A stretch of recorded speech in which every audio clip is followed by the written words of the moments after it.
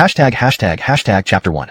The Lazy Fish System in the city of Haishur, Rilijing Xiaoyuan. When others are reborn in a parallel world, they're either big shots or mega rich. Why do I end up having to study day and night? It's just too miserable. At 9 in the evening, Moses had returned to his bedroom after dinner. He couldn't help but complain loudly at the sight of the stack of blank test papers in front of him. Beep. The soft sound from his phone on the table made Moses's eyes light up. It had to be from his adorable online girlfriend, Gwen, dumb bunny. After being reborn for 3 years, fooling around and getting an online girlfriend might be my only bit of luck. Moses smacked his lips as he picked up his phone and glanced at the screen. Whoa. Goodness me. It was a picture of long legs and black stockings. Gwen, so, darling, how do the black stockings look? I secretly bought them for you, hee. Moses stared at it with wide eyes, almost drooling. He quickly typed back, if there wasn't that dress above, I think these black stockings would look even better. Gwen, tisk, perverted hubby without the dress, wouldn't everything be exposed? By the way, darling, it's been 1 day since you sat next to the top beauty in school. How does it feel? And, is she prettier than me? Faced with this trap question, Moses didn't hesitate at all. Top beauty Asia? She has no figure, no chest, and no legs. She's simply a super ugly beast. I don't know what the teacher was thinking by making her sit next to me. Watching Gwen's profile icon dim out, Moses sighed deeply. His online girlfriend had a curvy figure, a tiny waist, and long legs, utterly tempting. Plus, she had an excellent personality. The only thing that frustrated Moses was that after 3 years, he hadn't seen a single frontal photo of her. Ding. Detected that the host, other than being handsome, is utterly useless. Now initiating binding of the lazy fish system. ***. Suddenly hearing this cold voice in his mind, Moses's breath caught in his throat. This is the system that finally arrives late? 3 years. Finally here. At this moment, Moses nearly cried from joy. System, quickly tell me, what functions do you have? Thinking of this, Moses shivered with anticipation, his eyes gleaming with hope. As for the system's comment that he was handsome but otherwise useless, he completely ignored it. As long as the system was powerful enough, he'd be willing to call it Dad. However, after waiting for over half a minute, there was still no response. Was it just a hallucination? Ding. Function. Lazy fish. ***. Ouch, my little temper. Waiting so long, and you give me function. Lazy fish? What does that even mean? Ding. The lazy fish system doesn't bother replying to the host. ***. Thus, she decided that during these last 3 months, no matter what, she would stay by her son's side until the very end. Thank you, Natasha. Seeing his mother's serious expression, Moses felt touched. In his previous life, he was an orphan. In this life, although he grew up in a single-parent family, it still brought him immense satisfaction. You silly child, what are you thanking Natasha for? Get back to your studies. Tosha patted her son's head and smiled. Turning back, Moses took a deep breath. He made a decision. During the last 3 months, whether for his mom or for his online girlfriend, he had to put in his best effort and give it a shot. After all, Moses had graduated from Lanxiang in his previous life, a high-level graduate. Could a mere high school senior really stump him? A few minutes later, as Edison Fei focused intently on writing his paper, the system's voice resounded in his mind again. Ding. Detected that the host is studying diligently. ***. Chapter 2. Is this skill too unfair? Hearing this, Moses's eyes lit up. The system detected the host is studying with full concentration? Is it planning to give me, Moses, a little reward? Hee. Ancient wisdom cannot be deceived. Effort doesn't always guarantee results, but without effort, there will definitely be no results. What if it kept reducing his looks by 20 points anytime, eventually turning him into the ugliest person in the world? Damn you, dog system. My grave robber, dig up your ancestors quickly. After his mother left, Moses tried all sorts of tricks, to no avail. Returning to his room, he lay on the big bed, feeling like life had lost its meaning. He strongly suspected that this damned lazy fish system was intentionally messing with his mind. 10 minutes later, when Tosha returned with the medicine, Moses hesitated but finally decided to take it. Pretending to be very weak, he told his mother, Natasha, my stomach isn't feeling well. I'll do the exam papers tomorrow morning. I want to rest for a bit.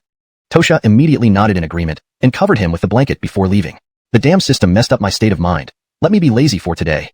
After all, even if I finish those papers, I might not get them right, and even if I get them right, I may not pass, and even if I pass, I might not get into university. Why should I bother? Ding. The host is being lazy and not doing homework, which meets the requirements of the lazy fish system. Reward, speed reading, appearance plus 50.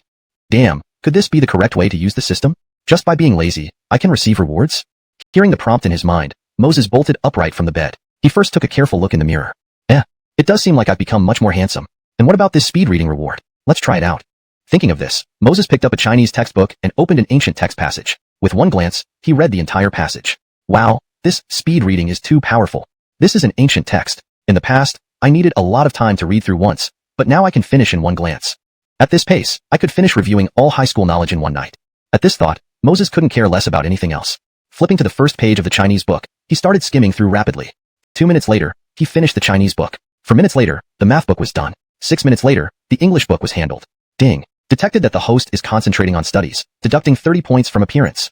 When this voice sounded in his head, Moses almost choked on his own blood. Just 6 minutes, and another 30 points deducted from my appearance? Is this seriously messing with me? Even if I get this speed reading ability, it's useless if it keeps lowering my appearance score. At this moment, Moses was losing it. Wait, something seems off here. Why didn't the system notify me earlier that I was studying seriously? Why only after 6 minutes? Could it be that the standard time for concentrated studying can't exceed 6 minutes? Why not test it? After much deliberation, to understand the system's judgment, Moses decided to grit his teeth and try again. To prove the timing, he set a timer on his phone. At 5 minutes and 30 seconds, he stopped studying decisively.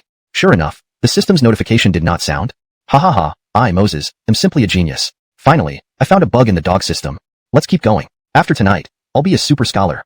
After an unknown amount of time, Moses fell asleep while hugging a history book. That night, he had a dream.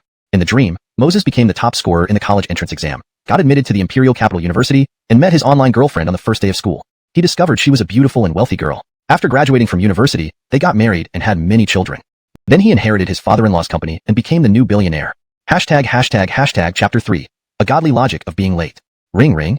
Just as Moses was having a beautiful dream, the alarm clock on his bedside suddenly jolted him awake. Ouch, what the? I finally become the richest person and I get woken up? Since he was already late, might as well have breakfast first. An hour later, Moses slowly approached the school gate. Are you Branson Chong, the top student from class 1, senior 3? Why are you so late this morning? Alright, go inside and study. Try not to be late again. As Moses walked to the gate, he saw Brian with gold-rimmed glasses gently advising a male student. Before Moses could react, a chubby boy rushed past him. Stop right there. Are you Ronnie from class 2, senior 3? Arriving at 9 o'clock? Just as the chubby boy reached the Brian, an angry voice erupted. This Brian was their grade director, Nolan, known as the Big Demon. Whenever someone was caught skipping or arriving late, the consequences were unimaginable. Of course, this rule only applied to poor students. And this chubby boy was none other than Ronnie, Moses' classmate and best friend. Director Branson, I'm sorry, I overslept this morning. Ronnie trembled as he answered weakly. Overslept? As a senior 3 student, who gave you the guts to oversleep? Ask your parents to come to school tomorrow and clean the toilets for a week, plus write a 5,000-word self-criticism. Nolan sneered, scolding him without mercy. Director Branson, I'm sorry, I really am. I'll clean the toilets and write the self-criticism, but I can't ask my parents. Otherwise, my dad will kill me. He targeted the poor students simply because he couldn't stand seeing their laziness, not because he cared as deeply as Moses said. Understand then. The stricter I am, the more it shows my concern. Anyway, being late today is forgiven, but next time?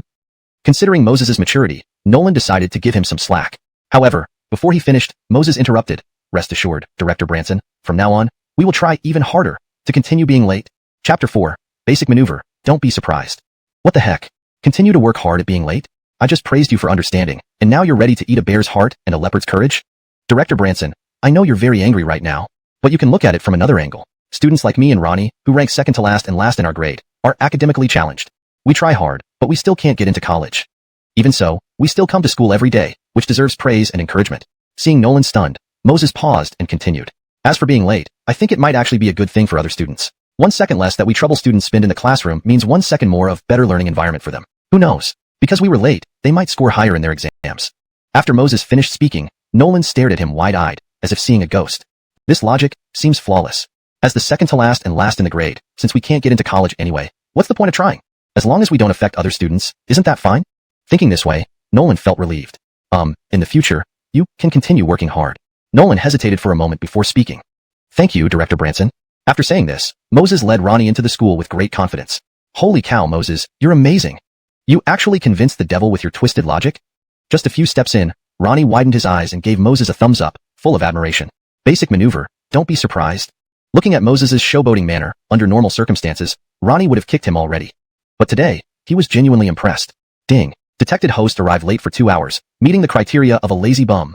Reward, plus 20 attractiveness and a skill that allows instant recall.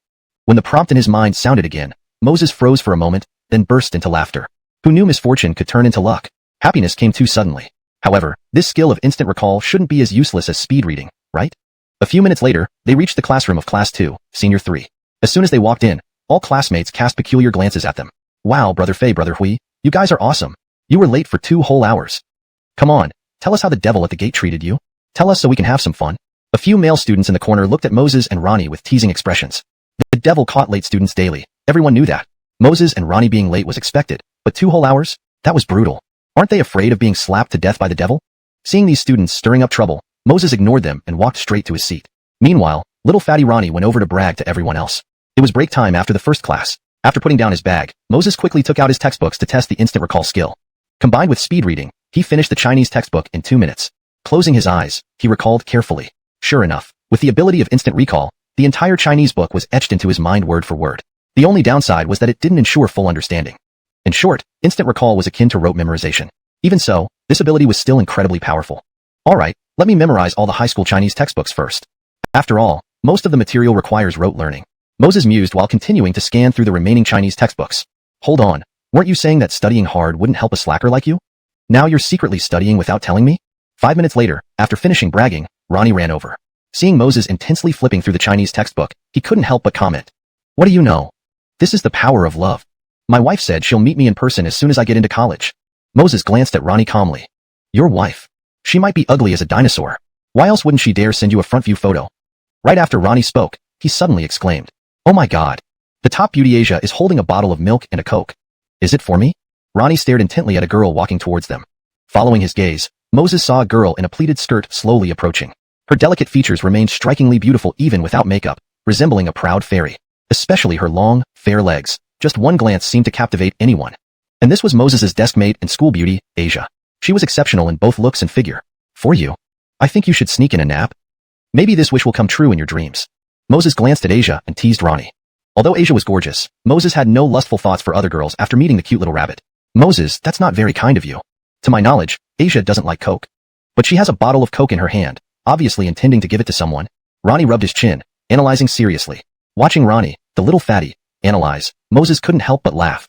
Regardless of whether Asia was giving it to someone or not, what did it have to do with them? Chapter 5. Is the school beauty crazy, first giving milk, then cola? Ding-ling-ling. With the sound of the class bell ringing, Ronnie wore a look of regret. If it weren't for this damned bell, I'd probably have received that cola from the school beauty by now. Sigh, life is cruel. Seeing Ronnie waddle back to his seat, Moses couldn't help but laugh. This guy, getting better and better at daydreaming. And Moses, you were 2 hours late this morning, are you alright? Are you hurt anywhere? Do you need me to take you to the infirmary? As Asia sat down next to Moses, his ears filled with her ethereal voice. Between their noses lingered the light scent of fresh fragrance. Turning his head, he saw her large sparkling eyes filled with deep concern. Holy cow. Is the school beauty actually concerned about me? Or has she lost her mind again?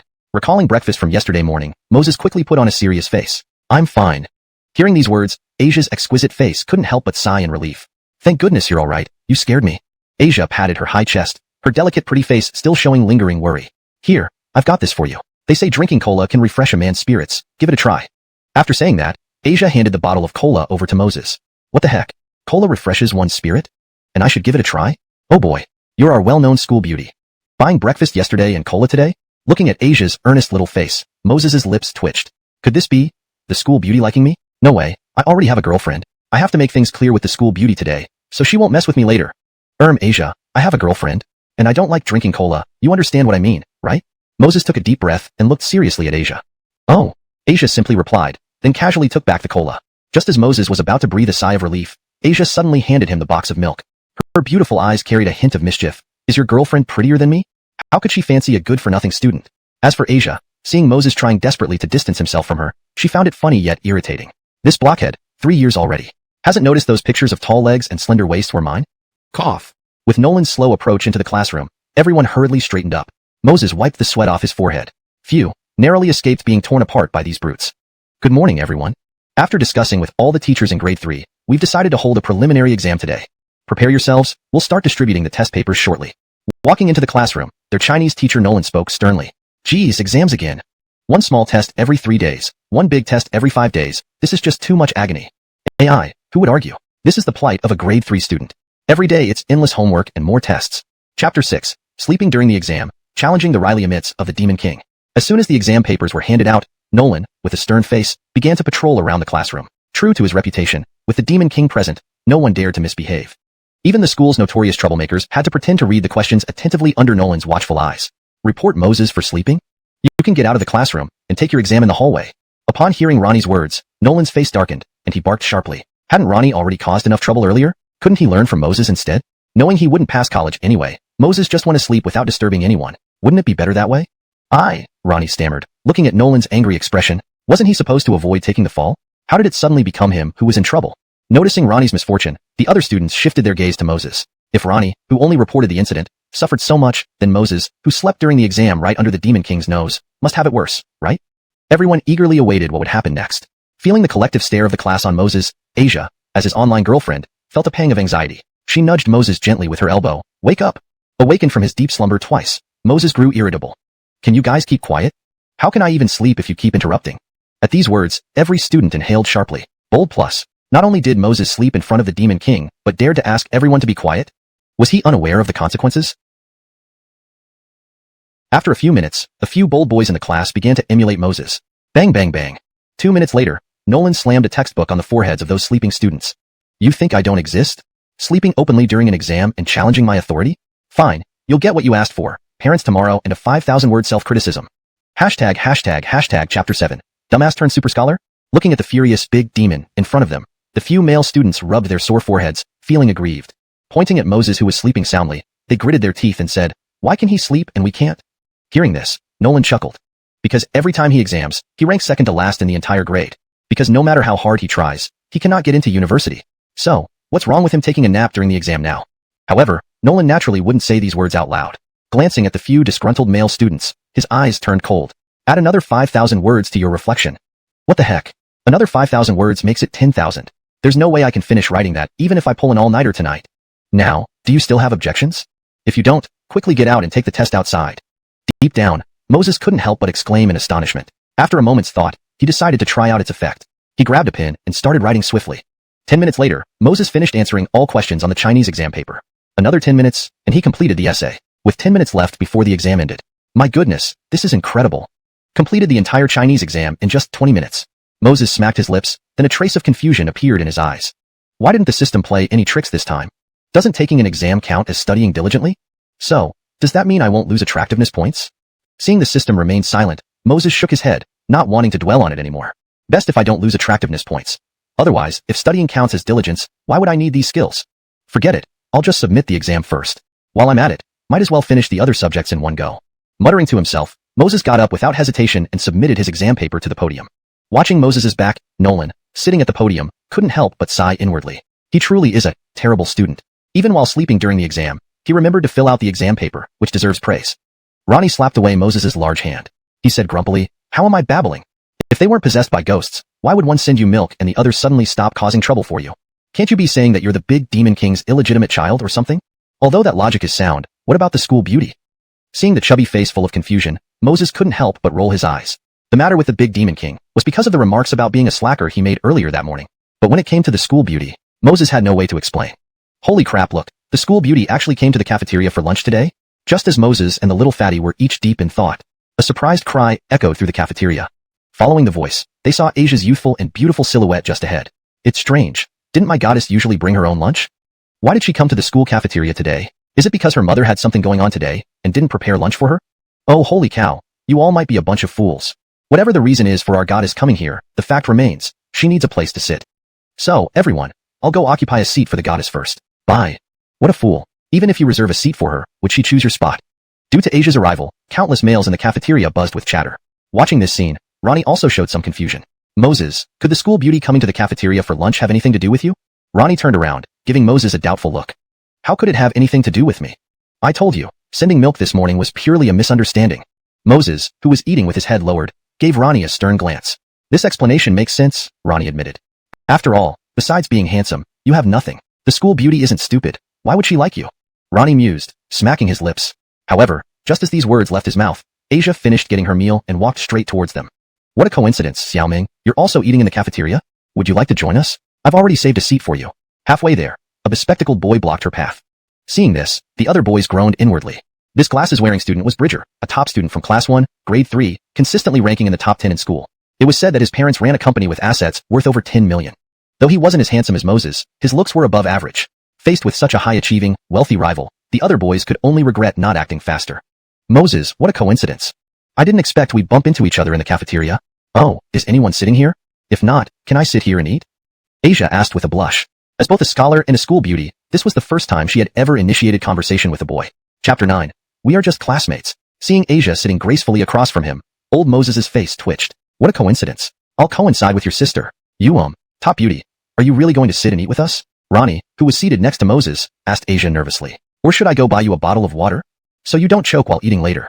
Feeling Asia's gaze, Ronnie's heart started pounding fiercely with happiness. Without waiting for her reply, he rushed towards the supermarket by the school gate, forgetting about his meal. Moses, is Ronnie okay? Asia glanced at Ronnie's retreating figure, her large eyes filled with confusion. Okay, he's about to faint from being electrocuted by one glance from you. Tell me, is he okay? Moses raised an eyebrow irritably in response. He couldn't understand why a cold, top-ranking beauty would suddenly take interest in him. Meanwhile, in the cafeteria, the rest of the students stared in shock as they saw Asia sitting with Moses. What's going on? Who is this pretty boy? He actually made the top beauty come over and chat first? Wan Danla. In the context of the story, this conveys a stronger sense of despair and fits more naturally in English as, oh no, or damn, depending on the overall tone you wish to set. For a more dramatic and fluent read in English, I would suggest, oh no. This maintains the panic and urgency of the original Chinese expression while ensuring it reads naturally in English. From now on, my goddess will fall into the arms of a slacker. In the crowd, a male student murmured in despair. Upon hearing this, Bridger felt an inexplicable annoyance rise within him. He looked straight at the speaker and snapped, Egbert, what do you mean by that? What if Xiaoming just likes to sit at the corner table to have lunch? Seeing Bridger's self-deceiving behavior, Egbert couldn't help but sneer. This morning, Moses was late by 2 hours. When he finally got to class, the top beauty gave him a box of milk and a notebook. They say it contained all high school knowledge points, and she stayed up several nights completing it. So now, do you think the top beauty likes to sit at the corner, or is she targeting Moses? Bridger and Egbert came from similar backgrounds and had comparable academic performance. The only difference was that Egbert was in the same class as Moses and Asia, while Bridger was in the advanced class. Privately, they considered each other rivals for love. So, seeing Bridger's grim expression after explaining, Egbert felt a rush of satisfaction. As rivals, he couldn't let Bridger suffer alone in silence. If there's sadness, then share it together. No, this can't be true. Who is he? Why does he get Xiaoming's favor? Bridger clenched his teeth, his eyes bloodshot, glaring at Moses from afar. Envy, jealousy, and hatred filled his eyes. Who is he? That's a good question. He's our class slacker, ranked second to last in the grade. As for family background, judging by his usual attire, he doesn't seem rich. Egbert laughed, feeling more satisfied with Bridger's growing anger. Remembering how the two often fought bitterly over showing off to Asia, it felt better now that the top beauty had fallen for a slacker. No, this is all fake. Maybe Xiaoming just has something to ask him? Bridger felt as if countless knives were stabbing his heart. Painfully struggling, he added. If Moses were a super genius, with terrifying family background and better looks, then maybe he could accept it. But the reality was that aside from his appearance, Moses was just a smelly loser. Not far away, Moses saw Asia casually sitting across from him. Ignoring her, he focused on eating. Moses, I have a chicken leg here. Would you like it? I'm on a diet these days. Seeing Moses devour his food greedily, Asia thought he must be hungry and offered him the chicken leg. Staring at the chicken leg in her bowl, Moses looked up at her, bewildered. This is going too far. Sending milk and a notebook in the morning was manageable, but now giving a chicken leg openly, how do I explain this? Watching this scene, Bridger snarled. The chicken leg must be something Xiaoming dislikes and feared wasting, so she gave it to that guy. For Bridger's delusional thoughts, Egbert just smiled without speaking, continuing to endure alongside him. Oh, look at you eating in such a hurry. There are some grains on the corner of your mouth. Here, let me wipe them for you. Across from Moses, Asia noticed oil and rice sticking to his mouth and reached for a tissue from her bag. Just as she was about to wipe his mouth, Moses snapped back to reality. Damn it, the top beauty wiping my mouth? If everyone sees this, they might grab their knives right away. I'll do it myself. By the way, Asia, can you not do that? We're just simple classmates. Moses grabbed the tissue from Asia, roughly wiped his mouth, and replied awkwardly. Yes, we are just simple classmates. Isn't that right? Asia blinked her large eyes innocently, looking at Moses. Hell, was that scene earlier not enough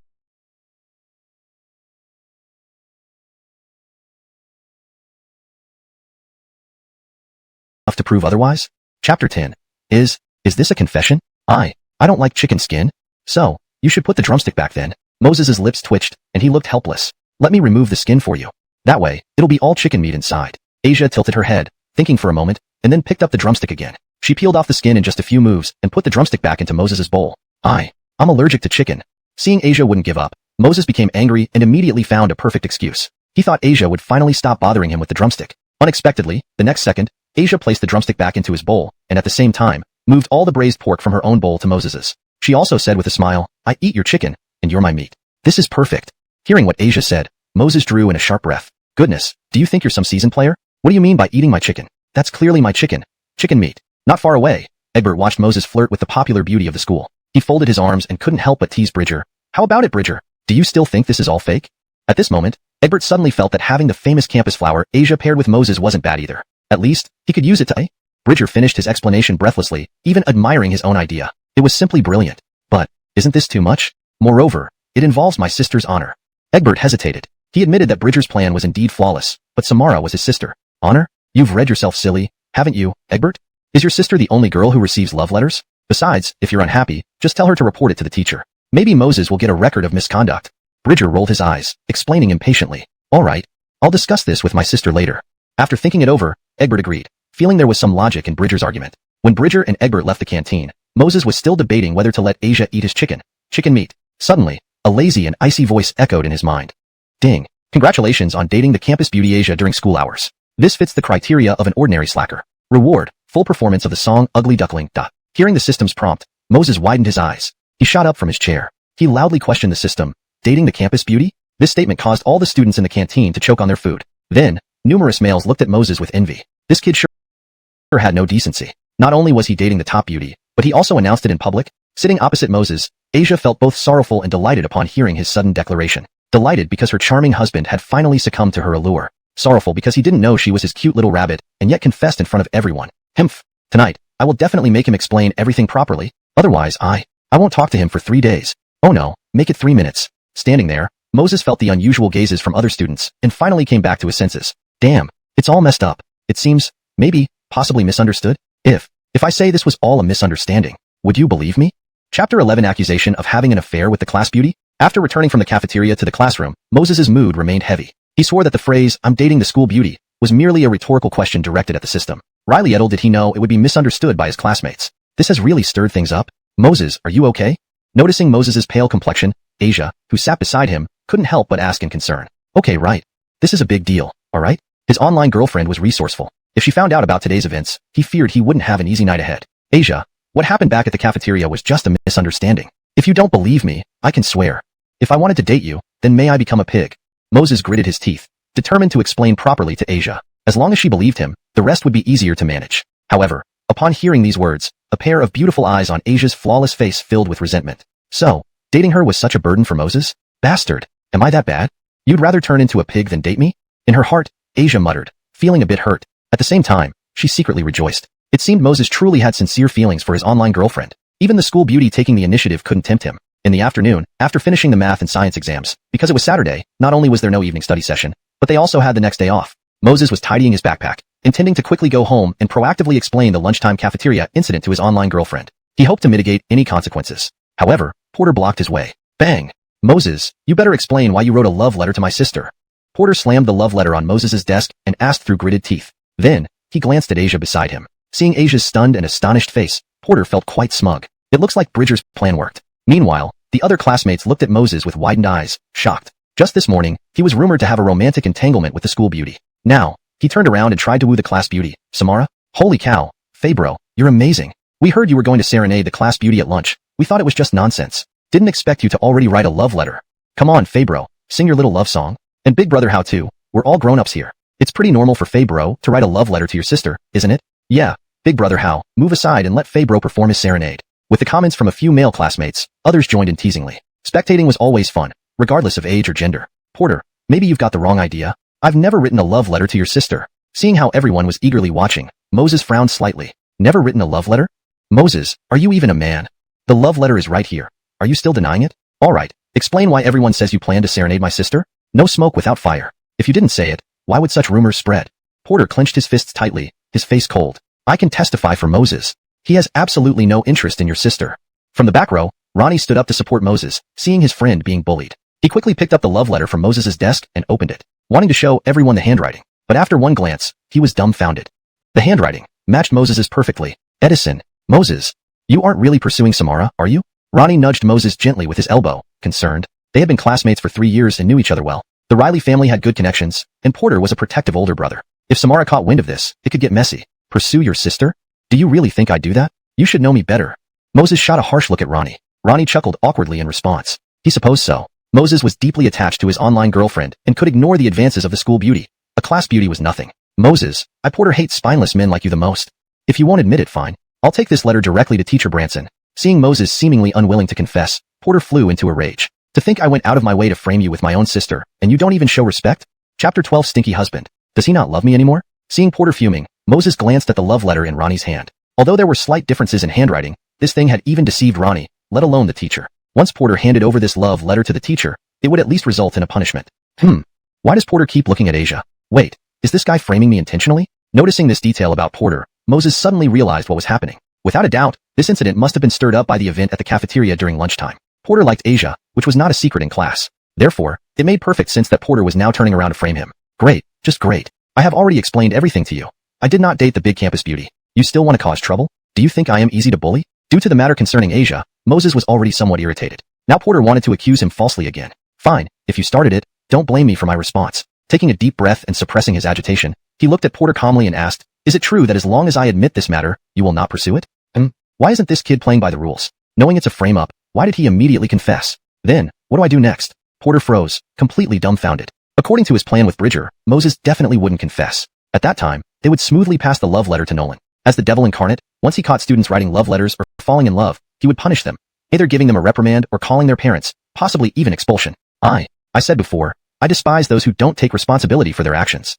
If you admit it and promise not to harass my sister again, then we'll call it quits. After a slight hesitation, Porter nodded at Moses. Upon receiving Porter's confirmation, Moses was almost 100% sure. This love letter, as well as the public serenade confession, were all orchestrated by Porter himself. If so, then I will fulfill your wish. Yes, this love letter is indeed written by me. And I did say I would publicly sing a love song to confess my feelings to your sister. Moses smiled faintly and replied earnestly to Porter. They are just kids after all. Upon hearing these words, Porter showed signs of smugness. However, sitting in her seat, Asia turned pale upon getting Moses's definite reply. Her beautiful eyes were filled with deep disappointment. She couldn't understand why Moses confessed to Samara. Wasn't she attractive enough as the school's beauty queen? All right, everyone disperse. This matter ends here.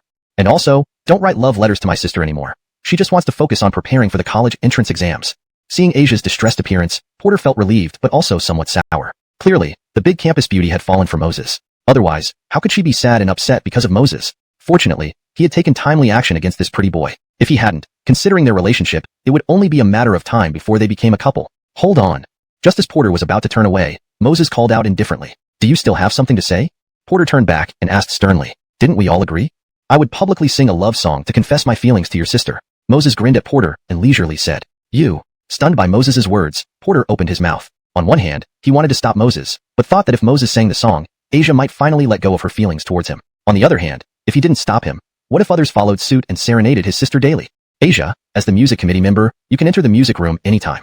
So, could you lend me a guitar? I promise to return it immediately after use. Without waiting for Porter's response, Moses turned to Asia with a smile. I. Hearing Moses's request, Asia felt like crying. After 3 years of online romance, she lost to just a small campus beauty. If she hadn't initiated contact recently, Asia could understand. After all, she never revealed her identity online throughout those 3 years. Moses wanting a real-life girlfriend was understandable. But now, as the campus queen, she had already made the first move. Why? And still lose to a mere classmate? Never mind, I won't be sad. Just wish him happiness silently after the stinky husband finishes his confession. Asia thought sadly. With this in mind, she slowly stood up and walked towards the music room. ####Chapter 13. An ugly song for your sister. A few minutes later, Asia walked over with the guitar, wearing a forced smile as she handed it to Moses. Moses didn't notice her unease. Taking the guitar, he looked at Egbert's downcast face and beamed with a smile. This song I wrote is dedicated to your sister. I hope both you and your sister like it. With that, Moses started strumming gently. Asia, hearing this, felt as if struck by thunder. She had been in an online relationship with Moses for 3 years, yet he had never written a song for her. Now, this was his first time, and he gave it to Samara? Perhaps her husband and Samara were truly meant for each other. The thought made Asia's beautiful face twist into a pained smile. Ding ding ding. If the world is dark, then maybe I am beautiful. In love, moving forward or backward, I'm only consumed. Indifferent, right or wrong. Why not? It doesn't matter. If I were like you, always someone would praise me. The humility surrounding me might fade away, letting the demon inside me loose. But I don't deserve it. Moses closed his eyes softly, playing the guitar while singing wholeheartedly. Yes, this song was the one rewarded by the system when he confessed his love to Asia earlier that noon. Though Moses had heard this song in his past life, being naturally tone-deaf, without the 100% enhancement of this song, his rendition would likely sound like a banshee wailing. But now, his voice startled everyone in the class. His raspy voice carried deep affection and loneliness. It felt as if Moses had secretly admired Samara for years but never succeeded. And indeed, Moses sang exceptionally well. For a moment, all classmates, including Egbert, fell silent. Even Samara, seated nearby, seemed moved. Asia, however, felt as though a sharp knife pierced her heart. Holy crap. Initially, when Moses said he wrote a song, I thought he was just another amateur. But who knew he was a master? The lyrics and melody are great. My goodness, to write such a beautiful original song, Brother Faye is amazing. I bet if Moses performs this song on stage during New Year's Day, it will mesmerize the entire school. Mesmerizing the entire school is nothing. If posted online, it could become an instant hit. Huh. No wonder this guy usually skips studying and acts like a slacker. It makes sense now. He writes and sings so well. If I were him, why bother studying? Graduating and diving straight into entertainment would be an instant success. With money and fans, everything would come rolling in. Envy much? As classmates stared at Moses with awe and admiration, Moses paused for a moment and began singing the climax of the song. Ugly monsters, please turn off the lights. The love I want appears on a darkened stage. Ugly monsters, in this ambiguous age. Ugly monsters, this is your era. My existence, an unexpected turn. Moses slightly altered the last two lines. Originally, the lyrics were, ugly monsters, this is our era, my non-existence, an unexpected turn. Now, adapted to the current situation, Moses felt the modified version was perfect. However, after finishing the song, the room fell into complete silence. Everyone gaped in shock, unable to believe what they had just witnessed. They had expected beautiful lyrics, a melodious tune, and a flawless performance from Moses. Instead, he delivered an unexpected twist. Haha. Forget walls, I only bow to Moses. These lyrics are simply epic. Can't hold it in, my stomach's about to explode laughing. Wait, think back, what did Moses say before he sang this song? Who cares what he said, as long as it sounds good and funny, right? Wait, didn't Moses say he wrote this song for Egbert's sister, Samara? Phew damn. So, the ugly monsters in the lyrics referred to? Suddenly, all eyes turned towards Egbert and Samara. Feeling the strange stares, Samara wiped away her tears and fled with her backpack. This translation maintains the structure and style of the original text, ensuring fluency and coherence while accurately conveying the story's progression and emotions. Chapter 14. Honey, I want a love song too. Moses, damn your grandfather. You damn well bully my sister? Seeing his sister in such a state, Egbert clenched his teeth and cursed with a face full of fury. In response to Egbert's anger, Moses simply shrugged. He said innocently, Egbert, you're wrong. Why would I bully your sister? Wasn't it you who spread the word that I was going to sing love songs to your sister? Why are you blaming me now? Can't say that the song I wrote isn't considered a love song, can you? Egbert, originally furious, felt a jolt at Moses's words. How does this guy know it was me who spread the rumor? No, it was Bridger who spread it, and it has nothing to do with me. You, don't slander me. How could I be spreading it? She's my own sister. Why would I jeopardize her honor? Besides, we have no grudge or feud between us. Why would I do this to you? Being seen through by Moses, Egbert had no time to worry about the song anymore and quickly retorted. Moses didn't seem bothered by Egbert's questioning. With a light laugh, he pointed to the love letter on the table. As for this love letter, even though your imitation is so good that no one can tell any difference, it doesn't matter. In the future, if you frame me once, I'll serenade your sister with a love song as confession, just as you wished. Before Egbert could argue, Moses cut him off mercilessly. You don't need to deny it. I'm more aware of the truth than you think. I've made my stance clear. Whatever you do to me, I will respond in kind. Saying that, Moses picked up the love letter on the table and tore it into shreds. Witnessing this, even some clueless classmates began to realize something was off. If Moses truly wanted to confess to Samara, using this method would be akin to playing with fire. From then on, Samara would definitely ignore him, let alone accept him. On the other hand, Egbert's face turned ashen gray with rage, clearly guilty inside. Moses, fine. I, Egbert, will remember this day. Egbert shook uncontrollably from anger. He couldn't imagine what would happen if Moses occasionally serenaded such a song to his sister in the future. Seeing Egbert storm out to chase after his sister with his bag, Ronnie spat angrily. Damn, what a bastard. Trying to trap my brother wasn't enough for you. You even involved your own sister. Now, your scheme backfired, serves you right.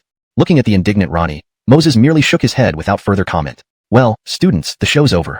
Now, everyone should go home and find their mom, Moses said nonchalantly, as if the incident was just a minor distraction. 10 minutes later, after all the students had left the classroom, Asia returned the guitar. Moses, the song you sang just now was really beautiful. I never knew before that you not only write songs but also sing them so well. Walking into the classroom, Asia opened her beautiful eyes wide, wearing a sweet smile, and asked Moses curiously. At that moment when Moses sang those 3 words, ugly duckling, she immediately realized she had misunderstood him. Thank you, Asia, for helping me borrow the guitar earlier. But I have to ask, are we close enough for this? Does it matter to you whether I can write or sing? Moses replied somewhat gloomily. After all, Egbert had caused trouble for him all because of Asia's excessive attentions these past 2 days. I just helped you return the guitar, and you treat me like this? Asia pouted high, displaying an expression that suggested she was unhappy and wanted to be consoled. Moses felt a headache coming on at the sight. So what do you want? I've already thanked you. Though Moses was somewhat depressed, he had to admit that if not for Asia helping him borrow the guitar, the effect of the song Ugly Duckling might have been significantly compromised. What if you write a song for me too? And it must be very beautiful. That sounds great. See you tomorrow. Asia's large eyes twinkled playfully. Without waiting for a reply, she turned and ran away, giving Moses no chance to refuse. Chapter 15. Asia is such a pig. At 7 in the evening, Moses returned home and saw that his mother wasn't back yet. He immediately rushed to his room. Just as he took out his phone, he noticed there were over a dozen unread messages. Adorable Riley little rabbit. Stinky husband. Confess, what mischief did you get up to today at school behind my back? I give you 1 minute to explain yourself to this goddess, or else you're done for. Scaryface.jpg. Husband. It's been 2 minutes already. Why haven't you replied? Your wife misses you. Cuteface.jpg. Boo-hoo. 2 minutes and 10 seconds now, my dear. Missing you so much it's killing me. Sadfaced. JPG. Looking at this string of messages, Moses couldn't help but laugh and cry at the same time. Wife, I just got home. Love you too. I miss you, kisses. No sooner had he sent the message when adorable Riley little rabbit replied almost instantly.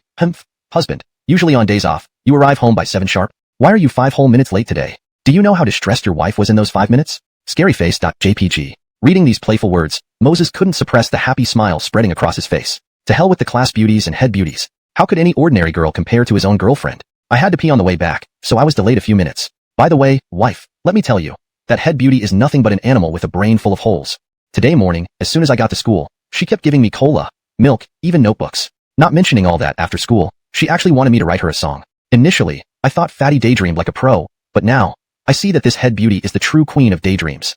At that moment, inside a luxurious villa, Asia lay on her pink king-sized bed, looking at the barrage of messages on her phone. Her face darkened. What did he mean calling her an animal? And a brain full of holes? And where did the idea come from that she was daydreaming? Asking her husband to write a song for her. Wasn't that a daily routine? Stinky husband, naughty husband.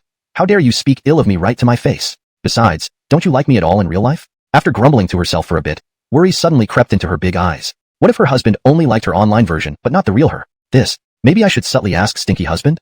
If Stinky husband really doesn't like the real me, then, Asia nibbled on her lips, hesitating for quite a while. Finally, she stretched out her delicate white hands and hesitantly typed, "Husband, if I look similar to that head beauty sitting next to you, would you still not like me after we meet in real life?"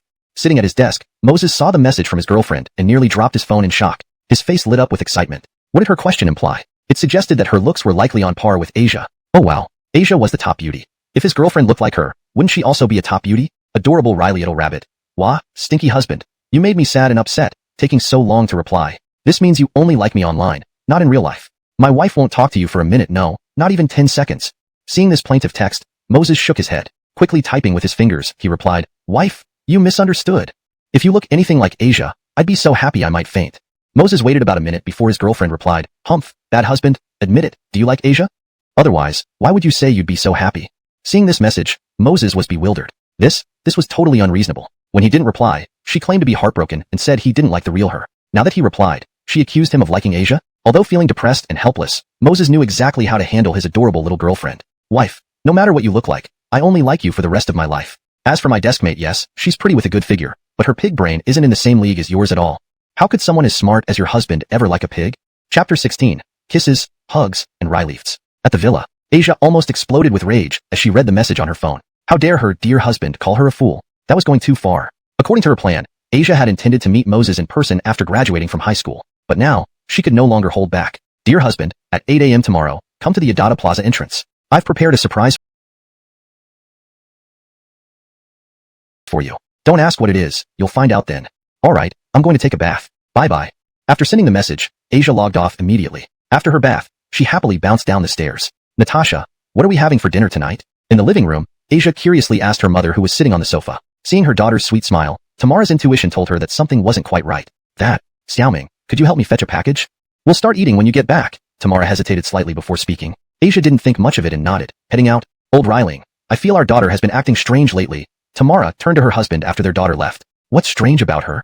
She seems perfectly normal to me." Aslan, busy with company documents, raised an eyebrow in confusion upon hearing this. "No, what I mean is, Iona might be in love. A few days ago, I found out she stayed up several nights straight, writing pages and pages of study notes. I thought she was just reviewing her lessons. But the other day, when I went out, Aunt Zhang, who sells breakfast outside our community, asked if I had forgotten to prepare Iona's breakfast. Today, she said she saw Iona buy a carton of milk and a bottle of cola at the supermarket. Our Iona never eats breakfast outside and particularly dislikes cola, don't you remember?" Tamara's words left Aslan momentarily breathless. You're saying Iona spent those sleepless nights preparing study materials for her boyfriend? And she also bought breakfast and cola for him? As someone who had gone through these stages, Aslan could usually be forgetful, but he wasn't stupid. Bang! He slammed his fist on the table in anger. Which little bastard dared to seduce my daughter? All these years, I've never let her suffer or stay up late. And this guy comes and makes her stay up all night, bringing breakfast and cola? It's infuriating. Seeing her husband's fury, Tamara rolled her eyes. "Can you calm down? This is just speculation. I can't be sure yet. Why overreact? Fine, leave it to me. I'll find a chance to ask Iona." The night passed without incident. The next morning, Moses dressed carefully. At exactly 7:50 a.m., he arrived at the Adada Plaza entrance. After seeing Asia's final message last night, Moses was excited all night. If nothing goes wrong, my dear wife's big surprise should be meeting in person, right? It looks like even a fool like Asia has some use. Only 2 days of showing off, and my dear wife couldn't resist the pressure. How awesome. If I had known this earlier, I should have hired class beauties or school beauties. Maybe we'd have kids by now? While Moses was lost in his anticipation, Asia, wearing a pale yellow dress, skipped towards him from a distance. Seeing Asia so beautifully dressed, Moses nearly dropped his jaw. He had expected to meet his dear wife, not this fool. How coincidental, Moses. We meet again. Are you happy and excited? Asia playfully asked, her white hands behind her back. Her large eyes blinked rapidly at Moses, sending electric vibes. Unfortunately, Moses ignored her attempts. Happy? Excited? Who cares if I'm happy or excited? And what if my real, dear wife shows up and sees this fool? What will she think? Moses hesitated for a moment before sternly addressing Asia. Xiaoming, I think. Before he could finish, Asia interrupted him. Don't think too much. Do whatever you want. With that, Asia closed her eyes and tiptoed up. She vividly remembered Moses telling her long ago that the first thing they would do upon meeting in person would be a big kiss. She felt both nervous and excited at this moment because it was her first kiss. But Moses, confused and frustrated, wasn't ready for any of this. Chapter 17. Could the school beauty be a Riley spy sent by wife? A few minutes later, Asia waited for a long time. She didn't feel Moses's kiss. With some confusion, Asia opened her eyes. Where did he go? She looked around and finally found Moses more than 10 meters away. He was sneaking around as if afraid of being discovered. Ah, you stinky husband, bad husband. I mustered all my courage to wait for your kiss. And you ran away. Lousy. Moses, what do you mean? Weren't you about to? Asia approached Moses with a scowl and said through gritted teeth, I was just trying to get you to stay away from me. Moses replied helplessly. Even though he had hidden far away, Asia still found him. You. Hearing Moses's words, Asia was so angry it hurt her heart. This stinky husband was getting worse. Wait, no, maybe. Could it be that this stinky husband still hasn't realized I'm his obedient wife? So, he's deliberately avoiding me in case I get the wrong idea when I find out? Humph, if that's the case, then Missy will forgive you this time. Thinking this way, Asia calmed down immediately. Classmate Moses, are you waiting for your online girlfriend? Asia asked with a mischievous smile on her delicate face. She wanted to see what kind of interesting expression her stinky husband would make when she exposed him. You, how did you know? Did Fatso tell you? But I didn't even talk to Fatso about this last night. Moses stared at Asia with astonishment, muttering to himself. Seeing her husband's bewildered look, Asia couldn't help but giggle inwardly. Yet, she felt somewhat aggrieved. This foolish husband, I practically delivered myself right in front of you, and you still haven't recognized your obedient wife. Do you have to wait until I say it outright for you to believe me? Just as Asia was agonizing over whether to tell Moses directly or not, Moses suddenly exclaimed. He stared at Asia with wide eyes and excitedly shouted, I got it! I finally got it! Seeing this, Asia's beautiful eyes lit up. Had her stinky husband finally seen the light? You, what did you figure out?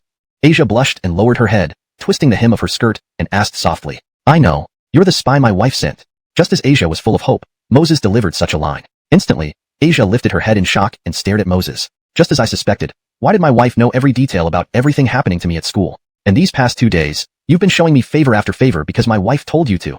The purpose was to test if I'm genuinely in love with her. So, big beauty queen, am I right? Feeling Asia's shock, Moses became more confident in his assumption. However, Asia was almost in tears from frustration. This stinky husband, usually so smart, how could he be so dumb at crucial moments? Is that right? Yeah, right. Big beauty queen here would risk her reputation just to help someone test you? I'd have to be crazy to do something like that. Asia bit her lip, ready to explain. But Moses chuckled and said mockingly, Big beauty queen, aren't you going to tell me that you're actually my obedient wife? Or perhaps you're earnestly pursuing me? Don't worry, whatever the reason, considering how close you are to my wife, I can't pretend I don't know anything. As for what happens next, we'll just follow the usual procedure, right? Follow the procedure? What nonsense. I, Asia, am your obedient wife. Ding. Congratulations host for slacking off during vacation and running out to date the school beauty. Reward, perfect performance of the song Son. I am your Ichabod. The voice in his mind made Moses feel terrible. Date the school beauty? What nonsense. Big beauty queen Asia was clearly sent by my wife to test me. How could I possibly date a spy? And this reward was also extremely annoying. Why give me a song? I don't want to be a musical prodigy now. Stinky Moses, yesterday we agreed that you would write a song for me. Now where is my song?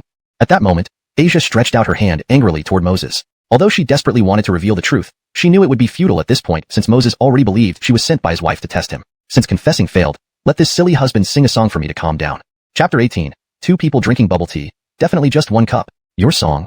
Confused, Moses's eyes widened when he heard Asia's words. Good grief, the system had just rewarded him with a song titled, Son, I'm your Ichabod. But now, before he knew it, Asia was asking for a song? Deep down, Moses even suspected that the system was deliberately causing trouble. Moreover, giving this song to Asia seemed a bit inappropriate. Maybe he should change it to Daughter, I'm your Ichabod? But wouldn't he get beaten up by the campus beauty then? Well, Asia, I did happen to write a song, said Moses. But, Moses hesitated for quite a while, intending to discuss writing a new song for her. However, Asia waved her hand and bluntly replied, You're thinking you can't sing it here, right? No problem. After we finish watching the movie, let's go buy a guitar. Asia's beautiful eyes were filled with anticipation. She couldn't help but be impressed. As expected of the husband I chose, Moses sure has hidden depths. Yesterday after school, I casually mentioned it, and in just one night, he managed to write the song. Wow, how exciting. This is the first time my silly husband has written a song for me. Thinking about this, Asia smiled sweetly, revealing a look of happiness and contentment. Stupid deskmate.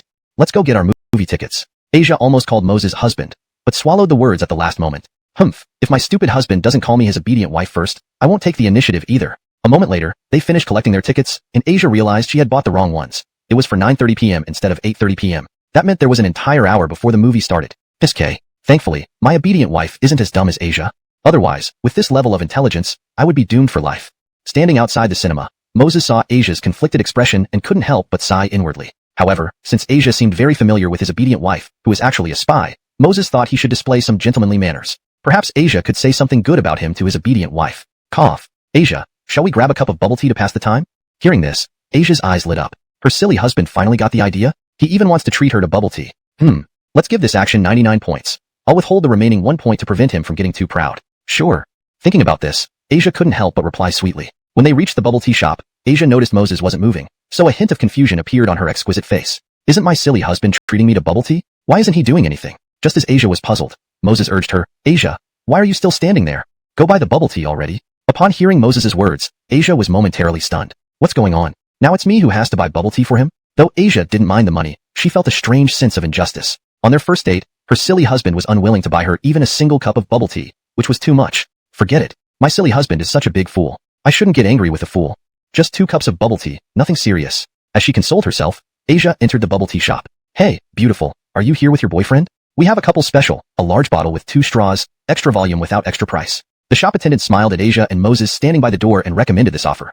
Upon hearing this, Asia almost agreed until a mischievous smile spread across her lips. I'll take that special. But, I only want 1 straw. After saying this to the attendant, Asia's face turned slightly red. Once they finished buying the tea, Asia feigned being angry and shoved the drink into Moses's hands, muttering under her breath, so stingy, not even willing to buy me a cup of bubble tea, yet expecting a girl to buy for you. Seeing Asia pouting, Moses smirked. I already transferred 100 renminbi to your WeChat. This is for the movie ticket and bubble tea. Upon hearing this, Asia froze, because he wanted to reserve this experience for his beloved wife. Gimme the milk tea. Seeing Moses had already opened and sipped a few mouthfuls of the milk tea, Asia couldn't resist spreading her palms and pretending to be upset. You, what's wrong with you? Seeing Asia's slightly annoyed expression, Moses frowned and couldn't help criticizing inwardly. As a little spy sent by his obedient wife to test him, wasn't she unprofessional? She gets angry so easily. He'd have to report back to his obedient wife later and give Asia a bad review. Her service was just too poor. Taking advantage of Moses's daze, Asia snatched the milk tea from his hand and gulped a few mouthfuls eagerly. Oh my, it's no surprise that this is the milk tea my husband has tasted. It really is delicious. F***CK. Asia, what are you doing? Moses stared at Asia with widened eyes as if he had seen a ghost. Is my classmate crazy? Drinking the milk tea that I've already drunk from. This counts as indirect kissing, right? I'm not doing anything. Just drinking milk tea. Asia felt delighted at Moses's somewhat indignant appearance. After letting me be bullied by this stinky husband, it's finally the slave's turn to rebel. After speaking, Asia blinked her eyes and imitated Moses's serious manner while explaining. You said earlier that we would split all expenses today. So, this cup of milk tea belongs to me as well. Now, drinking half of my milk tea, is there a problem with that? Faced with Asia's unreasonable logic, Moses was momentarily speechless. How can this kind of situation be explained so boldly? She's the school belle. Doesn't she know what indirect kissing means? Come, it's your turn now. A victorious smile hung on Asia's pretty face as she handed the milk tea back to Moses. I won't drink it. You keep it then. Moses grimaced and replied irritably. Seeing her husband seem to despise the idea, Asia didn't get angry. Instead, she pulled out a delicate cell phone from her bag and waved it in front of Moses. If you don't drink it, then I'll tell your obedient wife now that you're a hideous and uncouth man who also flirted with me constantly. Asia added a few harumphs after finishing her sentence, feeling triumphant and satisfied. She finally found a way to deal with her annoying husband, and it felt so good. Moses's face flushed bright red. How could Asia do this? Clearly, she's the one who flirted with me, yet she's turning it around and making it seem like I did it to her. Fine, Asia. You win. This milk tea, I'll drink. Though he had various complaints in his mind, what could he do? If he didn't drink the milk tea, once Asia really told his obedient wife, their 3 years of online romance would be ruined. Thinking of this, Moses looked at Asia with resentment and reluctantly took the milk tea. Seeing this, Asia's smile grew even wider. Her beautiful eyes also held hints of shyness and anticipation. Moses understood what indirect kissing meant, and so did she as a girl. But this was exactly the effect she wanted. However, just as Asia thought Moses was about to bite the straw, Moses suddenly pulled out a tissue from his pocket and began wiping the end of the straw meticulously, more carefully than an elderly lady embroidering a flower. Asia nearly burst into swearing when she saw this. You stinky husband. You're bullying your obedient wife too much. I even willingly approached you for indirect kissing, but you still look down on me. Xiao Ming, it's really you? I thought this beautiful silhouette looked like you from afar, so I came over specially. Didn't expect, Edison. Moses? You, what's happening here? Just as Asia was about to lose control, a voice suddenly sounded from behind. Upon hearing the voice, Moses and Asia simultaneously glanced at each other. Bridger? Why are you here? Asia instinctively asked Bridger, but immediately realized the situation and quickly turned her head to explain to Moses in a flustered manner. Stupid huss, deskmate, I'm not familiar with him at all. And I have no relation to him, please don't misunderstand. Chapter 20. Are you sure you want to compete in singing with me? What the hell? Why? Why does my goddess have to explain herself to this pretty boy? Could it be that she has truly been captivated by him? No, that's impossible. My goddess doesn't even look at me, a tall, wealthy, and handsome man. How could she possibly go for a school slacker pretty boy? Deep inside, Bridger was raging uncontrollably. Moses, I've heard you sing very well. By coincidence, I have a commercial performance later. Why don't we both perform on stage and have a little competition? Bridger forcibly suppressed his anger and invited Moses with a smile, but every word dripped with challenge. Bridger wasn't just being unreasonable. He had thought it through. If Moses refused, then he would take this opportunity to humiliate the coward. If he accepted, then it would be even simpler. Bridger would show off his true musical talent on stage, thoroughly outshining Moses. He wanted the goddess to open her eyes and see who her true Prince Charming really was. I'm sorry, our movie is about to start. We need to go check our tickets now. Before Moses could respond, Asia frowned and directly rejected Bridger. For Asia, her thoughts were straightforward. Her husband had already performed live for Samara once. Yeah, that was his first time singing. Now, the second time couldn't be wasted on anyone else. Only she deserved it. So, any talk of a singing contest was simply out of the question. However, to Bridger, the more Asia defended Moses, the more agitated he became. He gritted his teeth, a cold gleam appearing in his eyes. Moses, are you even a man? He taunted. Invited to a singing competition by a fellow student, and you dare not accept? If I say, with your kind, even if you get a girlfriend in the future, someone will sooner or later poach her. Seeing Bridger's arrogant demeanor, Moses raised an eyebrow. He didn't want to stoop to Bridger's level, as he could understand the other's feelings. But after all these provocations and bringing up his devoted wife, Moses couldn't keep quiet. Are you sure you want to compete on stage with me? Moses half closed his eyes, expressionless. Does that mean you're agreeing? All right, then let's do this. If you win, I'll grant you one favor. And if I win, you owe me a favor too. Fair enough? Bridger's eyes shone excitedly as he looked at Moses. He hadn't expected that just a small taunt would result in such an immediate acceptance. The quicker you agree now, the more miserable such incidents had happened before. There was nothing wrong with it repeating. Instead, it would thoroughly enrage Bridger. Why not? Bridger, what are you standing there for? Didn't you say you wanted to compete in singing? Moses struggled to hold back laughter as he reminded Bridger good-naturedly. Bridger glared fiercely at Moses before leading the way forward. A few minutes later, the trio arrived at the mall center where a temporary stage was set up. An MC was promoting events, and a crowd had gathered around. After each of us sings a song, let the audience vote by raising their hands. Whoever gets the most votes wins. Any objections? Seeing Bridger's dark expression, Moses almost burst into pig-like laughter. Is this guy a joker? Or did he come here just to offer warmth? Having the audience raise their hands for voting was practically unbeatable for him. The song rewarded by the system might not be great professionally, but in terms of entertainment, it was undoubtedly top-notch. Chapter 21. My naughty husband calls himself a fool? Alright, the advertisement is over. Next, please welcome our talented singer to perform for everyone with all his heart. As the host on stage finished speaking, Bridger gave Moses a cold smirk, then walked onto the stage without any further ado, carrying his guitar. Good morning, dear audience members. Today, I plan to try something new. My classmate and I will each sing. Moses, why don't we just sneak away when Bridger isn't looking? If he mentions this later, I'll testify for you and say he's lying. Asia hesitated for a moment before suggesting this idea to Moses. Looking into her sincere, clear eyes, Moses knew she was concerned for him. However, he waved his hand indifferently and replied, it's just an original song. I'll show him the consequences of insulting my good wife. Hearing this, Asia froze, her lips pursed in surprise. You agreed to this challenge just because he insulted your obedient wife? And you got angry? Seeing her surprised expression, Moses rolled his eyes. What if you had a husband you loved very much? And someone insulted him right in front of you? Wouldn't you want to confront him? He retorted. Asia didn't need to think. She nodded vigorously. She wouldn't allow anyone to speak ill of her husband, whom she cherished. Feeling secretly happy for a brief moment, Asia's joy was short-lived as Moses sneered mockingly. Do you really think you can inherit all my homework if I die? With your pig brain, probably only a fool would marry you in the future. Naughty husband, evil husband. I was only happy for 2 seconds, and you immediately pour cold water on me. How mean. Wait a second. Something seems off. If my naughty husband says I have a pig brain, and only a fool would want me, then logically, isn't he admitting he's a fool? Maybe I'm not losing out here after all. Indeed, yes. No problem at all. I, Asia, am indeed smart and adorable. While Asia and Moses were bickering, Bridger on stage poured his emotions into his singing. But noticing that his beloved goddess hadn't even glanced at him, let alone listened to his song, he felt as if his heart was breaking. The originally beautiful lyrics and melody became melancholic through his rendition. Chapter 22. Does being Benjaminsome give you the right to do whatever you want? Due to Asia and Moses showing their affection throughout, Bridger couldn't concentrate. It was forgivable that he turned a beautiful song into a sorrowful one. The worst part was that he went off-key multiple times and even messed up the lyrics. Even some of the girls who supported him felt extremely embarrassed at this moment. Words of encouragement stuck in their throats, too ashamed to speak out. After all, one should be honest and not speak against one's conscience. Moses, it's your turn. After finishing his original composition with red eyes, Bridger gritted his teeth and said to Moses. Though he knew he hadn't performed well just now, he still didn't believe Moses could win this competition. After all, he had been studying music since childhood, possessed extremely high talent, and was professional. Even if Moses had gotten lucky by singing a decent song yesterday, that was where it would end. Remember, today we are comparing original songs, not covers. As Moses stepped onto the stage, Bridger reminded him, knowing full well this was part of his plot. Indeed, this was his scheme. Even if Moses had some musical talent, it was impossible for him to compose an excellent song within such a short time. Moses could guess Bridger's plan even without thinking deeply. However, he wasn't the least bit worried. Calmly taking the guitar from Bridger, he walked on stage composedly. The moment he took the stage, the crowd erupted into screams again. Holy crap. Such a handsome big brother. Yeah, this big brother is not only handsome but when he smiles, it's like sunshine. Oh my god, Cupid has shot me through the heart. Girl, I think I'm falling in love. Fall in love? Get lost, don't compete with me. Compete? Ha, do you think I need to compete with my looks? Right, listening to these girls' crazy comments, Bridger felt as sour as a lemon at the bottom of the stage. He had never seen the girls so excited during his long performance period here. Now, they were star-eyed over Moses. How shallow could they get? Besides, what men find most attractive is talent, not just a pretty face, don't you understand? Meanwhile, Asia looked anxious with her pale face. Moses was her husband. What if he was snatched away by these crazed girls? Xiaoming, what's wrong? Are you feeling unwell? Do you want me to take you to the doctor?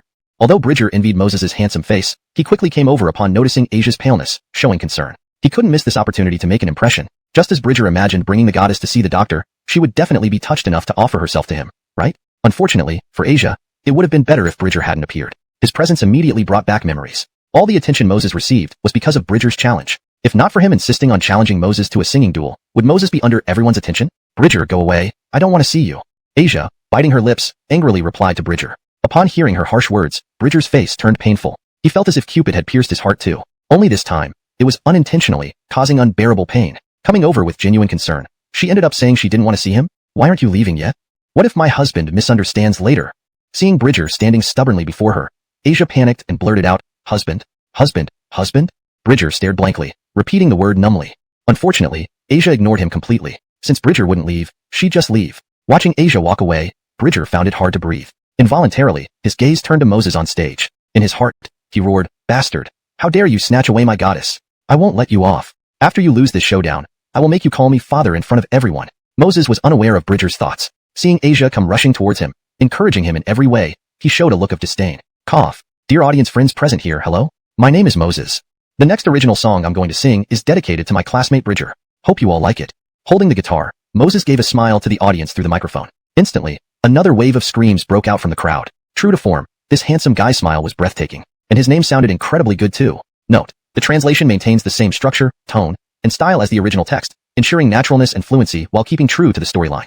Chapter 23, My Son, I Am Your Ichabod song for Bridger. Bridger, standing beneath the stage, was taken aback by Moses's words. His originally fierce expression faltered. What the heck is this? At this moment, shouldn't Moses be doing as he did before, seizing this opportunity to flirt with Asia? Why is he now sending me an original song? As Bridger stood there perplexed, on the stage, Moses gently tapped his guitar, producing a series of tap-tap-tap sounds. My son, I am your dear father.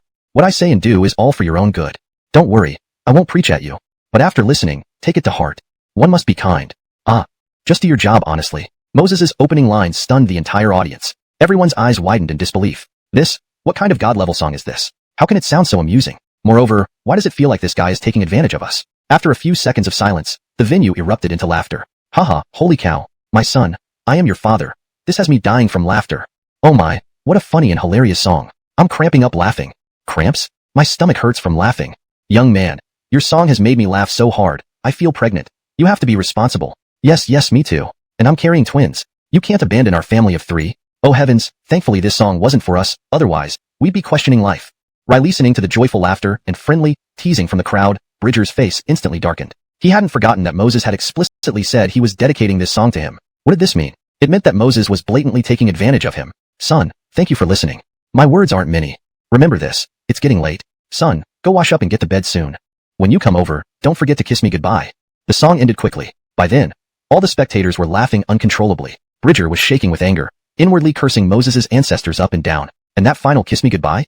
Kiss your grandma. How could he not be disgusted? Although this song is dedicated to my classmate Bridger, I still want to thank everyone for their patient listening. If you like the song, please remember to raise your hand when voting. Standing on the stage, Moses watched the crowd's joyous reaction and couldn't help but smile. In his previous life, this song went viral within days of its release online. Now, in this parallel world where entertainment is relatively scarce, Moses's rendition proved equally powerful. Aha, I feel like this Moses fellow is a real piece of work. He keeps saying for my classmate Bridger. It's like he wants to make sure we all know.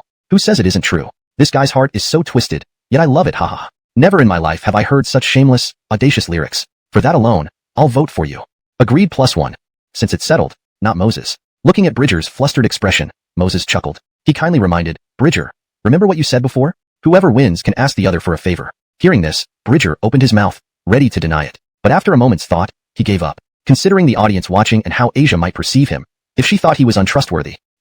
Go ahead, tell me what you want. As long as it's within my power, I won't hesitate. Taking a deep breath, Bridger gritted his teeth, angrily replying to Moses. Though inside, he silently added, if it's impossible, don't blame me. Chapter 24. Unafraid of death, you want another round? Relax, my requirements are actually quite simple. You just need to say in front of everyone, my girlfriend is the ugliest in the world, and that's it. Moses chuckled lightly, looking at Bridger with a calm expression. Upon hearing this, Bridger's eyes reddened even more, his breathing heavy. Screw you. Your girlfriend is the ugliest in the world. Your entire family is ugly. Sorry, I take back what I said earlier. Just as Bridger was silently cursing, Moses suddenly remembered something and looked at him apologetically.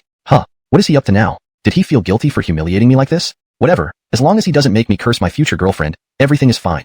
As far as I know, you don't have a girlfriend yet, right? So, you should say, my future girlfriend will be the ugliest in the world.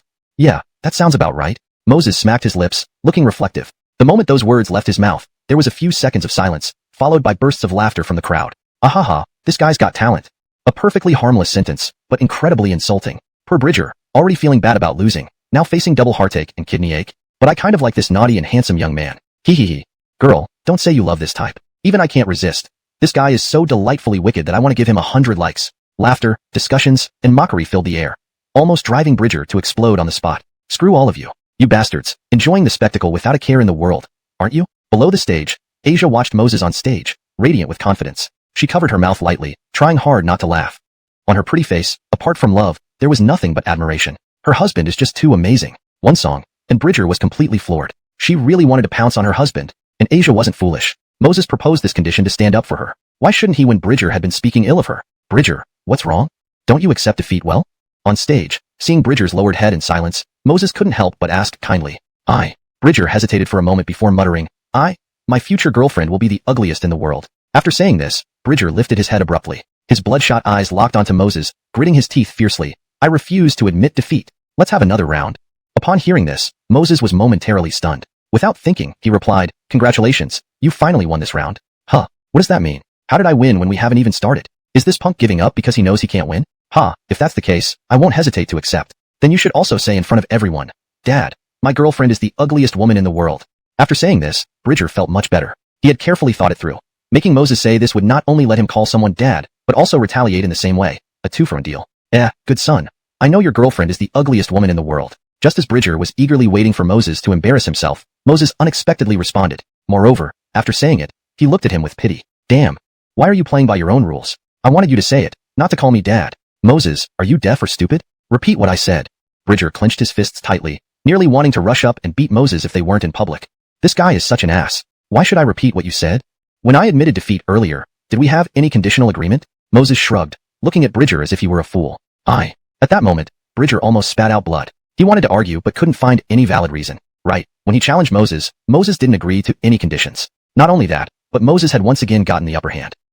I'm going to lose it. Bridger screamed inwardly. That doesn't count, let's start over. Still original songs. Whoever loses must fulfill one condition for the other. Bridger's gums were bleeding from clenching his teeth so hard. With a hoarse voice, he angrily shouted at Moses. Afraid Moses might refuse, he added. If you don't dare to compete, then admit publicly that you're a coward. And that your girlfriend is the ugliest. Chapter 25. Kneel and call me dad? Seeing Bridger again using his obedient wife as a pretext, a cold gleam flashed in Moses' eyes. Was this guy challenging his limits? Despite feeling somewhat angry, he still needed to set aside the singing contest for now. There was no other way, since yesterday, the system had only rewarded him with 2 songs. Crafting another original piece on the spot was beyond Moses' current ability. In his previous life, being tone-deaf, music had merely been something he enjoyed listening to. He couldn't sing it himself. Ding. Detected that megastar Asia's feelings for the host have reached unwavering loyalty. Now rewarding you with perfect voice and a Rye-Leaf Time Mandarin song package. When the notification rang in his mind, Moses froze. Asia's unwavering loyalty toward him? What did this even mean? He only wanted to date his obedient wife, and never thought of being involved with Asia. As Moses stood dumbfounded, a cool, refreshing sensation washed over his throat, and an overwhelming influx of memories flooded his mind. After some reflection, Moses was stunned to realize that all those popular Mandarin songs from his past life were now imprinted in his brain. This reward was too terrifying. Did it want him to become a prince of music? Is there something wrong with your manhood, Moses? If you're scared, just say it. Stop dilly-dallying like a woman. From the audience, Bridger, annoyed by Moses' silence, yelled at him. Moses snapped back to reality. Looking at Bridger's arrogant face, Moses sneered. Scared? The word scared isn't in my dictionary. Tell me, how do you want this round to go? If the system hadn't bestowed him with the perfect voice and song package, Moses might have felt a little intimidated. But now, not so much. Seeing Moses agree to the contest, a glint of scheming appeared in Bridger's eyes. This competition is simple. We'll each write an original song for the other to perform. Only then can we truly judge our musical talent. With that, Bridger pulled out paper and pen, handing one to Moses, and began scribbling down lyrics and melodies. Down below, Asia watched, her beautiful eyes filled with worry. Bastard husband. Oh wait, foolish husband. Bridger saying bad things about me won't make me lose any weight. Besides, whether I'm pretty or not, or have a good figure, can't be decided by his few words. Why did you blindly agree? Clearly, there's a trick here. Biting her lip, Asia fretted but knew she couldn't disrupt the event without making matters worse for Moses. On stage, Moses paused briefly, then smiled slightly. You want to sing my song? Fine, let's see if you don't regret it later. After a few minutes, when Bridger finished his lyrics and melody, he saw that Moses was already done. He was taken aback. How could this guy finish faster than me? Maybe he just scribbled something random? Thinking this, Bridger regained his confidence. Exchanging papers with Moses, he declared coldly, Moses, you're definitely going to lose this time. I'll make you kneel and call me dad. While furious, Bridger wasn't stupid. He acknowledged Moses' superior voice, but shifted the rules to include performing each other's compositions. If Moses sang beautifully, it would show Bridger's musical prowess. If Moses botched it, Bridger could simply prove his own worth on stage. Moses, since you're on stage, why don't you start? Feeling confident about his flawless plan, Bridger stepped back, giving Moses no chance to argue. Calmly, he said, go ahead. Looking at Bridger's confident smile, Moses returned a sunny grin. Make him kneel and call me dad? Not a bad idea. He glanced over Bridger's lyrics and melody, then started strumming his guitar. To his credit, Bridger had real talent, and with Moses' enhanced voice, the performance ended in applause from the entire audience. In maintaining the original paragraph structure and style, the translation aims to convey the same tension and emotions present in the Chinese text. The names and specific cultural references have been preserved for authenticity while ensuring the story remains accessible to English readers. Chapter 26. A song of obscure characters teaches you how to be a person. Holy shit, he sang so well. How could it be bad? I almost cried listening to it. Exactly, the lyrics and melody in this song are just too moving. The lyrics and melody mean nothing. It's mainly Moses' singing skills which are simply unparalleled. His voice is absolutely the best I've ever heard. It completely crushes those so-called big stars. Note, the word Wu Di is translated as unparalleled to maintain natural fluency in English. Yeah, this song sounds good mainly because Moses sings it well. Actually, it has nothing to do with the lyrics or melody. Damn, when Moses was singing before, I thought he only knew how to sing clownish songs. Who knew that he could also sing love songs so beautifully? But speaking of which, compared to this song, I'm even more looking forward to what kind of song Moses wrote for Bridger. After all, since Moses has such strong musical talent, the song he wrote must be even more brilliant. While listening to these comments from the audience, Bridger felt extremely aggrieved. Go to hell, all of you. Back then when I sang love songs, you guys said you hated sappy lovey-dovey stuff. Now that Moses sings them, you say they're too moving? This damn double standard is utterly unfair. After cursing inwardly, Bridger took a deep breath. Regardless of these audience members' tastes, Moses had undoubtedly performed the song perfectly. This only meant that his musical talent surpassed Moses's. Next, all he had to do was casually sing Moses's song, and he would definitely win this contest. Thinking of this, Bridger didn't hesitate, picking up the song written by Moses and glanced at it. Oh, it turns out to be an ancient style song? You're not good at clownish or deceitful styles. Why don't you keep going with that? So, are you out of ideas? Hee Moses, you're definitely losing this contest. Bridger scanned through the lyrics, feeling wildly elated. He had been prepared to be tricked by Moses, but surprisingly, this song seemed quite normal. Hey wait, these damn lyrics at the back seem off. And, what do these characters read? Just as Bridger was reveling in his confidence, he was suddenly dumbfounded by the latter part of the lyrics. Shit, you've got to be kidding me. Most of the characters in the latter part were ones he didn't recognize. How could he possibly sing this? Damn, I really believed you. You scammer. Writing some unrecognized characters to pass off as something else? Not a chance. No, not even a window of opportunity. Moses, I suspect you wrote this song randomly. If you have the guts, sing it yourself. Lifting his head, Bridger glared coldly at Moses. Hearing this, Moses couldn't help but smirk. Randomly written? In his past life, this song was also one of the most popular across China. This guy actually accused him of writing randomly. By Moses, pales in comparison in terms of lyrics. Moses is mighty and fierce. Not only does this song surpass Bridger, but it could also beat most professional singers. Hearing the enthusiastic praise from the audience, Asia, who stood beneath the stage, finally relaxed her worried heart. Her pretty face was filled with fervor. Her small fists clenched as she looked at Moses on stage, her eyes sparkling. At this moment, she wanted to tell everyone, this music genius you speak of is my husband, Asia's husband. As for Bridger, seeing his own song criticized to no end, his expression darkened but remained unperturbed. Because next came the gibberish lyrics written by Moses. He wanted to see how Moses could sing these nonsensical lyrics without breaking stride. Chapter 27. Everyone, give us Ichabods and sons of favor. Just as Bridger thought Moses was about to make a fool of himself next. At this moment, Moses' voice became somewhat impassioned, and he loudly sang. Alone and unsupported, harmonizing with the fowl. Walking alone, enlightened as if doused with wisdom. The term Tihuganding is a Chinese idiom that literally means being doused with wisdom, often used to describe a moment of sudden enlightenment or clarity. In English, it's better to translate it in a way that conveys the meaning clearly and naturally. Successive melons treated as guidelines. Dragon strides filling every corner. Praise and punishment, criticizing the evils of the times. densely arranged like scales opening and closing, are Chinese characters. One level tone, one oblique tone compose a poem. The beautiful melody comes from Gongshang Juji Lois. All say that idioms are formed by words, thus becoming idiomatic expressions. After finishing the song, Bridger was dumbfounded. What on earth did he just sing? How come he didn't understand half of the lyrics? Looking at the audience around him, who were wildly cheering for Moses, a hint of confusion rose in Bridger's eyes. In his view, these fans being so enthusiastic meant they had definitely understood the lyrics. Since he couldn't comprehend the words being sung, it could only mean one thing. He was illiterate. Actually, this thought was completely wrong. The audience also didn't understand what Moses was singing, but these lines sounded profound. Hence, everyone naturally cheered for Moses. Classmate Bridger, now it's your turn. Moses walked off the stage and handed the microphone to Bridger, smiling. Upon hearing this, Bridger's weathered face turned red instantly. I don't even recognize the lyrics. How am I supposed to sing? Although Bridger felt deeply aggrieved, he couldn't admit it. Otherwise, wouldn't his lack of education be exposed? My throat isn't feeling too well today. I can't continue singing so, Bridger lowered his head and weakly replied. Your throat isn't feeling well? Do you plan on conceding? Moses tried hard not to laugh, looking at Bridger for confirmation. Clearly, this guy just didn't recognize the lyrics and was using a lame excuse. Speak up, what do you really want? Bridger lifted his head, glaring angrily at Moses. There was no way he could sing this song. Not only did he not recognize the lyrics, but even if he managed to sing, he knew it wouldn't sound nearly as good as Moses. Knowing this clearly, it would be more straightforward to concede gracefully. My request is actually quite simple. Just like what you said on the edge of the stage back then. How about it? Isn't it easy? Moses looked at Bridger with sincere eyes and spoke calmly. However, as soon as these words came out, Bridger exploded. Moses, go to hell. You want me to kneel and call you dad? Over my dead body. Bridger's teeth ground together, veins throbbing on his forehead, showing just how enraged he was. The surrounding audience, hearing Bridger's words, first froze in shock before immediately reacting, looking at Bridger with disgust. Student Bridger, are you still a man? You said yourself if you lose, you'd agree to one request. Now you're trying to take back your own words? That's right. Why can you make Moses call you dad when you win, but you can't call him dad when you lose? Oh my god, wow. I used to think this guy had some talent, but now he's just trash. Considering all the support I gave him before, shameless, despicable, waste. Enough nonsense. If you don't call him dad today, we won't let you leave even if Moses does. Facing the crowd turning against him, Bridger panicked. Are these people crazy? This is between me and Moses. Why are you sticking your noses into it? Seeing Bridger's angry and frightened look, Moses' smile grew wider. What's this called? Lifting a rock only to drop it on your own foot. Had Bridger not told him to kneel and call him dad at the edge of the stage, Moses wouldn't have gotten the upper hand. Now he had dug his own grave and let the audience bury him. I'll call. Staring at the menacing crowd surrounding him aggressively, Bridger's face turned pale like paper. His whole body trembled in fear. Hurry up if you're going to call. Yes, stop stalling like a woman. Faced with the audience's urging, Bridger gritted his teeth, turned to Moses, and reluctantly called, Dad. After saying this, Bridger planned to escape. Sadly, the audience wasn't going to let him off that easily. Where was the kneeling and calling dad part? Standing up while calling, what kind of skill is that? Brothers and sisters, let's just forget it.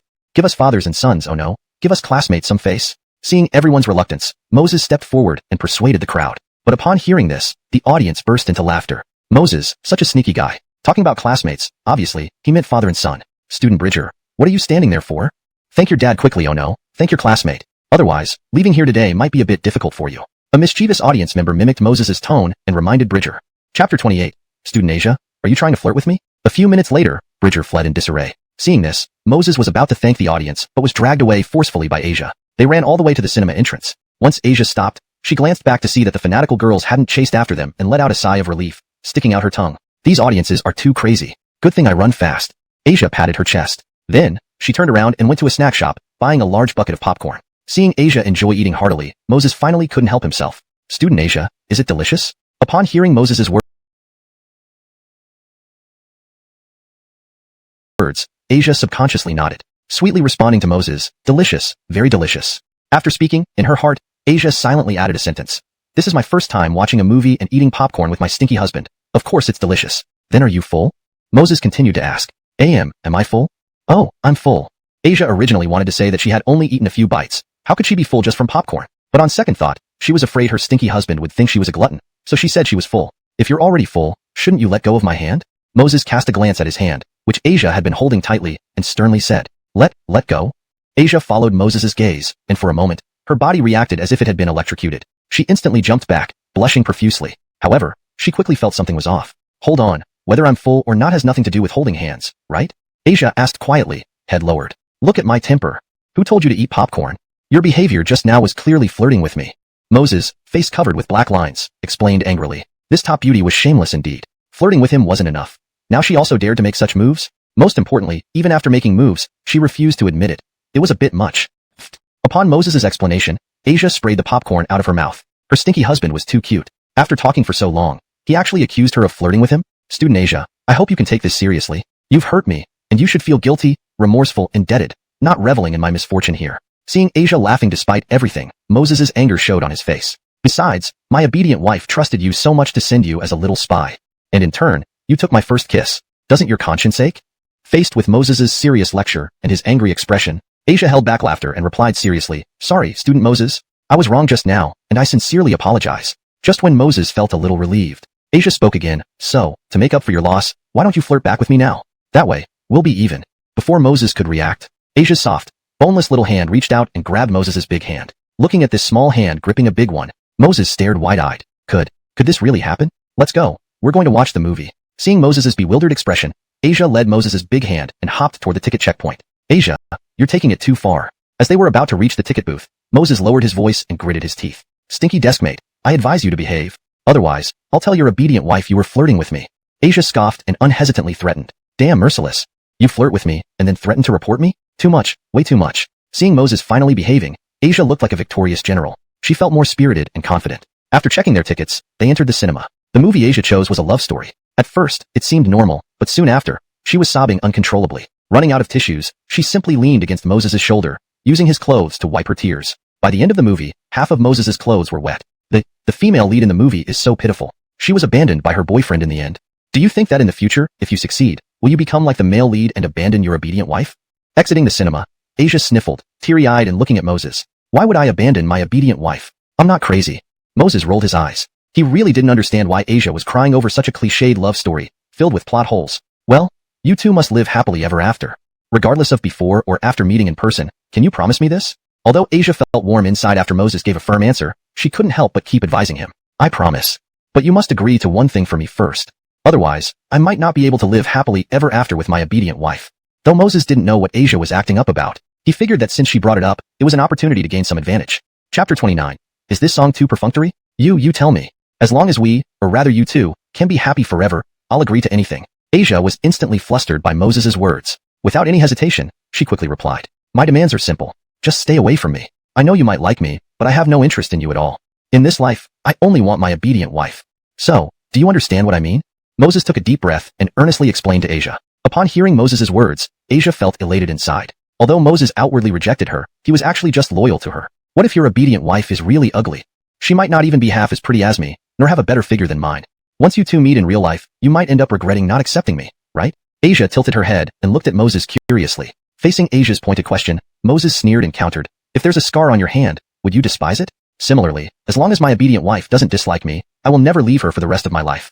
These weren't idle words. They were sincere sentiments. 3 years ago, when he first came to this world through time travel, he felt completely out of place. He once thought about committing suicide to return to his original world. During this time, he met Daiming Riley Rabbit online. It was Daiming Riley Rabbit who constantly encouraged him, reigniting his hope to live on and make the most of his life. Thus, Daiming Riley Rabbit held an unshakable place in Moses' heart. Thank you for your answer, Moses.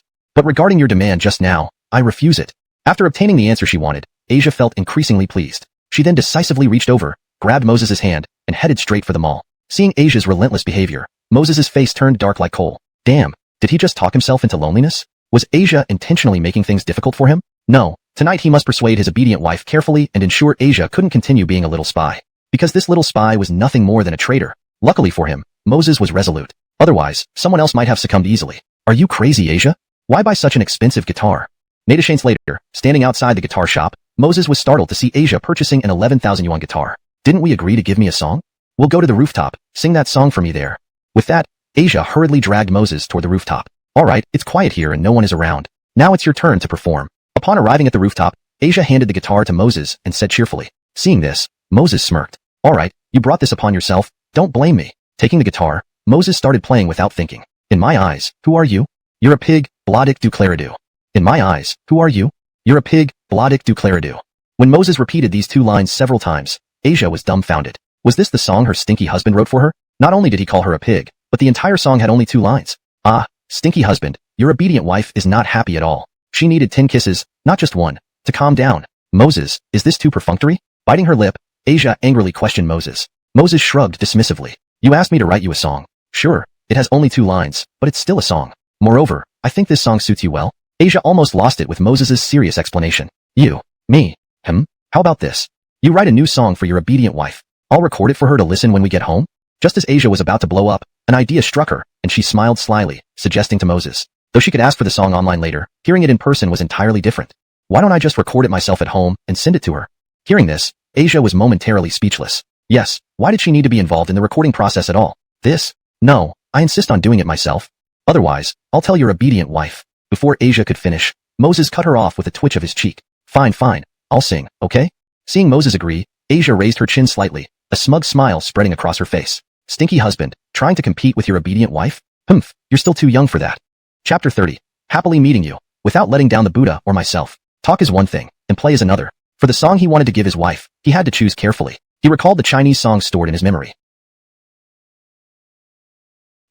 This song it is. After deciding on the song, Moses gently closed his eyes and slowly exhaled. He adjusted his breathing to its best state before lightly strumming the guitar strings. We cried. We laughed. We looked up at the sky. A few stars still shone. We sang the song of time. Only then did we understand what embracing each other was for. Because I happened to meet you. Leaving footprints made it beautiful. As Moses sang the song softly, Asia, who was recording this moment with her phone beside him, was deeply moved, her ink-black eyes full of emotion. Was this song nice? Of course it was. Moreover, it was the nicest song Asia had ever heard.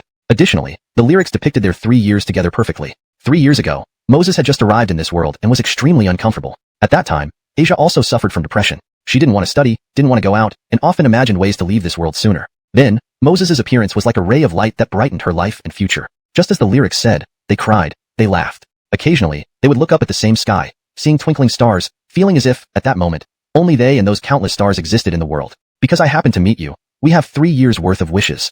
If we meet again, I think I will remember you. When the song ended, both Moses and Asia couldn't help but close their eyes softly. They enjoyed the lingering aftertaste of the song. Happily meeting you, making both parties whole, fulfilling each other. Thank you, obedient wife. It's your 3 years of companionship that gave me the courage to face this world again. In his heart, Moses silently added a sentence. Then, when he opened his eyes, he saw that Asia was already in tears. Seeing this, Moses panicked. He couldn't stand to see girls cry. Asia, this song is for my wife, not for you. So, can you stop crying? Moses came to Asia with his guitar, fumblingly trying to comfort her. Looking at Moses's flustered look, Asia giggled. Stupid husband, it's all your fault. Giving her such a moving song. She could almost love him to death. Stupid seatmate, don't ever sing this song to anyone else. Or else, humph, you know the consequences. Asia wiped her tears haphazardly, raising her little fist to threaten Moses. But her adorable appearance held no real threat. Despite this, Moses still blew up. What the heck? Why should I? This song is for my wife, not for you. Moses glared at Asia, looking thoroughly aggrieved. How could this big beauty queen bully him so badly? One couldn't play like this, just because I'm the little spy sent by your obedient wife. I don't care, since I've heard this song, it belongs to me now. As for your obedient wife, you can write her another one later. Asia pouted and sounded domineering. Her plan was well laid out. This way, she could trick another love song out of her stupid husband once they got home. How wonderful. That, apparently, her husband not knowing her true identity has its advantages. Moses didn't know what scheme Asia had in mind. All he felt was that the big beauty queen had a very mischievous heart. Besides, today he shouldn't continue playing with her. Otherwise, who knew how much trouble he'd be in? Here's your guitar. My mom called me to come home for dinner. Moses said nothing more, handing the guitar back to Asia, then turned and left without looking back. Watching Moses's angry back, Asia stood where she was, grinning from ear to ear. Today was the happiest day of her life. Not only did she see her husband teach Bridger a lesson, but she also received a song exclusively for her. It was such a great deal. Though she also wanted to spend more time with Moses, Asia knew that if she returned home too late, her parents would worry. On the way home, Asia took out her phone and was about to chat with Moses. However, Moses sent her a message first. Wife, is the big beauty queen Asia your little spy? I'm telling you, she is both stupid and unreasonable. Today, she kept bullying me thanks to our relationship. Hubby suggests getting rid of her quickly. If you let this go, she might try to steal you away. Although your husband can stick to his principles and won't stoop to her level, she's driving me crazy. Reading these messages, Asia pouted. This stupid husband deserves to be bullied. Who asked you to keep bullying me? Thinking about it, Asia replied, Hubby, actually Xiaoming is quite good. She's beautiful, and her figure is perfect. Why don't you consider accepting her as well? After all, we're good friends. We should share everything nice. After sending this message, Asia's face flushed slightly. She secretly congratulated herself on being clever and quick-witted. This way, she wouldn't reveal her identity, yet she could date Moses openly. How great. Chapter 31. Shock from the mother-in-law. At this moment, Moses, sitting on the bus, stared at the message sent by his obedient wife. His face was filled with shock. What the heck? What kind of goddess-level girlfriend is this? Actually thinking about sharing her husband with another girl? But as he thought of Asia, Moses shuddered. If it were any other girl, he might Manchang consider it. But with Asia, no way. Note, Manchang is better translated as barely or hardly in this context to make the sentence flow more naturally in English. Placing both hands on the phone, he quickly typed back. You want to take an Asia? No, no, no, my dear. I appreciate you thinking of this. But in my eyes, Asia has no chest, no hips, and a black heart. I wouldn't take her even if she were free. On the rooftop, Asia, upon seeing Moses's reply, instinctively glanced down and clenched her teeth in frustration. Bad husband.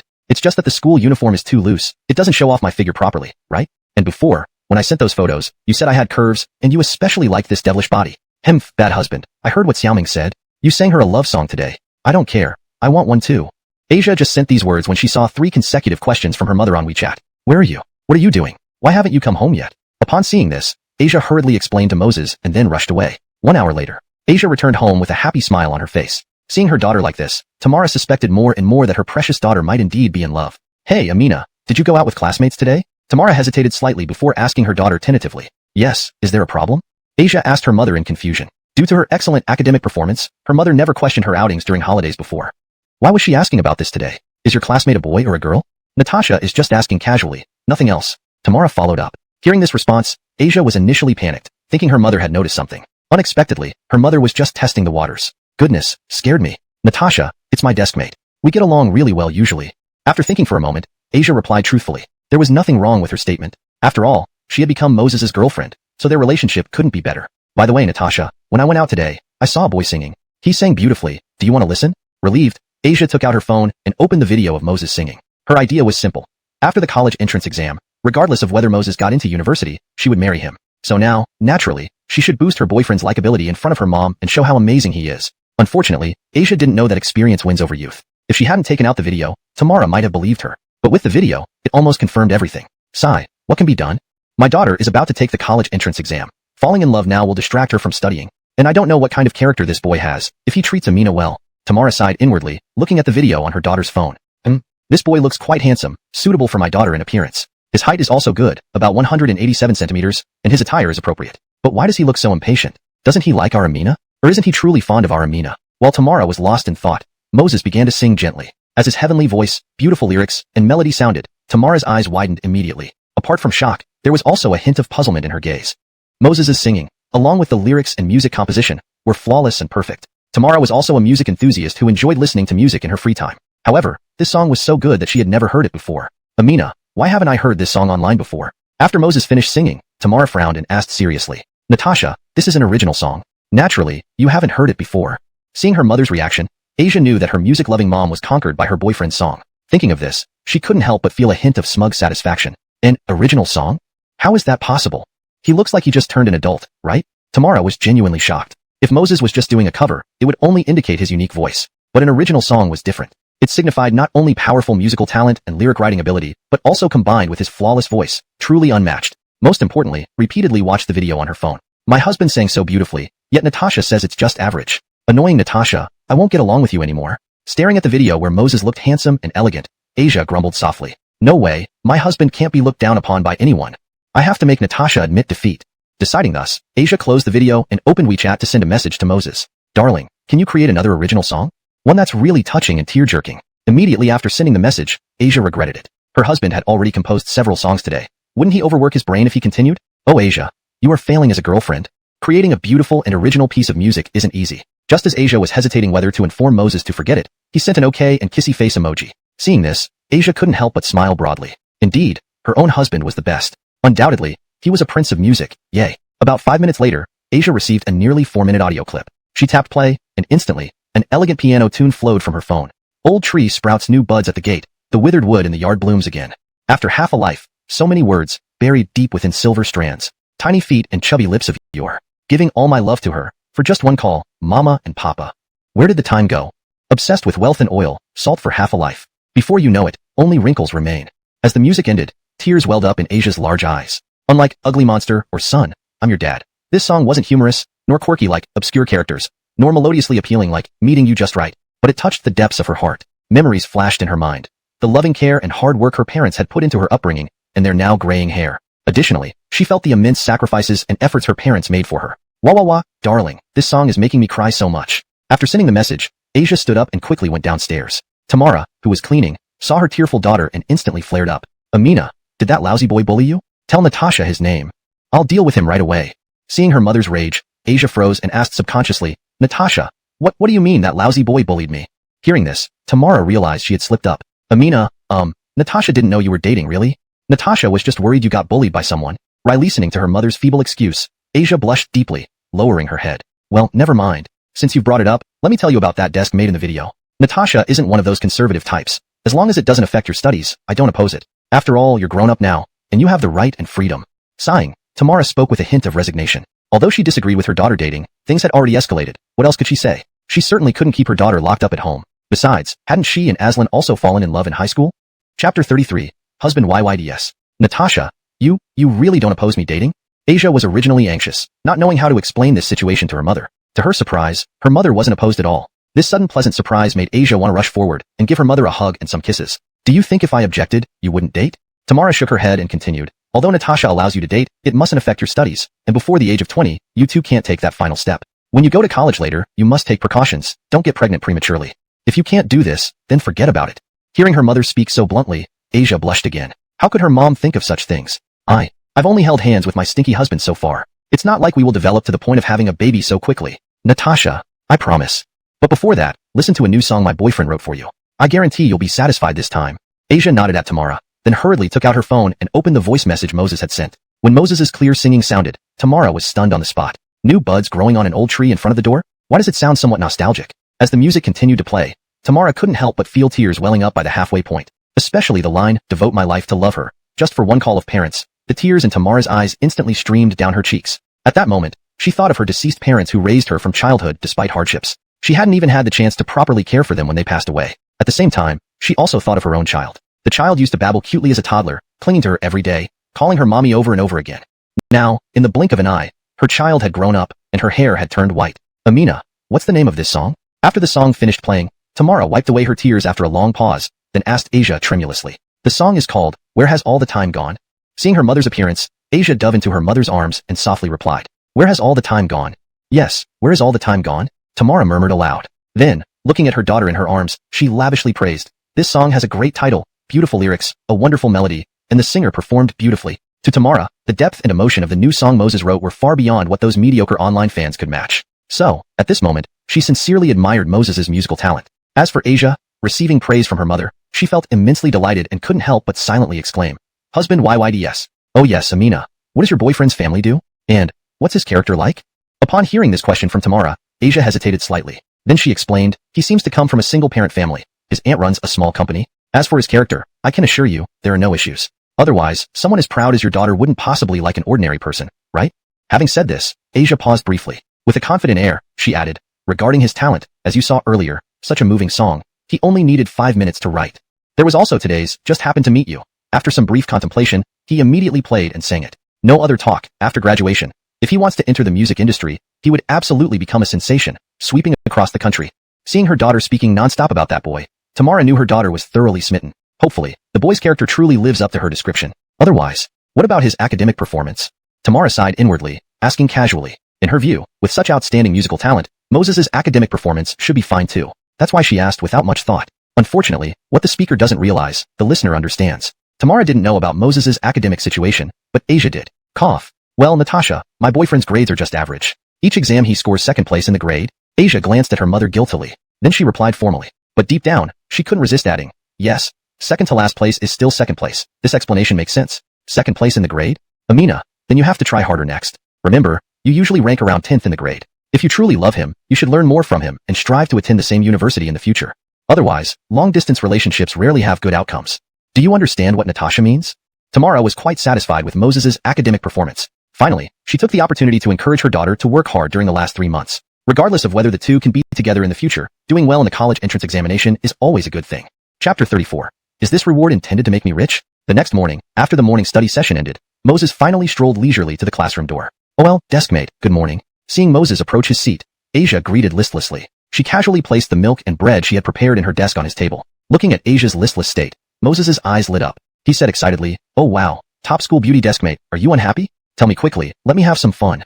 For Moses, if he could personally witness Asia's misfortune or unhappiness, it would be his greatest source of joy. After all, it was fitting that she faced this after bullying him for no reason yesterday. Turning around, Asia saw Moses's gloating face and wasn't at all angry. Instead, she hesitated for a moment. Finally, she asked pitifully, Moses, if in the future you and your obedient wife don't get into the same university and end up in long-distance relationships, will you break up then? Huh, Is the top school beauty delirious? Why does it matter to her whether I and my obedient wife are together? Moreover, with the current rewards from the idle fish system, even a little thing like the college entrance exam is nothing to worry about.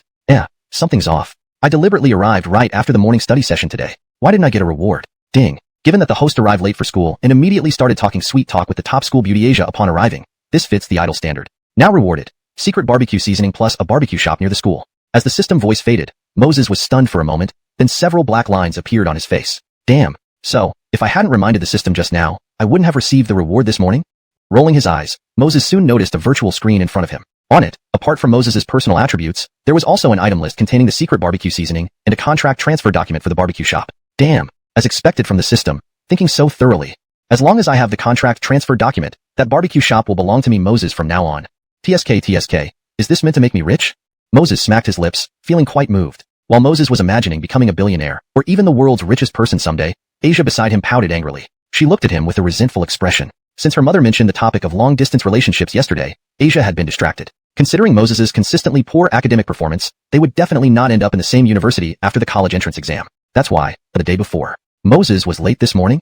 Anyone else who was late, stand up now. Nolan on the podium suddenly turned serious, his eyes filled with anger. It was his first day managing class 2 of grade 3, yet someone dared to be late. Have they grown tired of living? Whoosh whoosh whoosh. As several male students stood up from their seats, everyone stared angrily at Egbert. If it weren't for Egbert's tattling, they wouldn't be in this predicament now. Chapter 35. Trying to catch chickens, but losing the rice instead. Catching a glimpse of several classmates glaring at him angrily from the corner of his eye, Lemuel felt a sudden panic. He hurriedly explained to Nolan, Mr. Branson, actually, this incident is fundamentally due to Moses's influence. They were merely led astray by Moses. So, you just need to punish Moses. As for them, Lemuel was no fool. If these classmates were punished, they would definitely harbor resentment towards him. He only wanted to cause trouble for Moses and hadn't intended to target other students. You few, get out now and do 50 push-ups and another 50 squats. Finish writing a 5,000-word reflection by today, and bring your parents here tomorrow. Nolan ignored Lemuel and pointed directly at those male students, barking loudly. As for Moses standing there, it seemed as if Nolan had never noticed him. Mr. Branson. But, there's also Moses. He's the ringleader. Seeing that the punishment could not be avoided for the classmates, Lemuel clenched his teeth and steeled his heart to remind Nolan again. For him, as long as Moses was punished, it didn't matter even if the other male classmates harbored resentment against him. You get out too. Don't ask me why. Here, I am the reason. Upon hearing Lemuel's reminder, Nolan looked displeased and scolded Lemuel directly. Damn it, this kid has no common sense at all. Did you think I overlooked Moses? Do I need you meddling in this? Lemuel opened his mouth, feeling like a wronged maiden, extremely aggrieved. Why should the demon teacher punish him? He hadn't been late this morning. Moreover, punishing him was one thing. But why wasn't Moses being punished along with them? Mr. Branson, what about Moses? Just as Lemuel walked to the classroom door, he couldn't help but persist. However, before he finished speaking, Nolan interrupted, you, add another 50 push-ups and 50 squats. Hearing this, Lemuel trembled all over. Internally, he cursed both Nolan and Moses's ancestors through 18 generations. Looking at his own frail body, Lemuel was on the verge of tears. What kind of situation is this? Isn't it usually said that teachers favor students who report misbehavior? How come it's different for him? Lemuel, you'll pay for this. I remember you well. We managed to escape a disaster today when the demon teacher didn't catch us at the school gate, and then you sold us out. That goes for us too, remember you? This lifetime, I detest traitors like you most. As soon as Lemuel stepped outside the classroom, those male students, while doing push-ups, threatened him with gritted teeth. Seeing their furious faces, Lemuel felt genuine anxiety. His skinny arms and legs stood no chance against these robust guys. He'd probably be knocked out in seconds. Wait, listen to me explain. I only wanted to get at Moses. Before Lemuel finished speaking, the male student sneered coldly. You want to get at Moses? Tell us, what is Moses doing right now? And what are we doing? Caught off guard, Lemuel quickly explained, I think this might be the calm before the storm.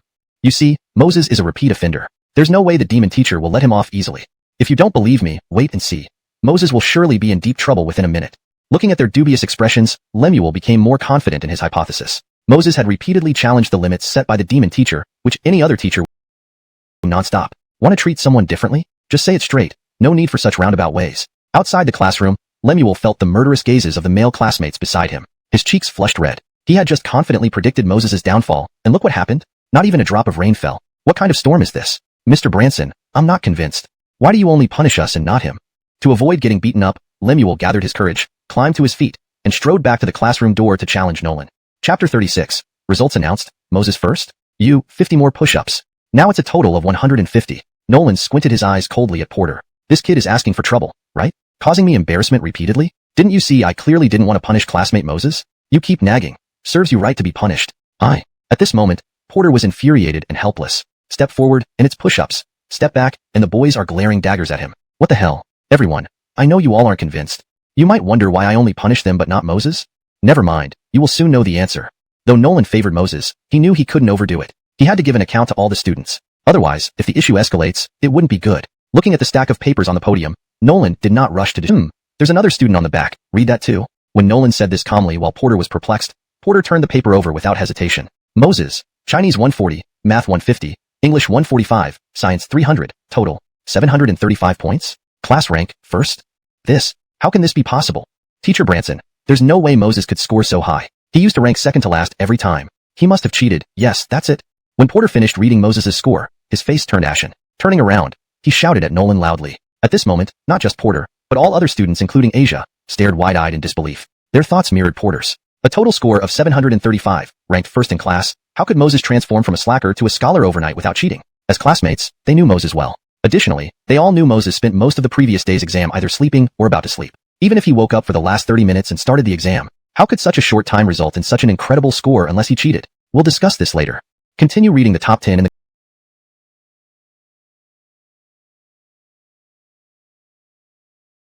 grade. Nolan seemed to have anticipated this scene, staying unperturbed as always, continuing to speak to Porter.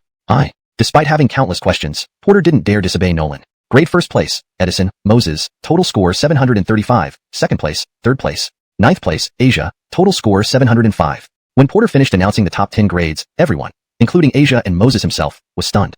The whole class felt numb. Damn. With a total of 735 points plus 15 bonus points, it's a perfect score. They couldn't fathom how Moses moved from second to last in the grade to first. Teacher Branson, I suggest we copy the classroom surveillance footage. That way, we can catch evidence of Moses cheating during the exam. Thinking about it, Porter couldn't resist proposing this to Nolan on the podium. Chapter 37. Is the campus beauty going to take the fall for me? Porter instantly regretted his words as soon as they left his mouth. Judging by Teacher Branson's protective demeanor, he feared another 50 push-ups were on their way. Damn it. How did this guy Moses manage to pull this off? Not only did the top campus beauty fall for him, but even the Demon King seems to be favoring him. Thank heavens he's just a fake scholar who dared to cheat during the Demon King's supervision. He'll soon get what's coming to him. Well said. Whether there was cheating or not can be confirmed by reviewing the surveillance footage. Just when Porter thought the Demon King was about to punish him again, the latter smiled and surprisingly agreed. Was the sun rising in the west today? Wasn't it agreed that the Demon King would always favor Moses? Why was he setting up surveillance now? Could it be that the Demon King planned to first suppress then exalt? Yes, it must be like that. After all, every student caught cheating before was mercilessly punished by the Demon King. Nolan had no idea what Porter was thinking. He plugged in the USB drive he had prepared earlier into the computer. As the multimedia system started, the screen soon displayed the examination scene from 2 days ago. To save time, Nolan played the footage at 4 times speed. Though the images were flashing quickly, all the students watched the screen intently, afraid to miss any detail. Stinky, old deskmate, maybe you should apologize to Teacher Branson now? If you do, perhaps the punishment later will be lighter, whispered Asia from below, turning to give Moses a gentle reminder. It wasn't that she didn't trust Moses. Rather, his rapid improvement was too unbelievable. Over the past 3 years of high school, Moses and Ronnie always occupied the bottom 2 spots in class rankings. Suddenly, Moses leaped to the top. No one could believe it. Apologize? Why should I? Moses glanced sideways at Asia, and then cast a look at the other students' serious expressions. His heart couldn't help but feel sentimental. If his obedient wife were here, she wouldn't doubt him like these ordinary people.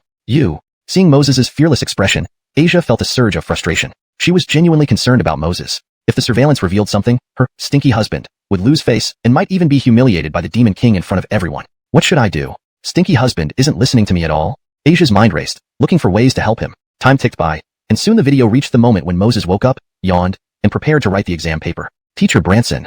Seeing this, Asia reacted without hesitation, loudly calling out and raising her hands high. Student Asia, is there something wrong? What's up? Nolan paused the video, confused, and asked her. Teacher Branson, regarding Moses's test score this time. In fact, it was I who helped him cheat. Punish me if you must. Asia clenched her teeth and took the plunge. Her declaration sent shockwaves through the entire classroom. Wow, the top campus beauty helping Moses cheat on the exam? Is this how audacious things can get? However, watching this unfold, Porter felt an acidic bitterness welling up inside him. Glaring fiercely at Moses, he cursed inwardly. Moses, damn your entire lineage for 18 generations. What right does a slacker like you have to make my goddess cheat for you? And now, dragging her down with you. May you go to hell. You helped Moses cheat? Nolan stood dumbfounded at the podium, staring at Asia. Yes, exactly that. Moses has done so much for me before, so during this exam, I offered to help him cheat. I wanted him to feel proud once before graduating from high school, free from mockery. Asia calmed herself as she spoke. Pausing for a moment, she continued, as for how I cheated, it's quite simple. I mimicked Moses's handwriting and filled my own paper with correct answers. Then, while you weren't looking, we swapped papers. As Asia finished, silence engulfed the classroom. Cheating in such a manner, who would have thought? We never considered that before. The moment this thought popped into some slackers' minds, it was quickly dismissed. Come on, Asia's method required a scholar's cooperation and mimicking handwriting. Scholars are usually very aloof and wouldn't bother going to such lengths for a slacker. Teacher Branson, I think there's definitely something fishy going on here. It must be that Moses used some trick to threaten student Asia. After all, over 3 years, everyone knows Asia wouldn't willingly help a slacker cheat. So, please only punish Moses. Despite his heartbreaking, Porter couldn't stand seeing his goddess suffer alongside a scumbag like Moses. Thus, he tried his best to defend Asia. Chapter 38. Rylecking the dog to the end, ending up with nothing. Unfortunately, it's a case of one-sided love and unreturned affection. The more Porter talked like this, the more Asia detested him. I'm covering for my own husband. Why do you need to meddle? This Porter is just too despicable. Asia bit her red lips lightly, glanced at Porter, and her beautiful eyes were filled with disgust. She then shifted her gaze to Nolan. She sincerely said, Teacher Branson, one must take responsibility for one's own actions. Benjamin Fayou did not threaten me in any way. All this was done voluntarily and willingly by me. At that moment, Porter's eyes turned slightly red. Why? Why does the goddess insist on taking the blame for Benjamin Fayou? Doesn't everyone know how much the Demon King hates cheating students? No. Teacher Branson, regarding the cheating incident, it was Benjamin Fayou who threatened. The day before the exam, I personally overheard Benjamin Fayou threatening student Asia. While Porter kept trying to exonerate Asia, Moses, sitting on the chair, sneered and suddenly spoke up, Rylek the dog, lick until there's nothing left. Why be a lapdog when you can be something better? Sigh. In today's world, people have lost their integrity. After finishing his words, Moses cast a sidelong glance at Asia. Honestly, cold sweat began to bead on Asia's forehead. Watching her shoulders tremble slightly from below, Moses knew she probably couldn't handle the problem. Forget it, considering how this silly girl stood up for me just now, I should help her out too. Taking a deep breath, Moses slowly turned his gaze to Nolan. Teacher Branson, give me some face. Let's end this matter here. Don't make it difficult for my seatmate. She had good intentions. Moses watched Nolan calmly, speaking with composed confidence. However, when his words reached everyone's ears, the entire class involuntarily gasped. From the back row, Ronnie couldn't resist muttering, damn, Moses is incredible. But after saying it, Ronnie suddenly remembered the Demon King standing on the platform. He quickly covered his mouth tightly with both hands. Peeking cautiously at the Demon King, seeing that he didn't notice him, Ronnie breathed a sigh of relief. Close call. He almost ended up in trouble with Moses. Speaking of which, what got into Moses today? Did Ryleing Jackson-Rue give him courage to ask the Demon King for a favor? As an underachiever, what face would the Demon King give you? Except Ronnie, as everyone else thought Moses was about to get into trouble. Nolan's old face twitched slightly. Then, he smiled at Moses, just like that charming half-smile that charmed the world. Since student Moses has spoken, I will give him some face today, and won't make things hard for you. Go back to your seat. In the future, don't casually cover for others, or other teachers might not be as lenient. Turning around, Nolan cautioned Asia. Hearing these words, all the students were not just shocked, they were nearly speechless. A slacker like Moses asks for face, and you actually give him some? And as a Demon King, how can you be so lenient? Okay, sure. Asia responded blankly to Nolan, then dazedly returned to her seat, staring at Moses in confusion. When did my stinky husband gain so much face? Even the Demon King gives him respect? In fact, Moses's newfound confidence stemmed primarily from his recent exam results. Since getting the idol system, how many days had passed? He rose from second to last in grade ranking straight to first place. To put it bluntly, with such grades, he'd be sought-after talent anywhere. Could Nolan, as the head of the senior year, not see this? Chapter 39. Stinky husband. For me, you've endured humiliation for 3 years? Stinky husband. Oh no, stinky seatmate. How did you suddenly become so powerful? After cheating on the exam, Big Demon didn't even bother you and showed you such respect. Asia returned to her seat and, taking advantage of Nolan's inattention, whispered excitedly to Moses. Putting aside the cheating incident, the simple phrase, Mr. Branson, give me some face, which Moses had said just now, exuded an aura of authority that impressed Asia greatly. The calm, strategic brilliance, and decisive command from afar was simply unmatched by all the boys in school. It was too cool. Noticing the admiration and excitement in Asia's big dark eyes, Moses did not show any joy but instead sneered. I told you before that you were foolish, and you still wouldn't believe it? It may seem like I got a moment of glory when Big Demon gave me face just now, but in reality, this glory comes at a price. The next time Big Demon asks for a favor, what do you think I should do? Looking at Moses's displeased expression, Asia came back to her senses. It seems to be true. All this happened because you insisted on taking the blame without thinking things through. Now you've given away a free favor to Big Demon. After Moses finished speaking, Asia's beautiful face showed signs of grievance. Pouting her small pink lips, she whispered softly, but, I only wanted to help you. After all, if Big Demon caught you cheating, he would definitely punish you severely. Asia mentioning this matter made Moses feel a pang in his heart. Asia, can you use your brain at all? Not just Big Demon, look at other teachers. Would they take their time checking surveillance if they caught a student cheating? Moses held his forehead, looking at her as though she were a fool, and responded bluntly. Stinky seatmate. Are you saying you didn't cheat at all? You actually got first place in the grade with your real abilities? Asia ignored the term pig brain Moses had used and widened her eyes in shock. Following Moses's reasoning, Asia realized more and more that this could indeed be true. First, Big Demon was watching closely during the entire exam, giving Moses no chance to cheat. Second, Moses always slept most of the time, only waking up in the last half hour to write the exam.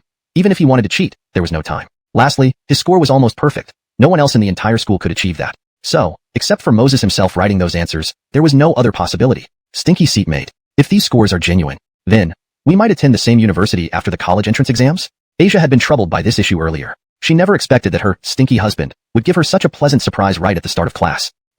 Which university do you plan to apply to? Moses originally intended to refuse outright but reconsidered and decided to hedge a bit. I plan to apply to... Wait, why are you asking me this?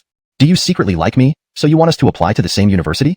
Asia was about to answer when she suddenly caught on. She looked at him suspiciously. Asia, are you trying to make me die laughing, so you can inherit my Huabe? I'm asking because I plan to avoid you, so we don't end up together by coincidence. After Moses finished speaking, Asia felt a strong urge to scold him. This stinky husband is too mean. You're making your wife mad. Forget it. I won't stoop to his level. Anyway, no matter what, we'll meet at the same university eventually. For now, let you gloat for now. Oh right, stinky seatmate. Why were your grades always at the bottom? How come they suddenly? Asia thought for a while but still couldn't figure it out. Moses' sudden transformation was too mysterious. To tell you the truth, this is all thanks to you. Originally, I planned to coast through high school and then soar during the college entrance exams. That way, I wouldn't have so many admirers at school. This way, my obedient wife wouldn't get jealous over other girls. But I never anticipated that my obedient wife would insist on sending you to tutor me. And I didn't want to have any relationship or entanglement with you, so I had to expose myself early. After Moses finished, he reviewed his words and nodded. Yeah, that makes sense. The reason and excuse were fully justified and wouldn't reveal the incredible secret system he possessed. Stinky seatmate, you, for me, my best friend, your obedient wife. You actually endured humiliation for 3 whole years? These past 3 years, as a struggling student, both teachers and classmates looked down on you. At that moment, tears welled up in Asia's eyes as she gazed at Moses with deep gratitude. She never imagined that Moses hid his super academic prowess just for her sake. For my obedient wife, I'm willing to do anything. And besides, why are you getting emotional over nothing here? This has nothing to do with you. Moses frowned, looking at Asia disdainfully. Asia's red lips slightly parted, and besides the tears, her eyes were filled with deep affection. If it weren't for the wrong time and place, she would have hugged Moses tightly and kissed him passionately. This stinky husband, driving her wild. Oh no, driving her. Moved to tears. Chapter 40. Egbert cried. Why is it always me who gets unlucky? While Moses and Asia were whispering below, on the podium, Nolan had already pressed play to continue showing Moses' exam situation. In the video, after Moses woke up, he stared at the test paper for a few seconds. Then he started writing furiously, so fast that it was astonishing. This scene made all the students momentarily suspect that this guy wasn't even using his brain while writing the test paper, surely scribbling randomly. But this thought was quickly dispelled by everyone. If he really scribbled randomly, how could he have gotten first place in the grade? After the Chinese surveillance video finished playing, everyone was still dazed. Nolan had already started playing the math proctoring video. This time, Nolan did not show Moses sleeping but directly skipped to when he woke up. Damn, Moses is awesome. You can get such high scores on both Chinese and math exams just by guessing? Looking at the video, Ronnie couldn't help but exclaim. Upon hearing this, Nolan shot him a glare. After fast-forwarding through the proctoring video, his eyes swept across all the classmates. Finally, his gaze landed on Egbert. Classmate Egbert, what do you have to say now? Nolan's voice wasn't loud, but it hit Egbert like a heavy hammer. Me? What can I possibly say now? Moses, this bastard, must have been possessed, no, by a study god. Otherwise, how could he finish the test in only half an hour and still come out top? Seeing Egbert not responding, Nolan didn't want to waste time with the student. Turning to the whole class, he slowly said, I know you're still unconvinced, even doubting Moses' exam results. But you've seen the surveillance. During the exams, Moses showed no signs of cheating. Seeing some students still looking unconvinced, Nolan smiled and continued. Of course, at this point, you might say, did Moses know the questions or answers beforehand? But I can responsibly tell you, that's impossible. Even if Moses knew the answers beforehand, could you memorize all of them word for word overnight?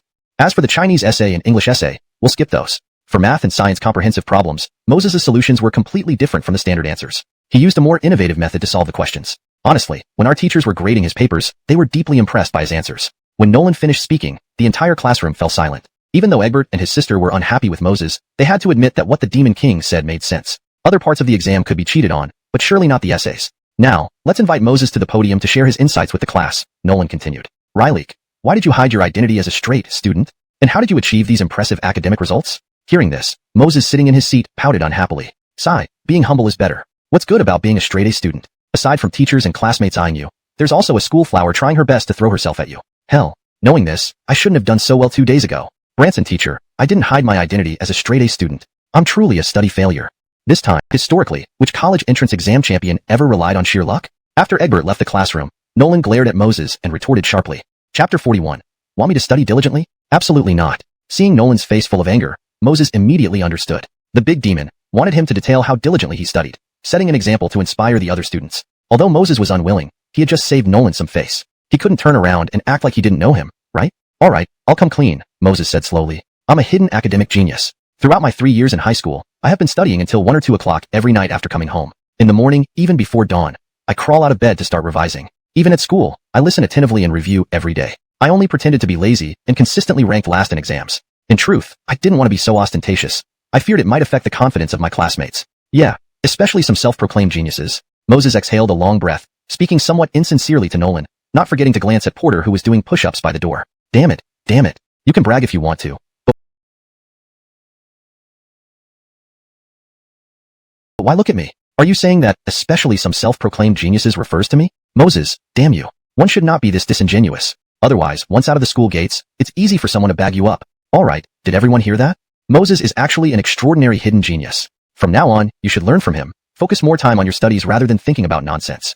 Especially those self-proclaimed geniuses who think that because they have some achievements, they can go tattling on their classmates. If you have that time, you'd be better off solving more problems, memorizing more classical Chinese essays and ancient poems. Nolan was very satisfied with Moses's response. This was exactly the effect he wanted. After all, how could a sudden turnaround by a struggling student, due to talent alone, set a good example for everyone else? Porter, standing by the door, felt his face falling after Nolan's roundabout criticism. He cursed inwardly non-stop. Big Demon King, you aren't being honest either. I've already endured so much punishment. Now you're hinting that I reported others behind their backs? After finishing his curses, Porter sneaked a peek at the other students punished for tardiness beside him. Seeing their glaring eyes fixed on him, he trembled, fear flickering in his eyes. Moses, you don't need to be so low-key in the future. Your grades should speak for themselves. This is the reward for your hard work. And I believe that because of your performance, the other students will try harder and strive to catch up with you. Nolan nodded appreciatively towards Moses, then turned to the class. After his speech, Nolan instructed the students to pass out the tests and quickly redo any wrong answers. As for Moses, he called him to the corridor. Mr. Branson, do you still have something else to discuss? On the corridor, Moses's eyes showed a hint of dissatisfaction. This was the best time to sleep, fish, and claim rewards. But here was Nolan troubling him again, interrupting his precious sleep. I have a set of 5-year college entrance exam practice materials here. With your pace, it should only take a few days to finish. When that's done, I'll get other teachers to specifically tutor you based on your results. Nolan pulled out a stack of ready-made test papers and handed them over to Moses. The stack was easily over 10 centimeters high, making Moses's face twitch. Sure, I solve problems fast, but it requires thought too. And if I really dive into these, how would I still manage to laze around and collect rewards? No, Mr. Branson. This gift is too precious for me.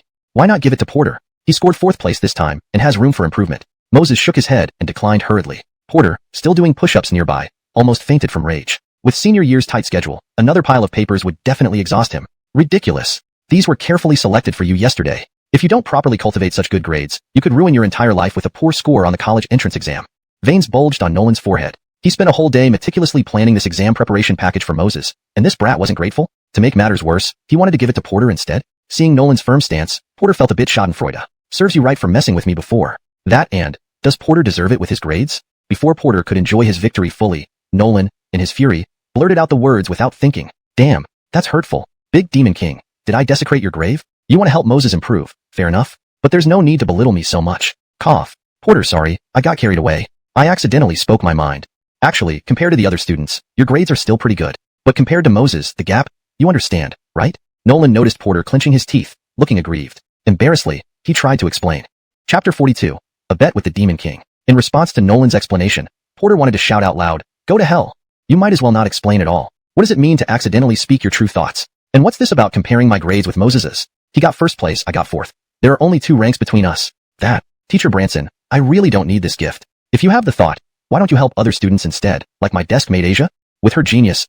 Oh no, I mean her intelligence. If she puts in more effort, she could possibly enter the top 5 of the grade. Moses earnestly recommended to Nolan. Ordinarily, he might have found some entertainment in Porter's tormenting situation. But now, he wasn't in the mood for any of that. Make him study diligently? Impossible. Never in this life. No way, this motivational gift is meant for you and you alone. Nolan became irritated. This brat infuriates me. Today, I refuse to believe I can't manage you. Seeing Nolan's determination, Moses also lost his temper. He sneered, Teacher Branson, I've tried to reason with you, but you just won't listen.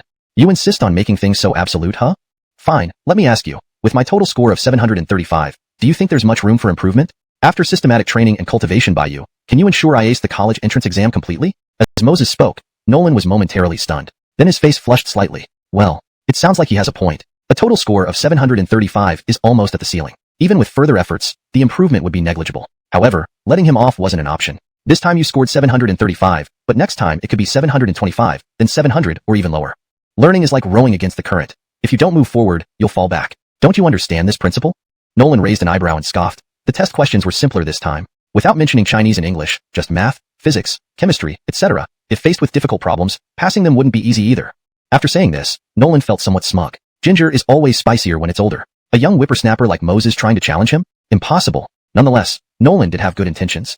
Moses clearly possessed extraordinary talent, and during the final review period, failing to prepare thoroughly could affect his college entrance exam results significantly. He didn't want to see such potential go to waste due to idleness, so he devised ways to help Moses improve. But this kid was as stubborn as a stone in a toilet, refusing to learn.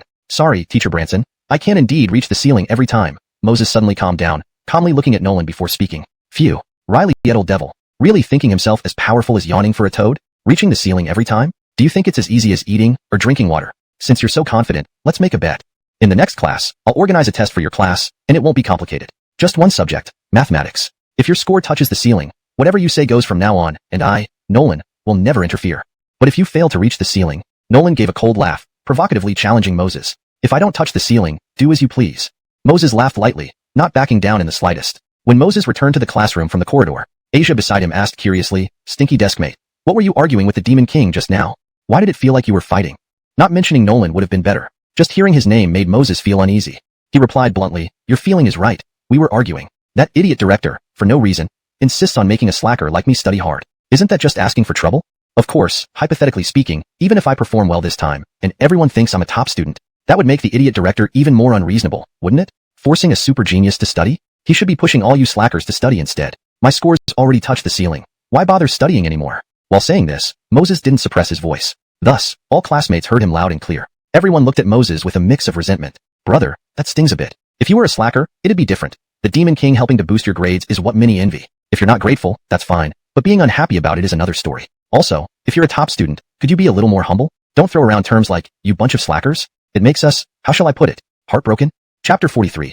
Are you guys obsessed with surprises? Just as everyone was inwardly lamenting that Moses was nothing, the bell signaling the end of class rang. Everyone had hoped they could finally get some rest and alleviate their grievances. But no sooner had this thought crossed their minds than Nolan strode in with a stack of test papers. Class, we're having a surprise math test in the next period. Now, let's begin distributing the test papers, he announced. He then handed out the papers to the first row of students, who passed them down. What the hell? Another exam already? We just took one a couple of days ago, had one rest day yesterday, and here it is again today. Is there no end to this madness? If everyone knew that this impromptu math test was entirely due to Moses, they'd likely be ready to dig up his family graves. Complaints aside, the exam still had to be taken seriously, especially the top students in class. Standing at the podium, Nolan's eyes lit up when he saw Moses start answering questions, a hint of satisfaction flashing in his eyes. Boy, these questions are from last year's math Olympiad competition. If you can ace it, I'll spell my name backwards from now on. Indeed, this was Nolan's hidden agenda. Now that Moses had agreed to the bet, teaching him a lesson became much easier. One set of Olympiad problems should do the trick. Hold on, something feels off. These are math Olympiad questions. How can he answer as easily as if it were just another regular exam? He doesn't even pause to think before starting to write answers. This is a joke, right? Nolan's brow furrowed in confusion. After wrestling with his curiosity for a while, he couldn't help but walk slowly towards Moses. Standing on tiptoe, he peeked at Moses's test paper. Holy crap, he blurted out.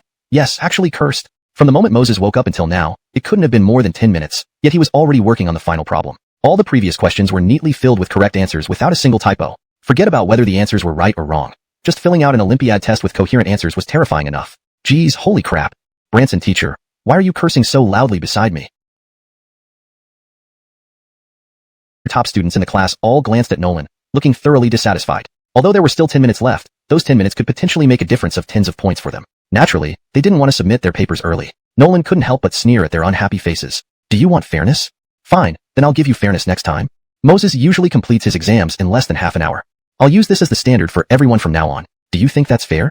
Upon Nolan's words, the students' faces flushed red. What the hell? You call this fair? Should we hand in blank papers if Moses does? Or get perfect scores if he does? Enough. Stop stalling. Hurry up. There are only 10 minutes left. Nolan glared at everyone, and then walked to the podium with Moses's paper. To be honest, this test was targeted at Moses. As for the other students, they were merely accompanying him. The reason Nolan asked them to submit early was that he didn't want them to dwell on these difficult questions, which could easily affect their subsequent learning attitude. But he couldn't say this outright, or how would the students feel? After taking such a hard exam, they'd end up feeling like they had wasted their time.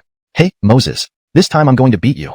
These questions are so difficult. I don't believe you can get a perfect score within 10 minutes. As long as it's not a perfect score, I still have hope. Seeing that Nolan agreed to give them the remaining 10 minutes, Porter clenched his teeth while staring at his paper. At the podium, Nolan took out a red pen and started grading Moses's paper. Multiple choice. All correct? Fill in the blanks. Also all correct? And the big questions, whoa, every solution has an unconventional approach. The key is they're all correct. As Nolan continued marking the paper, waves of shock surged through him. These were math competition questions. Even the most gifted students would find it challenging to match Moses's performance. Apart from leaving one big question incomplete, Everything else was answered correctly. If that was all, it wouldn't be too surprising. But Moses' speed was simply superhuman. Is this guy defying the laws of nature? At this level, he won't just beat all the students in the school. He might even surpass those so-called geniuses. Looking at the last unfinished big question on Moses' paper, Nolan's eyes gleamed with excitement. Although Moses didn't complete it, he had almost done so. If given another minute, no, half a minute, the answer would be entirely complete. With that, a perfect score would be guaranteed. This kind of talent must be nurtured properly. Aiming for the top national score in this year's college entrance exam. With that, our school and I, as head teacher, would gain so much prestige. Imagining the scene 3 months later made Nolan almost drool. Mr. Branson, the time is up. Students can submit their papers now. Ronnie, standing at the classroom door, couldn't help but remind Nolan, who was laughing foolishly. He would get sunburned if they stayed out too long. Oh, okay. Nolan came back to his senses and wiped the saliva from his mouth. Standing up, he said, well, everyone did quite well today. Especially Moses. As for the papers, there's no need to submit them. Focus on reviewing instead, and don't worry about those questions anymore. When Nolan finished speaking, Porter, Samara, and Asia were bewildered. They spent an hour meticulously writing their answers, and now they weren't submitting them? Why not? Porter looked at Nolan indignantly. How would they see the results if they didn't submit? If there are no results, how can I beat Moses? Seeing Porter's insistence, Nolan thought carefully before saying, here's what we'll do. Next period, review on your own. If any student wants me to grade their paper, submit it quickly now. Upon hearing this, Porter and others lit up. Without hesitation, they rushed to hand in their papers. The struggling students in the class were equally delighted. Not having to submit the paper was a stroke of luck. Mr. Branson, I remember the next period is PE. I know seniors don't deserve PE, so you will stay here and tutor everyone. I'm going down to stretch a bit, so I don't end up wasting away from oversleeping. While Porter and the others were rejoicing over being able to submit their papers, Moses slowly stood up, yawned, and told Nolan. Chapter 45. Do you know what a ceiling score is? Watching Moses swagger out of the classroom with ease, many students felt an intense mix of envy. Mr. Branson, I also want to go downstairs for some activity. Oh no, exercise? Ronnie raised his hand timidly and asked Nolan. You want to go down too? Sure, bring your paper up here, let me check it. Nolan glanced at Ronnie calmly, lifting his head.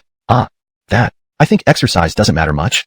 Mainly, I love the study atmosphere in the classroom. Ronnie's entire demeanor changed upon hearing this. Joking, if Nolan graded his paper, he would surely get a 0. If the devil had a bad mood, he might even ask him to take it home for his parents' signature.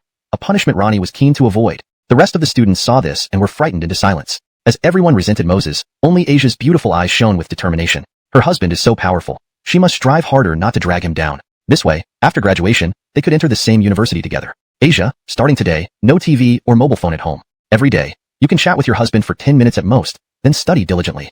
Asia took a deep breath, silently motivating herself. Halfway through the 3rd class in the morning, sitting below, Egbert noticed Nolan put down his red pen. His eyes lit up. Without any surprise, the devil should have finished grading all papers. Mr. Branson, if you've finished grading, can you announce everyone's scores? Egbert hesitated slightly before gathering courage to ask Nolan. Hearing this, Nolan glanced at Egbert and other top students without refusal, nodding directly. Letting them know how far behind Moses they are might be good for them. This way, they would aspire to catch up with Moses and study hard. Actually, Nolan's thought process isn't flawed, but he ignored a key person, Egbert. Any sensible person can see that Egbert doesn't get along well with Moses. Announcing Moses's extraordinary score will certainly devastate Egbert. Asia, 89 points. Samara, 86 points. Egbert, 88 points. Zhao Jerichog, 75 points.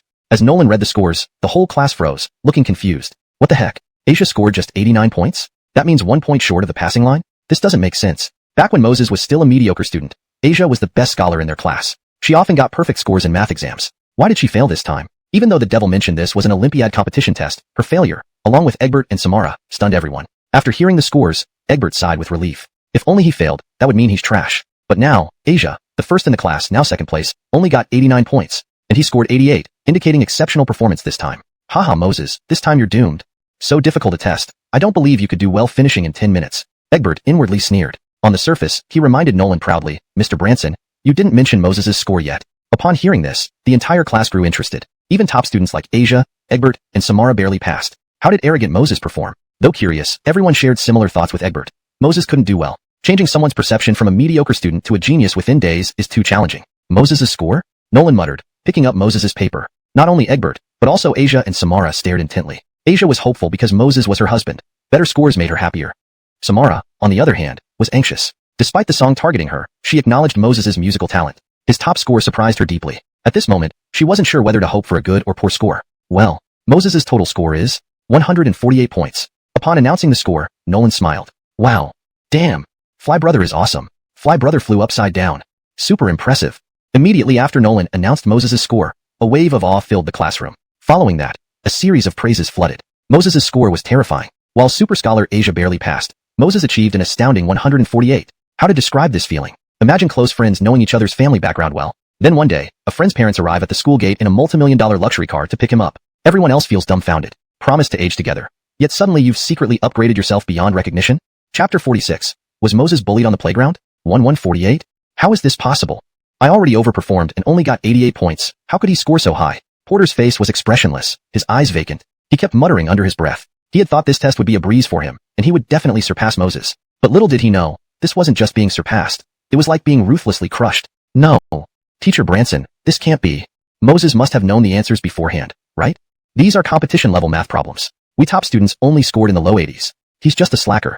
If he didn't know the answers ahead of time, how could he get such a high score? Are you saying he can compete with those geniuses? Desperate, Porter slammed the table hard, glaring at Nolan and yelling loudly. Nolan was taken aback by Porter's sudden outburst but quickly recovered. Moses' score must have hit him too hard, driving him mad. Porter, please watch your words and temper. You heard me challenge Moses in the hallway. So, you should know that all of you were merely accompanying participants, or rather, I wanted to test Moses' true strength. Logically, I couldn't have given him the answers beforehand. Nolan frowned slightly, unusually not lashing out at Porter but instead patiently explained. As for your comparison between Moses and those geniuses, now, I can tell you seriously and earnestly, he doesn't need to compare himself to any geniuses. Because he himself is a genius. In this exam, you saw he only scored 148 points, but in fact, it was because he left 2 steps unfinished in the last problem. As you saw, he submitted the paper early, displeased by my interruption, thus neglecting to write the final 2 steps. Otherwise, his score would have been absolutely at the highest level.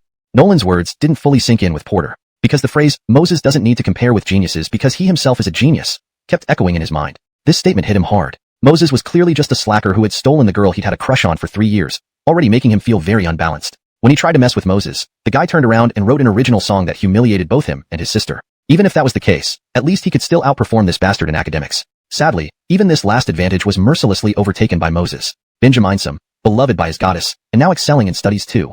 One blow after another made Porter both hate and feel powerless against Moses. What could he do when he couldn't match up in anything? What's the point?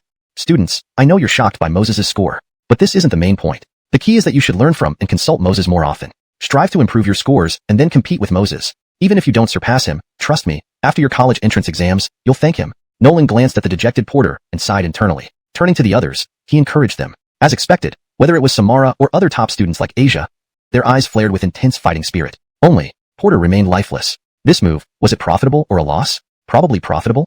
Sacrificing Porter to fulfill the other geniuses? Besides, Moses' peak performance can't be hidden. Since Porter will eventually be utterly defeated, better let the storm come sooner. At least this way, Porter can become hopeless sooner. Yeah, this logic checks out. Nolan mused to himself. Holy shit. Something's wrong. Moses seems to be bullied on the playground. Just as Nolan was pondering how to keep Moses focused on studying, Ronnie's exclamation caught his attention. Looking towards the window, Ronnie was leaning anxiously. Before Nolan could react, a slender figure darted out of the classroom. Rileying, Asia. Watching her back, Nolan was baffled. Teaching for decades, it was the first time he was ignored consecutively by 2 students during class. Forget Moses, this guy wasn't normal anyway. But Asia going this far was quite over the line. Taking a deep breath, Nolan didn't dwell further and rushed to the window. Sure enough, Moses was surrounded by a group of male students on the playground. These boys looked menacing at Moses, clearly not with good intentions. Oh no, holy shit. Daring to bully my fat brother's friend, looking for death. Moses, don't be afraid. Wait for me. I'm coming down to help you. Ronnie yelled out the window and hurried away. Standing there, Nolan was speechless. Damn. Moses, though surrounded by several male students, wore a smile, calm and composed. Where did you see fear, fatty? Chapter 47. Moses, man up. Class 1 of grade 3, as the top-tier class, wasn't as harshly regimented as other classes. They had a physical education class every week specifically for relaxation. Moses had planned to come down for some fresh air and check on his barbecue shop in passing. However, as he passed by the playground, he saw that Bridger's class was having PE. Bridger spotted Moses and immediately rallied a group of cronies around him. Well, isn't this our grade's second-worst slacker? Why are you wandering out during class hours instead of staying in the classroom? Bridger looked at Moses with disdain and mockery. The events of yesterday were still fresh in his mind. That scoundrel not only stole his goddess, but also rubbed his nose in it with his musical skills. Today, he wouldn't let this opportunity slip away easily. Ciao Jericho, I know why. Apparently, when the tyrant was invigilating the exam the day before yesterday, this guy openly dared to sleep, challenging the authority. Now he's out here walking around. Either he's been expelled by the tyrant, or has gone home to get a parent. One of Bridger's minions glanced at Moses and sneered sarcastically. In my opinion, trash like some bottom-of-the-class student just ruins our school atmosphere. Such garbage affects the class's average score and is like a rotten rat dropping in the school. If I were some people, I would have jumped off the building by now. Such a failed life is meaningless. Each person chimed in with mocking words, making Bridger feel particularly vindicated. Serves him right for bullying me and flirting with my dream girl yesterday. Now you're having a bad day? You deserve it. Seeing Bridger and company's arrogant demeanor, Moses smirked. He was about to teach them a lesson for their parents' sake when a graceful figure darted into the scene. What are you guys doing? Don't bully my former desk partner. It was Asia, who came running down first. She spread her arms wide, shielding Moses behind her. Even though Moses stood behind her, he could see the sweat trickling down her neck and her flushed cheek. Clearly, she had run all the way from somewhere. This fool, what's she up to? Making me look like a pretty boy. Besides, as a girl, if anyone needs protection, it should be me protecting you. Although Moses's face showed appreciation, his heart was filled with frustration. Dream. Xiaoming, we just want to talk to Moses without any ulterior motives. Looking at Asia's protective stance. Fight with such a heavyweight, lest he end up being crushed. Idiot, this is a school. We don't want trouble unlike you. After all, we are elite students of Class 1. Fighting you, a slacker, would dirty our hands. Bridger replied disdainfully to Ronnie. Go to hell. Who said I dirtied your hands? Say that again and see what happens. Ronnie, short-tempered as always, lost control and rolled up his sleeves, ready to engage in a fight with Bridger. Chapter 48. Good son, call me dad. Exactly, I'm talking to you.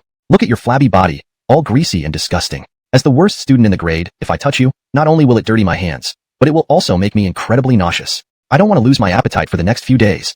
Bridger glanced sideways and saw the physical education teacher slowly walking over. He acted even more brazenly. If he could thoroughly enrage Moses and Ronnie now, and once they laid a hand on him, the PE teacher would catch them red-handed. At that point, the least punishment would be a reprimand, and at worst, expulsion. What the hell? Moses, move aside. If I don't beat this bastard to death today, I'll change my surname to his. Ronnie's eyes were somewhat bloodshot, gritting his teeth with fury. Seeing Ronnie about to charge forward, Moses couldn't help but kick him hard in the— You have real guts. The school repeatedly warned against bringing phones, yet you still brought one. Haha, prepare to clean the toilets. One lackey beside Bridger yelled excitedly. Asia, noticing the PE teacher and Big Demon approaching, panicked. Without thinking, she blurted out loudly, this phone is mine. Everyone, including Bridger and company, froze in shock. Moses raised an eyebrow. This silly girl, protecting me so fiercely? I'm just your desk mate. Why are you constantly covering for me? If this keeps up, everyone in school might misunderstand and think we're dating. Also, I took out the phone to show off, okay? Why are you disrupting my cool moment? Taking a deep breath, Moses ignored Asia, opened the phone, and quickly played a recorded message at maximum volume. Bridger, didn't you agree to call Moses dad if you lost? You should hurry and call him. Yeah, call daddy. As the mocking voice from Moses's phone echoed, everyone fell silent. What the heck is going on? What did Moses play? Why does everyone need Bridger to call Moses dad? While others were confused, the recording continued. I call dad. Upon hearing dad, Bridger's lackeys and Ronnie drew sharp breaths. The voice was undoubtedly Bridger's, there was no doubt. But why did Bridger willingly call Moses dad? This doesn't make sense. Others didn't know the situation, but Moses, Bridger, and Asia understood perfectly. Hearing this, Asia regained her composure, covered her lips with her fair hand, and giggled secretly. Bridger's face turned beet red, staring daggers at Moses, wanting to fight him on the spot. This bastard. Moses had secretly recorded yesterday's events. You guys, what are you doing?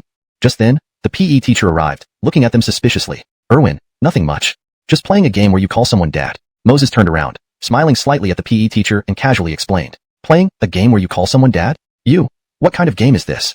The PE teacher scowled, glaring fiercely at Moses and Bridger. Moses was a troublemaker, but Bridger and his friends were top students. Playing such a game with a troublemaker and losing would be humiliating. Erwin, this is a serious game. 2 days ago, we had a simulation exam. When I came down for some exercise, I happened to meet classmate Bridger. He insisted on comparing our test scores. The loser has to call the winner dad. Moses's expression turned serious, looking at the bewildered Bridger and the PE teacher. I'm just a troublemaker, but I felt good during the exam and thought I could compete with Bridger. If Erwin doesn't believe me, you can ask Bridger. Hashtag chapter 49. The Rhylight of Fireflies, dare to contend with the sun and moon? Bridger, what are you doing? The PE teacher asked hesitantly. If Moses and Bridger had made any other kind of bet, he could have lectured them. But this was a study-related bet, which counted as healthy competition, so he couldn't say much. Sure. It wasn't because he favored Bridger or anything. That's right, Cruz. We're just having a friendly academic competition, Bridger replied quickly, nodding. Whoever scores lower has to call the other dad. Although this wager might seem a bit unconventional, it encourages everyone to study harder, so I don't think it's inappropriate. Just then, Moses had embarrassed him in front of everyone with that recording. Bridger was thinking about how to regain his dignity when, surprisingly, Moses walked right into the trap himself. Alright, carry on then. As long as there's no conflict, do as you wish. The PE teacher nodded, and seeing the great head approaching, he left without further ado. Cruz, what's going on? Great head Nolan frowned, asking the PE teacher. To him, Moses was like his cherished jewel. Anyone who dared bully Moses in this school was practically opposing him. Oh, nothing serious, just Bridger and Moses betting on their test scores from the day before yesterday. Whoever gets the higher score gets called dad by the other. Though the stakes are a bit much. I considered it positive competition and didn't intervene much, the PE teacher explained. Hearing this, Nolan froze momentarily, glancing instinctively at Moses in the crowd, feeling exasperated. No doubt, this bet was proposed by Moses. He had worried so much for nothing. Oh, alright, I'll be heading back to class then. Carry on. Nolan saw Moses wasn't at a disadvantage, so he simply nodded at the PE teacher and left. The exam results were only announced in Class 2 of Grade 3 by Nolan. Other classes would learn later in the afternoon. Though he was curious how Moses knew, it didn't matter as long as Moses wasn't being bullied. In the crowd, after seeing the big devil leave, Bridger and his gang sighed in relief. Moses, heaven has its path, but you chose not to follow. Hell has no door yet you walk straight into it. This time, prepare to call me Dad. And you can't deny it. Everyone heard it clearly. Bridger ignored the opportunity to expose Moses's phone possession. Instead, excitedly, he reminded Moses. He thought Moses suggested the bet due to panic from the appearance of the PE teacher and the big devil. Unfortunately for him, it backfired. Why would I deny it? Moses looked surprised at Bridger. Moses revealed the bet before the PE teacher not because he knew other classes weren't aware of the grades yet, but because Bridger kept calling him a scholar failure. If they knew the ranking, they wouldn't make such statements. So, Moses decided to go along with it. Good, very good. Moses, I admire your courage. Bridger sneered. Pausing, he continued, though we need to wait till afternoon for official rankings, let's share our total scores now. That way, we can settle the bet immediately. When Bridger said this, Moses smiled. So did Ronnie beside him. Even Asia, watching Bridger from behind, felt sympathetic. TSK, why challenge anyone else if you're challenging my husband? Come on, Bridger, tell us your score first. Ronnie couldn't wait and blurted out. Laughing proudly, Bridger boasted, pay attention. Chinese 135, Math 140, English 145, Science 280, total 700. His lackeys praised loudly, Brother Jericho is powerful. With Brother Jericho's score, he can choose any university after the college entrance exam. Exactly, someone with top-tier performance like Brother Jericho doesn't deserve to be compared to the lowly scum. Congratulations, Brother Jericho, gaining a scholastically challenged son. Bridger floated high with these praises. Everyone, keep it low. Don't scare the wits out of certain scum. It's only a 700 score. Besides, someone like Moses shouldn't do too badly either. Bridger shot a smirk at Moses, full of mockery. Looking at Bridger's arrogance, Moses, Ronnie, and Asia exchanged glances and couldn't help but smile. They thought of how pathetic Bridger would feel soon. Poor guy indeed. Chapter 50. The top beauty goes online to defend her husband. Student Bridger, I think you should consider whether you want to withdraw your bet. After Moses announces his score, it will be too late to regret it. Ronnie took a couple of steps forward, feigning concern, and warned him out of apparent goodwill. Feeling Ronnie's false concern, Bridger laughed even more uncontrollably. In his view, the fatso Ronnie was just bluffing. Trying to scare him? Fat chance. Just look at how poorly Moses studied. Forget scoring 700 in total. He'd probably ace Moses with even a 250. The terms of the bet were clearly heard by everyone. At this moment, anyone who backs out is a coward. Bridger chuckled lightly, firmly closing all exits for himself. Sigh, biting the hand that feeds you, not recognizing good intentions. You see, sometimes people must heed advice. For those who refuse it. Because it's true. Not only did Moses score 735, but he ranked first in the grade. Just now, Mr. Branson announced the scores in class. If you don't believe it, ask our classmates or Mr. Branson himself. Hearing Asia's words, a hint of panic flashed in Bridger's eyes and his followers. If Moses or Ronnie had said it, they wouldn't have believed it. But from Asia, a top student and a school beauty, it was different. Such a person likely wouldn't lie. But come on, this was too absurd. In past exams, Moses was always near the bottom of the class. Suddenly becoming number one seemed impossible. No way. There must be something wrong here. The goddess has been taken in by Moses. So, she's covering for him now, trying to fool us. She might even want to call me Dad. Why else would Moses suddenly score so high? Bridger's thoughts raced, quickly piecing together this explanation. Before Bridger could speak again, Asia interrupted once more. Didn't you all see Mr. Branson walking over here? Haven't you wondered why Mr. Branson, the tyrant teacher, saw us three strolling on the playground without punishing us? My seatmate was late yesterday and today, yet faced no punishment or public reprimand. Isn't this enough to prove something? Pausing, Asia's gaze turned icy. If you still refuse to believe it, that's fine. Then let's make an even bigger bet. After the official results are published, if you lose, write Moses is my grandfather on your face. Impressed by Asia's bold move, Moses inwardly gave her a thumbs up and shot a scornful glance at Ronnie. Riley, she showed you how to bluff. Compare her to your amateur moves. Sensing Moses's look, Ronnie looked indignant. Being a study dud who can't bluff well isn't exactly new to me, right? Recalling Asia's words, Bridger felt a wave of unease wash over him. Could Moses really have scored 735? If not, how does everything add up? Chapter 51. Why should the Demon King turn on the air conditioning or buy drinks for him? No, you're talking nonsense. Want us to believe that Gaylord is your son? Fat chance. Bridger's flunky saw Gaylord left speechless by Asia's words. He stood up straight and angrily rebuked Moses and his friends. However, as soon as he finished speaking, Moses silently took out his phone and pressed play on a voice recording. Bridger, didn't we agree that if you lost, you'd call me Dad? Quick, call Dad. Yeah, hurry up and call him Dad. Bridger, I'll call Dad. As this recording played again, Bridger's flunky froze, instantly deflating. Indeed, their Gaylord had already called Moses Dad. Now, Moses didn't need to trick anyone. Moses, you're deliberately doing this. Bridger's eyes turned red. That bastard Moses not only recorded it, but also played it repeatedly. At this moment, he felt like his lungs would burst with rage. In response to Bridger's anger, Moses simply shrugged indifferently, then picked up his phone, found Nolan's number, and dialed directly. Hello, who's this? As the call connected, Nolan's voice came through the speakerphone. Teacher Branson, this is me, Moses. I'm a bit fuzzy on the scores from the mock exam the day before yesterday. Could you remind me how I did in each subject? Moses asked calmly. Hearing this, Nolan immediately understood. It was undoubtedly due to the bet Moses made with the students in Class 1. They simply didn't believe his test scores. You scored 140 in Chinese, 150 in math, 145 in English, 300 in comprehensive science, for a total of 735 points. You're first in the grade. After a pause, Nolan added honestly without hesitation. Be careful out there in the sun. Don't get heat stroke. And besides, I've already had a student turn on the air conditioning in your classroom for you. You can relax when you come back. Oh right, Moses, I just thought about our study plan. Before Nolan could finish, Moses cut him off. Teacher Branson, let's skip the study plan. To make me study diligently? Impossible. Moreover, we agreed this morning that if I win, I say what goes. On the other end of the line, Nolan found Moses's refusal unhesitating and irritating. His face twitched, clearly trying to control his temper for the sake of the top college entrance examination student. Fine. No more talk about studying. In that case, since you're out in the sun, you'll probably be very thirsty soon. I'll bring you some chill drinks. How does that sound? But just as Nolan finished speaking, Moses abruptly hung up the phone. Chill drinks? This Demon King obviously just wanted to coax him into studying. As the strongest slacker of the new era, he wouldn't submit to studies. At this moment, Bridger and his classmates watched Moses storm off, astounded. What the heck? Did the sun rise from the west today? Not only did Moses score 735 points, topping the grade, but he spoke to the Demon King so arrogantly and ended up getting treated to air conditioning and chilled drinks? Since the school was founded, surely no student has been treated this way before. And Moses even looked unhappy about it. What did that mean? Ha ha ha. Bridger, did you hear that? The Demon King personally said Moses scored 735 points. So? Don't you think it's time you kept your end of the bet? With Ronnie's laughter ringing in the air, Bridger and others snapped back to reality, suddenly feeling very awkward. They thought they were bound to win, but now everything had changed. Well, are you saying Moses cheated? Or that he knew the answers beforehand? As for your childish assumptions, Egbert brought it up earlier in the classroom. But the Demon King presented the surveillance footage from the exam, confirming Moses' scores were valid. Ronnie explained preemptively, closing all loopholes for Bridger. Bridger's face turned ashen, his teeth clenched. He now realized Moses had done this intentionally when proposing the bet in front of the PE teacher. How foolish of him to fall for it. Now, should he call Dad, or not? That Gaylord, how about you call him? We are men of our word. Besides, you've already called once before. Doing it again won't make much difference. Just keep it between us, okay? Bridger's flunky whispered advice. They weren't trying to embarrass Bridger. Rather, they were afraid of the terrifying genius Moses. If Moses held a grudge against them, by listening to the flunky, Bridger considered it. After all, calling Dad once before didn't cause much trouble. So what harm could another call do? Dad.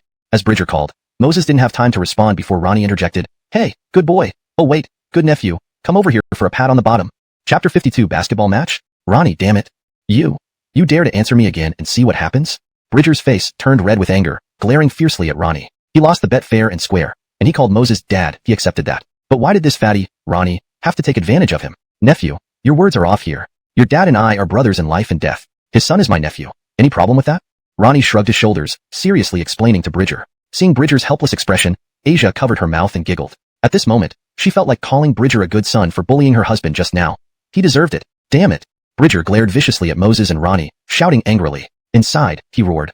I will remember today's humiliation. No, including yesterday. If I don't reclaim this dignity, then I'll be your son, Moses, or rather, I'm already Moses' son. Then, I am your grandson, Moses. Bridger, what are you two dilly-dallying over there for? Isn't he just a slacker? Not sorted out yet? Hurry up and come play basketball. A muscular guy called out from the nearby basketball court. This guy was Bridger's cousin, Galen, who was also in class 3-1. And his family had more clout than Bridger's by a margin. These sycophants around Bridger seemingly fawned over him, but in his mind, Moses' lips curved upward. Just as he was about to agree to Bridger's challenge, Asia grabbed his hand. Sorry, my genius deskmate needs to go back to the classroom to study. No time to play with slackers like you.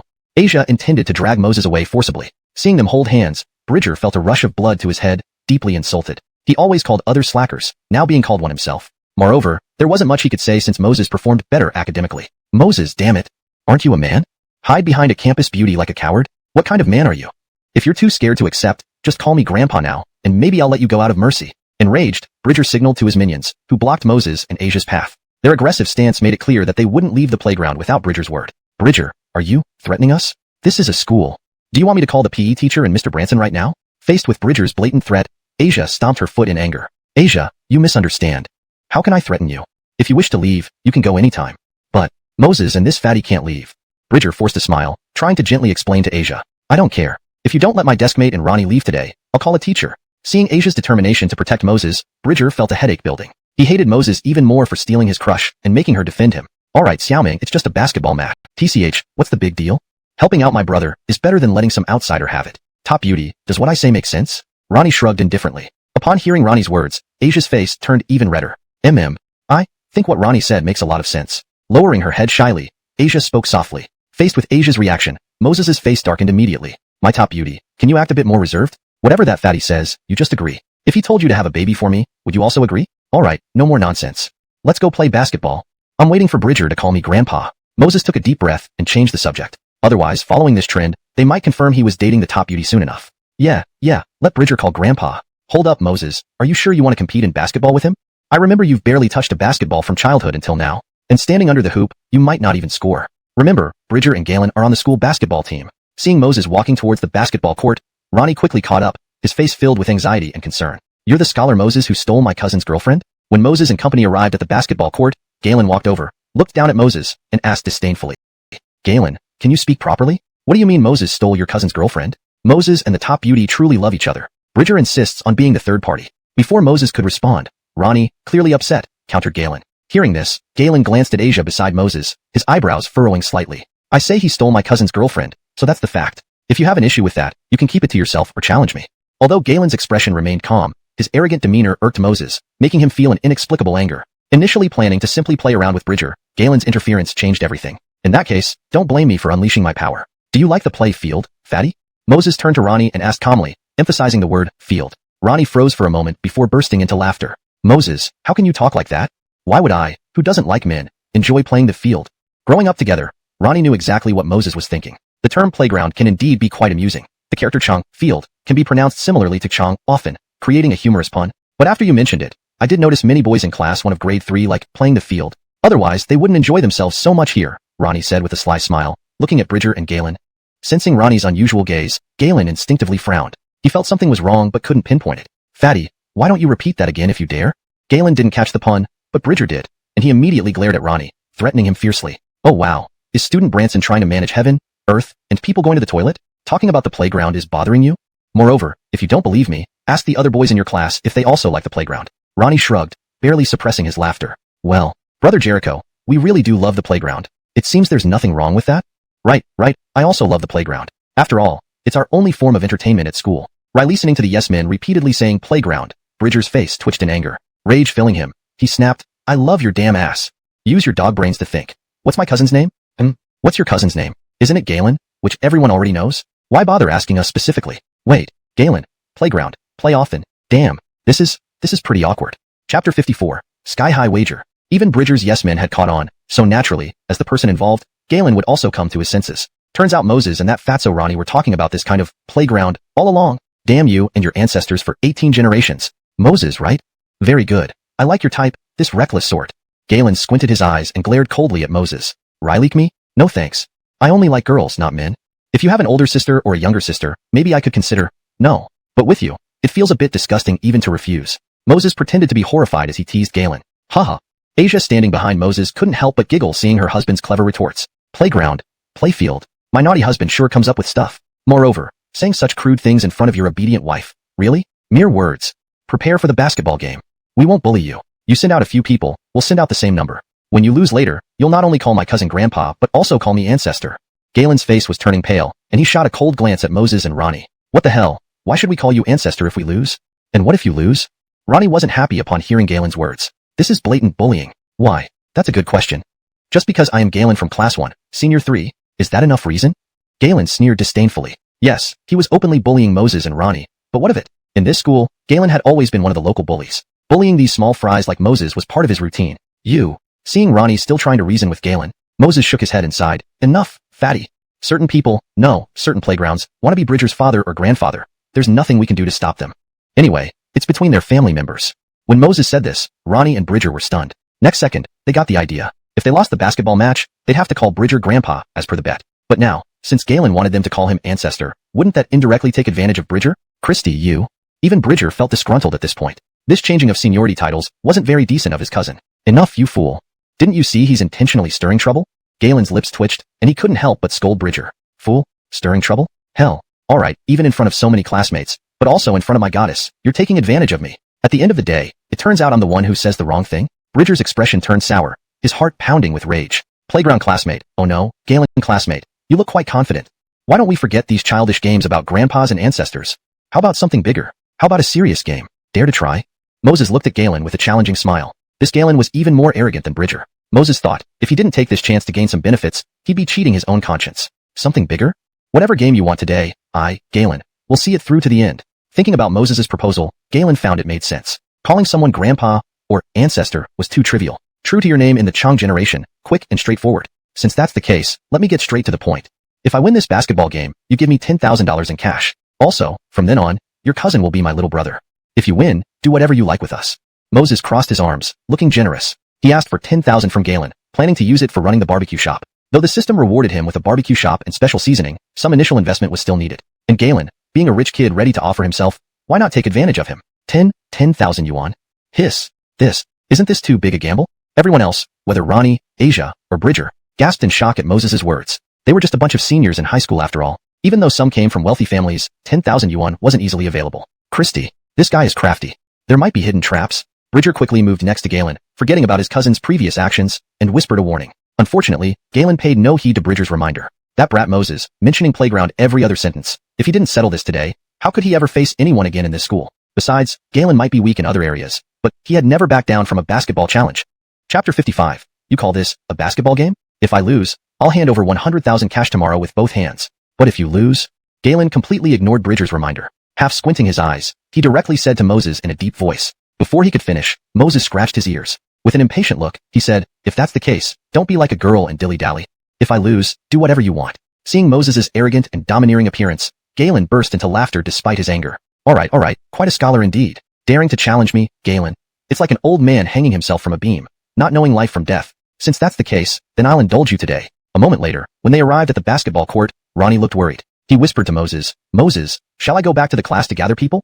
Then we can find some basketball experts for help. However, Moses didn't think much of Ronnie's good intentions. Waving his hand, he calmly said, no need to go through all this trouble. It's just a basketball game. I can handle it alone. After saying this, Moses shifted his gaze to Galen. Alone? Okay, then I will have a one-on-one with you today. The game lasts 10 minutes. Within these 10 minutes, whoever scores the most points wins the match. Feeling Moses's provocative gaze, Galen unhesitatingly announced the rules. Okay, how about we get started? Moses gave a gesture, showing no objection to the rules. Galen might be very skilled at basketball, but Moses had just obtained godlike basketball skills. If he couldn't even beat a high schooler, then the system should be shot 100,000 times. Go, desk partner. Do your best to crush them. As Moses and Galen entered the court, Asia raised her small hand and cheered for Moses. Damn, big campus beauty, aren't you afraid Moses will lose this game? You know, Moses's trash-level basketball skills against Galen, an expert, will definitely result in a certain loss. At that time, Galen won't let Moses off easily.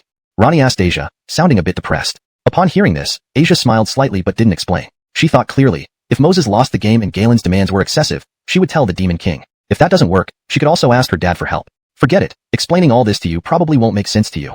I'll figure out my own way. Ronnie sighed, sounding somewhat helpless. However, as the two were talking, Moses had already passed the basketball to Galen. The moment Galen got the ball, he immediately controlled the basketball skillfully, swiftly bypassing Moses, and went straight for the basket, making a flying dunk. In an instant, the basketball dropped steadily through the hoop. Christy is so majestic. The first ball, securing 2 points smoothly. Seeing Galen effortlessly scoring the first point while Moses stood still, Bridger couldn't help but shout excitedly. However, Galen showed no sign of joy on the field. Instead, he frowned, sensing a bad premonition. Normally, if Moses dared to bet such a large amount, he wouldn't be joking around. So why didn't he defend? Instead, he stood still, like a referee, waiting for him to shoot. Basketball requires defensive and breakthrough skills. If you continue standing there like an idiot, you will surely lose this bet. Picking up the basketball, Galen threw it to Moses while reminding him seriously. Defense and breakthrough skills? Sorry, playing basketball isn't that complicated for me. Moses shrugged indifferently after catching the ball. Before Galen could react to his words, the next second, Moses dribbled the basketball with one big hand, stepped across the three-point line, then took a backboard jump. Swoosh! A soft sound echoed. The basketball drew a beautiful arc in the air, finally dropping neatly into the hoop. Seeing this, everyone in the court froze in surprise. This guy just shot directly from the three-point line? Most importantly, Moses actually made the shot. Luck, it must be luck. Go, cousin, take down this bastard. At the edge of the court, Bridger also couldn't help but cheer for Galen. Hearing Bridger's words, Galen's originally serious expression relaxed. Right, Moses's three-pointer was definitely sheer luck. A true expert is someone like him, skilled in defense, breakthroughs, and fancy dunks. Not like Moses, who mindlessly stands outside the three-point line and shoots. Hope your luck holds. Galen glanced at Moses, then switched positions. Just like before, Moses stood watching as he passed the ball to Galen. When Galen brought the ball to the two-point line, he held it with both hands and scored 2 points effortlessly. When Moses got the ball again, he repeated the action, stepping inside the three-point line, then stepping back. Next, holding the ball in both hands, he threw it toward the basket again. Bang! The basketball hit the rim, producing a dull thud. It bounced twice, then dropped neatly into the net. Chapter 56. Reporting, are you cheating? 5 minutes later, Moses and Galen each had taken 20 shots. Galen scored 45 points, while Moses hit a perfect 60. In other words, in those 20 shots, Moses made every single one a three-pointer. Continuing at this pace, even if Galen tried mimicking Moses by scoring only 3-pointers from here on, he wouldn't be able to catch up. Student Galen, do you still want to continue the match? When the basketball landed back in Moses' hands, he couldn't help but ask out of genuine concern, eyeing Galen's ashen face. Galen opened his mouth, grinding his teeth audibly. Continue? Go to hell. Do you call this playing basketball? You don't even watch my shots. And every time you shoot, it's a three-pointer. How can we compete like this? Seeing this unfold, Galen felt utterly frustrated, and so did Bridger and the others. First, they were crushed by Moses academically. Now even in a simple game of basketball, they were being toyed with. Moses, do you know how to play basketball? That's not how you play basketball. Bridger, clearly displeased, loudly questioned Moses. Although he wasn't the one who bet against Moses, once Moses won this match, not only would Bridger have to call him grandpa, but also treat him as an older brother forever. Ha ha ha, that's hilarious. If you two can't take losing, just say it outright instead of beating around the bush. Before Moses could respond, Ronnie stepped in to ridicule them openly. What do you mean we can't take losing? He is definitely cheating. Hearing this lame excuse, Ronnie couldn't help but laugh out loud. Is this guy stupid? Claiming Moses is cheating indirectly acknowledges his skill. Fatso, try laughing again and see what happens. Enraged, Bridger forgot about everything else. He intended to find Ronnie right away to settle scores. However, as he took just a couple of steps, something black hurtled towards him violently. Bang! With the heavy sound, Bridger felt a whirl of dizziness in his head. The rest watched intently as the basketball hung in midair. Indeed, it was Moses who threw the basketball intentionally at Bridger. However, after hitting him, it bounced straight towards the hoop. What the? Does this shot actually count? Galen stared wide-eyed as the ball traced a graceful arc through the air. Swoosh! Just as Galen thought it, the ball dropped cleanly through the net. A perfect swish. Who the hell hit me? Show yourself if you dare. Still amazed by Moses's perfect swish, Bridger regained his senses and, clutching his head, yelled angrily. Without hesitation, Moses replied, "Oh, it was your cousin Galen who threw that ball at you." Galen and the others froze instantly. What? Are you kidding us? Don't lie blatantly with eyes wide open. It was clearly you who threw it deliberately, yet now you're saying it was Galen? Enough. Standing nearby, Galen knew Moses was intentionally messing with him. But now he didn't care about such trifles. He stood no chance continuing this match. Rather than watching Moses show off further, it was better to admit defeat now. Otherwise, by the 10-minute mark, his score would be even more humiliating. I'll hand over the 100,000 you want tomorrow morning, Galen said, half-lidded eyes filled with hostility, fixing Moses with a piercing gaze. Daring him to embarrass him publicly and swindle him out of 100,000, Galen wondered if he'd ever be able to show his face in school again if he didn't get even. Watching Galen walk away, Moses clicked his tongue. TSK, this money, it's really easy to earn.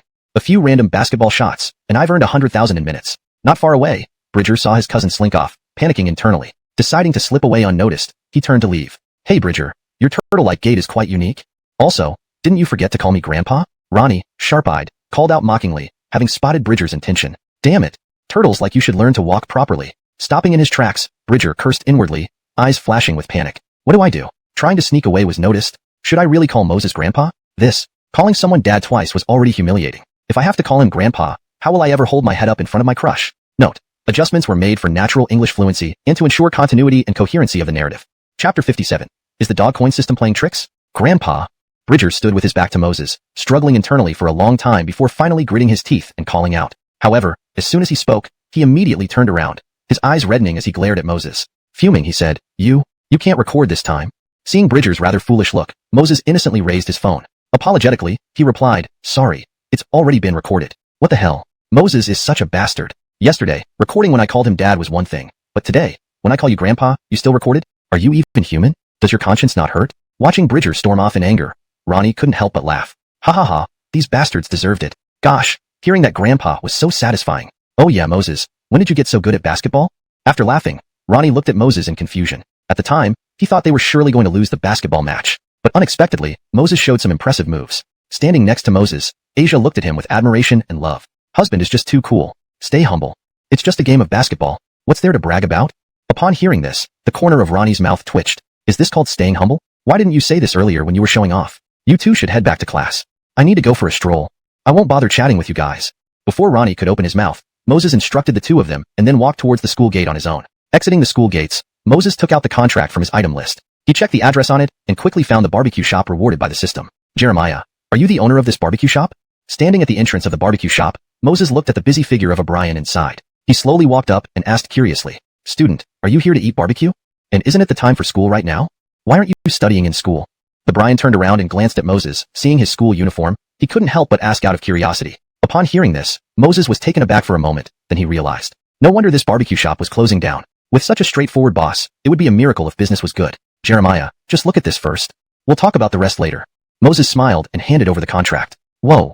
So you're the fool who's willing to pay 200,000 renminbi for my barbecue shop as mentioned in the contract? The Brian exclaimed after reading through the contract. Seeing the other party's shocked face, Moses' smile froze. What did he mean by paying 200,000 renminbi for his barbecue shop? A fool. This was clearly set up by the system and had nothing to do with him at all. Also, what fool could be as handsome as him? Cough. Riley little brother, I'm really sorry, I didn't mean it.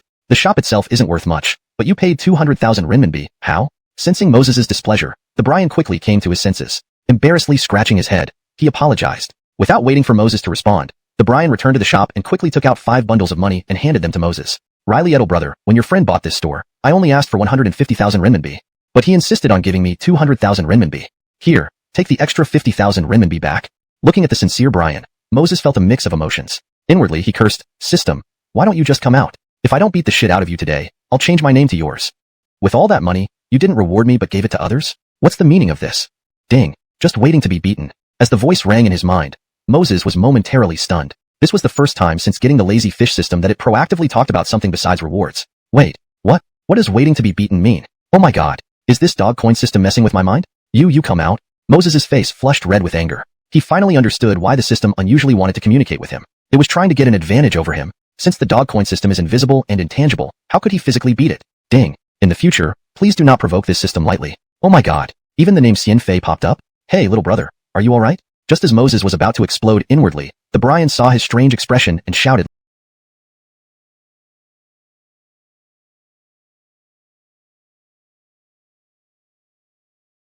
loudly. I'm fine. How about you keep the money? As the contract clearly states, the transfer fee is 200,000 renminbi, no more, no less. Coming back to his senses, Moses hurriedly refused. No, this is too much, I can't accept it. Seeing the Brian's insistence, Moses developed a liking for him. Though his way of doing business seemed a bit naive, his noble character of rejecting unearned favors was truly commendable. How about this, Jeremiah? You don't have to refuse the 50,000 renminbi. If you have time, can you help manage the shop for a month? This way, we'll be even.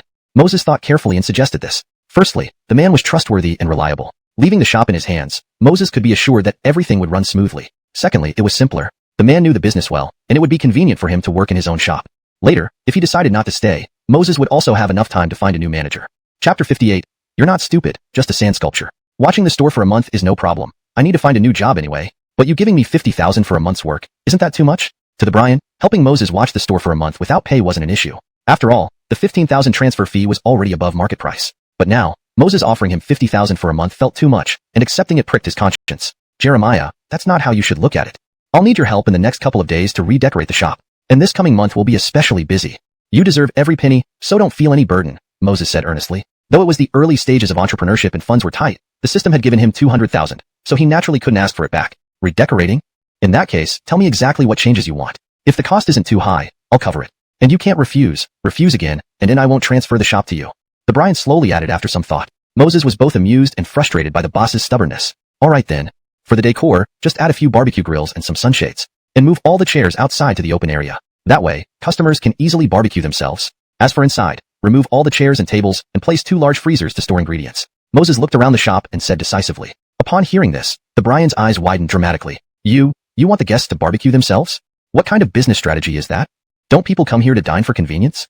You're making them do the work themselves. Even if we overlook that, the food they cook won't taste good. How can we expect them to eat that?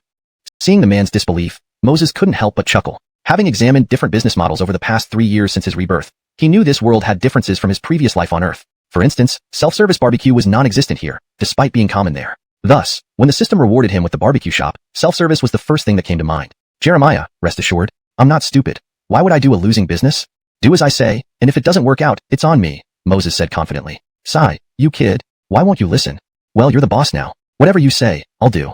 The Brian sighed, shaking his head in frustration. What could he say if Moses insisted? Oh, right, Jeremiah. Have someone make a banner and a sign. Call it Dai Ming 2 Barbecue. And the banner should say, Grand Opening Sale, Free Barbecue for Ladies. Moses suddenly remembered and instructed quickly. The success of the new store hinged heavily on such promotions. After hearing Moses's plan, the Brian's face twitched wildly. Free for ladies? This kid must be a sand sculpture. With moves like these, he'd go bankrupt before he started. Riley little brother, are you sure about running a money-losing business? The Brian looked at Moses with complex emotions. He could only see 2 possibilities. Moses was either a sand sculpture or a spendthrift. Jeremiah, you think I'm bound to lose money, right? Let's bet on it then. If I win, you help me for 3 months at 10,000 per month, and I'll raise it if you stay longer. If I lose, you can leave. Deal? Moses noticed the unusual look and responded calmly. Fine, I accept the bet. I want to see how you make money, or rather, how you lose it all. The Brian's temper flared. With years in the barbecue industry, he could tell instantly if a shop would make money. Moses's approach was a surefire disaster. Agreed. Seeing the other man accept readily, Moses felt delighted. With the Brian helping until graduation, he wouldn't need to worry much about the shop. Jeremiah, since you'll be working for me for at least 3 months, I'll get some barbecued skewers. Let's celebrate in advance. He pulled out a bag of seasoning from the system item list. It was part of the special barbecue recipe gift, a 10-kilogram pack of seasoning. Once he got the chow chung, no, Galen's 10,000 tomorrow, he could buy more and start making it himself. But for now, proving his skills to the shop owner was crucial. Otherwise, the man would keep looking at him as though he were a sand sculpture. Chapter 59. Boss, can I snack on the job from now on? Seeing Moses insist on showing off, no, he insisted on grilling. The Brian shook his head but didn't worry too much about it. Since he had promised to help Moses run the shop for a month, he took responsibility seriously. He turned around and started tidying up the shop and the mess on the empty ground. A few minutes later, an intense aroma suddenly wafted through the air. The Brian sniffed once, and his stomach began rumbling uncontrollably. Hiss. Is this the smell of grilled skewers? How can it be so fragrant? The Brian frowned, eyes widening in shock. Having spent most of his life in the world of barbecues, he had never smelled such enticing grilled food. This was scientifically impossible. How could grilled skewers be so fragrantly irresistible? He felt saliva almost dribbling down his chin. Carrying a look of confusion and curiosity, the Brian put down his work and followed the scent. Soon, when he saw the barbecue stand ahead, his eyes bulged wide. He saw Moses clumsily holding a skewer, frantically adding spices. Some skewers were burnt due to poor heat control, yet that damned and alluring fragrance kept assaulting his nose. Brother, you're grilling skewers? The Brian took a deep breath and asked incredulously. In his view, Moses's grilling skills were utterly rubbish. But why did these poorly grilled things smell so appetizing? Oh, I'm not grilling skewers. Moses replied casually while focusing on his skewer. Not grilling skewers? The Brian was baffled. I'm grilling barbecue. Moses added after a pause. For crying out loud. Isn't there no difference between grilled skewers and barbecue? Seeing the Brian's frustrated expression, Moses smiled and handed him a skewer. Come on, taste my cooking. Also, help me predict if I can make big money with this skill. Without hesitation, the Brian blurted out, apart from other things, judging by the look of it, probably 8 or 9 out of 10. But as soon as a piece of meat entered his mouth, he immediately corrected himself, 8 or 9 out of 10. I must say it'll definitely make a fortune. The flavor is unbeatable. In my half-century of living, I've never tasted such delicious barbecue. The feeling is like experiencing your first love all over again. Moses heaved a sigh of relief at the confirmation. Although he had sensed the wonderful aroma while grilling, the most important thing was whether it actually tasted good. Jeremiah, take your time eating, don't choke. At least you're in the catering business. It wouldn't be funny if people saw you behaving like this. Watching the man devour the skewers ravenously, Moses couldn't help but warn kindly. Gur. Even if I choke to death with such delicious barbecue, it would be worth it in this lifetime. Besides, who says those in catering can't eat voraciously? The Brian munched on continuously while speaking intermittently. In less than 2 minutes, he finished the entire batch of barbecue. Riley brother, no? Boss, how about giving me some more? I haven't eaten enough just now. Wiping the oil off his mouth, the Brian stared eagerly at Moses, eyes glowing green. Although Moses wasn't a professional barbecue master, getting the Brian's approval made him somewhat proud. All right, let me grill some more. Moses smiled without refusing. These ingredients were originally the man's property, and Moses was merely borrowing them. So there was no issue of feeling heartache or otherwise. Oh right, boss, my name is Arlo. Just call me Nixon. By the way, boss, these 2 skewers should be ready, right? How about letting me indulge a bit? Half an hour later, seeing Arlo's belly round and full, Moses felt deeply satisfied. No wonder these were system-rewarded secret seasonings. This stuff probably would still smell great even if dog poop was cooked with it. Boss, your barbecue tastes so good because of the seasoning, right? Amazing indeed. Such tasty seasonings at such a young age. I bet if you don't act foolishly, this barbecue shop will be a hit across the country. Sitting lazily in a chair, Arlo cast a regretful glance at the remaining skewers on the grill. If his stomach weren't so full, he would have gobbled those up too. Ronnie, forget it. We need to focus on setting up the shop today and tomorrow. After school rush tonight, our shop will officially open. Moses shook his head. He originally wanted to ask Ronnie not to repeatedly mention acting foolish, but thinking it might be deep-seated in Arlo's bones, it was better to let actions speak louder. These are no problems. But the question is, boss, can I sneak some snacks during work hours? Arlo looked at Moses expectantly. Sneak? Snacks? Are employees in this world also bold? Asking their boss face-to-face if they can snack on the job? Why not fly to the sky next? Fortunately, Moses wasn't a petty person. Sneaking a little grilled skewer isn't a big deal. Chapter 60. Do you want the top scholar or delicious food? An hour later, Moses packed nearly 200 skewers of barbecue into several boxes. He then slowly made his way to the school teacher's office. It was now recess time, and all the grade 3 teachers happened to be inside. Huh, Moses, you're back?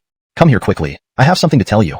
Upon learning about your learning talent, the other teachers unanimously decided that in these final 3 months, to set up a special genius tutoring class for you.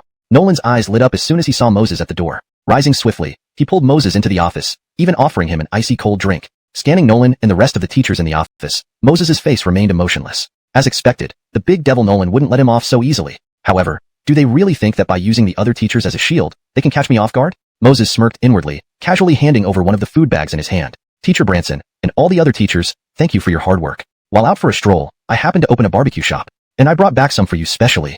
Hearing Moses's words, Nolan and the other teachers were momentarily stunned, exchanging puzzled looks. What was this? While out for a stroll, he happened to open a barbecue shop. Are students today really playing such fancy games? Before Nolan could react, Moses opened the box. Instantly, the entire office was filled with a rich aroma. Gulp. What is this? It smells delicious. Hey, it really is barbecue. That said, I'll taste test it for you to avoid any accidental poisoning. A young Brittany hurried to Moses's side. Seeing the barbecue in the box, her eyes brightened. Without hesitation, she grabbed 2 skewers and stuffed them into her mouth. Sigh. This flavor, unbeatable. How could there be such delicious barbecue in this world? Teacher Riley, what does this barbecue taste like? Seeing her devouring the skewers, drool almost dripped from a dozen skewers in the box. Nolan's lips twitched. This usually gentle teacher Riley, why did she turn into a devourer? And where was her teacher's dignity? Each teacher gets 3 skewers, no more. Distributing the skewers rapidly, Nolan started eating contentedly. But the first bite sent his senses into overdrive. Teacher Riley and Zhang weren't decent at all. Such deliciousness. Yet they lied saying it was toxic? Damn, why didn't he eat more? Now, 3 skewers were not nearly enough. Moses, what's in the other bag you're holding? Suddenly noticing another bag in Moses's hand, Nolan's eyes gleamed. Not only him, but the other teachers also widened their eyes, licking their lips, eyeing Moses's bag like hungry wolves. These skewers are for my classmates. Now, let's get down to business. Regarding the tutoring class? Watching the teachers' eager expressions, Moses found it amusing. This strategy seemed effective. Just some barbecue had won over all the teachers. Well, about this tutoring class, I think it can still be arranged. After all, with your talent, a little intensive study, and becoming the national top scholar should be no problem. Nolan hesitated slightly. Though the barbecue was delightful, the allure of a national top scholar was immense. If Moses excelled only in one subject, it would be different. But this student was superb across all subjects. Could such potential go untapped? Oh, alright. Later, I'll inform the employees at the barbecue shop. In the future, if any grade 3 teachers visit the shop, we won't sell them anything. As teachers, eating street food isn't proper. What if they get sick? Without further ado, Moses replied accordingly. Chapter 61. Promising future? Am I not promising now? This is really absurd. Who told you that teachers can't eat street food? Besides, even if these delicious skewers give us stomach aches, we'd still be happy. Teachers like Nolan had various complaints in their hearts, but they weren't foolish. They knew Moses was doing this because he didn't want to run this genius tutoring class. This naughty boy truly infuriates them. Moses, we're actually doing this for your own good. Imagine how happy your parents would be if you returned as the top scorer in the national exam. In the future, your prospects will be limitless. Nolan took a deep breath and patiently tried to persuade him. Other teachers chimed in with all sorts of motivational speeches. You running a tutoring class is not a problem. I didn't say I wouldn't agree, right? Looking at these well-intentioned teachers, Moses was somewhat moved. He almost refused outright. So what about the barbecue shop? Nolan gave Riley teacher a look, who immediately understood. She looked at Moses eagerly, being a food lover herself. Teachers, to thank you all for your concern and hard work towards my studies. So, I've decided. When Moses said this, all the teachers felt an intense wave of anticipation. Of course, being such a super scholar, Moses would definitely treat his teachers properly. How could he not let them eat? After all, when it comes to business, who would turn down money that's handed to them on a platter? Just as everyone planned to make sure they finish school on time tomorrow to support Moses's shop, Moses paused and continued. Tomorrow afternoon during the opening, I'll have the staff put up another banner. Grade 3 students, except for Teacher Branson, Teacher Riley, and Irwin, other teachers are welcome. This way, you won't have to keep thinking about eating, and can focus on helping me become the national top scorer. At that time, we can all bring honor to the school and the country. Upon hearing Moses's words, all the teachers in the office sucked in a sharp breath. Well done. Just moments ago, you were acting mature. And now, this is maturity? Except for us, others can enter the shop? Are you trying to make us drool while tutoring you every day? Moses, actually, eating skewers doesn't interfere with tutoring your studies. Nolan forced himself to remain calm, using up his last bit of patience. If Moses didn't agree, he wouldn't hesitate to use force in the future. Moses glanced sideways at Nolan and the others, seeing that they were about to explode. He felt amused inside. It seems the food card worked wonders. Cough. Teacher Branson, may I ask boldly? You said that if I come back as the top scorer in the national exam, I will have a bright future. What exactly does this future mean? Moses politely inquired from Nolan. Do we need to explain that? After graduation, you can earn big money in any job you choose. You'll have houses, cars, beautiful girlfriends, everything you can imagine. Maybe you'll even start a business and become the first generation of wealthy individuals. As Nolan finished speaking, Moses couldn't help but smile meaningfully. He cleared his throat and asked, So, Teacher Branson, considering the taste of my skewers, could I earn big money in the future? Or, am I already starting my own business now? Sigh. Damn, how do we forget that? Indeed, this kid can open a barbecue shop just after a walk. Isn't this entrepreneurship? Moreover, if Moses's barbecue shop were average, they could argue. But the truth is, the food from this shop is undoubtedly the most delicious thing they've ever tasted. Frankly, even if a pig were the owner, within 2 years, it would probably make a fortune. So, here's the question. Since Moses can start his own business now, and potentially earn big money in the future, why bother studying hard to aim for the top score in the national exam? Seeing Nolan and the others stunned, Moses became increasingly confident. Chapter 62. Bedroom Pig? Since everyone has spoken to this extent, I won't pretend otherwise. I guarantee that over the next 3 months, I will secure first place in every exam for the entire grade. If I fail even once, then I belong to you. Moses looked at teachers like Nolan with a serious and solemn expression. Faced with Moses's honey-like confidence, the teachers exchanged glances. Ultimately, their eyes settled on Nolan. Who else but the grade director would handle such troublesome matters? Feeling the gazes of the teachers, Nolan hesitated for a long time. Then he raised his head and said sternly to Moses, I not only want you to be the top student in the grade, but your total score must not be lower than 730 every time. As long as you agree. Before Nolan could finish, Moses interrupted without hesitation. No problem, top of the grade, plus a total score no less than 730. After leaving the office, Moses couldn't help but breathe a sigh of relief. Finally dealt with that so-called genius tutoring class. Thinking about it, Moses felt exceptionally good. Carrying a box full of barbecue, he quickly walked into the classroom. Everyone, quiet down. Just now, I took a walk and brought some delicious food back for all of you. When Moses said this, most of the classmates immediately got excited. On ordinary days, bringing snacks to school was strictly prohibited, making it incredibly difficult to get something tasty inside the campus. Moses, don't you know the school forbids bringing food? Porter sneered from below. In his heart, he decided to report this matter to the big devil. No, the principal. Nowadays, the big devil seems to be wearing the same pair of pants as Moses. What's the point of telling him? However, reminded by Porter, other students instantly deflated. Indeed, the school prohibits bringing food, which everyone knows. If they were caught by a teacher, it would definitely lead to writing thousands of words in apology. Student Porter, given how handsome, elegant, and suave you are, I suddenly remembered. Feeling the disappointed stares from his classmates, Moses couldn't help but comment sarcastically on Porter, the rat spoiling the broth. But when these words came out, every classmate froze. What nonsense! Aren't Moses and Porter at odds over competing for the most popular girl in school? Why did Moses suddenly start praising Porter? Is Moses afraid Porter will report him to the school leaders? Yes, it must be that. Sigh. We thought Moses would have some backbone and take the fall for us. Who knew he'd be so timid? The other students were disappointed, while Porter's face showed surprise, filled with smugness and contempt. Such a coward. Want to compete for my goddess? Dream on. After school at noon, I will definitely tell the school leadership that you're trying to bribe all the classmates. Then what? Continue. Although Porter had already decided not to let Moses off easily, he put on an indifferent look and spoke to Moses. Free compliments. Might as well enjoy them. Oh, okay. Because of student Porter's handsome face, it made me suddenly recall a pet I kept during childhood. Moses nodded obediently at Porter and continued solemnly. My God. Damn Moses. Wasn't he supposed to praise me? Turns out, you're comparing me to your childhood pet? Go to hell. You're the pet. Your ancestors for generations are all pets. While Porter cursed inwardly, Moses grinned at the bewildered classmates and calmly continued. This pet of mine was round and fat, its sparse fur exactly like Porter, and it had 2 nostrils, always snorting and grunting while eating. On New Year's Eve, I finally fattened it up. Little did I know. My father killed it with one stroke, and I was especially heartbroken. During dinner, I had no appetite, barely managing to eat 5 bowls of rice and 2 bowls of meat. When Moses said this, all classmates couldn't hold back any longer. They covered their mouths, stifling laughs. Initially thinking it was a sad story, it turned out to be a funny tale. If you were so sad, why did you eat 5 bowls of rice plus 2 bowls of meat? Moreover, everyone guessed the nature of the pet just by using common sense. Most importantly, Moses repeatedly compared Porter to his pet. Isn't Moses essentially saying Porter is that plump pet? Later, I buried its bones on the mountain. When I was planning to erect a tombstone, I suddenly realized it didn't have a name. So I thought carefully. Since it wasn't afraid of cold when alive, after death, it should stay warm. Therefore, I gave it a surname Bedroom, and as for the name, it would be the animal's own name. Porter, do you know what this pet's full name is? Moses smiled at Porter. Full name? Bedroom Pig. To ask such an easy question to test me? I tell you Moses, today you brought food to school, and I will certainly report this to the school leadership. Porter sneered and retorted without thinking. But as soon as these words came out, the entire class fell silent for a few seconds before bursting into laughter. K. I'll never lean against anything but Moses from now on. What a big pit. Almost fell for Moses's trick. Exactly. When Moses asked Porter, I almost answered, but luckily, I waited 1 second. Haha. Haha.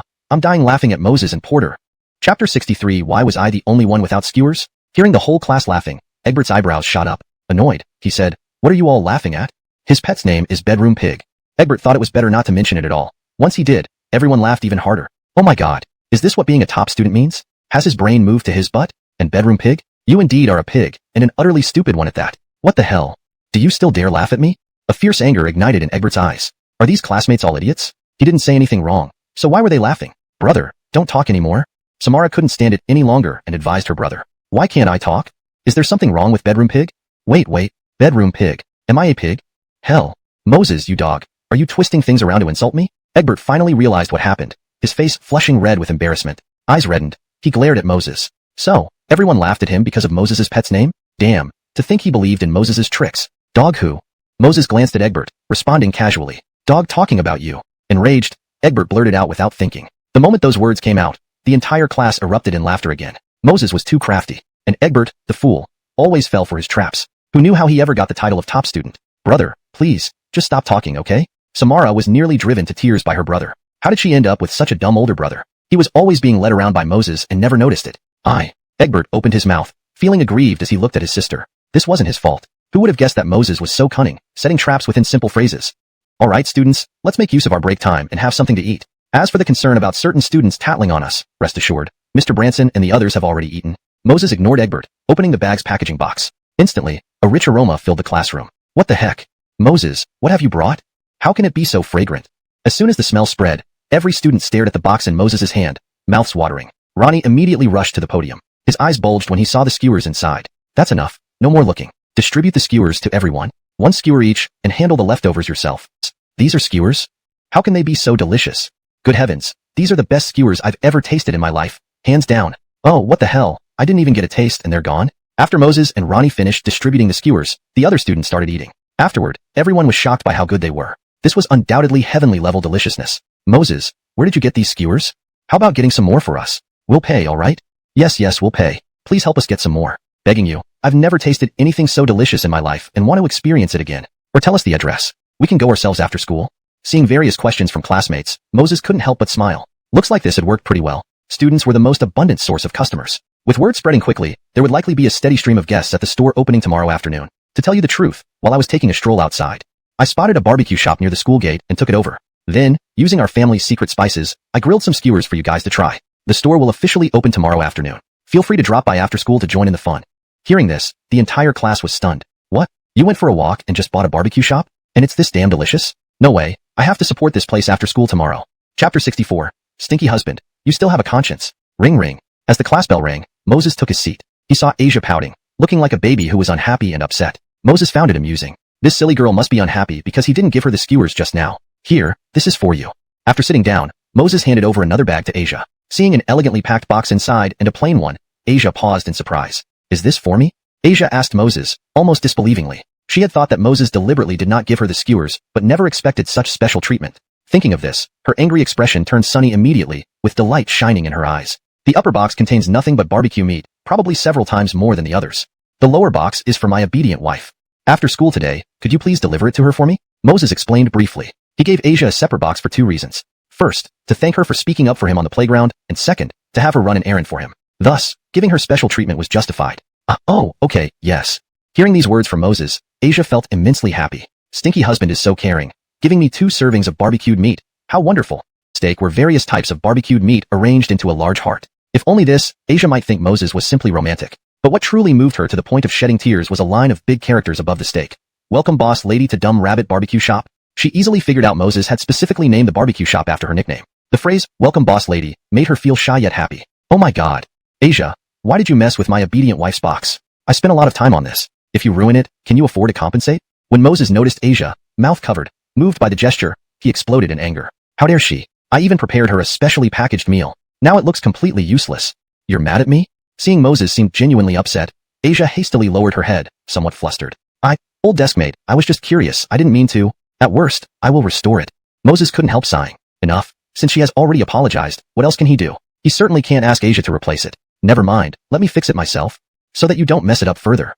Moses took the box back, carefully covered it, sealed the edges meticulously, and finally tied it with a beautiful bow. Watching Moses's earnest effort, Asia laughed, genuinely and happily. From this attention to detail, she could clearly sense Moses's sincere feelings for her. Given that stinky husband behaved so well today, I'll give him a big reward tonight. As soon as she finished this thought in her heart, her face turned crimson instantly. After all, she had never worn such daring clothes before. Chapter 65. A platter of grilled meat, directly conquering the future Ichabod-in-law. In the evening, Asia bounced back home with the loving food Moses had prepared for her. Dad, where's Natasha? As soon as she entered the house, she saw her father sitting on the sofa, engrossed in his phone. She couldn't help but ask curiously. Aslan looked up, looking somewhat sulky and said, Iona, why do you always ask for your mom whenever you come back? Can't you ask about your dad? Hearing her father's words, Asia was taken aback for a moment. Instinctively, she replied, Dad, I'm hungry. The corner of Aslan's mouth twitched, making the situation a bit awkward. Cooking wasn't something he knew how to do either. Well, your cousin is coming to our city these next few days to participate in a math competition. Your mom is upstairs preparing a room for her. Aslan answered after a pause. Upon hearing this, Asia's eyes lit up. She and her cousin had always been very close, like real sisters. It was just that as they grew older, her cousin's family moved to a neighboring city, and with their busy studies, the two sisters met less and less often. Where is that smell coming from? It's so fragrant. Natasha doesn't seem to be cooking, and even if she did, it wouldn't smell this good. Just as Asia was about to go upstairs to find her cousin and mother, Aslan muttered something under his breath. Hearing this, Asia's beautiful eyes twinkled. Then, with a sly smile showing her tiny tiger teeth, she didn't say anything but walked straight to the kitchen with the box in her hand. She opened the ordinary-looking box and placed the grilled meat inside into the microwave to heat it up for a while. When she came out with a platter of fragrant grilled meat, Aslan couldn't help but swallow hard. Iona, what is this? Aslan stared at the grilled meat on the plate. He could definitely tell that the previous fragrance came from this platter. As a man worth several billion, what delicious food hadn't he tasted? Yet, just smelling this grilled meat made his stomach rumble uncontrollably. Oh, it's from a grilled meat store opened by one of my classmates. Today, they specially barbecued some meat for our whole class and teachers to try. Seeing her father almost drooling, Asia felt increasingly pleased. She knew her father's temper well. He had always been afraid that she might be snatched away by other boys. So, he was particularly opposed to her dating. Therefore, Asia wanted to tease her father with this platter of grilled meat and show him how amazing her boyfriend was. So impressive, huh?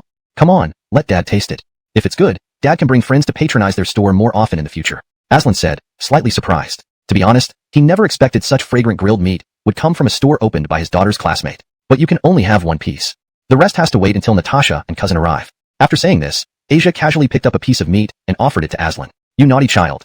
Are you worried that Dad will finish off all the grilled meat? Although this grilled meat smells good, hasn't Dad tasted all kinds of delicious foods before? Is it really that good? Suck. Before Aslan finished speaking, as soon as the grilled meat entered his mouth, he felt his taste buds fully open. That sensation made him wish he could bite off his own tongue.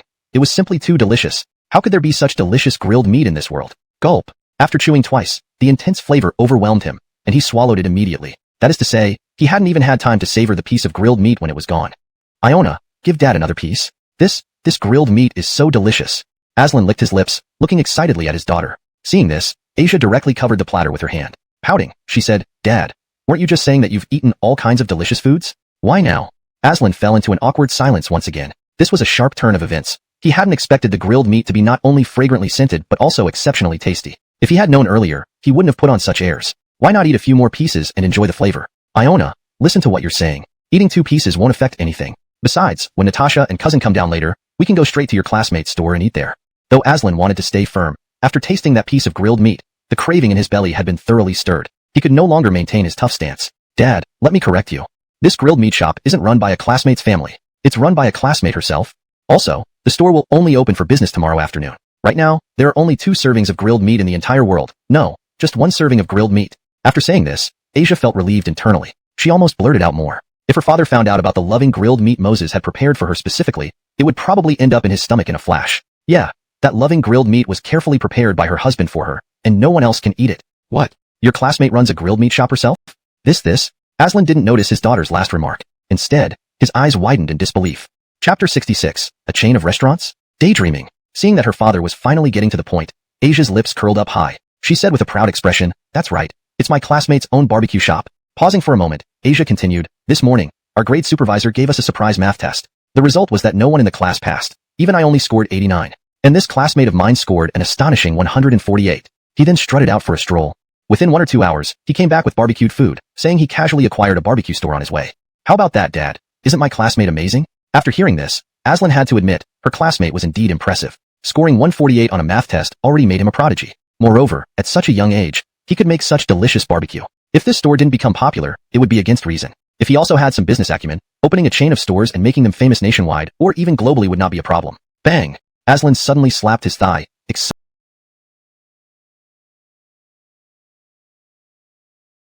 excitedly exclaiming, how could I forget about this? Amina, tell me about your classmate. Since he started his own business at such a young age, he must need funds, right? So, help Dad ask if he is interested in expanding into a chain of restaurants? If he is interested, Dad will invest directly. He won't have to worry about anything afterward and can just wait for the profit split. After saying this, Aslan couldn't help but praise himself as a genius. Once this investment succeeds, the returns would be incredible. And best of all, he could enjoy the barbecue anytime. It would be perfect. Well, I'll ask him tomorrow. Asia hesitated for a while before replying. She definitely hoped Moses and her husband would collaborate on the barbecue restaurant. After all, the money would stay within the family. Moreover, it would impress her father with her boyfriend. Why not? However, she had to see what Moses thought about it. Don't wait until tomorrow. Do it now. You should have his contact information since you're classmates. An impatient Aslan urged. Sighing, Asia reluctantly took out her phone and sent a message to Moses. Yay, honey, thank you for the love lunchbox. I really like it. Love you, kisses. By the way, honey, an uncle who tasted your grilled meat wants to invest in a chain of barbecue shops. Asia briefly explained the situation to Moses. While they waited anxiously, Moses quickly replied. Your uncle wants to invest and open a chain of stores with me? Splitting 50-50? He must be dreaming. This shop is opened especially for you. How can I partner with him? Tell him, don't even think about it. For this lifetime, Stupid Rabbit Barbecue is the only one in the world, no branches. Receiving this definitive answer from Moses, Asia felt both amused and sweet inside while sympathizing with her father. Amina, tell Dad. What did your classmates say? Sitting on the sofa, Aslan saw his daughter smiling foolishly at her phone, which made him ask impatiently. Hearing this, Asia snapped back to reality. Looking at her dad, she replied awkwardly, Dad, my classmate says, you're daydreaming. He has never thought about opening a chain. Upon hearing this, Aslan gasped. Good grief. These geniuses nowadays are so arrogant. Offering an investment was showing respect, yet he called it daydreaming? Well, maybe I was daydreaming. Such delicious barbecue would likely attract many investors if he truly wanted to expand. Well, what if it's a 60-40 split? Or 70-30? Still not giving up, Aslan urged Asia. Dad, it's not about the money. My classmate said this store is exclusively for his girlfriend. Whether now or in the future, there will never be a second store. Asia weakly reminded her father. Hearing his daughter's words, Aslan paused. He then sighed deeply. He believed that someone who could run such a delicious barbecue restaurant couldn't lack business acumen. The fact that he didn't want to expand meant he was devoted to his girlfriend. As for the need for money, Aslan hadn't considered it. For example, he was worth billions but still sought more. In the world, no one ever thought they had too much money. Although it's a pity we can't cooperate. But considering this guy's affection for his girlfriend, even Dad feels impressed. After dismissing the idea, Aslan couldn't help but admire this sentiment. Chapter 67. A Godly Boyfriend. What were you two chatting about so happily? Right. What's that wonderful smell? Just as Asia and her father finished their conversation, Tamara descended the stairs with a vibrant and beautiful young girl. Not much, just talking about my desk mate. Today, the grade supervisor held a surprise math Olympiad test, and he scored 148 points. Then, this morning while out walking, he casually opened a barbecue shop. By the way, Natasha, Aunt, come try the barbecue my desk mate grilled himself. It's really delicious. If you come down any later, Dad might have finished it all. Asia explained to her mother in a low-key manner, but from her slightly upturned mouth, it was clear how proud she was. Seeing her daughter's pleased expression, Tamara couldn't help but shake her head and said nonchalantly, it's just some barbecue. As students, your main focus should be on studying. Tamara hadn't even finished speaking when Aslan interrupted. Honey, you really shouldn't say that. This kid's barbecue is extraordinary. If he continues, he could become one of the top figures in the catering industry someday. Unfortunately, this kid must have hit his head or something. He says he'll only run this one store for his girlfriend. It's driving me crazy. He should know. Compared to making money, girlfriends are nothing. Seeing her husband looking disgruntled, Tamara was stunned for a moment. She knew her husband's character. He had probably wanted to invest but got turned down. However, she also knew it was all because of her daughter. Dad, what you're saying is wrong. He's deeply devoted to his girlfriend, okay? Why does it sound like he hit his head? Asia pouted unhappily at Aslan. I was just being fair. Why did Iona react so strongly? Could there be some hidden relationship between her and her desk mate? No, it can't be. Iona already said her desk mate has a girlfriend. How could he be related to my daughter? Thinking this way, Aslan felt relieved. As long as no one takes away his little, black-hearted comforter, everything else can be solved. Warner, come taste Iona's desk mate skills. Let those two settle their argument slowly. Knowing the truth, Tamara realized Aslan. More? Where am I supposed to buy it now? Natasha, Aunt, my desk mate store opens tomorrow afternoon. So, don't blame me for my dad's hardship. Asia timely interjected. Is that so? Ruru, let's go play in my room. Danielle glanced thoughtfully at Asia, then without another word, dragged her toward the bedroom. As soon as they entered the room, Danielle extended her hand towards Asia, saying, Iona, give it here. Seeing her cousin's demeanor, Asia grew wary and clutched her backpack tightly, insisting, there's nothing in my backpack. Really? Surprised, Danielle hesitated. Then a smile flickered across her usually icy face. She originally only intended to ask for Moses's contact information, hoping to get more barbecue. But her younger cousin unintentionally revealed the secret inside the backpack. Iona, we've grown up together since childhood. If you don't honestly hand over what's in your backpack, don't blame me for telling your uncle that your so-called desk mate is actually your boyfriend. Danielle folded her arms, smiling ambiguously as she warned Asia. Chapter 68. Is my wife going to give out another favor? Asia felt like crying but no tears would come. If only she had known how devious her cousin could be, she shouldn't have told her about having a boyfriend. Now it's too late, and her lovingly prepared grilled meat wailing. Nadeshaints later, as Asia reluctantly brought out the heart-shaped grilled meat Moses had meticulously prepared for her, Danielle was taken aback. Her mind couldn't help but sneer coldly. Truly a scoundrel of a man, using such things to deceive my cousin. This time, since I've run into him, I must expose his true nature as a scoundrel so my cousin won't stray any further down the wrong path. As Danielle planned in her heart, Asia had already taken out her phone and started taking photos of the meat. When she cautiously opened the box, even Danielle was stunned by the sight of the heart-shaped grilled meat along with the line of words inside. This guy is really skilled at wooing girls, isn't he? Such a romantic dish of grilled meat. No wonder my cousin fell for him. How about it, Christy? My boyfriend's cooking skills are pretty good, right? Hee hee, you should know, this is a special gift he made just for me. Asia didn't know what Danielle was thinking and kept boasting. Such things can only fool innocent little girls like you, Danielle replied coolly. Pfft, Christy, you're just jealous that I have such an awesome boyfriend, Asia pouted. Click click click. A series of photos were snapped, then sent to Moses via her phone. Wah husband, I love you. Your heart-shaped grilled meat. Wife loves it so much. To reward you for this, wife will send you a favor later, smooch. After sending these messages, at home, Moses saw the message and couldn't help but draw in a sharp breath. Wow. Finally, my obedient wife is willing to send me a favor? Just wondering, will it be her slim waist or her long legs this time? Or maybe something else larger? Thinking of this, Moses's face lit up with excitement as he sent back an LSP emoji. Amina, done chatting yet? If you're done chatting, can we start eating? While Asia was engrossed in her chat with Moses, Danielle couldn't take it anymore and asked directly, Christy, are you going to eat my heart-shaped grilled meat too? But this was made by my husband especially for me. You can't.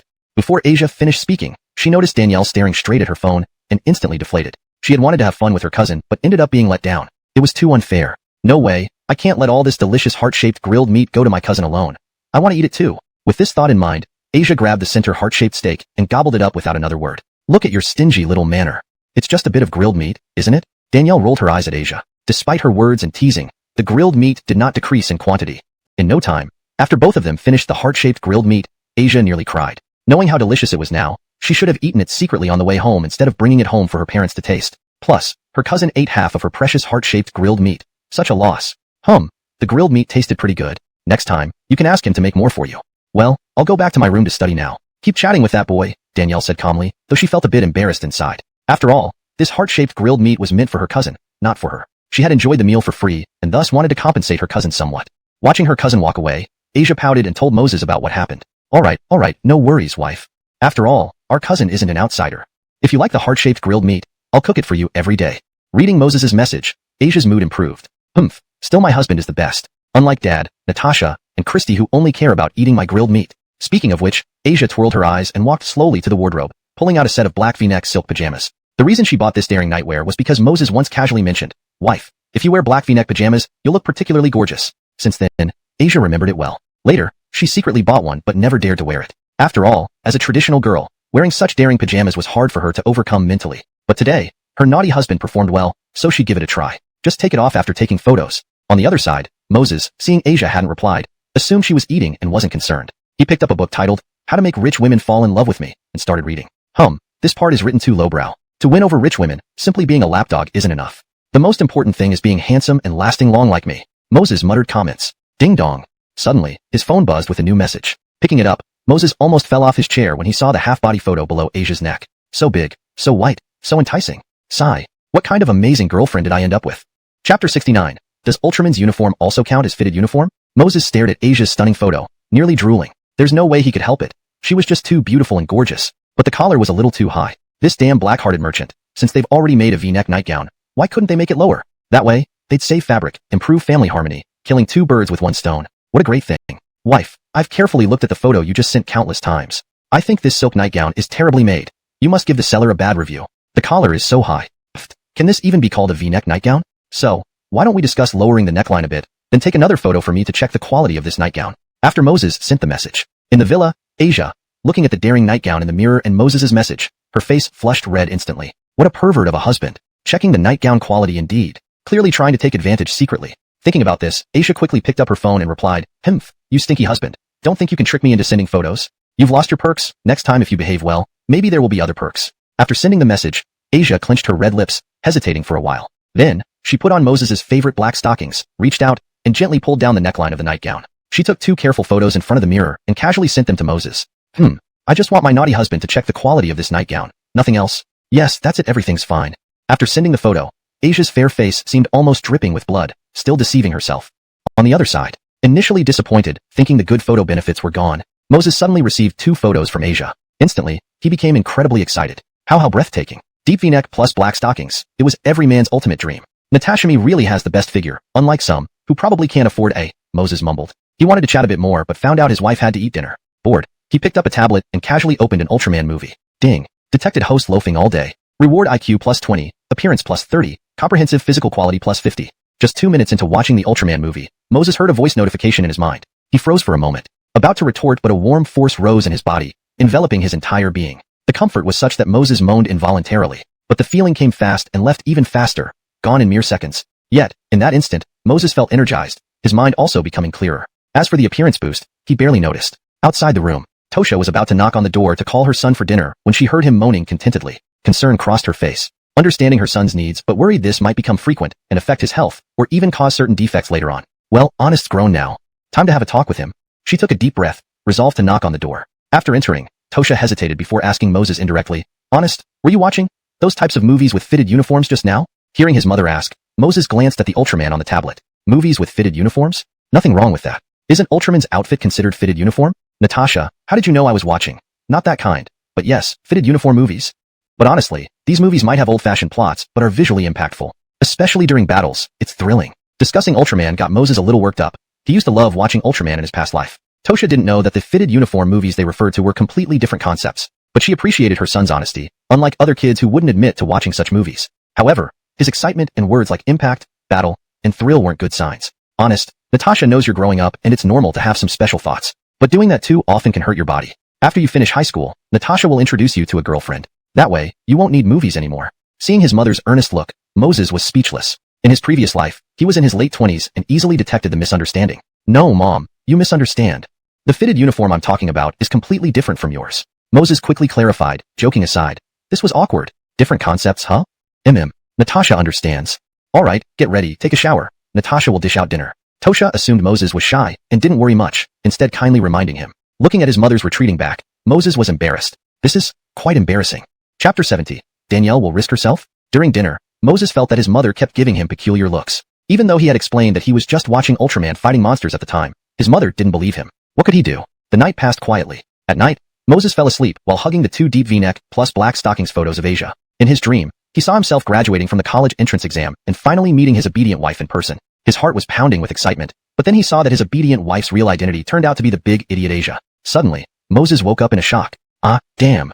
Scared me to death, it's just a nightmare. Otherwise, if I ended up with an idiot like Asia, my whole life would be ruined. Moses patted his chest hard, wiped the sweat off his forehead, and sighed in relief. But thinking about it, someone like Asia, who acts so superior, couldn't possibly be his obedient wife. After all, his obedient wife is supposed to be curvy and fair-skinned, with perfect body proportions, far superior to a little tramp like Asia. Looking at the time, he saw it was already 7 in the morning. Moses picked up his phone and sent a message to his dorky little rabbit. Wife, I just had a super nightmare, almost wetting myself from fright. In the nightmare, we met in person, and you suddenly turned into that silly girl, Asia. After sending the message, Moses waited for a while, but when his obedient wife didn't reply, he decided to get up. He quickly got ready and slowly walked out with his school bag. At the same time, outside a breakfast shop, Asia and her cousin Danielle stood there. Amina, are you sure this is that guy's usual route? It's almost 8 o'clock. If we keep waiting, you'll be late for school. Danielle's cold face showed a hint of suspicion. I've already told Teacher Branson that I'm not feeling well today, and we'll be a bit late. But Christy, are you sure about doing this? What if you get hurt? Asia looked worriedly at her cousin. Last night, after she sent Moses the Fuli favor, Danielle came to her room and said she wanted to test Moses' qualities as a scumbag today. No matter how much Asia tried to dissuade her, it was no use. Note, the term Fuli seems out of context in English. If this refers to a special favor or a tease, it might be better translated based on the story's context. For a more natural read, you might want to specify what kind of favor it was. For a smoother and more natural translation, last night, after Asia sent Moses that favor, Danielle came to her room and insisted on testing whether Moses truly had the qualities of a scumbag today. Despite Asia's attempts to dissuade her, Danielle remained resolute. Get hurt? At least your cousin is the school's top beauty, Danielle said disdainfully. A mere scumbag, she can handle easily. And instead of worrying about me, you should think about how you're going to beat him up once he falls for me. Danielle scoffed, showing no respect. She had deliberately dressed up today to show Asia Moses' true colors. She wore a revealing top with a short skirt and black stockings. Her devilish figure drew many admiring glances from passers-by. Danielle was naturally beautiful, and with light makeup, she looked especially icy and stunning. As for Asia, although her appearance and figure were comparable, she had to wear loose school uniforms because of school. However, Asia still had confidence in Moses. That stubborn husband of mine is as wooden as a log. All my teasing hasn't moved him, let alone my cousin. Look, there's my husband Moses. Asia exclaimed excitedly as she spotted Moses walking toward them. That boy is your boyfriend? He looks pretty good, but he's either a pretty boy or a scumbag, Danielle remarked dryly as she sized up Moses. To Danielle, Moses was indeed handsome, well-built, and around 180 centimeters tall, fitting the definition of a handsome man. However, she had always despised handsome men. Amina, wait for me at the neighboring store. Now it's my turn to perform, Danielle instructed firmly. Asia sighed, knowing her cousin was determined to go through with it. I've told you already, my stupid husband has no interest in other girls except me. Fine, since you're bent on testing him, I might as well help you. After all, he ate my homemade barbecue last night. Moses was walking towards the breakfast shop, completely unaware of what was coming. He was lost in thoughts of last night's nightmare. "Hi, classmate. Nice to meet you." A crisp voice interrupted his thoughts. Looking up, Moses saw a beautifully dressed, stylish girl standing in front of him and froze for a moment. Without much thought, he replied, "How nice." At this, Danielle's mind went blank. What did he say? "I'm such a beautiful girl, and I'm telling you I'm happy to meet you, yet you ask, how nice." "Nice, my sister." Chapter 71. Invite me for a meal? That's wonderful. This guy, just as my cousin said, is nothing but a block of wood. No way, with his good looks, great physique, and academic excellence, how can he be a block of wood? All this is just a facade, deliberately put on to charm other girls. Yes, that must be it.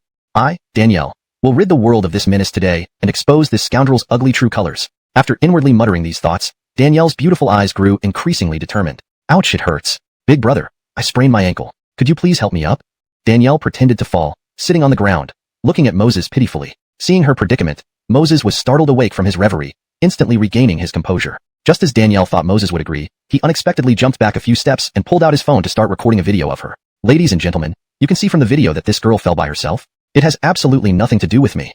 Faced with Moses's exaggerated reaction, Danielle, sitting on the ground, froze for a moment. Once she recovered, her pretty face was filled with frustration. This jerk. How could he mistake her for someone trying to extort him? Doesn't he have enough sense to realize that such a beautiful girl wouldn't stoop so low? Feeling the strange looks from others around her, Danielle's cheeks turned red for once as she shakily stood up. She wanted nothing more than to drag Moses over and punch him hard. No, I must stay calm. If I get carried away, he might notice something and ruin everything. Come on, Danielle, you can do it. You're the best.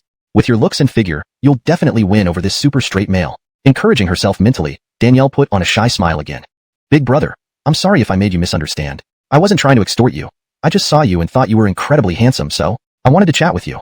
Why don't I treat you to some food to clear up any misunderstanding? What do you think? Admittedly, Danielle's reasoning was quite reasonable. With Moses's good looks, it was already common for girls to approach him. Although this girl had outstanding beauty and a stunning figure, Moses felt indifferent because his heart belonged elsewhere. Since you're so sincere, I'll reluctantly eat a little bit. After considering, Moses agreed straightforwardly without making things complicated. Danielle had already frightened him enough earlier. Not making her pay for anything was generous enough. Now he's only asking for a meal. I won't refuse, Moses thought. Big brother agreed. Well, what would you like to eat? I'll go buy it immediately. Upon receiving Moses's confirmation, Danielle got excited. As long as Moses agreed, it meant he wasn't as pure as she'd imagined. Right, yes, exactly like that. I want to eat the steak from the Burj Al Arab Hotel, Moses honestly replied. Since Danielle asked what he wanted, he decided to be truthful instead of simply mentioning buns or steamed breads. Steak from which hotel? Where is this hotel? Hearing the name of the hotel, Danielle felt puzzled. Did he seriously answer her casual question? Even the hotel steak? Forget it, as long as she could expose his ugly side, buying him a steak isn't an issue. The hotel is located at 55 degrees 16 minutes east longitude and 25 degrees 16 minutes north latitude. In terms of distance, it's not too far actually. Moses recalled carefully before slowly answering Danielle. 55 degrees 16 minutes east longitude and 25 degrees 16 minutes north latitude? Can a hotel location be described like this? Almost spitting blood after hearing the coordinates, Danielle muttered. Wait, 55 degrees east, 25 degrees north. This seems to be in the middle of the Arabian Peninsula? From here to there, it's at least thousands of kilometers. You told me that isn't far? And are you sure about that Burj Al Arab Hotel? Are you just making it up? After processing everything, Danielle gasped. Goodness, Moses must be taking her for a fool. She merely wanted to offer him breakfast, yet he mentioned a hotel steak and geographic coordinates. Thank goodness she was a top student. Otherwise, she might have been fooled. How can I be making it up? The Burj Al Arab Hotel is nicknamed the Sailboat Hotel due to its sail-like appearance. It remains the world's only 7-star hotel to date. With a raised eyebrow, Moses explained slightly displeased. After all, Danielle asked what he wanted to eat. She claimed ignorance and accused him of lying. Upon hearing the Sailboat Hotel, Danielle immediately understood. This straight man was talking about that 7-star hotel? Annoying. This guy is definitely playing with me. Otherwise, why would I ask nicely what he wanted to eat? And then he says he wants a steak from a 7-star hotel? Chapter 72.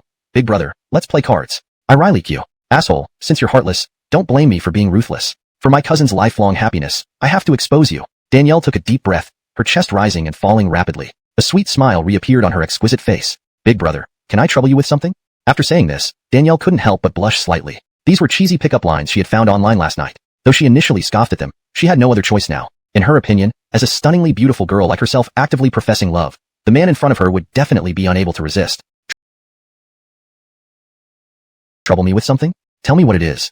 Moses looked at Danielle with some confusion. Didn't they agree to eat steak? Why was she suddenly talking about troubling him? However, out of politeness, Moses still responded kindly. It's just, could you please fall in love with me? Danielle bit her lip gently, her cheeks flushed. Although she had mentally prepared herself, it was still the first time in her life she'd ever confessed to a boy. Thus, a little shyness was inevitable. Hearing Danielle's words, not only did Moses freeze, but even the passers-by around them couldn't help but gasp. What the heck? Such a pretty girl actually confessing? Damn, why don't we get such treatment? Asia, hiding in the shop, saw her cousin really deliver the cheesy pickup line. For a moment, concern rose in her beautiful eyes. She knew that her smelly husband liked long legs and black stockings, as well as women who were curvy and fair-skinned. Her cousin's outfit today fulfilled all these preferences. Now, with her cousin confessing directly, what if he couldn't resist? As Asia worried internally, Moses's expression changed slightly. Unusual behavior must harbor hidden motives. While Moses believed himself to be handsome and charming, he wasn't an idiot. A girl as pretty and fit as Danielle wouldn't confess after just meeting him once. Something was definitely amiss. Haha, since you want to play, then I'll humor you today. I'm curious to see what tricks you have up your sleeve. He chuckled inwardly before asking Danielle casually, by the way, what was the last thing you said? Huh, the last thing? Big brother, could I trouble you with something? Danielle was bewildered, replying instinctively. In her view, Moses should have accepted her confession instead of asking what she said previously. No, I don't like being troubled, Moses replied seriously with a shake of his head. This bastard. So, you asked what I said just to coldly reject me? No, Danielle, hold your ground. You can't let him beat you down. Otherwise, this plan will completely fall apart. Inside the store, Asia nearly burst out laughing upon hearing Moses's response. True to form, her smelly husband nailed it. Ha ha ha, poor cousin, failing at flirting, only to get roasted. So funny. Just as Asia was secretly gloating, Danielle, filled with anger, blurted out, Big brother, now that everything is out in the open, I'll say it outright. I like you. At her declaration, the bystanders looked on with envy and resentment. Damn it, if such a pretty girl confessed to us, we'd gladly agree without hesitation. Not like Moses, dragging his feet and acting girlish. But watching this unfold, Asia inside the store felt a surge of confidence. Not even the first time could rouse her smelly husband, let alone now. TSK, poor cousin. After facing rejection from husband, who knows if she'll start doubting life? Not mentioning it would be fine, but thinking about it made her a little excited. You? What do you like about me? Standing in front of Danielle, Moses asked somewhat blankly. Hearing this, Danielle's eyes lit up with hope. Effort pays off indeed. Persistence can turn iron into a needle. Even if Moses was a tough nut, as long as she persisted in flirting and confessing, he would eventually soften. Thinking this, Danielle was about to compliment Moses when he suddenly looked at her with a terrified expression and weakly said, Can I change? Can I? Change? Change what? Wait. Putting together his statements, it sounded like, What do you like about me? Can I change? Can I? Hiss. Change your great-grandfather. Missy here is confessing to you. What the heck are you changing for? If you change, what will I like about you? This bastard, doing it on purpose. Why does my cousin have such an unreliable boyfriend? Spitting everywhere, what nonsense. Chapter 73. The tough guy is unmoved. Danielle breaks down. Inside the store, Asia was laughing so hard she could barely breathe. Maisie, my godly boyfriend sure knows how to put on a show. Even someone as cold as my cousin got goosebumps. Ha ha ha. Outside, Danielle's eyes were completely vacant. All traces of her former confidence and swagger now gone. She clung to the last thread of hope, turning to Moses listlessly. Riley Edel brother. This year I had my fortune told. Before Danielle could finish, Moses's eyes lit up. Excitedly he interrupted. I know about that. The fortune teller must have told you that you are destined to face a disaster this year. If you can't get past it, then everyone in the village will be feasting soon, right? So, how about this? Since we're acquainted, can I come by for the feast without your objections? Staring at Moses's expectant and excited expression, Danielle felt utterly baffled. Facing a disaster? If you can't get through it, the whole village will feast? And you want to freeload off the meal? Oh no, eat a free meal? Phew, this bastard. Why don't you just fly to heaven? No, Danielle, you need to stay calm. Try one more time, and if it still doesn't work, take him out and chop him into pieces. Riley Edel brother, the fortune teller told me that I lack something this year. Do you know what I'm missing? Danielle took a deep breath, making one last effort. She gazed deeply into Moses's eyes. As long as Moses said he didn't know, she would immediately follow with, I miss you. I know, Moses said without hesitation, completely throwing her off script. Staring at Moses's confident demeanor, Danielle's heart quivered. Damn, is he going to say something shocking again? Ancestor, please give this beautiful lady some dignity. If I can't win you over, it means today's bravado has failed. And that's not even the main issue. The real problem is losing face. Usually, boys who chase after me could form a reinforced battalion. But here, I'm getting tortured in every possible way. At this rate, I really can't take it anymore. You lack guile. Really, I always speak accurately. Don't believe me? Ask your friends or family. Upon hearing Moses's words, Danielle felt completely devastated. Indeed, a dog's mouth can never spit out ivory. But why does this guy manage to deflate my cheesy pickup lines every single time? This devil must be possessed. Beauty, why do you look a bit unhappy? Am I wrong? Seeing Danielle's despair, Moses couldn't help but add another sarcastic comment. Right? Are you talking to a big pig head? Wait, hold on, what did he call me just now? Beauty? Ha, boy, are you finally being broken down by your big sister's persistence?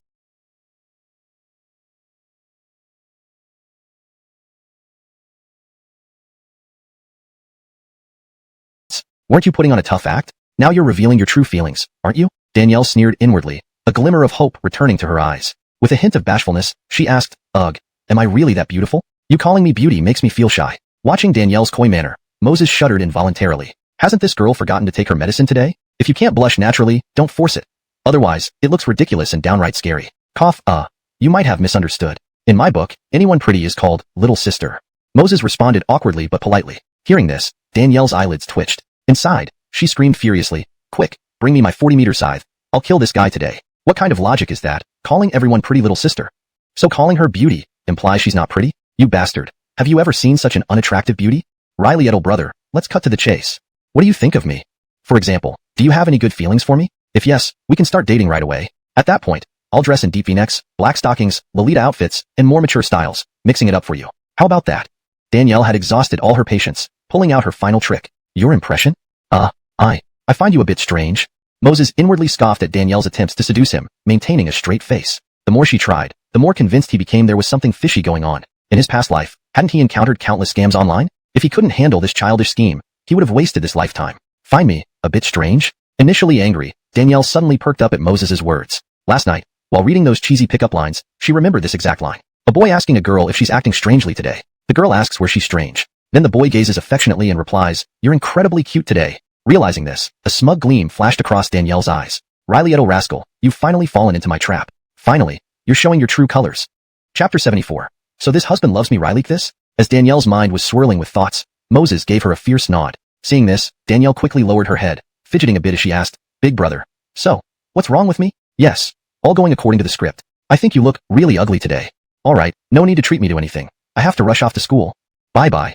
Moses spoke and without looking back, immediately took off running. Just kidding. Danielle had already been on the verge of erupting. If she didn't explode after his retort, it would be odd indeed. So now, fleeing was most appropriate. You bastard, pervert, shameless. Looking at Moses's retreating figure, Danielle left in place, angrily stomping her feet, cursing him out loud. What a despicable Moses. She had been waiting anxiously, only for his final sentence to be, "You're ugly today?" Ugly my ass. You and your entire family are ugly. Miss, let's be honest. Calling someone a bastard makes sense when they do something nasty. But calling him a pervert and shameless, isn't that taking it too far? It seems he never acted like a pervert towards you from start to finish. At this moment, a middle-aged aunt could no longer bear it and couldn't help but stand up to earnestly remind Danielle. Danielle felt like finding a hole to crawl into right then and there. How embarrassing was this? Facing multiple setbacks from Moses was one thing, but now even a middle-aged aunt was stepping in, and yet, she couldn't refute it. Moses hadn't been perverted toward her at all. On the contrary, it was she who made numerous advances, turning hostile when they failed. Aha cough, cousin, I wasn't laughing just now, really, not a bit. Inside the shop, Asia saw her cousin both embarrassed and angry. Laughing, she rushed out. Looking at her cousin's smug expression, Danielle glared fiercely at her, as if saying, "Isn't this all thanks to your lousy boyfriend?" "Lena, actually that boy is my boyfriend. My cousin was just testing his sincerity towards me." So, it was all a misunderstanding. Seeing her cousin getting upset, Asia stopped laughing forcefully and seriously explained to the middle-aged aunt. After speaking, Asia quickly pulled her cousin away. Just kidding, staying any longer would damage her cousin's dignity. "Amina, you're still laughing." Once they left the street, Danielle couldn't help but glare fiercely at Asia, complaining unhappily. "Christy, cousin, you can't blame me. I did warn you before, you chose not to listen," Asia said weakly. Hearing this, Danielle felt even more depressed. That damn Moses. If she had known this guy wasn't just hard to win over, but also exceptionally cruel in words, she wouldn't have done something that caused tons of harm to herself while inflicting zero damage to the enemy. "Alright, cousin, don't be sad anymore. Now that you've tested it and reached a conclusion, isn't it good? Proves my husband is devoted and won't think improperly about other girls." Asia held onto Danielle's arm, comforting her variously. "What about him with you? I mean the real-life you." Danielle shot Asia an annoyed glance. "The real-life me?" Mentioning this, Asia recalled the message Moses sent her this morning. He had dreamed about his obedient wife last night, only for her to turn into Asia. In the dream, her smelly husband almost wet himself from shock. This kind of stung. "Amina, does that mean he has no interest in the real-life you?" "Well, things are quite interesting then." Seeing Asia's slightly depressed look, Danielle laughed inwardly. Letting her cousin laugh earlier, now it was finally her turn, right? "Christy, if we ever meet in person, if he discovers that his obedient wife is me, will he be repulsed then?" Thinking about this, Asia felt both worried and sad. Seeing this, Danielle originally wanted to make fun a little more, but couldn't bear seeing her cousin saddened. Sighing, she replied rather helplessly, "Amina, your worry is unnecessary. Is there a man who doesn't like beautiful women naturally? Not even Moses the jerk is an exception."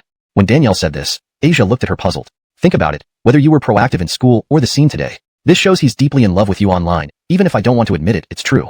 When you truly meet, based on his feelings, he definitely won't dislike you just because you're Asia. The saying bystanders see clearly where those involved are in confusion applies here. As a man, how could Moses not like beautiful women? He's simply devoted. He detests Asia only because of her relentless pursuit." This point, Asia, being involved, naturally couldn't see clearly. But Danielle, as an outsider, although she only met Moses today, noticed how deep his feelings for her cousin were. Yet, she would still despise Moses. Who let this bastard bully her today? This matter, she must regain her face. Otherwise, how would she face people? Please note, some nuances may vary between cultures, especially terms like LSP, which is internet slang. In this context, it's translated loosely. Chapter 75. Want to trap me? Let me have a go first. Half an hour later, Moses slowly approached the school gate. Glancing at his watch, he realized it was only 9 o'clock. That meant students had just finished their morning study session. No way, I can't enter the school this early. What if the system doesn't give me the reward later? Thinking this, Moses decided to buy some breakfast from a nearby stall. Then, returning to the school gate, he sat on the steps and began eating with gusto. Are you arriving at school this late? Don't you know the morning study session is already over? Just as Moses was enjoying his breakfast, a dissatisfied voice sounded behind him. Turning around, he saw Galen looking quite displeased and holding a black plastic bag. So, what if I'm late for school? Got a problem with that? Moses sneered, firing back. You. Galen's temples throbbed with anger upon hearing Moses's retort. What a bastard. Truly ungrateful, like a dog biting Lu Dongbin. Fine, to stick to the plan, I won't argue with this fool right now. Taking a deep breath, Galen handed the plastic bag directly to Moses and said gravely, this is the 10,000 yuan I lost to you yesterday. Check it, make sure nothing is missing. Hearing this, Moses's eyes lit up. Oh ho, not bad, Galen. Promised 10 grand, and you actually delivered? With a chuckle, Moses took the bag and glanced inside. There were 10 stacks of bright red banknotes, neatly arranged. In his past life, as someone poor, he had never seen so much cash before. At this moment, his face flushed, his heart racing. Galen, did you have breakfast? How about having some? After stuffing the bag into his backpack, Moses bit into a bun and offered one to Galen with a courteous nod. After all, Galen had come all the way to deliver 10,000 yuan, so Moses figured he should be generous in return. I'm not hungry. Galen looked at the bun disdainfully. Pausing, a glint of coldness flashed through his eyes. He continued, here's the thing. I saw you played basketball well yesterday. Tomorrow at noon, I have a basketball match scheduled with the neighboring school. If we win, the 20,000 yuan prize will all be yours. All I need is for that guy to call me dad.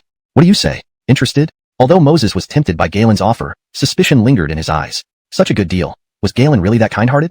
Thinking this, Moses shrugged indifferently and shook his head, refusing outright. No interest. What the hell? Galen clenched his fists tightly, wanting to slap Moses senseless. 20,000 yuan, and this miserly guy says he's not interested? And worse, after laying the perfect trap for him, how was he supposed to proceed if Moses refused? Truth be told, I have a grudge against one of the guys on that team, Galen explained, trying hard to control his fury. They're strong, but with you on our side, we're bound to win. Then, you get the money, and I get the respect. It's a win-win. Besides, we can forget everything that happened yesterday. Unfortunately, Moses wasn't stupid. If Galen went to such lengths, there must be something fishy going on. He'd never believe otherwise. Alright then, I agree. Just as he was about to reject the offer again, Moses paused, a mischievous smile creeping onto his lips. Since Galen wanted to trick him, why not turn the tables? Why, you agreed? Galen, who had been preparing to threaten, was caught off guard. This threw him for a loop. But before that, you have to help me with something first. If I'm in a good mood, winning this game would be a piece of cake. Moses noticed the demon king approaching and his smile widened. Help you with something? Sure. As long as you agree to play in the game, everything else is negotiable. Seeing Moses's condition, Galen felt relieved. Looking at Galen's smug expression, Moses couldn't help but sigh inwardly. Young people are indeed too gullible. Without further ado, Moses quickly finished his bun, patted his buttocks, and walked toward the demon king. Teacher Branson, I'd like to report that student Galen from class 1, grade 3, arrived at school an hour late. I tried convincing him not to be late in the future so he wouldn't get caught by you. But guess what he said? Moses's words left both Nolan and Galen utterly dumbfounded. What the hell? Didn't you say you needed my help? Why are you reporting me instead? What did he say? Nolan asked reflexively. Hearing this, Moses immediately replied with righteous indignation. He said, Nolan, big deal. Look who you're talking to. In front of me, Nolan is nothing. Not even an hour's lateness matters. Even if I were late for a whole day, he wouldn't dare do anything to me. Listening to Moses's arrogant words, Nolan's face turned livid while Galen trembled uncontrollably. Damn it, Moses, you're not human. You're a beast. I gave you 10,000 yuan and laid out a perfect trap for you. And this is your gratitude? Hashtag chapter 76. Being a person, one can't be too much like Moses. Galen, speak up. How do you explain this matter? Mr. Branson squinted his eyes, his old face as cold as ice. Since Galen had come to this school, he was the most arrogant student Mr. Branson had ever encountered. No exceptions. Well, no, if it came to arrogance, Moses should be added to the list. However, Moses had the right to be arrogant. What did Galen have? Being among the top 10 in grade exams every time? Such mediocre results were nothing but trash compared to Moses. Today, if I don't give this kid a proper lesson, my name can be spelled backward. Galen, remember our previous conversation? So, there's no need for you to argue anymore. Seeing that Galen was about to explain while looking flustered, Moses couldn't help but kindly remind him. The meaning was clear. If this guy dared to explain, then regarding the basketball match, well, young master here wouldn't play with him. Damn, Galen cursed inwardly. Moses, that damn bastard, was blatantly threatening him. Now, he could either give up the basketball game or get thoroughly beaten by Mr. Branson. But regardless of which option he chose, it seemed like bad luck was on its way. Teacher Branson, I admit that those words were said out of impulse just now, but I truly didn't mean to. After much hesitation, Galen decided to swallow his pride. Whether he admitted it or not, he would suffer. So it was better to just admit it now and be done with it. This way, at least when tomorrow's basketball match comes around, Moses might also have some bad luck. Moses, this is all you're doing. Tomorrow, as long as I win the match, you'll be at the mercy of that lunatic. Deep down, Galen roared angrily. However, the enraged Mr. Branson burst into laughter. Good lad, Gutsy. Not trying to defend yourself in front of me. I want to see your parents before class tomorrow. Also, 5,000 words, no, 10,000 words of apology, plus cleaning the playground for a month. At the school gate, publicly insulting a teacher. Adding a major demerit on top of the punishment isn't too much, is it? Mr. Branson sneered mercilessly, announcing the punishment without mercy. What? Parents? 10,000 word apology? Cleaning the playground was one thing. Isn't this major demerit and punishment a bit excessive? I've already admitted my mistake. Do you have any objections? Or perhaps we should notify your parents to come and handle the transfer procedures. Seeing Galen seem defiant, Mr. Branson's eyes gleamed with a chill. No objections. At the mention of transfer, Galen wilted instantly. This so-called transfer might sound nice, but in reality, it was expulsion. With only 2 months left until the college entrance exam, if he got expelled, his life might be ruined. Teacher Branson, please calm down. Student Galen is immature, don't take him seriously. Moreover, Student Galen is one of Class 1's top students. How can he be made to clean the playground? Moses approached Mr. Branson and spoke kindly. Both Mr. Branson and Galen furrowed their brows upon seeing this. Wasn't this incident caused by your report? Why are you defending Galen now? Feeling Mr. Branson's puzzled gaze, Moses straightened his back. He said solemnly, I think Galen should clean the toilets instead. Upon hearing this, both Mr. Branson and Galen gasped sharply. Wasn't this a bit too harsh? A month of cleaning toilets? Such a nasty place. Student Galen, how about it? Mr. Branson turned his gaze and asked Galen, who felt compelled. Though Galen had insulted him, making him angry, he was still one of Class 1's top students. Making him clean toilets for a month wasn't something Mr. Branson could easily bear. I think it's fine. Feeling Moses's smug gaze, Galen's face twitched. Think your grandpa? Huh. This was clearly Moses's deliberate mischief. Dare I say no now? Shortly after, watching Mr. Branson's gradually disappearing back, Galen's eyes reddened. Moses, don't you think you owe me an explanation for this? Galen clenched his fists tightly, feeling almost on the verge of exploding with anger. Explanation? Moses shrugged, thinking for a moment before saying seriously, my actions were very simple. Think about it. I arrived late and got caught by the devil himself. He definitely wouldn't let me off easily. At that point, to escape punishment, I needed to create a bigger scapegoat. Thus, the devil's focus shifted away from me. As you can see now, I'm completely free. And you're utterly miserable. Upon hearing Moses's explanation, Galen couldn't help but admire the sheer shamelessness. To talk so confidently about such audacious actions. Plus, you're free while I'm the one stuck dealing with parents, writing apologies and cleaning toilets for a month. Student Galen, are you worried about the punishment set by the devil? This issue can be resolved easily. If you don't believe me, just give me another 10,000 yuan, and I guarantee nothing will happen to you. Seeing Galen tremble uncontrollably with anger, Moses's lips curled slightly as he spoke kindly. Huh. Do you really have a way to help me avoid seeing my parents, writing the apology, and cleaning toilets? But, I don't have that much money. The 10,000 I gave you was all my pocket money for this month. Galen sounded dejected as he spoke. Although he didn't fully trust Moses, who was obviously up to no good, he had no other choice. Chapter 77. Trouble at the barbecue shop? No money? That's easy.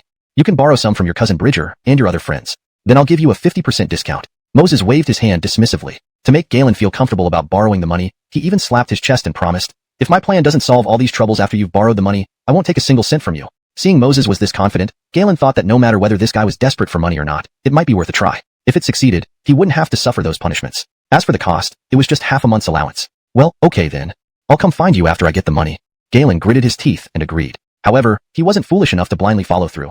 He would definitely discuss this with Bridger and his cronies when he got back to class, seeing if they could figure out a better solution. If they did, there would be no need to fall into Moses's trap again. After Galen left, Moses didn't return to school but took a cab directly to the market. After an hour of preparing all the secret spices, he returned to the barbecue shop. Just as he got out of the car, Moses was momentarily stunned by the large crowd gathered outside. In the crowd, Arlo was sweating profusely, explaining to everyone while managing the workers who were decorating the shop sign. Ladies and gentlemen, our barbecue shop only opens in the afternoon. We still need to wait for notification from our boss on the specific time. So please go home now, and you can come back once we open. It's not too late. People were displeased with Arlo's explanation. What notification? We're here, ready to spend money. Aren't you here to make money off us? Now is the perfect time to open. Make sure to grill us plenty of food. Otherwise, do you think we won't smash up this dump? Yeah, and if you don't open soon, we'll destroy the sign first. Seeing their aggressive attitude, Arlo wiped the sweat off his forehead. Were these people crazy? He had no idea where they heard about the exquisite barbecue in the store. Now, it had caused chaos. He wanted to open early, but without Moses's special seasoning, he couldn't replicate the delicious taste. The special seasoning is with our boss, Arlo explained weakly. It's pointless to pressure me right now. Why don't you wait patiently? Unfortunately, the crowd wasn't buying it. They had heard yesterday that this place offered mouth-watering barbecue, and missing out on it would be like living a life in vain. This excitement was undoubtedly sparked by Moses's act of bringing barbecue to his classmates and teachers. Wait for what? Brothers, let's smash this place up. Damn it, they're asking for trouble. One bare-chested man named Hobie roared and gestured to his gang of underlings. The situation was about to get out of control. Moses raised an eyebrow and shouted loudly, "Stop!" Huh? Where did this kid come from? Who does he think he is telling us to stop? Is he looking for a fight? Boss, you're finally here. Any later and Hobie and his crew would have demolished this place, Arlo said anxiously upon spotting Moses. Upon hearing this, everyone in the crowd froze. Was this kid really the owner of the place? Arlo, are you having fun screwing with us? Hobie snarled. Opening the store is like taking your life. Now you bring this brat to fool me? Have you lived too long? Hobie's eyes flashed coldly. As a local bully, even small vendors gave him face. Being toyed with by Arlo multiple times today was unacceptable. Sorry, but I am indeed the owner of this barbecue shop. If you want to eat, please be patient. I will start grilling now. Moses looked deeply at Hobie and his crew before heading straight to the barbecue stand without further ado. With yesterday's experience, Moses's technique had improved significantly. Once the skewers were nearly done, he sprinkled the special seasoning evenly over them. Instantly, a rich aroma filled the air. In the crowd, Aslan sniffed deeply and his eyes lit up. Yes, that's the smell. I never expected Zinneo's classmate to be quite the talent. Fine, considering this kid is Zinneo's classmate, I'll help resolve this issue after eating the skewers. By the time Aslan made up his mind, Moses had already grilled a large batch of skewers. Ronnie, distribute these skewers to everyone, one each. Consider it my treat. Moses smiled as he handed over the skewers. Boss, it's fine giving others, but Hobie and his crew are typical hooligans. Once they develop a habit, they might come regularly for free meals or cause trouble. Having run a barbecue shop for many years, Arlo knew how to handle such situations. Therefore, he reminded Moses cautiously. But Moses remained calm, waving his hand. No worries, do as I say. Chapter 78. Whether you are a dragon or tiger, you must behave. Sigh. Forget it. Since the boss has spoken, what can I do as an employee? Besides, with people like Hobie being local toughs, there doesn't seem to be any other way. Deep down, Arlo sighed but still followed Moses's instructions and gave everyone a skewer of barbecue. Whoa. Holy shit, this really tastes just like they said. It's absolutely delicious. Yeah, this is so yummy. I've never had anything this good before. Damn, I could bite my tongue off eating this. After finishing the skewers, everyone marveled in unison. Hobie chuckled and tossed the skewer toward Moses, saying leisurely, "Young man, interested in becoming my follower? In the future, Oric will protect your barbecue shop. Of course, before that, you must first make sure we are well fed and happy. You get what I mean, right?" Facing Hobie's blatant intimidation, Aslan couldn't help feeling uncomfortable. Ignoring Moses's relationship with his daughter Asia's classmate, even for the sake of such delicious meat, Aslan felt these troublemakers shouldn't ruin the situation. However, just as he was about to step up to help Moses calmly responded to Hobie with an apologetic tone. "Be my big brother? Sorry, you're not worthy. What the hell? So young yet so arrogant?" Just as Hobie was about to explode, Moses shrugged and turned to look at Arlo. Calmly, Moses said, "Ronnie, note this down. Starting today, Hobie and his people are not allowed in the shop for 1 month. If they cause trouble, blacklist them permanently and never sell them any skewers again." Upon hearing this, not only was Arlo stunned, but also the onlookers, including Aslan and Hobie's group, were all speechless. How dare this kid become more arrogant? Does he not fear getting beaten? As the saying goes, it's easier to deal with the devil than the little devils. Enraging Hobie might not result in direct repercussions, but underhanded tactics could make it difficult for Moses's barbecue shop to operate normally. Ha ha ha. Come on, give me a reason not to beat you. Hobie burst out laughing after recovering from his shock. Watching Hobie's arrogance, Moses smiled too, but instead of addressing him, he turned to the rest of the crowd. Calmly, Moses declared, "If anyone causes trouble in the future, the shop will close for 3 days. If it happens again 1 week, if it happens more than 5 times, the shop will shut down forever." Once Moses finished speaking, Arlo's face changed drastically. He quickly approached Moses, anxiously pleading, "This isn't advisable, boss. You're wounding yourself as much as them. Besides, if someone really wants to cause trouble, they love nothing more than our shop closing. Why would you be so foolish?" Seeing Arlo's worried expression, Moses couldn't help but laugh and cry at the same time. After all, he was now considered a genuine top student. Could he be so foolish as to shoot himself in the foot? My God, I'm dying laughing. Are you scared silly by me, blabbering nonsense? Do you think a simple closure threat would scare me? Without waiting for Moses to speak, Hobie and others clutched their just for the chance to taste such exquisite barbecue. I'll be the first to object if anyone causes trouble. After listening to Aslan's analysis, the other customers realized it too. They didn't care if there were disturbances or whether the shop would close. What mattered was continuing to enjoy this heavenly barbecue regularly. Thus, anyone who dared cause trouble was their enemy. Do you call yourself Hobie? Beat it. Or should we collectively punch your lights out? Yeah, if you ever mess with this shop again, we'll beat you every time we see you. If they don't want to eat this barbecue for life, let them behave however they want. Witnessing the threatening attitude of these customers, Hobie and his gang's faces turned crimson. Although they weren't afraid of getting beaten, Aslan's comments made sense. Unless they wanted to give up this delicious barbecue for good, they had better behave from now on. Chapter 79, Forced to open ahead of schedule. Moses took a long look at Aslan. It had to be admitted that this guy, who looked like he walked straight out of a movie, was pretty smart. He actually saw through Moses's intentions at first glance. That little brother, we were wrong. Please don't make us go a month without these delicious skewers, alright? At most, we'll never cause trouble again.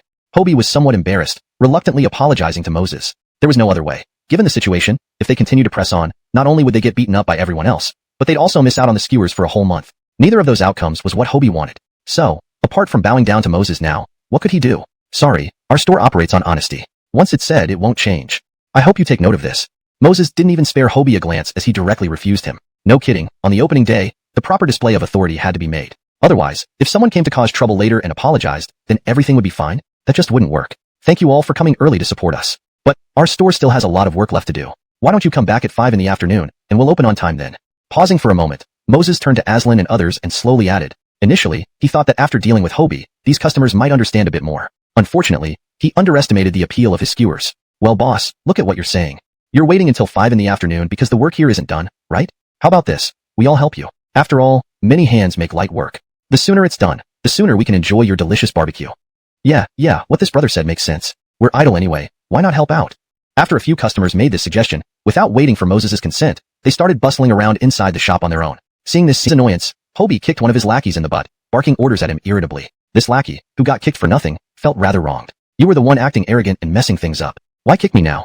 Inside the shop, once Arlo put up the banner, all the customers stared at it, dumbfounded. New store grand opening promotion. Free meal for beautiful ladies? Was this young boss really going all out? Isn't he afraid of losing his pants? As for Aslan, he fell into deep thought. Having seen Moses' business acumen before, he did not believe Moses would foolishly engage in unprofitable ventures. Everyone, to thank you for your help just now, I've decided on the spot that today's skewers will be half price. From now on, any customer who helps out will also receive a 50% discount on their skewers. Seeing everyone staring at the banner, Moses couldn't help but smile as he continued. Actually, he just thought of this idea moments ago. Getting customers involved in the preparation not only increased their enjoyment, but also saved time for the staff. As for the cost to Moses, it was just a little bit of skewer materials. They weren't expensive anyway. Whoa, go boss. Ha, looks like in the future, I'll need to wait at the shop entrance early when you open. That way, I can enjoy VIP level 50% off treatment. Yeah, count me in. The money saved means more skewers to eat. Doesn't that sound great? But speaking of which, little boss, you really mean free meals for beautiful ladies? Not charging even a penny.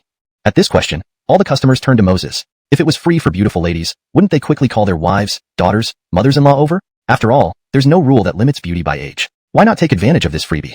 Chapter 80. The most conscientious boss in history. I originally opened this store for my girlfriend. Besides, all girls are family. So during the first 3 months of the new store, any beautiful woman, regardless of age, can enjoy free barbecue with no limit on quantity. And from then on, beautiful women will get a permanent 30% discount.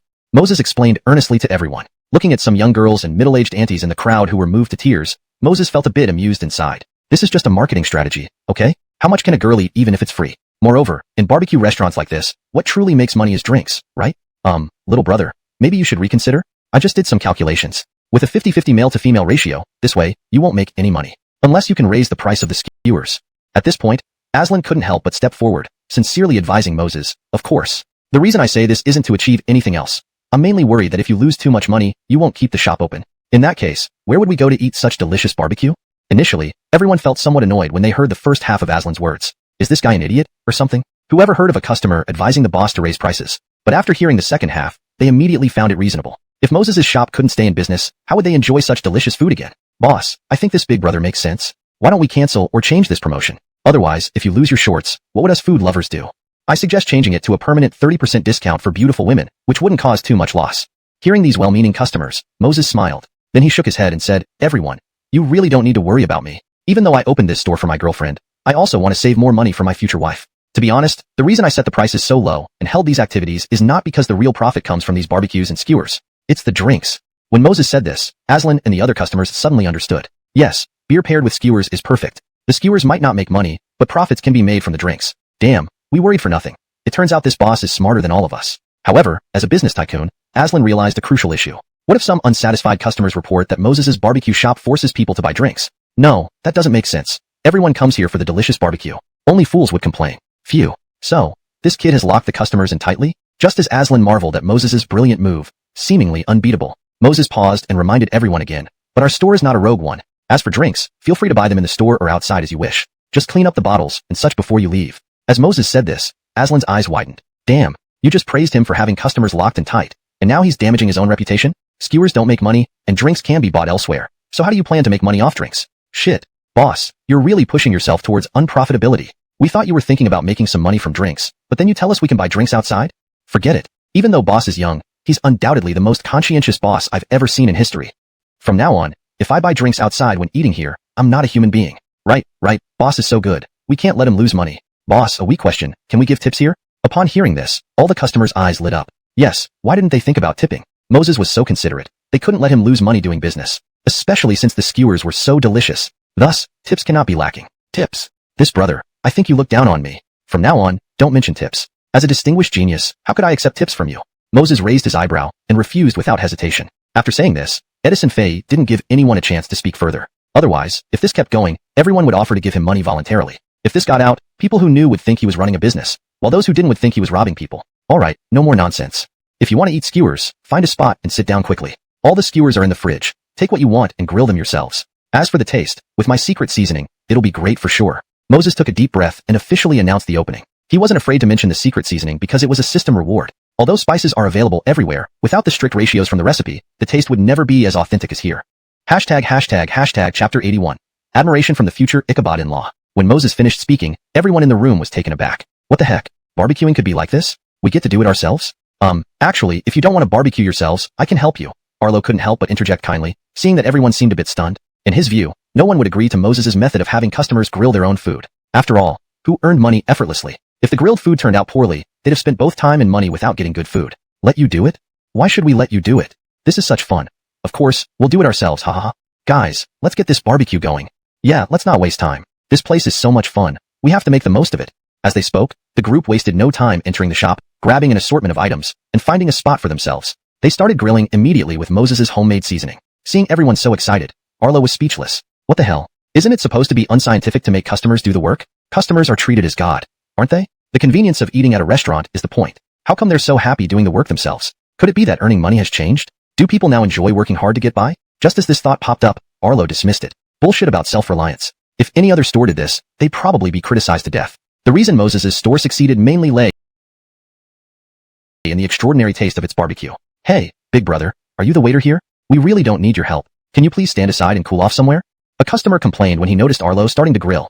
Arlo's mouth twitched at these words. He explained, sorry, I'm barbecuing for myself. The boss promised me that I can sneak some snacks during work hours. Hearing this, the customer's eyes lit up. What the heck? Working and still allowed to snack? Riley Edel boss, does your store hire people? I want to work here. Pay isn't an issue. I just want some free skewers. The customer asked Moses without hesitation. Sorry, our store operates semi-openly and doesn't need too many employees right now. Moses replied apologetically. The customer looked disappointed but didn't think much further, as long as he could enjoy the delicious grilled skewers. Riley Edel boss, bring over 2 crates of chilled beer. And over here, we also need 2 crates.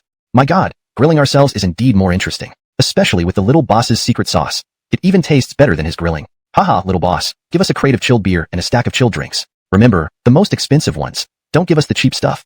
After everyone had grilled their skewers, they began calling out to Moses and Arlo. At first, Moses was delighted. Selling beverages at his store meant making piles of money. But after half an hour of running around, he was dog-tired while the customers kept asking for more beer. Moses exploded. You brats, can't you drink a little less? These skinny arms and legs of mine are about to break. Everyone burst into laughter at Moses's outburst. An owner this tyrannical was a first for them. Yet, the more he protested, the more they enjoyed it. Now, don't tell me you can't keep up. Here, another 2 crates. Yeah, another 2 crates. Treat it as exercise for you. Young man needs to stay fit. Heheha. You guys are too naughty, aren't you? Targeting the little boss like that. Look at me. Unlike them ordering 2 crates each, I usually order 4 crates. Huh. Seeing these guys being so arrogant, Moses's mouth twitched. He got seriously annoyed. Am I a sick cat because the tiger doesn't show its ferocity? Ronnie, put up a notice later. From now on, each person can only drink 6 bottles of beer. Any extra orders won't be sold, and outside purchases are not allowed either. If these guys drink too much, it might harm their health. After all, money is endless. People coming here to eat means they respect us. We should care about their health. Although Moses started with frustration, he truly meant what he said afterward. In his past life, he saw countless drunkards leaving restaurants barely able to find their way home. He despised those who didn't value their health. Oh my god. Mr. Xia, before you put up the notice, hurry and bring me 2 more crates of beer. Wow, this little boss is too ruthless. I almost want to kiss him for it. Indeed. Although I love drinking, the little boss deserves full marks for this move. Sitting in the corner, Aslan watched everyone teasing Moses and felt a twinge of admiration. This kid is really taking the ancient business wisdom to heart. Honesty first, conscience second, and it's working surprisingly well. Chapter 82. The Never Drunk Formula and Distillery Reward? An hour later, Aslan patted his bulging belly. Looking at the self-service barbecue stand in front of him, he couldn't help but sigh with admiration once again. Moses was simply a genius. The idea to let customers grill their own food was brilliant. How did he come up with it? Delicious barbecue, a stroke of genius, and a conscientious boss. This barbecue place will likely do better and better in the future. If I want to come eat here again next time, who knows how long I'll have to wait in line. After this thought, Aslan didn't hesitate. He quickly walked over to Moses and pulled a chair over to sit down without waiting for an invitation. Young boss, speaking of which, your business is thriving, and it's a self-service type. Do you have any interest in opening 2 more branches? At that time, I can invest in it. As for the profits, we can split them 70-30 or 80-20. What do you think? Seeing Aslan's hopeful expression, Moses was momentarily stunned. Sorry, sir, I mentioned earlier that this barbecue place is for my girlfriend, so I don't have any plans to open more branches. Moses shook his head, patiently explaining. However, hearing these words, Aslan was somewhat displeased. Hey, young man, you're still young. Why tie yourself to one tree? There are plenty of girls in this world, especially beautiful ones. With your ability and looks, what kind of girl wouldn't you be able to find after making money? Aslan had been refused by Moses last night, and now again today, causing him some urgency. If he could persuade Moses, even saying something bad about his girlfriend would be worth it. Of course, if Aslan knew that Moses' girlfriend was actually his daughter, he probably wouldn't say such things. Sir, considering you stood up for me and are a customer, I won't hold it against you this time.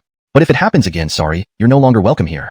Moses frowned slightly, his handsome face earnest as he spoke to Aslan. Upon hearing this, Aslan's mouth twitched. This kid was really foolish. Just a girlfriend? Was it really necessary? Well, here's my business card. If you ever want to open more branches, you can always find me. Disappointed,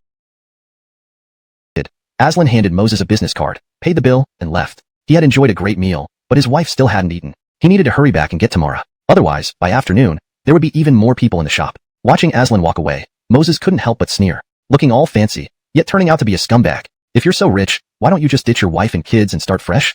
After all, there are plenty of beautiful women in this world. After venting his thoughts about Aslan, Moses checked the time and realized it was almost 11 o'clock. In other words, only one class remained before lunch break. Ding. Detected host skipping school for 3 hours, meeting the criteria for being a slacker. Now rewarded. Never drunk formula plus nearly bankrupt distillery. Reward has been placed in inventory. Please check. With the system's prompt, Moses' eyes lit up. Indeed, skipping school for 3 hours had quite the effect. But what on earth was this never drunk formula? And what was this nearly bankrupt distillery all about? With these questions in mind, Moses retrieved the formula. It contained the recipe for a beverage and its instruction manual. Phew. So, this thing is never drunk? Holy cow, how impressive. After reading the instructions, Moses staggered backward, nearly falling off his chair in excitement. Never drunk wasn't literally never drunk. It was beer with similar alcohol content to ordinary brews, but it contained substances beneficial to health, causing no damage whatsoever. Once produced, this beer would revolutionize the alcoholic beverage industry. Ordinary beer harmed the body when consumed in excess, whereas Moses' brew not only caused no harm but was also beneficial. Anyone who tried it once might never drink other beers again. But here's the catch. Would other distilleries send assassins to kill him once this revolutionary beer was produced? Realizing the potential threat, Moses suddenly grew wary. A beer that rewrote history would crush competitors, leaving them penniless. They might go to extreme lengths to stop him. Forget it. This is too dangerous. Sighing deeply, Moses decided to postpone dealing with the nearly bankrupt distillery. Although he knew the never drunk beer would bring enormous success, he didn't want to risk losing his life. Reincarnated with the system, he had no intention of dying prematurely. Chapter 83. Just rounded off, directly turned into 500? At the front desk of the barbecue restaurant. After a few customers had their fill, they exchanged glances and got up together to settle the bill. Table 1 guests, skewers plus drinks total up to 435. Table 2 guests spent 505. Table 5 guests spent 360. Arlo carefully verified the bill and, confirming it was correct, excitedly told them. He hadn't even opened for long, but sales were already over 1,000 yuan. If things kept up like this, they might make tens of thousands by day's end. Although these earnings didn't directly concern Arlo, he was still the former owner of the restaurant. Witnessing Moses breathe life back into his once struggling business made him genuinely happy. A new store opening, rounding off the zeros is fine, right? Yeah, doing business should be generous. Rounding off the zero shouldn't be a problem. Once Arlo finished calculating, the guests couldn't help but chuckle. As he was about to round off the amounts, they had already started scanning to pay via mobile. Clunk. Wealth protection account received 500 yuan. Clunk. Wealth protection account received 600 yuan. Clunk. Wealth protection account received 400 yuan. Hearing the announcements from the front desk, Arlo froze. What was going on? Table 1 spent 435. Tables 2 and 5 spent 505 and 360 respectively. If rounded off, the total should have been 430, 500, 350. The money has been transferred. We'll leave now, and come back for another meal in the evening. Holy crap, this taste is amazing. Why wait until the evening? I need to go for a stroll right now, and then come back for more after digesting. Right, go for a walk, then come back to eat. Today, I must enjoy these skewers fully. Having said that, the customers quickly walked out of the restaurant. By the time Arlo realized what happened, they were already gone. Ronnie, what's wrong? Did you make a mistake in settling the bill? No worries, it's just a small amount of money. Moses came to the front desk, planning to say hello to Arlo before returning to school. However, he saw Arlo looking gloomy. Boss, it wasn't me who made a mistake in settling the bill. It was them who gave the wrong amounts. They wanted me to round off the zeros from 435, 505, and 360. I thought it was okay, just a few bucks. But then they directly transferred 500, 600, and 400. Arlo explained helplessly to Moses. His words made the other guests light up. Rounding off the zeros seemed like a great idea. A bill of 435, rounded off became 500. No problem. Riley Edel boss, could you please move aside? I also want to settle my bill.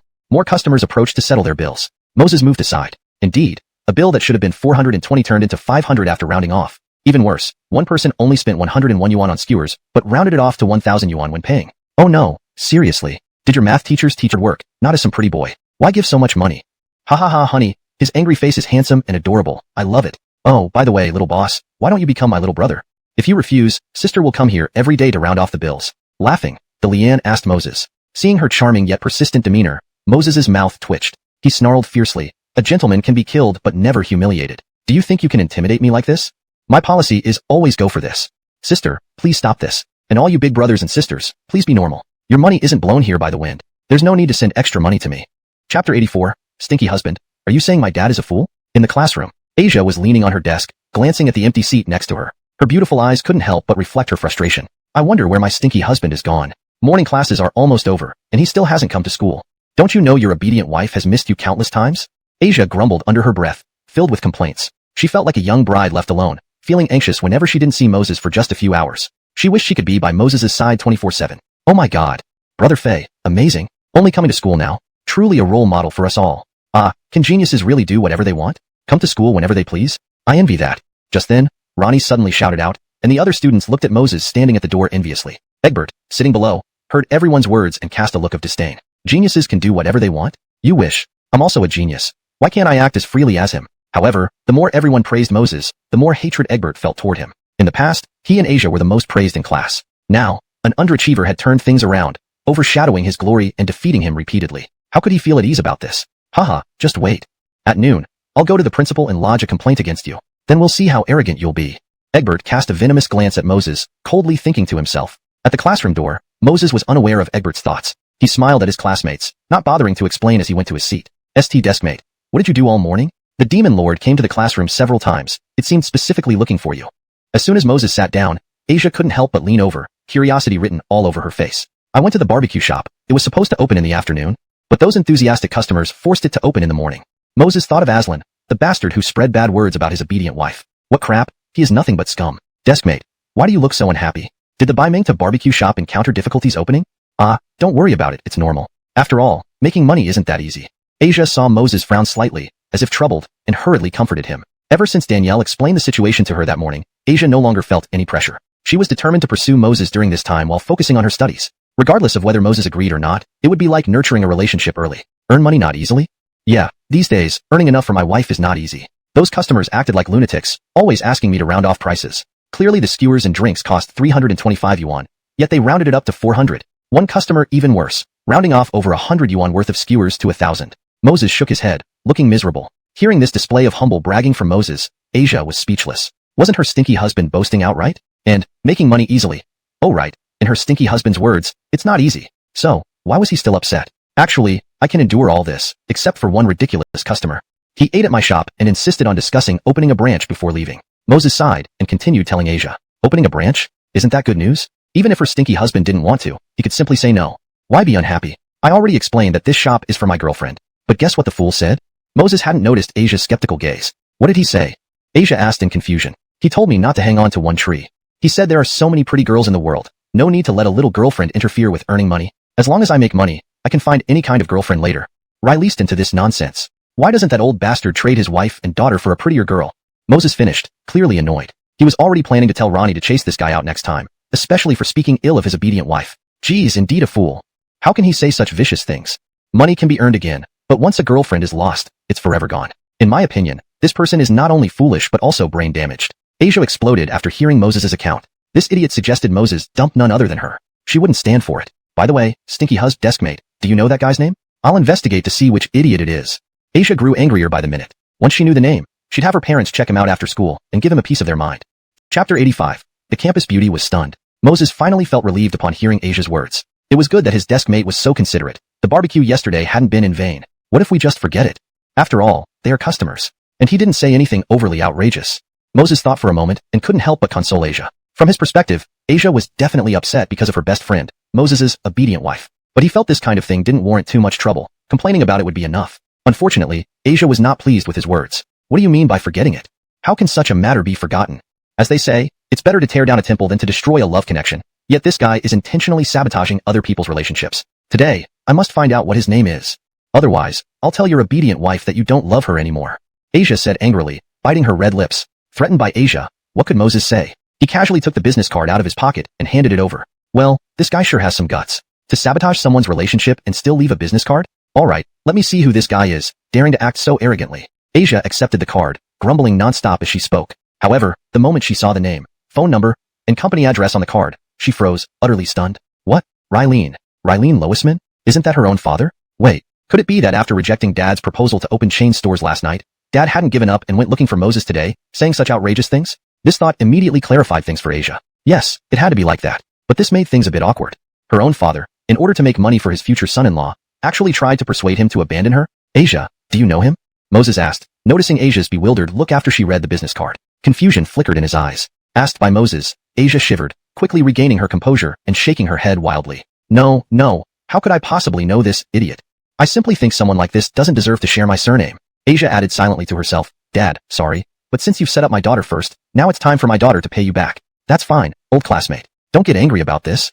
Do me a favor and let me handle this. Asia took a deep breath, fearful that Moses might discover something. She patted her chest, assuring him, it's fine if you handle it. But make sure you don't cause any trouble with them. Otherwise, if you get Moses. Even when Ronnie addressed him as playground in front of everyone, he had to endure it. I need to talk to Moses about something. Not to cause trouble.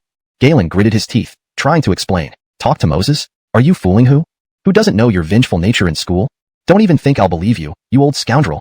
Ronnie sneered sarcastically. Damn it. You fatso, don't push it. I already said, I'm not here to trouble Moses. What the hell? Seeing Galen about to explode, Moses slowly got up. Fatso, please give this to Galen.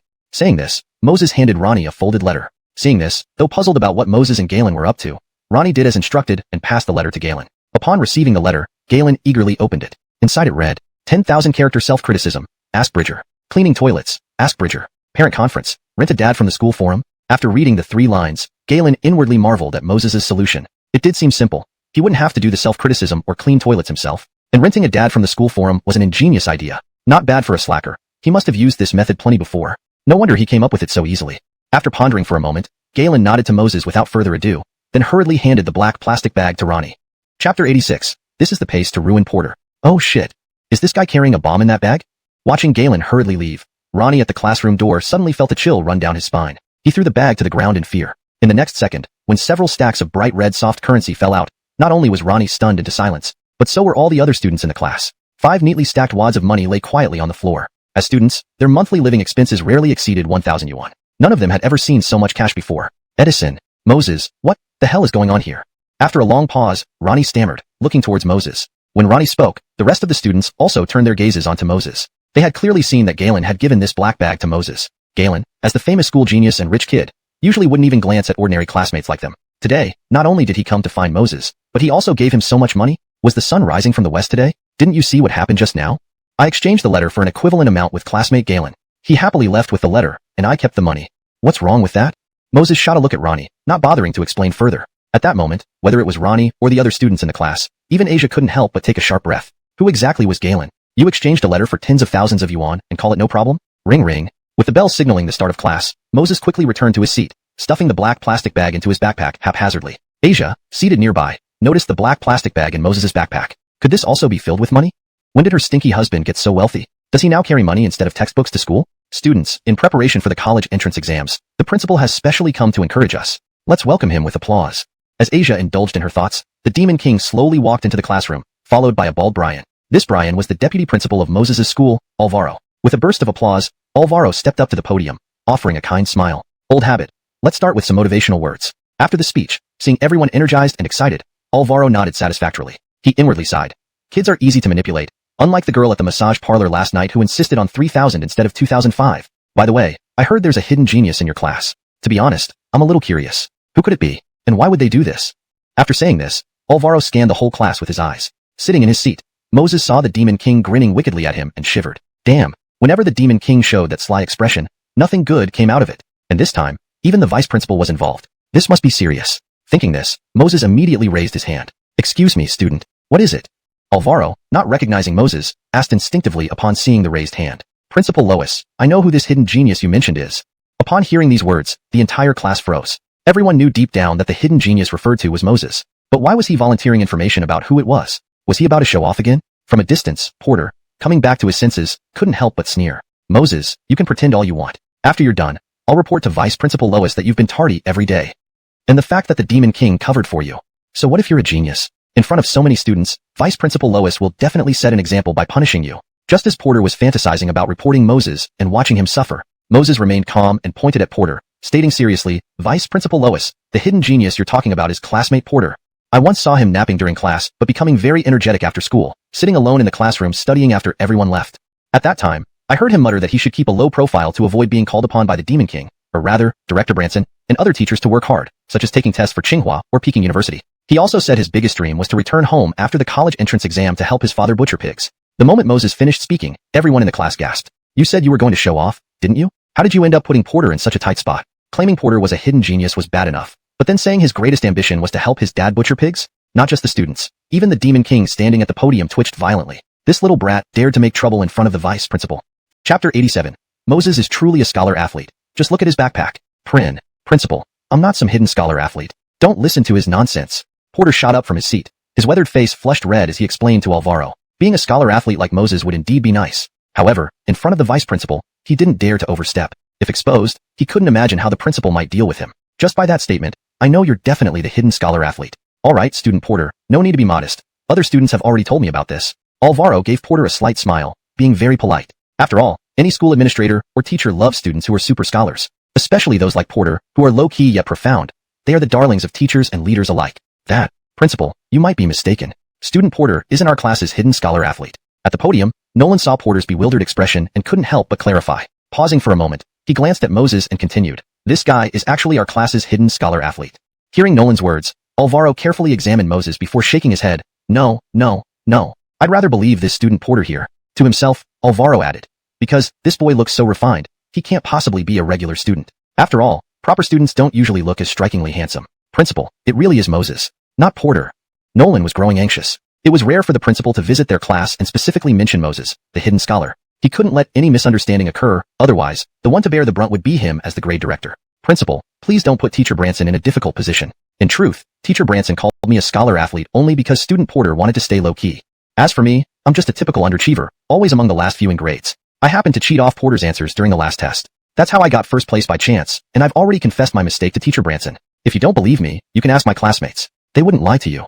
Moses's gaze swept over the rest of the class after saying this. Although Moses hadn't spent much time with the demon, he knew when trouble was brewing. Therefore, Porter must be confirmed as the hidden scholar athlete, giving this troublemaker a taste of discomfort. As for the other students, initially confused, they quickly snapped to attention upon hearing Moses's mention of barbecue.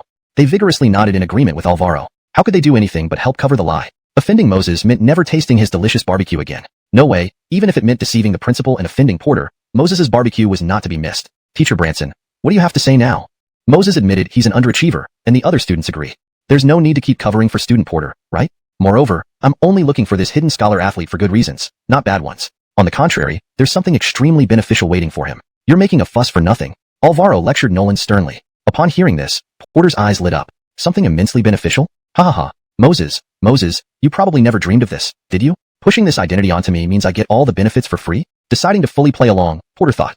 Since this hidden scholar identity was personally given by Moses, he might as well enjoy it while it lasts. Principal Lois, regardless of whether I am Class 3-2's hidden scholar or not, since you've asked, I will do whatever it takes, be it through fire or water. Porter took a deep breath and responded seriously to Alvaro. As long as he seized the benefit early, Moses would have to watch helplessly. Oh, how satisfying it was to snatch away all the luck. Student Porter, don't cause trouble. Released into your teacher. This supposed trial by fire, you won't be able to handle it. Nolan reminded Porter, feeling somewhat depressed. He knew Porter's thoughts, but what could he say? Everything could be blamed on Moses, that little rascal. What started as a simple matter had become complicated. No, Teacher Branson, I believe, I can handle it, Porter said solemnly. Inside, he roared. Bring it on. All the benefits, bring them down on me. Nolan opened his mouth, but was too upset to speak. Moses is not worth dealing with, and neither are you, Porter. When others call you a scholar, you start believing it. The critical point is that he kindly warned Porter, but Porter's small frame wouldn't be able to bear such a huge responsibility. Only someone like Moses could manage it. Principal, let me give you final proof that Moses is our class's hidden scholar athlete. Just check his desk. It seems like he has no books and doesn't study, but in reality, all his textbooks are in his backpack. Remembering Moses's bulging backpack in the morning, Nolan suddenly got an idea and hastily addressed Alvaro. Without waiting for Alvaro to respond, he quickly walked over to Moses and pulled out his backpack. Watching this unfold, Moses's eyes twitched as he silently cursed. Chapter 88. A backpack with 150,000 cash, and you call this a scholar? Principal Lois, do you know what is most important for a hidden scholar? Nolan asked Principal Lois smugly after he brought Moses's backpack to the podium. Without waiting for Alvaro to respond, he continued, the most crucial thing is to stay hidden. Don't look at this kid who always ranked second to last in the grade. Yet, he maintained this ranking consistently over 3 years. That takes precision control of scores, Nolan added. At this point, Moses and Ronnie were completely bewildered down below. Coming in second to last in exams, and there's talk of score control? Clearly,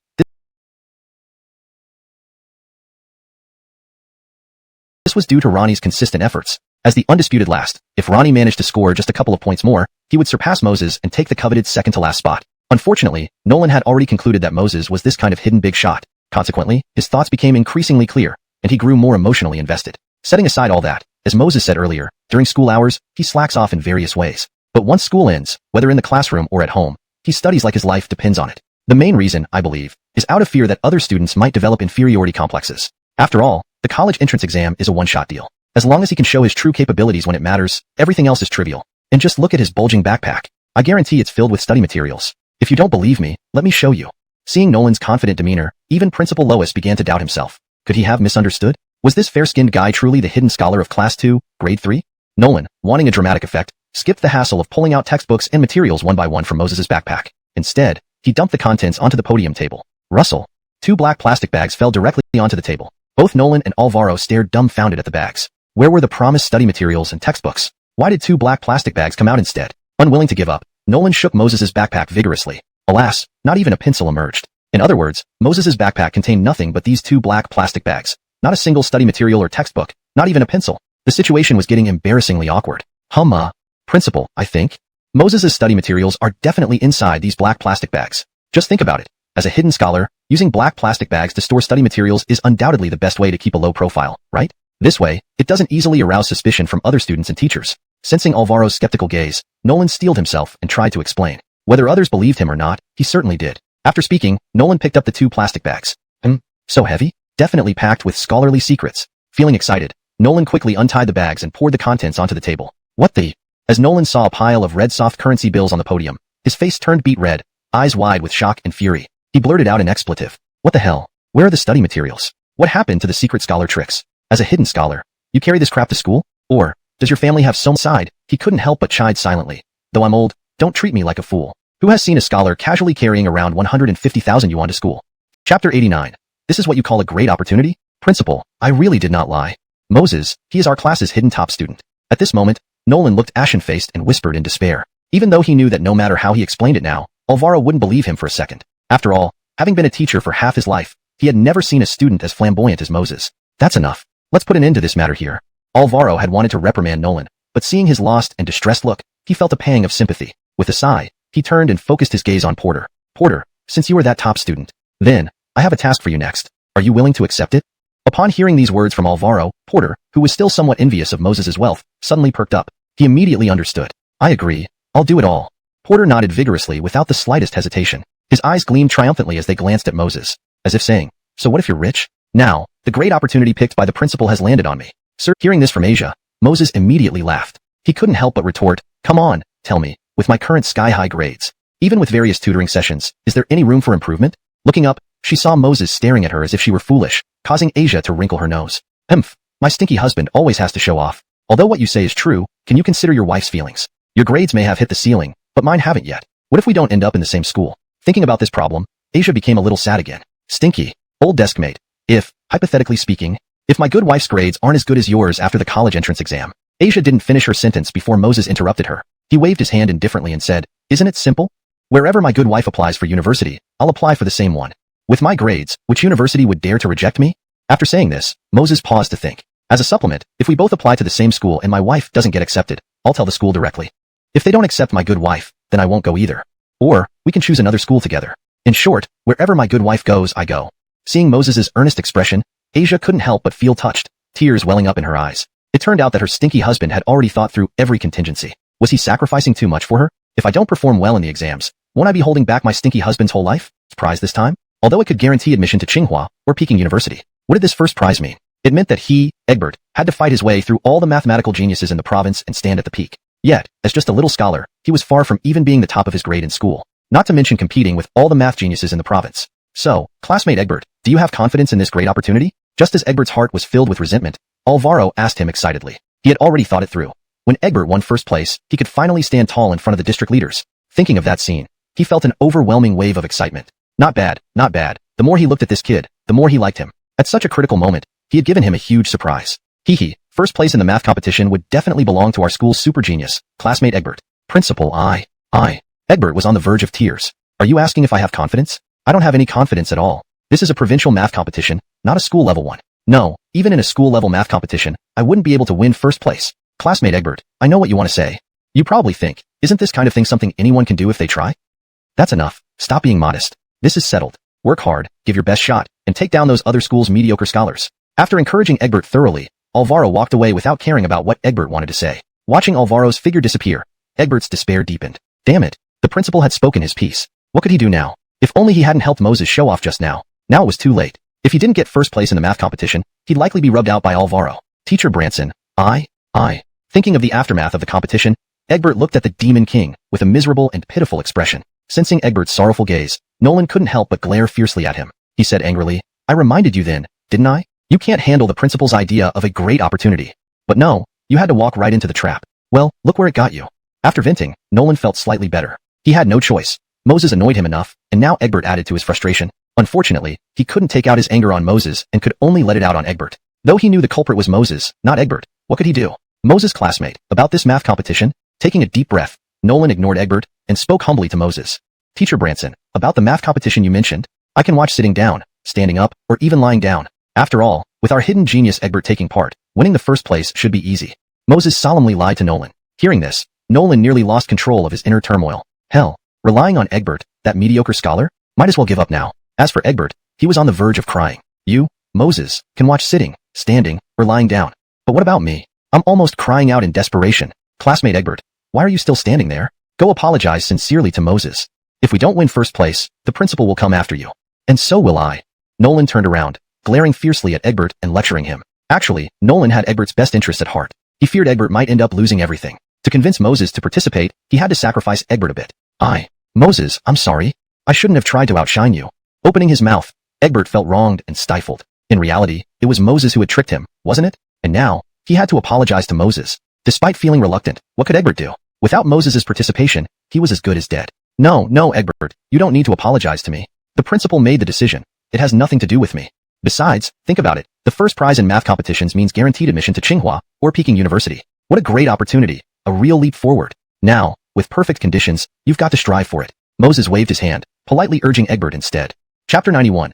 Asia's Rilietal Thoughts. Work hard? To hell with working hard. If this thing could be achieved just by working hard, wouldn't I, Porter, have been getting first place every day? Despite cursing in his heart, Porter was at a loss now. He could only turn to the big demon king for help, hoping he could persuade Moses to participate in the contest.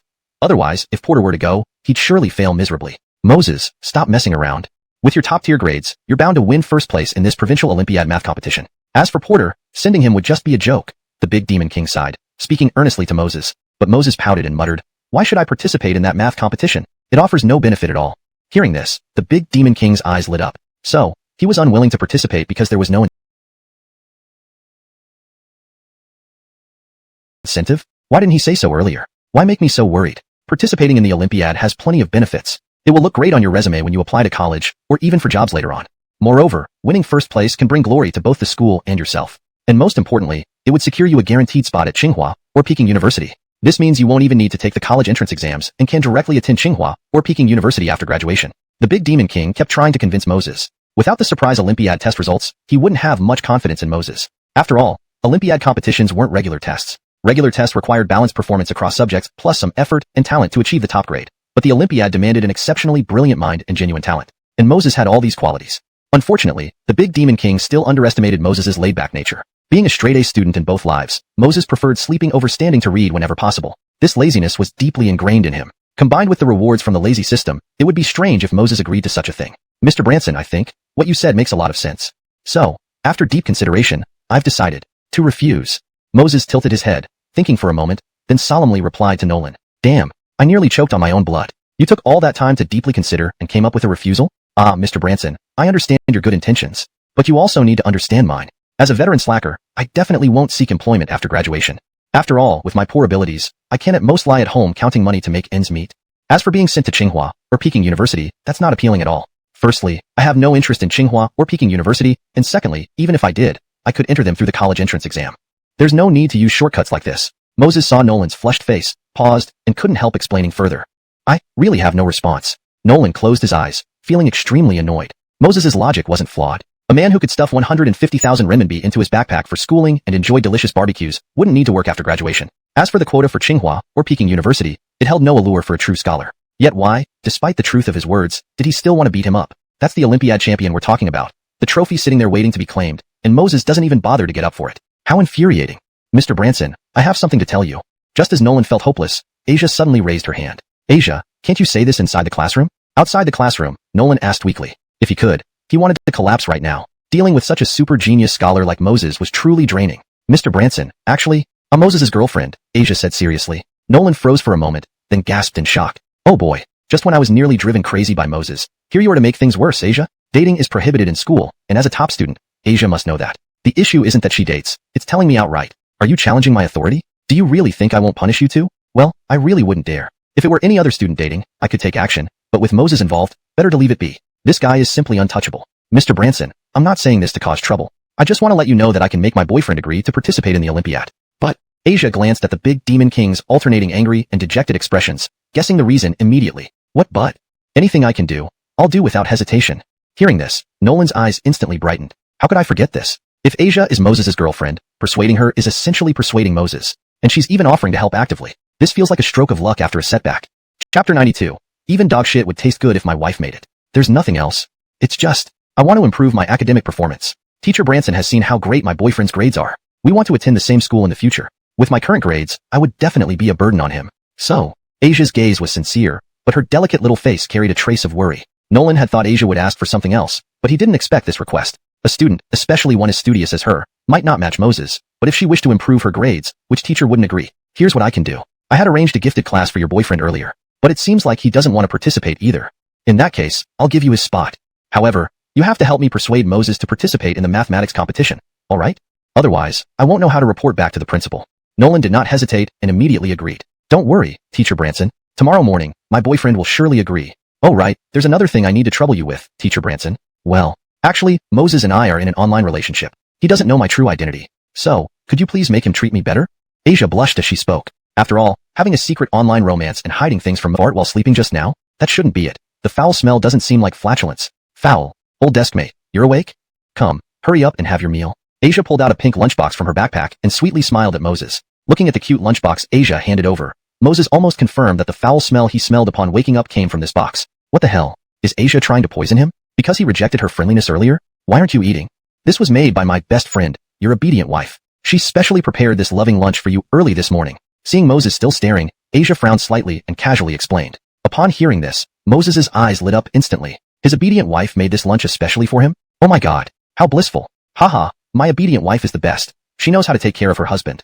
Moses excitedly opened the lunchbox. Looking at the chicken leg that resembled paste and durian stir-fried eggs inside, Moses's mouth twitched involuntarily. Can I eat this? Moses, if I told you this lunch was made by me, how would you feel? Curiously, Asia asked Moses, who seemed very enthusiastic. Gross. I said it couldn't possibly be made by my obedient wife.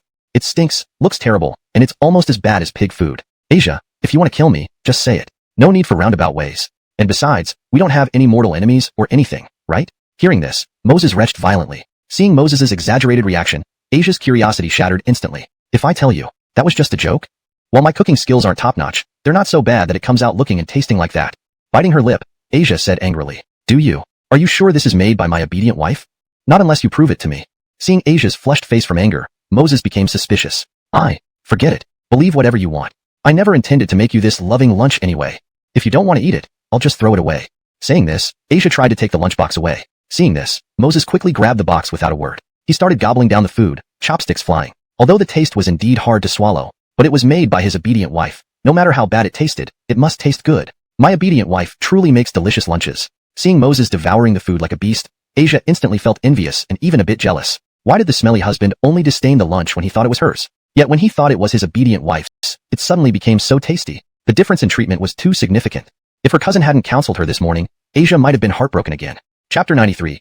Christy, let me help you write the self-criticism and clean the toilets? At the school cafeteria, after Bridger got his food, he scanned the area but did not see Asia. A trace of disappointment inevitably crept into his eyes. Although he had a hunch that even if Asia came to the cafeteria for lunch, she would definitely sit with Moses. As an unwavering lick dog, just being able to watch his goddess from afar made him feel happy inside. Unfortunately, Asia did not come to the cafeteria today, so it seemed he wouldn't get the chance to see her. Forget it. Let's go find Christy instead.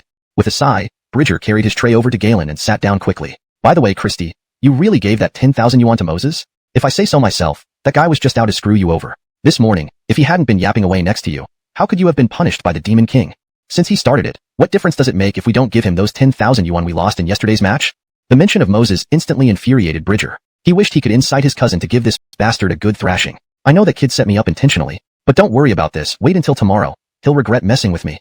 Thinking of the 10,000 yuan. No, make that 15,000 yuan. Galen felt heartache all over again. In the morning, when he asked Bridger for money, he only briefly mentioned needing 5,000 more for yesterday's bet. He never mentioned Moses' advice because it would be too embarrassing to admit that after getting scammed by Moses, he still willingly contributed another 5,000 yuan. Christy, you're awesome. To my mind, this bastard deserves a good beating. Seeing his cousin already had a plan, Bridger's eyes lit up.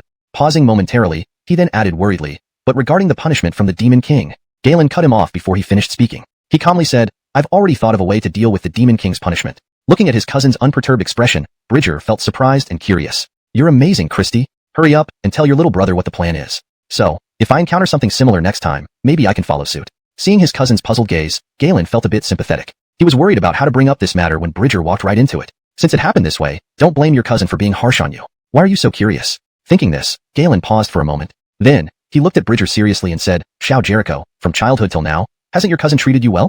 Every time someone bullied you, it was always stunned. What the hell? All this talk, and it comes down to asking me to write your self-criticism and clean the toilets? And this self-criticism is 10,000 words, and the toilet cleaning lasts a whole month. Is this helping? This is making me take all the punishments. At this moment, Bridger's face turned red. He wanted to refuse, but remembered his solemn pledges just now, and his cousin's deeply sincere gaze made it hard for Bridger to speak the refusal. Oh, if you don't agree, forget it. From now on, don't think about those childhood memories anymore. After all, they're all old news. Now, we've grown up, and probably no one remembers those small things forever. Seeing his cousin's flushed cheeks, Galen sighed, continuing to play the emotional card. If he didn't want to do the 10,000-word self-criticism and clean toilets for a month, he had to make Bridger agree somehow. Better for a dead Taoist friend than a living poor man. Christy, it's not like that. I'll do it, alright? Bridger, feeling aggrieved, responded to Galen. If he refused after hearing all this, wouldn't he be no different from a beast?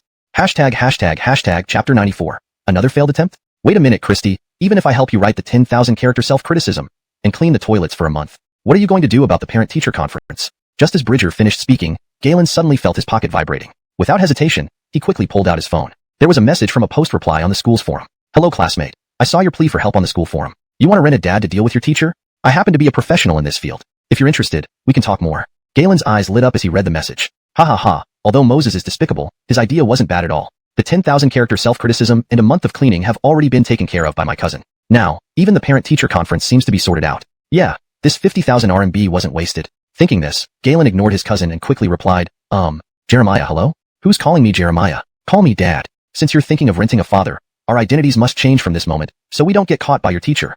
Galen sighed inwardly upon seeing the reply. No wonder he's a professional. He's already gotten into character. It looks like the parent-teacher conference tomorrow morning will go without a hitch. Dad, so what's your fee? 1,000 RMB for a class teacher, 2,000 for a grade head. Of course, if it's that big devil in your school, 3,000. If there's no problem, transfer half the deposit to my account first, then tell me the specifics, and I'll arrive on time at your teacher's office. No, Dad, the fee isn't an issue, but since we haven't even met yet, what if something goes wrong?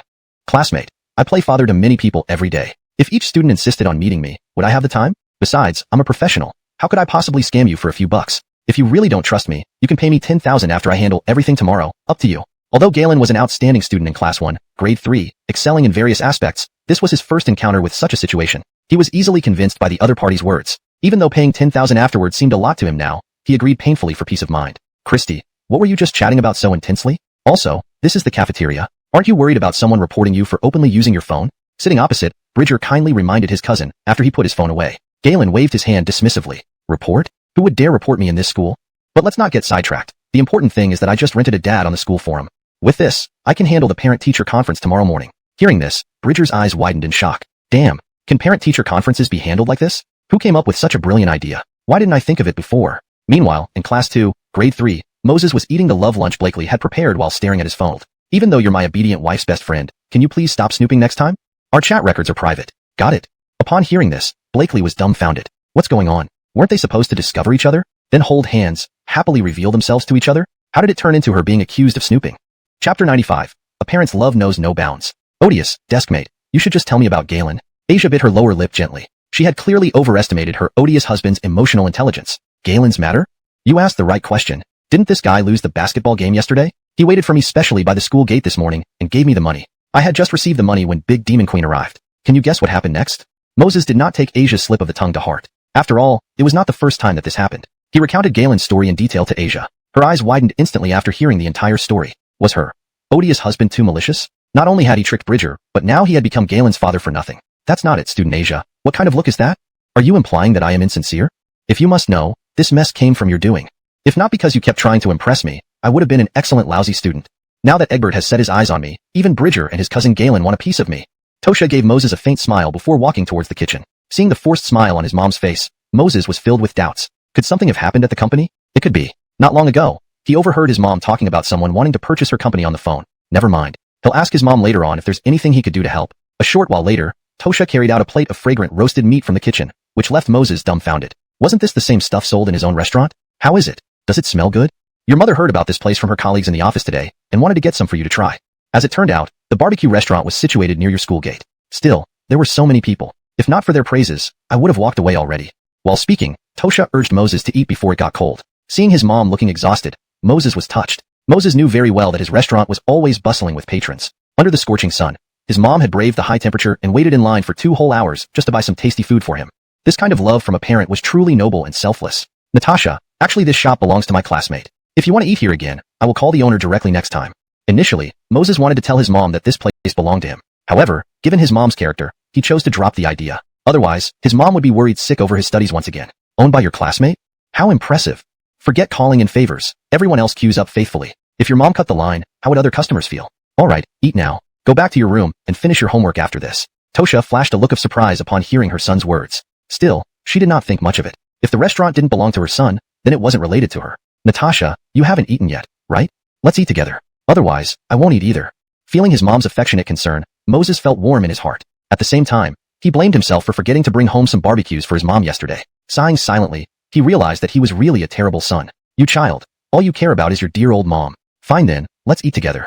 Tosha shook her head, stroked Moses' hair, and answered contentedly. When she took the first bite, her eyes lit up instantly but dimmed down soon after. Laughing, she said, "It tastes okay. I thought it'd be tastier. Riley Edelfey, I don't like this taste. You eat by yourself." Hearing his mom's words, Moses' eyes filled with complex feelings. How could she not like something praised unanimously by everyone else? All she wanted was for him to eat more. A parent's love knows no bounds. Such was the case for parents. They preferred to give everything to their children and keep nothing for themselves. Natasha, does something seem off with the company? After eating quietly for a while, Moses finally raised his head and asked his mom earnestly. Chapter 96. Mother on business trip? Apply to manage the company. Can anything really happen with the company? Don't forget, your mom is a powerful businesswoman. Tosha's expression stiffened as she responded to Moses somewhat uneasily. Pausing for a moment, she continued, by the way, honest, Natasha might have to go out of town on a month-long business trip tomorrow. I was originally planning to spend this time with you during your final months of high school, but, sigh. Seeing her like this, Moses could be almost certain that something had gone wrong at the company. Otherwise, given his mother's nature, she wouldn't go on a business trip at such a crucial time. Natasha, don't worry about it. I'm not a kid anymore. Besides, as a boy, you should let me get used to living independently. Otherwise, how will I ever find a daughter-in-law for you in the future? Moses comforted his mother, but deep down, he was mulling over the opportunity to visit his mother's company since she would be away. Maybe he could help a little? After all, Moses had come from Earth, and, though he hadn't directly experienced it, he had seen enough business practices to be useful. Well then, I'll leave 5,000 RMB at home for you tomorrow, said Tosha. You can buy whatever you want for breakfast and dinner. Seeing how mature and understanding her son was, Tosha felt greatly reassured. After having barbecue, Moses went back to his room, pretending to do homework but mostly procrastinating. He then chatted with his obedient wife before going to bed. The next morning, Moses woke up to find his mother already gone. On the table were warm breakfast and 5,000 RMB. After eating, Moses changed into clean clothes and headed out. Half an hour later, he arrived at Fei Hong Company. Honest, why are you here at the company? I thought your mom said you'd be busy preparing for the college entrance exam. Hearing a familiar voice, Moses turned around to see a young girl in an OL outfit looking at him quizzically. She appeared to be around 25 or 26, well-built, and quite pretty. Moses recognized her as Vilma, his mother's personal secretary. Velma G, we can talk about studying later. Why is there almost no one in the company? Moses looked around the empty office area, clearly puzzled. Vilma couldn't help but smile bitterly when she heard this. AI, it's because the rival company tampered with our products. As a result, the company faces huge compensation claims. So many employees have already left. For this matter, your mom has been running around, seeking help from all sorts of people. Why are you asking these things? You're just a child. Your task now is to study hard and aim for good results in the college entrance exam to make your mom proud. Vilma suddenly realized what she said and scolded Moses sternly after giving him a glare. However, Moses wasn't bothered by Vilma's reprimand. After hearing her words, he frowned slightly. His mother's company specialized in producing batteries for electric vehicles. It wasn't a big company in Haicheng, but its overall value was around 1 or 200 million. Now, it was in such a dire situation. No wonder his mother looked physically and mentally exhausted lately. Velma-ji, what are the other shareholders thinking? After a brief pause, Moses raised his head and asked again. What does it matter to you what the other shareholders think? Brat, don't think you can do whatever you want just because your mom is on a business trip. Think I can't handle you too? Vilma raised her fist threateningly. Just as Vilma finished speaking, a Brian with a potbelly walked over, eyeing her intensely and scanning her up and down with a lecherous grin. Miss Cheen, would you be interested in being my personal secretary? I'll offer you double the salary. Feeling the man's sleazy gaze, Vilma felt repulsed but politely declined due to his status as a shareholder. Director Riley, thank you for your offer, but I haven't considered leaving Director Zhao. Mark sneered when Vilma rejected him without hesitation. Fei Hong Company is nearly bankrupt. Sticking with that woman will only lead you into trouble. Miss Cheen, here's my new business card. If you change your mind, feel free to contact me anytime. Watching Mark walk away, Vilma glanced at the business card in her hand and felt a surge of anger in her chest. This bastard, joining the rival company as a vice president. How ungrateful, after all the kindness Director Zhao showed him. Vilma's face turned pale with anger as she cursed vehemently. Moses, standing nearby, also felt a wave of anger seeing Vilma's rage. Bullying Vilma was equivalent to bullying his mother, and bullying his mother was like bullying him, her son. How could he tolerate this? Velma-ji, prepare a meeting with all the shareholders. If anyone skips, tell them to pack their things and leave immediately. At this moment, Moses narrowed his eyes and gave instructions. Looking at Moses's serious demeanor and the authoritative aura emanating from him, Vilma was momentarily stunned. Is this still the cute younger brother I know? Why does he suddenly seem similar to Director Zhao? No, this presence is even stronger than Director Zhao's. No matter how unreasonable these shareholders are, Director Zhao would never say such things. Chapter 97. What's wrong with the shareholders? The young master will carry on. Honest, you? Vilma opened her mouth, her tone laced with worry. This was a shareholders meeting. Those guys were all as cunning as monkeys. Moses is just a kid. How could he be a match for them? Big sister Velma, my mom asked me to temporarily take over before she left on a business trip today. I'm managing all company affairs. Whatever happens, I'll be fully responsible. Moses said firmly without any hesitation. Upon hearing this, Vilma was dumbfounded. Manage all company affairs? Could June have given up on the company completely? That's why Honest came here to mess around. Also, given the current situation of the company, unless a miracle happened, it would only be a matter of time before the company went under. Sighing inwardly, Vilma decided that if this was June's wish, she should follow Moses's arrangements. She then went to inform the other shareholders. The company's product has issues and faces high compensation. Following standard procedures, even if we are sued, it should still take some time. As long as we find the truth or gather enough money for compensation within this period, the problem should be solved.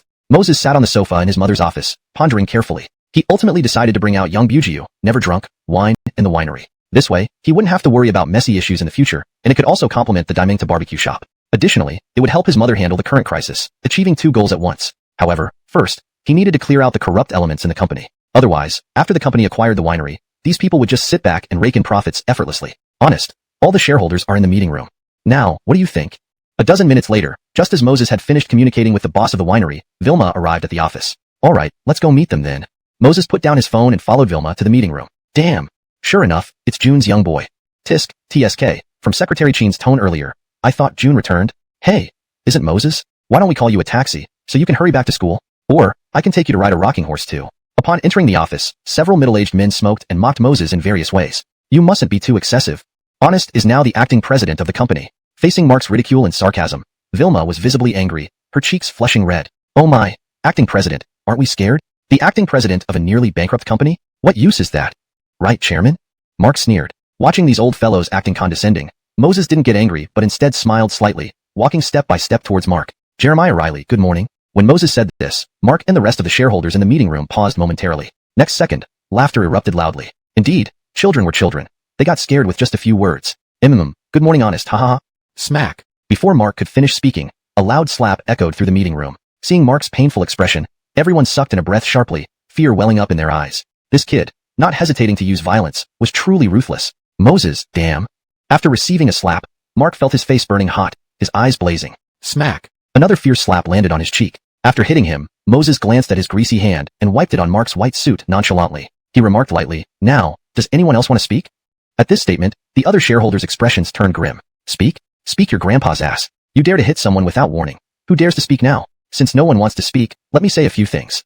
The company's current situation should be clearer to you shareholders than to me. So, as acting president, I've decided to acquire all your shares. 50,000 each. If you agree, we'll sign the contract immediately. Moses glanced at Mark and others, then spoke emotionlessly. Regarding his mother's company, Moses had thoroughly researched it online last night, which gave him confidence. Fifth, 50,000? Moses, are you joking with us? At its peak, the company was worth at least 200 million. Even if we don't talk about that, I have 10% of the shares. Based on the valuation, it's at least 20 million. Do you think 50,000 can buy me off? Isn't that too much of a ripoff? Right, I own 20% of the shares. At the price you're giving, you owe me at least 40 million. Chapter 98. Setting a small goal, earn 100 million first. Looking at these shareholders, each flushed with anger, Moses couldn't help but laugh, looking at them as if they were clowns. Sorry, all shareholders. I've changed my mind. Now I'll buy your shares for just 400,000 yuan. Remember, don't mention 10% or 20% to me. Here, it's all one price. When Moses said this, several shareholders looked enraged. What the hell? Is this not too much of an insult? If 500,000 yuan was already unacceptable, now he was even lowering it to 400,000 yuan? But this time, though they were furious, no one spoke up easily. The company's bankruptcy meant that all shareholders would share the debt. Although they had someone backing them to repay this debt, it was only a verbal promise. If the company went bankrupt and the backer refused to acknowledge the debt, what would they do? On the contrary, if they could sell all their shares to Tosha, or rather, this reckless Moses now, then regardless of whether they got help with the debt, it wouldn't matter anymore. However, wasn't this price too low? Seeing your hesitant looks, do you think my offer is too high? Since that's the case, let's lower it further, to 100,000 yuan per person. If you're not interested, then scram, don't stay here blocking my view. In his past life, Moses had watched many business wars. He knew a little bit about negotiation tactics. These old fellows' hesitation showed exactly that they wanted to offload their shares quickly. Given that, Moses naturally had to press down on the price. 100,000 yuan? You are simply a bloodsucker. No, worse than a bloodsucker. At that moment, the few shareholders exploded in anger. They no longer dared to underestimate Moses. Playing around with him who dealt ruthlessly and slashed prices fiercely would be asking for trouble. Velma, go draft a few stock transfer contracts. Remember 100,000 yuan per person, pay them a month later, no rush. After all, nowadays, debtors are always in charge. Moses ignored the shareholders and directly instructed Vilma, who stood bewildered beside him. Hearing this, Vilma instinctively nodded. After the shareholders signed the contract and left the meeting room, Vilma finally regained her senses. Doug, you were messing around? Originally, with the company going bankrupt, the debt could have been shared among all shareholders. Now, your mother will have to shoulder this nearly 100 million debt alone. Vilma was visibly distressed. She couldn't blame herself for being baffled earlier. It was mainly because of Moses's overpowering presence, which made her unable to recover quickly. Velma, isn't it just 100 million debt? Is it really such a big deal? Moses shook his head calmly. Without daming to barbecue shop, without the system's never drunk alcohol reward and the brewery, hearing this amount might have scared him. But now, he gradually adjusted his mindset. With the system, money was merely a matter of whether he wanted to earn it or not. However, since Natasha's company faced difficulties, he decided to set a small goal for himself. During Natasha's business trip, he would aim to earn 100 million first. Do you know how much 100 million is? Even if an ordinary person earns 10,000 yuan per month, how many years would it take to save up 100 million without spending a single penny? Vilma stomped her feet, feeling exasperatedly disappointed. If she had known Moses would act so recklessly, she should have stopped him. Now it was done, and when President Zhao returned, how would she explain this? Knock knock knock. May I ask, which one is Boss Moses? Just as Vilma was fuming, a Brian in plain clothes appeared at the door. You must be Jeremiah Eider? I'm Moses. Come in and sit down. Let's discuss the merger of the brewery. Moses smiled warmly at the Brian. Last night, Moses not only researched Fei Hong Company, but also the brewery rewarded by the system. As both the owner and manager, Eider worked diligently over the years. Unfortunately, the times were changing, and third-tier breweries like his were destined to be phased out. Despite this, Eider maintained a good reputation online, treating employees kindly and never withholding wages. Even on the brink of bankruptcy, he never owed any employee a cent. Therefore, Moses had a favorable impression of him. So, your boss Edison? Truly young and talented. Eider sighed sincerely upon entering. Vilma, standing beside, looked utterly confused. What was happening now? When did Doug become someone's boss? Jeremiah Jericho, you shouldn't say that. From now on, we're one family. The brewery remains under your management. Keep the employees you wish to keep. No need to be formal with me. Take a look at this. Can our brewery produce this kind of liquor? Moses smiled and pulled out the formula for never drunk alcohol, erasing the two key ingredients. Despite Eider's good reputation, one must still be cautious, a lesson Moses understood well. This is a beer formula? We can brew this according to the formula. But why have I never seen this brewing method before? Eider glanced at the formula, looking puzzled. Something felt off, but he couldn't pinpoint what. These details weren't critical to Moses. What mattered was that the brewery could produce this drink. Jeremiah Jericho, since our brewery can produce this liquor, things are much simpler. Work on it urgently in the next few days, prepare a batch of liquor, and apply for patents and inspections to bring it to market as soon as possible. Moses thought for a moment and gave direct instructions to Eider. Chapter 99. Want barbecue? I'll take you through the back door. Honest, did you buy out the other shareholders just for this brewery? After Eider left, Vilma couldn't help but ask Moses. Her beautiful eyes were filled with disappointment. In her view, Moses was completely off base. Their company originally specialized in electric vehicle batteries. Even if he impulsively bought out other shareholders, transitioning to a brewery, wasn't that nonsense? Big sister Velma, I know what worries you, Moses replied with confidence. But let me assure you, once this liquor is produced, we can rapidly capture most of the beer market worldwide, if your and my mother's abilities are enough. If you don't believe me, feel free to visit the brewery later. Once the batch is ready, taste it on site and see for yourself. But please, don't mention this to Natasha yet. She might worry if she hears about it while abroad. Moses chuckled lightly, his face full of confidence. After all, the never-drunk liquor formula was a system reward. Just like the secret barbecue seasoning last time, Moses had already proven how amazing the system's rewards were. AI, forget it, there's no point in arguing now. Well, after I drop you off at school, I'll go check out the brewery. At any rate, it's our only hope for paying off debts. Vilma still didn't fully trust Moses, but she had no better options and could only pin her hopes on him in the brewery. Thank you, big sister Velma. If anything happens with the company, call me anytime. Moses didn't refuse Vilma's offer to drive him to school. As for the brewery, he wasn't too worried. Once the product was out, everything would speak for itself, by quality, not looks. Exiting the company, Vilma drove a polo car, dropping Moses off at the school gate. Suddenly, she caught a delightful aroma wafting through the air. Following the scent, she spotted a barbecue shop called Dumb Bunny, from which the aroma was coming.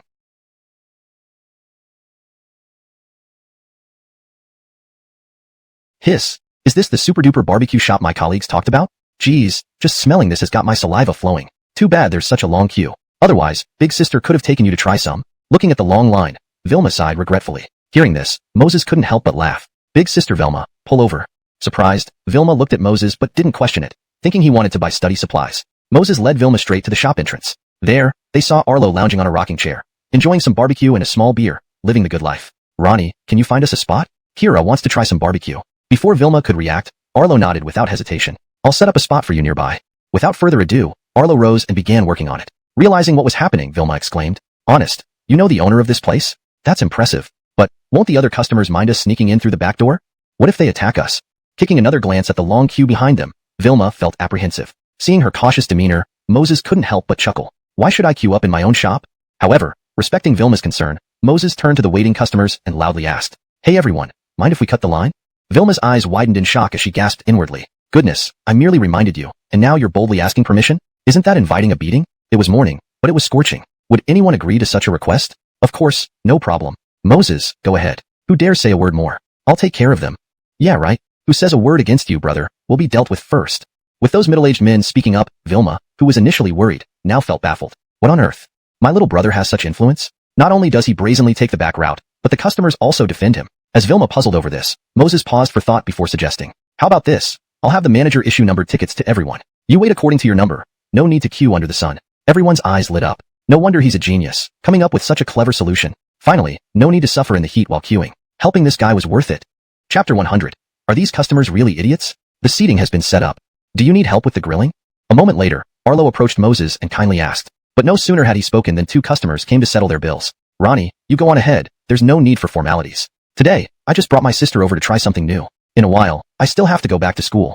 Moses shook his head and directly declined. Seeing this, Arlo didn't say much more, turning to walk to the front desk. Table 8 spent a total of 565 yuan. Table 10 a total of 475 yuan. After Arlo reported the totals, the two middle-aged men smiled wickedly. Quickly, they pulled out their phones and paid via QR code. Ding. Prosperity Wallet received 2,000 yuan. Ding. Prosperity Wallet received 1,888 yuan. After paying, the two men exchanged a provocative glance with Moses. Standing beside Moses, Vilma's eyes bulged wide at this scene. What was going on? The manager clearly said one customer spent 565 and the other 475. How did these two end up paying 2,000 and 1888 respectively? Feeling their strange gazes turned towards him, Moses flicked his eyelids irritably. He snapped, You two idiots.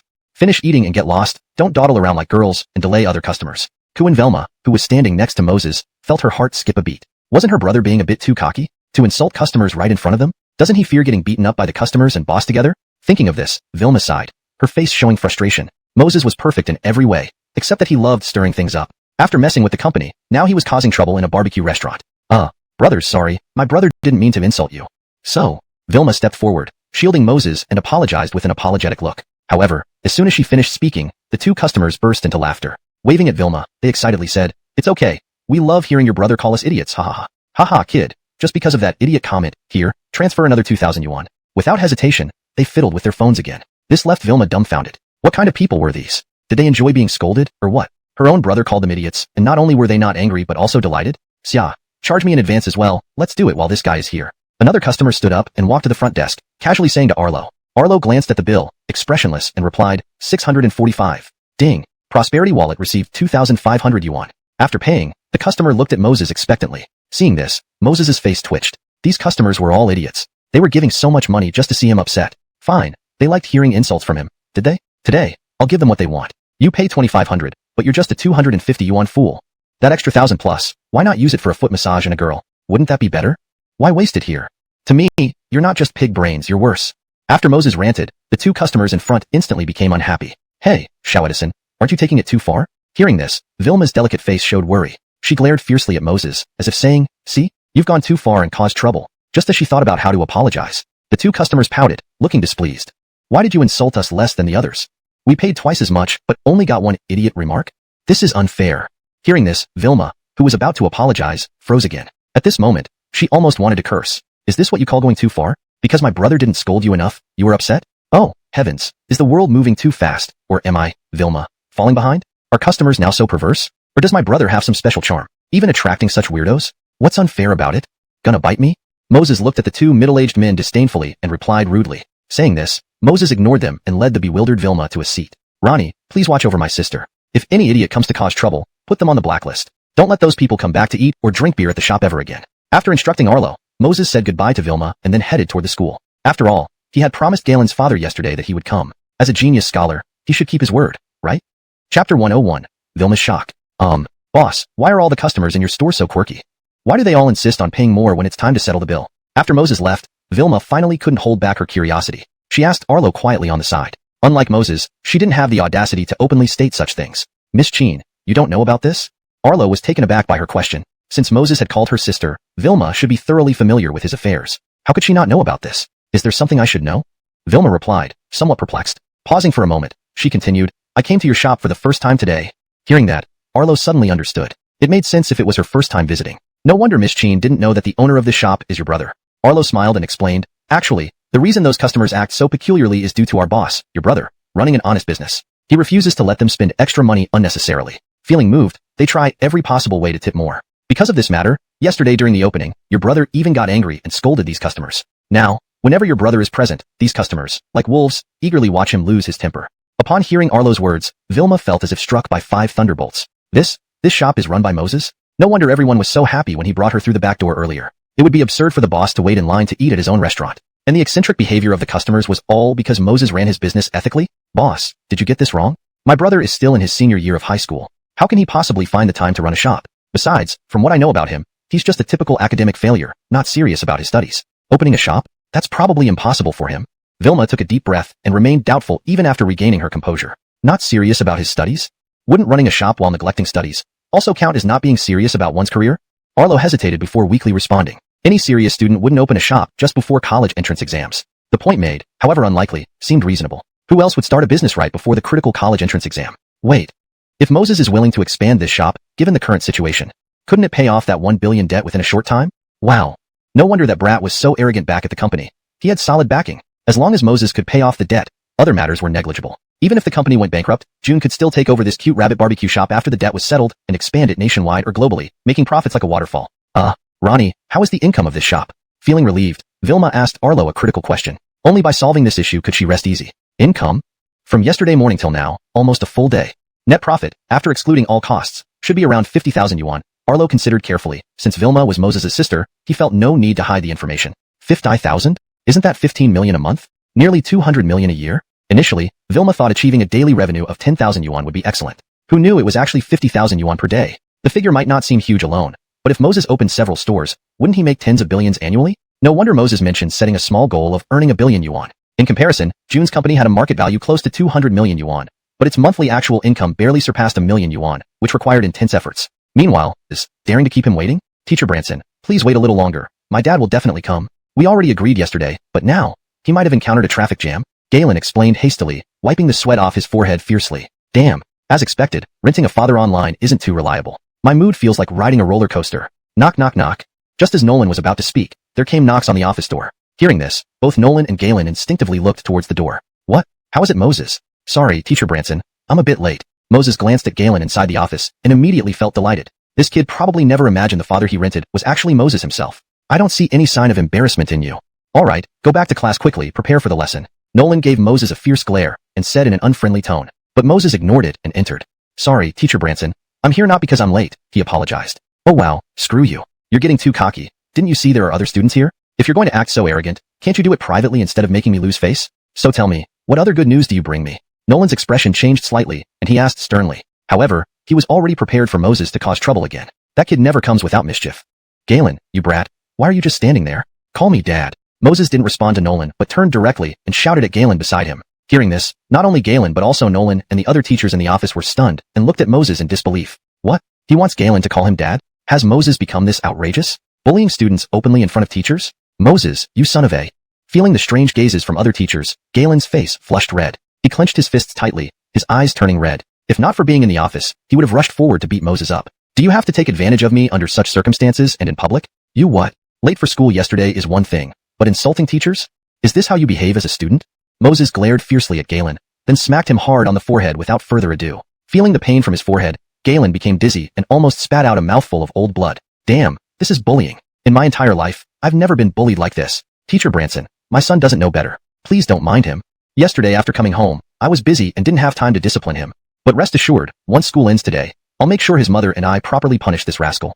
At the very least, we'll give him a mixed doubles beating. Turning around, Moses calmly apologized to Nolan. At this point, not only Nolan but Galen slowly realized what was happening. According to Moses's explanation, he had transformed into Galen's parent? Edison. Moses, Galen, what exactly is going on between you two today? Nolan took a deep breath, barely suppressing his rage. Clenching his teeth, he fiercely stared at these two troublemakers and interrogated them. Oh no, sorry, Teacher Branson, I forgot to explain. The situation is this. Galen's parents got divorced recently, and coincidentally, I met his mother and ended up becoming Galen's stepfather. This incident, neither of us told anyone else at school. Please don't misunderstand, Teacher Branson. Moses calmly and unhurriedly explained to Nolan. Beside him, Galen lowered his head, his eyes red with anger. So the father he rented online yesterday was this bastard Moses? Screw you. Your parents got divorced, huh? Everyone in your family got divorced. Just admit you want to take advantage of me. No need to beat around the bush. Despite cursing inwardly, Galen dared not say a word out loud. If he angered the big devil, it wouldn't be good for either Moses or him. Chapter 103. Be kinder to Asia in the future. Moses, are you messing with me? You're together with Galen's mom and became his stepdad? Do you think I would believe that? Would the other teachers in the office believe it? If anyone was furious, it wasn't just Galen. Nolan stared at Moses and laughed angrily. This little rascal, he's certainly getting more inventive. And this fool Galen too.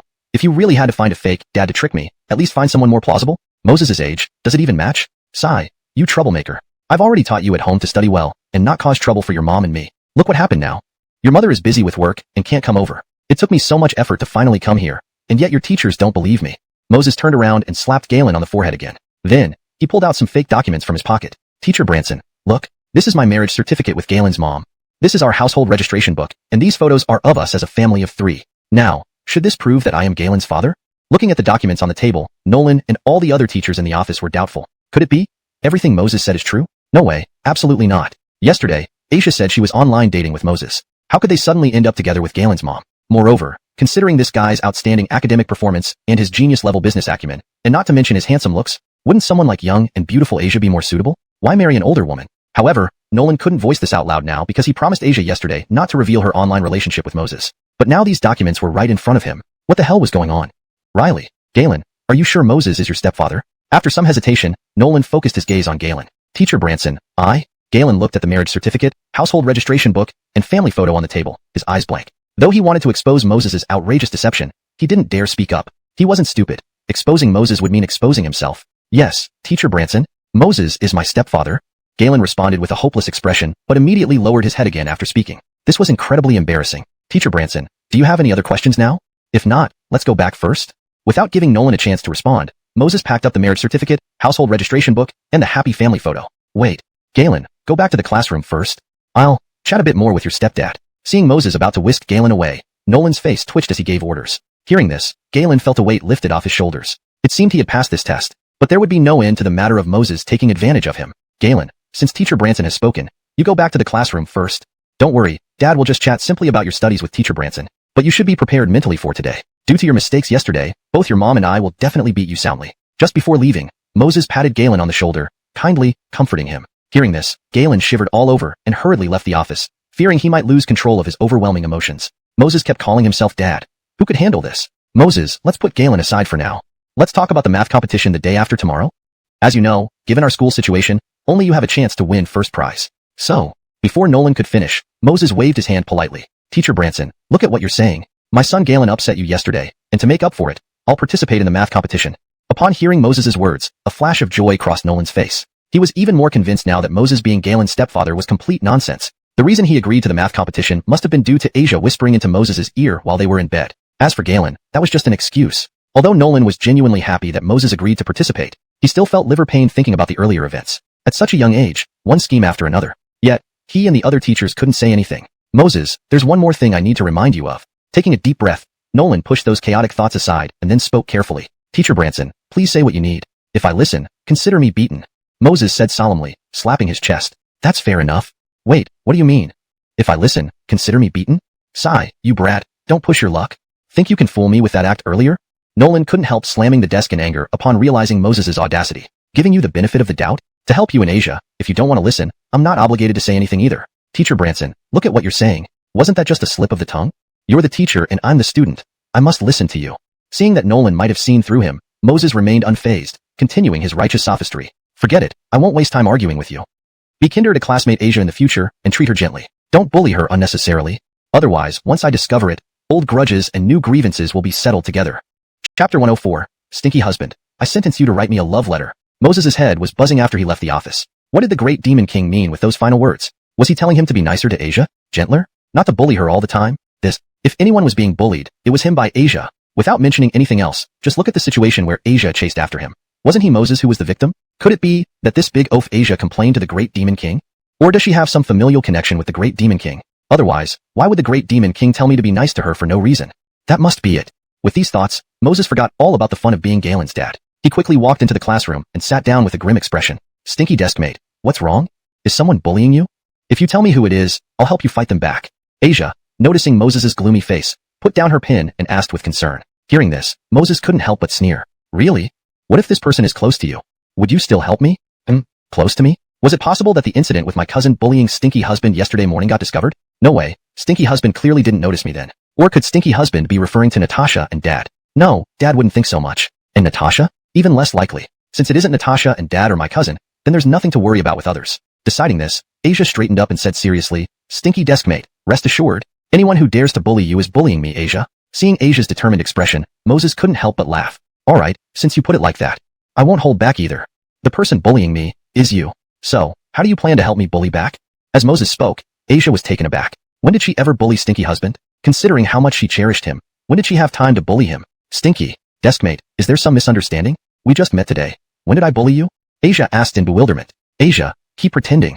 The great demon king already told me to be nicer and gentler with you from now on. How do you explain that? Moses rolled his eyes and replied irritably. Upon hearing this, a flicker of panic crossed Asia's eyes. Oh, you're talking about this? Not that it's wrong for Teacher Branson to ask you to be nice and gentle to me? Why does that mean I've been bullying you? Realizing what was happening, Asia's eyes gleamed with a bit of satisfaction. Seemed like the great demon king was indeed reliable. She helped convince Stinky Husband to join the math Olympiad, and he, in turn, helped persuade Stinky Husband. Whoa, holy crap. You've bullied me right under my nose and are still saying you haven't? Besides, why not? Sister, can we negotiate? As long as I don't have to write you a love letter, everything else is negotiable. What do you think? For example, after school today, I'll take you out for delicious barbecue at the school gate? After suppressing his internal agitation for a while, Moses asked Asia hesitantly. Chapter 105. This is a top student's love letter? Too scary. In the first class of the morning, under Asia's persistent pressure, Moses had no choice but to reluctantly agree. This crazy fool. Why does she need me to write a love letter? You're not my obedient wife. Glancing at Asia who was engrossed in her studies next to him, Moses couldn't help but rant internally. Taking a deep breath, he rummaged through his desk and pulled out a random piece of scrap paper. After some thought, Moses began to write. This should be fine, right? After all, even I'm almost overwhelmed by the sweetness. As the class was about to end, Moses checked the letter one last time, sighed with relief when everything seemed alright. Oh damn. Stomach ache. Feeling like I have to go. No, as a top student, I should be more civilized. To be precise, it's but that feels like vomiting, and the toilet wants a meal. The moment the bell rang, Moses felt waves of pain hit his stomach. Without any delay, he hastily folded the letter, shoved it into a book, and rushed to the bathroom. Seeing Moses leave, Ronnie, sitting at the back, immediately lit up. He quickly picked up the book where Moses placed the love letter. During class, he noticed something unusual about Moses. Squinting his eyes, he saw the guy secretly writing something. Driven by curiosity, this led to the current scene. Damn, Moses was writing a love letter during class? As Ronnie opened the book, he saw the scrap paper folded into a heart shape, with love letter written prominently on it. Instantly, Ronnie exclaimed. His shout attracted many students' attention. Previously, nobody paid much attention to Moses since he was just an average student. But now, with his improved grades, handsome looks, and wealthy background, he had transformed into a low-key yet influential rich second-generation youth. Every move he made naturally garnered attention from others. Fatty, why are you standing there stunned? Read it out while Moses is away. Let's have some fun. Also, Let's see which girl could capture Moses's favor. Don't make jokes. As a top student, Moses's love letter must be unique. Fatty, read slowly. I want to learn too. Who knows, after studying a top student's love letter, maybe I can find someone before graduation. Hey, what a good idea. Teachers always tell us to learn from top students. Here's the opportunity. Yeah, let me study too. Encouraged by the boys, Ronnie's vanity soared as if he himself wrote the letter. Beside him, Asia blushed deeply, filled with shy anticipation. It was the first time her silly husband had written her a love letter, and having Ronnie read it aloud felt like a public declaration of love. The overwhelming happiness was too strong. Cough. Since everyone's so enthusiastic, I'll read it, treating it as a lesson. Writing love letters is also a form of learning. Ronnie cleared his throat, slowly unfolded the love letter, and started reading. Separated from you for over 3 years, seeing you no longer, my heart aches and I cannot suppress my emotions. Thus, my thoughts overflow with longing. Although rivers abound, I only need one scoop. Among the beautiful flowers in science and engineering, none compare to you. Riley Qingzhao once lamented late at night, wiping her tears. It has just left my brow, yet it appears in my heart. At first, I wondered why. Now I understand, as the ancients did not deceive me. When Ronnie got here, not only were the other classmates wide-eyed, but even he was astonished. What the hell? Is this a top student's love letter? Entirely in classical Chinese, you call this a love letter? Can't you write something we can understand? Guys, should I continue? Ronnie looked around, swallowed hard, and timidly asked. Yes, definitely continue. Grandpa's legs, though I don't understand Moses's letter, it seems impressive. I'll copy everything and write it to the girl I love. Yeah, highbrow enough. Understanding is secondary. Slightly embarrassed, Ronnie continued. Each time I think of you, sleep evades me, and my mind wanders, unable to contain my emotions. Even without thinking, you cannot be forgotten. Imagining your sorrowful nights leaves me with no words to describe the loneliness. Short in length, boundless in emotion. Words may end, but affection never does. There remains much left unsaid. How vast it is. Do you know, or do you not know? From, your dearest Bridget. After Ronnie finished reading, everyone was numbed. A few hundred-word love letter entirely in classical Chinese? This was too scary. Some students were quickly taking notes, realizing that Moses's love letter was packed with wisdom and must be recorded fully. Missing even a sentence would be embarrassing. Oh my god. Wait, it says your dearest Bridget at the end? Doesn't this mean Moses wrote this to Asia, the top beauty? A moment later, as someone realized, they exclaimed in shock. A moment later, as someone realized, they exclaimed in shock. Chapter 106. I'm going to report Moses and the school beauty for showing off their affection. Shua. In an instant, all the classmates turned their gazes toward Asia. Feeling everyone's unusual stares, Asia's face flushed bright red with shyness. Even her beautiful eyes sparkled with delight. Hiss. It's over. Our goddess is completely smitten. For crying out loud, we only heard that the school beauty had been pursuing Moses while Moses didn't feel anything for her. How did Moses suddenly write a love letter to Asia? And such a high-quality love letter too. At this rate, our goddess will likely become Moses's girlfriend for sure. Damn it, I was just thinking of learning from Moses's love letter and secretly writing one for the school beauty. Now, what's the point? My notes were so detailed too. Can anyone timidly ask if Moses and the school beauty are publicly showing off their affection? At this moment, countless boys in the class groaned inwardly. Even the girls had dreamy expressions, fantasizing about having a prince charming like Moses, handsome, academically excellent, and wealthy. Who would write them such a romantic love letter? However, in the corner, Egbert's eyes were bloodshot. He clutched a pen so tightly his knuckles turned white, yet he felt nothing. His heart screamed furiously, Moses, I'll never forgive you. You bastard, you don't like Asia, right? What do you mean by this love letter now? Just as Egbert was cursing profusely, the bell rang, signaling the start of class. Moses hurried back to the classroom. Noticing everyone's strange looks, Moses froze for a moment. Touching his face, his eyes filled with confusion. Did I get even more handsome today? Everyone, today's lesson will cover the test paper. Please take out the Chinese exam paper handed out yesterday after school. Nolan walked into the classroom and said solemnly. However, before he could continue, Egbert raised his hands. Alright, let's start from the first question. This question is clearly a gimme. Anyone who isn't a fool would know to choose C. As for the reasons, Nolan glanced at Egbert but ignored him, continuing to explain the test on his own. To Nolan, Egbert had made him look bad in front of the principal, so not only did he ignore him, he didn't even want to look at him. Mr. Branson, I have something to tell you. Seeing that the big devil ignored him, Egbert became agitated. This bastard Moses stole his goddess, and he wouldn't let this slide. Well, speak up. What is it? Nolan replied to Egbert somewhat irritably. Didn't this guy see he didn't want to deal with him? Mr. Branson, I need to report something. Egbert stood up, took a deep breath, and said earnestly. Pausing, without waiting for Nolan to speak, he pointed at Moses and gritted his teeth, saying, I'm reporting Moses and the school beauty for showing off their affection. No, I should report Moses dating the school beauty. He even wrote a love letter for the school beauty just now. That love letter is now in Ronnie's hands. After Egbert finished speaking, the entire class was in an uproar. Was Egbert crazy? Reporting Moses was one thing, but why drag the school beauty into it? What if she also gets punished? Thinking about this, both male and female students looked at Egbert with displeasure. To the girls, Moses was their ideal Prince Charming. How could they let him be bullied? For the boys, Egbert's indiscriminate attack directly implicated the school beauty. They couldn't forgive him. You're saying, Moses wrote a love letter to Asia? Amidst various thoughts swirling among the classmates, the big devil couldn't help but frown. Inwardly, he felt incredibly annoyed. For heaven's sake, this morning, I told you to be nice to Asia, not to shower her with this much attention. You write a love letter fine, but why show it off in front of the whole class? What am I supposed to do now? Thinking this, Nolan glared fiercely at Moses. This little brat was always causing trouble for him. And Egbert, the tattletale, couldn't stand not reporting every day, could he? Yes, Moses did write a love letter to Asia. We saw it ourselves just after class, and we heard Ronnie read the entire letter aloud. Egbert was oblivious to how irritated Nolan and the rest of the class were with him. He responded firmly and threw a challenging glance at Moses, as if to say, "So what, you arrogant punk? Keep showing off." This translation aims to preserve the original tone and style of the text, maintaining natural language flow and ensuring coherence with the previous content while adhering to the provided guidelines. Chapter 107. When a straight-A student falls in love, it's called boosting study. Moses, don't you think you should explain this to everyone?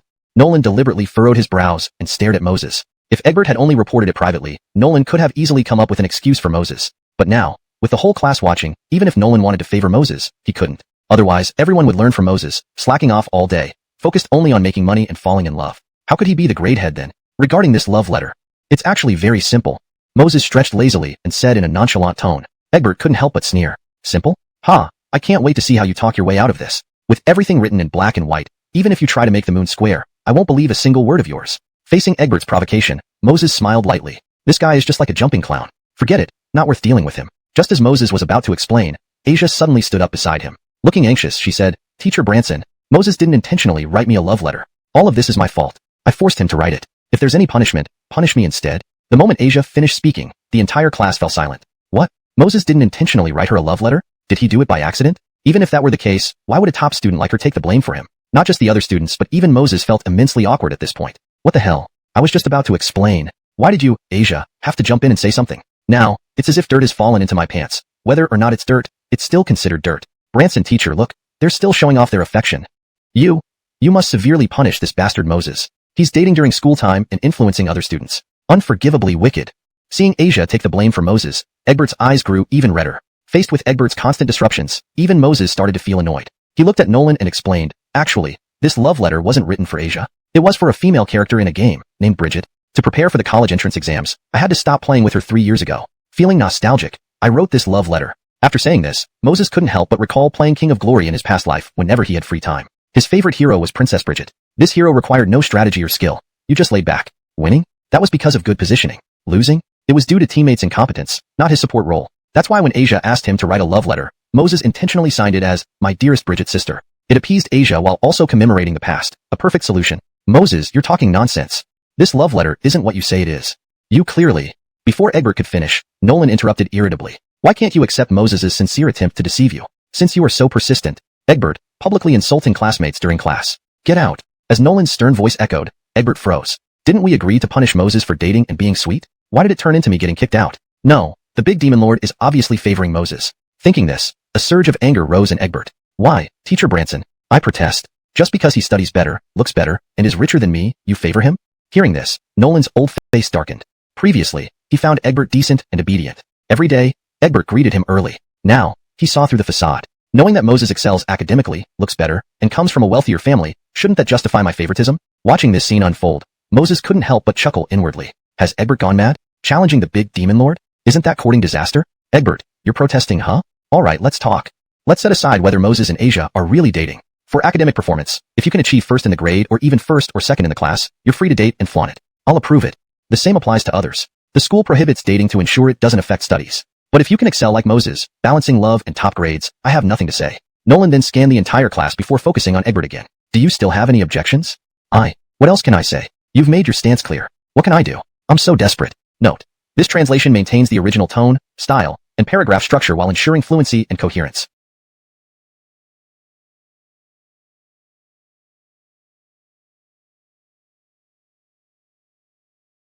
Chapter 108. Tyrant? You're just trash to Moses. That, stinky desk mate, your explanation just now was really good. You actually managed to fool the Demon King. However, I really like that love letter. After the first class ended, Asia directly asked Ronnie for the love letter back, and then placed it in her bag with satisfaction. Liking it is all that matters.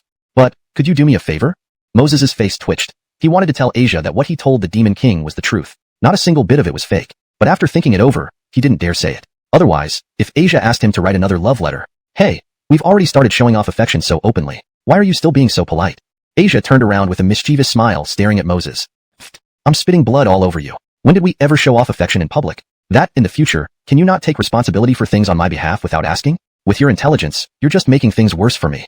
Moses took a deep breath, suppressing his urge to spit blood, and warned Asia very seriously. Asia was left speechless. After the morning classes ended, Ronnie invited Moses to the cafeteria for lunch. However, they ran into Galen and Bridger right after going downstairs. What do you two want now? Ronnie looked vigilant upon seeing them. Before Galen could respond, Moses waved his hand indifferently. Fatty, can you be more polite to my son? He's just a kid. What if you scare him? Hearing this from Moses, both Galen and Bridger's faces darkened immediately. Damn you, Moses. Just wait until later. You'll see what's coming. Moses, you've got guts saying that again, huh? Bridger glared at Moses angrily. Although Galen was also furious, he suppressed his anger and said sternly, the guys from the neighboring school are waiting on the basketball court? Moses nodded and stretched out his hand towards Galen. Aren't we supposed to settle the morning account? Upon hearing Moses's words, Galen's face darkened. Though he didn't want to give the money, he had no choice but to hand over the 10,000 yuan prepared beforehand to entice Moses to play the basketball game. Receiving the money, Moses stuffed it casually into his pocket and said boldly, let's go. March to the basketball court. In no time, the four walked toward the basketball court. From afar, they saw a group of young men dressed in sports gear warming up. Among them was a particularly eye-catching youth, standing nearly 6 feet 3 inches tall. Is this Van from the neighboring school? The one known as Riley Tyrant? Ronnie exclaimed upon seeing the tall young man. He quickly pulled Moses aside with worry written all over his face. Moses, maybe we should skip this basketball game. Van is notoriously brutal and domineering in his school. If you win, he will definitely hold a grudge against you. If you lose, Galen and Bridger might come up with schemes that would get Van to resent you too. Looking at Ronnie's frightened face, Moses couldn't help but laugh. He had heard of Riley Tyrant Van. With wealth and power behind him, he was arrogantly domineering at his school. Even teachers didn't dare punish him arbitrarily. Moses, you're not backing out, are you? Don't forget our agreement. Galen frowned and warned from the front, noticing Moses and Ronnie hiding behind. Backing out? Why would I back out? Moses shrugged nonchalantly. Galen and Bridger exchanged glances and sighed in relief. They were afraid Moses might chicken out at this crucial moment. If that happened, how could they win this basketball game? Don't worry, Fatty. I have a plan, Moses reassured, patting Ronnie on the shoulder. The four then briskly made their way to the court. Galen, these are the reinforcements you found? They don't seem much. Van came closer, inspecting Moses and Ronnie closely, then sneered at Galen. Van, don't brag here. Whether we win or not will only be known after the match. Galen scoffed. Also, don't forget our bet. We win, you owe us 200,000 cash plus calling us dad. Van nodded with a smile. Of course I remember. If you lose, you all have to crawl under my crotch, then each call everyone grandpa at the school gate. To Van, this basketball match with Galen was an invitation for humiliation. Finding two helpers wouldn't change the inevitable outcome, losing the game. Van, don't be too cocky yet. My buddy is Moses. To him, you're nothing but trash and waste. He can crush all of you alone in a basketball game. Emboldened by his cousin's presence, Bridger wasn't scared either and boasted arrogantly to Van. His real aim was to increase the hatred towards Moses. Win or lose, he wanted Van to hate Moses, to relieve his pent-up frustration. Hashtag chapter 109. Ronnie gets beaten. Moses explodes in rage. Your name is Moses, right? You're so arrogant. Just as expected, with Bridger's provocation, Van's brows furrowed. His eyes turned cold, and he stared expressionlessly at Moses. That, young Master Qian, you've misunderstood. These words weren't said by us. It was Bridger deliberately stirring things up. Ronnie, noticing that Van was getting angry, hurriedly stepped forward to explain. Unfortunately, Van, who was used to acting arrogantly, didn't even consider his explanation. Without a second thought, he slapped Ronnie across the forehead. With disdain in his voice, he remarked, Did I ask for your input? Ronnie, dazed from the blow, his old face turning red, felt aggrieved but dared not retort against Van. I'm sorry, young Master Qian. I shouldn't have spoken out of turn. Ronnie slowly bowed his head apologetically. However, his tightly clenched fists betrayed the turmoil within him. Seeing this scene, Moses narrowed his eyes, a flash of coldness crossing them. Initially, according to Moses's plan, since Galen and Bridger had tricked him, he would join their camp for today's game. After all, he only agreed to participate in the match but didn't specify whether he'd join them or Van. However, Van's slap on Ronnie had greatly displeased Moses. Let's start the game, Moses said to Van without any emotion. Galen and Bridger were gradually understanding Moses's temperament. The calmer this guy acted, the angrier he was inside. It seemed their provocation had worked brilliantly. Ha ha ha, Moses, you're just waiting to die. You've offended Van. There'll be no good outcome for you. If you want to win this game, just pass me the ball whenever you get it. Do you understand what I mean? On the court, after both teams took their positions, Moses said to Galen and Branson Jericho, keeping his face blank. Upon hearing this, Galen and Bridger nodded hastily. Come on, if they won this game, not only would Moses offend Van, but they would also benefit by calling Van dad for free. It was the best of both worlds. Don't worry, we'll pass it to you immediately once we get the ball. Galen gave an okay gesture. Soon, the basketball game began. In the first round, Van's team had the ball. Under Galen's signal, everyone let Van's team score 2 points without any resistance. Seeing this, Van and his group were taken aback. Are these guys all idiots? Even though the gap in skill was significant, they should still put up a fight. Otherwise, winning too easily would make the game boring. Galen, what are you up to? Van threw the ball to Galen, somewhat unhappy. Just going through the motions, nothing else, Galen grinned. Then, he passed the ball directly to Moses. The moment Moses touched the ball, he dribbled lightly twice on the ground, grabbed it with one hand, and threw it hard towards the middle of the court. Galen and Bridger's smiles froze instantly. Yes, Moses wasn't shooting. He was throwing the ball. If he could hit the basket this way, fine, but he missed the direction entirely. How could it possibly go in? Oh no, oh no. Is Moses planning to make us lose intentionally? This thought flashed in Galen and Bridger's minds, and they both felt a mix of numbness and despair. If Moses was determined to lose the game, they truly couldn't do anything about it. Bang! While they were lost in thought, the ball landed precisely in the crowd, smashing into Van's face. With a dull thud, it bounced off his face and dropped cleanly into the basket. Everyone watched in disbelief. Is this even basketball? Shit. Kid, did you intentionally throw it at me? As others remained stunned, Van, who had been hit by the ball, looked fiercely at Moses and yelled angrily. Young Master Chien, that's unfair to say. This is a proper basketball game. Why would I do that on purpose? Besides, I didn't foul, and the ball went in. Moses replied innocently. Hearing this, Van's temples bulged with veins. This kid had a point, leaving him feeling like he had bitten into a porcupine. No place to start. Alright, let's continue. Van wiped the dust off his face and growled. For the second time, no one stopped Van's team from scoring. When Moses got the ball again, he hesitated not a moment before hurling it towards Van once more. Bang! Before Van could react, he felt a sharp pain on his forehead. The ball bounced off and then fell into the hoop. If the first goal was sheer luck, then the second one showcased true skill. Everyone could see that Moses was aiming at Van on purpose. Yet, after hitting him, he could still make the ball fall accurately into the basket. A level of skill that might even challenge NBA professionals. What the hell are you all doing? Get in front and block him. A few minutes later, when Moses got the ball again, Van finally panicked. He shouted loudly at his teammates. Reluctantly, they stood in front to shield Van. There was no other choice. Moses' accuracy with the ball was too terrifying. Even as bystanders, they felt their scalp tingle. Think a shield will help? Too bad. With your 1.9 meters height, they can't stop me. Moses smiled at Van, grabbed the ball, and threw it at him as if it were a baseball. Chapter 110. Think I can only shoot from a standing position? Too naive. A basketball match, lasting no more than 10 minutes. Van was left with bumps all over his head, and the intense pain made him furious. Moses, go to hell. Is this the only move you've got? Dare you have a proper game? Enraged, Van clutched his head and yelled loudly. Seeing Van's pitiful state, Galen couldn't help but chuckle. Van, what are you talking about? Moses didn't foul. Why can't he use that move? Besides, if you can't handle one move, how could you manage a real game? Although Galen also disliked Moses, at the moment they were on the same side. Faced with Van's provocative challenge, he naturally had to say a few words for Moses. Otherwise, if Moses quit, who would play against them? Ding. Detected the host sleeping in the morning, meeting the standard of being laid back. Present reward, and reminded him kindly, but I hope you don't regret it. Hearing this, Van's eyes lit up, a sneer forming on his lips. Galen and Bridger looked anxious. Are you crazy? This guy is clearly trying to provoke us on purpose. With your small build, if we play fairly, once targeted, we're finished. Moses ignored Galen and Bridger's worries. After living 2 lives, if he couldn't see through Van's little tricks, he'd be wasting his existence. Unfortunately, Van didn't know that the system had given him an impervious body, making any physical advantage useless. But, I have a condition. In a fair game, if you lose, whenever you meet me anywhere, you'll have to call me uncle. Moses calmly stated, looking directly at Van. Call you uncle? Ha ha ha, okay, I agree. Without hesitation, Van agreed to Moses' demand. He loved Moses' arrogant attitude because the more arrogant now, the more miserable he'd be after losing. Given your track record of breaking promises. Now, swear to me. Let me record it on video. So you don't renege on the deal. Moses pulled out his phone, opened the camera, and aimed it at Van. Seeing this, Van's face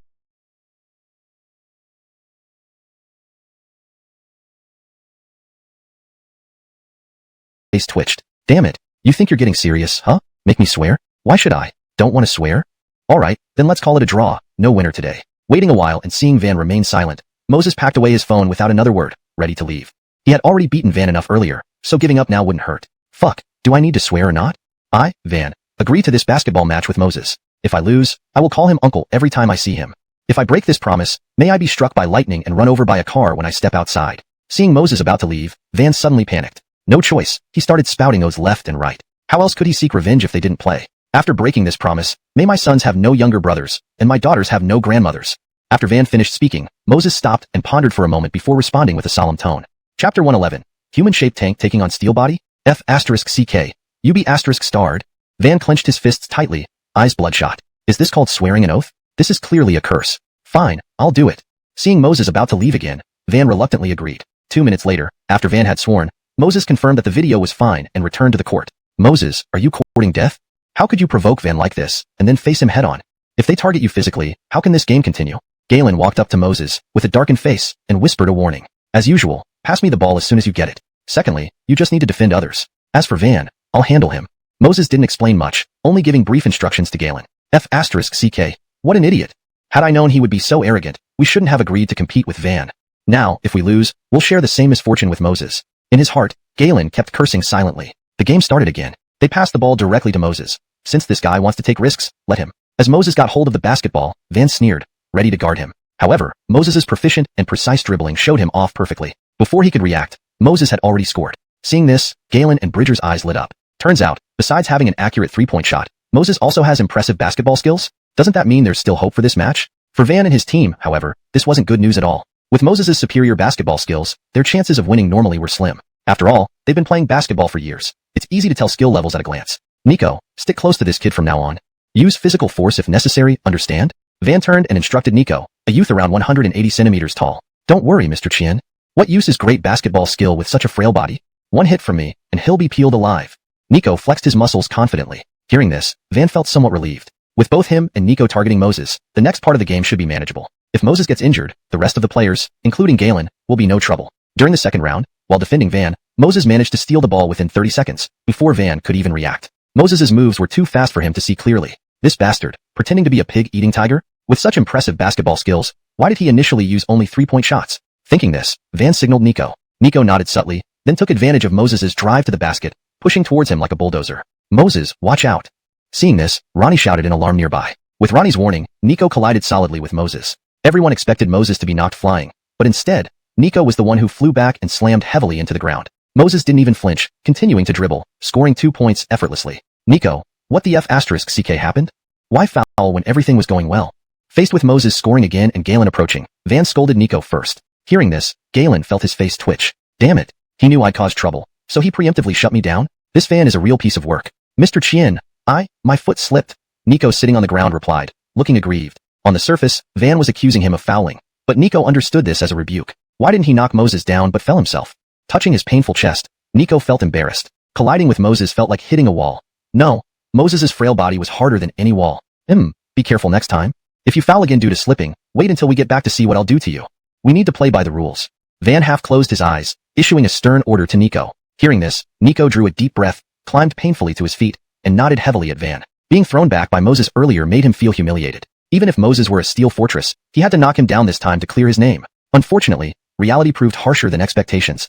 Chapter 112, The Hardest Man in History. Soon, after Galen handed the basketball to Moses, Bard, without a word, charged over recklessly again. There was no way Galen and Bridger would believe this wasn't intentional.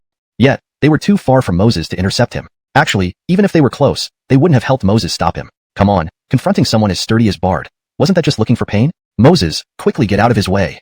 Galen shouted from a distance, kindly warning. Unfortunately, Moses remained standing motionless, calmly watching Bard. With a body like an iron wall, playing collision games with him. Wasn't this asking for trouble? Bang! Another heavy thud rang out. After colliding fiercely with Moses, Bard's body did not show any signs of impact. Just like before, he slipped and fell hard to the ground. From a physics perspective, the greater the force one uses, the more intense the rebound when hitting something solid. Riley Bard, who used all his strength to try and knock Moses away. In the end, he ended up eating dirt himself. The key point was that his entire body now felt burning pain, as if he had crashed into a train. It was extremely painful. Waste of space. This time, are you going to say it was because you slipped again? Looking at Bard lying on the ground in pain, Van scowled, shouting angrily at him. Riley Edel Master Chien, I feel there's something off about him. Bard's face flushed red as he endured the pain, pleading pitifully to Van. Off? What nonsense is this? You want to crash into others, ending up hurting yourself. How could this be anything but wrong? Useless piece of trash. Get lost. Replace him with someone else. As Van was about to kick Bard, a basketball hit him squarely on the forehead. Sorry, Riley Edel Master Chien. Just got carried away playing. Didn't notice you were here. Are you okay? Just as Van was about to blow up, Moses's voice rang softly in his ears. Looking at Moses's sly expression, Van was certain that this guy did it intentionally. I'm fine. Let's continue the game. Van's eyes flashed with coldness as he glanced coldly at Moses. Then he returned to his team, instructing the others on how to handle Moses next. Bard, still lying on the ground, looked at Moses's calm face with a hint of gratitude. Though physically strong, he wasn't stupid. When Moses threw the ball at Van, it was clearly because he didn't want to see Bard kicked senselessly. Seeing Moses ignoring him, Bard quietly got up and sat down on the edge of the court to rest. When the game resumed, Van had made up his mind. This time, he would personally defend against Moses. Ready? Here we go. Moses smiled at Van in front of him, expertly dribbling the ball. With a feint, he bypassed Van and moved towards the basket, noticing through the corner of his eye that Van was charging towards his back. At this sight, Moses couldn't help feeling some emotion. Indeed, simple-minded and muscular. Bard's miserable state was still fresh in everyone's memory. Yet, Van didn't learn his lesson and was ready to repeat the same mistake. If he didn't let him have his way, wouldn't he waste this unbreakable body? Thinking this, Moses stopped, standing still and bouncing the ball, waiting for Van to collide. What's he doing? Stopping suddenly? Forget it, whatever. Since he stopped, can't blame me for being ruthless now. A hint of confusion flashed in Van's eyes. Quickly, he sneered. aiming with his elbow and smashing into Moses. Bang! A dull thud echoed. At the moment Van's elbow collided with Moses's back, he felt a numbness shoot through his arm. Due to weakness in his arm and enormous inertia, his entire body followed suit. The shock wave reverberated through Van's body instantaneously, making him feel as if his bones had been shattered by Moses. His body flew backward like a broken kite, landing heavily on the ground. Hey, what happened to Riley Little Master Chien? We're playing basketball, why are you sprawled on the ground? Is this some new basketball move? Moses turned around, looking at the struggling Van behind him, feigning surprise. Hearing this, Van wished he could grab a hoe and dig up Moses's family graves. F***CK. I've been knocked so badly by you, don't you know? And you still ask if it's a new basketball technique? Knew my ass. Although inwardly fuming, Van dared not utter a single peep outwardly. After all, it was he who bumped into Moses, not Moses into him. There was no way to blame Moses for that. I just accidentally ran into you and fell. Clenching his teeth, Van struggled to his feet. At this moment, he finally understood why Bard had run into Moses twice and ended up falling each time while Moses remained unharmed. Because Moses's body was simply as hard as steel. They were trying to take down steel with flesh. The result was obvious. Why? Why does this skinny guy have such a rock-hard body? This doesn't make any scientific sense. Who has a body like his? Van's eyes roamed over Moses's body, even suspecting for a moment that Moses might have hidden metal plates under his clothes. But today Moses was wearing a white t-shirt, and any hidden objects would have been immediately noticeable. Chapter 113 Bailey? Is this nickname too intimate? 20 minutes later, every single member of Van's team was dazed and confused after being thoroughly battered. As Moses successfully sank the last three-pointer, they clinched the victory in this basketball game. Bailey, I'll leave the rest to you. Turning around, Moses approached Galen and patted his shoulder affectionately. Galen froze at Moses's use of this nickname. Didn't this guy usually prefer calling him son or playground? Why did he suddenly call him Bailey? Was it a peacemaking gesture? He supposed that with offending Van, he was now their only hope. He mentally congratulated Moses for his awareness. Otherwise, he would have let him down badly. You go ahead and rest well. I'll handle what comes next, said Galen as he nodded and walked straight towards Van. Chin Shao, shall we fulfill our promises? Cash worth 200,000 yuan, plus one call of dad. Facing Van, Galen teased. They grew up together in the same alley since childhood, but Van always bullied him. Now, having the chance to settle the score, he couldn't hide his excitement. Galen, stop acting so smug here. If it weren't for Moses, you would definitely lose today. Van gritted his teeth, feeling quite aggrieved. He could not match Moses's three-point shots or overall basketball skills, nor even when intentionally fouling. How can we play under these circumstances? Whether you act smug or not doesn't matter. What matters is that you lost the game. Come on, say dad. I've been waiting for a long time. Galen replied smugly. While the win did heavily rely on Moses, as long as they won the game, that was enough for him. Van opened his mouth. Giving out 200,000 yuan wasn't an issue, but calling Galen dad felt humiliating. As the school bully, losing face like this would be disastrous for his reputation. Bailey, it's fine if he refuses, Moses calmly interjected from a distance, reminding Galen. I'll send you the video of his oath, and you can post it on their school forum. Galen's eyes lit up upon hearing this. If Van insisted on backing out, indeed there was nothing much he could do. But now, with the threat of the video, Van would face embarrassment regardless. Dad, Van called out, his head lowered and voice strained. Good son, Galen responded, excitedly raising his voice for emphasis. Oh right, my good son. Where's the cash? Galen paused and continued asking. 200,000. Give me 3 days, I'll get the money ready by then. Van clenched his fists, feeling humiliated. He vowed to make Galen and Moses pay back tenfold for today's humiliation. Moses, what about this? Galen turned and looked at Moses, recalling their earlier agreement. Any winnings belong to Moses. 3 days it is. If he doesn't give it then, we release the video onto their school forum. Hearing this, Van's eyes reddened again. For crying out loud. Did they have to keep bringing up the video? Alright, everyone's worked hard today. Bailey, take this 10,000 yuan and treat everyone to some food after school to replenish energy. Especially you, with your skinny frame. You need more nutrition to withstand intense studying. Moses, without paying attention to Van, handed over the 10,000 yuan to Galen and offered some caring advice. Galen and Bridger were momentarily stunned by Moses's sudden kindness. Did he really turn over a new leaf? Or was he scared of Van's retribution? Or maybe his way of looking at them was different, a fatherly care and tenderness? No, it must be a mistake. He's just trying to appease me to avoid trouble. Deciding on this explanation, Galen relaxed. A free 10,000 yuan was not something to reject. Thanks, Moses. From now on, we're family. No need for such formalities. Galen accepted the money and said a few polite words. As the saying goes, eating someone's food means owing them a favor. We are already family, no need for formality between us. Go eat quickly now, Moses smiled gently. After Galen left, Ronnie approached, visibly upset. Moses, why did you give Galen 10,000 yuan? Clearly, that jerk set you up. You'll offend Van either way, whether you won or lost. Watching Ronnie's concerned expression, Moses's lips curled into a mischievous smile. Look. It was a dark red booklet with the bold title, Household Registration Book. A household registration book? Benjamin did over. Let me see.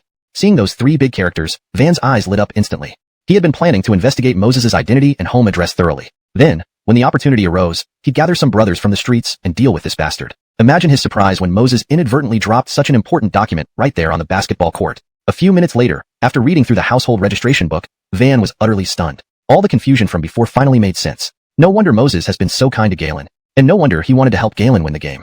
Turns out, this guy is actually Galen's stepfather. Van stared at the household registration book, his expression unreadable, muttering under his breath. Though the relationship between Moses and Galen seemed unbelievable, with the household registration book in front of him, how could he not believe it? Especially considering Moses's affectionate way of addressing Galen. Damn Moses. Just now, you were threatening me not to mess with Galen. Well then, I'll make sure to give Galen plenty of trouble, and I'll make you watch your own son get beaten into a pulp. After saying this, Van tore the household registration book into pieces. At first, he intended to target Moses directly, but now, knowing the relationship between Moses and Galen, he changed his mind. If Galen gets beaten up, Moses would surely go crazy, right? Moses, if you hadn't dropped that household registration book, I might have listened to you and targeted you instead. Unfortunately for you. Without further ado, Van took out his phone and found a number named Auric in his contact list. Once the call connected, he said gravely, Auric, I need a favor. Help me take care of someone. $3,000 as compensation upon completion. Got it. I'll send you the target's details shortly. After hanging up, Van felt an unusual satisfaction. If everything goes according to plan, Galen would soon be beaten so badly that even his mother wouldn't recognize him. When Moses finds out, his reaction will be priceless. At the school cafeteria, after Moses explained the matter of the household registration book to Ronnie in detail, Ronnie's eyes widened in disbelief, staring straight at Moses like he had seen a ghost. After a long pause, he slapped his thigh hard. Damn. Moses, you're really something else. Seeing Moses's face darken, Ronnie pursed his lips. Don't act all innocent here. Earlier, I noticed how your attitude towards Galen changed, making him less hateful towards you. Even showing gratitude in his eyes. He thought if not for you, they would have lost the basketball match for sure. But you just dropped that fake household registration book on purpose. Pausing here, Ronnie continued. And not only that, the way you spoke to Van before leaving, given his character, he'll definitely retaliate fiercely. Now, knowing your relationship with Galen, he'll absolutely target Galen. Chapter 115.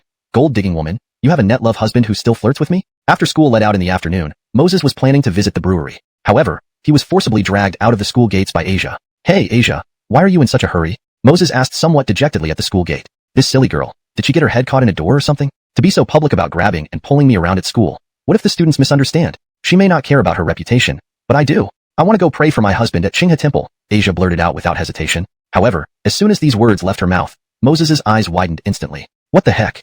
You have a husband? Looking into Moses's astonished gaze, Asia finally snapped back to reality. Oh no, I slipped up just now. But what's with that sour expression on his face? Does he regret that I have a husband? Looks like I still have quite an allure. With a mischievous thought in mind, Asia's eyes twinkled mischievously. Her cheeks flushed slightly, and she lightly twisted the edge of her blouse with her small white hand, shyly replying, yes, I have a super handsome net love husband. Asia was simply indulging in some harmless mischief, seeing whether Moses would be jealous. Unfortunately for her, her feelings were one-sided. Upon hearing this, Moses scoffed disdainfully. TSK, what a gold-digging woman. You already have a net love husband, and yet you're flirting with me at school? Wah dash. At that moment, Asia nearly spewed blood from her nose. Wasn't he supposed to be jealous? How could he suddenly call her a gold-digging woman? You. Asia clenched her teeth, lips trembling in anger. So, what, you deny being a gold-digging woman? If you genuinely love your net love husband, would you flirt with me in real life? Moses smirked dismissively. Seeing the misunderstanding deepen, Asia felt both furious and frustrated. This rotten husband is really getting on my nerves. Fine then, if you play dirty, don't blame me for playing rough. If your sweet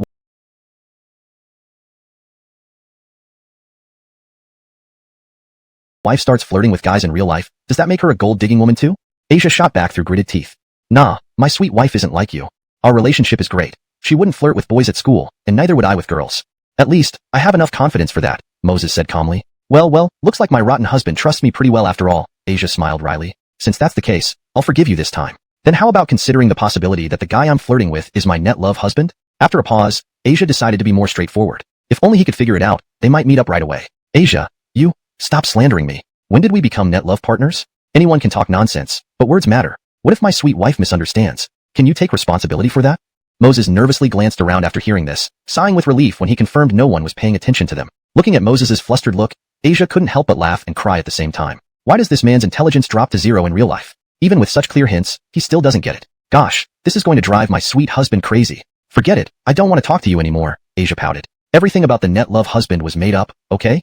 Also, the reason I'm going to Chingha Temple is simple. 1. My cousin was invited to sing there, and I'm worried about her being alone. 2. I want to pray for both of you, hoping you score high in the math competition. Pouting, Asia grumpily explained. You don't need me to pray for you anyway, your top-tier grades will definitely beat everyone else. Taken aback, Moses didn't doubt Asia's explanation. After all, as a campus beauty, Asia wouldn't need online romance if she truly wanted a boyfriend. Hemph, if you don't want me to pray for you, just say so directly. Asia rolled her eyes at Moses irritably. Alright, I'll be straightforward. Moses pondered briefly before responding directly. Besides my sweet wife, I don't want or like any other girl to pray for me.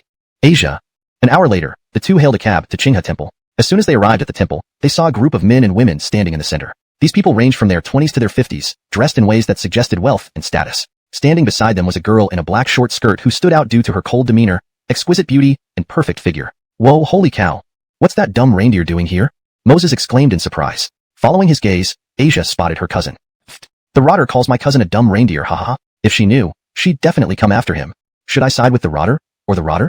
Asia giggled. Moses noticed Asia laughing and raised an eyebrow in confusion. Do you know this dumb reindeer? Hashtag chapter 116. If you lose, be my maid for a month. Amina, why are you here?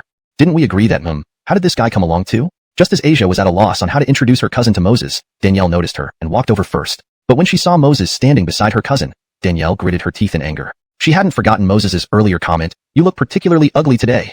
Damn it, have you ever seen an ugly beauty like her? Cough, well, stinky deskmate, let me introduce you to. This is my. Asia saw her cousin glaring fiercely at Moses, so she instinctively moved in front of him, as if trying to protect her husband from her cousin. There's no need for introductions. I'm Danielle, Amina's classmate. I came to Hyderabad not only to relax, but also to win the gold medal in the math competition. By the way, I heard you're participating in the math competition too? Danielle interrupted Asia's introduction and said coldly to Moses. Hearing her words, Moses's expression became peculiar. This stupid dear, was she intentionally provoking him? Knowing very well he would be participating in the competition, she still insisted on saying that she'd take the top prize? Was she implying that only she could win the top prize? Well, then I congratulate students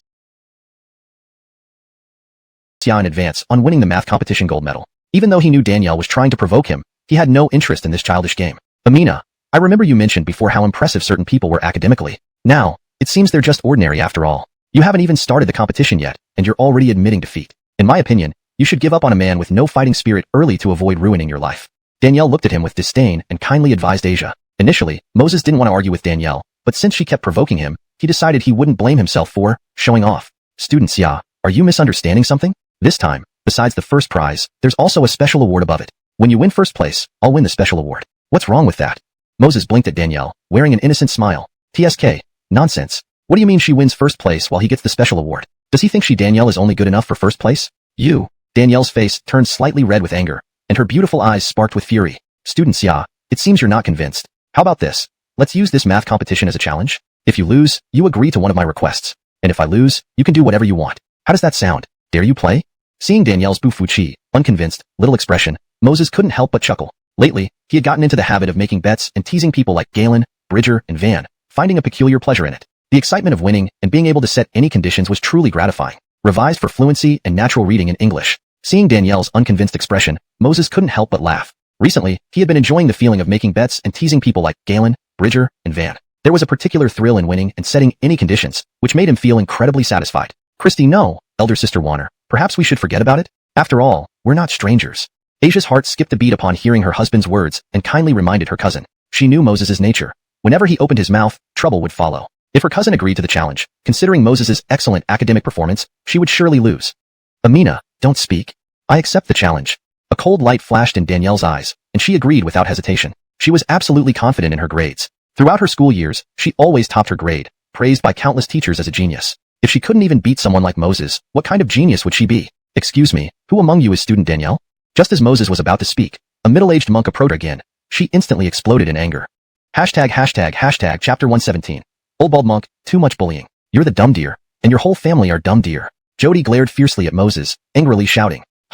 Hey, stinky deskmate, don't mind my cousin. She's just in a slightly bad mood right now. As for our relationship, it's actually very simple. We used to play together a lot when we were kids, and later we privately recognized ourselves as cousins. Although Asia didn't know why her cousin refused to admit their cousin relationship, considering how miserable her cousin was, she didn't mind helping cover up the lie. Saying this, Asia tried to divert the tension between them. She sighed involuntarily and explained to Moses, actually, the reason my cousin agreed to perform is that she wants to save some money for starting her own business when she goes to college. Who knew these monks are so wicked? They refused to pay us under the pretext of the Buddhist sacred land. Just as Asia finished speaking, a Quentin walked up to the three of them and gave a respectful bow. He then looked at Jody and said solemnly, Amitabha, Ms. Sia, Master has instructed me to inform you that you must wear this outfit during the performance. And the performance will last 2 hours. Now, you can join everyone else to wait for the Dharma lecture. Seeing the clothes handed over by the Quentin, both Jody and Riling Xiaomong shuddered all over. Even Moses, who disliked Jody, had a trace of anger in his eyes. What the hell kind of clothing is this? It's completely a provocative, tight-fitting outfit. 2 pieces of fabric, incredibly small in size. Though it comes with a piece of gauze, it's practically see-through.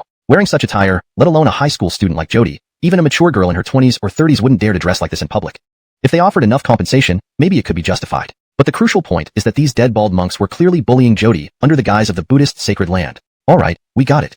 Riley Master, go on with your tasks. We'll come over shortly. Seeing that Jody and Asia were about to erupt, Moses stepped forward, took the clothes directly, and replied to the Quentin indifferently. Surprised, the Quentin thought they would react angrily, but unexpectedly, they immediately agreed. Haha, looks like what Master said is true. Students are easy to bully, giving no payment and making them work for 2 hours, wearing such clothes, and yet they didn't dare to complain. Stinky deskmate, what are you doing?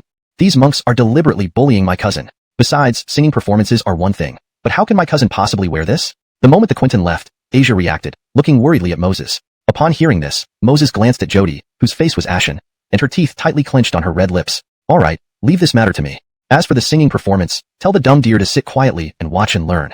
I'll help her bully them back the same way they bully her. Moses said calmly to Asia. Asia's expression froze upon hearing this. Meanwhile, Jody's beautiful eyes flashed with an unusual look. Although Moses kept calling her dumb deer, this time she wasn't angry. Instead, she felt somewhat warm-hearted. As a top student, intelligence was her basic trait. Moses's actions were ultimately to help her, so she wouldn't continue being bullied by those monks. Dumb girl, isn't your cousin the dumb deer looking at you weirdly? Tell her not to forget our contest. If she loses, after the college entrance exam, she has to be my maid for a month.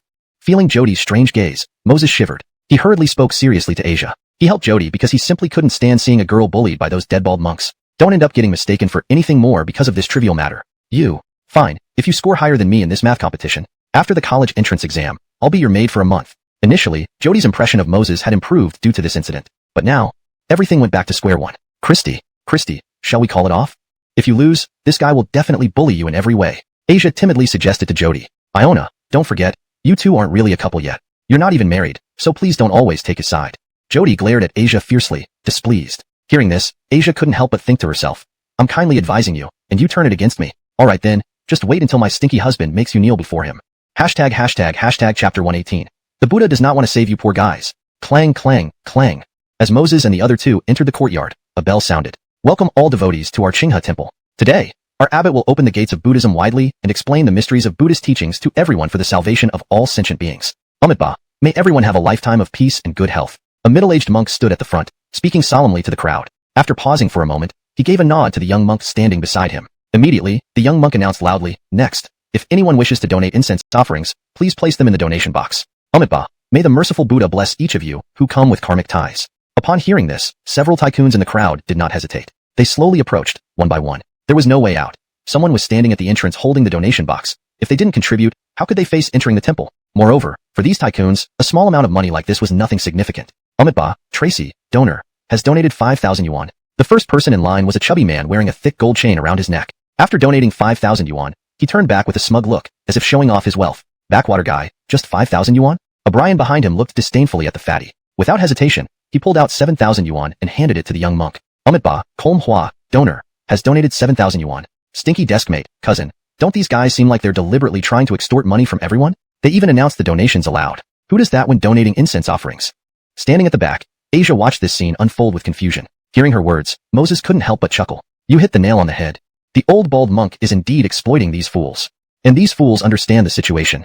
What? If everyone knows they're being taken advantage of, why do they still donate so much money? Is their money too plentiful? Big dummy girl, are you curious why these fools donate happily despite knowing they're being cheated? The reason is simple. The key lies in the young monk announcing the donations loudly. Think about it. They're all tycoons and nouveau riche. What they lack isn't the money but the face. By donating more, they gain face when their donations are announced publicly. After Moses' explanation, Asia and Silvana instantly understood. No wonder these tycoons were donating such large sums and still smiling.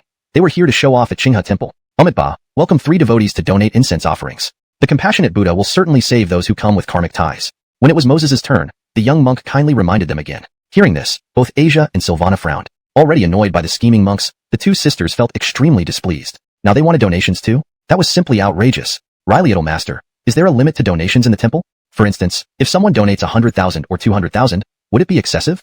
Just as Asia and Silvana were feeling frustrated, Moses widened his eyes curiously and asked the question. Upon hearing this, the young monk's eyes lit up. Could this kid be a big fish? Oh, I really can't tell. Thinking this, the young monk's face immediately turned friendly. He quickly explained, Amitabha, the Buddha does not set limits on donations. The more one donates, the greater the merit, and in the future, the Buddha will surely bless you more.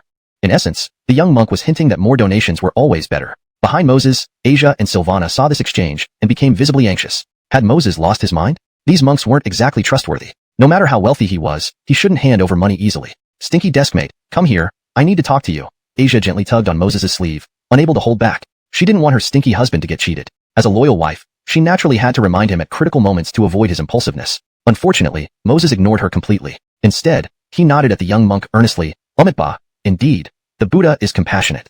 Since there's no limit on donations, I'll make a random donation. Seeing Moses' sincere expression, the young monk's heart cried out inwardly. Yes, just randomly donate a few 100,000 yuan. However, in the next second, Moses rummaged through his pocket and pulled out a coin, handing it directly to the young monk. Looking at the coin Moses handed over, the young monk froze. Didn't we agree on donating a few 100,000? Why are you handing over a single coin now? What does this mean? Riley Master, what are you doing?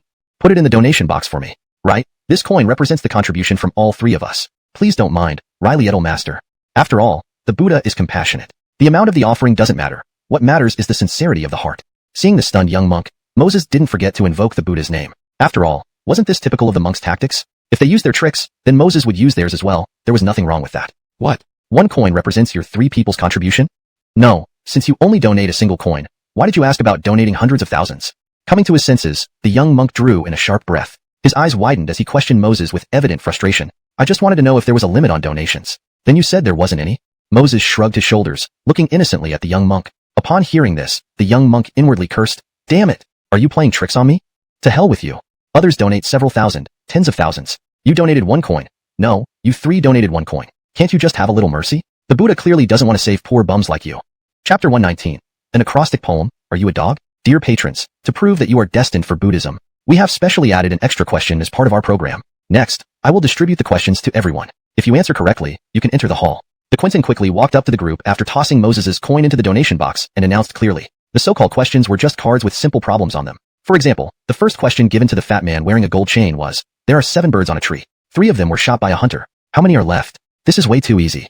Of course, 4 are left if 3 were shot. Without any thought, the fat man answered directly. After speaking, he looked excited. Looks like I'm the one destined for Buddhism, haha. However, the Quentin's face twitched. Damn it. Even though this question was easy and getting it wrong could be excused, why are you so smug about it here? If there were 7 birds on a tree and 3 were shot, would the remaining 4 birds, assuming they are as stupid as you, stay on the tree waiting to be all killed? Congratulations, patron, your answer is correct. Next, the Quentin glanced at the fat man and said against his conscience, there was no other way. This supposed test was only meant to add some entertainment. How could they deny entry because someone got it wrong? Words and handed Moses the last card at the bottom. Huh? Write a poem on the spot? Wait, aren't you deliberately making it difficult for us? Why were their questions so simple, but ours became writing poetry? Asia questioned the Quentin angrily after seeing the card in Moses' hand. Umitba, madam, this is a sacred place of Buddhism. Please refrain from shouting. The questions vary in difficulty and are drawn randomly. Please hurry up. You must complete the question within 3 minutes, or you will not be considered a person destined for Buddhism. The Quentin replied expressionlessly to Asia. Seeing Asia's angry face, Moses' eyes turned mischievously, and a bad smile hung at the corner of his mouth. Riley Master, I'll answer this question right away. Saying this, Moses didn't delay, picking up the brush beside him and swiftly writing on the shin paper. You're as unattainable as the stars at night. Yes, I don't dare hope for a place in your heart. Tears fall from my eyes onto the striped board. Dogs sit quietly when they see me. Behind him, Asia read out loud the poem on the shin paper. After finishing, her beautiful eyes lit up. Right, why didn't I think of modern poetry? After all, modern poetry is still poetry. Standing next to her, Silvana saw her cousin get excited and felt a trace of suspicion. She felt something wasn't quite right with Moses' poem. Even for modern poetry, it seemed somewhat nonsensical. Wait, is this an acrostic poem? Suddenly, Silvana realized and exclaimed, nonsense, what acrostic poem? I wrote this especially for the young master in front of us. Moses turned around and scolded Silvana. Seeing her husband being so serious, Asia felt puzzled. Her gaze fell on the shin paper again, reading loudly, you are a dog? Wait, deskmate, you said this acrostic poem was written especially for the little master? Doesn't this mean you're calling the little master a dog? After saying this, Asia suddenly shivered and realized what had happened. She tightly covered her mouth with her small, delicate hand. Riley Master, you heard and saw nothing. Facing Asia's self-deception, the Quentin turned red with anger. Son of a gun, I told you to write a poem, but instead of following through properly, you even cursed me indirectly? This cannot go unpunished. Chapter 120. I am your Ichabod. Umitba. Modern poetry doesn't count. It has to be an ancient poem, and it cannot use any lines from ancient poets. The Quentin took a deep breath, forcefully suppressing his growing frustration as he fiercely replied to Moses. That's not right. You guys are deliberately bullying us. There isn't anything specified on the test paper about whether it should be modern or ancient poetry, Asia retorted, feeling quite anxious. Though all 3 of them were top students, reciting ancient poems was one thing. Creating original ones was another matter entirely. Please carefully read the back of the test paper. Doesn't it say that all interpretations belong to Qinghe Temple? The Quentin said in a neutral tone while glancing at the agitated Asia, inwardly delighting at their predicament. Let Moses insult me. They deserve this. These are unreasonable terms. So what if we don't go in? It's not like we care that much. After being bullied repeatedly by these stubborn monks, Silvana gritted her teeth and shot a cold glare at the Quentin. Looking at the expressions of Asia and Silvana, Moses couldn't help but shake his head. Can't you two calm down for a moment? This is sacred ground. How can you make such a ruckus? Besides, isn't it just a poem? Don't worry, with hands, it's doable, Moses said casually. Upon hearing this, Asia and Silvana were taken aback. Did Moses really know how to write ancient poetry? It seemed unnecessary, considering they were clearly being taunted. While the girls were stunned, Moses picked up the brush again and swiftly wrote a new inwardly, his eyes blazing with fury as he glared at Moses. Ah, smelly deskmate. You wrote another hidden head poem? Wow, amazing. My admiration for you is like an endless river. While the Quentin seethed with anger, Asia had caught on and was now praising Moses effusively, her eyes sparkling with admiration. This only made the Quentin angrier. Riley little master, can we enter now? Moses glanced at Asia and asked the Quentin, inwardly acknowledging that sometimes, even big dummies like Asia could serve a purpose. The Quentin clenched his teeth, replying through gritted teeth, You can't enter yet? But before he could finish, Moses interrupted excitedly, We still can't enter? Is there another difficult question? Why are you hesitating? Just give it to us. I love solving problems. Watching Moses's eager expression, the Quentin nearly fainted. Buddha, please save your believer. This man is tormenting us. Strike him dead with lightning. Yes, preferably charred outside, raw inside, dismembered. No remains left, not a trace behind. Chapter 121 Fat Patron. You have green on your head. When Moses and the other two entered the great hall, the Quentin standing behind them wore a look of hopelessness. This guy is too demonic. Even in this sacred Buddhist land, it can't restrain Moses's mischief. Haha, stinky deskmate, that scene just now was absolutely delightful. Letting that Quentin bully us all the time. But now he finally got a taste of being bullied. Entering the great hall, Asia was quite excited. Pausing for a moment, she sighed with a lingering gaze. It's a pity that at the last minute, the Quentin actually chickened out. It would have been better if there were a few more test questions. Upon hearing her words, Danielle secretly glanced at Moses, seeing that he looked calm. To him, what just happened seemed like just a minor incident. This guy, who knows how he came up with those ancient poems? Big dumb girl, are you stupid? If we had more questions, I wouldn't mind, but not everyone is the same. If they get angry and call out a bunch of Shaolin monks to beat us up fiercely, then we're in big trouble. That will be a huge mess. Moses gave Asia an irritated glance and reprimanded her. Upon hearing his words, Asia playfully stuck out her tongue. Oh my god, how could I forget that issue? But, so what? As long as my stinky husband is by my side, even if the sky falls down, I'm not afraid. At worst, I'll run away with my stinky husband as fugitives. As for Christy Xiao, well, she can come along for the ride. That way, even if we go to the netherworld, at least there will be someone to eat our dog food. Ba. Welcome all the guests to the Great Hall. I am Master Amadeus of Qinghe Temple, and I will explain Buddhism to everyone next. At the front of the Great Hall, an old bald monk wearing a cassock sat on a cushion and formally addressed everyone. However, as soon as he finished speaking, Moses burst into laughter. Ba, young patron, may I ask why you are laughing? Master Amadeus lifted his eyelids, glanced at the laughing Moses, and frowned. Amadeus, master? Speaking of which, don't you have a fellow disciple named Barnaby? Moses barely held back his laughter as he curiously asked the master. Ba, yes, I am Barnaby. The middle-aged bald man standing next to Amadeus, who had previously bullied Danielle, answered solemnly. Hey, OSH*T. So your name is Barnaby? Do you have other disciples named Niezhong, Mischief, Bainese Hang, Cataract, Zhangzhong, Fault, or Zangaiwa, Obstacle? Moses widened his eyes in feigned curiosity. Realizing the joke from Moses's question, both Amadeus and Barnaby, along with everyone else in the hall, reacted immediately. So Moses laughed because of Amadeus, intellectual disability, and Barnaby, self-mutilation? Damn, this kid is truly a genius. He messed up a perfectly good Buddhist title. Boldness. How dare you cause trouble in this holy land? Young patron, refrain from spouting nonsense. Seeing everyone laughing uncontrollably, Master Barnaby's face turned ashen as he fiercely rebuked Moses. He also cast a menacing glance at the nearby Quentin. Seems like you let in this troublesome guy without permission? Feeling the master's questioning gaze, the Quentin looked pitiful. Can I blame him for this? Moses donated money like everyone else, even though it was only 1 coin. And he answered the later test questions bizarrely. What could he do about it? He couldn't welsh on the deal, could he? Cough. Fellow patrons, please take this seriously. Master Barnaby has spoken. Do not behave recklessly here. Moses turned around and lectured the crowd sternly. Upon hearing this, both Barnaby and Amadeus drew in cold breaths. Hey, we were talking to you. You turn around and scold everyone? Forget it. No need to argue with this demon child. We shouldn't let a perfect Buddhist lecture be ruined. Before explaining Buddhism, if any patron has questions, please raise your hand. Our Buddha is merciful and will help resolve everyone's doubts. Amadeus's expression calmed as he addressed the crowd. Upon these words, a fat man wearing a big gold chain in the audience immediately raised his hand. Master, I have a question. My monthly income is hundreds of thousands, and my new girlfriend loves me dearly. Every night when I fall asleep, she whispers her love in my ear. Will we always be happy after marriage? Upon hearing this, Amadeus hesitated on how to respond. How could he know if the person would remain happy forever? However, while Amadeus was pondering, Moses suddenly stood up. I know the answer to this. Just now, Master Amadeus took a deep look at your head. What does this mean? It means your head is already green with envy. When Moses's explanation rang out, the whole room fell silent. He asked if they would always be happy. You said his head is green? And Master, what do you mean by that? The fat man with the big gold chain turned slightly red and sternly asked Amadeus. Seeing this, Amadeus wanted to slap Moses dead. This demon child, really helping me out. And you, fat man, what do you mean by what I said? Clearly, Moses said it, not me. Chapter 122, Step aside. I'm about to show off. Amidba, truly well said. Sir, what you just said? Just as Master Amadeus was about to refute him, Moses waved his hand. He explained casually to the fatty, Fat sir, what Master Amadeus meant was that my words echoed what he felt inside. If you don't believe me, think about it. You were asleep, and in the middle of the night, your girlfriend whispers, I love you, by your ear. Isn't there a possibility she was talking to someone on her phone? After hearing this from Moses, the fatty's face changed dramatically. Indeed, several times when he woke up, he saw his girlfriend playing with her phone. Could it really mean she's being unfaithful? Master Amadeus's eyes lit up upon seeing the fatty's expression. Did this troublemaker Moses actually hit the nail on the head? Amidba, sir. Master Amadeus looked deeply at Moses with mixed feelings. This troublemaker sure has a sharp mind. He just helped resolve a difficult problem. Fat sir, when Master Amadeus opened his mouth, he was going to tell you, give up, don't struggle anymore. You'll have green hats for life. As soon as Moses said that, Master Amadeus nearly spat out blood. I was just complimenting you for being sensible. Next thing I know, you're throwing me under the bus? When did I ever want to say he'd wear a green hat for life? Cough. Master Amadeus, I have a question too. Lately, my business has been going downhill. Why is that? Barnaby signaled someone in the crowd nearby. That man promptly raised his hand. Moses had already caused enough chaos. If they continued like this, the fatty might get hurt and stop visiting Chingha Temple altogether. So, it was best to change the subject for now and comfort the fatty later. Amidba, truly well said. Rye leaf is full of trials. Current difficulties may lead to future enlightenment.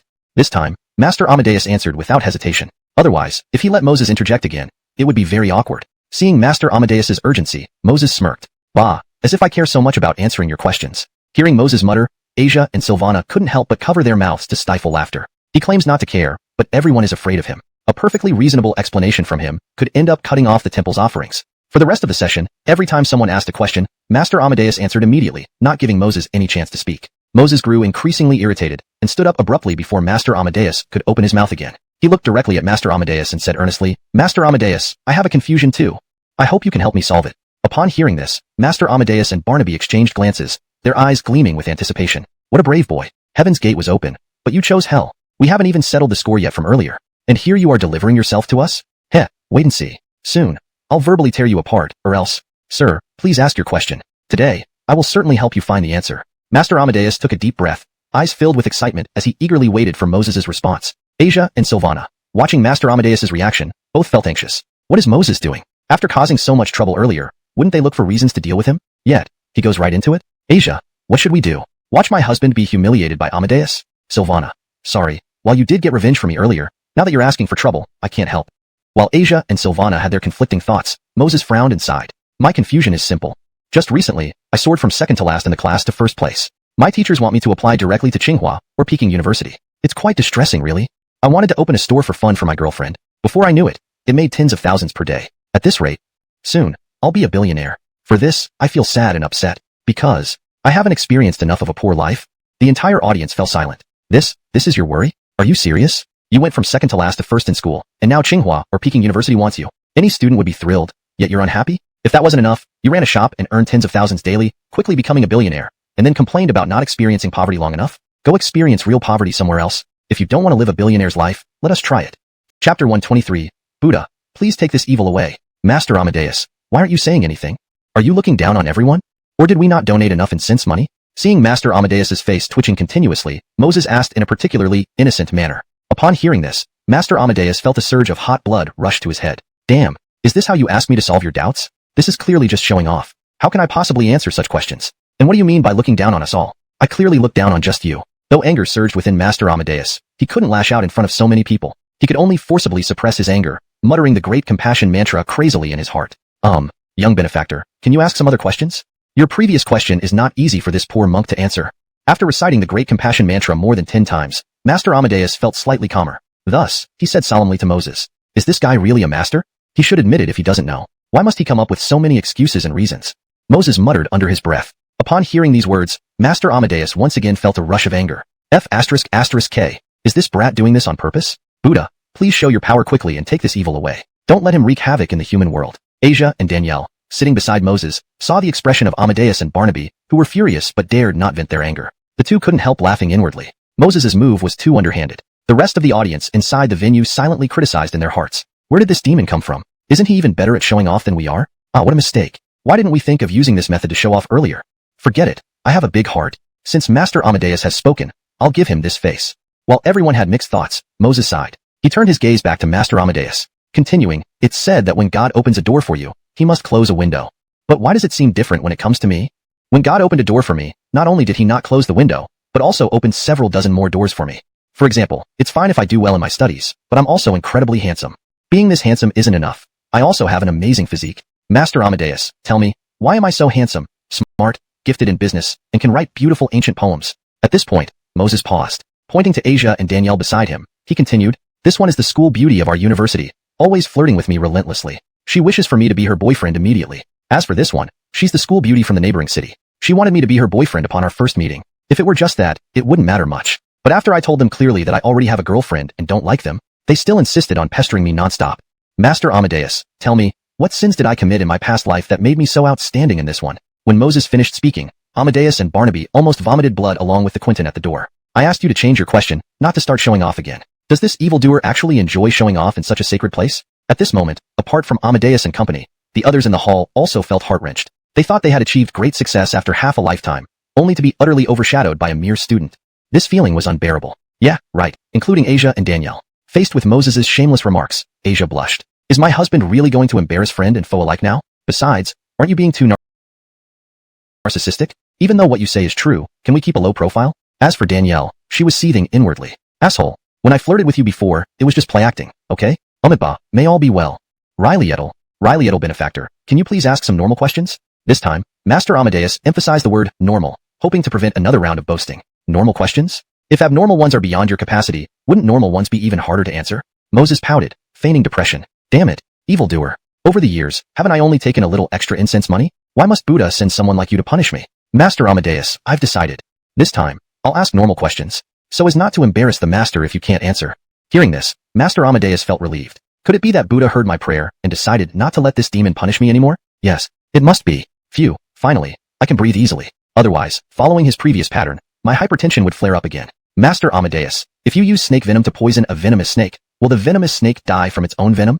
Moses pondered for a moment, then directly asked Master Amadeus. K. Did I really believe this scoundrel had changed his ways? When I asked you to ask normal questions, this is what you call normal. Using snake venom to poison a venomous snake. Will it die? If possible, I want to poison you right now with your own tricks. Master Amadeus, why aren't you answering? Is this normal question too difficult for you? Master Amadeus's heart raged while Moses added fuel to the fire. And no, I guess it might, probably maybe die. After all, snake venom is so potent. Master Amadeus bit his teeth and replied through clenched jaws. Oh, what about expired pesticides? Do they lose or increase toxicity? Moses nodded at Master Amadeus and asked again. And, who was the first person to discover that milk can be drunk? What exactly did they do to the cow? Chapter 124. Does a pregnant woman fighting count as a riot? Haha. Oh my, this kid is going to kill me with laughter. He's really a talent. Only someone with 10 years of cerebral thrombosis could come up with such a question. But on second thought, I'm also curious. Does expired pesticide lose its toxicity or become more toxic? I don't know about the toxicity of expired pesticide, but I do know that the first person who figured out milk could be drunk must have done something unspeakable on that stormy night. Ha ha ha. Well damn, I used to think this guy only excelled at showing off, but it turns out he's also good at these brain-twisting questions. After a few seconds of silence in the hall, an explosive wave of laughter erupted. Without exception, everyone was amused by Moses's questions. Watching the chaos in the hall, Masters Griffin and Aster were even more resentful of Moses. You bastard, scoundrel, miscreant. Look what you've done. What should have been a serene Buddhist scripture lecture has been ruined by your shenanigans. Master Griffin, if you take both laxatives and anti-diarrhea medicine together, would you end up having diarrhea or not? And does a pregnant woman fighting count as a riot? Amidst the incessant laughter, Moses delivered two more soul-searching questions. This time, even Danielle and Asia couldn't hold back their laughter. They were particularly curious about how Moses managed to come up with such bizarre thoughts. Most people would consider it a miracle to think of one such question. Nasty seatmate, how do you come up with these weird questions? Driven by curiosity, Asia couldn't help but ask Moses in a low voice. Hearing this, Moses's expression turned serious as he calmly replied, basic operations, no need to exaggerate. But inside, he sighed. These questions are child's play compared to those from Earth. Umitba, this is a sacred place for Buddhists. Please be quiet. Sir, can you ask more normal questions? Questions that most people are confused about, like the trials of life, wealth? No, forget it. You shouldn't ask about those either. Or love. Forget it. Love isn't suitable either. In short, please ask something more normal than what you've been asking. Master Griffin's eyes even showed a hint of pleading, as if saying, my dear, please, ask some common, normal questions. If you keep being so peculiar, I will really be driven to anger. Ask some questions that confuse everyone? Fine, I'll ask something more normal. Feeling Master Griffin's pitiful gaze, Moses finally softened his heart and gave him an apologetic look. He thought carefully for a moment before solemnly saying, A quadratic function f, x, satisfies f, x plus 1, f, x, equals 2x, and f, 0, equals 1. Can you tell me, Master Griffin, what exactly is f, x? Is this question normal enough? As Moses finished speaking, the hall fell silent again. What the heck? Are you calling this normal? Wait, on second thought, it makes sense. He is a student, so asking academic questions isn't strange. But in Master Griffin's mind, Moses' ancestors were getting cursed left and right. While this question was indeed normal, it was too normal. If he had known the answer to such a question, would he have failed the college entrance exam? Would he still be a monk in this rundown temple? Aster, find out who let this rascal in. Tell him he's fired and kicked out immediately. Taking advantage of everyone's distraction, Master Griffin whispered to his junior disciple Aster. I'll take care of it after the meeting, Aster replied without hesitation. Though Moses had been tormenting Master Griffin throughout the session, they were still brothers in arms. They rose and fell together. Anyone who allowed such a troublemaker in, even if it were Aster's own disciple, had to be expelled. Cough. Any other attendees with questions? If you have any, feel free to speak up, and I will solve your confusion. After a moment, Master Griffin decided not to acknowledge Moses anymore. He didn't want to embarrass himself or get angry. Solve everyone's confusion? No, Master Griffin, you haven't answered any of my questions. Besides, everyone paid respects fairly and entered justly. How can you give special treatment? What's more, if you can't solve my problems, how can you solve others? What do you all think? Doesn't that make sense? Seeing Master Griffin ignore him, Moses became anxious. After he spoke, others began to cheer him on. Yes, Master Griffin, you're a renowned teacher of our generation. You often open the door of Buddhism to enlighten all beings. Please enlighten this young fellow now. We aren't in a rush. Hearing the crowd's comments, Master Griffin felt his whole body twitch uncontrollably. Damn it. Why did these guys learn to cause trouble for Moses? Do they really enjoy stirring up trouble? Since you're all so capable, why don't you help solve the rascal's confusion yourselves? Damn. Focusing on bullying an old monk like me. What kind of skill is that? Chapter 125. Performance? I'm actually very skilled at this. Dear fellow believers, this humble monk feels unwell. The Dharma lecture will be delayed. Please proceed to the hall's outer courtyard for a professional performance we have arranged. Master Amadeus clutched his chest tightly and slowly spoke to the crowd. There was no way he could continue the Dharma lecture after Moses' troublemaking. But it didn't matter much since they had already collected the incense money for the day. A short while later, when everyone arrived outside the hall, Master Hutch approached Danielle quickly. Amitabha, Lady Xia, please prepare yourself for the next segment. After the performance, this humble monk will personally pray and bless you for eternal peace. Despite Master Hutch's audacity, Danielle wasn't too worried after witnessing what just happened. Moses would surely help her get revenge on these freeloaders. Master Hutch, rest assured, my friend will definitely give a great performance. Before Danielle could speak, Moses assured them with a thump on his chest. Hearing this, Hutch's old face twitched. He couldn't stand listening to Moses anymore as nothing good ever followed his words. But then he calmed down. It wasn't this troublemaker who was going to perform anyway, so what did he have to fear? Watching Hutch leave, Asia asked anxiously, odious deskmate, how do you plan to help Christy? Surely you don't expect Christy to wear that kind of outfit, right? After Asia finished speaking, Danielle also looked at Moses nervously. Yes, Danielle, you can help me with the dance part, okay? As for singing, leave it to me. Moses pondered for a moment before addressing Danielle. You're going to sing? Are you sure you can sing? Danielle hesitated, asking out of instinct. Hearing this, Moses pouted. Who are you looking down on? I was singing long before you were even conceived. Christy, if odious deskmate sings, the performance will definitely be perfect. Asia quickly supported him when she saw her cousin doubting her husband's singing skills. With pride, she added, Christy, you might not know. This odious deskmate has an extraordinary musical talent. The first time he sang in school, he made the class beauty cry. The second time, he almost sent his rival straight to hell. The third time, well, he made me cry too. Seeing her younger cousin excitedly ramble on, Danielle's confusion grew deeper. Making people cry, she could understand. But nearly sending a rival to hell? How is that possible from singing alone? You two wait here. I'll be right back. Feeling his phone vibrate in his pocket, Moses glanced at the message and left the two girls chatting without further ado. 10 minutes later, Moses returned. A makeshift stage had been set up in the open space outside the hall. Without delay, Moses grabbed a guitar from beneath the stage and walked onto it with Danielle. Ladies and gentlemen, greetings. Let me introduce myself. My name is Moses, a super handsome, universe-defying hunk. And beside me is my friend, Danielle. We will be performing together tonight. But before we start, let's auction off something interesting. I hope you'll enjoy it. The audience below wore puzzled expressions. Had Qinghe Temple gone mad by letting him perform? Didn't they fear he'd ruin Qinghe Temple? Although they thought this, having witnessed Moses' antics earlier, there was an unexpected sense of anticipation among them, almost hoping he'd tear Qinghe Temple apart. Inside the hall, Masters Amadeus and Hutch stared wide-eyed. What the hell? Why was this guy up there? That, brother, it's not related to me. I only invited the little girl next to him, not this guy. Hutch hastily explained under his senior brother's questioning gaze. This rogue wants to drive me crazy. Quick, make him get down. If anything else happens, our temple's reputation will be ruined. Amadeus braced himself against the doorframe, both angry and anxious. Nearby, Hutch bit his lip and reminded him hesitantly. If we call him down now, what if they get upset and refuse to perform? How will we explain that to everyone? Refuse to perform? What? They wouldn't dare. But given Moses' nature, he might really do it. After all, Qinghe Temple wasn't their home. Whether they performed or not didn't mean much. Why not let him try? Those rich fools seemed to like him. Who knows, it might bring us some surprises? Looking at the enthusiastic crowd, Hutch hesitated. Well, though Master Amadeus didn't fully trust Moses, he realized there wasn't much he could do at this point. Chapter 126. Is making money this easy? Moses had no idea what the venerable Amadeus and venerable Barnaby were thinking. At that moment, he stood on the stage, without a second thought, directly picking up the cooling outfit that the Quinton had given to Danielle. He said solemnly, "Everyone, did you see this set of undergarments? These were worn by my friend. My friend has cancer, and the family can't afford her treatment anymore. With no other option, she had to resort to this measure. I believe everyone who came to Qinghe Temple must be kind-hearted. Therefore, I boldly bring out this set of undergarments for auction, and hope everyone could extend a helping hand to assist my friend with cancer." As Moses finished his speech, some men in the crowd stared intently at the small undergarment, then scrutinized Danielle's beauty and figure. In their hearts, they began calculating. Such a pretty girl, yet she has cancer. No, how can I be so heartless? Today, for these worn undergarments, few.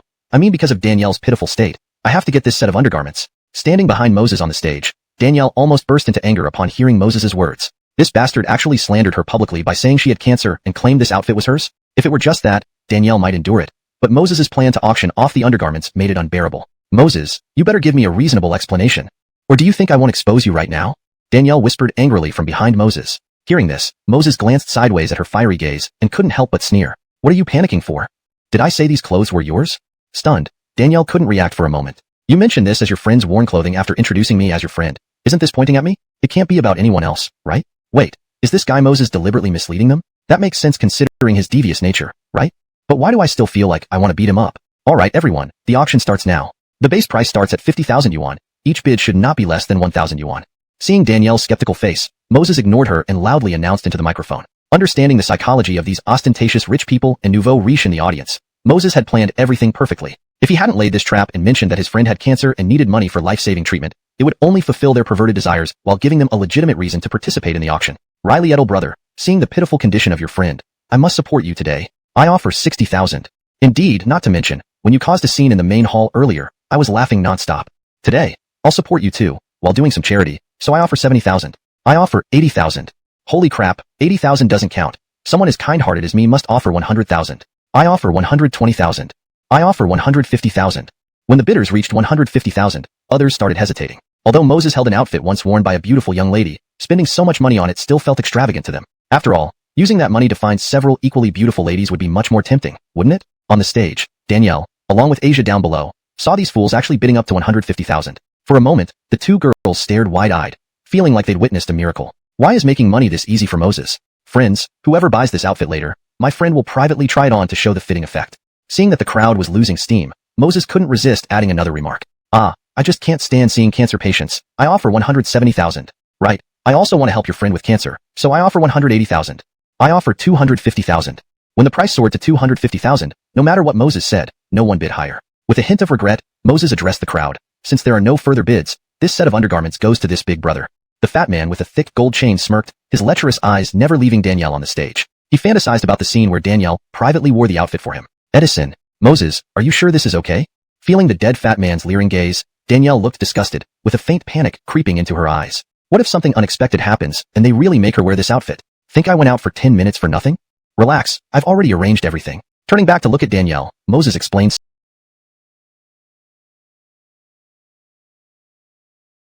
softly. After all, he had used her reputation to earn this 250,000. Giving her an explanation now was the least he could do. Chapter 127 Wretched child, please stop talking. Damn. This kid is truly a commercial genius. How can this method even work to make money? At the entrance of the grand hall, Master Amadeus watched the scene unfold, feeling quite excited. It seemed as if Moses had just opened up an entirely new world of making money for him. Using everyone's sympathy and adding a beautiful woman, he managed to sell a piece of clothing that originally cost 20 or 30 bucks for 250,000. This method was much more effective than collecting donations at the temple. Barnaby, quickly arrange it. Call this wretched child over later. Let's take advantage of this opportunity and make a good amount of money ourselves. With this thought in mind, Master Amadeus no longer hesitated and directly gave orders to Barnaby standing beside him. Upon hearing this, Barnaby didn't waste time and immediately started making arrangements. On the stage, Moses was unaware of Master Amadeus's intentions. After auctioning off the piece of intimate clothing, he spoke into the microphone loudly. Alright, now let's move on to the main event of today. Next, I will perform an original song live, hoping you all enjoy it. As Moses finished speaking, Danielle began dancing gracefully. Moses cleared his throat twice and then sang. She is a gentle streak of twilight. How I wish someone would appreciate her. She has a blue sky cloud window, just waiting for someone to share it with. She is a soft melody. She has a warm ray of light, just waiting for someone to make it shine. After Moses finished one verse, the audience frowned slightly. Even Danielle couldn't help but pout. So this was what her cousin called a musical prodigy? The first time he sang, he made the class beauty cry, and the second time almost sent a rival to the underworld. Now listening to it, aside from the originality being somewhat interesting, the rest of the lyrics and melody didn't seem too impressive. It looked like her cousin was overly confident about this guy. Just as Danielle finished reflecting, Moses's voice suddenly shifted. He lightly strummed the guitar, and, with a touch of a feminine tone, passionately sang, "Come on, let's have fun. Anyway, we have plenty of time. Come on, love. Anyway, there's plenty of desire. Come on, let's wander. Anyway, there's plenty of directions. Come on, be extravagant. Anyway, there are plenty of scenes to see. Ah, itchy." Just as Moses finished the climactic part of the song, Danielle stumbled and fell flat on the stage with a loud thud. She stared at Moses with wide eyes, filled with shock. Wasn't this supposed to be a mediocre song? How could it be so extraordinary? What does "come on, let's have fun. Anyway, we have plenty of time" mean? And the last line, "Ah, itchy? Oh, come on." Such shamelessly romantic lyrics. How did this guy sing them? While Danielle was still in shock, the audience also reacted, drawing sharp intakes of breath. Goodness, to sing this song without a decade's worth of brain clots is absolutely impossible. I almost knelt while listening. I thought this was going to be amateur hour, but turns out I underestimated him. This is purely professional level. Wow, damn. I've listened to music all my life. Never heard anything as wild as this, truly singing out of this world. Ahaha, this kid is killing me laughing. Based on this song alone, coming to Chingha Temple today was worth it. Hey buddy, if you're feeling itchy, do you want me to scratch you? Cute boy. Do you need your sister to stop the itch? Sure thing. If you want to stop itching, you must find me because Lena here is a pro. Amidst the laughter, several middle-aged women with flirtatious eyes loudly spoke to Moses. Upon hearing this, Moses shivered involuntarily. Damn, are these female spectators too crazy? I just wanted to help Danielle get back at these old monks. Why are they now clamoring to stop my itch? And, really, you ladies might reconsider based on your appearances. At the entrance of the grand hall, Master Amadeus had been eagerly anticipating making big money next. But after Moses's song, he almost fell face first onto the ground. Is this what you call a performance? Wretched child, this is a sacred Buddhist place. Who cares if you're itchy? If you keep going like this, even Buddha himself might appear. Master Amadeus's face was contorted in agony, feeling extremely regretful. Why did he ever agree to let Moses perform here? Thinking this, Master Amadeus lifted his head and looked at Moses with a hint of powerlessness. He wanted to see if Moses felt any remorse for singing such songs in a sacred Buddhist place. Unfortunately, he was wrong. At this moment, Moses's face showed no sign of remorse. Instead, he wildly swayed his body. Coupled with the outrageous lyrics, he was truly pushing the limits. Moreover, his strikingly handsome face was full of excitement and enthusiasm. Chapter 128. How could a three-good student Riley? On stage, Moses was holding the microphone with an intoxicated look on his face. He continued singing the subsequent parts of the song. Come on, have fun. We've got plenty of time. Come on, love. We've got plenty of desires. Come on, wander.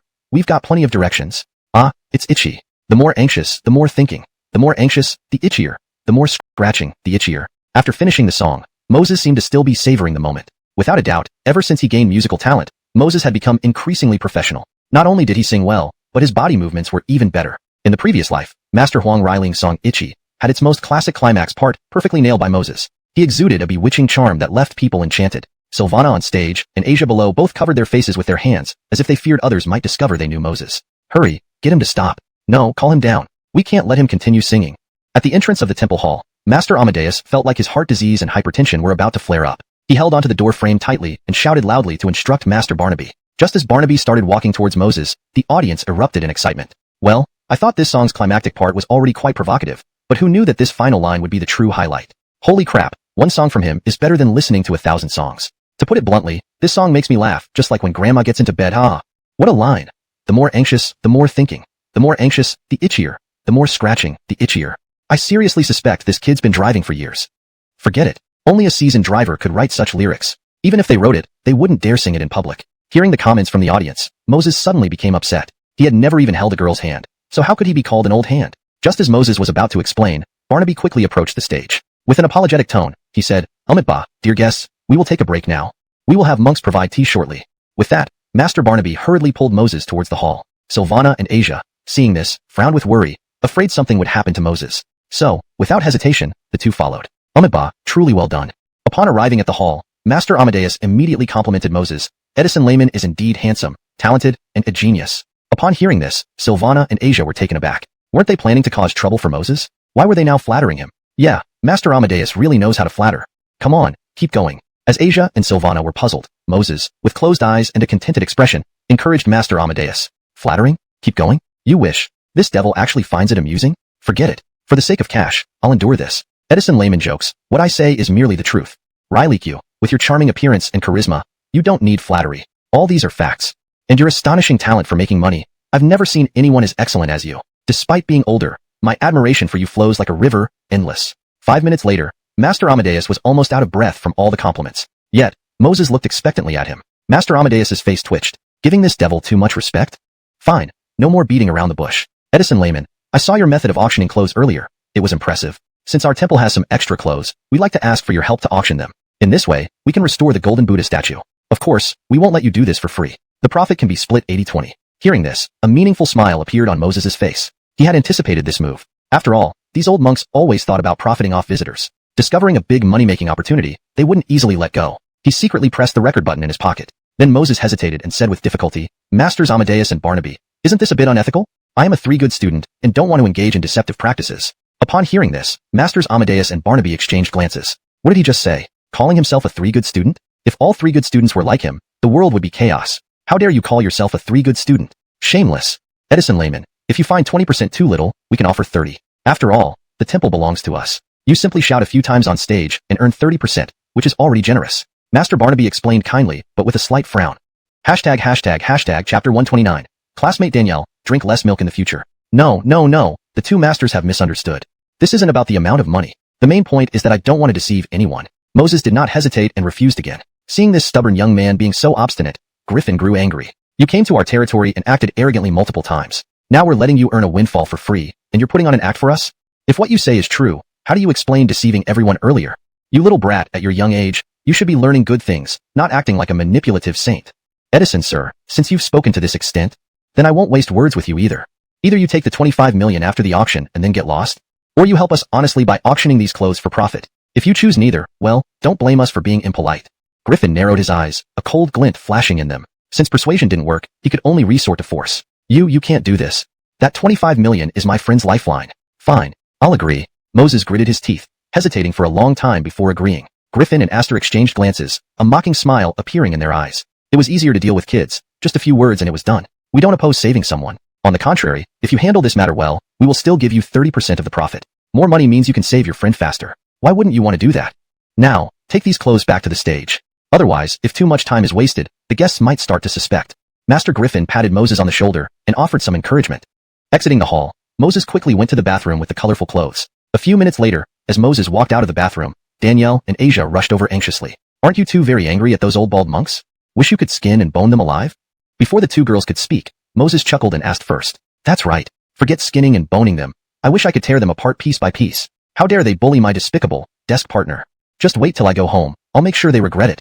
Asia pouted, her face full of anger. Beside her, Danielle felt somewhat guilty. To her, Moses had gone through all this trouble to help her stand up for justice. But now she had gotten him and her cousin involved. Moses, I'll handle the auction myself. As for you and Amina, find a chance to go home. Danielle hesitated for a moment, then spoke resolutely. Hearing this, Moses's eyes showed some surprise. What was this silly dear doing? After he painstakingly planned everything, one sentence about going home would end it? Was she playing with him? No, if we leave you here alone. How do we know what those monks might do to you? If we leave together, Asia said worriedly. However, Danielle ignored Asia, her eyes fixed on Moses. She knew that as long as she convinced Moses, her cousin would listen to him. Stupid dear, I suggest you drink less milk in the future. Moses glanced at Danielle and sighed. Drink less milk? How did this guy know I like drinking milk? Why is he talking about milk when trying to get my cousin to run away? Despicable desk partner, why should big sister drink less milk? Asia, as if on cue, innocently asked. Moses looked at Danielle's chest calmly and replied, because drinking less milk means less supplement. Then certain people won't look like bears with brains made of cotton. I know what I'm doing. Just wait and see the show. With that, Moses turned and quickly headed back to the stage without looking back. Moses, you bastard. Watching Moses's figure grow smaller, Danielle stood still for a while before reacting. Was it because he found her breasts too big that he told her to drink less milk? Bastard, it's you who looks like a bear with a brain made of cotton. Your whole family. Cough. Big sister, I think my husband does have a point. If you keep drinking milk, it might get even bigger, affecting your appearance. Asia weakly reminded Danielle. Amina, you? Forget it. You two are in cahoots. I'm not arguing with you. He's like a dog biting Lu Dongbin, unable to recognize a good deed when he sees one, telling us to leave, yet you won't listen. Fine, let's all suffer together later.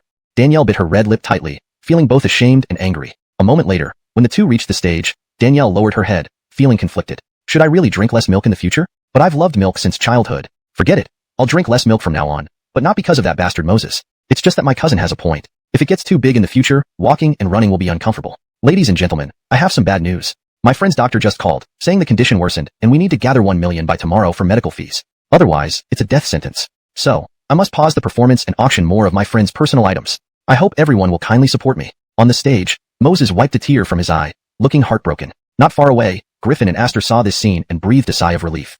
At the same time, admiration shone in their eyes. This kid, indeed a genius, excelled even in acting. Chapter 130. Asking you to help earn money, and you turn around to report? Gentlemen, please don't miss out as you pass by. The last personal item of my friend is on huge sale. Starting bid is 1,000 yuan, with each increase no less than 100 yuan. On stage, when Moses sold the last personal item, the total revenue was nearly 700,000 yuan. Although it was still 30,000 short of the 1 million yuan mentioned by Master Griffin, Moses did not worry at all. Riley, little brother, you always sell your friends' personal items. What about us hungry old ladies? Yes, if you ask Lena, you could also auction off your own personal items. If so, I will definitely support you first. Absolutely. We humbly request that little brother also auction some of his own items. A cute, studious, and charming young man like you. Since we can't have you, at least let us have a couple of your clothes. Looking at the crowd of enthusiastic middle-aged women, Moses couldn't help but shiver. What the hell? Are these women too fierce? Even daring to target me? Or, should I quickly go and get 100 sets of personal items for auction? The thought surfaced but immediately died in Moses's mind. Are you kidding? The police are on their way. If this lands me in trouble because of those few items, wouldn't that be too much of a loss? Moreover, with his barbecues and winery, Moses wasn't lacking money. It wasn't necessary to ruin his reputation over such trifles. Nadachains later, after Moses handed the money to Master Griffin, a police car arrived, who reported that there were scammers here. Two policemen got out of the car, scanning the crowd, looking somewhat puzzled. This is a temple. Did a scammer have a change of heart and come to scam monks? By goodness. Did you gentlemen make a mistake? Master Griffin felt a jolt of tension upon seeing them. There was some confusion in his eyes. Could it be the guests who reported? They volunteered to auction the items. How does this connect to a report? However, just as Master Griffin finished speaking, Moses quickly came forward, falling to the ground and tightly hugging the policeman's legs. Crying and wiping his nose, he said, Jeremiah policeman, you finally arrived. That was me who called the police.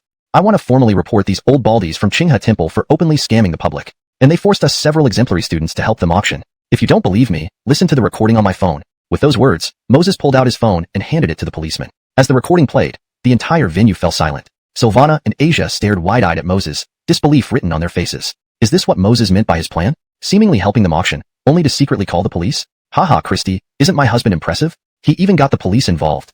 Among the crowd, Asia proudly announced to Silvana. Seeing her cousin's excited look, Silvana's pink lips twitched slightly. Deep in her beautiful eyes lay profound concern. Iona, did you forget something important? If Moses reports these monks for fraud, wouldn't he also become a fraudster? Don't forget, the auction was organized by him.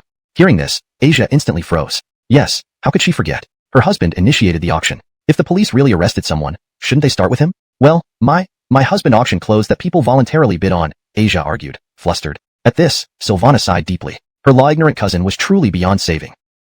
Regardless of voluntariness, using false statements to induce others into buying, especially in large amounts, would result in legal liability. The policeman's expression darkened after hearing the recording. Master Griffin, right? What do you have to say now?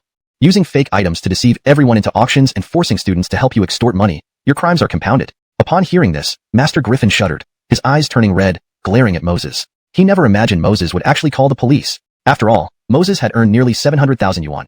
Even with 3% commission, that was 200,000. Wasn't he tempted by this real cash? Wait.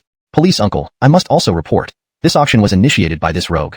Beside him, Jarvis glared at Moses, gritting his teeth. Seeing the potential loot slip away, Jarvis wanted nothing more than to tear Moses apart. Since the rogue started this mess, don't blame them for finishing it. Let's all suffer together. Indeed, initially, we gave them a piece of clothing and asked them to perform a show. But unexpectedly, this guy announced on stage that it was a used personal item of his friend, and claimed his friend had cancer, clearly exploiting everyone's sympathy. When Master Griffin finished his accusation, the policeman raised an eyebrow. His gaze shifted towards Moses.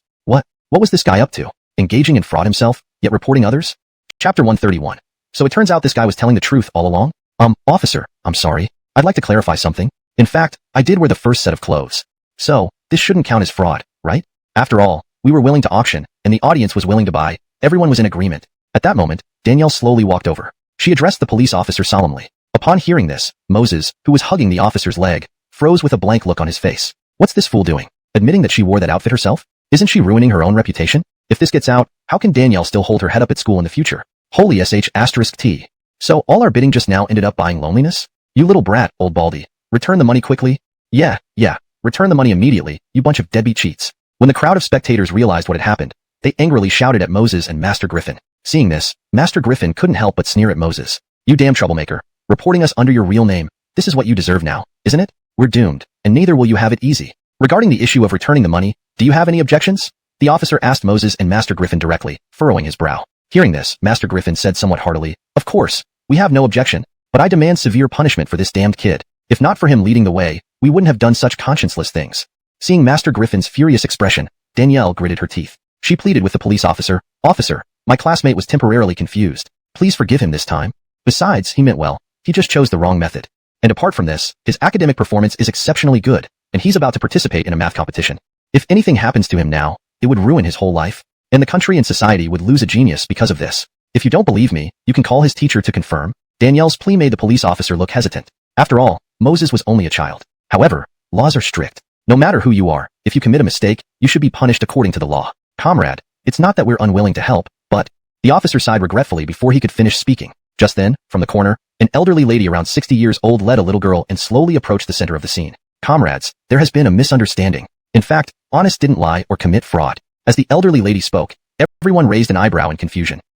What is this all about? Comrades, I am the director of Qingshan Orphanage. Regarding the clothes Honest auctioned earlier, they indeed belong to his friend. Just that the friend Honest referred to is actually Lainey. The elderly lady couldn't help but glance at the little girl standing beside her. Her kind eyes revealed a hint of pain and bitterness. She was abandoned by the roadside when she was born, and I happened to find her. Then, I took her into the orphanage.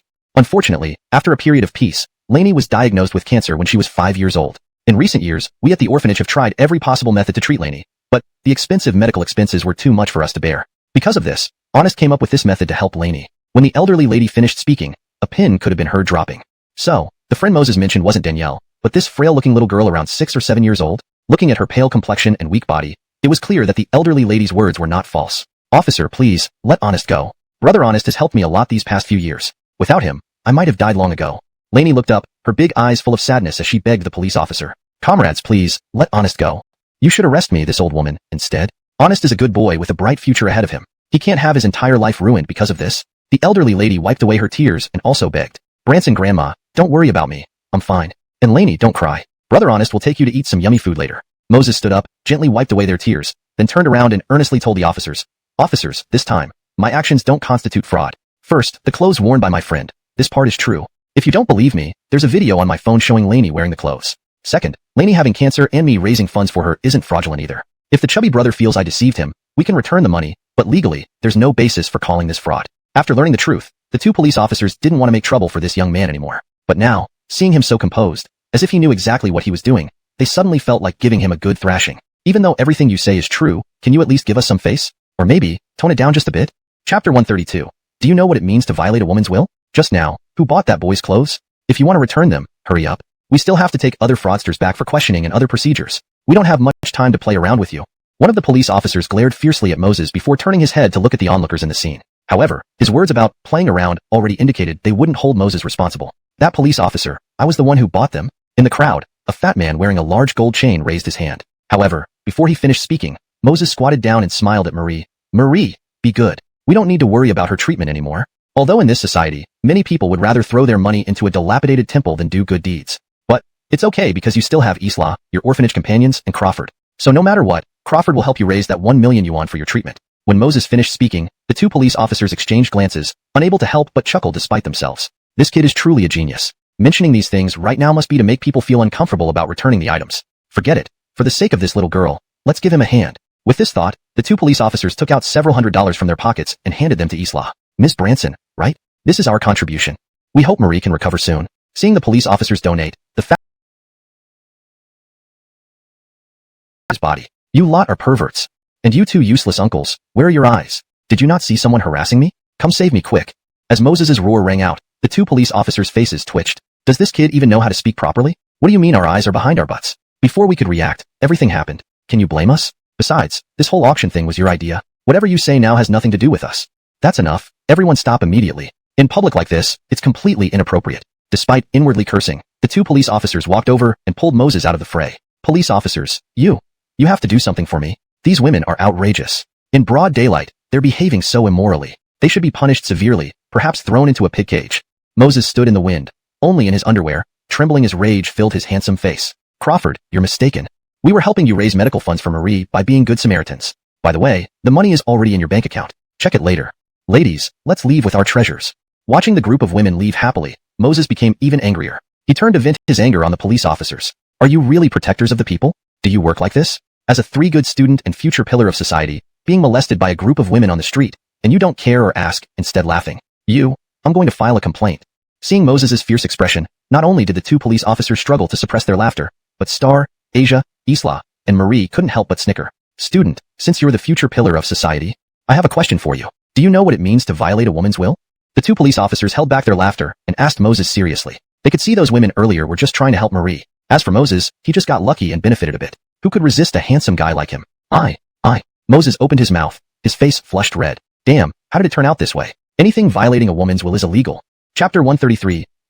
Asia, must have saved the galaxy in my previous relief. Seeing that Moses was no longer speaking up, the two police officers smiled. Without any more ado, they handcuffed Griffin and Aster and took them to the police car. Hold on, Officer Comrade. You can't let this evil thing off. All his words were lies. Griffin was quite agitated. If they got arrested but the prime culprit, Moses, remained unharmed, how could they possibly maintain their peace of mind? Riley's, do you have evidence? The police officer glared at Griffin and said angrily, from start to finish, which of his statements were false? And besides, misleading or deliberately deceiving people for personal gain is what fraud entails. The auction was to help a friend raise money for medical treatment. And you? Can't say you're helping Buddha make money, can you? After reprimanding them, the police officers shoved the two into the vehicle, said goodbye to Isla and Amaryllis, and left swiftly. Teach, those who refuse to uphold justice for the people. They're clearly no good. Moses couldn't help but sneer as he watched them drive away. Seeing this, Isla and Amaryllis couldn't help but laugh awkwardly. As for Silvana, her beautiful eyes shimmered with unusual emotion. Although all Moses did seemed aimed at helping Amaryllis, she knew well that had it not been for her sake, Moses wouldn't have taken such a risk. After all, earning money through the delicious barbecue at Dumb Bunny Barbecue was child's play for him. Christy, what do you think? Isn't my husband handsome and smart? We all thought it was going to be so complicated, but he settled it easily, fooled these monks again, did a great favor for Amaryllis, and even avenged you. To have such a kind-hearted husband, Asia, must have saved the galaxy in my previous life. Asia didn't care about formalities. After confirming Moses was safe, she excitedly bragged to Silvana. But this time, Silvana surprisingly didn't contradict her. Deep down, she even somewhat acknowledged it. Moses was indeed handsome, adept at making money, doted on his cousin, and turned down all girls for her. On top of all that, he had an especially kind heart. Dummy girl, foolish dear. Can you two go to the temple to find me some clothes? Just as Asia finished speaking, Moses turned around and couldn't resist instructing the two women. Do you need to wear clothes already? Not that. I'll find them right away. Asia instinctively replied, then immediately realized how embarrassing it sounded. How could she say something like that in public? She quickly ran into the temple, searching until she finally found a monk's robe for Moses. Though he slightly frowned, now wasn't the time to be picky. It would be embarrassing to stay undressed any longer and be ogled by Asia and Silvana. Thank you, Moses. As soon as Moses was dressed, Silvana solemnly thanked him. Upon hearing this, Moses raised an eyebrow, glanced at Silvana rather unhappily, then turned back to Asia. Hey, dummy girl, tell your foolish dear cousin to drink less milk from now on. Otherwise, every time I plan something carefully, she always messes things up for me. With these words, Silvana's initial admiration for Moses vanished instantly. Her eyes nearly spitting fire, she glared at Moses and spat out between gritted teeth. You bastard. Who are you calling stupid bare-brained? Who are you calling a foolish dear? Today, you'd better explain yourself clearly. Seeing her cousin's anger, Asia couldn't help but roll her eyes at her own dear husband. She understood her cousin's personality very well. For her cousin to thank someone meant she was willing to move past everything. Yet, her dear husband still had to stir up trouble. Well, stinky deskmate, I get it. I will definitely tell my cousin what you just said. Asia looked at Moses and nodded obediently like a good child. Silvana opened her mouth, feeling utterly helpless. Oh heavens, what have I done to deserve meeting this couple flaunting their relationship in public? Flaunting their affection for each other one moment, and using her as an excuse to fight the next? Next to them, Isla couldn't help but chuckle seeing Moses bickering with the two young women. Big brother Faye, are you busy now? Why don't we go visit our orphanage? I miss you a lot, along with my friends. At worst, I won't eat any delicious food. Amaryllis, holding Isla's hand, looked at him with large, expectant eyes. However, Isla couldn't hold back a reprimand. Amaryllis, what are you saying? Big brother Faye is in his final year of high school now, with only 2 months until the college entrance exams. How can he have the time to fool around with you? Chastised by Isla, Amaryllis whimpered pitifully, but, Big brother Faye even has time to come to the temple. By the end of her sentence, tears welled up in Amaryllis's eyes. Seeing Isla about to scold her again, Moses stepped forward and gently picked Amaryllis up. You little thing. Okay, stop crying, you're a big girl now. Big brother Faye promises you, okay? After saying this, Moses tickled Amaryllis's nose, making her giggle uncontrollably. He then turned to Isla and said, Isla, I'll bring the funds I collected over shortly, and we can discuss which hospital might be best for Amaryllis's treatment next. Seeing Moses bring up Amaryllis's situation, Isla nodded without further argument. Chapter 134. Brother Moses, are they your girlfriends? Half an hour later, the group arrived at Green Mountain Orphanage. The moment they got out of the car, Asia and Silvana saw several dilapidated old houses that looked precarious under the dim light. Standing at the entrance were over a dozen children. The older ones were around 11 or 12 years old, while the younger ones were about 4 or 5. Their clothes were ragged. However, when they saw Moses, they instantly rushed forward. Brother Moses, you've finally come to see us. Brother Moses, we missed you so much during this time. But Isla said you were preparing for the college entrance exam and we shouldn't disturb you. Oh yes, Brother Moses, you promised me a reward if I could get first place on my exam. Here's my perfect score paper. Remember to bring me a gift next time you come. Brother Moses, I heard from Isla that you found a way to raise money for Fabio's treatment. Is it true? Looking at these kids buzzing around him, Moses smiled sincerely. 3 years ago, when he first came to this world, everything was unfamiliar. Back then, it was Asia and these kids who gave him hope to live again. Since then, whenever Moses had free time, he would come to visit the kids and Isla. Staying here allowed him to forget all his worries and play carefree with the children. Over time, this place became like a second home to Moses. Barnabas, your gift, Brother Moses will remember. Next time, I'll definitely bring something for you. As for Fabio's medical expenses, don't worry. Brother Moses has taken care of it. Next to them, Isla also seemed delighted, but couldn't help reprimanding the kids. All day, thinking about gifts. Do gifts come for free? Go fetch some chairs for Brother Moses and the two sisters quickly.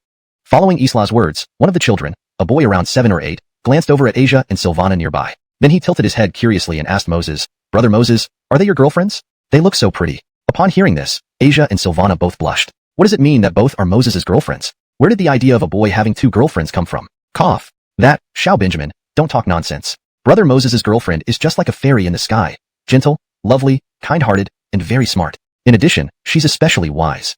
These two, one is a big Dumbo, and the other is a silly moose. How can they possibly be Brother Moses' girlfriends? Moses explained seriously to the kids. Hearing this, Asia blushed deeply. This stinky husband, making her blush by praising her. As for Silvana, she had an awkward expression on her face. This bastard indeed never speaks without nonsense. Brother Moses, let's go inside to play. Last time, Riley Edelfat found a TV at the landfill. At this time, Super Singer should be playing. The big brothers and sisters sing so beautifully. One little girl finished speaking and forcibly pulled Moses inside. Seeing this, Moses felt a bit touched. In the past, he only had 1,000 or so as pocket money each month and couldn't buy the kids decent things. But now, it was different. The income from Dumb Rabbit Barbecue brought him tens of thousands every day. Even if he bought everyone something, it wouldn't matter much. Big sister, let's join them. Since your brother Moses is good friends, you're our good friends too. After being dragged inside by the kids, Silvana stood awkwardly at the door, unsure whether to go in or not. Fortunately, Fabio approached them with a sweet smile. Amina, we. Silvana looked uncertainly at Asia. Don't worry, cousin. Anyway, my stinky classmate is inside. Plus, I really want to play with these kids. Asia spoke and forcefully dragged her cousin into the room. Just entering, seeing the simple house, Silvana pursed her lips and fell silent. For the past 2 years, due to her parents' divorce, neither wanted her, which hurt Silvana's fragile heart. She even thought she was the most miserable child in the world. Now, watching these innocent children and their poor living conditions, she suddenly realized that her previous notion of misery paled in comparison to what these children faced. Christy, come play skipping rope with us. I remember you were amazing at it when you were young. While Silvana was deep in thought, Asia suddenly called out to her. Startled, Silvana saw Asia and several girls happily playing jump rope. After hesitating for a moment, she walked over. But in her heart, she silently repeated, yes, I'm just trying to blend in with the kids. Not because I really want to play. Chapter 135. Moses' Furious Roar. Doug, I think both these girls are quite nice. They're beautiful and have great figures. They match you perfectly. Why don't you choose one of them to be your girlfriend? Inside the house, Isla glanced at Asia and Danielle outside. She couldn't help but tease Moses. Isla, didn't I tell you before? I already have a girlfriend. Forget it, let's not talk about this anymore. Regarding Marie's illness, here's what I'm thinking. Tomorrow we should contact the best hospital in High City. Let's see if we can start her chemotherapy as soon as possible. After all, chemotherapy still offers some hope. Without it, it might be too late. Moses' eyes showed worry when he mentioned Marie. In his past life on Earth, he had seen and heard countless similar cases. Anyone with cancer had very slim chances, even with chemotherapy. Moreover, Marie's cancer had already started spreading. However, after hearing Moses' words, Isla fell silent. After a long pause, she looked up at Moses with a bitter smile. Doug, technically, this money was earned by your help. As an old woman, I shouldn't meddle. But I still want to say this. Maybe we should give up on treating Marie? Just as Isla finished speaking, Danielle entered the room, intending to tell Moses that she and her cousin were going out to buy some things for the children. But upon entering, she heard Isla's words. Instantly, Danielle exploded in anger. At that moment, she felt that Marie was just as pitiful as herself. Clearly, the adults had the means to help but chose to abandon them. I disagree. What right do you have to deny treatment for Marie? This money has nothing to do with you. Even if it did, money can't be taken to the grave. Is Marie's life not worth more than this paltry sum? At first, I thought you were a good grandmother, but now I realize how wrong I was, terribly wrong. You're just a wicked old woman who wants to keep the money to secure your own future, aren't you? As Danielle's hysterical words ended, the courtyard and room fell into an eerie silence. Faced with Danielle's accusations, Isla's body began to tremble. Isla, don't take offense at what this silly girl says. She's typical of someone who knows little despite having long hair. Seeing Isla's trembling body, Moses hurriedly tried to explain. But Danielle, standing nearby, remained defiant. So, did I hit a nerve? Now you're pretending to be pitiful to gain sympathy? I'm not like them. I won't feel the slightest sympathy for your evil actions. Watching Danielle go too far, Moses also grew furious. He stood up abruptly and roared at her. You don't know, so please stop talking nonsense. Calling Isla evil? Fine, then listen up. 10 years ago, Isla could have owned millions from a property sale due to demolition. But when she learned that a stranger's child had cancer, She immediately donated all her money without hesitation. 8 years ago, she encountered several bullied kids, including Riley Edelfatty and others. Upon learning their orphanage had collapsed, she brought all the remaining children here and built this orphanage with her own hard work. When the children had no food or drink, she sold her only old house to provide for them and fund their education. With Moses's tirade, Danielle clenched her lips tightly. Unconvinced, she retorted, "If she is so kind, why is she giving up on Marie? I could understand if she lacked money before, but now she has the funds." Seeing Danielle remain stubborn, Moses's face twitched. He pointed to the children outside and gritted his teeth. "You only see Marie. What about them? Have you noticed them? Recently, doctors found a tumor in Isla's brain, making surgery impossible due to her age. That means Isla could collapse anytime soon. Who will take care of the remaining children then? Without money, they can't even afford basic necessities, let alone education." Moses paused and pointed at Marie again, continuing to Danielle. "Do you know how Isla begged doctors to treat Marie? She knelt at the hospital entrance for 3 days and nights. Do you know how it feels to beg people incessantly for 3 days and nights? No, you don't know anything. You only see what you hear and see." In the courtyard, Asia watched her husband and cousin clash, initially stunned and panicked. Now, her eyes reflected a complex mix of emotions. Asia understood her cousin's background and why she was so aggressive, but this situation couldn't be judged simply as right or wrong. "Doug, please stop. The young lady is right. Grandma shouldn't have given up on Marie. It's my fault." Isla closed her eyes, tears slowly streaming down her deep-set eyes. To Isla, these children were like her own flesh and blood. How many parents would willingly forsake their child's life? Seeing Isla cry, Moses felt a wave of regret. Why had he let Danielle's provocations cloud his judgment? He had revealed too much, especially in front of the children. Chapter 136. Sweetie, why are you looking at me with such an evil gaze? Isla, don't worry about Marie's treatment. Lately, I've opened a barbecue shop and am making quite a bit of money every day. Just keep the money from earlier. I will cover Marie's medical expenses. At this point, Moses paused and looked at the children. Comforting them, he said, "You're all such good kids. Isla has high hopes for you all. Study hard in the future. Aim to become successful individuals. Understand what Big Brother Moses means?" As Moses finished speaking, without exception, each child's face tightened with determination as they nodded heavily. "All right, let's not dwell on this anymore. Big Brother Moses will do everything possible to treat Marie. As for tonight, we'll have a bonfire party, eat some barbecue, and have fun." After saying this, Moses didn't hesitate and immediately called Arlo. Meanwhile, Danielle, who had been scolded by Moses earlier, realized that things weren't as she initially thought. She sat alone in the corner, somewhat dispirited. "Doug, Grandma's fine. Go comfort your classmate. Grandma feels like something might be wrong with her." Isla shook her head and said to Moses. Seeing this, Asia also approached from a distance. She apologized to Moses and Isla. "Isla, I'm sorry. My cousin didn't mean to do it on purpose. In recent years, her parents have been divorcing, and neither wanted her. So, she can't bear seeing adults abandoning their children." Hearing Asia's explanation, Isla sighed, looking at Danielle with a hint of pity. Then she got up and fetched an apple from inside the house. She slowly walked over to Danielle. "Here, child, have an apple. If you don't mind, you can consider this place as your home too." Hearing her words, Danielle lifted her head, looking at the kind elder woman and the wrinkled apple in her hand.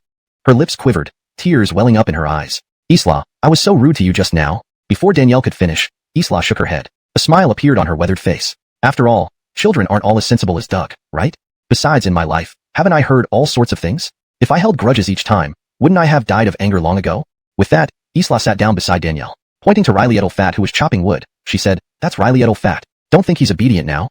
Actually, he only pretends to be good in front of his big brother Moses. Every time he leaves, this old grandma gets half-dead mad. And then there's that tomboy. Despite being a girl, she's one of the naughtiest. The last time, after a big sister scolded her, she slashed someone's car tire within minutes. This old grandma, had to collect garbage for a month to pay the damages." Each time Isla pointed at a child, she recounted their mischievousness to Danielle. While listening to these stories, Danielle couldn't help but smile, feeling that compared to them, she had indeed been more obedient. "Stop talking nonsense to this fool. She probably doesn't understand a word you're saying." After a while, Moses came over and rolled his eyes at Danielle. He paused, his gaze directly on Danielle. "Deshani, told me you've been idle recently. Why don't you come here as a volunteer? You can tutor the kids daily. Besides, you can study here too. Once you've participated in the Math Olympiad, I'll give you 30,000 yuan as compensation." Without waiting for Danielle's response, Moses turned around and left. Looking at his retreating figure, Danielle felt irritated. This guy acted so bossy. What gave him the right to make her volunteer? And did she even agree? This kid is truly a straight man. Isla chuckled bitterly beside her. What should be a good thing? He makes it sound like a bad deed. Realizing she was too close to the situation, Danielle calmed down when Isla put it into perspective. Moses asked her to volunteer likely because he wanted her to earn some money. "Stinky deskmate, how'd it go? Did you manage to console my cousin?" When Moses returned to the room, Asia rushed over, concerned. Moses rolled his eyes and replied impatiently, "If stupid dear were easy to console, she wouldn't be stupid dear. I offered your cousin 30,000 yuan to tutor the kids over the next few days. After she integrates into this family, she might realize her issues are nothing compared to theirs. Could it get worse than these kids' situations?" Saying this, Moses suddenly wore a sly grin and stared intently at Asia. Feeling his strange gaze, Asia instinctively stepped back 2 paces. But then she thought, isn't this what I should be happy about if my husband has naughty ideas? With that in mind, she stepped forward again, closed her eyes, waiting for Moses to touch her gently. Seeing Asia's actions, Moses widened his eyes, utterly confused. Big dumb girl, what are you doing? Forget it with your IQ. I better get to the point. See, today I helped your cousin. Shouldn't you return the favor? For example, persuade my sweet wife to meet me sooner? If my sweet wife refuses, convince her to give me special treatments every night in the future. How about that? Chapter 137. This Christie is beyond saving, too timid. Half an hour later, Arlo arrived in a minivan loaded with supplies. In addition to the barbecue meat and grills, there were also clothes for the children and daily necessities. Mr. Xia, why did you bring so many things? This makes us very uncomfortable. How about I pay you? After all, earning money isn't easy for you. Isla couldn't help but say as Arlo unloaded the van. To her, it felt quite inappropriate for someone she didn't know well to bring so much over on their first meeting. Ah, Aunt Branson, don't be so polite. Arlo waved his hand indifferently. I just work for him, and buying these things wasn't out of my own pocket. Hearing this, Moses, standing nearby, was momentarily speechless. He had only briefly explained the situation over the phone, asking Arlo to bring more barbecue meat, not expecting him to spend Moses's money on so many items. Never seen anyone as shameless as him. After this is over, I'll definitely reward Ronnie with a kiss. Oh no, a few $1,000 raise. Kisses like that must be saved for his obedient wife. Riley'll pay this. Isla turned around hesitantly, looking at Moses. Seeing this, Moses smiled. Isla, just take them. Didn't I say recently that my barbecue shop is doing particularly well? We aren't short of a few coins now. With those words, Isla stopped protesting and instructed the kids to help carry the supplies. Meanwhile, Arlo and Moses moved the grill to an open space and started a fire. As the aroma of the barbecue gradually spread, the children could be seen swallowing hard, their eyes fixated on the sizzling meat on the grill. Brother Moses, what kind of meat is this? It smells so good. I've never smelled anything this delicious before. Yeah, Brother Moses, this meat must be really tasty, right? What do you mean must be? It's already known to be delicious. I saw big stars eating it on TV last week, almost drooling. Do you think this meat can be bad? After Riley Fatty spoke, the anticipation among the children rose even higher. Looking at the innocent children, Arlo, who was busy grilling, felt an odd warmth swell within him. Honestly, he never imagined Moses, so young, could be so kind-hearted. To offer help to a group of orphans without hesitation showed remarkable character. Bastard. For such kindness alone, I'll follow him wholeheartedly from now on. Money or no money, at least I won't regret it in this lifetime. And I can do more good for these kids. Arlo silently resolved. Alright kids, come over and eat the barbecue. If you like it, you can try grilling yourselves. But only the older siblings can do it. The little ones should wait so you don't burn yourselves. A moment later, as Moses passed out the barbecue to the children, laughter and joy filled the air. Nearby, Silvana and Asia watched Moses amidst the crowd, beads of sweat forming on their foreheads. Amina, I think you two should reveal yourselves sooner, Silvana suddenly said. Though that bastard can be infuriating sometimes. But from how he treats the kids, we can see he has good character and integrity. Upon hearing this, Asia gasped, her pretty face twisted in confusion. Wasn't her cousin supposed to hate this stinky husband? How? How come you're telling me to reveal myself now? He doesn't know your real identity yet. No matter how you flirt, he remains unmoved. This shows he's willing to reject all temptations for you, which is a trait of a good man. Add to that, he's good at making money and has decent grades. If you don't get him soon, more girls will come after him. Silvana glanced deeply at Moses, and then turned to earnestly advise Asia. Although she despised Moses, the facts made her admit his exceptional qualities. Oh, cousin, let's discuss this later. Let's go. We should try the barbecue made by my stinky husband. Asia's cheeks flushed red, using this excuse to drag Silvana over. It's not that she didn't want to reveal herself sooner, but it felt somewhat awkward now. Moses believed she was a spy sent by his obedient wife, and even if she told him the truth, he likely wouldn't believe her. Plus, Asia was worried. What if her stinky husband didn't like her when they meet? Silvana understood her cousin's timid nature all too well. At best, it's shyness. At worst, sheer cowardice. Always calling him stinky husband in private, but turning into a scaredy cat in reality. Chapter 138. Rice Fragrance. Remember the initial beauty. As everyone happily enjoyed their barbecue, Riley Fatty brought out the television he had salvaged from the junkyard. It just happened to be airing the music show, Super Singer. Ha ha ha, brothers and sisters, come on, let's enjoy our skewers and watch TV. Wow, it's Sister Samantha.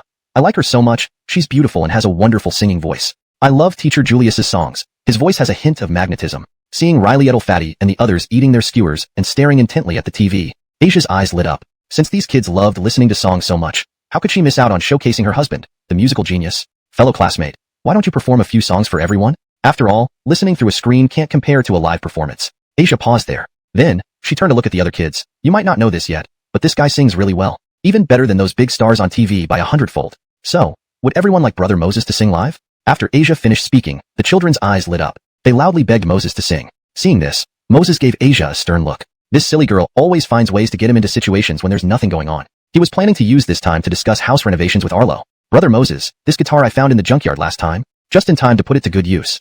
Riley Fatty turned around, quickly fetched an old-looking guitar from the house, and handed it to Moses. Okay then. Today, I'll sing a song for you guys. Moses took the guitar, smiled at Riley Fatty and the others, and began thinking about which song to sing. Among the crowd, Danielle watched Moses with concern. Then, She clenched her teeth and asked Asia, Iona, are you sure you want this guy to sing? What if he performs another shocking song, like he did in Qinghe Temple? Wouldn't that be harmful to the children?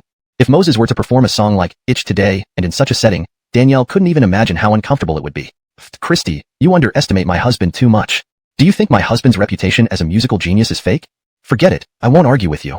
I'm going to record this moment with my phone and post it online. Let everyone see how outstanding my husband is.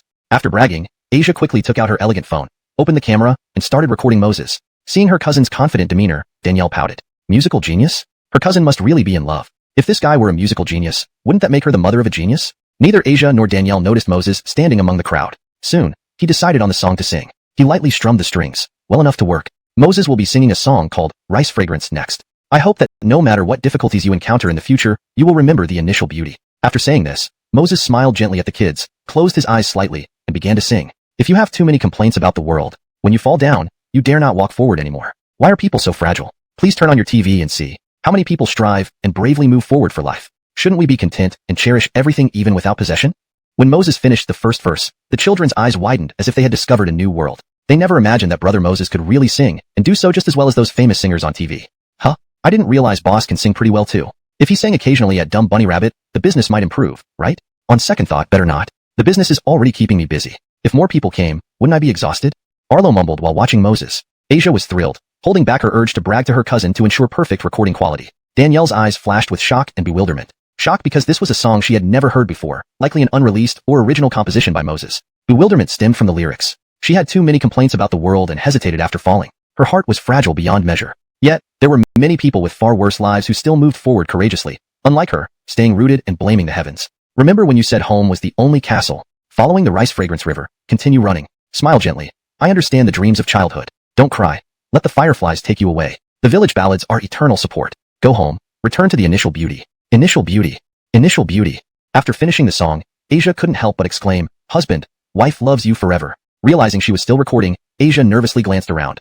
Seeing no one paying attention, she sighed in relief and quietly shut off her phone. Christy, what do you think? Isn't my husband's live original song amazing? I told you. He's a musical genius, far superior to those big stars. Asia proudly said to Danielle. Chapter 139, The Ceiling of the Music World. What? Amina, you're saying he composed this song on the spot? How is that possible? You should know, this song is nearly perfect both in melody and lyrics. There's no way this guy could compose something like this on the spot, right? After hearing Moses' song, Danielle's heart gradually calmed down. She had also come to terms with her parents' situation. But now, with Asia's statement, she was instantly taken aback. She looked at Asia in disbelief. If it were about Moses' singing, indeed, his control over rhythm and his clear voice was impeccable. But such talent could mostly be attributed to natural ability. After all, besides training, more often than not, it comes naturally. Some people are just born with good voices while others aren't. It's a fact. But now, Danielle thought it was an outright exaggeration for her cousin to claim that this near-perfect song, both in lyrics and melody, was composed on the spot by Moses. Older cousin, back at Qinghe Temple, I told you my husband has terrifying musical talent. Do you think I was joking? Asia felt somewhat annoyed by her cousin's skepticism. She paused before continuing, leaving other things aside. Let's talk about this song. The lyrics, melody, along with my husband's clear and pure voice, are indeed flawless, right? If someone else had composed this song, why didn't they release it? They would have become famous immediately. Even if you argue that he composed this earlier, why wouldn't he sing it sooner? Why wait until now? As Asia raised these questions one by one, Danielle found herself baffled. Yes, if someone else had composed such a great song, it would have gone viral as soon as it was released. It wouldn't have been left for Moses to plagiarize. The exact timing of when Moses composed this song wasn't important to Danielle. Whether it was done earlier or on the spot, Moses truly deserved the title of a musical genius. This guy, he really keeps his cards close to his chest. Danielle glanced at Moses in the middle of the room, her eyes filled with complexity. He, of course. Just look at who my treasure husband is. Asia nodded earnestly. In the past, she merely thought Moses' personality matched hers. Added to that were the events 3 years ago, which made her develop feelings for him over time. But those feelings were merely liking. Now, with Moses continuously showcasing his various talents and abilities, Asia had progressed from liking him to blindly admiring and loving him deeply. After all, how many teenage girls could resist the charm of such a talented boy? Big Brother Moses, this song is so beautiful. One more. Right, Big Brother Moses, we haven't had enough. One more, please. Seeing Moses put down his guitar, the children begged him. Though young, they could tell that their beloved Big Brother Moses sang better than any celebrity on TV. Besides, opportunities like this were rare, and they naturally didn't want to miss out. Well, alright. But this next song will be the last one. No more requests for Big Brother Moses after this. Moses hesitated slightly, but finally nodded in agreement. While he had no shortage of songs, after all, there were plenty of popular tunes from his previous life. It was important not to exhaust all his material at once. Singing was about bringing joy bit by bit, not rushing through it. Just like treating his obedient wife, it must never be rushed. After some consideration, Moses decided on the next song. While Fragrant Rice aimed to bring beauty and warmth, The next song was purely for entertainment. Now, dear audience, lend your ears. Next, our superstar student Moses will perform Dallara Baba for you online. As Moses proudly announced this, some of the children mimicked the fans on TV, raising their little hands and cheering for him. Nearby, Danielle and Asia watched, feeling puzzled again. He's going to sing another song? And what kind of song name is Dallara Baba? It doesn't even make sense. Haha, my silly husband is going to show off his incredible music talent again. Christy, quickly get the stools, sunflower seeds, beer, and mineral water ready. This song is definitely going to amaze everyone. Asia pulled out her phone to record as she instructed Danielle. Danielle couldn't help but purse her lips. Her cousin's blind admiration for Moses was really evident. Although he was a musical genius, geniuses also had their limits. Composing on the spot constantly seemed far-fetched. Moreover, based on the song title, it was either going to be a quirky joke or just ordinary. In short, it wouldn't be good at all. Chapter 140. Dalabamba, astonishing the audience. As Silvana was still harboring various doubts in her mind, Moses had already begun to gently strum the guitar on stage. Tap tap tap. Riley little girl, long long ago, a dragon suddenly appeared, bringing disaster, taking away the princess before vanishing. The kingdom faced great peril. Who in this world was the bravest? A hero arrived and loudly shouted, "Young boy, I will take the finest sword, climb the highest mountains, venture into the deepest forest and bring the princess back." As Moses finished these two segments, Silvana and Asia immediately widened their eyes. Even Arlo, who was busy grilling skewers, showed signs of astonishment. If they hadn't heard it with their own ears and seen it with their own eyes, they wouldn't have believed that Moses sang this song alone. Although the lyrics were simple, even carrying a fairy tale quality, this wasn't the point. The key was that Moses used a little girl's voice for the first part, and then switched to a young boy's voice for the second part. The transition between the two voices was seamless, like the delicate black stockings that Asia had carefully bought for Moses. It was incredibly smooth. Even the kids in the audience were astounded, sensing that brother Moses seemed very impressive. Riley little girl. The king was delighted and hurriedly asked his name. The young man thought for a moment and said, "Young boy, your majesty, my name is Gray." "King, say it again." "Young boy, Gray." A few minutes later, as Moses finished singing the last line, there was a brief silence before the venue erupted into thunderous applause. Whether it was the kids, Isla, or Arlo, this song was remarkable. Even ignoring how good it sounded, just being able to sing such tongue-twisting lyrics without a mistake was extraordinary. Whoa. Stinky husband. He's terrifying, isn't he? Before, I thought the classical Chinese texts in our textbooks were scary enough. But compared to Stinky husband's lyrics, those texts are nothing. Nearby, Asia paused the recording, looking at Moses with shock. Hearing this, even Silvana nodded in agreement. The lyrics of this song were hellishly difficult. Not only did Moses sing them well, but he also sang clearly and swiftly, which was undoubtedly at a master level. For an ordinary person, let alone singing it, even reading it fluently would be extremely challenging. What kind of brain does this guy have? To compose such a high difficulty song and still sing it so beautifully? Especially with all these voices blending in, men, women, young, old. It's not something a human can sing.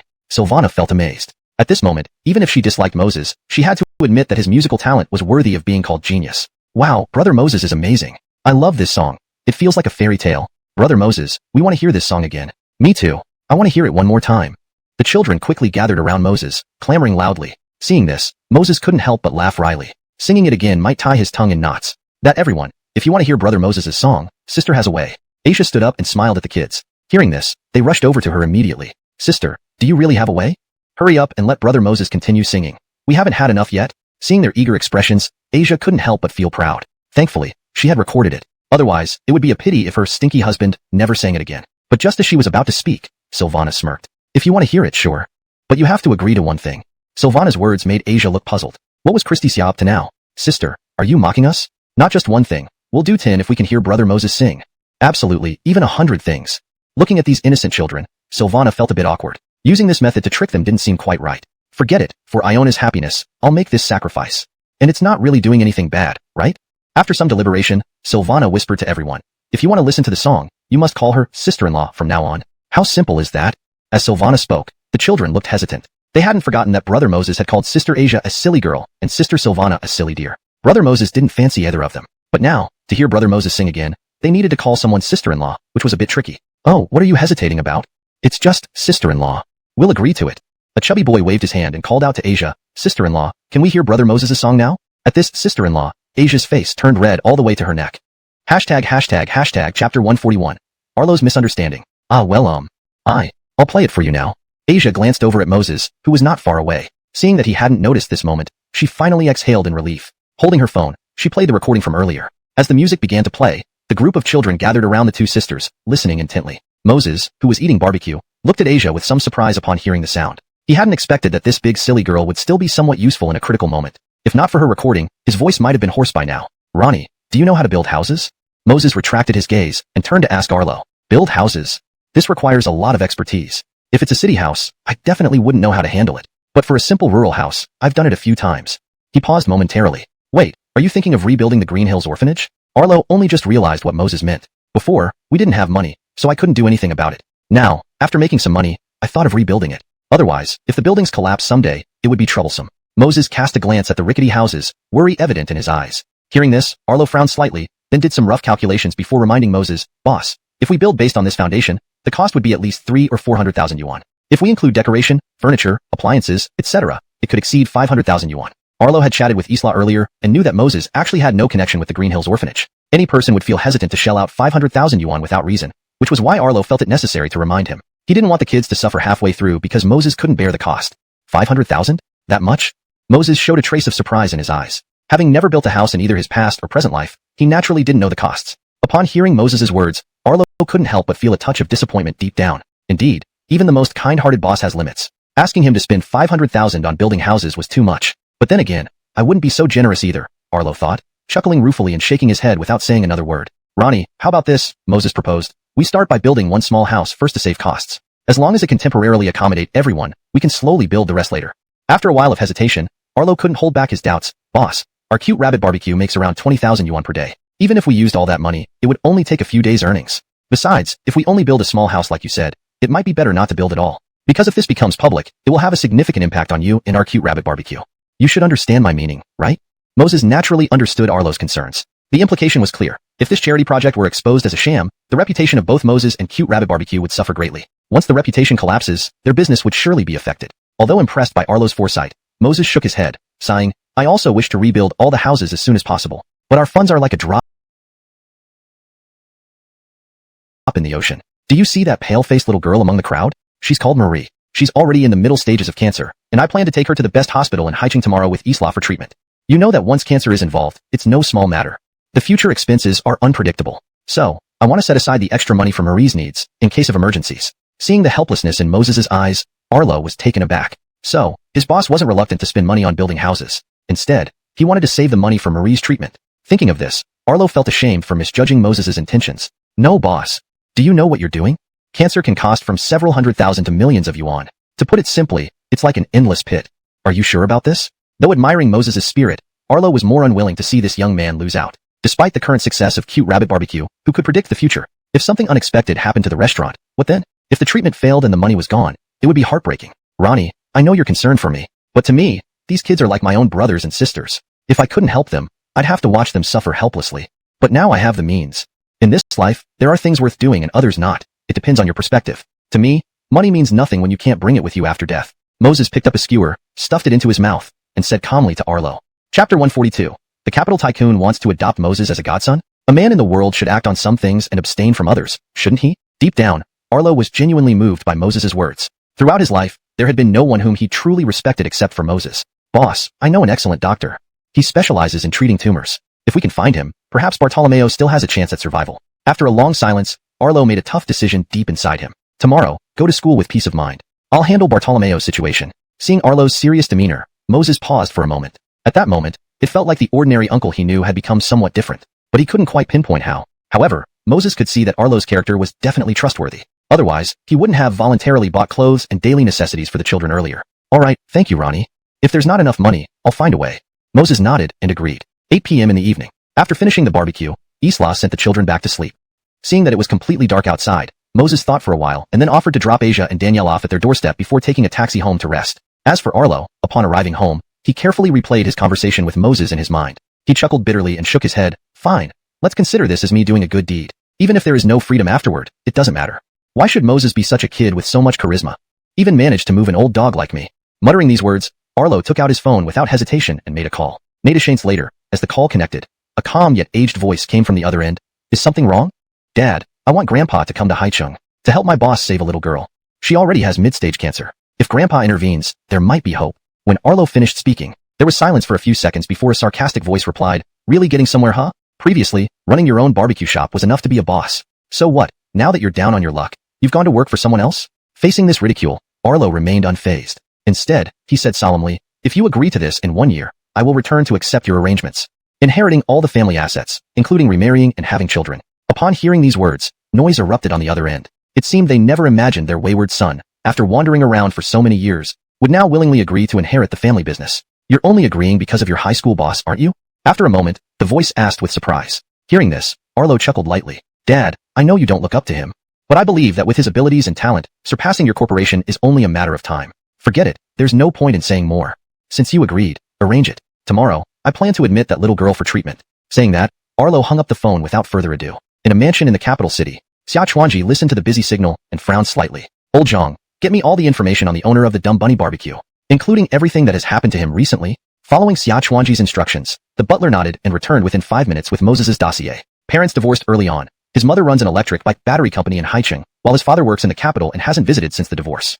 3 years ago, underwent a personality change and academic performance dropped from mid-upper to second to last in grade. Several days ago, aced a mock exam and opened the Dumb Bunny Barbecue. During his mother's absence, acquired all shares at the lowest price and planned a collaboration with a brewery. This evening, caused a scene at Qinghe Temple for his girlfriend's cousin, held a bonfire party at Green Hill Orphanage, used profits from the barbecue to repair the orphanage and fund cancer treatment for a little girl. Xia Chuanji read through Moses's profile aloud. Minutes later, when he finished, admiration shone in his wise eyes. Old Zhang, what do you think of this boy? Looking at Moses's young and handsome face on the dossier, Xia Chuanji smiled. Regarding his incompetent son, Arlo, Xia Chuanji knew him well. Despite not being successful, his own flesh and blood had some insight. Not many people could catch his son's attention, but this high school student had impressed him in just a few days. Adding to that, after reading Moses's background, Xia Chuanji grew even more curious about him. Reply, Lord. If he focuses on studies, he will definitely be an outstanding national-level talent. If he goes into business, he might surpass you. If he pursues music, he can become famous nationwide. If he were a pretty boy, he could win over countless rich widows. The butler bowed slightly and spoke frankly. Upon hearing this, Xia Chuanji couldn't help but laugh. It was indeed a candid evaluation. Old Zhang, I've never heard you praise someone so much. What if I adopt this kid as my godson? What do you think? Shaking his head, Xia Chuanji half-joked. Even the longtime butler couldn't help but show surprise at these words. Xia Chuanji was a renowned tycoon in the capital. His wealth ranked among the top 5 in the country. To think such a big shot wanted to adopt a complete stranger as a son. If news got out, it would shock many. Lord, please allow me to speak freely. Based on his personality, he might very likely refuse. The butler, despite being shocked, couldn't help but chuckle at the irony. Chapter 143, the start of a sensation. At 8:30 in the evening, at Asia's home. Amina, you barely have any followers on Weibo. You posting the 2 songs Moses sang tonight. What's the point? In the room, Danielle glanced sideways at her cousin, who was giggling absent-mindedly. She couldn't help rolling her eyes. Her cousin really was obsessed. It was just 2 songs after all. Was it necessary to keep laughing non-stop ever since they got home? Christy, you don't understand this, her cousin said. Even though I don't have many followers, I can always preserve these 2 songs by my husband permanently. This way, even if I change phones or lose one, I'll still be able to find the original versions of these songs. Asia explained, then casually picked up her headphones and began playing these 2 songs on repeat. At 10 o'clock in the evening, in the girls' dormitory of Haicheng Music College, a girl stumbled upon Asia's Weibo post unintentionally and clicked into it. Oh my god, today's teenagers are hilarious. Saying her boyfriend's song is the pinnacle of the music world just because he casually sang a song. This little sister must be a mad wife lover. The girl chuckled, but was about to leave when her phone emitted a soft melody. This guitar playing isn't bad at all. Should I give it a listen? Just right for me, a music major, to critically appraise this so-called pinnacle of the music world. As she finished speaking, her phone started playing Moses's rendition of Rice Fragrance. If you've got too many complaints to the world, once you fall down, you no longer dare to move forward. Why do humans have to be so fragile and decadent? Remember when you said that home is the only castle, running along with the river of rice fragrance? A small smile, the dreams of childhood I know well. By the end of the 3-minute song, the girl was thoroughly mesmerized. The clean vocals, paired with heartfelt lyrics, left anyone who listened entranced. It seemed as if the song was written both for children and for grown-up children alike. Good heavens, this song is indeed the peak of the music world. It uses the form of a children's song to perfectly express an adult's inner world. The most crucial part is, once you hear these scenes, you can't stop thinking about them. You'd wish you could run straight to the countryside and follow the firefly's trail. With an excited and moved face, the girl shouted loudly to her roommates, "Sisters, stop fooling around. Come on over, let me introduce you to a super catchy song." As the girl replayed Rice Fragrance, her roommates immediately went wild. What the heck? Who is this singer? So powerful? These days, all we get are pop songs and love ballads. His song is like a breath of fresh air. Most importantly, the lyrics are beautifully written, and the singing is even better. Zena, where did you find this song? Push it to us quickly. I decide that from today on, if I don't listen to it 100 times, I'm a dog. Yeah, Zena, push it to me too. I want to use it as my ringtone. Move aside. First share it with me. I need to show off in our music department group. Damn, those guys laughed at me for having a poor singing voice last time. Let them try to compete with this expert. Janice, lying in bed, watched the frenzied scene among her roommates and gave a bitter laugh. She said somewhat helplessly, I heard this song randomly on Weibo. From the profile information, it seems like an 18 or 19-year-old girl. But that's not the main point. The main issue is I can't download it. If you want to listen, go and follow the Weibo account called Adorable Rileyetto Rabbit. Just as Janice said this, she paused, suddenly noticing something new. Wait a second, sisters. This girl, Adorable Riley Rabbit has another song on her Weibo. However, why does this song have such a strange name? Anyway, you should follow her first. I'll check this weirdly named song out for you. Without wasting time, Janice clicked open the second song sung by Moses that night, Dallarabumba. The little girl sings, long, long ago, a giant dragon appeared suddenly, brought disaster, took away the princess, and disappeared. The kingdom in great peril. Who in this world is the bravest? A hero came forward, shouting loudly. After listening to the first verse, Janice chuckled. A fairy tale song? No wonder it had such a peculiar name. But if this were considered the pinnacle of the music world, I'd do a live stream where I stand on my head eating 3 pounds of feces, she thought sarcastically. Tales for kids, fine, but adults wouldn't really connect with it, she muttered internally. However, she still endured, listening patiently. The young man says, I will take the best sword, climb the highest mountain, go into the deepest forest, and bring the princess back before everyone. The king was delighted and asked her name.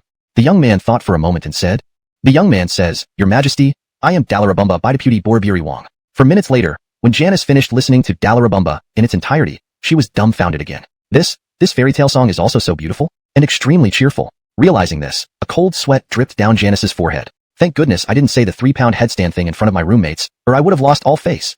Chapter 144. Senior Girl Goes Wild. I don't know what's wrong with this guy's brain. How could he come up with such a funny name?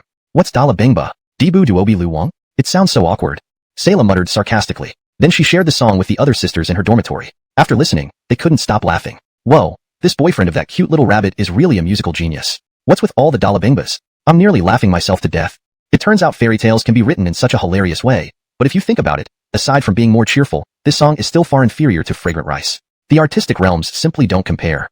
As the girls chattered on, a girl with black-rimmed glasses frowned slightly, her flawless face looking thoughtful. Riley listened carefully to both songs. Can you hear any background noise, like the crackling of burning wood or heavy breathing? When Christina finished speaking, the expressions of the other girls, including Sayla, froze. Christina was not only the belle of their university's music department, but also a musical prodigy. She was already performing commercially despite only being a sophomore. So whenever it came to music knowledge, listening to Christina was always right. Huh. There do seem to be some noises like fire crackling and heavy breathing in these two songs. No, Alyssa, aren't those just irrelevant background sounds? Maybe when the singer performed, they were having a bonfire party with a group of kids. Yeah, agree. According to the nature of these two songs, singing them for children would be perfect. Christina looked at everyone and sighed inwardly. Despite her hinting, they still didn't get it. Truly amateurs. Xena, contact the author of Dallarabumba for me. Start with reaching out via Weibo. Just tell him that Christina from Haichun Conservatory wants to invite him for dinner and discuss potential business cooperation. Upon hearing this, all the girls in the dormitory widened their eyes in surprise. They knew that recently Christina had been looking for a partner to form a musical duo and participate in a music show. But they never expected that after casually releasing just 2 songs, Christina, as the department's top flower, would actually want to collaborate with the boyfriend of cute Riley Rabbit. To become Christina's partner was something even male students outside of school dreamt about. Not only would they be close to her, but because her father was a bigwig in the music industry, forming a partnership with Christina almost guaranteed future success. Alyssa, you must be joking, right? Although this author has pretty good vocal skills, his musical talent isn't outstanding. See, apart from the first song, Fragrant Rice, the second one doesn't quite measure up. Besides, you've never met. What if his character is no good? Facing the well-meaning advice from her dormmates, Christina knew she had to explain herself, or everyone would think she was crazy. You're all wrong, totally wrong. To be honest, Fragrant Rice sounds better, but if we talk about professionalism, Dallarabumba is the true pinnacle of the music world. With that, her beautiful eyes sparkled with excitement and anticipation. If possible, she wanted to meet this unfamiliar singer immediately and have a heartfelt chat. Taking a deep breath, Christina tried to calm her excitement and glanced at the stunned faces around her. She chuckled lightly and continued. Both songs have the sounds of fire and breathing, indicating that he was probably performing at a bonfire party with kids. Also, the final line in the song, honey, your wife loves you forever. This person is most likely the Weibo author herself. In her excitement, saying this implies what? It implies that Dallarabumba was likely sung by her boyfriend alone. Upon hearing this, Sayla and others were momentarily stunned. Though none of them had Christina's talent, they weren't fools either. If Dallarabumba was indeed sung solely by Moses, then his level was truly terrifying. To verify, Sayla played the song again. At the start, the transition from a little girl's voice to a boy's voice, then to the king's voice, was seamless and natural without any pause. Moreover, at a casual event like a bonfire party, no one would formally hire 5 or 6 professional singers to sing a single song. And the Weibo author's excited, I love you, wouldn't make sense unless the entire song was sung by one person. All these coincidences together weren't coincidences at all but signs of true, top-tier skill. Holy cow. How can one person perfectly perform voices ranging from young to old without a single break or discrepancy? The vocalist of this song is just too terrifying. It took a while for Sayla and others to recover from their shock, each expressing their awe. Chapter 145. How dare you question my husband, Asia's husband? Half an hour later, Christina put down her phone and asked Sayla, Xiaoya, how did it go on your end? I've already told my dad, asking him to help form a duo for me overnight. Sayla felt a bit embarrassed upon hearing Christina's words. Well, Xiaoya, they didn't even bother replying to me. Maybe they're already asleep? Furrowing her brows slightly, Christina sighed helplessly. She was thinking about getting Sayla to help contact them again tomorrow. However, Sayla added, also, there's some bad news. After fermenting over the past half hour, this cute Riley Edel bunny Weibo has completely gone viral. The fan count increased by nearly 50,000. There are also around 60,000 comments, including music company agents who want to recruit the authors of these two songs. Additionally, some professionals seem to have realized that the song Dalabangba might have been composed and performed solely by this author. Upon hearing Zhang Ye's words, Christina was instantly stunned. Immediately, despair crept into her beautiful eyes. The breakout success of these two songs meant that her plans might be in jeopardy. Seeing the look of despair in Christina's eyes, Sayla and the rest of the dorm sisters felt some sympathy. Don't worry, Xiaoye. I'll try contacting them again. After all, you're so beautiful. How many boys would refuse to be partners with you, right? With Sayla's encouragement, Christina saw a glimmer of renewed hope. Though she was just a student, being beautiful was her advantage. Perhaps, this matter wasn't hopeless. Hold on. Xiaoye, cute Riley Edel bunny replied to me. At that moment, Sayla suddenly exclaimed excitedly. 10 minutes earlier, at Asia's house. She was half asleep when the phone next to her pillow beeped incessantly. Instinctively picking up the phone, she was better off not checking it at all. Upon looking, she immediately woke up in a jolt. All drowsiness vanished instantly. See cousin, something's wrong. Wake up quick. A big thing happened. Skylar glanced at the time. It was nearly 11 o'clock. She had to volunteer at Qingshan Orphanage the next day. Why was her cousin making such a fuss in the middle of the night? Amina, don't worry about classes tomorrow. But as for me, being exploited by your boyfriend to do volunteer work, I can't get any sleep now. Skylar grumbled. But cousin, those two songs I posted on Weibo. Now, my Weibo is going viral. In no time, the fan count has reached over 600,000. And the comments have topped 700,000. Even private messages number in the hundreds. This. When Asia finished speaking, Skylar snapped out of her daze as well. Hundreds of thousands of followers made someone a prominent figure on Weibo. This guy, although he's terrifying, but does he really need to trouble people so much at midnight? After inwardly complaining, Skylar got up and started browsing Weibo comments alongside Asia. Damn, which god sang this? It's freaking awesome. What do I do? My ears are already pregnant. Although there are only two songs, I am utterly conquered by this author. The vocal skills are just too impressive. Tisk, good singing is nothing. The talent behind writing these two songs is extraordinary. Hey, upper post idiot. What if the author also wrote these two songs? Bullshit. Judging by the voice, it's definitely just a kid. I admit his voice is good, but saying he wrote these two songs, I'd rather die first than believe it. Many similar comments flooded the comment section. Some questioned whether the author and singer were one person. Others speculated that it was a staged performance. Amidst all the frenzied discussions, the two songs soared to the top of the trending list. These guys are outrageous, questioning my husband. Humph, let me clear this up and see what they say then. Asia read a few comments and immediately felt indignant. Without further ado, she picked up her phone and quickly replied in the comment section, Dear netizens, this song was spontaneously created by my boyfriend Moses. Following Asia's comment, netizens went wild with even more criticisms. Oh dear little sister, you're about to kill us laughing. If you say these two songs are original creations by your boyfriend, we could pretend to believe you. But claiming it's some spontaneous creation by Moses, you're making us laugh our heads off. Though I want to support your boyfriend, little sister, please be more rigorous next time you boast. The lyrics of Rice Fragrance carry deep meanings, impossible to create spontaneously. As for the fairy tale type song, Dalabangba, creating it spontaneously is extremely difficult. Beneath Asia's comment, thousands of replies poured in furiously. Seeing these comments, Asia trembled with anger. These jerks, pissing me off. I must post the video. Let's see what they have to say then. Chapter 146, Senior, is your friend pretty? Just as Asia was about to post the video of Moses singing, Danielle frowned slightly. She shook her head and said helplessly, Amina, they won't believe you even if you send them the video. It won't prove anything. On the contrary, it might bring a lot of trouble to Moses. After all, when someone becomes famous, there are always issues. This is something you should understand, right? Upon being told by her cousin, Asia snapped back to reality. Oh my god, she almost messed up for her own husband. Thinking of this, Asia decided not to deal with those idiots anymore. She opened her private messages and saw that an ID named Zena had sent over 100 messages. Each message began with, urgent, super urgent. After hesitating for a moment, Asia replied to her, this person has a music prodigy friend who wants to form a duo with my husband. And then, make a breakthrough in the music world? A few moments later, after chatting with Sayla for a while and learning about her intentions, she asked hesitantly, Senior, is your friend pretty? At that moment, inside a dormitory room at Hai Jerichog Music College, Sayla paused upon seeing Asia's message. Without much thought, she replied immediately. Yes, very pretty. My friend isn't only the music department's beauty, but also has long legs, big soft bear-like qualities, fair skin, and charming looks. She's been praised by countless boys as their dream goddess. The most important thing is, her father is a big shot in the music industry. Once they become partners, they will surely cause a sensation in the music world. After reading Sela's messages, Asia's expression immediately soured. She typed furiously on the screen. Since your friend is so pretty, on behalf of my boyfriend, I reject her. Sayla, Christina, and the other girls in the dorm read this message. At this moment, Sayla wanted to slap herself. Why did she say such a truthless fact? Talking about how pretty Christina is to someone else's girlfriend. Wasn't that asking for rejection? Junior, sorry, I lied to you just now. Actually, my friend is very ugly. I said she was pretty because I was worried your boyfriend would reject her. Sayla glanced at Christina and continued typing. You said your friend is ugly? Then let's have an ugly rejection. After all, my boyfriend is so handsome. Pairing up with someone ugly would really drag down the attractiveness quotient. Christina stared at these two replies from Asia. Her whole being was ready to explode. If she's pretty, you get jealous and reject her. If she's ugly, you think she can't match your boyfriend's looks, and want an ugly rejection. So, no matter whether I'm pretty or ugly, there's still no hope, huh? Xena, don't you know some professionals? Find out the author of these two songs. I refuse to believe that a guy will reject me, Christina.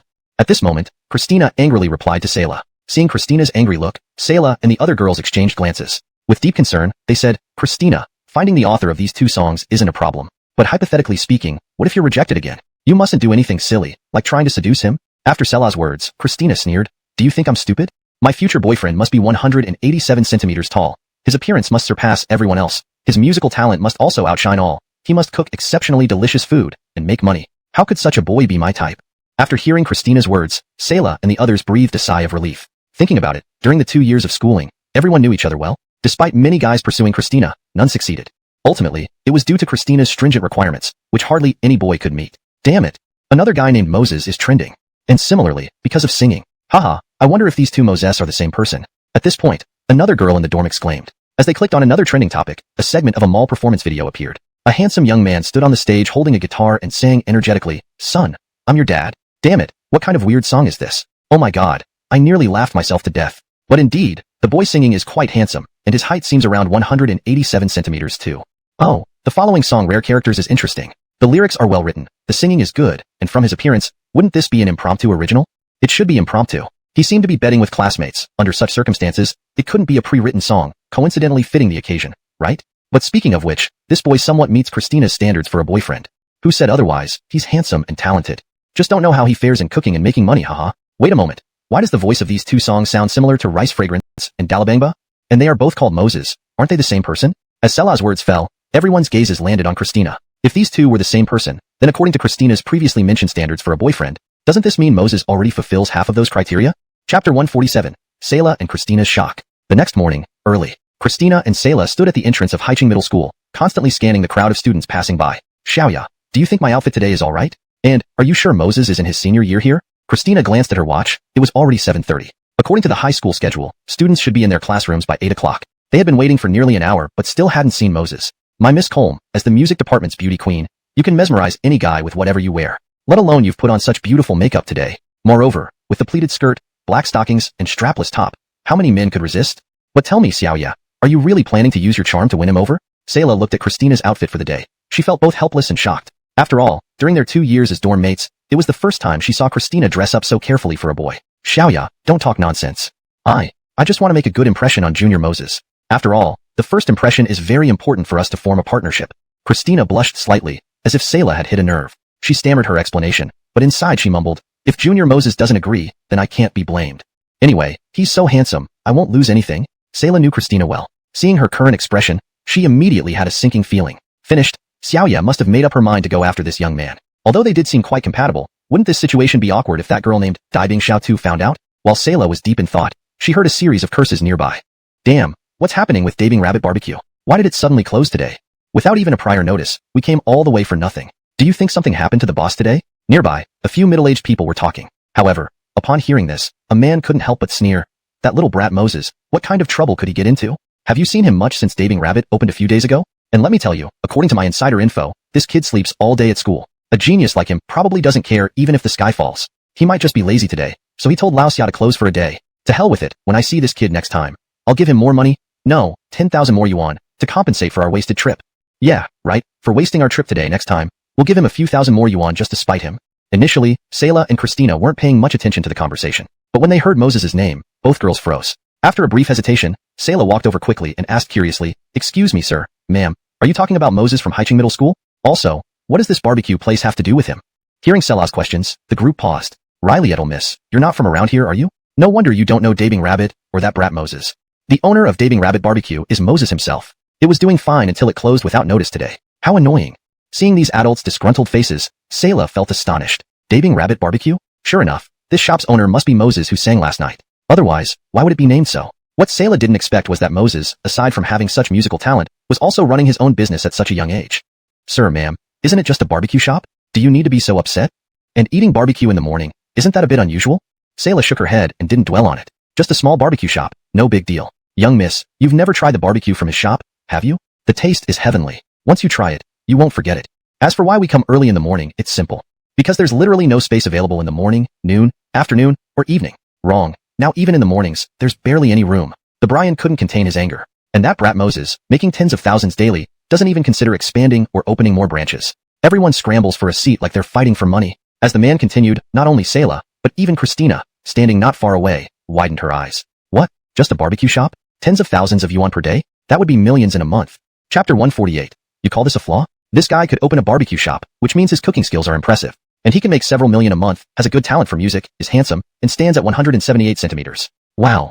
This isn't it the perfect match for Alyssa's boyfriend criteria? Oh no. If only we hadn't brought Alyssa here today. Now she's eyeing someone else's boyfriend. If this gets out, won't it become a scandal when Alyssa becomes famous? Selah couldn't help but mutter inwardly. Her face showed some concern as she instinctively glanced toward Christina. Sure enough, her good friend was now staring with sparkling eyes. What did this mean? It meant this girl had already formed an idea. Ah, Selah, you shouldn't have made everyone listen to songs last night, she thought. Now what? Her beloved sister in music, the top student in the music department, was now trying to snatch someone else's boyfriend.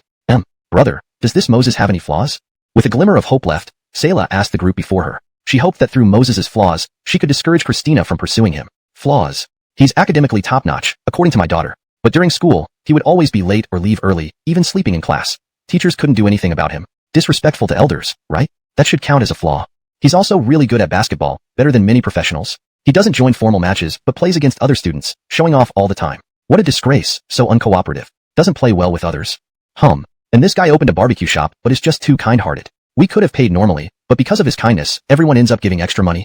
While listening to the crowd chatter, Selah was speechless. His academic achievements were sky-high. Being tardy and sleeping in class didn't seem disrespectful. Perhaps staying in school offered him no challenges. Like an adult attending kindergarten, who could seriously concentrate on lessons. Also, excelling in basketball and having a kind heart. These weren't flaws to Selah. These people seem to be bragging about Moses rather than listing his flaws. For goodness sake, does this kid have no flaws at all? He's handsome, tall, skilled, money-making, and even his academic talents align perfectly. Too excellent. Oh my god. The sun rises from the west? Moses came to school so early? Quick, brothers and sisters, let's go ask him about Bimengta barbecue. Just as Selah was lost in thought, a sharp-eyed Brian spotted Moses sitting on the steps by the school gate, eating breakfast. Selah paused. This was the first time she had seen Moses in real life. Even seated casually on the stairs, his elegance couldn't be hidden. Cough. Alyssa, listen. One shouldn't judge a person solely by appearance. He may look impeccable, but what if his heart is demonic? For instance, chasing every pretty girl he sees, and then dumping them once bored. If he's such a scoundrel, no matter how talented he is, he's not worth getting close to. Moreover, you're several years older. People might call you an old ox grazing young grass, ruining your image as the department flower, right? After speaking at length, Selah felt parched. When she regained her senses, she saw her friend gazing adoringly at Moses. I think he's great, Christina countered. According to the information you found yesterday, his girlfriend named Bimengta is just his online lover. At school, the top beauty Asia pursued him but was turned down. This shows what? It means he's not demonic and is loyal in love. A boy like him is a treasure. Plus, I'm only 2 years older than him. As they say, 3 years older, hugging a golden brick. Without waiting for Selah's reply, Christina strode over to Moses. Moses, sitting at the school gate, watched the middle-aged men and women approach angrily. He apologized. Sorry, my orphanage sister fell ill and needs treatment. Nixon took her to the hospital today, so I didn't inform everyone. To make up for it, I'll put up a notice for a 40% discount tomorrow. Upon hearing this, the middle-aged men and women understood. No wonder Bimengta barbecue wasn't opening today. But still, taking care of an unrelated orphanage sister? F***ck with your kindness, may you have smooth sailing and earn big money. As for the notice, forget the hassle, we'll handle it. And here, take these 3,000 as my goodwill gesture.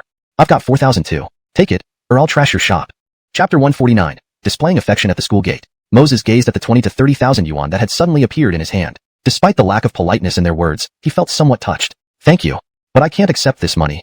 Moses handed the money back before anyone could react. He paused and continued. Because my barbecue shop earns tens of thousands per day, do you think I need your few measly dollars? You think you're doing a beggar a favor? Not with this kind of attitude. Scram. Don't ruin my breakfast mood. Christina and Selah, who had just walked over, stumbled upon hearing Moses's words. They nearly fell flat on their faces. Is this guy really so bold? They offered money voluntarily, and he still acted so rudely? Isn't he being a bit too cocky? Thinking this, both Christina and Selah exchanged worried glances. Setting aside other factors, Moses was selflessly helping an orphanage's sister. They didn't want to see him offend everyone. What if they got angry and beat him up? After all, if they were in his place, they might have also wanted to give him a good beating. But unfortunately, these middle-aged men and women were regular customers who knew Moses very well. All they needed to do was prevent Moses from using their money. You brat, you really deserve a beating, one of them said. Think not accepting cash means we're out of options, another added. Heh, fighting us elders? You've got a lot to learn. Come on, let's use the payment code for Daming to store. The group immediately pulled out their phones and scanned the QR code. They then looked at Moses smugly. Seeing this, Moses's face twitched. You can eat for free when we open tomorrow. And thank you on Marie's behalf. Now, scram if there's nothing else. I need to eat breakfast. The group chuckled at Moses's disgruntled expression and whistled as they left. Sayla and Christina stared wide-eyed at the scene, unable to believe what they saw. Moses was so arrogant, yet the customers didn't get mad. Instead, they forced the money on him. What kind of world is this? Are people becoming more kind-hearted? No, it's not kindness. It's just cheap thrills. Hey, stinky deskmate. Why are you at school so early today? Also, you don't look so great. Did someone bother you? Just as Sayla and Christina were in a daze, a girl carrying a backpack slowly approached the school gate. Her beautiful face exuded a youthful and lively charm, making her look stunning even in a loose uniform. This is the big campus flower who has been pursuing Moses? I can't believe she's even prettier in person. Sayla gazed at Asia's exquisite features, feeling a mix of admiration and worry as she glanced at Christina beside her. Both were incredibly attractive but different. Asia was vibrant and adorable, while Christina was slightly more mature and alluring. Despite each having their strengths, could Christina succeed where the popular campus flower failed? Xiaoya, I know what you're worried about. Some things you just have to try. I don't want regrets in my life. Christina sensed Sela's unease and replied calmly. Nearby, Asia sat next to Moses, grabbed a bun he had bitten into from his hands, and happily took a bite. The bun tasted better after her beloved husband had nibbled on it. Holy crap. Are you out of your mind? These are the only buns I bought, and now what am I supposed to eat? Moses became furious seeing his bun snatched away. Watching her stinky husband act stingy, Asia felt puzzled. Why isn't he focused on the fact that she ate his half-eaten bun? Moses, big campus flower, can you two stop flaunting your affection so early in the morning? Even though I've given up on chasing the big campus flower, she's still my goddess. Now, you two openly display affection at the school gate. Can you consider the feelings of others? At this moment, Ronnie came forward with his bag, looking sullen, addressing Moses and Asia. Hearing Ronnie's words, Asia blushed but retorted, what's wrong with that? What will single people eat if we don't show our love? Beside her, Moses rolled his eyes. A bun costs $2. Since I've already bitten it, call it 1.5. He extended his hand, signaling Asia to pay. Watching this scene, Sayla and Christina found it amusing. This guy Moses is such a straightforward man. Even with the big campus flower dropping hints, he still asks for money. Well, it's not bad this way, Christina mused. If I beat his online girlfriend Daming too, I should be able to officially take her place. Translation note. The paragraph structure and line breaks have been maintained to preserve the original text's flow and pacing. Chapter 150. Christina's speculation. Hey you, aren't you really hungry? Facing Moses reaching out for money, Asia couldn't help but show a mischievous smile. That's stating the obvious, isn't it? Last night, you only gave me a little milk. Not eating all night. How could I not be hungry? Moses raised an eyebrow, replying with dissatisfaction to Asia. Last night at the Green Hills orphanage, Moses was busy roasting barbecue for Fabio and the others, then singing and discussing building houses, so he barely had time to eat anything. The only thing he got was a bottle of milk that Asia passed to him during this period. If it weren't for being too hungry this morning, Moses wouldn't have bothered waking up so early to go to school. However, his words were interpreted differently by Ronnie, Sayla, Christina, and the other passing students. What did it mean that last night Asia only gave Moses a little milk? Sigh. This is quite a load of rubbish. Ah, is it over? Has the goddess already progressed to this level with this bastard? Hey you, I'm sorry. I forgot about it last night. I should have given you more milk. No, besides milk, I should have fed you something else, like abalone. Asia didn't notice the others' reactions. Her beautiful eyes showed a hint of guilt. However, after saying this, she picked up the other few buns Moses had brought, bit into each one, and returned them to Moses, saying seriously, from today onwards, as your seatmate, I need to take care of your diet. For instance, anything you eat, I'll taste first. Just in case these things are unhygienic or poisonous, we can't afford to make a big mistake later on. Looking at the several buns Asia handed back, each with a bite taken out of them, Moses felt both furious and angry. This fool obviously wanted to sneak some of his food, yet acted so righteous about it. He thought about throwing them away, but then remembered that in his rush this morning, he seemed to have forgotten his phone and wallet. Now what? Should he eat or not? Not eating would leave him hungry. Eating, however, meant ingesting buns bitten by this fool. Hey you, if you don't eat your breakfast properly, humph, don't blame me for not holding back. Asia couldn't help but coldly laugh seeing Moses hesitate. Seeing this, Moses inwardly cursed. This fool was threatening him again with her obedient wife act. Damn, better just eat it. Otherwise, if his obedient wife found out he skipped breakfast, she'd be heartbroken. And who knows what Asia might add when reporting to her. You win. Just you wait and see. Moses glared viciously at Asia, then grabbed the buns and quickly devoured them as if fearing Asia would snatch them again. To the uninformed onlookers, this scene was simply too outrageous. First milk, then showing affection. Now they were sharing buns together? Oh heavens, please strike down this Moses. Why does he get to be handsome, smart, and win the goddess's heart? Can't you give us ordinary folks a glimmer of hope? Christina, why don't we forget about it? Moses seems fond of the cute and innocent little rabbit, but in reality, isn't he still mixed up with the campus queen? Ugh, what a scumbag. Not far off, Sayla watched Moses and Asia displaying their affection, unable to stop grumbling. Scumbag? Zena, you're naive. Christina laughed softly and shook her head. Seeing Sela's puzzled look, she explained, think about it. Since Moses and this campus queen are seatmates, wouldn't she know his feelings for the innocent little rabbit? So why does she persist in attaching herself to him? What does this imply?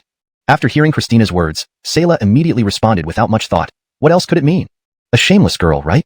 No, she may have prioritized her own happiness and ignored the innocent little rabbit. Realizing what she said, Sayla instantly thought of her good friend Christina. According to this logic, if Christina pursued Moses, wouldn't she also become a scumbag? Therefore, she quickly changed her tune. But Christina wasn't fazed and calmly shook her head. No, you're wrong. Look closely at the campus queen's natural demeanor. This isn't the state of someone who steals someone else's love interest. If I'm not mistaken, the innocent little rabbit could very likely be this campus queen. Their true identities haven't been revealed in real life, which is why Moses doesn't know about this, hence why he dislikes the campus queen so much. The smile on Christina's delicate face became even brighter. If her speculation were true, then Asia not revealing their identities would be beneficial for her. After all, she could openly pursue Moses without anyone talking behind her back. As for online girlfriends, everyone knows they're unreliable. Chapter 151. The music department beauty wants to go on a date with my husband? Whoa, damn. Hey guys, look, another beauty. Her looks and figure can almost match the school's top beauty Asia. Speaking of which, is this beauty a new teacher at our school? New teacher my foot. Judging by this young lady's age, she's only a couple years older than us. She must be some student's older sister.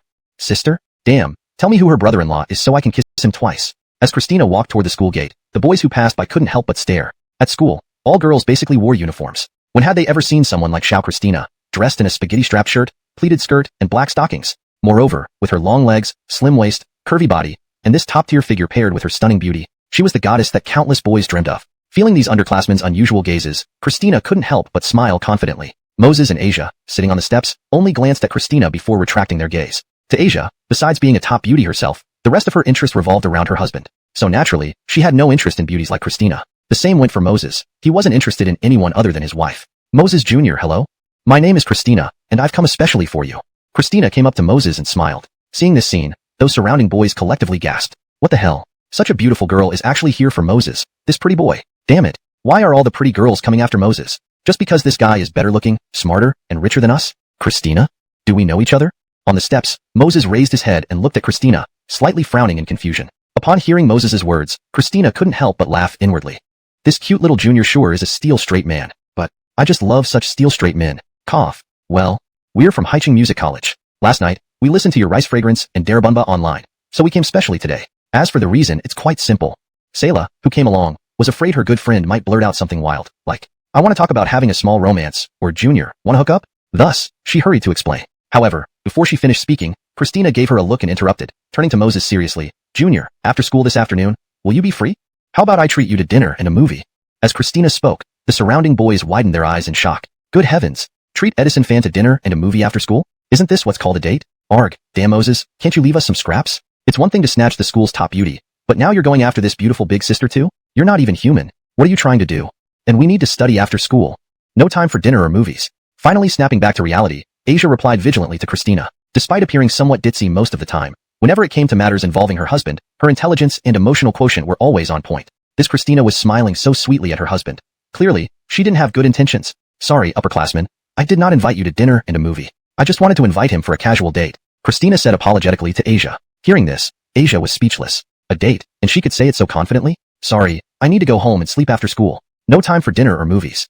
Just as Asia seethed internally, Moses shook his head without hesitation and rejected Christina outright. Rejected. Christina's fair face flushed red in embarrassment. She never imagined that during her first time inviting a boy out, he'd reject her without a second thought, and with such a lame excuse, sleeping. At that moment, Asia stood nearby, laughing, inwardly gloating. So much for trying to flirt with my husband. Now he's rejected you. Serves you right. That's not right, Moses. What attitude is this? Do you know that our Alyssa is the music department beauty? It's an honor that she invited you. Sayla, standing beside Christina, grew displeased. Though she didn't fully support Christina pursuing Moses's straightforward rejection was more than she could bear. Big dummy, carry my bag for me. Let's head to class. Without even glancing at Sayla, Moses directly instructed Asia. Yes, stinky deskmate. Hearing Moses's words, Asia's smile widened. Happily carrying Moses's bag, she strode into the school. But after only a few steps, Moses suddenly stopped. He deeply glanced at Christina and then solemnly said, 12 noon, you can wait for me here. Chapter 152. Christina and Fabio look very similar? You? Stinky deskmate, what did you just say? Did you ask this big sister to wait for you here at noon? Asia, who was walking ahead, had been in an extremely wonderful mood. But as soon as she heard Moses's words, she stumbled, nearly falling over. That's not right, stinky deskmate. You already refused her. Now you're asking her to wait for you at noon? What does that mean? Asia turned around, tightly biting her red lip, and loudly questioned Moses. Just being polite, nothing special. Moses didn't offer much explanation. After saying that, he quickly walked toward the school gate. Asia stayed where she was, looking at Christina, who had a face full of joy. This made Asia even more unhappy. Stinky desk mate, just wait till we get back home tonight. Pledging to have a date with another girl right in front of your obedient wife. You're going to make your obedient wife furious. No, I'm not his obedient wife right now. This stinky husband is too despicable. Walking from the school gate to the classroom, Asia felt deeply wronged. She inwardly berated him relentlessly. Even after sitting down, she ignored Moses. But this only lasted less than 2 minutes. Asia then pouted, turning to Moses and growled, "Stinky desk mate, I'm angry." Angry? What was this silly girl angry about? Was it because of Christina? But that matter seemed to have nothing to do with her, didn't it? Hurry up and comfort me. Or explain what happened earlier.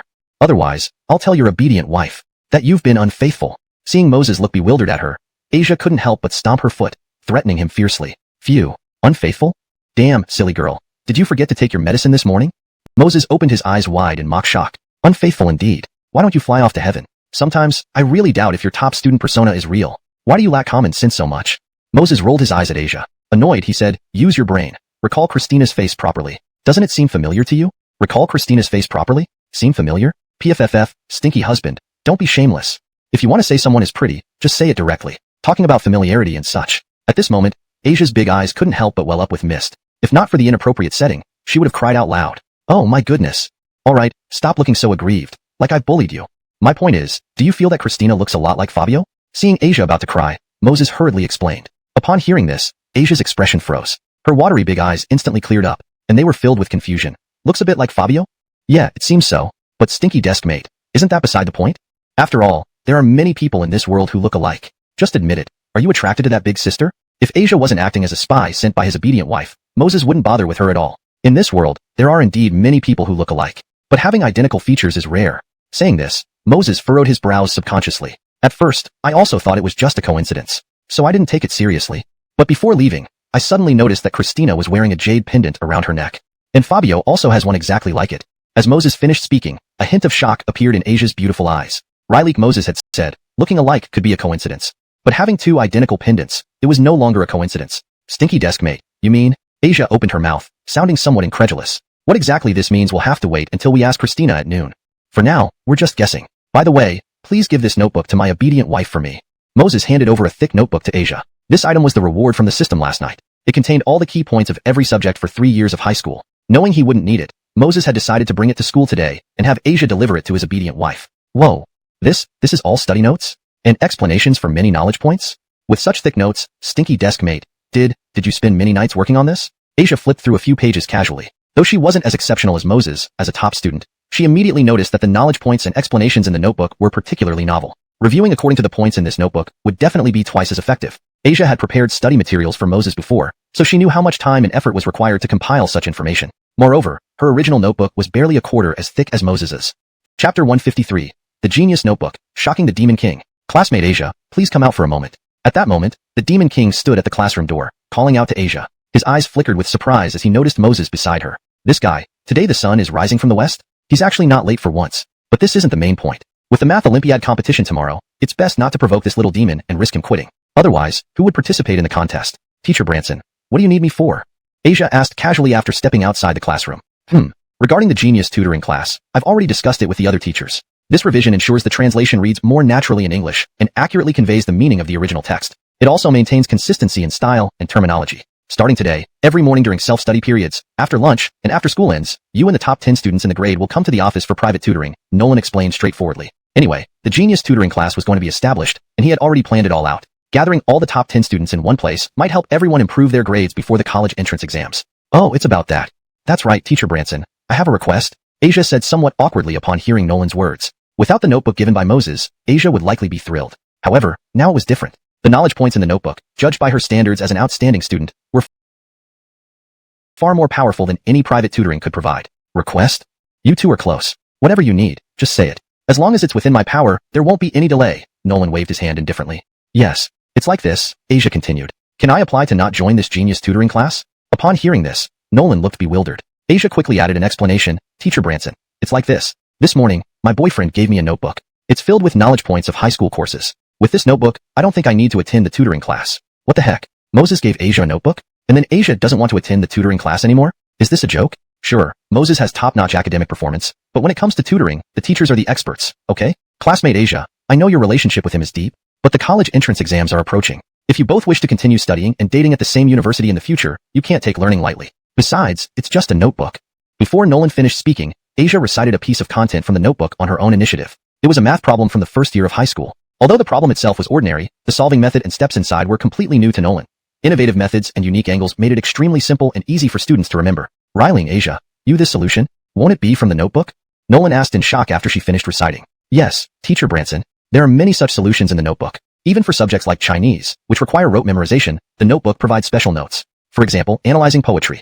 Understand the author's background, translate the surface meaning, elucidate the theme, and distinguishing 7 types of writing styles. Comparative style, symbolic style, embellishing style, seeing the big picture from small details, initial depression followed by elevation, integrating reality and imagination, narrative intertwined style.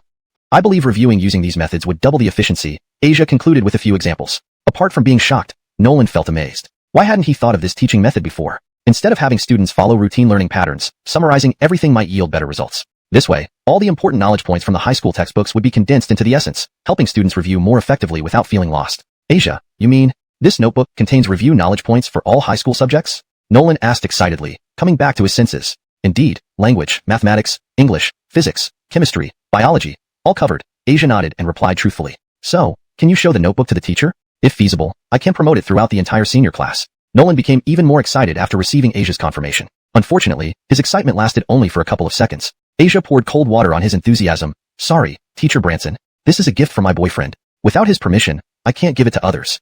Chapter 153. The Genius Notebook, Shocking the Demon King. Xiaoming Riling, could you come out for a moment? At this moment, the Demon King stood at the classroom door and called out to Xiaoming Riling. However, when he noticed Moses standing beside her, his eyes flickered with surprise. This kid, has the sun risen from the west today? He's actually not late for once. But that wasn't the point. With the mathematics competition tomorrow, it was best not to provoke this little demon. Who knows if she'd throw in the towel and refuse to participate? Then who would they find to compete? Teacher Branson, what do you need? Xiaoming Riling came outside and asked casually. Yes, regarding the special tutoring class, I've already discussed it with the other teachers. Starting from today, every morning during self-study, after lunch, and after school ends, you and the top 10 students of the grade will come to the office for personalized tutoring, Teacher Branson explained straightforwardly. Since the special tutoring class was going to happen anyway, he had planned everything out. He would gather all the top 10 students of the grade, so their scores might improve before the college entrance exam. Oh, so that's what this is about. Well, Teacher Branson, I have a request. Hearing this, Xiaoming Riling felt a bit awkward. Without the notebook given to her by Moses, she might have been happy. However, things were different now. The knowledge points inside the notebook, from her perspective as a straight-A student, were absolutely more powerful than one-on-one tutoring by teachers. A request? Given your relationship with Moses, if you have any concerns, feel free to say anything. Whatever I can do, I'll handle without hesitation, said Teacher Branson, waving a hand dismissively. Yes, here's the thing. Is there any way I can opt out of the special tutoring classes?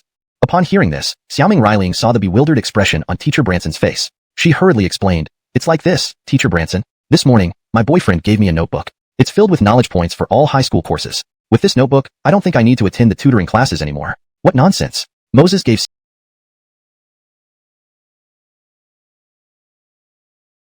Xiaoming Riling a notebook, and now she didn't want to attend the tutoring classes? Playing around? Well, that guy was certainly an outstanding student. Teaching subjects was something teachers were professionally trained for. Xiaoming Riling, I know you two are deeply in love, but the college entrance exam is coming up. If you wish to continue studying and dating at the same university in the future, then learning must not be taken lightly. Besides, it's just a notebook. Before Teacher Branson finished speaking, Xiaoming Riling recited a section from the notebook. It was a math problem from freshman year. Although the problem was ordinary, the solving method and steps within were something Teacher Branson had never seen before. The novel approaches and angles made it very easy and intuitive for students to understand and remember. Xiaoming Riling, did these problem-solving methods come from the notebook? Asked Teacher Branson, astonished after Xiaoming finished reciting. Yes, Teacher Branson. The notebook contains many such methods. Even for memorization-heavy subjects like Chinese, there are detailed records. For example, on appreciating poetry, my boyfriend summarized, know the person and understand the era, translate the surface meaning, elucidate the main idea. There are also 7 types of writing techniques: comparison, symbolism, foreshadowing, focusing on small details, rising and falling actions, combining reality and imagination, narration combined with commentary. Using this method, review efficiency can be doubled, said Xiaoming Riling, providing a few examples. Apart from shock, Teacher Branson was dumbfounded. Why hadn't he thought of such teaching methods before? Instead of making students follow rote procedures, summarizing key points could strip away unnecessary complexity and focus on the essentials. This would make revision much more organized and efficient. Xiaoming Riling, are you saying this notebook covers all high school subjects review points? Teacher Branson recovered, excitement rising. If this teaching method were implemented, all senior students in Haicheng High School could see an improvement in their scores before the college entrance exam. Yes, language, math, English, physics, chemistry, biology, it's all covered. Xiaoming Riling nodded affirmatively. So, can you show the notebook to me? If it works, I'll promote it across the entire senior class. Teacher Branson grew even more excited after receiving Xiaoming Riling's confirmation. Unfortunately, his enthusiasm barely lasted 2 seconds. Sorry, Teacher Branson. Xiaoming Riling dampened his spirits. This is a gift from my boyfriend. Without his permission, I cannot give it to anyone else. Chapter 154. Brother Fei is invincible, and I will protect you at school. Alright, you go back first. I'll talk to Moses later. Nolan nodded awkwardly at Asia. To be honest, neither Moses nor Asia had any obligation to hand over the notebook. After all, tutoring was a responsibility of their teachers. Moses had carefully prepared this gift for his girlfriend. Why should he unselfishly help other students improve their grades? Frankly speaking, if other students' grades improved, it would add more competition for Moses and Asia. Let's give it a try, Nolan thought. No matter what, Moses's academic performance has already hit the ceiling, and Asia's grades are also good. The competition wouldn't significantly impact them. After much hesitation, Nolan decided to call Moses to the office. Mr. Branson, you called me? Asked Moses as he entered the office, slightly puzzled. Hearing this, Nolan forced a flattering smile on his face. Brother Fei, don't say it like that. Even if there's nothing urgent, can't we just have a coffee chat in the office? Seeing the Devil King acting so seriously, Moses stumbled, almost falling over. Was he really calling him Brother Fei? Has the Devil King taken some medication today? Or did he develop a sudden affection? No, someone as handsome as me would be called Jasmine Flower, not Chrysanthemum. Brother Fei, have you been studying too hard lately? Want me to massage your shoulders or pound your legs? Don't worry, I often practice these techniques at home, guaranteed to make you feel comfortable. Nolan didn't notice the peculiar look in Moses's eyes and continued to flatter and ingratiate himself. Mr. Branson, please speak up. Moses stepped back, looking weak, pitiful and helpless. Also, my recent studies haven't been tiring at all because I haven't studied at all. Embarrassed by Moses's indirect refusal, Nolan scratched his head and turned around to make another cup of coffee for Moses. Well, not studying isn't a problem either. Sleeping in class is tiring too. A cup of coffee or tea might help relieve the fatigue. Moses felt both surprised and terrified as he looked at the coffee handed over by Nolan. Could the Devil King have drugged the coffee? He had heard about such perverts before who targeted young men. Realizing this, Moses hurriedly said, Mr. Branson, actually, I am very ugly and very messy at home. I haven't bathed in 3 years, and the smell from my socks could cure ham. Seeing Moses panicking with fear in his eyes, Nolan was stunned but quickly realized what was going through the boy's mind. This little rascal. What kind of person does he think I am? Taking a deep breath, Nolan decided to stop playing around. Brother Fei, if there was an opportunity for you to help other students improve their grades, would you consider it? After saying this, Nolan looked expectantly at Moses. Helping other students improve their grades? Phew, you scared me. So that's what this is about. But Moses immediately realized the notebook must be what the Devil King was after. No wonder he spent so long chatting with Asia outside the classroom. How could she just blabber about the gift he prepared for his beloved wife-to-be? I think I will probably refuse. Moses mimicked Nolan's tone. Actually, giving the notes in the notebook to Nolan wasn't a big deal. It was just a question of how much effort Nolan was willing to put in. If Nolan tried to get it for free, no way. Forget it. Let's pretend I didn't say anything. Upon receiving Moses's firm answer, Nolan sighed, shaking his head with self-mockery. He had been too naive. Technically, this was a gift Moses prepared for Asia, and if the content was as valuable as Asia described, refusing was perfectly reasonable. However, Moses rolled his eyes at Nolan's ready-to-give-up attitude. Does this guy know how to do business? Even if I quote $100, shouldn't you at least negotiate? Branson teacher, I've been thinking. If you were interested in the notebook, you could negotiate. Maybe I would agree. Negotiate? Maybe he would agree. Is this invaluable treasure really negotiable? Nolan looked baffled at Moses. After pondering for a while, he weakly suggested, what if I interfere less with your school matters?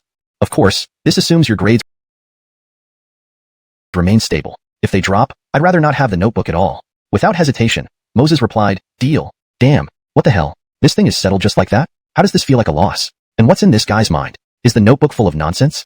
Mr. Branson, I'll have Asia give you half of the materials from the notebook. Please understand, the main reason I made this notebook was to help my girlfriend improve her grades. If other students excel too much, it would create immense pressure on her, Moses explained when he saw Nolan's stunned expression. While improving other students' grades wouldn't affect Moses personally, he had his selfish concerns. If his beloved wife lost out to other top students during college admissions, wouldn't he regret it forever? Chapter 155. Unmanned Barbecue Shop. In the morning, Moses had intended to go home to get his phone and then find Arlo. But since he had a date with Christina at noon, he could only endure several classes by sleeping through them. After school at noon, Moses and Asia didn't bother eating. They rushed straight to the school gate. Junior brother Moses, did you miss your senior sister so quickly? I thought you'd come looking for me after lunch. As soon as they reached the school gate, Christina couldn't help but tease Moses. Standing beside Moses, Asia couldn't help but retort angrily, who missed you? We came here on business. Hearing Asia's words, Christina's expression turned strange. She had only met Moses and Asia today. How could there be any real business? Clearly, Moses was bewitched by her beauty, while Asia insisted on this flimsy reason. Ding ding ding, junior brother Moses, these flowers are for you. Consider it a small gift for our first meeting. Christina pulled out a bouquet of roses from behind her back and handed it directly to Moses. Staring at the roses, both Moses and Asia were dumbfounded. Roses were the symbol of love. Was this old woman trying to poach her man? Right, little junior sister, as Moses's desk mate. Surely you wouldn't mind this bouquet of roses from me? Christina paused, turning to Asia, her large eyes twinkling with mischief. Mind the roses? No, I mind very much. Moses is my stinky husband. Why would you give him roses? If anyone should give them, it should be me. You, no way. I mean, if anyone gives roses, it should be my stinky husband giving me roses. Sorry, senior sister Christina. I'm allergic to roses. Let's head inside to talk. While Asia's heart burned with jealousy, Moses remained expressionless, replying to Christina. Christina was taken aback by this reply but didn't dwell on it. Boys like Moses wouldn't fall for her so easily, or she'd have to reconsider. Upon arriving at Demingta barbecue shop, they saw a sign saying it was closed for a day. Moses couldn't help but shake his head. These customers were indeed considerate. After pondering, Moses took out a pen and wrote, "Tomorrow, Demingta barbecue shop offers everything at 30% off. Oh wow, what the heck? Boss Edison has appeared. Haha, we thought the shop would be closed for a day when we saw the notice. Didn't expect to see this guy right away." Just as Moses finished writing, a group of customers ran over. They grabbed skewers and set up tables as if they were at home. "No, everyone, Ronnie has some business today. So the shop planned to close for a day." Before Moses finished speaking, the customers immediately showed their displeasure. They had waited for so long, finally getting Moses to show up, only to hear the shop wasn't operating now? What were they supposed to eat for lunch? "Boss Edison, please don't do this. We're leaving on a month-long business trip tomorrow. You can't bear to let us miss your barbecue for a month?" "Yeah, we were planning to take more to go, so we could enjoy it during our trip." Seeing their pitiful looks, Moses's face twitched. Business being too good sometimes wasn't such a great thing. As Moses hesitated about whether to refuse them, an idea flashed in his mind. How could I forget this? In my previous life, Lao Ma, Jack Ma, could operate an unmanned supermarket. Why can't I open an unmanned barbecue shop in this life? Excited by this thought, Moses's eyes lit up. He didn't even consider the possibility of customers cheating. Regardless of whether there was surveillance in the shop, just the delicious taste alone made cheating once mean being permanently blacklisted. No point in looking so pitiful. If you want to eat barbecue, help yourselves. Saying that, Moses tore down the notice and returned inside to rewrite it. Starting today, this shop operates as an unmanned barbecue shop. Customers who want barbecue must queue up, pay via QR code at the counter. If anyone doesn't follow the rules, they'll be permanently blacklisted. Note, starting tomorrow, no takeout will be allowed. Date, March 10th, 2005, Moses. Once Moses finished pasting the new announcement, Asia read it aloud, her eyes widening in shock. "Edison, Moses, this notice, what does it mean?" At this moment, Christina and Selah looked utterly stunned. From Moses's notice, it was clear he was completely hands-off. Not only were customers expected to handle the barbecue themselves, but also there would be no supervision. If they were conscientious customers, it might be okay. But if someone sneaky tried to dine and dash, wouldn't this barbecue shop lose money? From today onward, Demingta barbecue shop has another name. Unmanned barbecue shop. Moses smiled at Christina without further explanation and entered the shop to fetch each of them a drink. "Junior brother Moses, isn't this notice too casual? Throughout history, no shop lets customers settle their own bills. What if they finish eating and don't pay?" Sitting in the chair, Christina kindly reminded him. But upon hearing her words, Asia couldn't help but coldly snort. "Senior sister Christina, please watch your words. What do you mean, our barbecue shop? This barbecue shop has nothing to do with you, alright? And we're not even familiar with you." Pausing after her words, disdain rose in Asia's eyes. "Also, do you think everyone is as foolish as you? The taste of this barbecue shop is something no one can resist. If they dare to skip payment once, they'll never taste it again. Such a losing deal, no one with a brain would do it." Chapter 156. Even a faculty beauty has to pay for her meal. After hearing Asia's words, Selah and Christina were momentarily stunned. Moses, standing nearby, wore an expression of surprise. He truly hadn't expected that big silly girl, Asia, could actually be so smart at times. Indeed, the same approach might not be very suitable if used in other stores. Unless Moses had skills comparable to the old Ma from his previous life, being adept at various technologies. Otherwise, if he operated an unmanned store, customers would slap him hard with reality, teaching him what it means by unpredictability of human hearts. However, Moses's Dai Rabbit skewer shop was to ensure the sentence reads naturally in English while maintaining the original meaning. 10 minutes later, Christina and Selah patted their bulging bellies. At this moment, they finally understood what Asia had said earlier. In the face of such deliciousness, no customer could resist. Want to eat again? Then pay obediently. Otherwise, once blacklisted, they'd never get to taste this delicacy again. "Brother Moses, thank you for today's hospitality. I didn't expect that such simple barbecues could be made this delicious." Selah leaned against the chair, contentedly telling Moses. "Yeah, Brother Moses, you treated us to barbecue today. How about I treat you to some milk tea later? By the way, I noticed a milk tea shop having a new promotion while I came over. Couples milk tea, buy one get one free." Christina grinned slyly at Moses. Hearing this, Asia's little mouth nearly turned upside down. "Just because the milk tea shop has a promotion, what does that have to do with you too? Clearly, you want to drink couples milk tea with my stinky husband, and still need such a grandiose reason. It angers me." But just as Asia was seething silently, Moses shook his head. With a polite smile, he said, "Excuse me, seniors, you might have misunderstood. I never said I would treat you to barbecue. So, could you please settle the bill now? You've spent a total of 205 yuan, rounded off, just give me 200 yuan. When Moses spoke, Selah and Christina immediately widened their eyes. Damn, what did he say? Rounded off to 200 yuan? SK, is he doing this on purpose? Keep in mind, Christina was the faculty beauty of the music department. Many boys scrambled for the chance to treat her, but failed. Yet, here she had to pay Moses? Don't you understand what chivalry is? Don't you realize that guys like you who lack tact might end up single all your life? After a series of inner rants, Selah gritted her teeth and paid the bill. "Thank you for visiting our store, hope to see you again." Seeing Selah settle the bill, Moses politely said, "Don't hope to see you again me. Next time, we'll come again." Initially, Selah intended to make a defiant statement saying she wouldn't come back. But when she thought of those delicious skewers, she dared not utter those words. Otherwise, wouldn't it be slapping her own face when she comes next time? Ha ha ha, stinky deskmate. You did well. Our business should be conducted this way. Regardless of gender or age, everyone needs to pay. Otherwise, how would other customers feel? Finally, it was Asia's turn to be triumphant. She excitedly praised Moses. Seeing Asia's smug look, Sayla couldn't help but feel resentful. Through gritted teeth, she said, Moses, aren't you a bit unfair? Why do you charge us but not her? Her voice barely dropped before even Christina looked at Moses curiously. She also wondered why Moses, who didn't seem to know Asia's true identity, didn't charge her. Her? She's my girlfriend's best friend. I don't dare charge her. Moses glanced at Asia, looking rather depressed. If it weren't for that, given Moses's personality, not charging Asia would be truly strange. As Moses said this, Asia's smile became even brighter and more smug. She raised her head triumphantly. Even just being considered a good friend of the obedient wife, she received such treatment. Imagine how pampered she'd be if her stinky husband knew the truth. All right, we've eaten. Let's talk about the real matter. Christina Sr., where did you get that pendant on your neck? Seeing Christina and Sayla look gloomy and Asia acting all smug, Moses decided to shift the topic. Hashtag chapter 157.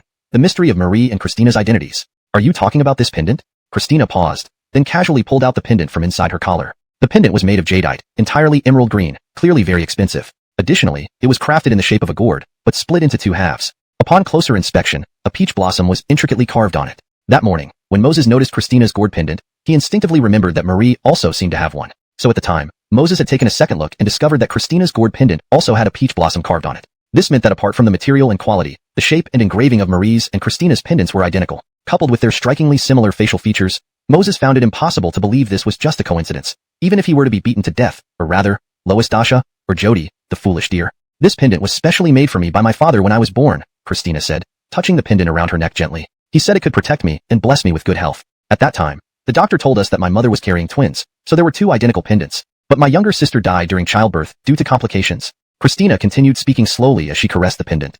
What about the other pendant? At this moment, not only was Moses anxious, but Asia's breathing also quickened. The other pendant? Christina replied, after I was born, my parents kept it safe. But a couple of years ago, my father said he accidentally lost it. At the time, I was heartbroken for quite some time because, to me, that pendant symbolized my late sister. After finishing, Christina looked puzzled. Fellow student Moses, why did you ask about this pendant all of a sudden? Is something wrong with my pendant? Moses gave a bitter smile, exchanged a glance with Asia, shook his head, and sighed. I have a friend from an orphanage who is about 6 or 7 years old. She also has a pendant like yours. Moses wasn't sure what the relationship between Marie and Christina was, but since he had encountered this matter, he wouldn't stand idly by. If Christina turned out to be Marie's family, this would be a blessing for Marie. Isn't that the important thing you wanted to talk about, Moses? Layla rolled her eyes, replying irritably. It's just a matching pendant, nothing special. It could be a coincidence, or maybe your friend picked up the pendant Ichabod lost. Initially, Layla thought Moses was planning something underhanded towards Christina. Instead, it turned out to be such a trivial matter. Fellow student Moses, Zena has a point, Christina concurred. If it really is the pendant my father lost, I can offer a generous reward if she returns it. Seeing this, Moses felt conflicted. What if the person was found abandoned on the roadside wearing this pendant from birth? And what if her facial features are remarkably similar to yours? Do these two things together still seem coincidental to you? After Moses spoke, Asia took out her phone and found a photo taken last night with Marie. She passed it to Christina and Layla. Even though the photo featured many children, Christina and Layla immediately spotted Marie. The nose, eyebrows, and eyes. It's like they were cut from the same mold. How is this possible? Layla couldn't help but exclaim after carefully looking at Marie's photo. Moses, are you mistaken? There are many people in the world who look alike. But seeing Moses's disdainful look, Layla hesitated and didn't finish her sentence. One coincidence could be called a coincidence, but multiple coincidences added together pointed to a fact. I've met Christina's parents before. Since her mother gave birth to her, due to injuries sustained, she could no longer bear children. Therefore, this child cannot possibly have any connection to Christina.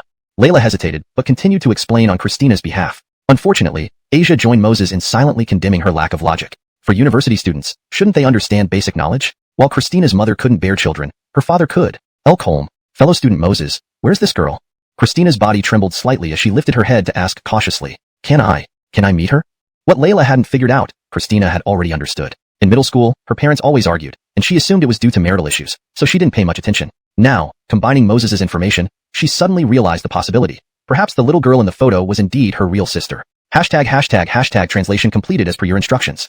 Chapter 158. When did the dumb girl become your sister-in-law? Moses used Asia's phone to call Arlo. After learning that Marie was currently at High City First People's Hospital, Moses didn't waste any time. He hailed a taxi and rushed straight to the hospital with the few girls. Before your parents acknowledge this, I hope you don't tell Marie the truth. Stopping at the hospital entrance, Moses paused and turned to instruct Christina and Sayla. But Moses, what do you mean by that?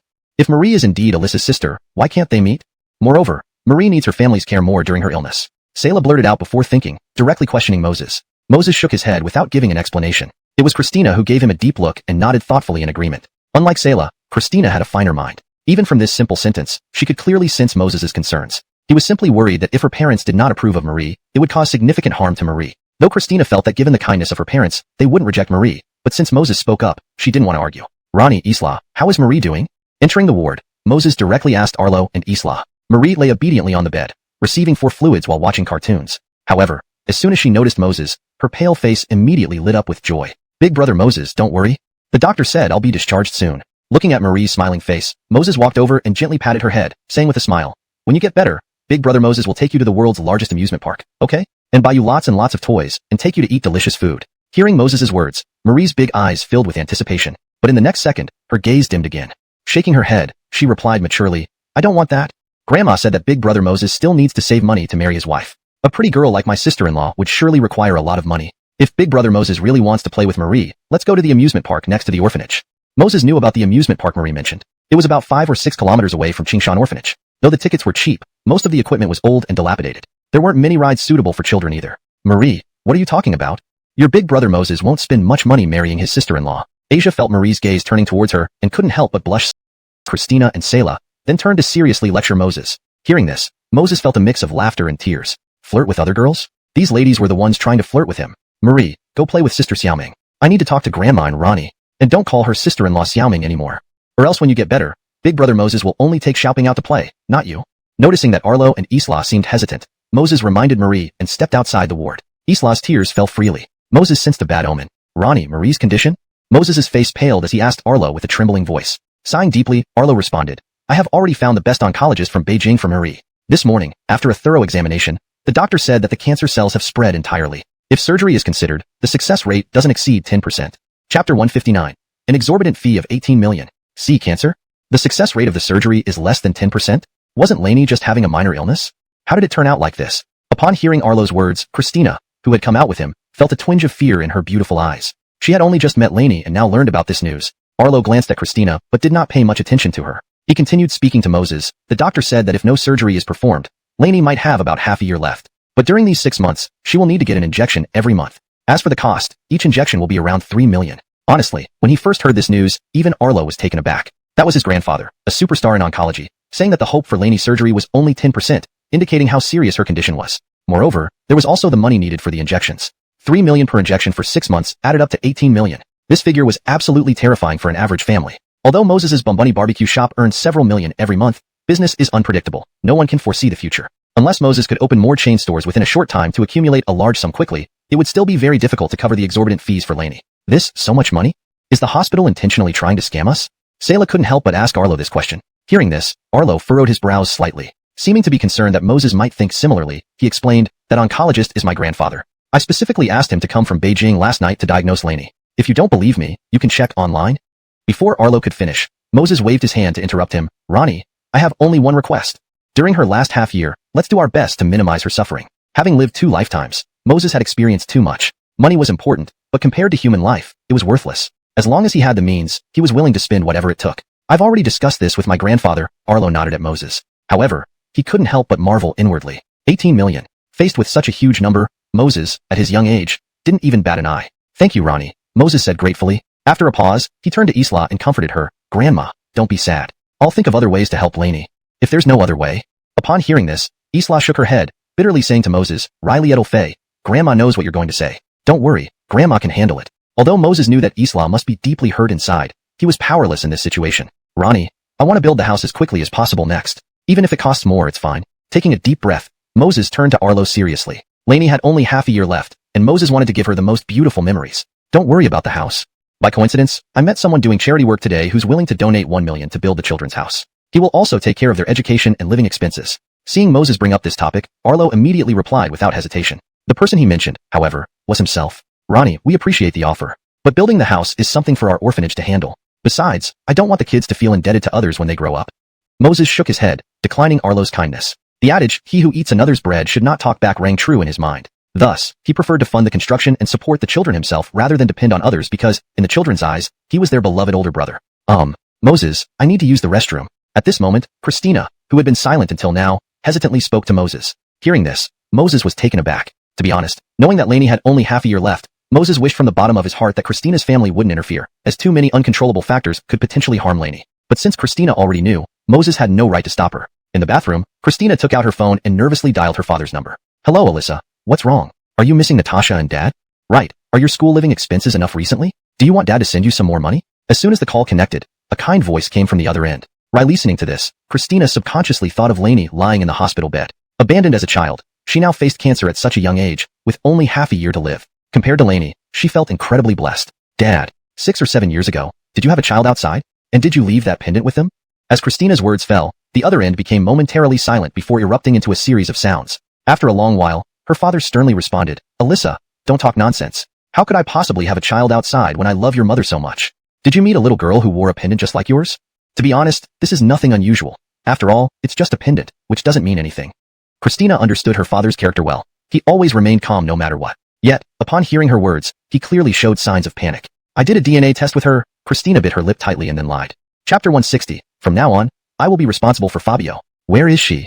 After a long silence, a hoarse voice slowly asked Christina over the phone. She's at High Jerichog First People's Hospital. After being examined by doctors, she was diagnosed with cancer. Upon hearing her father's words, Christina felt relieved, but also felt a hint of bitterness in her heart. All these years, she had enjoyed her parents' doting love, while her younger sister had led a life full of hardship and instability. Now, at such a young age, she had been diagnosed with cancer. She hoped to make up for all the lost warmth in Fabio's life during this final period. Unfortunately, ideals were beautiful, but reality was harsh. On the other end of the line, after learning that Fabio had cancer, her father's breathing became slightly labored as he asked, Cancer? How much will the treatment cost? Can it be cured?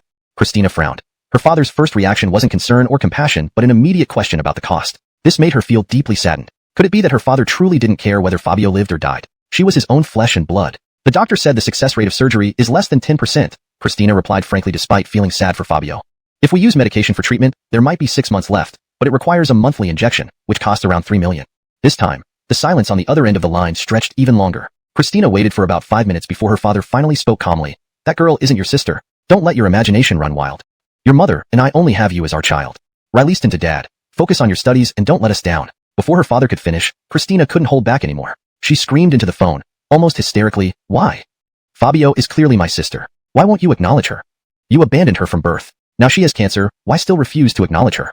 Tears uncontrollably streamed down Christina's face as she finished yelling. From her father's earlier attitude, she was nearly certain that Fabio was indeed her father's biological daughter, her half-sister. But his present attitude chilled her heart. Christina, not mentioning if that girl is your real sister or not, just the medical expenses alone are more than our family can bear, her father explained solemnly. Do you understand what I mean? Hearing this, Christina couldn't help but laugh bitterly. So, you refuse to acknowledge her because of the medical expenses, right? Alright, I get it. If you're unwilling to pay for it, I'll take responsibility. With that, Christina hung up the phone abruptly. She then walked to the bathroom sink, staring at her beautiful reflection in the mirror, her expression numb. Fabio needed 3 million yuan worth of medicine every month, and even their entire family couldn't afford that kind of expense. Her father had spoken the truth. No, from today onward, no matter how hard it is, I must earn those 3 million for Fabio. Biting her lip, Christina yelled at her reflection. After a while, she composed herself and slowly exited the bathroom. However, just as she reached the door, she saw Moses leaning against the wall, looking at her with a complicated expression. And Moses, why are you here? Christina asked, somewhat flustered. She feared that he might have heard her conversation with her father and would tell Fabio, causing her immense distress. I overheard your call with your father, Moses replied. I'll cover Fabio's medical expenses in full, but I have one condition. During this period, you cannot reveal her true identity. Do you understand? Staring at Moses's emotionless face, Christina paused. 18 million yuan over 6 months. This boy who she called a junior high schoolmate was willing to pay without batting an eyelid. I understand. But when I have money, I'll repay you. Also, I hope you won't stop me from taking care of Fabio. She's my sister after all. Deep in her beautiful eyes, a plea shone through. If Moses took away even this small right, Christina knew she would be trapped in endless guilt. As long as you keep her connection to your family a secret, everything else is up to you, Moses responded before turning to walk toward the ward. Just 2 steps later, he stopped, turned back, and sighed. Don't blame your father for being heartless. 18 million is no small sum, and besides considering your future, he must also consider the family. He may have had his reasons for abandoning Fabio back then. Moses wasn't sure if what he said was right or wrong, but to him, it didn't matter. Fabio's illness was a fact, and making her last 6 months happy and comfortable might be a good thing too. Hashtag chapter 161. Every family has its own troubles. Watching Moses's retreating figure, Christina's eyes became complicated. She could tell that Moses regarded Fabio as his own little sister, which was why he acted so resolutely. Yet, because of this, he should hate her and her father. However, not only did he not show any hatred, but he also consoled her. Meanwhile, at the Haicheng First People's Hospital inpatient department, O'Brien lay on the bed, his pale face full of agony. The Lian beside him couldn't help wiping away tears. Lao Colm, why won't you tell Xiaoya the truth about what happened? That incident back then was clearly an accident. That woman obviously wanted revenge on you.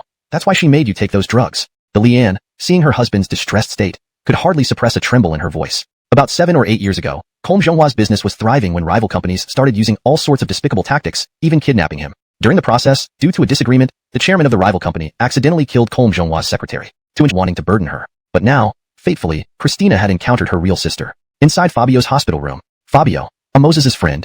I'll stay with you at the hospital from now on, okay? Squatting beside the bed, Christina smiled at Fabio. In her heart, she resolved to take a leave of absence from school to care for Fabio through her final days. Sister, no need. I'm not a child. I can take care of myself. Visiting occasionally makes Fabio very happy.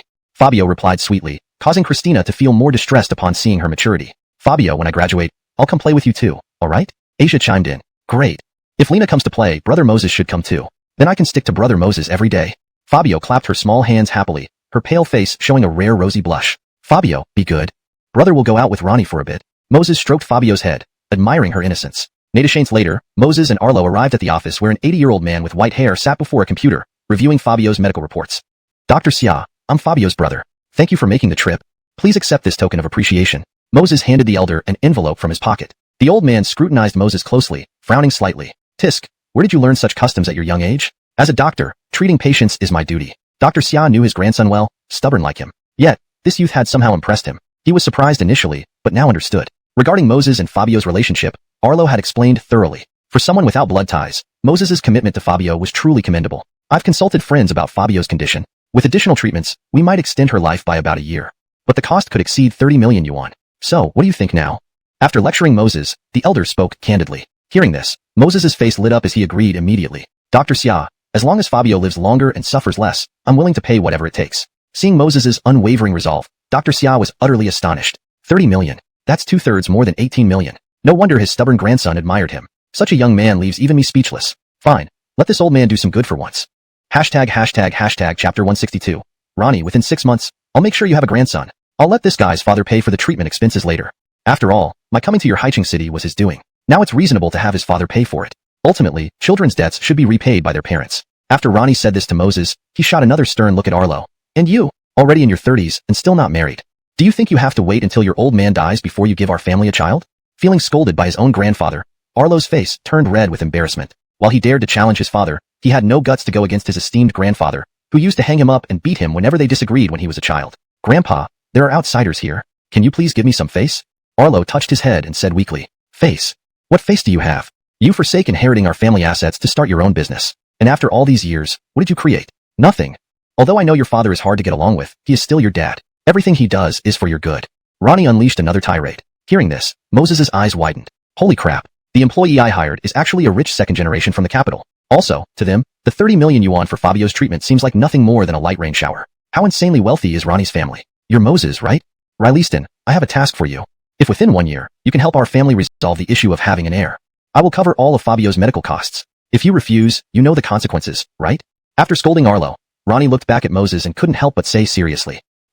Help your family resolve the issue of having an heir? I'm not a matchmaker. This kind of thing isn't something that can just be resolved easily. While Moses felt countless complaints welling up inside, he didn't dare refuse. After all, this bigwig was Fabio's attending physician. Even if he had 100 reasons, he wouldn't dare offend him. Sir Xia, rest assured. In half a year, no, 6 months, you will definitely have a grandchild. Taking a deep breath, Moses promised confidently, patting his chest. Meanwhile, standing next to him, Arlo's face twitched. Have a grandson within half a year? Are you kidding me? Even if my grandfather agrees, I, Arlo, won't agree. After all, I have no habit of wearing a green hat. Great, young man. I have high hopes for you.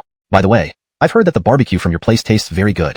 Alright, tonight you set aside some time. Treat the old man to some barbecue as a thank you. Ronnie didn't notice the problem in Moses' words and happily replied. He believed that since his grandson respects Moses so much, getting him to marry shouldn't be a problem. Leaving the hospital, Moses saw Arlo's sour expression. He couldn't help but pat him on the shoulder, offering comfort. Ronnie, it's just about getting married and having a kid. How big a deal is it? If you can't handle it, I can help you out. Hearing this again from Moses, Arlo finally lost it. Help me out? How do you plan to help? Help me have a kid? Baring his teeth in anger, Arlo snapped. If you can't, I can make some sacrifices, Moses said timidly. After all, who could stand up to such an awesome grandfather? Not to mention, he was also a super rich second generation. Moses couldn't afford to upset him now. Sacrifices? You wish. And you can't do it, none of your family can. Marrying is not your business. Go study properly. Rolling his eyes, Arlo grumbled. Damn, if he needed Moses' help to have a kid, he'd really be a failure. Walking back to the ward, Moses and Arlo argued all the way. When they returned, Christina, Asia, and Sayla were playing games with Fabio. Sighing softly, Moses then called out to Asia, "Dopey girl, do you have classes in the afternoon?" It didn't matter much whether Moses went to school or not, as he was already a feared senior student. Skipping class was trivial, but Asia couldn't do that. She was a struggling student who needed to focus on her studies. Oh, okay. Fabio, sister will come back to play with you next time. Asia snapped out of it and spoke a few words to Fabio before leaving the hospital with Moses. In the taxi, Stinky deskmate, how do you plan to help Fabio? 18 million isn't a small sum. Just don't let this delay your college entrance exams. Asia looked worriedly at Moses. A struggling student like you has the nerve to worry about a top student's grades? As for the money, don't worry. I'll handle it. Moses rolled his eyes at Asia irritably. Although Arlo's grandfather had already spoken up, Moses still didn't want to owe him a favor. Hashtag chapter 163. Harassed by brewery workers? In the afternoon, after receiving the half of the notebook materials given to him by Asia, the Demon King had them printed out and distributed one copy to each teacher in the senior grade. To ensure that all students could master every knowledge point before the college entrance exam, he announced that school hours would be extended by 1 hour each day after classes ended. The announcement brought excitement to many top students while filling others with dread. Behind closed doors, many academically struggling students cursed the creator of this material. They had been planning to coast through until the eve of the college entrance exam, but now found themselves forced into extra study sessions. However, Moses was an exception. Regardless of whether classes were extended or not, as soon as the bell rang, he would leave with his backpack. I wonder how Sister Velma and Jeremiah Jericho are doing. Whatever, I don't have much to do at home anyway, so I'll go check on them first. Exiting the school gates, Moses hailed a cab and headed straight for the brewery. He had already decided that if the revenue from the Bumbling Rabbit barbecue shop wasn't enough to cover Fabio's medical expenses, he would transfer some funds from the brewery. Therefore, his priority was to get the beer produced by the brewery on the market as soon as possible. Half an hour later, Moses arrived at an old brewery located in the outskirts. Strangely, he didn't encounter a single soul on his way there, which made him raise an eyebrow in confusion. Although the brewery had been on the brink of bankruptcy when he received it as a system reward, it shouldn't have been this deserted. Moses patiently continued toward the front, and shortly after, he heard excited and boisterous voices. Following the sound, he saw dozens of men and women dressed in the brewery's uniforms gathered inside a large factory hall, holding bottles of unbranded beer and drinking heartily. Holy crap. What's going on here? The brewery workers aren't working properly and are all here drinking? Hold on. Are Jeremiah Jericho and Sister Velma among them too? Moses' eyes widened in disbelief when he spotted Iter and Vilma amidst the crowd. Huh.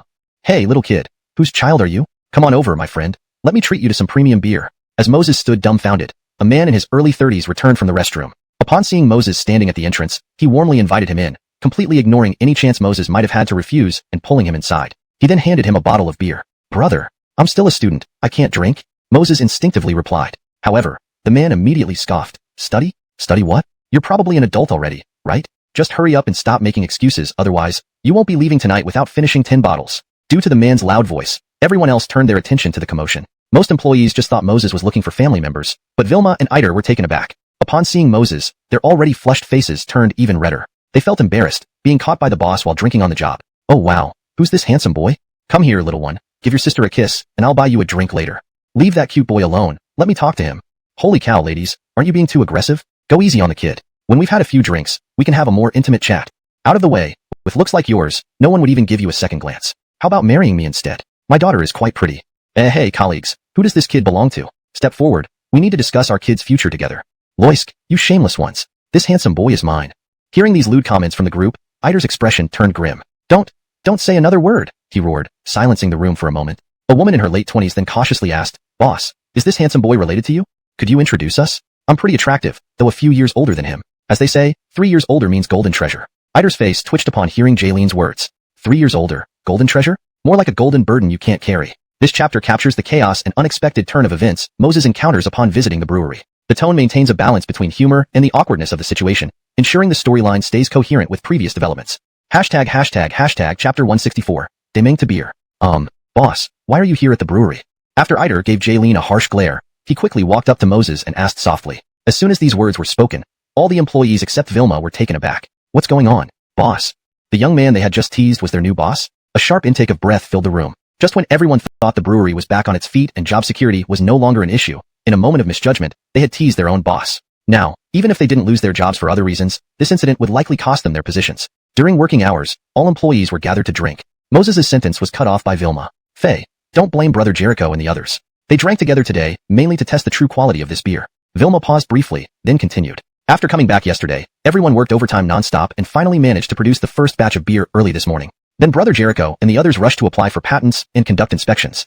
After all these tasks were done, Brother Jericho and I thought it'd be alright to let everyone relax a little. Regarding the issue of employees drinking together, Vilma felt partially responsible, which is why she stood up to speak on behalf of the employees. Boss, if you must punish someone, then punish me alone. I am the plant manager, everything they did, I approved. Eider looked at Vilma gratefully before gritting his teeth and stepping forward towards Moses. The rest of the employees hung their heads, feeling apologetic. Initially, they had merely wanted to taste the beer, not realizing they'd end up drinking more and more. It was undoubtedly the best tasting beer they had ever had. Jeremiah Jericho, what are you doing? I'm saying that while gathering to drink during work hours can be forgiven, next time, could you avoid randomly teasing people? Darn it, as the boss, if news spreads that I was teased by my employees, wouldn't it make me lose face? Just as everyone was thinking different thoughts, Moses couldn't help but shout loudly. Hearing this, Eider, Vilma, and the other employees were stunned. Immediately afterward, laughter erupted from the crowd. This young boss is too adorable. So, after all this drama, he only wanted us to stop teasing him? Oh dear, the more the little boss talks like this, the more we feel like teasing him. What should we do? Boss, I didn't mean to tease you. Because at that time, what I said was genuine. Think about it. Marrying me means gaining both a mother-in-law and a wife. How beneficial is that for you, right? Jaylene blinked at Moses with an earnest look on her face. Jeremiah Jericho, tell me about the brewery situation first. As for the quality of this beer, based on your years of experience, how does it seem? Deciding to ignore the commotion around him, Moses turned to ask Eider. This beer has passed inspection already, but getting the patent may take a few months. However, once we register the trademark, it won't hinder sales. Speaking up to here, Eider carefully recalled the taste of the beer. He then solemnly said, regarding the taste of this beer, it's incredibly unique and delicious. It tastes better than any other beer on the market. Also, it makes one tipsy easily, yet despite drinking so much earlier, although everyone felt dizzy, there were no adverse physical reactions. This point is somewhat peculiar. Seeing Eider's puzzled expression, Moses couldn't help but chuckle. He hadn't even added the 2 core ingredients yet, and it already had everyone hooked. It seemed this beer would inevitably become a hit. Jeremiah Jericho, this beer was personally developed by me. Its function is to give everyone the experience of drinking and getting tipsy without harming their health. Moses modestly took credit for the beer's creation. Pausing for a moment, he then instructed Vilma, Sister Velma, regarding the trademark, please handle it for us. Name it Adorable Rabbit Beer, and manage the rest as you see fit. Tomorrow morning, get the trademark registration ready as soon as possible. By noon, we'll deliver the first batch of Adorable Rabbit Beer to the Adorable Rabbit Barbecue shop for sale. Vilma had no objections to Moses' instructions. However, she hesitated slightly before asking, Faye, what are your plans for Fei Hong Company? Had she not tasted the beer, Vilma might not have considered this matter seriously. But now things were different. The Adorable Rabbit Beer would undoubtedly be profitable. If Moses merged the brewery into Fei Hong Company, and if the opposing company forcibly declared Fei Hong bankrupt, the brewery might well become another company's asset. The Fei Hong situation, we'll leave it for now. Just focus on running the brewery well. As long as we make money, everything will be solvable. Regarding Fei Hong, Moses didn't think too deeply. With enough capital, what problem couldn't be resolved? Sigh. Everything was ruined. They thought that with the revival of the brewery, they would no longer have to worry about losing their jobs. Yet in an instant, they had teased their boss. Now they would probably lose their jobs anyway. During working hours, all employees drinking together. Moses was cut off mid-sentence by Vilma.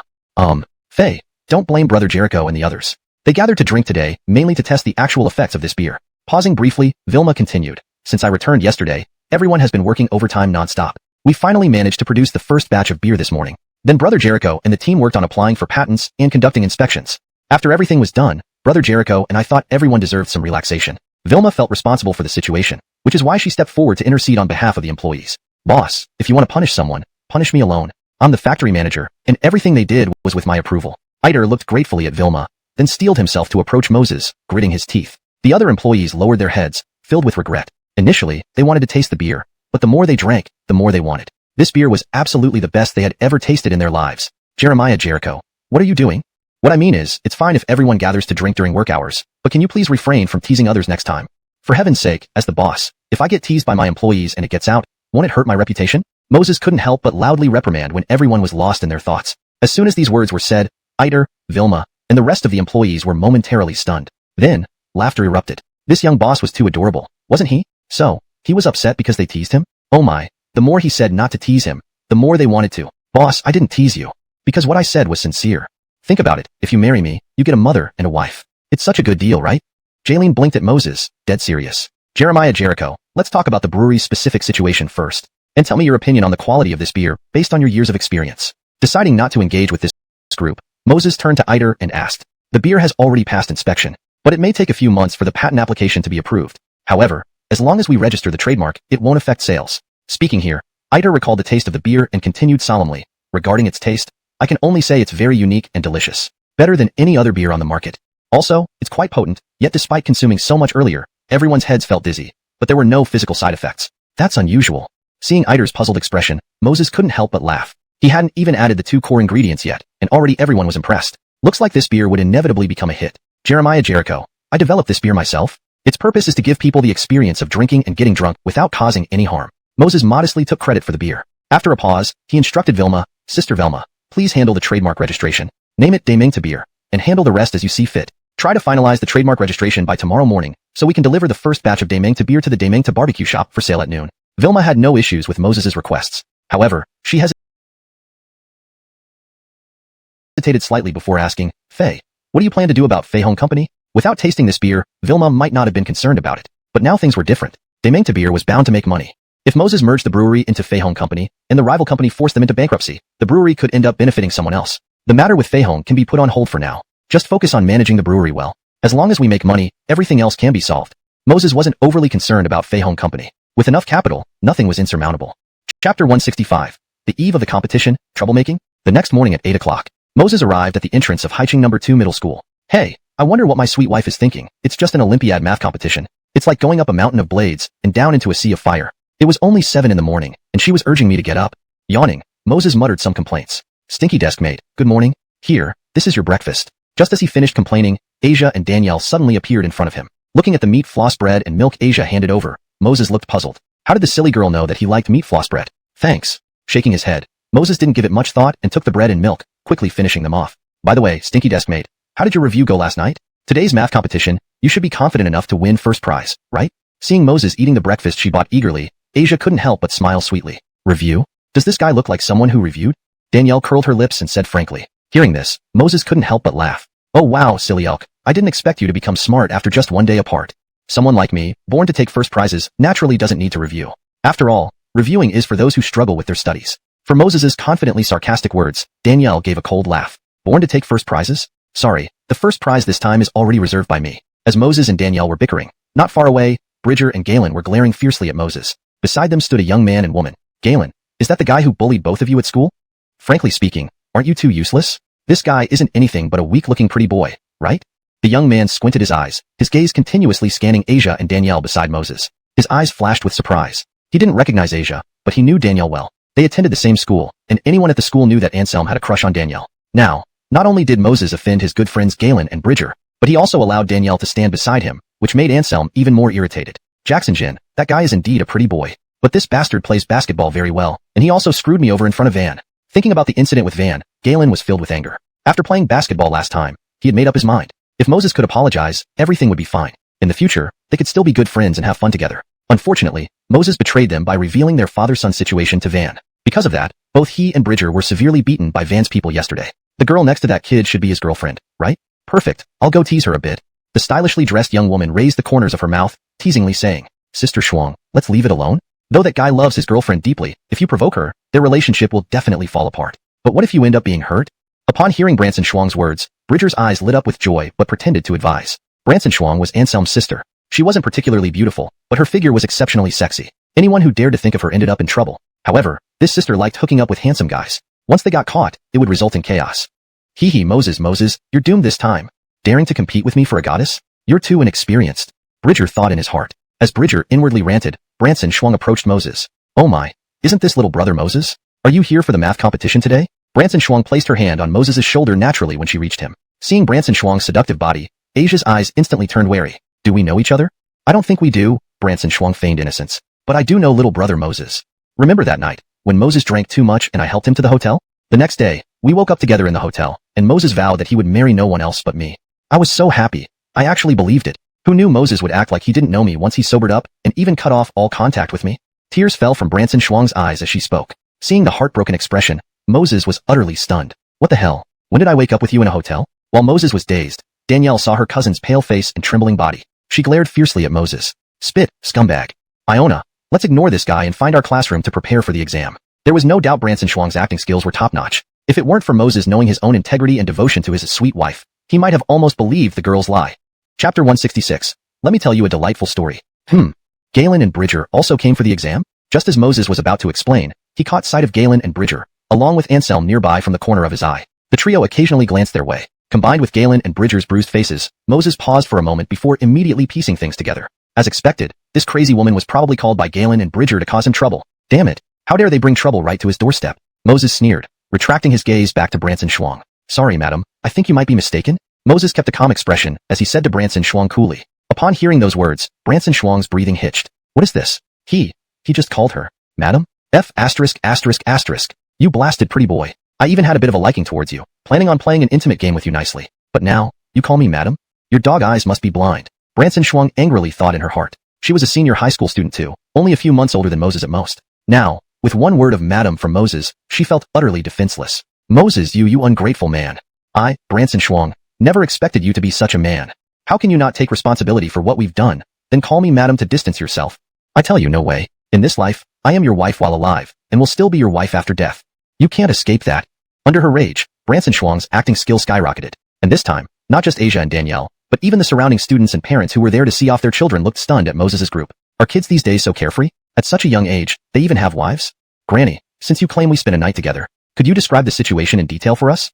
Facing the unusual gazes around, Moses chuckled mockingly, not caring about Branson Shuang's reactions. Being a man, why would he fear anything? Moreover, if face-saving skills were concerned, Moses's thick-skinnedness absolutely outdid everyone else his age. No, even beyond his peers. After all, throughout both his past and present life, his greatest specialty was a thick skin. Playing such petty tricks against him, a girl like Branson Shuang was far too naive. Seeing Moses elevate her title once again, Branson Shuang felt furious. And this guy actually asked her to describe the night in detail? For something like sleeping, with zero experience, how could she describe it? Maybe, I should describe it following online novels? After all, even the girl beside him seems to believe it. Amidst her anger, she was conflicted. But the thought disappeared quickly. She was a virgin. Such details, even if written like a novel, she couldn't say them out loud in public. Don't go addressing me as you or me. Old granny, shouldn't you be a student? In my opinion, next time, don't wear V-necks. For A-size girls, we really can't afford it. And this water barrel waist of yours, keep covering it up. If you scare little kids, it's not good. Yeah, and those elephant legs, why do you insist on wearing fishnet stockings? Moses began critiquing Branson Shuang's attire ruthlessly. You're trying to clear any ties with me, huh? Branson Shuang had never encountered someone like Moses, getting red-faced with rage. She clearly belonged to C-cup territory and had a slim waist and long legs. How could they turn into such a mess in his mouth? Clear ties with me? Granny, do me a favor and look in the mirror properly, okay? I'm a model student, handsome, fit, and come from a well-off family. Even if I randomly picked a beauty queen as my girlfriend, I wouldn't end up with someone like you, right? Moses sneered mercilessly, striking a blow at Branson Shuang. Watching Branson Shuang's veins popping on her forehead, Moses smiled brightly. Turning his head, he directly addressed Asia and Danielle loudly.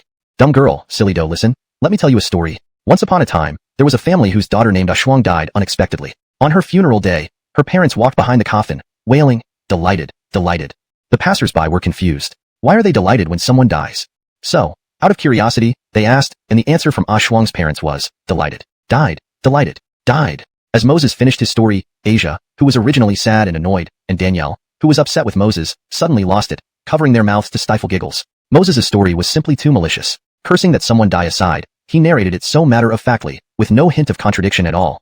Chapter 167. The most tragic Anselm ever. Moses, what the hell is wrong with you? Try repeating that to my face again. At this moment, Branson Shuang finally couldn't hold back. Clenching her fists tightly, she glared at Moses through a blaze of fury. If it weren't for the crowd around her, she would have jumped at him immediately. Calling her aunt or grandma was bad enough. Now he indirectly cursed her? Delighted, my ass. Madam, oh no, grandma. I'm just telling a story here. Why are you getting mad? Didn't you say before, alive I'm a Edison's daughter-in-law, dead, also a Edison's daughter-in-law? At this point, shouldn't you be clapping for me and complimenting my storytelling? Moses widened his eyes in mock curiosity and retorted at Branson Shuang. Clap for him? Praise his story? I want to slap some sense into you. Anselm, Galen, and Bridger noticed something was amiss from where they stood and hurried over. Moses, do you even have any shame left? Bullying a girl in public? What kind of skill is that? Bridger demanded angrily. Even Jody and Asia, who didn't fully understand the situation, realized what was happening. Sure enough, this girl named Branson Shuang must have come to deliberately trouble Moses. Christy, I told you, Asia muttered softly to Jody after recovering, secretly wiping away tears. My husband is really good. He'll never betray me in this lifetime. Jody's lips twitched at the words. Never betray you in this lifetime? Then who was the one crying just now? Jody didn't call out Asia, but a hint of worry flickered in her beautiful eyes. After hesitating for a while, she pulled Moses aside. Moses, I remember now. This girl is Anselm's sister. We studied at neighboring schools. I've seen her once before. Anselm's family is very wealthy. You should not offend them. After saying that, Jody subtly glanced at Anselm standing with Galen. Her eyes held a trace of disgust. Moses paused for a moment, smacked his lips, then nodded at Jody. He turned back and loudly said to everyone, I suddenly thought of another interesting story. Let me tell you. So, there was once a great ugly fellow who finally found a girlfriend. One day, he prepared a bunch of gifts to meet his future father-in-law and mother-in-law. When he arrived at the hotel, his father-in-law greeted him. Hey, you must be Xiao Branson, right? As soon as Moses said that, everyone burst into laughter. First meeting, calling someone Xiao Bransamba? Man, How hilarious can these stories get? Seeing everyone laughing uncontrollably, Moses grinned at Galen and Anselm before continuing. Stunned for a moment, the father-in-law realized his mistake and blushed. He quickly corrected himself. You must be Jackson Jin, right? This time, all the relatives present were on the verge of collapsing from laughter. Just, Jackson Jin? Even the students and parents almost lost it. Are you kidding me? How funny is this guy Anselm's name? Sitting next to him, the mother-in-law couldn't stand watching her husband embarrass himself twice. She stood up apologetically to this great ugly student named Anselm. You're Jackson, right? As Moses concluded, everyone at the school gate erupted in laughter. Some parents even gave Moses a thumbs up. Brother, your story is too brilliant. My stomach hurts from laughing. Indeed. First we had Shuang died, and now Jackson Jin. These two stories are simply genius. But seriously, while Shuang was okay, this Anselm story is genuinely tragic. How could any parent name their child this way? Too bizarre. These names either become Little Bransanba, or Jackson Jin, or Jackson, ha ha ha. Luckily it's just a story. If anyone were called Anselm in real life, wouldn't they die from laughter? Exactly. In reality, which parent would give such a name to their child? Listening to the surrounding comments, Moses couldn't help but laugh too. What can he do when Galen and Bridger chose Anselm as their ally? Such an easy joke. Might as well make use of it. Awe-inspiring desk mate. This story is too funny. Because of this, I'll give you milk for lunch. Not drinking milk. I meant giving you some milk to boost your brain. Standing beside Moses, Asia exclaimed excitedly. Hearing her, Moses involuntarily glanced at her loose uniform top and thought inwardly. As an A-cup girl, you need to boost yourself. Beside her, Jody frowned deeply, almost glaring. This idiot. I warned you not to offend them, yet you're making it worse. Buddy, why aren't you laughing? Look at Galen and Bridger. They are having a blast. Just as Jody was silently berating Moses, he curiously asked Anselm, gesturing towards Galen and Bridger who were barely holding back laughter. Chapter 168. Anselm, don't push us too far. CK your grandfather. In their hearts, Galen, Bridger, and Anselm all cursed Moses angrily at the same time. The protagonist of the story Moses was telling. Wasn't it Anselm himself? How could Anselm laugh about that? As for Galen and Bridger, they also cursed under their breaths. We were laughing, but King saying it out loud. It's like you're intentionally putting us in an awkward spot. No, looking at this guy's sly smile, he was definitely setting us up. Damn it, bastard. What kind of joke couldn't you tell? You chose this one to make us too unable to hold back our laughter. You too. What are you laughing at? At this moment, Anselm squinted his eyes and stared coldly at Galen and Bridger. Feeling Anselm's death stare, Bridger and Galen involuntarily shivered. On the surface, Galen and Anselm had a decent relationship, but in reality, Anselm came from a family with assets worth hundreds of millions, and he was ruthless and merciless. Anyone who offended him, even his own siblings, would risk getting slashed by his men, let alone someone like them, who only had a superficial brotherhood. I say, Riley Little Turtle, no, Big Turtle wait, it's Jackson Jin, right? Damn brother Anselm, we didn't mean to laugh. No, we weren't laughing at all. It was clearly that bastard Moses trying to stir things up. Bridger, thrown off course by Moses's narrative, shouted desperately at Anselm in confusion. After saying that, he glared at Moses hatefully but felt somewhat smug. I called him wrong several times, but finally said brother Anselm, should be fine now, right? However, next to him, Galen couldn't help but draw a sharp breath. T. Has my nephew been kicked in the head by a donkey? Even if you got everything else wrong, finishing with brother Anselm, aren't you afraid others won't know his name? Just as this thought arose in Galen's mind, the next second, Moses suddenly widened his eyes. He feigned a look of astonishment and stared at Anselm, loudly exclaiming, oh my god! You're actually the legendary Anselm? Sorry brother Anselm, my story earlier wasn't aimed at you. After all, there should be, possibly other people named Anselm in the world, right? Seeing Moses's exaggerated expression, Anselm felt like his lungs were about to explode with anger. Possibly, CK your grandfather. The other students and parents in the room were stunned for a moment before bursting into laughter. Ha ha ha, I can't take it anymore. My stomach hurts from laughing. I almost spit out blood laughing. I thought Anselm's story was just a story. Who knew there'd really be someone named Anselm in real life? And it would be so coincidental that we'd meet here. I'm going to laugh myself pregnant. How do I solve this? One clown, plus the protagonist from the clown's story. Together, they're unstoppable. Wait until after you laugh. Seriously, I have a question. How did Anselm's parents decide on such a name for him? Hey, that's not very considerate of you. Don't you know the rule don't point out other people's pain? Hearing the laughter and discussions around him, Anselm's face turned pale with rage. Although he wanted to slap Moses hard, he was even angrier at Bridger for revealing his name in front of everyone, leading to this mockery. That, Jackson Jin, give me some face. My nephew sometimes isn't quite right in the head. Please don't take it personally. Noticing Anselm's darkening expression, Galen's heart quivered. He tried to appease Anselm with a hint of flattery. Get lost. Who the CK do you think you are? What face am I supposed to give you? I was trying to help you two deal with this prick, but this is how you repay me? Anselm roared at Galen. Then, his icy gaze landed directly on Bridger. Brother Jackson Jin, I didn't mean to. I swear, truly, this is all because of Moses. It has nothing to do with me. Under Anselm's glare, Bridger's legs trembled in fear. Moses watched Bridger and Galen's terrified faces, a smile tugging at the corner of his mouth. Leaning close to Bridger, he whispered, if you don't want to be bullied by Anselm, shout out loud, Anselm, you're a freaking G. I'll take care of the rest for you. After hearing Moses's words, Bridger was ready to curse. **T. Isn't it all because of your damn joke that I ended up here? Now you want to pit me against Anselm? Are you King serious? I didn't get kicked in the head by a donkey, so I'm not going to fall for it. Bridger, I'll give you two choices. First, kneel down and beg forgiveness. Second, beat the get out of this bastard. Anselm half closed his eyes, speaking without any kindness to Bridger, pointing at Moses. From Anselm's perspective, since both Moses and Bridger were worthless, let them fight each other dog-eat-dog. Bridger's face turned ghastly white. Beads of sweat appeared on his forehead, making him kneel and apologize to Anselm in front of everyone. If word got out, what face would he have left in school? Beating up Moses was tempting, but only if he could win. Earlier on the basketball court, Van's burly buddies rammed into Moses fiercely. What happened? They bounced off like dead pigs. What did that show? That Moses was as tough as an old hound. Once he fought back, Bridger would undoubtedly be the one taking the beating. Brother Jackson Jin, I might not be able to beat him. Or, maybe we should forget about this? How about we come up with a plan to deal with him later? Bridger begged pitifully, but Anselm shook his head and refused outright. Seeing this, Bridger clenched his teeth, deciding to go all out. He shouted loudly, Anselm, you're a freaking G. Immediately after, he ran behind Moses, hiding, fearing Anselm would pounce on him. Chapter 169.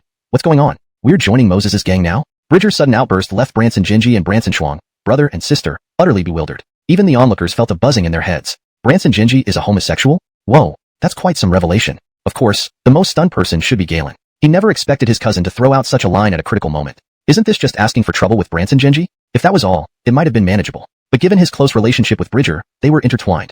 If one rose, both would benefit. If one fell, both would suffer. In other words, Bridger offending Branson Jinji equated to him offending Branson Jinji too. Damn it. I was fine going up the mountain to fight bandits, but now my unreliable teammate has switched sides to join the bandits. This put him in a terrible bind. Joining Moses wasn't an option, and not joining wasn't either. Jinji, shout Jericho he. Galen looked uncomfortable, opening his mouth to explain on behalf of Bridger. But halfway through his sentence, he couldn't find any plausible reason. His cousin publicly insulted Branson Jinji and then hid behind Moses like a good little boy. How could he explain this? Fine. Galen, Bridger, I really underestimated you too. On the surface, you wanted me to help you deal with this guy, but in reality, you're all working together. Branson Jinji laughed bitterly out of sheer anger. To him, Galen and Moses had clearly planned this from the start. The reason? It must be that Moses fancied Silvana. So, he conspired with Galen to embarrass him in front of Silvana repeatedly, making her dislike him even more. That's not it, Jinji. You've misunderstood us. We're not colluding with him. Shout Jericho, why are you still standing there? Come over here and apologize to Jinji immediately. Galen wiped the sweat off his forehead, growing increasingly anxious. However, just as he finished speaking, Moses sighed and said to Galen, all right, Brother Chong, they've seen through everything. What's the point of pretending anymore? Pausing briefly, Moses arrogantly addressed Branson Jinji with disdain. Branson Jinji, I know your family is influential, and you're used to being domineering, but Haiching is our territory, you can't act recklessly here. If you dare to mess with my brother Galen again, I guarantee your ancestors will regret it. If you don't believe me, go ahead and try. As Moses spoke, Galen's eyes twitched. Here we go again, familiar underhanded tactics. Last time, Moses used this exact tone and mannerism when boasting in front of Van. Galen learned about this after getting beaten by Van and paying someone inside for information. Now, Moses was using the same tactic to get him into trouble again. What a bastard. His heart is black as coal. Instead of showing prowess, tell Branson Jinji. If you have issues, direct them at me. Why involve me unnecessarily? Doesn't he think Branson Jinji already hates him enough? Jinji, don't believe a word of his nonsense. My beating by Van was identical to what happened now. This bastard is trying to drive a wedge between us brothers. Galen clenched his teeth, exposing Moses's deceit. Drive a wedge? Galen, what makes you think you deserve to make me turn against you? At best, we were once brothers. At worst, you were nothing more than my lackey. Whatever the truth may be, you won't get away with this. Branson Jinji half closed his eyes, filled with cold disdain. Seeing Branson Jinji's cold, ruthless face, Galen's face turned paler. It's over, completely over. With Branson Jinji offended, life won't be easy from now on. Big bro Jericho, you're awesome. The line about Branson Jinji being gay was perfect. After Branson Jinji and Branson Shuang walked towards the school, Moses turned and patted Bridger's shoulder, admiring him. Bridger thola suobuozi. Corrected to English. Bridger flinched and drew his neck in. Bridger shrunk his neck. Note, the original sentence Bridger thola thuobuozi is in Chinese, and its proper translation in English should be Bridger shrunk his neck. However, considering the flow and natural reading in English, it might be better to adjust it slightly for fluency while retaining the meaning. An alternative could be Bridger flinched and thola thuobuozi is translated as shrunk his neck. Depending on context, you may want to choose a variant that fits best. For better fluency and natural reading in English, I would suggest, Bridger flinched and drew his neck in. He wanted to stand up to Moses and shout angrily, "Isn't this all your fault, you bastard?" However, he didn't dare to say it out loud. Offending Anselm was bad enough. If he were to offend Moses as well, how would he survive in school from then on? But does he dare to say it now? Given the context, this sentence should reflect Bridger's hesitation and fear of the consequences if he were to blame Moses. A more fluent and natural rendition in English would be, but does he dare to say it now? Offending Branson Jinji is one thing, but if he were to offend Moses as well, how could he possibly survive in school? This conveys the internal conflict and fear that Bridger is experiencing, making it more consistent with the tone and style of the original passage. If offending Branson Gingy was bad enough, involving Moses would make things even worse. How could he possibly continue to get by at school if that happened? Moses, damn your grandmother. Don't think I don't know about the van incident. After we left, you intentionally left that fake document for Van. For that, my brother and I were brutally beaten. Now, you've made us offend Branson Gingy too. You're despicable. Galen's eyes were red as he roared at Moses. Brother Chong, you've got it wrong. That document was indeed fake, but I didn't leave it there intentionally. As for today, can you blame me? Why did you needlessly bring an auntie along to trap me? What if my wife misunderstands? Are you going to make me kneel on the washing board? Note, Sui Yiban is a washing board, traditionally used for laundry in China. In this context, it's part of a colloquial expression referring to marital punishment, so it's better to use washing board for clarity. Moses shrugged, rolled his eyes, and retorted irritably at Galen. Does he think only he can pick fights without allowing retaliation? That doesn't make sense. Watching this unfold, Asia and Silvana witnessed the entire scene. Asia remained a fan of Moses regardless, but Silvana saw things differently. She had guessed the gist of what had happened. Branson Shuang and Branson Gingy were undoubtedly brought in by Bridger and Galen for help. Yet, in no time, facing these challenging individuals, Moses managed to incite internal conflict among them and handled the trouble perfectly. This guy, though incredibly daring, even offending Branson Gingy's duo, his composure and calmness under pressure are something many adults struggle with. And those jokes, simply amazing. Looking at Moses's composed demeanor, Silvana's gaze became complex. Hashtag chapter 170. I suspect classmate Anselm of cheating on the exam. At 8:50, Moses, Asia, and Silvana arrived at the examination room. All top students from across the province were randomly assigned to exam rooms, just like during the college entrance examination. Please line up orderly and wait to enter the examination room. At the entrance of examination room number 88, two invigilators were holding scanners. Anselm really came to participate in the Olympiad? It doesn't make sense. With his grades, there's no way he could place in the top 10. Silvana murmured to herself, puzzled upon seeing Anselm meddling where it's not needed. Why care whether he participates or not? Just focus on your own exams. Moses glanced at Anselm and paid him no mind. But as soon as he finished speaking, Anselm seemed to sense something and turned around, inadvertently looking towards Moses and the others. Their eyes met for a moment, and Anselm's eyes blazed with anger. He hadn't forgotten what happened at the school gate. Anyone who dared offend him must be made to pay dearly. Ha, you fool. When heaven leaves the door open, you choose hell. Looks like we're indeed extremely fated. If so, don't blame me today. Anselm stared fiercely at Moses and sneered inwardly. Then he unconsciously touched a button on his collar. If examined closely, it was clear this button was different from ordinary ones. Concealed within it were a tiny speaker and camera. During the exam, Anselm only needed to aim this button at the test paper, and someone outside would transmit answers to him. His father had spent nearly $1 million to get this device. The goal was simple. If Anselm won first place in this Olympiad, he could directly enter Tsinghua or Peking University without taking the college entrance exam. As for why he didn't use this high-tech method during the college entrance exam, it was even simpler. If caught cheating during this Olympiad, the worst consequence was disqualification from the exam, which wouldn't affect future college entrance exams. But if caught during the college entrance exam, he might not be allowed to take it again for 3 to 5 years. Boy, after I cheat, I'll frame you for it. Let's see how you deal with that. After a pause, Anselm thought to himself angrily. 10 minutes later, all candidates entered the examination room. Asia sat in the first row while Silvana was in the second row. Moses took a seat in the second-to-last row in a corner, with Anselm right behind him. Classmate Anselm, what a coincidence meeting you again. Moses whispered teasingly to Anselm while the invigilator was announcing the rules. A coincidence? Yeah, I find it pretty coincidental too. Anselm sneered, staring at Moses's back. As soon as he finished speaking, Moses immediately raised his hand toward the invigilator. Examinee number 18, do you have a question? The invigilator on the podium subconsciously asked upon seeing Moses raise his hand. Teacher, I suspect examinee number 19, classmate Anselm, of intending to cheat. Because he's notorious as a poor student, it's odd for him to participate in an exam for top students. Moses stood up and solemnly told the invigilator. Hearing this, the invigilator paused, while Anselm looked panicked. What the hell? How did this kid know I plan to cheat? No, Dad said this high-tech button can even fool the invigilator scanner. There's no reason Moses would know. Unless, he's just messing with me? Chapter 171. Congratulations, Elroy did not arrive late for the exam. Reward, a fart? Just as Branson Jackson Ben was lost in wild thoughts, the proctor approached him with a scanner. Regardless of whether Moses's words were true or not, they had to treat this matter seriously. This Olympiad mathematics competition was far from just an ordinary contest. Entering the top 10 meant no need to take the college entrance exams at all. One could choose any university in the country freely. For the top 3, the rewards were even more astounding. One could select a university and join the Chinese Academy of Sciences Prodigy program, truly becoming pillars of society. Of course, such hefty rewards corresponded with significantly elevated difficulty in the questions. Apart from the proctors and higher-ups in the education department, ordinary school leaders knew nothing about it. Examinee number 19, please stand up. We need to conduct another check. The two proctors walked solemnly up to Branson Jackson Ben and instructed him firmly. Due to the high regard for this math competition, cheating must be entirely eliminated. Otherwise, they too would bear the brunt if anything went wrong. Teacher, that bastard deliberately slandered me. I never thought of cheating. Branson Jackson Ben felt the odd gazes from other examinees, making his face flush with embarrassment. Although he trusted his father wouldn't mislead him, being rechecked not only posed a risk but also humiliated him. This further intensified his hatred toward Moses. Examinee number 19, please watch your language and cooperate with us, or you will be disqualified from the exam. The proctors warned him sternly. Branson Jackson Bin opened his mouth, feeling frustrated. With every pair of eyes on him, he was thoroughly checked again by the proctors inside and out before they returned to the platform. Teacher, I suspect examinee number 18 has cheated. Please check him too. Seeing Moses smirking triumphantly, Branson Jackson Bin almost confirmed it. He was deliberately humiliating him. Damn you, doing evil deeds now, thinking I can't retaliate? If I suffer, so will you. Examinee number 19, silence is mandated in the examination hall. As for examinee number 18, no further checks are necessary. He hasn't cheated.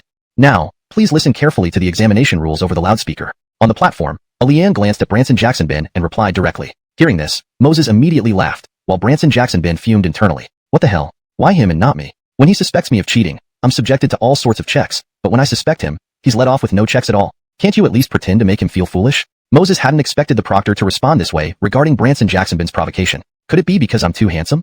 So the proctors trust me this much? He smirked, glancing at his t-shirt, shorts, and flip-flops. In reality, the proctors didn't check Moses due to time constraints. Moreover, his clothing, a pure cotton outfit with no metal components, made it impossible to conceal any cheating device, even if he intended to cheat. Ding. Detected host arriving on time for the exam. Punishment, a fart. Function. Over the next hour, continuous foul-smelling flatulence will occur within a 1-meter radius.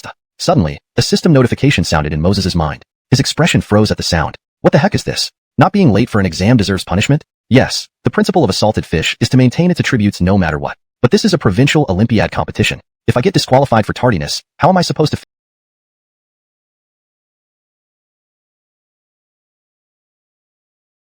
face the Demon Queen afterward?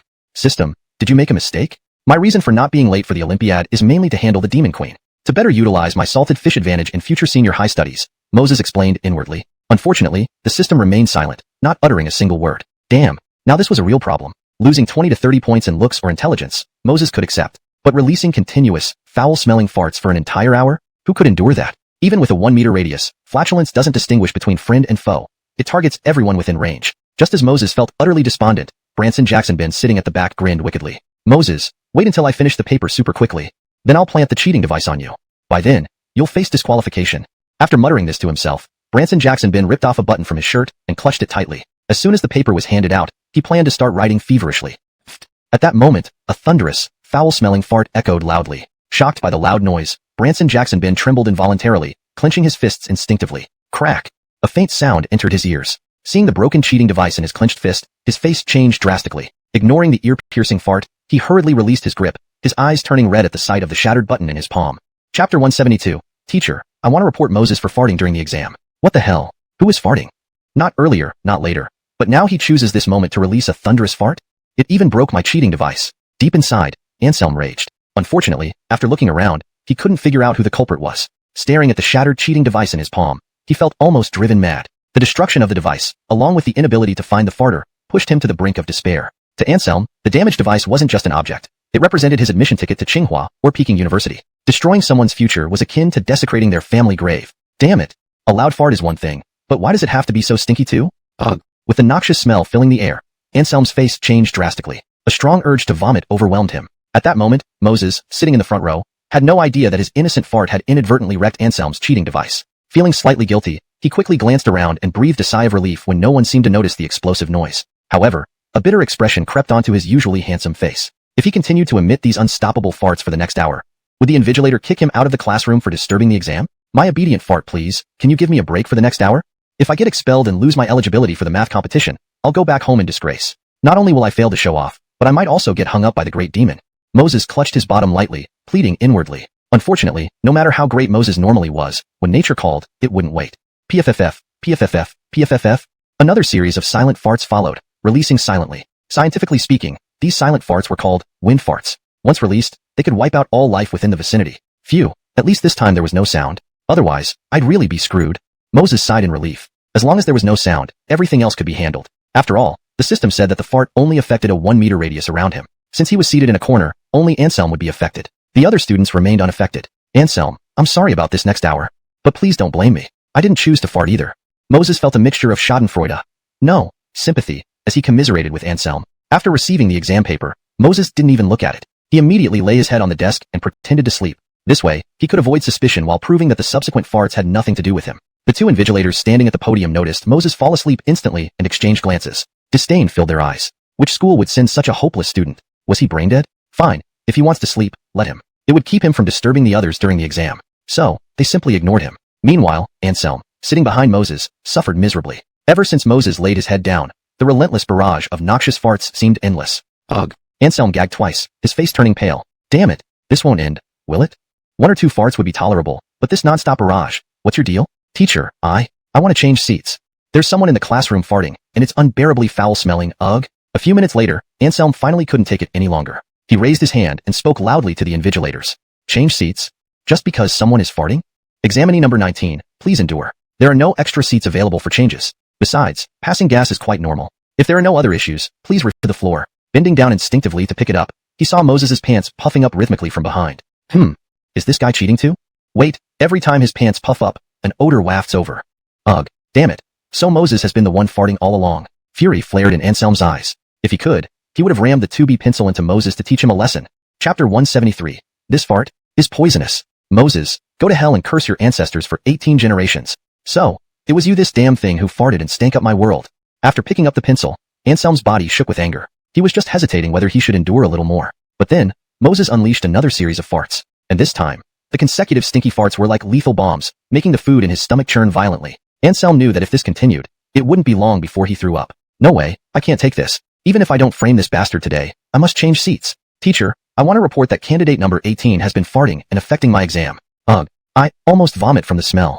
Unable to bear it any longer, Anselm raised his hand again and loudly said to the invigilator. Upon hearing this, other candidates in the classroom also looked over at Anselm, confused. Not far away, Danielle glanced back at Moses. This guy's fart affected Anselm during the exam? If this happened to someone else, they might not believe it. If he got disqualified because of this, wouldn't he have no place to cry? Besides, it would be a waste of the millions spent by his father on the cheating device. I can't let this slide. I have to hold on for a bit. As soon as the test is finished, I'll be free. And you dog offspring Moses, trying to nauseate me with these stinky farts? Alright, wait until after the exam. You'll see. Anselm yelled inwardly, pinching his nose to avoid smelling Moses's farts. Unfortunately, he underestimated the potency of Moses's fart. Even with his nose pinched, the foul odor seeped into his mouth and then into his nostrils. A few minutes later, as the cheating device started transmitting answers, Anselm felt dizzy. But now, he had no time for those concerns. He forced himself to concentrate, memorizing each answer. At that moment, Moses, sitting in the front row, narrowed his eyes slightly. Nice move, Riley Turtle, reporting me for farting? I've been holding back, but since you've crossed the line, don't blame me for being ruthless. Saying this, Moses opened the floodgates and began letting go of himself, releasing silent but deadly farts one after another, like a relentless storm. After this bout of farts, Moses felt considerably relieved, but Anselm, seated behind, felt increasingly uncomfortable. His face turned purple, and his head grew even dizzier. Moses, are you trying to kill me? The farts get worse and worse, ugh you. Just wait until I finish the exam.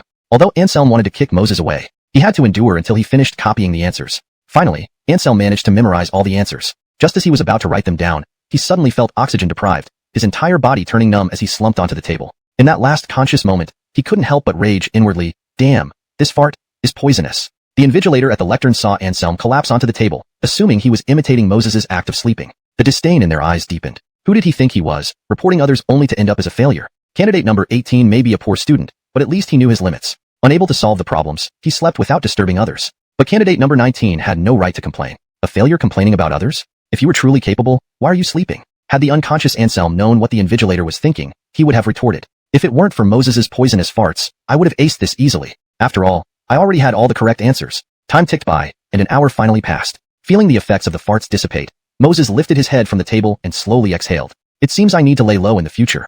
What the heck? If every time I get rewarded with a stinky fart, how am I supposed to function in school or society? Shaking his head, Moses pondered. Then, he began reviewing the paper. Wow, these Olympiad math questions are interesting.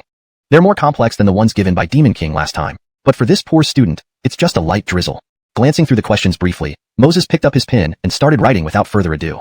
Chapter 174. What happened to the agreed-upon slacker? Why did he turn into a straight-A student? 10 minutes later, Moses had finished his test paper. After reviewing it and confirming there were no mistakes, he raised his hand as a signal. Test taker number 18. What do you need now?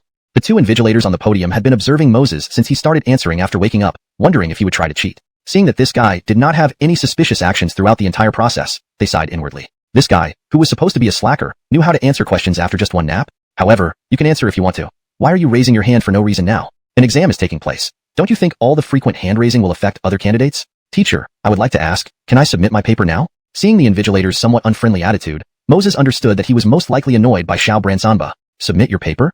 There's still 50 minutes before the end of the test. Have you finished all the questions on the paper? Hearing this, the invigilator was taken aback and asked out of habit, did this guy scribble randomly just to finish early? Teacher, for such complex test questions, I, of course, finished them. So, can I submit my paper now? Moses asked again with great patience. Seeing Moses being so persistent, the invigilator clenched her teeth in frustration and reluctantly agreed. Hold it. According to regulations, you must sit back at your seat after submitting the paper and wait until the end of the test to leave. Seeing Moses about to leave after submitting his paper, the two invigilators couldn't help but kindly remind him. Seeing their smug smiles, Moses' face twitched. What the heck? These two invigilators are absolutely doing this on purpose. Watching Moses return to his seat sullenly, the two invigilators exchanged glances, a sense of satisfaction rising in their eyes. We told you not to make trouble, but you insisted on making trouble. Now that you've submitted your paper, you won't be able to leave early either. In the examination hall, the other candidates saw what happened and felt disdainful. Coming here to sleep, displaying only amateur-level skills, who gave him the courage to submit early? What's the deal? Failing to beat us geniuses, so he thinks he can mess with our minds this way? Let me tell you, forget it. No door, not even a window. This exam, well, damn, it's really hard. However, why do I suddenly feel a bit envious of test takers number 18 and 19? They wouldn't do the problems, either directly giving up or scribbling randomly. But we, even for problems we can't solve, have to rack our brains, pulling our hair in frustration. On the podium, seeing everyone continue focusing on their tests without being affected by Moses and Branson Genji, the invigilator couldn't help but sigh in relief. Otherwise, even chopping Moses and Branson Genji into pieces wouldn't satisfy the rest of the examinees. Well, nothing much to do. Let's check number 18's paper, she thought. Oh, didn't expect it. In just 10 minutes, number 18 filled in all the test questions. Nice. This is the attitude a slacker should have. Even if they can't do it, they still fill the paper by guessing. Something seems off. He actually got the first multiple choice question right. The invigilator was surprised when she saw Moses get the first choice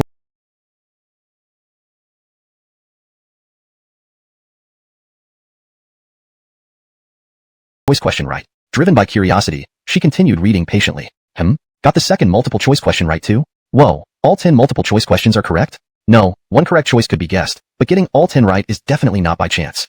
Damn, all fill-in-the-blanks and true-false questions are correct too? When the invigilator finished checking Moses' multiple choice, fill-in-the-blanks, and true-false questions, her face showed complete shock. Looking at the subsequent big questions, she felt a bit doubtful. The answers were correct, but why does the method seem so unfamiliar? She had never seen it in her 20-plus years of teaching. Cough. Teacher Benjamin, take a look at the major questions on this paper. After hesitating for a while, she finally asked the other invigilator next to her. Teacher Benjamin was an elite teacher in the field of mathematics, having won awards multiple times. If she let him look at it, he should be able to determine if these major questions were correct, right? What's there to see in a slacker's paper?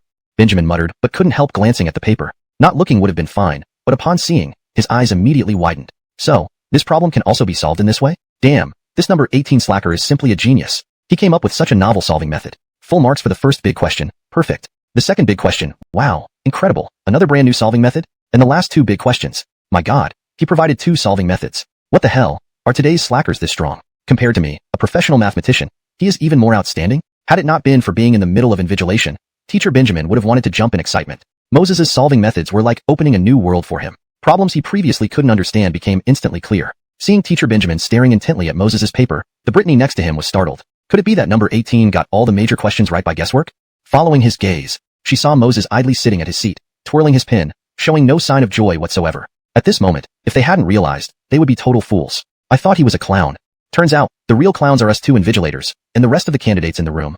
With number 18's score, he is undoubtedly at the peak of straight-A students. He has absolutely nothing to do with being a slacker, the Brittany exclaimed inwardly. Previously, when the papers were handed out, Moses didn't even glance at his paper before falling asleep. Clearly, he found this paper too easy for him. So, he decided to wake up and finish the paper to avoid wasting time in the exam room. Chapter 175. Shocking the Mathematics World. Erwin, you can supervise here for a while. I need to go out for a bit. Just as this Brittany was having all sorts of thoughts, Teacher Benjamin said excitedly.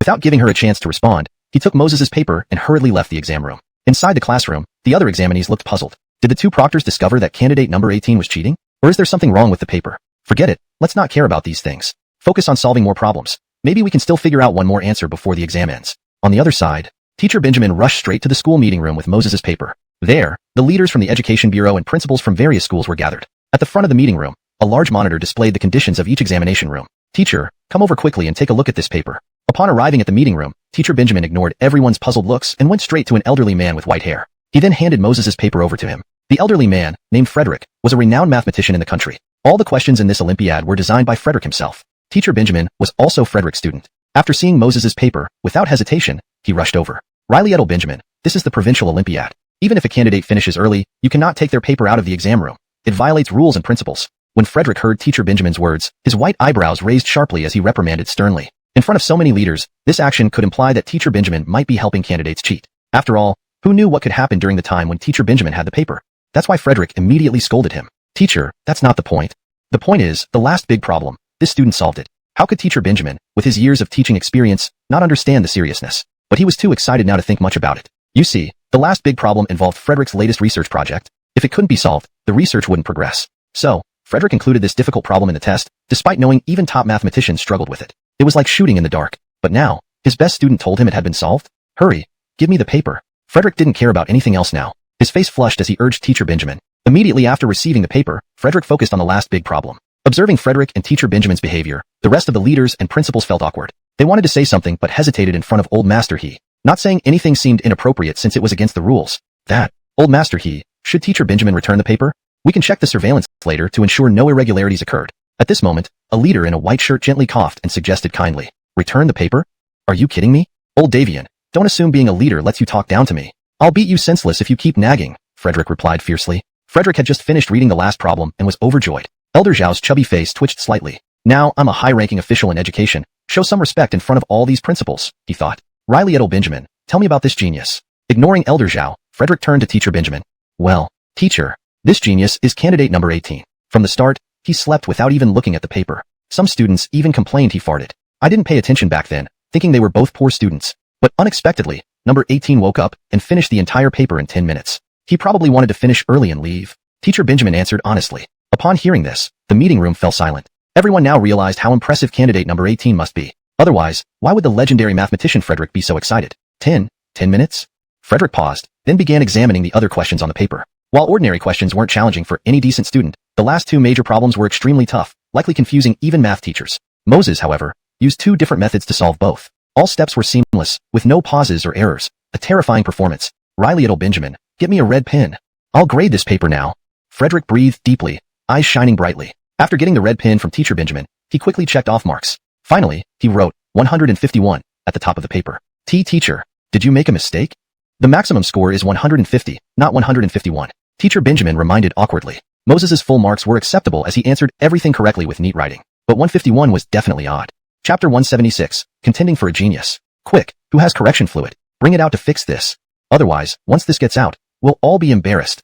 Joey, hearing Teacher Benjamin's words, followed her gaze and took a glance. Sure enough, right at the top of the paper was an unscientific score of 151 points, marked by his uncle. He was startled. Without any hesitation, he hurriedly asked the headmasters around him loudly. Come on, this wasn't something to play around with. With a group of headmasters and education bureau leaders present, if such an error appeared and others found out, they would laugh their heads off. That leader, I don't have correction fluid. Neither do I. Me too, I also don't have any. The headmasters looked at each other, somewhat awkwardly. As principals, who would casually carry correction fluid around? Oh my goodness.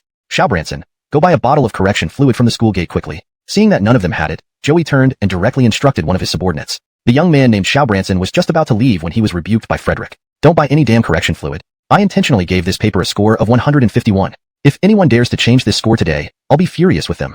Frederick glared at Joey, looking somewhat irritable. Upon hearing these words, everyone in the room was dumbfounded. Intentionally scored 151 points? Was Harrison joking? This is a provincial-level mathematics competition. Even if Harrison dared to give this score, no one would dare to announce it. Do you really think I'm senile?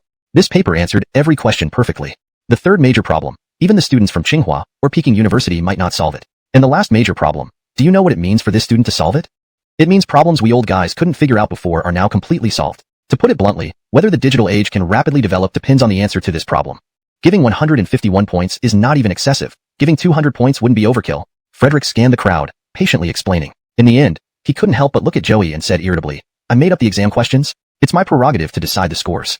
If there are any issues later, I'll take full responsibility. But before then, I must remind you that once all the papers are graded, this score must be officially announced. Watching his uncle frown and glare, Joey felt depressed. After hesitating for a moment, he finally took out his phone and reported to the higher-up leaders. Jeremiah, the leader seems to agree with you? A few moments later, after hanging up the phone, Joey looked baffled as he replied to Frederick. They agreed? Only you could be so naive. Such a huge good thing, of course, they will agree. Know this is a face-saving matter for the governor of your province. Anyone with sense wouldn't refuse. Frederick reprimanded Joey irritably. Hearing his uncle's reprimand, Joey smacked his forehead hard, finally catching on. Yes, such a matter would never be refused by the leaders. After all, the math competition was organized by the province, meaning no matter which school this super genius came from, they would still belong to this province. When this person excelled, Wouldn't it be equivalent to glory for the entire province? Well, since the score on the paper is fine, then everything works out well. But speaking of which, we don't know which school this super genius comes from. Now, this school is going to get some serious face time. At this point, a headmaster in the crowd couldn't help but exclaim. Next to him, another Brian looked at the principal who had spoken. Rolling his eyes inwardly, he pretended to smile and flattered. It has to be Amiaz's school. After all, your provincial number 7 high school is a famous key school nationwide. Whoever can get into your school isn't a super student? The man named Amiaz slowly smiled upon hearing this, nodding while modestly saying, "Oh, what are you saying, Principal Riley? Although our number 7 high school gathers many geniuses, it could very well be from another school." Upon hearing this, the other principals inwardly cursed. What a shameless guy. On the surface, it seemed like humility, but in reality, this person hogged all the praise. One of the middle-aged female principals frowned slightly. She spoke solemnly, "I believe this super genius should be a student from our school. Her name is Danielle. Not only does she have excellent academic performance, but her mathematical talent is particularly terrifying." After the female principal finished speaking, another stout man stood up proudly. He asserted, "I disagree. This super genius should be our school's Branson Schwang. Her grades are always number 1 in our grade, and she always scores full marks in math exams." While listening to the remarks from these principals, the others started boasting as well. After all, bragging doesn't cost anything. Regardless of whether the super genius belongs to their school or not, it was better to boast first. Vice Principal Lois, why are you silent? Could it be you don't think the super genius is from your school? Yes, Craig. Aren't you usually talkative? Why mute now?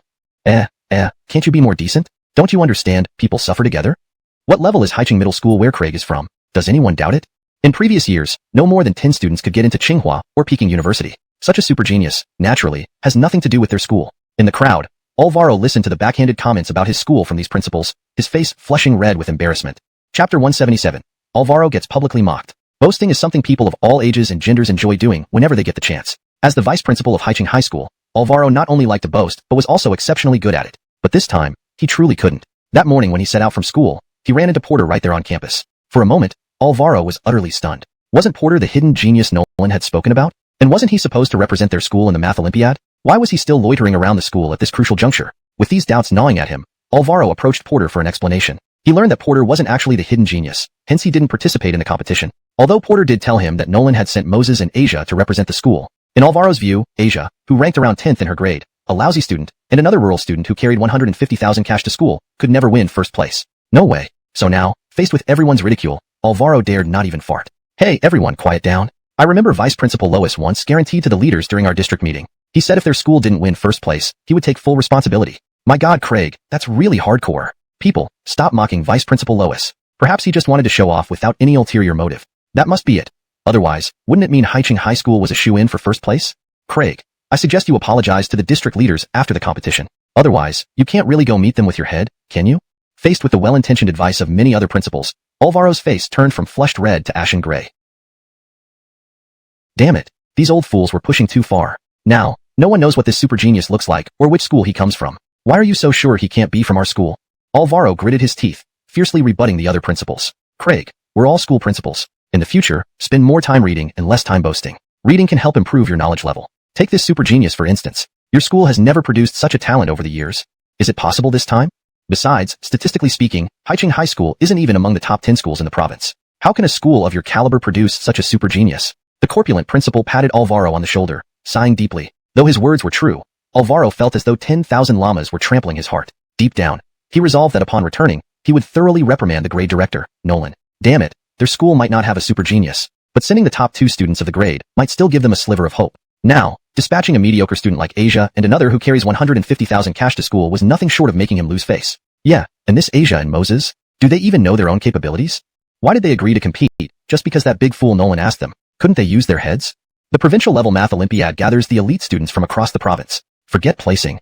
If you don't bring back last place, I'll say amen. Inwardly, Alvaro couldn't help but curse Moses and Asia. In his eyes, it was bad enough that Nolan acted foolishly, but these 2 students following suit made him want to scream. What on earth were they thinking? Okay, let's give Vice Principal Lois a break. Regardless of which school this student is from, they are still one of our province's talents. We should all feel proud of this. Joey looked at Alvaro sympathetically, attempting to ease the tension. He then turned to Amiaz, politely saying, if this genius is indeed from your school, you should work hard to cultivate this outstanding talent, not just for our education sector but for the country. Do not squander his mathematical talent. Upon hearing this, all the principals, including Alvaro, felt sour. Mr. Zhao believed the super genius came from number 7 high school. How could they argue? Despite their earlier rhetoric, everyone deep down acknowledged that this genius likely came from number 7 high school. Only a school with its caliber could nurture someone impressive enough to catch the attention of Professor He. Rubbish, besides talking big. What else can you do? Quick, Help Xiao Benjamin find this super genius. After the exam, I'll take him as my disciple. Sitting in his chair, Frederickon glared at Joey and yelled angrily. At his words, everyone was taken aback. Professor, he was going to take the super genius as a disciple? Wow, wasn't that terrifying? After all, Professor, he was a giant in the field of mathematics. Anyone becoming his disciple would surely gain both fame and fortune instantly. Chapter 178. What? This sleeping god is actually that genius? That. I suddenly remember there's something I need to attend to at school. I'll leave first then. Alvaro, feeling utterly dispirited and heartbroken, had no interest in knowing who this genius was. It couldn't possibly be from their school anyway. Since that was the case, it was better to leave early and avoid further embarrassment. After Alvaro left, Joey instructed the technicians to pull up the footage of the examination room where Teacher Benjamin was proctoring. Haha, quite interesting. In one examination room, 2 students are sleeping at the same time. One wonders which schools these peculiar candidates belong to. It's just hilarious. And the leaders of these candidate schools, one has to wonder if they've had their heads slammed by doors, sending such talents to compete. F***CK, can you guys be a little more decent? We'll meet again sooner or later. You're laughing your head off. How dare you tell us to keep a low profile? The numerous principals watched Moses and Anselm snoring on the monitor, unable to resist chuckling. The moment a female principal spotted Anselm, her eyes widened instantly. Could this really be her school student? And wasn't it guaranteed by the grade head that he was a hidden scholar, even better than Danielle? Why was he sleeping so soundly now? Even if she overlooked that, through the magnified video, she could clearly see that not a single word was written on Anselm's test paper. Teacher Branson, could one of these sleeping students be from your school? A sharp-eyed principal noticed the woman's face turning ashen and exclaimed in surprise. This caused everyone to look at her with questioning glances. Feeling everyone's odd gazes, Principal Branson wished she could find a hole to crawl into. Come on, let's guess which school the other sleeping weirdo belongs to.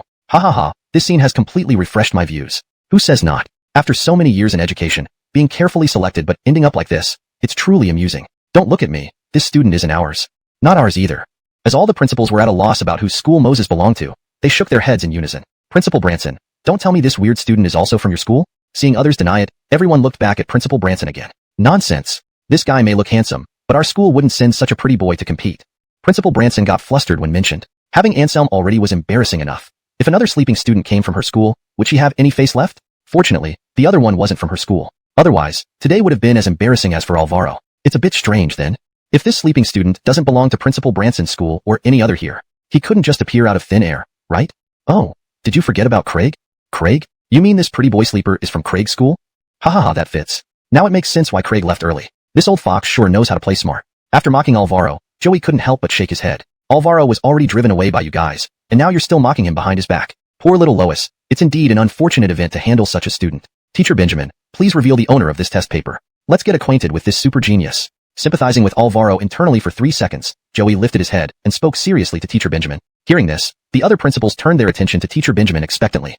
Well, the owner of this test paper is him. Teacher Benjamin glanced awkwardly at everyone before pointing at Moses, who was dozing on the big screen. Following Teacher Benjamin's finger, everyone paused. Teacher Benjamin, did you point to the wrong person? After a while, one principal asked, puzzled. I didn't point wrongly.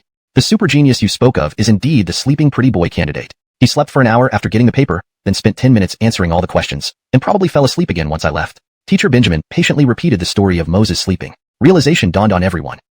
Teacher Benjamin had already mentioned the super genius sleeping when he entered the exam room. Damn it, how could we forget that? Now, having just mocked him as a slacker, pretty boy, and sleep god, it felt like a slap across the face. Hold on, if this super genius is the pretty boy, no, the sleeping student, and he's from Craig's school then? When someone suddenly shouted this realization, the other principals froze. They immediately caught on. What the hell? This super genius is actually from Alvaro's High Jerichog Middle School? All this time they were ridiculing Alvaro, only to discover they were making fools of themselves?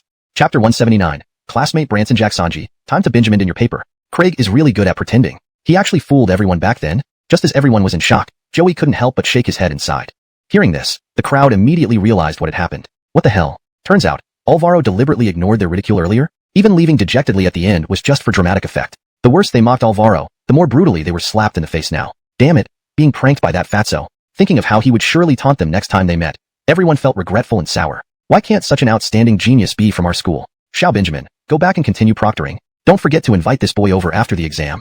I have some math questions I want to ask him, Harrison instructed Mr. Benjamin with a nod. Mr. Benjamin didn't waste words, agreeing before returning to the exam room. But the principals watching couldn't help but feel uncomfortable. If even Harrison needed to consult this boy, one could imagine how terrifying his mathematical talent must be. Ring ring. In the exam room, as the bell rang, Moses looked up at the clock on the wall, somewhat dazed. Phew, finally done.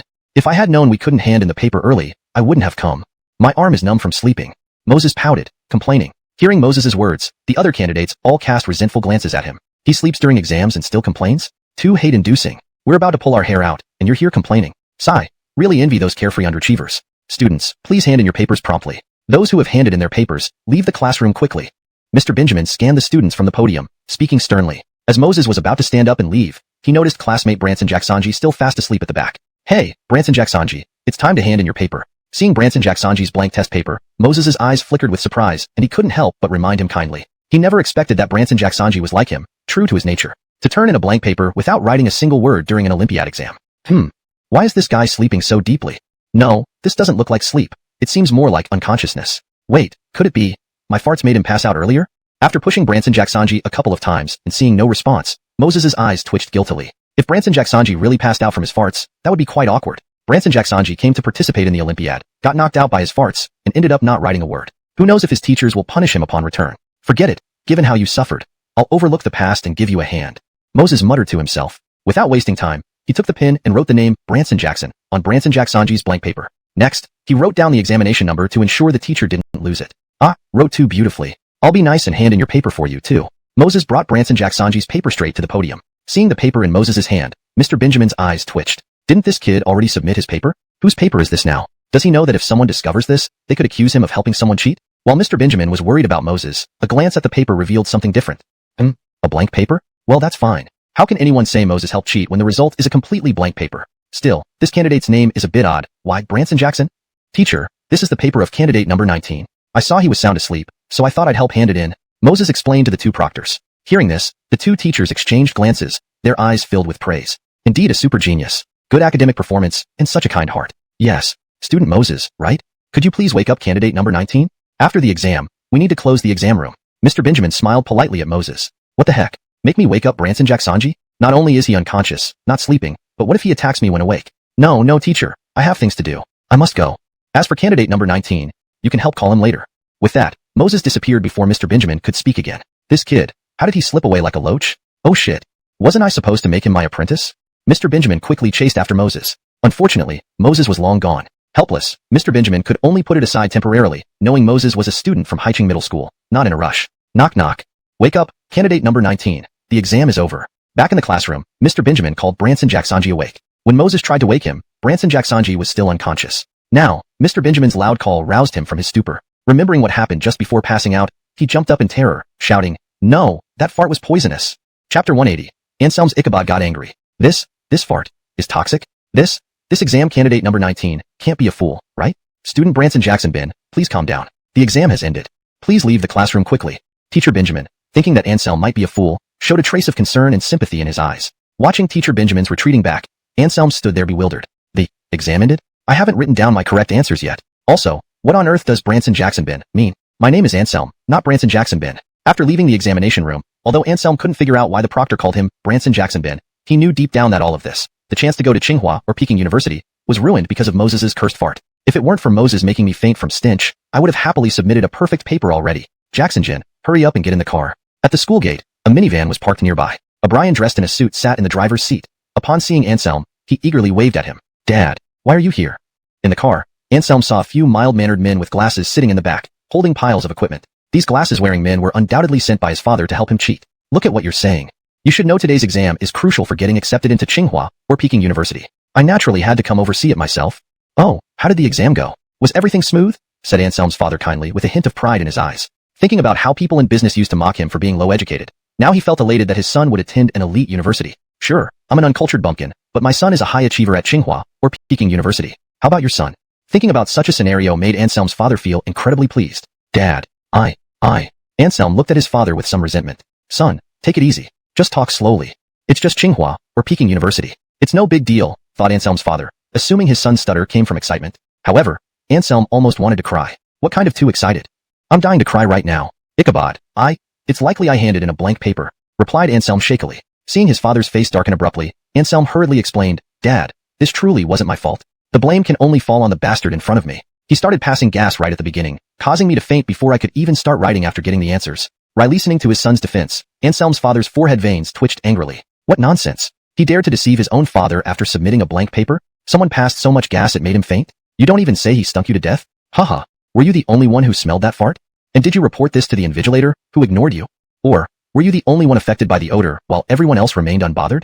Laughing bitterly, Anselm's father continued. Hearing this, Anselm was stunned. He nodded instinctively, puzzled. Ichabod, how do you know all this? Do these cheating devices allow you to see the surroundings? His father laughed aloud. Ha ha ha, Anselm, you're truly my son. Lying without batting an eye. If the student in front of you really had such an impact, explain why only you were affected? Can farts target someone specifically? Anselm was dumbfounded. Indeed, Moses released a continuous hour-long stinky fart with immense power. Why did it affect only him? Other candidates seemed entirely unaffected throughout the entire process. What logic was this? Could it be a unique skill of Moses? Ichabod, I think this fart might be some kind of superpower, speculated Anselm after a long pause. Slap. But immediately after saying this, a slap landed hard on Anselm's cheek. Enraged, his father yelled, "Superpower my ass. Why don't you say he's a god then? One fart makes you pass out? Does it have more destructive power than an atomic bomb? Or have I never smelled a foul fart before?" Feeling the burning pain on his cheek, Anselm felt rage boiling up inside him. He was telling the truth, so why wouldn't his father listen? And how could he know that Moses's fart only affected him and not the other candidates? Boss, maybe Riley Branson wasn't doing it on purpose. Let's forget it. We can still try the college entrance exams again next time. Yes, indeed. Xiao Jackson probably must have some reason, like falling asleep accidentally during the exam. The men in glasses advised Anselm's father. Hearing those words, Riley Branson B.A., Xiao Jackson, Anselm snapped. Ichabod, I want to change my name. I won't be called Anselm anymore. Just as Anselm finished speaking, another loud slap followed. This name was given by your grandfather himself.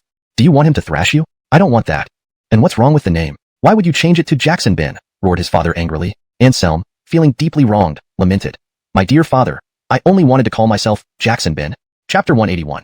Is this level of exam really just about having Benjamins? Unaware of Branson Jackson Ben's current situation, Moses, as the mastermind, naturally had no clue. After leaving school, he departed with Asia and Danielle. Christy, how did you do in this Olympiad math exam?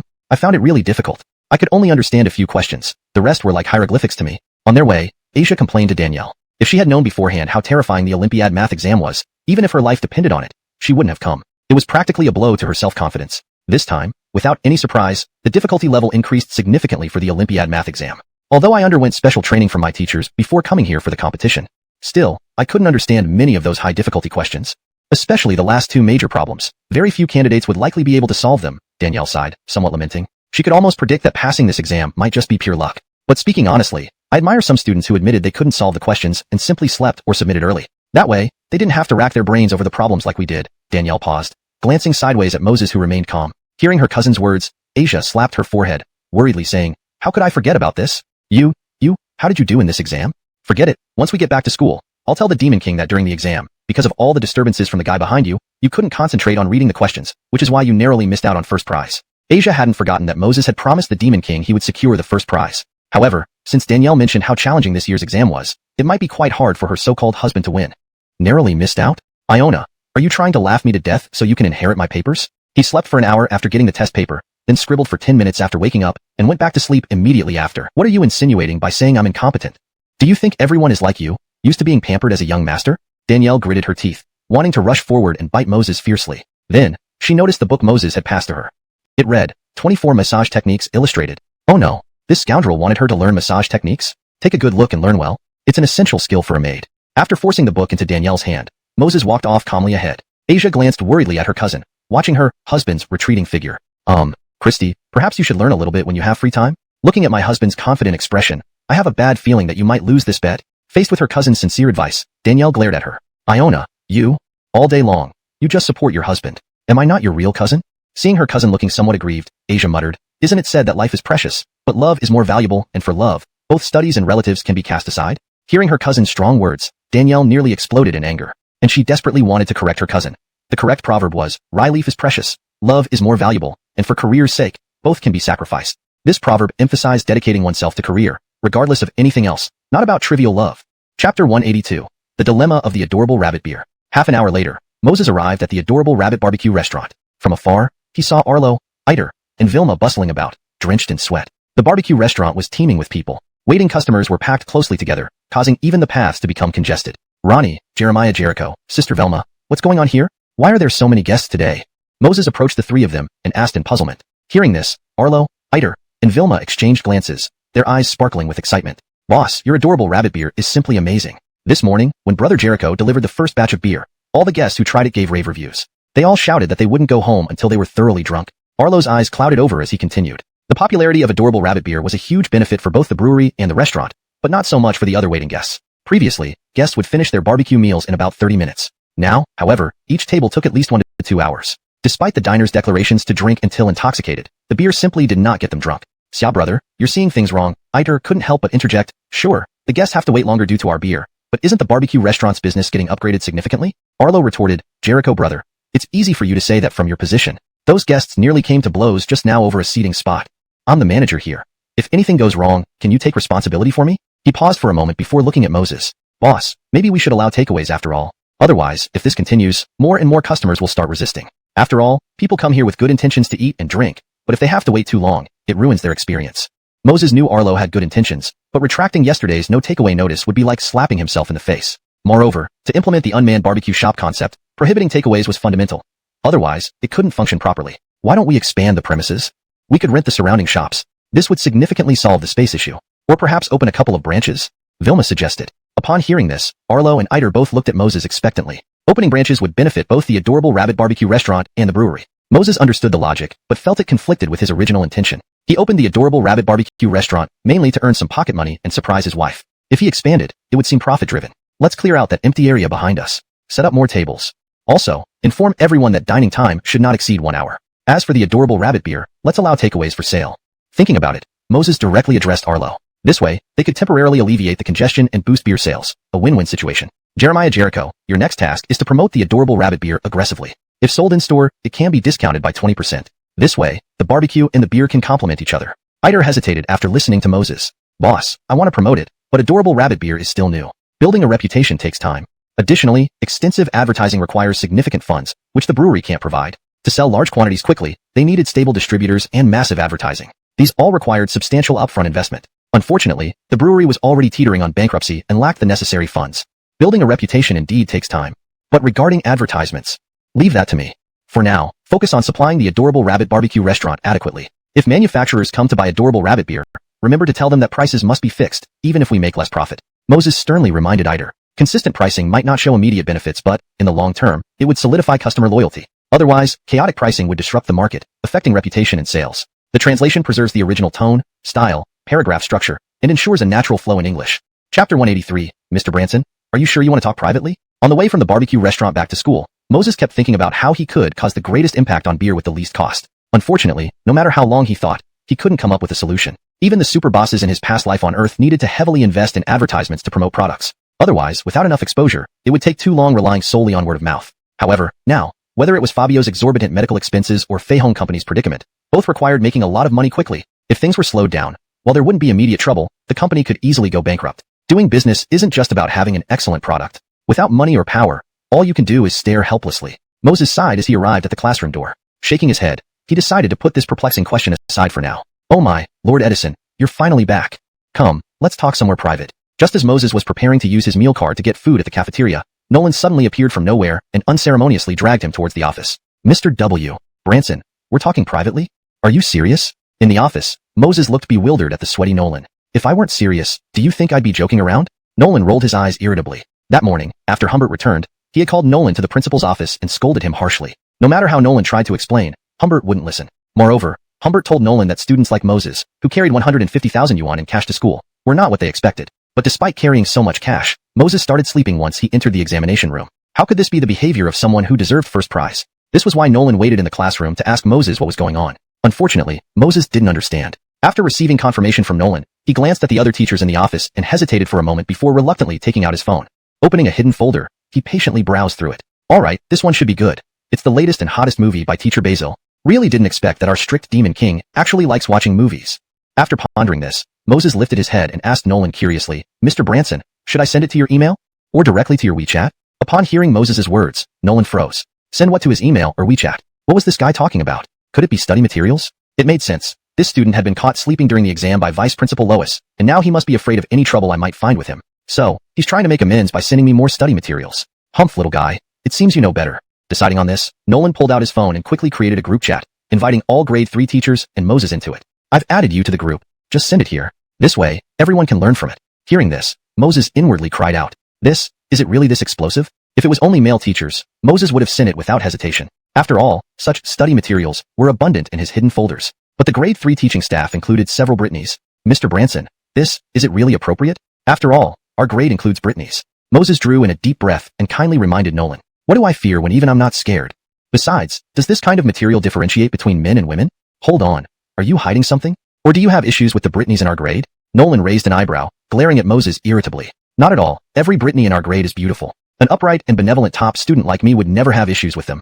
Moses hurriedly denied. Though he had successfully transformed from a poor student to an excellent one, it was still best not to offend teachers unnecessarily. Otherwise, they would always keep a close eye on him, which wouldn't bode well for him. Since Big Demon King has spoken, why should I fear anything? Thus, Moses immediately began sending some of Teacher Basil's movies into the WeChat group. Everyone, these are the exclusive secrets of the genius Moses. Study and learn well, strive to master these materials, and pass them on to all students in grade 3. Seeing Moses put away his phone, Nolan nodded approvingly and turned to the other teachers to remind them. The other teachers all nodded, pulling out their phones to watch the videos in the group. Chapter 184. Moses, you devil. Hell, Director Branson, that's impressive. And also Moses, these study materials you shared are just perfect. A moment later, when one of the male teachers opened the video, seeing the explosive content, he sucked in a cold breath instantly. He then turned his head and said in shock to Nolan and Moses, Erwin, if you praised me like this normally, I would definitely be embarrassed. But this time, I feel fully deserving. After all, if it weren't for my relentless efforts, this kid might have hidden these study materials who knows until when. So, if you want to praise me next, please go ahead without holding back. Nolan adjusted his glasses perched on his nose bridge and proudly told everyone. Seeing this, the other teachers were filled with curiosity. What kind of study materials did Moses send that even the notorious bragging Erwin was so full of praises? With that thought, they didn't hesitate and started opening the videos in the group chat. It was fine before looking, but after taking a glance, every teacher showed the same reaction as Erwin. All took in a deep breath and looked at each other in shock. Is this what Director Branson meant by study materials? Okay, strictly speaking, this could also be counted as unconventional study material. But can't this type of material be sent privately? It's making everyone feel slightly awkward. Director Branson, in broad daylight, is it appropriate to view such study materials? And there are other Britneys in our grade. Erwin reacted first, glanced at the few Britneys in the office, and blushed. He couldn't help but timidly remind Nolan. In broad daylight, a little inappropriate? It does seem a bit inappropriate. Why don't we wait till after work, then you can all go home and thoroughly research and study it. But remember, this must be done quickly because eventually, you'll need to teach it to the other students. Nolan paused, thinking Erwin was implying that they had classes during the day and no time to review study materials. Therefore, he continued in agreement. However, these words sounded off-key to the others. Studying at night? That wasn't an issue. Given the nature of the material, it should be studied at night. But asking them to learn quickly and teach it to other students seemed inappropriate. How could teachers set such examples? Student Moses, although your academic performance is excellent, but aren't these study materials somewhat disappointing everyone's expectations of you? At this point, a Britney couldn't resist scolding Moses. Hearing this, Nolan raised an eyebrow and explained, Marianne, why are you lecturing Moses? This was my instruction. Standing beside him, Moses nodded slightly, acknowledging Nolan's words. Seeing this, Zhao's pale cheeks twitched. With the director speaking, what else could she say? Never expected you to be this way, Director Branson. Forget it. I'll leave the group. You all study this material yourselves. And me too, I quit too. Following Zhao's statement, the other Britneys hurriedly chimed in. Leaving the group? What do you mean? Watching the retreating backs of the Britneys, Nolan assuring him, Teacher Branson, rest assured, with me handling it, winning the top prize in the Olympiad is guaranteed. Hearing this, Nolan couldn't help but feel a tinge of despair. From Vice Principal Lois, he knew this Olympiad test was immensely challenging compared to previous years. If Moses showed humility, perhaps he'd believe it. However, this guy boldly claimed it was easy. How could he believe him? Fine, go back and revise properly. Anyway, the exam has ended. Unless something unexpected happens, the results will be known tomorrow. Nolan sighed and, considering Moses' contribution, didn't make things difficult for him. As soon as Moses left, Nolan intended to sort out the study materials Moses had sent. However, when he picked up his phone and saw the 3 videos in the group chat, he froze. Why do these videos seem odd? Clicking open one video and watching the intense scenes, Nolan's eyes widened in shock. Hell, Moses, you devil. You made me step aside to talk, and this is what you send me? Regaining his senses, Nolan couldn't help roaring. He now understood why Marianne had reprimanded Moses and left the group. How could those Britneys study with such material? Director Branson, it seems accurate. You wanted Moses to show 1 scene, and he gave you 3 instead. But seriously, this kid has quality stuff. These 3 are top-notch resources. Erwin grinned mischievously. Yet, he couldn't say anything about it. He had already explained everything. If they didn't believe him, what could he do? As for Moses, he was even more clueless. He was the one who said, have a private talk, and Moses had repeatedly confirmed it with him. Sigh. Are all geniuses' minds so unconventional these days? After school, Moses went to the Green Mountain Orphanage with Asia. Hey, Jody is still at the orphanage? Isn't she going back to school? Upon entering the orphanage, Moses saw Danielle earnestly tutoring the children. Christy seems to have a train at 8. When I came back at noon, I told her to rest at home, but she insisted on coming here. Asia explained. Hearing this, Moses' eyes flashed with surprise. Although Danielle was usually a bit dim-witted, she did things seriously. At 7, remind me. Let's send this dumb deer off then. Consider it a special favor for tutoring the kids. Moses nodded to Asia, then walked into the orphanage. Moses' brother, you're back? Just as he entered, Lainey, lying on the bed receiving an 4 drip, excitedly greeted him. Beside her, Isla, Christina, and Sayla were taking care of her. Grandma, why is Lainey discharged? I thought I'd come to pack some stuff to bring Lainey to the hospital. Moses furrowed his brow, asking Isla with some confusion. Moses' brother, don't blame Grandma. It was Lainey's wish to be discharged. Lainey doesn't like the smell in hospitals, and the doctor said it wasn't serious. So, Lainey wanted to come home. Lainey shrank her head, explaining softly to Moses, seemingly afraid he would blame Isla and Christina. Looking at Lainey's pale little face, Moses sighed. This girl must have been afraid of the expenses in the hospital and insisted on coming back. Moses Jr., I have something I want to discuss with you. Just as Moses planned to call Nixon to inquire about Lainey's situation and whether it was okay to discharge her, Christina suddenly spoke beside him. Seeing her urgent and serious look, Moses hesitated slightly before nodding in agreement. It's like this. Today's Super Singer introduced a new show. Whoever signs up and wins can get a grand prize of 10 million. You sing very well, so I invite you to join me in participating. If we win, it will help contribute to Lainey's medical fees. After saying this, a hint of pleading appeared in Christina's big eyes. Her father disregarded Lainey's life, but as a sister, she had to do her part for Lainey's medical expenses, no matter how insignificant it might be. The new Super Singer show? I remember now, I received a call at noon from someone claiming to be an official from Super Singer. They wanted to invite Stinky Deskmate to participate. Just as Christina finished speaking, Asia suddenly exclaimed. Hearing this, Moses was taken aback. Why would Super Singer invite him by calling Asia? But Christina immediately reacted. Previously, she only guessed that Asia was Moses' loyal wife. But after hearing this, it was practically confirmed. Because those two songs by Moses were uploaded by her under the Weibo account, Dumb Adorable Bunny. Now that the official called Asia, it just confirmed this, right? Forget it. A person like me from such a family doesn't deserve to be with Moses Jr. In the future, I'll just silently bless them both. Deep inside, Christina couldn't help but feel bitter. Ding dong. At this moment, Asia's phone rang again. Taking out the phone, Moses immediately became excited. It's this number. Stinky Deskmate, should I answer? Hearing Asia's words, Moses took the phone without thinking. Come on, 10 million prize money. Not grabbing it would be silly. If he and Christina could secure this money, it would alleviate the exorbitant medical fees for Lainey. Hello, Miss Dumb Adorable Bunny. Nice to meet you again. This is the Super Singer staff member who contacted you at noon. We'd like to invite your boyfriend to be a judge on our show. Could you please ask Teacher Moses? Can he be a judge? Hearing this, Moses froze. Miss Dumb Adorable Bunny? What on earth? Why does this weirdo know the online name of my beloved wife? Besides, isn't this phone supposed to belong to Asia? Did Asia impersonate my beloved wife online? Or did they dial the wrong number? Yes, it must be like this. After all, my beloved wife and Asia get along really well. It wouldn't be strange for them to call the wrong number, right?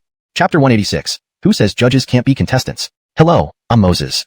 If I agree, what benefits will there be? After indulging in some random thoughts, Moses asked seriously. Edison, Moses teacher, it really is you. By the way, Moses teacher, I particularly love your songs Rice Fragrance and Dalabangba. And I'm also a big fan of yours. The person on the other end got excited upon hearing Moses' voice. As for the reward, there's a 2 million bonus. Of course, if Moses teacher has any other conditions, you can also bring them up. We can discuss it with the directors later. 2 million as a judge? Well, I'll ask on behalf of my friend. Do your show have any identity requirements for contestants? Moses initially wanted to refuse, but the next moment, he smiled mischievously. Any identity requirement for contestants? Yes. The special barbecue seasoning rewarded by the system made even stir-fried dishes taste amazing. After dinner, everyone gathered in the yard for some relaxation. Isla, teach us how to dance. We want to perform for brother Moses and sister Xiaoming. As they chatted, an older girl suggested this to Isla. That's fine. Since everyone has the time today, Isla smiled without refusing. Soon, Isla led several girls into a graceful dance on the open ground. Despite her age, she moved gracefully, clearly having learned professionally in her youth. Isla, let's change this move. This way, you won't tire easily when turning, and the kids can learn faster. Christina watched for a bit before offering suggestions. Seeing Isla's confusion, Christina stood up to demonstrate personally. Watching this warm scene, Moses suddenly had an idea. How could I forget about this? This is something elderly people enjoy the most in their free time. He slapped his forehead, eyes shining with excitement. Isla had sacrificed a lot to take care of the children over the years. Apart from taking care of them, she barely had any entertainment. This reminded Moses of square dancing from his past life. If he could teach it to Isla, perhaps it would add more joy to her future life. Stinky Deskmate, what have you come up with now? Asia, curious, asked Moses. Moses smiled slightly. Was square dancing fun? Of course, otherwise where would all those square dancing aunties come from in his past life? Christina Sr., wait a moment. Let's discuss something. Ignoring Asia, Moses called out to Christina who was teaching dancing. Christina looked puzzled, wondering if it had anything to do with Super Singer. Moses Jr., if I sing a song, can you adapt a dance routine from it? The movements need to be simple as it's meant for elderly fitness. Without hesitation, Moses continued. A simple dance? To help the elderly stay fit? Yes, I need to hear the song and its rhythm first, Christina replied. Assuming Moses was thinking of adding some fun to Isla's later years, so she didn't refuse. Chapter 187. I want to create a square dance legend. Soon, Riley Edelfatso brought out the guitar. Moses thought for a moment and then instructed Asia, dumb girl, record this song later. Let's see how it turns out first. If it's good, we can go to the recording studio for professional recording. Asia nodded vigorously. Her stinky husband was singing again, and this time on his own accord. I should get ready to have my ears pregnant. Seeing that Asia had already taken out her phone to record, Moses didn't hesitate. He gently strummed the guitar and began singing. The vast horizon is where my love lies. Flowers are blooming under the continuous mountains. What kind of rhythm sways the most? What kind of melody brings the greatest joy? The winding river flows from the sky to a sea of myriad colors. Indeed, Moses was singing the most glamorous ethnic wind. Though this song was common in his previous life, its inclusion as one of the square dance hits wasn't without reason. The rhythm was very strong, perfectly suited for square dancing. Bridget, is this the song you mentioned could impregnate someone? I nearly died laughing at this guy. What kind of lyrics and tune is this? It sounds like nonsense. A few minutes later, after Moses finished the song, Silvana, sitting next to Asia, couldn't help but cover her mouth and laugh. Seeing her cousin openly mock him, Asia pouted. She wanted to defend Moses, but didn't know how. This song, how to put it, it wasn't awful, but it also wasn't exactly pleasant to the ear. Just like Silvana said, it had a typical comical style and wasn't as funny as Son, I'm your dad. In one word, tasteless yet hard to discard. So, Senior Christina? Moses put down the guitar and looked at Christina. Christina frowned slightly. She sensed something but not strongly enough. That, I might need some time. Creating dance moves is much like composing music, Christina said helplessly. Moses understood her problem. She hadn't seen square dances before, so naturally, it was challenging for her first try. How about this? I'll do a few simple movements for you. See if it sparks any inspiration. Moses hesitated for a moment before speaking. Though he felt embarrassed jumping square dance as a man, for Isla's well-being, he had to give it a shot. 12:34, 22:34, let's try again. Pay attention to the steps and body twists. Follow me. Don't make the movements too big. Considering elderly people aren't as agile as young ones. Standing among the crowd, Moses recalled the older ladies dancing in his past life and performed some basic moves. Despite his somewhat amusing appearance, Christina, being a professional, immediately caught the gist. Junior Moses, I understand now. Please check if my moves are correct. Without waiting for Moses' approval, Christina joined the crowd and started dancing. Watching Christina, Moses couldn't help but inhale sharply. Impressive. True to her professionalism. From just a brief start, Christina managed to choreograph an almost complete set of square dance moves within a short period. Half an hour later, after confirming the moves, Christina taught Isla briefly. Initially hesitant, Isla soon lit up with delight. The simple dance perfectly suited elderly people and was entertaining. Ha ha ha, I, Moses, am truly a genius. With a dance background, Isla quickly picked it up, leaving Moses excited. Tisich, what's so impressive about singing a silly song? Must you brag so much? Silvana doused Moses' excitement. Before Moses could respond, Asia hurriedly defended. Christy, don't say that. Even though Stinky Desk Mate isn't a great singer, the dance turned out pretty well, right? At least Isla will have her own way to entertain herself.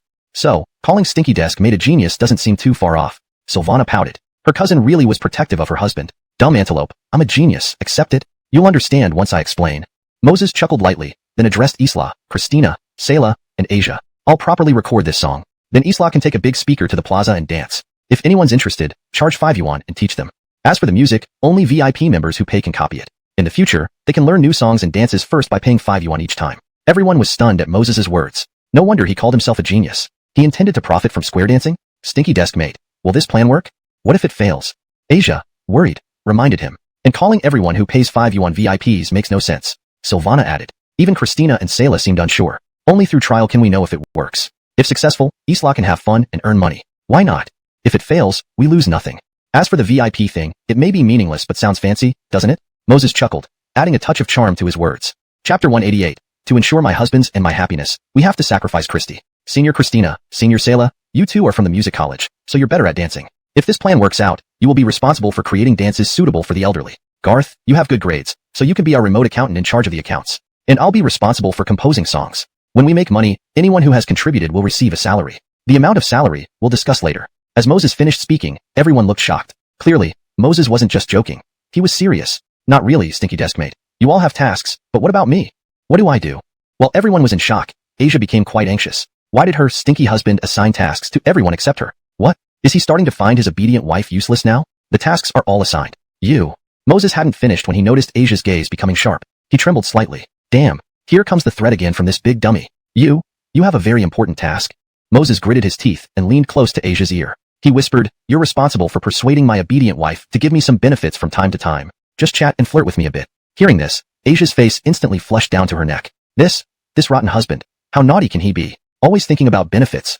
Alright, it's decided. Tomorrow afternoon and evening, Senior Christina will go to the square with Isla to start our square dance legend. In the morning, I'll try to record the songs. After settling this matter, Moses glanced at the time and realized it was getting late. So, he stood up and went with Asia to send Danielle to the train station.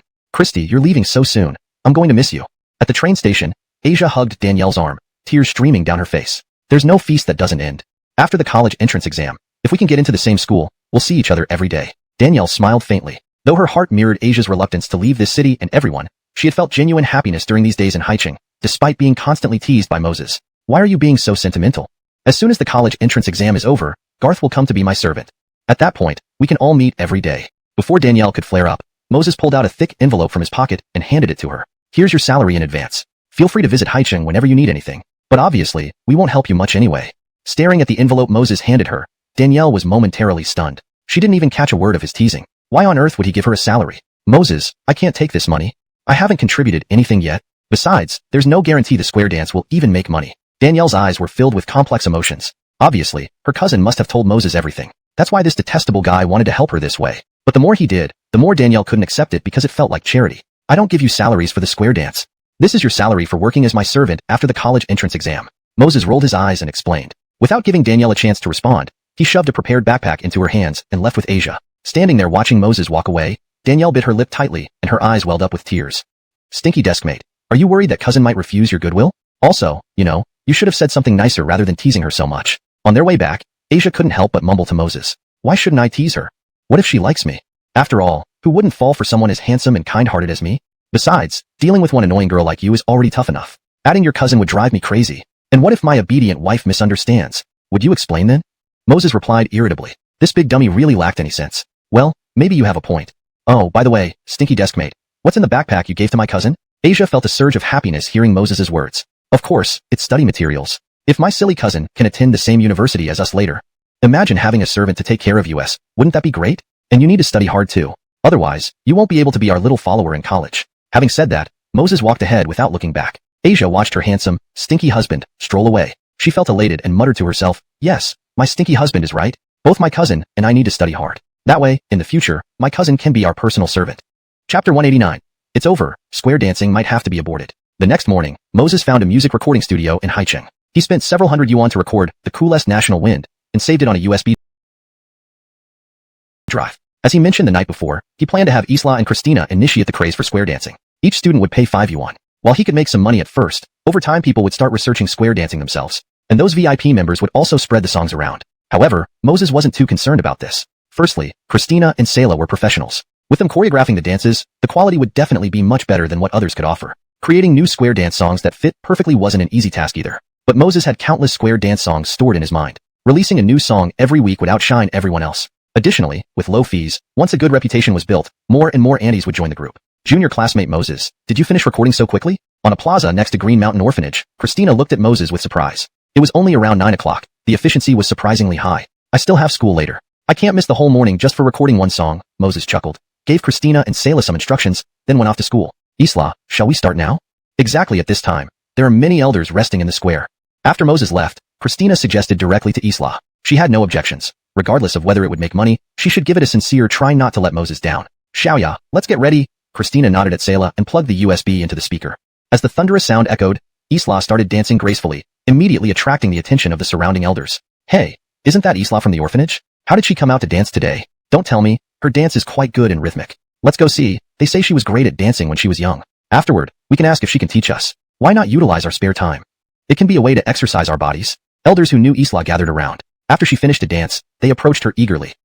This dance was created by Honest Friend for me. And this music was sung by Honest himself, aiming to enrich the lives of elderly people like me. To help us exercise too, Islam modestly explained. My goodness, old Branson, no need to be humble.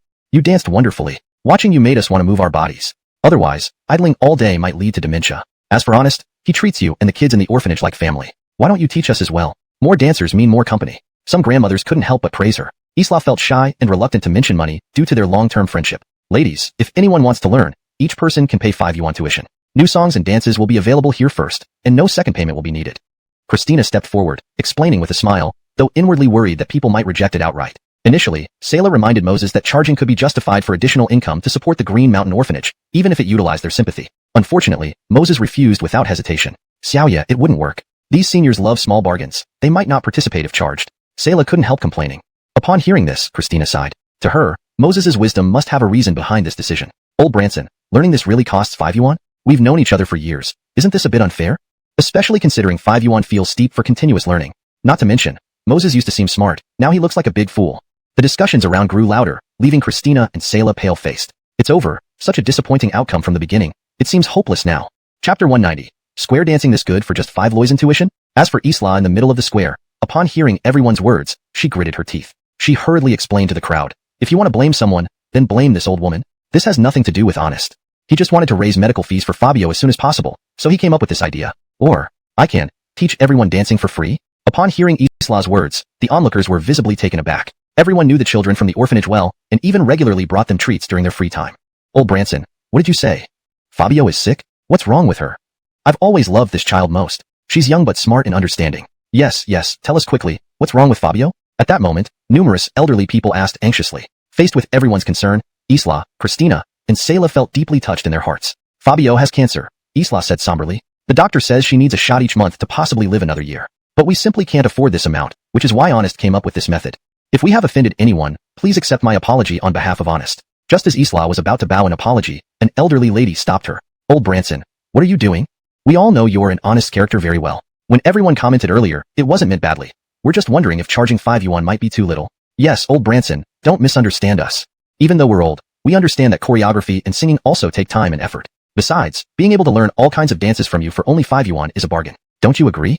"Oh, Honest should have told us about Fabio's proud to explain. Yes, 5 yuan is plenty. Keep the rest of your money." Just as Xiaoya said, "Your money isn't blown here by the wind." Isla echoed the sentiment.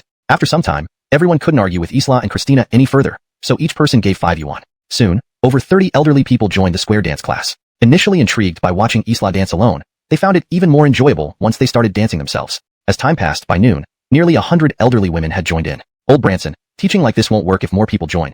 You can't manage it all by yourself," one of the older ladies advised kindly, noting that Isla hadn't rested much and the hot weather had been taxing. "Then, when the first batch learns, they can copy the music and teach others?" Isla suggested after thinking for a moment. She wasn't concerned about being tired but worried that if others didn't learn well, she'd feel guilty. "Why, Old Branson, you're usually so clever. Why are you confused now?" The old lady retorted. "If you give others the music, the people who have learned will secretly teach others. How will you charge tuition then?" The lady paused and continued. "I discussed this with Aunt Zhang and a few others. If you trust us, let us have a copy of the music. We'll help you teach the others. As for the tuition, keep it all. We're just in it for the fun." This time, Isla understood clearly. They were trying to share her load. However, she felt uncomfortable letting others help her earn money. Note: the paragraph structure and line breaks are maintained as closely as possible to the original Chinese text. Chapter 191. Am I Selah, big swine? Isla was momentarily at a loss as to whether she should refuse or agree. Instead, it was Selah who had a sudden idea. She stepped forward and said, "Grandmas, I have a suggestion. For the next round, if the older ladies who learn well are willing to teach others, we can cooperate. For instance, regarding the tuition fees, they contribute 1 block, and we take 4 blocks. That way, we don't have to worry about the music being leaked. As for the dance, it doesn't matter if someone who has learned it teaches others. After all, changing the songs would make the rhythm less strong." Selah's words weren't just idle talk. Last night, Christina had choreographed the dance based on Moses' song. If other background music was used, the effect would definitely be significantly diminished. If someone was unwilling to part with the 5 yuan, it didn't matter much. They could make do with what they had. However, Selah believed that most people wouldn't hesitate over 5 yuan. After all, 5 yuan isn't much, and once paid, the benefits last a lifetime. Perhaps we should ask Honest? Isla thought Selah's idea was good, but she decided to consult Moses first. It would be bad if their impromptu decision caused trouble for Moses. Why should we even ask him about this? Selah muttered unhappily. Christina chuckled beside her, took out her phone, and called Moses directly. After speaking, she put the call on speaker. Senior Christina, I didn't expect your swine-headed roommate to be quite clever. I originally planned to implement this strategy for the next song and observe the initial effects. But since so many square dance grandmas joined this morning, let's follow your swine-headed roommate's suggestion. Regarding the profit split, they get 3 yuan, and we get 2. That's settled then. I'm heading to the cafeteria. I'm starving." With those words, Moses hung up abruptly. Christina looked at Selah awkwardly. She swore she never expected Moses to call Selah a big swine. Otherwise, she would never have turned on the speaker. "That, Xiaoya, I think. Moses probably didn't mean it." Christina tried to explain on Moses' behalf. Riley Edelmoon, do you really think I believe your lies? This damned guy actually calls me a big swine. I won't let him off easily." Selah clenched her teeth and said fiercely. However, deep down, she was somewhat shocked by the profit split Moses mentioned. Giving them 3 yuan, was that too much? After all, the total tuition was only 5 yuan. "Old Branson, does Honest's suggestion of giving us 3 yuan seem a bit high? How about we take 1 yuan? This way, everyone can have fun while earning some money, which would be a win-win situation." The elderly women did not pay attention to the young one's matters, but instead advised Isla. But at that moment, Moses called again. This time, Christina was smart enough not to turn on the speaker. "Senior Christina, are there other grandmas present? You can turn on the speaker, I'll say a few words to them." Moses instructed Christina immediately upon connecting the call. Although Christina didn't know what Moses planned, she obediently opened the speaker. After doing so, she surreptitiously glanced at Selah, fearing she might explode. "Grandmas, I know you have kind hearts and feel 3 yuan is a bit steep, but please don't refuse. We're doing business here. The appropriate fees must be collected. Besides, Wouldn't you rather earn money yourselves than ask your children every day? So, no matter what age, having a fuller pocket makes one speak with more confidence. Moreover, helping to teach other seniors to dance allows us to earn 2 yuan without effort, which is already quite generous. After Moses spoke, several elderly women hesitated, but realized his point had merit. Now, at their age, whenever they asked their children for living expenses, the kids either were shorthanded or gave them unfriendly looks. If they could earn their own money, wouldn't they regain respect? And speaking from a position of financial independence would make life better. Honest, we know you mean well. But Bartolomeo's condition this? Although they were moved, they felt sorry for Bartolomeo. Hearing this, Moses promptly reassured them. You know about Bartolomeo? Oh, don't worry about that. I figured out how to raise money for Bartolomeo, and the money from the square dance is merely to give Isla something to do. And also to help supplement household expenses and achieve personal value. Just like you, earning money will definitely make you happier, right? And dancing will also be good exercise. Why not give it a try?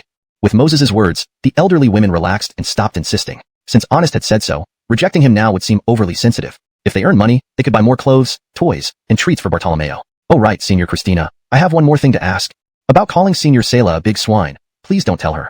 Otherwise, this big swine will definitely find ways to bother me. At this, Selah erupted in fury. If Moses hadn't hung up quickly, she would have been ready to fight.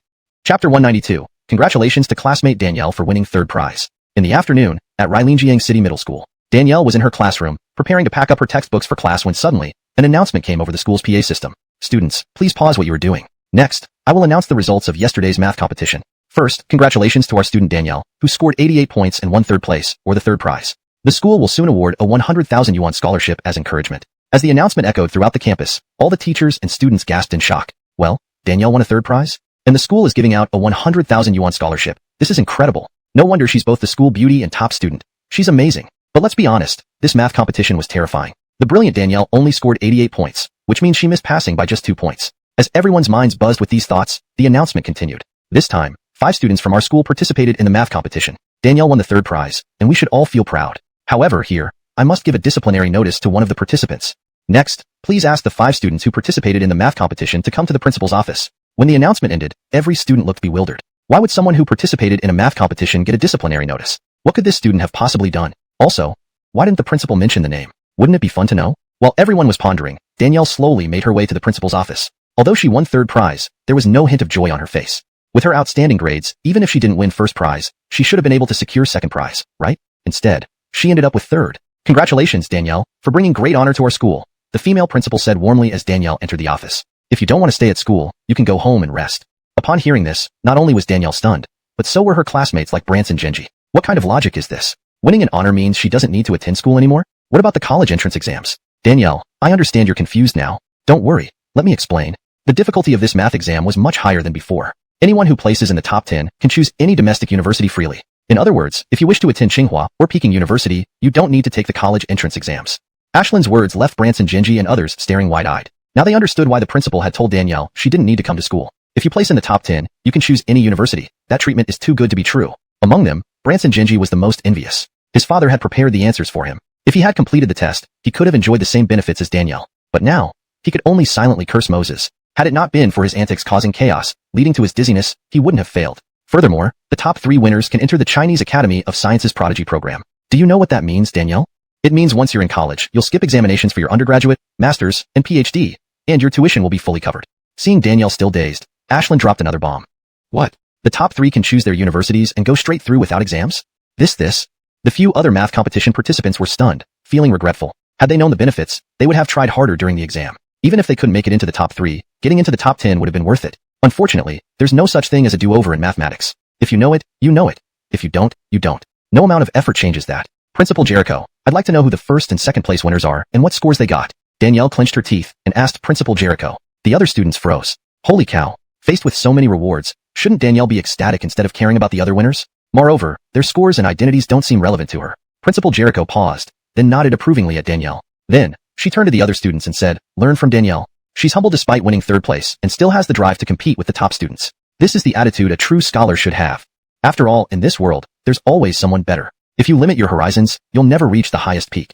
After educating the students, Principal Jericho turned back to Danielle with a gentle smile. The 2nd place winner is Zhao Benjamin from number 7 middle school, scoring 90 points.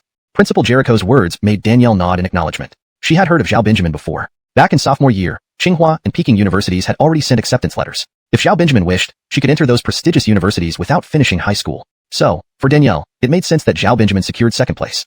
Principal Jericho, And who was the first place winner? Pausing for a moment, Danielle asked again. Chapter 193. Who was first place? He's not even human. On the eve of the Math Olympiad, Danielle believed that first place would most likely go to Zhao Benjamin. Although her own grades were also good, she felt, upon self-reflection, that she was still one step behind Zhao Benjamin. But now, Zhao Benjamin had taken second place, while she herself was in third. So who on earth had taken first place? Someone who was even more terrifying than both of them. Moreover, she hadn't heard of anyone in the province who could match her and Zhao Benjamin before. At this moment, it wasn't just Danielle who was curious. Even people like Branson Genji nearby looked puzzled. Zhao Benjamin scored 90 points, barely passing and securing second place. Danielle had 88 points, 2 points less than Zhao Benjamin, placing her in third. So where did this first place monster come from? Cough. I don't think the identity of the first place winner matters. The important thing is that all other students focus on studying hard for the college entrance exam and aim to get good scores, said Principal Jericho, looking somewhat uneasy and awkward as she mentioned first place. Haicheng High School had never been renowned within the province. If she were to announce that a student from Haicheng had won first place, wouldn't she lose face? Furthermore, the top scorer achieved an incredible 151 points. Revealing such a high score would certainly demoralize Danielle and the other students present. As the principal, she understood that comparing grades among students was part of healthy competition. But comparing an average student with a straight-A genius was beyond futile. It would only destroy their confidence. Therefore, naturally, Ashlyn didn't want to tell Danielle and the others about this discouraging information. Principal Jericho, I want to know who the first place winner is. And I want to clearly understand how big the gap between me and a true scholar is, Danielle insisted, gritting her teeth. Well, Ashlyn was rather frustrated. What had stimulated this superachiever from her school today? Why was she so fixated on challenging the first place winner? If you really need a comparison, then compare yourself to Zhao Benjamin. There's no need to take on this prodigy. The gap between them isn't just a difference. It's an unbridgeable chasm. The first place winner scored 151 points. After much hesitation, Ashlyn finally revealed the truth to Danielle. There was no way to keep this hidden.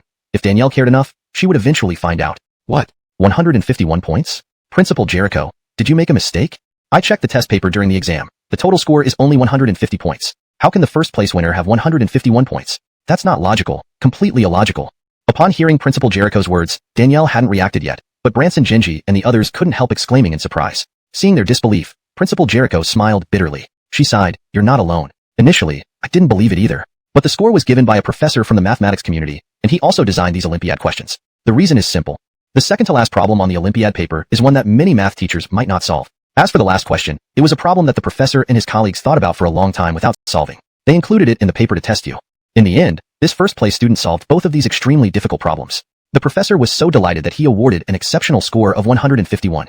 When Principal Jericho finished speaking, Branson Genji, Danielle, and the others were dumbfounded. Initially, even Danielle found it hard to accept a score of 151 points. But now, what could they say? They had personally experienced those last two problems. Hell, they couldn't even begin to figure out how to approach them. Those questions seemed like astronomical numbers to them. Moreover, the second-to-last problem stumped even math teachers. One could imagine how difficult it was. And the last problem, well, its difficulty was almost unimaginable. It was a puzzle that the professors themselves couldn't solve. Yet, this first-place student managed to solve both. Awarding him 151 points didn't seem unreasonable at all for such a high standard of achievement. You think that's all? He solved the last two problems using two different methods each. And that's the real reason for the 151 points. Seeing their astonished faces, Ashlyn couldn't help but sigh. Honestly, at this moment, she admired Alvaro. Usually quiet, he held a trump card like this. Yet yesterday, he had acted so arrogantly in front of everyone. It was utterly disgraceful. Alright, consider this just a story. There's no point in comparing yourselves to him. Because this guy is simply a freak of nature. Ashlyn sighed, trying to comfort Danielle and the others. This time, not only did Branson Genji agree, but Danielle also nodded deeply. If the gap weren't so large, Danielle might have dared to compare herself. But with such a huge disparity, any comparison would be self-defeating. Chapter 194. You're dragging the whole school into embarrassment. Speaking of this first prize, it couldn't possibly be that bastard Moses, could it? No way, impossible. That scoundrel's lazy attitude. How can he score an ultra-high 151 points? If he were really that capable, wouldn't his own cousin be off the charts brilliant? Danielle suddenly thought of this idea, but dismissed it mercilessly the next second. To her, Moses's boast about winning the first prize was just talk to bully her a bit. Besides, during the exam, she knew exactly what Moses was up to. He slept for an hour right after the papers were handed out, only doing problems for 10 minutes in between. But what could 10 minutes accomplish? Other than scribbling aimlessly, it wasn't even enough time to outline a solution to a major problem. If Moses could win the first prize, Danielle might as well be eligible for a special award. Well, we've talked about our school's happy news. Now it's time to discuss the embarrassing matters. At this moment, Ashlyn's expression changed slightly, and she cast a somewhat stern glance over the other students before finally settling on Anselm. Jericho. Headmaster Jericho, why are you looking at me? Upon noticing Jericho's gaze, Anselm shuddered. Chuckle, why is she looking at him? It seemed that Anselm still had no self-awareness. Anselm, will you confess now, or do I need to tell it myself? If I have to reveal it myself, the punishment won't just be a reprimand. It will be much worse, Ashlyn said with a sneer, questioning Anselm without hesitation. Although she didn't know Anselm's usual performance, submitting a blank paper during the exam was unforgivable. Considering hundreds participated in the Olympiad competition, Anselm was the only one who submitted a blank paper, essentially slapping her face. Thinking about the upcoming meeting at the district office made Ashlyn feel an intense headache. Headmaster Jericho, I'll confess, I should have been able to get first prize, but the bastard sitting in front of me kept farting from the beginning of the exam.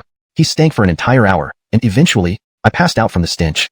When I woke up, the exam was over, and Anselm felt particularly wronged recounting this. He'd already been thrashed.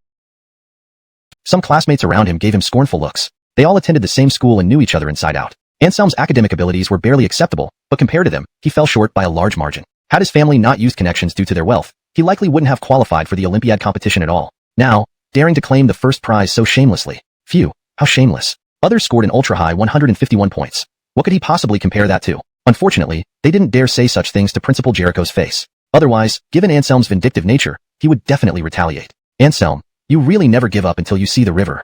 Since you're stubborn, fine. Let's talk about another matter.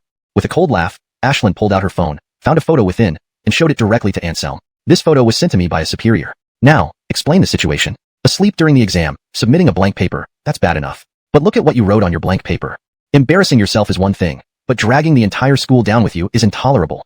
Chapter 195. Classmate Branson Jacksonba, please explain. Principal Jericho's face was as cold and emotionless as ever. Both Branson Jacksonben and the others standing next to Jody could clearly sense that this time, Principal Jericho was genuinely angry. However, besides sleeping during exams and submitting blank papers, what other insane things could Branson Jacksonben have done? At this thought, the few of them cast a curious and questioning glance at Principal Jericho's phone. It was better they hadn't looked. Now they all gasped sharply. Their eyes involuntarily scanned toward Branson Jacksonben next to them. This guy, is he too brutal? He's so ruthless he wouldn't even spare himself?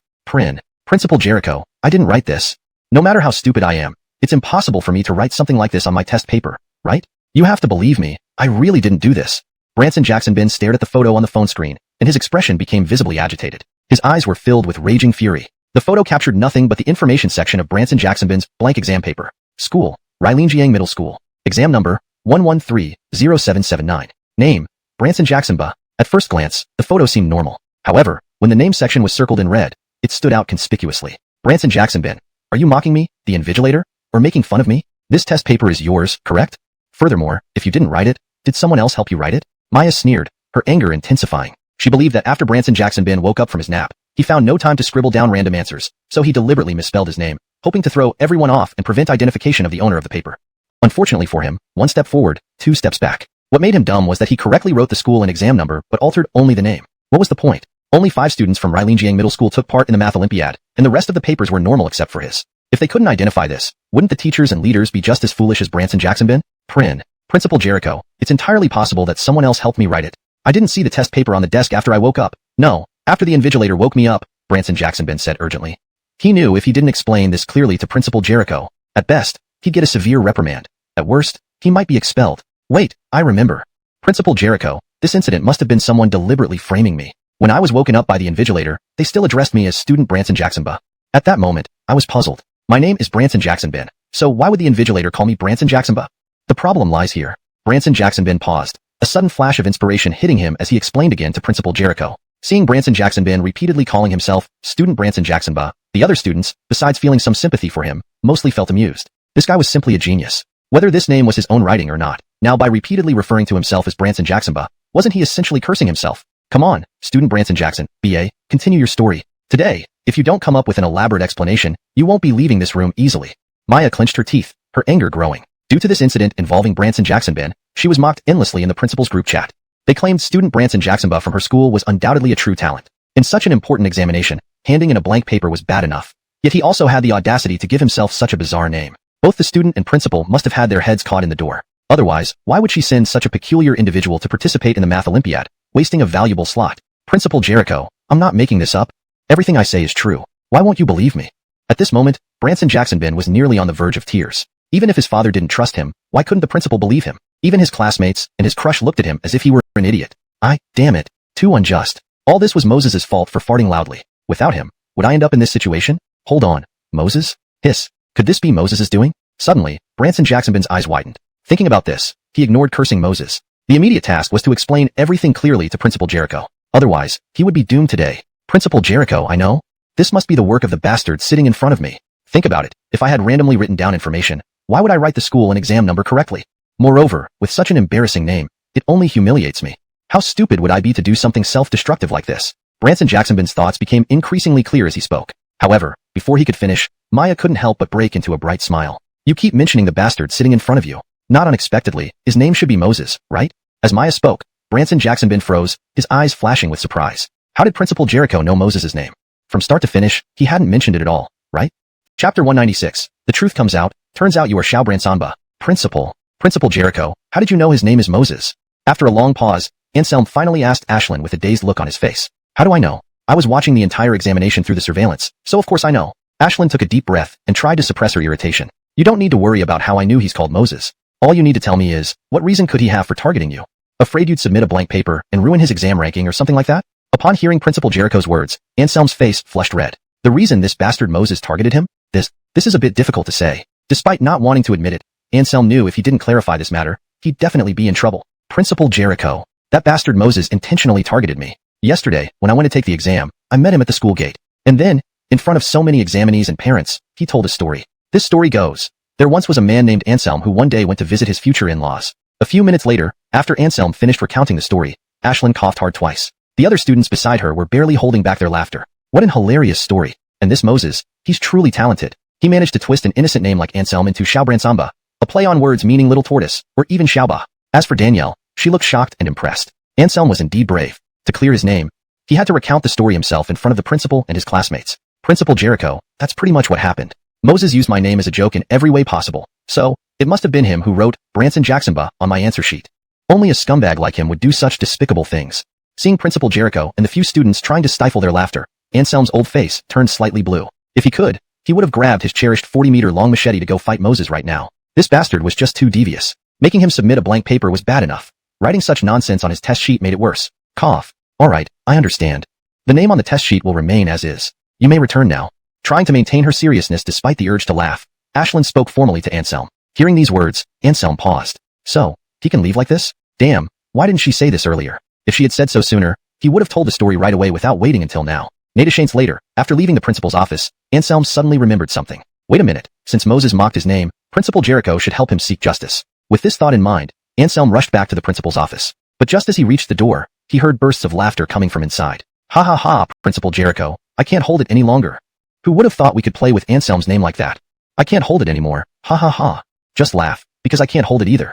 Waha, this Moses is truly a genius. With Ashlyn's last word, the laughter in the office became even more uncontrollable. Standing at the doorway, listening to those waves of laughter, Anselm's eyes reddened. He clenched his fists tightly. Deep down, he screamed frantically, Moses, damn your ancestors for 18 generations. You damned piece of shit, wait till I get you. I swear I'll make you pay. A few minutes later, with a mix of anger and despair, Anselm slowly returned to his classroom.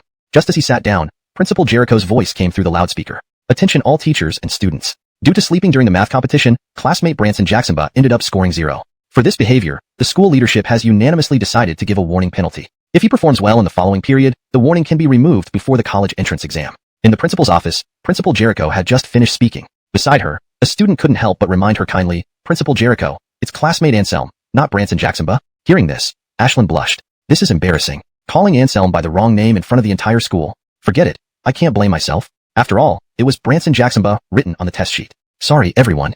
I'll correct that. It's classmate Anselm, not Branson Jacksonba. While listening to Principal Jericho's correction, Anselm, sitting in the classroom, felt his face contort. Damn it. As the principal of the school, calling him by the wrong name over the school broadcast is one thing, but correcting it afterwards? What's the point? Afraid that other teachers and students wouldn't know he was called Branson Jacksonba? No, he isn't called Branson Jacksonba at all.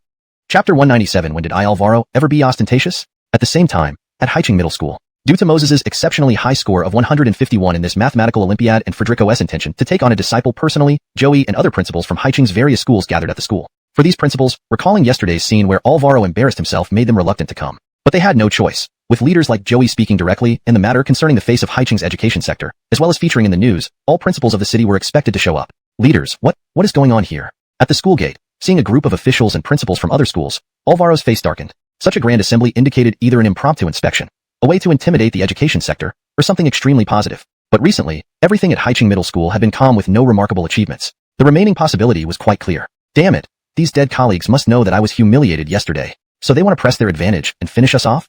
Phew, it's just a math competition. What if we didn't rank? It's not the first or second time. Thinking about this, Alvaro felt increasingly resentful towards those principal colleagues. Craig, our visit today is regarding yesterday's mathematical Olympiad. The results are out. You should know, right?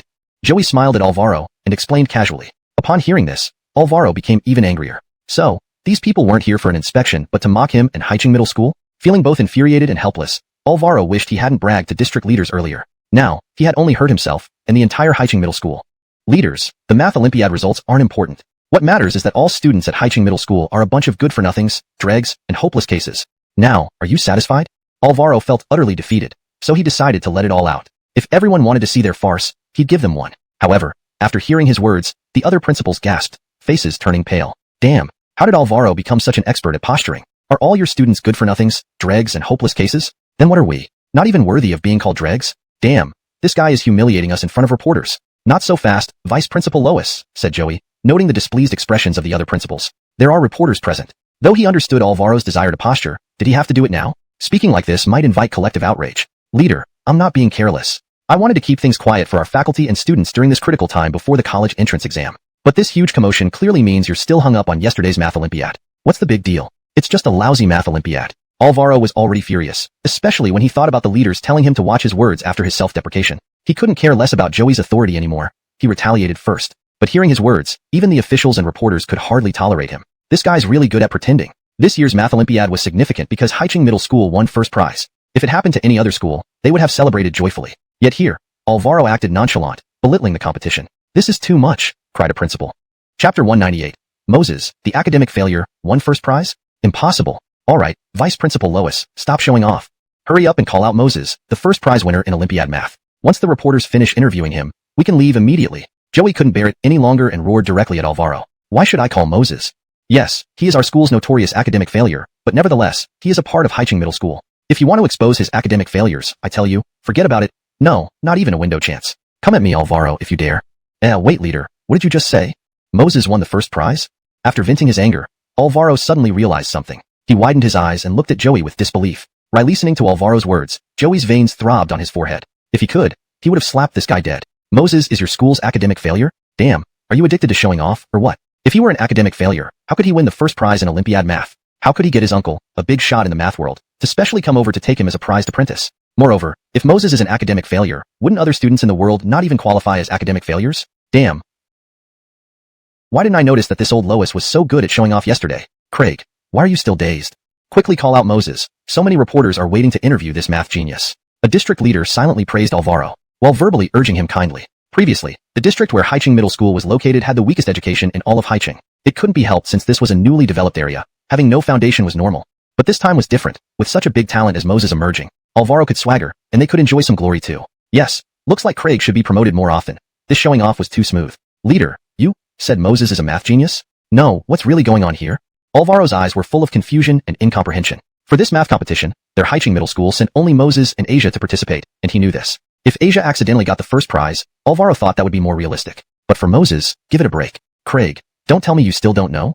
Your school's Moses won first prize in this math competition. He outperformed Zhao Benjamin from Riley County and Danielle from Rilingjiang Middle School, scoring an incredible 151. Now, even the big shot in the math world Vlad has personally come to take him as an apprentice. The district leaders had known Alvaro for many years. Seeing his reaction didn't seem fake, he kindly explained. Haha.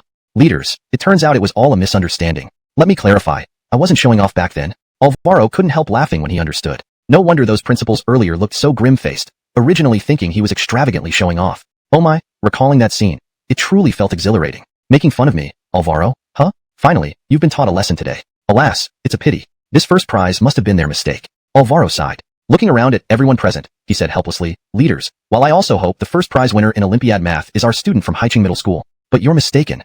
That kid Moses never studies seriously in class, only knows how to sleep. He doesn't even do the homework assigned by teachers. If it were just that, it would be fine. After all, every school has underachievers, and we educators should understand. But this guy goes to school without textbooks or assignments, only carrying 15,000 cash to flaunt at school. You tell me, how could such a rural academic failure win the first prize in Olympiad math? As Alvaro spoke, there was total silence in the room. Is this genius so dominant? Sleeping in class every day is one thing, but carrying 15,000 cash to school? Indeed, geniuses aren't comparable to ordinary students. Otherwise, they wouldn't be called geniuses. Vice Principal Lois, we haven't made any mistake. His paper was graded by Vlad himself.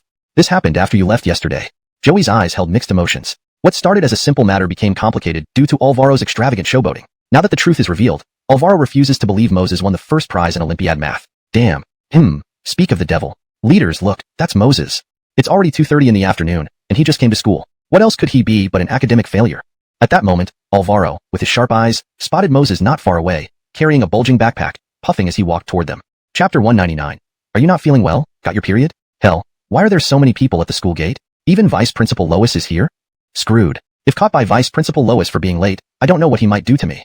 At this moment, Moses also noticed the crowd gathered at the school gate. His face changed slightly, and then, gritting his teeth, he steeled himself and walked over. After lunch, Moses had gone to the cafeteria for a meal, intending to return to the classroom to play a couple of rounds of games in peace. However, Arlo called him to collect the store's cash. Though most customers paid via QR codes these days, some still used cash. After a few days, the amount accumulated in the store was significant. Fearing it might get stolen if left there, Arlo asked Moses to take the money away. Leaders, you should carefully observe this guy's guilty expression. If he were a top student, wouldn't our Haicheng High School be brimming with geniuses? Alvaro looked at Moses' sneaky appearance and couldn't help but scoff. In his life, he despised students like Moses who struggled academically. Not only were their grades poor, but they also acted arrogantly. Such people didn't care about their future and wasted their parents' expectations. The expressions on Joey and others' faces were peculiar. Through surveillance yesterday, they confirmed that the Mathematics Olympiad first prize winner was indeed Moses. Why did Alvaro obstinately think Moses was a slacker? Could Moses be hiding his brilliance like a tiger, pretending to be a pig? Or was Alvaro just putting on another act of arrogance? Leaders and journalists. If you don't believe this guy is a slacker, let me prove it to you all. Alvaro noticed everyone's odd gazes, and without hesitation called out to Moses. Vice Principal Lois, sorry, you've mistaken me for someone else. I'm not Moses, nor am I from Haicheng High School. I'm just passing by. Continue your conversation, please ignore me. Upon hearing Alvaro, Moses quickly lowered his head, trying to explain away his identity. What the hell? Is this kid getting too bold? If you're not Moses, who are you then? Edison Bufiu? Wearing our Haicheng High School uniform, how can you claim not to be from here? Are you fooling ghosts? Thinking this, Alvaro suddenly laughed. The more Moses acted this way, the more it proved he was indeed a slacker as Alvaro initially claimed. A genuine top student and genius would never deceive school leaders. Of course, if the great demon were present, knowing Alvaro's thoughts, he'd probably spit blood and loudly declare, yes, this top student and genius, Moses, does things like this daily. Moses, are you asking for trouble? Do you want your parents to come to the school? Alvaro took on the authority of a vice principal and coldly reprimanded Moses. Seeing this, Joey and others drew in a sharp breath. Good grief. Isn't Craig too harsh? If another school had such a precious genius, they treat them like royalty every day. Yet here, Alvaro has this attitude. Is he not afraid the genius will transfer schools? Given Moses' current reputation, if he spoke up, countless schools would vie for him. Vice Principal Lois, my uncle came today. I went out to buy some medicine during lunch, hence I'm late. Moses shuffled forward, pitifully explaining to Alvaro. Jeremiah came? I'll be damned if I'll call your uncle. Why don't you say your period started? Alvaro's face darkened as he tried to control his anger. Though he saw Moses as a slacker, making such an excuse in front of so many leaders and reporters could damage Haicheng High School's reputation. Bring your backpack over. Alvaro gritted his teeth, wanting to quickly prove Moses was a slacker to end this farce and prevent further embarrassment. Vice Principal Lois, what does my uncle coming have to do with my backpack? Moses weakly asked. Come on, thinking about your uncle all day? Huh? Just bring it. Stop talking nonsense. Alvaro glared fiercely at Moses, snatching the backpack away. However, the moment he grabbed it, his face changed. He stumbled, almost falling over. Damn it. What the heck is in this backpack? It's so heavy no wonder he was panting earlier while walking. Steadying himself, Alvaro struggled to lift the backpack. Leaders, pay attention. This is our school slacker who carries 15,000 yuan in cash daily. With those words, Alvaro dumped all contents from Moses' backpack onto the ground. Clatter. Books fell everywhere, roughly 20 books covering various subjects, even including social science texts. Vice Principal Lois, is this the slacker you speak of? Carrying 15,000 yuan in cash every day? Looking at the pile of textbooks, Joey frowned, questioning Alvaro. Not just Joey, other leaders and reporters felt Alvaro was exaggerating. Which slacker carries around 20 books while hanging out during lunch? Chapter 200, a proper interview? Or are you just putting on a show? Sir, I think, definitely an act. Really, last time he was carrying 1.5 million in cash, I saw it with my own eyes. Alvaro was getting desperate. He wasn't stupid. If everyone had misunderstood him as showing off before, that would be one thing. But if they continued to think he was putting on a show, the leaders wouldn't look favorably upon him from now on. However, today Moses, that scoundrel, seemed to have lost his mind, sneaking out of school at noon and carrying so many textbooks. It was truly bizarre. Reporters, if you want to conduct interviews, please hurry up. Also, regarding Vice Principal Lois's segments, you can cut them all when you get back. Joey didn't even bother dealing with Alvaro this time. Moses carried so many textbooks and won first prize in mathematics competitions, clearly a genius and top student. But what about Alvaro? He'd been acting smug throughout the entire time, making the leadership unhappy. If the video were posted online, it could result in negative publicity. Some reporters heard Joey and immediately gathered around Moses without hesitation. Student Moses, how do you usually study? Can you share your learning methods with everyone? Let parents and students learn from you. When one reporter finished speaking, Moses was taken aback for a moment, then blurted out, sleep during school hours and play games after school. To sum it up in one sentence, read less, watch less news, eat more snacks, sleep more. This left everyone dumbfounded, especially the leaders like Joey, who gave Alvaro a fierce glare. They thought Moses's showboating behavior must have been influenced by Alvaro. Bloody hell, such an amazing scholar and genius. Why are you, Alvaro, leading him down this path?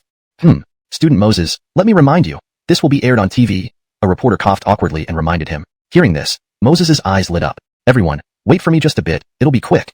Without giving anyone a chance to speak, he jogged over to a clothing store near the school gate and started fiddling around. 10 minutes later, when Moses returned, looking flashy, everyone exchanged puzzled glances. Moses wore a suit, leather shoes, a tie, and sported a carefully styled hairdo. With his good looks and fit build, he looked every inch the part of a successful businessman. Not at all like a student.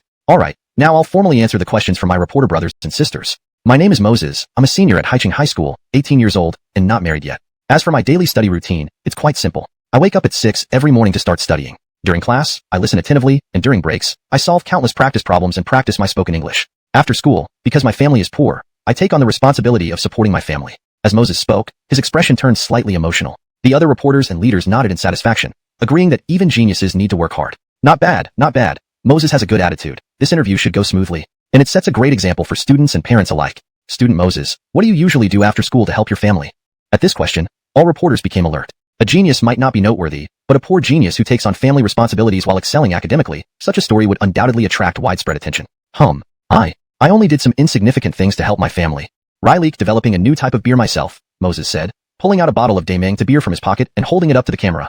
This is the Daemang beer, with a brand new recipe and flavor. Guaranteed to make you want a second bottle once you try one. And its most incredible feature is that no matter how much you drink, you feel the buzz but never vomit. It also succeed in the future. Maybe then I can change from earning 50,000 per day to 1 million, or even 10 million. Moses nodded earnestly at the journalist in front of him. Yeah, that's right. Only with good grades will it be easier to make money in the future. Just like my classmates who easily earn hundreds of thousands to millions every year. Hold on, what did you just say? 50,000 per day now? Halfway through her sentence, Nolaming suddenly realized. She widened her eyes in disbelief as she looked at Moses's handsome face. She was also a high-achieving graduate, once hailed as a scholar and a prodigy. Although not quite as exceptional as Moses, if she hadn't chosen journalism. Upon entering a company, she would have been at least an executive earning hundreds of thousands annually. But now, Moses already made 50,000 per day? Beautiful journalist sister, I know it's wrong for me to secretly earn money during my studies without telling my family. But given our family's conditions, how could we manage without making money? So, dear viewers and netizens, the Daemang beer I produce is absolutely delicious. If it's not good, let my buddy Branson Genji livestream eating feces upside down. Moses explained somewhat pitifully to Nolan Ming. Then, he rallied his spirit, promoting Daemang beer vigorously into the camera. Yes, this was precisely why Moses had dressed up meticulously earlier. Being interviewed by so many journalists and appearing on TV was such a great opportunity. How could he miss the chance to advertise Daemang beer? Cough, cough, cough. Moses, please watch your words. What if someone really thinks your beer isn't good? Wouldn't that be embarrassing? Nolaming, having been a journalist for several years, had never met anyone as peculiar as Moses. He was indeed a genius and top student, but during interviews, he always played his own cards. However, what could they say? His family owed over 100 million. If anyone really thinks Daemang beer isn't good, they must not have tried it at all. Here, I guarantee to all viewers, if Daemang beer isn't good, you can come and smash my Daemang barbecue restaurant anytime. Moses declared seriously into the camera. Yet, hearing this, local leaders in Haicheng all showed signs of incredulity. It turned out the popular Daemang barbecue belonged to Moses. Moses, how about we talk about studying instead? Nolaming noticed various signals from leaders like Joey and quickly changed the topic. Dear viewers, my intelligence and excellent grades are due to a simple secret. I eat Daemang barbecue when hungry and drink Daemang beer when thirsty. From now on, my mother doesn't need to worry about my studies anymore. Moses nodded at Nolaming and explained with a straight face. Yet, within 3 sentences, he couldn't stop mentioning Daemang barbecue and beer. Anyone with a brain knew he was deliberately advertising. Journalists, let's end today's interview here. As for the video, don't release it. Write your reports however you see fit. Joey couldn't tolerate Moses's endless advertising any longer. An educational interview had been ruined entirely by one person. If released, it might teach students to follow Moses's footsteps and learn how to make 50,000 a day while in school. Moses, come here. I want to introduce someone to you. This is Professor Frederick Hoyi, a prominent figure in the field of mathematics in our country. He has come to Haicheng High School to take you as his disciple. Taking a deep breath, Joey turned to look at his uncle beside him before introducing Moses. Oh, hello, Professor He. Goodbye, Professor He. Moses greeted Professor Frederick Hoyi without emotion and planned to pick up his books and leave. What the hell? After preparing so much, Joey decided not to broadcast anything. What was the point? If there was time to waste talking, he'd rather go back to class and spend some time with Asia. Oh, no, idling around. My temper. What do you mean by this? Joey reacted angrily. Did this brat really think winning an Olympiad prize meant he could do whatever he wanted? After all the advertising during the interview, he hadn't bothered him much. Now, speaking so bluntly, Professor He, hello? Professor He, goodbye? Was that it? Old man, did you get something wrong? What do you mean by what? You brought all these journalists to interview me, only for me to find out nothing will be broadcasted. So why am I still here? To be your monkey show? Well, Give me a ticket price then. Moses rolled his eyes irritably at Joey. Old man? The damn Moses, I'm only 38, not an old man. Just as Joey was about to explode, Professor Frederick smiled kindly at Moses. If you agree to be my disciple, today's interview will be broadcasted. How does that sound? Fair and advantageous, right? Without waiting for others to react, Moses knelt down with a loud thud. Master, please accept this bow from your disciple. Chapter 202. Short of Benjamin when taking, short of mouth when eating. Facing Moses's sudden change of attitude faster than turning a page, all the leaders present, including Adrian, were left stunned. But let's be honest, did this guy really take the apprenticeship seriously? Adrian, we can't air today's interview. Once it airs, viewers will definitely complain that we deliberately promoted a product. Besides, he doesn't look like an exemplary student at all. In my opinion, his family's supposed financial difficulties are likely fabricated, purely to advertise some cheap beer. After a moment, Joey regained his composure and hurriedly advised Frederico. As a leader in education, he couldn't stand by and let this happen. If viewers complained, he would be the one to bear the blame. Moses, kneeling on one knee, heard Joey's words and immediately became unhappy. Hey, old man, are you up for this or not? You look so official. I thought you were some big shot. In the end, you can't even handle a fatso. My call of master was wasted on you. After complaining to Frederico, Edison fan stood up from the ground and brushed the dust off his knees. Damn, this guy. Seriously, as long as there's a benefit, he switches allegiances in an instant. No, I must persuade Jeremiah later not to take this guy as a disciple. Otherwise, their home will never have peace. Edison boy, today's interview will definitely make the news. This is my address, keep it well. After the news airs, deal with it as you see fit. Frederico ignored Joey and handed a business card to Moses. Regarding the matter of taking Moses as a disciple, he was determined. As for whether the broadcast of today's interview would cause complaints, that was his nephew's problem, not his. Alright, let's wrap things up here. I'll be going now. Pausing briefly, Frederico glanced at Joey and the other leaders and directly stated this. Despite only brief interaction with Moses, Frederico already had a sense of the young man's nature. A typical no benefit, no cooperation type. Sister, don't go just yet. Regarding today's interview, we really can't air it. Please don't make it hard for me, alright? Seeing his uncle about to leave, Joey hurried after him, trying to persuade him. The other leaders exchanged awkward glances. With the top leader leaving, they were unsure whether to stay or go. Lau Lois, carry on well. We'll be taking our leave now. Oh yes, remember to apply for Moses's award. The prize for the Math Olympiad first place is 200,000 renminbi. The district leaders finished speaking and also followed Joey. These tail-wagging wolves are finally gone. The beautiful ladies and charming gentlemen, didn't you want to interview me? Come on, grill me thoroughly. Don't worry, my small frame can withstand 3 days and nights of interviews. Moses looked at the remaining reporters, his eyes gleaming with excitement. Cough cough. Nolan Ming choked on her saliva, her large eyes filled with grievance. This guy appeared refined but spouted wild and bold statements, leaving even professionals struggling to keep up. Moses' classmate, I suddenly feel a bit hungry. So, I'll go eat, and we can talk about the interview next time. Yes, we're also hungry, let's go eat. Following Nolan Ming's lead, the other reporters chimed in. Hungry? That's easy. Let's head to Deming Rabbit Barbecue later, and I'll treat you all. Eat and drink your fill. Without giving anyone a chance to refuse, Moses took out his phone and quickly called Arlo. Within 2 minutes, Arlo arrived at the scene. Ronnie, these reporter friends are family to us. Please entertain them well. All their expenses today are on me. Moses winked at Arlo. Upon hearing this, Arlo's eyes lit up. The boss really has it together, calling so many reporters for dinner. It seems today would be great for promoting both Deming Rabbit Barbecue and Deming Rabbit Beer. Boss, rest assured, if I don't serve our family well today, I'll face you again on bended knees. Arlo patted his chest and promised. He then pulled Nolan Ming and the others towards Deming Rabbit Barbecue without giving them a chance to refuse. Watching everyone leave, Moses smacked his lips. As the saying goes, short of hand when taking, short of mouth when eating. Today, I've fed you all. See how you dare refuse my advertisements afterward. Chapter 203. Come back quickly. Moses is really a scholastic disaster. Moses, shouldn't you explain to me what's going on here? At that moment, Alvaro, standing behind him, narrowed his eyes and glared at Moses coldly. An overwhelming wave of rage surged within him. Regardless of whether director he and leaders like Joey had made a mistake, all these reporters interviewing you, and you didn't take the chance to promote our Haicheng High School and how dedicated the teachers and leaders are. Instead, all you did was advertise your damn beer. This can never be forgiven. Explain? Vice Principal Lois, let me clean up these books first, then I'll explain thoroughly. How about that?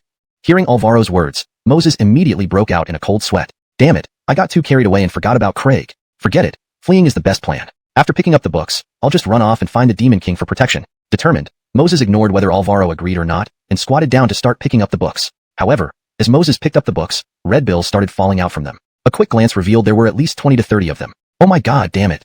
So, you hid the money inside your textbooks. No wonder I didn't see the 15,000 in cash earlier. Looking at the remaining bulging textbooks scattered on the ground, Alvaro couldn't help but curse under his breath. Immediately, he grabbed Moses's textbooks and started shaking them. Splash splash. One by one, the red bills fell out from the textbooks. In no time, a pile of red currency lay on the ground. Though Alvaro wasn't sure of the exact amount, he was certain it was way more than 15,000. Thinking of this, Alvaro hurriedly called out loudly in the direction where Joey and the others had gone. Leaders, come back and look.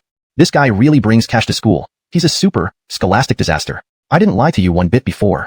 Hearing Alvaro's words, Moses's face twitched. He desperately wanted to ask if Alvaro had dug up his family's grave. So what if he brought a little cash to school? Is this really necessary? Moses, now you tell me what's going on with this money. How could you betray my trust? I thought you had another 15,000 in your bag. And look, this time you hid the money in your textbooks, making me lose face in front of the leaders. Alvaro turned around when he noticed the leaders had already vanished without a trace and said angrily to Moses, Vice Principal Lois, we don't have any rules forbidding students from bringing cash to school, right? Besides, I didn't disappoint your expectations. After all, it's not 15,000, but rather 300,000 lying here now, right? Moses explained somewhat dejectedly. Earlier at noon, Arlo asked him to collect the cash, and Moses originally intended to go to the bank. But thinking about having to pay Amaris's medical expenses soon, he decided to simply tuck the cash into his textbooks. This way, it was discreet and safe in school, preventing anyone from getting ideas. When it was time to pay, he'd just bring the money directly to the hospital, avoiding the hassle of going to the bank. But who would have thought that as soon as he walked through the school gate, something like this would happen? And even worse, Alvaro insisted on proving that he was a scholastic disaster and insisted on checking his backpack. Alvaro opened his mouth, unable to respond to Moses's explanation. So now, explain to me about the math competition? Why do they all say you won first place? And who made you participate in the math competition? Alvaro clenched his teeth. Since the cash issue wouldn't get him anywhere with Moses, he needed another angle. First place in the math competition? That might be a mistake. As for who made me participate, it was obviously the Demon King. No, our beloved teacher Nolan. I didn't want to participate at all. Teacher Branson forced me into it. Moses's eyes darted around, outright denying the math competition results. Even though he knew he likely won the first prize. So what? Getting to choose universities at will. It doesn't matter. The university he would attend depended on which one his sweet wife got into. Moreover, acknowledging that he won the math competition wouldn't even let him make an advertisement. Instead, it was better to lay low and enjoy the ride. Chapter 204, Smelly Deskmate. I'll come to your place tonight. Dumb girl, can you actually pull it off? It's been so long and my obedient wife still hasn't sent me any perks. Could it be that you forgot to whisper sweet nothings in her ear for me? In the afternoon after school, Moses saw Asia engrossed in solving problems. After a moment's hesitation, he asked with evident displeasure. This was an important matter concerning his own enjoyment. Dumb girl was being way too careless about it. Send perks? Well, I guess I did forget. Asia blushed when Moses asked her this. Since the exam yesterday, she had been fully focused on reviewing. Where would she have found time to prepare any perks for Moses? However, seeing how much stinky husband wanted it, perhaps she could reluctantly fulfill his request tonight. Oh right, Smelly Deskmate, take a look at this problem. It just doesn't feel right to me. Pausing, Asia handed over the test paper to Moses, looking rather puzzled. Moses originally didn't want to talk to Asia, but thought of the perks from his obedient wife and could only grit his teeth to explain the problem. So that's how it is. Smelly Deskmate, you're amazing. After listening to Moses's explanation, Asia felt enlightened. She previously thought Moses was only good at studies, but hadn't expected him to be equally skilled at explaining. Smelly Deskmate, I've made up my mind. Formed into a top student and carrying cash to school, he became their ideal Prince Charming. How could they feel anything but jealousy as this charming prince was soon to be claimed by Asia? Smelly Deskmate, must you shout so loudly and die? Feeling the unusual stares of her classmates, Asia clenched her teeth and said reproachfully. Though their conversation was innocent, it sounded anything but to others. Isn't it, you're going to my place tonight, and you don't let me speak? Isn't that a bit too overbearing? I'm telling you, Asia, don't go too far. If you come to my place, how am I supposed to play games all day? Moses paid no heed to everyone's gazes, glaring at Asia angrily. His leisure post-school life was not about to be ruined for tutoring her. The boys in the class took a sharp intake of breath. Is Moses seriously a cold-blooded guy? With beautiful Asia coming to his place, he still thinks about gaming? With that thought, they felt relieved again. A cold-blooded guy like Moses was exactly what they wished for. Otherwise, imagining their goddess being alone with Moses tonight would drive them mad with jealousy. Smelly Deskmate, you? I don't care. I'm coming to your place tonight. You have no choice but to agree. Or else, you'll bear the consequences if I get upset. Asia initially worried about misunderstanding among classmates, but now had other things on her mind. Her stinky husband refused to help his obedient wife improve her grades to keep playing games. Wasn't that going too far? Does he think she'll accept long-distance dating later in college? Ouch, damn. Here we go again. Fine, I agree. But remember your promise. If I don't gain any benefit tonight, never expect anything like this again. Moses glared fiercely at Asia before giving in. Initially, everyone thought he'd stick to his principles. Hearing this, all the boys wished they could strangle him. What happened to the cold-blooded guy? Instead, he turned around instantly wanting to take advantage of their goddess? Ugh, disgusting, shameless. Much better. As for benefiting from me, Miss agrees. Seeing Moses capitulate, Asia held her head high with pride. For her stinky husband to get photos from his obedient wife wasn't difficult at all. Though both knew what perks meant, the classmates were clueless. Moses dared to take advantage of Asia, who dared to comply. Was this blatant PDA? Sitting in the front row, Egbert listened to Moses and Asia's bold remarks without reserve. His eyes reddened, fists tightened, and silently vowed to make Moses pay for this. Chapter 205. Ry leaving the two people Ry leave with the smelly husband.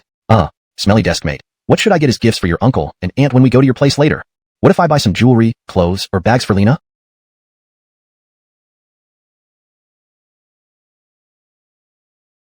And for Jeremiah, maybe some cigarettes or alcohol? Oh, please give me some suggestions, or tell me what your parents like. On the way back, Asia suddenly remembered this important question.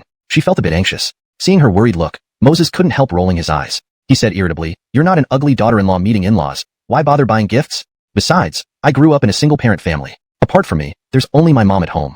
And she's on a business trip these days." Hearing Moses's words, Asia's expression froze for a moment. Then her big, twinkling eyes showed a hint of sympathy. Turns out, the smelly husband comes from a single-parent family. Sigh, I've been such an unqualified girlfriend. Only after 3 years of dating did I find out about this. No, I need to be even better to him from now on and let him experience more familial warmth. Thinking this, Asia looked at Moses with even gentler eyes. Half an hour later, they arrived home. Asia looked around curiously like a child. From now on, I'll be half the mistress of this house. I should take a good look at my future home. After pondering, Asia boldly started exploring the place. Smelly deskmate, is this your room? Wow, it's so tidy. And this big teddy bear bed set, I love it. After wandering around for a while, Asia came straight to Moses's bedroom. Seeing the neatly laid out teddy bear quilt on the bed, she was overjoyed. Without waiting for Moses's response, she flung herself onto the bed. Breathing in the unique scent of the quilt, Asia felt deeply satisfied. Damn. You, get up right now. This bed is only for me and my obedient wife.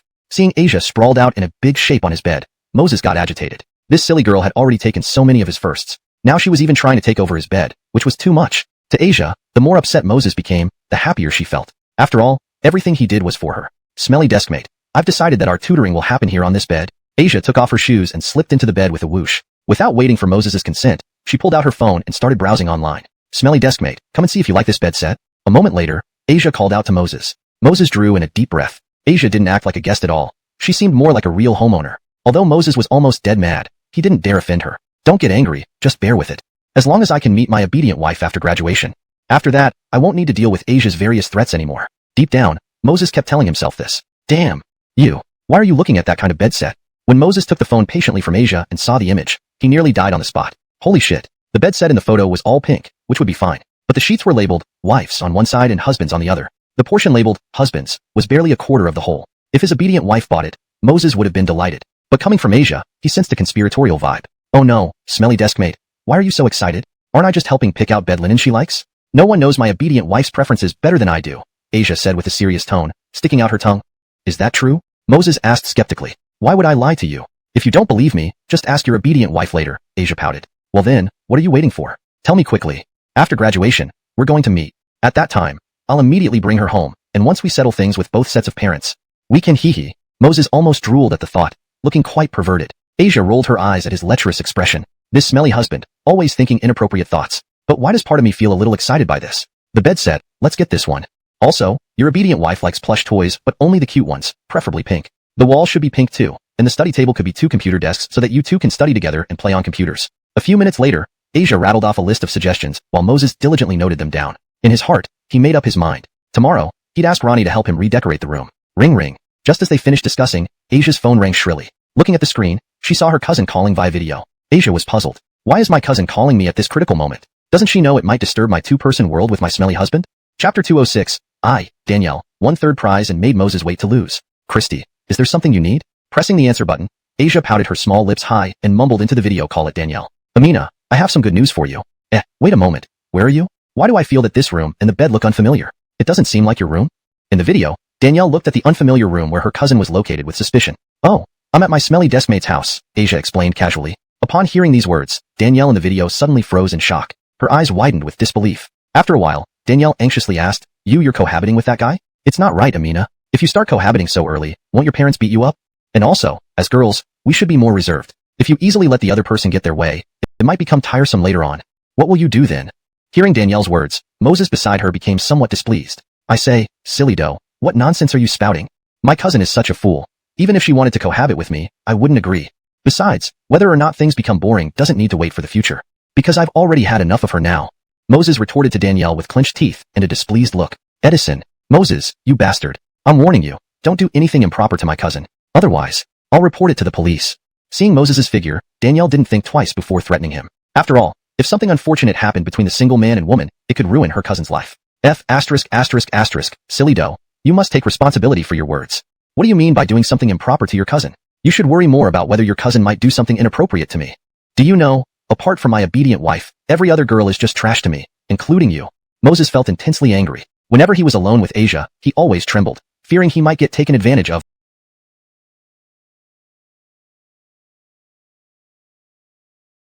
by her inadvertently. Now, Danielle accused him. How am I supposed to justify this to anyone? Moses fumed inwardly. You. Danielle gritted her teeth, her pretty face turning pale with anger. Moses's words did not reassure her, but rather increased her concerns. What if that guy realized her cousin was his obedient wife? Amina, whatever happens next in your room, the video call must remain open. Otherwise, I'll tell your parents or call the police. Danielle glared fiercely at Moses before sternly telling Asia. Hearing this, Asia's beautiful face instantly drooped. Had she known, she wouldn't have answered her cousin's call. Now, they'd have an extra party in their world. And also, go to the living room, don't stay in the bedroom. Especially not near the bed, which is too dangerous. Without considering her cousin's willingness, Danielle ordered strongly. Christy, what did you actually need from me? I still have homework to catch up on. Asia unwillingly followed Moses to the living room, grumbling with dissatisfaction. On the side, Moses secretly gave Danielle a thumbs up. He wished Asia would leave his room quickly to avoid getting herself into trouble. If you hadn't mentioned it, I'd have forgotten. Here's the thing. The Olympiad math results came out today, and I got third place. And there's a bonus of 10,000 yuan. At this point, Danielle's face shone with pride. Knowing that with this achievement, she could directly choose her favorite university without taking the college entrance exam made her excited. She almost couldn't wait to share this news with her cousin, if not for the afternoon classes. Third place. Congratulations, Christy. Hearty congratulations. By the way, did you finish talking? If you're done, then I'll hang up. After saying this, Asia wanted to end the call. Although she was genuinely happy for her cousin, she was preoccupied with enjoying time with her husband. You naughty girl, you've made me furious. Tell Moses that regarding our bet from the Olympiad competition, he has lost. Now, he only needs to promise me not to have any improper thoughts toward you until you enter college. Danielle saw through Asia's little schemes and said angrily after thinking for a while. Christy, let's talk this over again. I think this isn't punishing him but me. Asia glanced secretly at Moses, seeing him leisurely switch on the TV, apparently not paying attention to their conversation. She whispered to her cousin in complaint. Amina, do you know you're playing with fire? There are only 2 months left until the college entrance exams. If anything happens between you two during this period, do you still want to take the exams? Danielle reprimanded Asia, feeling regret that she couldn't understand why Asia couldn't see through Moses's faults. Besides being academically good, handsome, and rich, what else did he have? Why was her cousin so hung up on him? Chapter 207. The interview actually made the news? Good evening, dear viewers. Next, we have a piece of good news for you. The provincial mathematics competition saw one of our Haicheng High School students clinching first place with an outstanding score of 151. I know what all of you, dear viewers, are thinking. Why such an unusually high score? No worries. Let's watch a recorded on-site interview. Just as Asia and Danielle were talking, a voice suddenly blared from the TV. Instinctively, Asia's eyes were drawn to the screen. Danielle quickly turned on the TV, without another word. Ever since she learned she got third prize, she had been dying to know who this mysterious first prize winner was. Whoever he was must be incredibly talented to score 151. This guy had thoroughly trounced her and Zhao Benjamin from number 7 middle school. As Asia and Danielle focused on the TV, the screen flickered. Then Moses appeared in a suit and tie, followed by interviews and advertisements. Ha ha ha, that old guy has some moves. They actually broadcasted the interview I did. Moses stood in front of the TV, gazing at his handsome face inside it, bursting with excitement. Io, it really paid off to put on that suit just for this occasion. Look at that vibrant spirit and striking face. If I were a girl, I want to give myself to him right away. While Moses was busy gloating, Asia and Danielle both widened their eyes in disbelief. What in the world? The mathematics first prize winner with a record-breaking score of 151 turned out to be Moses? This can't be. How could the mathematics champion be that bastard Moses? He only spent 10 minutes on the exam paper. Well. Danielle's complexion turned pale with incredulity. Asia came back to reality after hearing her cousin's words. She immediately tossed her phone aside and dashed over to Moses, exclaiming, "You rotten classmate. You actually scored first place in mathematics. Wow, so impressive. I worship you. Can you give me an autograph?" Seeing Asia acting like a die-hard fan, Moses felt his vanity swell instantly. Hush, keep it down. It's only a math first place, big deal. Anyone can do it. Moses shushed and modestly said while putting a finger to his lips. Now, let's celebrate. Since you're so thrilled, little missy, I'll reluctantly help you with your studies. With that, Moses reached into Asia's backpack and pulled out her textbooks. Just as he was about to start tutoring, he noticed Danielle was still on video call. He smiled devilishly, holding up the phone to the screen. Silly dear. Remember our bet? Hearing this, Danielle clenched her teeth but remained silent. Heh, my cousin remembers, all right, Riling Xia Xiaoming interjected, revealing Danielle completely. On screen, Danielle's cheeks flamed red. She had boasted to her cousin about how Moses would lose the bet, only to have her own words boomerang back at her. I lost. Silly dear, you haven't woken up yet? Don't forget, 1 month as a maid during summer break. Moses chuckled smugly. Not fair, rotten classmate. You slept for the first hour and worked for only 10 minutes. How did you get first place with a perfect score of 151? That's not normal. Asia's eyes filled with skepticism as she recalled the events. Meanwhile, the host explained Moses's performance. He earned 151 because he used 2 methods to solve the final 2 challenging problems. To convince the audience, they showed a close-up of Moses's exam paper on screen. Seeing the proof, those who doubted Moses should be convinced that he wasn't bluffing. Phew. You're so amazing, classmate. The second last question stumped even professional math teachers, yet you solved it using 2 methods. As for the last problem, which baffled China's top mathematicians, you solved it too. No wonder the judges gave you a perfect score. Asia exclaimed after hearing the explanation. Meanwhile, across countless homes and online, people exploded with discussions over this report. At first, I thought this pretty boy was just a marketing gimmick, but it turns out he's genuinely brilliant. To ace a math exam and have countless teachers and math experts praise him, he even earns money for his family after school. Indeed, talent comes from humble beginnings. Poor kid named Moses, owing millions, how tragic. Tragic? Did you hear that he makes $50,000 per day? Earning $50,000 a day, he could repay all debts in a year. Do you call that tragic? Similar debates surged online, even pushing Moses's beer advertisement to the trending list. A genius who looks good, scores high, and is a money-making machine. Truly a divine-level scholar. Unfortunately, yet another perfect child for others to admire. Thinking of this, many parents glanced at their children and picked up sticks to provide some hands-on education. Chapter 208. This annoying third Christie. Watching the TV, Danielle sat ly in a common residential house in Railinjiang City as Moses's flashy appearance appeared on screen. To improve fluency and natural reading in English, I've made slight adjustments. 1. Added ly to zuo to make it an adverbial phrase describing Danielle's state, translating it as sat ly. 2. Rephrased 临江市一栋普通住宅房里，下玩神情呆滞 into Danielle sat ly in a common residential house in Railinjiang City. This change ensures that the sentence flows naturally in English while maintaining its original meaning. The word 呆滞 can be further translated into English. Based on context, dazed or numb could be more appropriate. Watching the TV, Danielle sat dazedly in a common residential house in Railinjiang City as Moses's flashy appearance appeared on screen. Or, watching the TV, Danielle sat numbly in a common residential house in Railinjiang City as Moses's flashy appearance appeared on screen. Oh no, oh no. Who would have thought that Moses actually won the first prize in the Math Olympiad? Do I really have to be this bastard's maid for a month during the summer vacation? Thinking about this, Danielle felt a mix of worry and joy. She worried about how Moses might order her around when the time came. But she was also happy because it gave her a legitimate reason to live in Haicheng during the summer vacation. On the other side of the video call, after watching the news, Moses turned off the TV with a click and immediately called Eider. Jeremiah Jericho, I've already put out the advertisement for BDMT beer. If everything goes as expected, our brewery should see an increase in orders soon. Increase production during this period. We don't want to be caught in a supply shortage, which could be embarrassing. After briefing Eider briefly, Moses hung up the phone. He felt Asia's sparkling eyes staring at him intensely and quickly took a few steps back. Be big dumb girl, listen up. Our house has poor soundproofing. If you have any evil intentions towards me, all I need to do is shout once. And the neighbors will hear us. Looking at her stinky husband acting like he needed to guard against a thief, Asia's face darkened. She thought to herself, this stinky husband.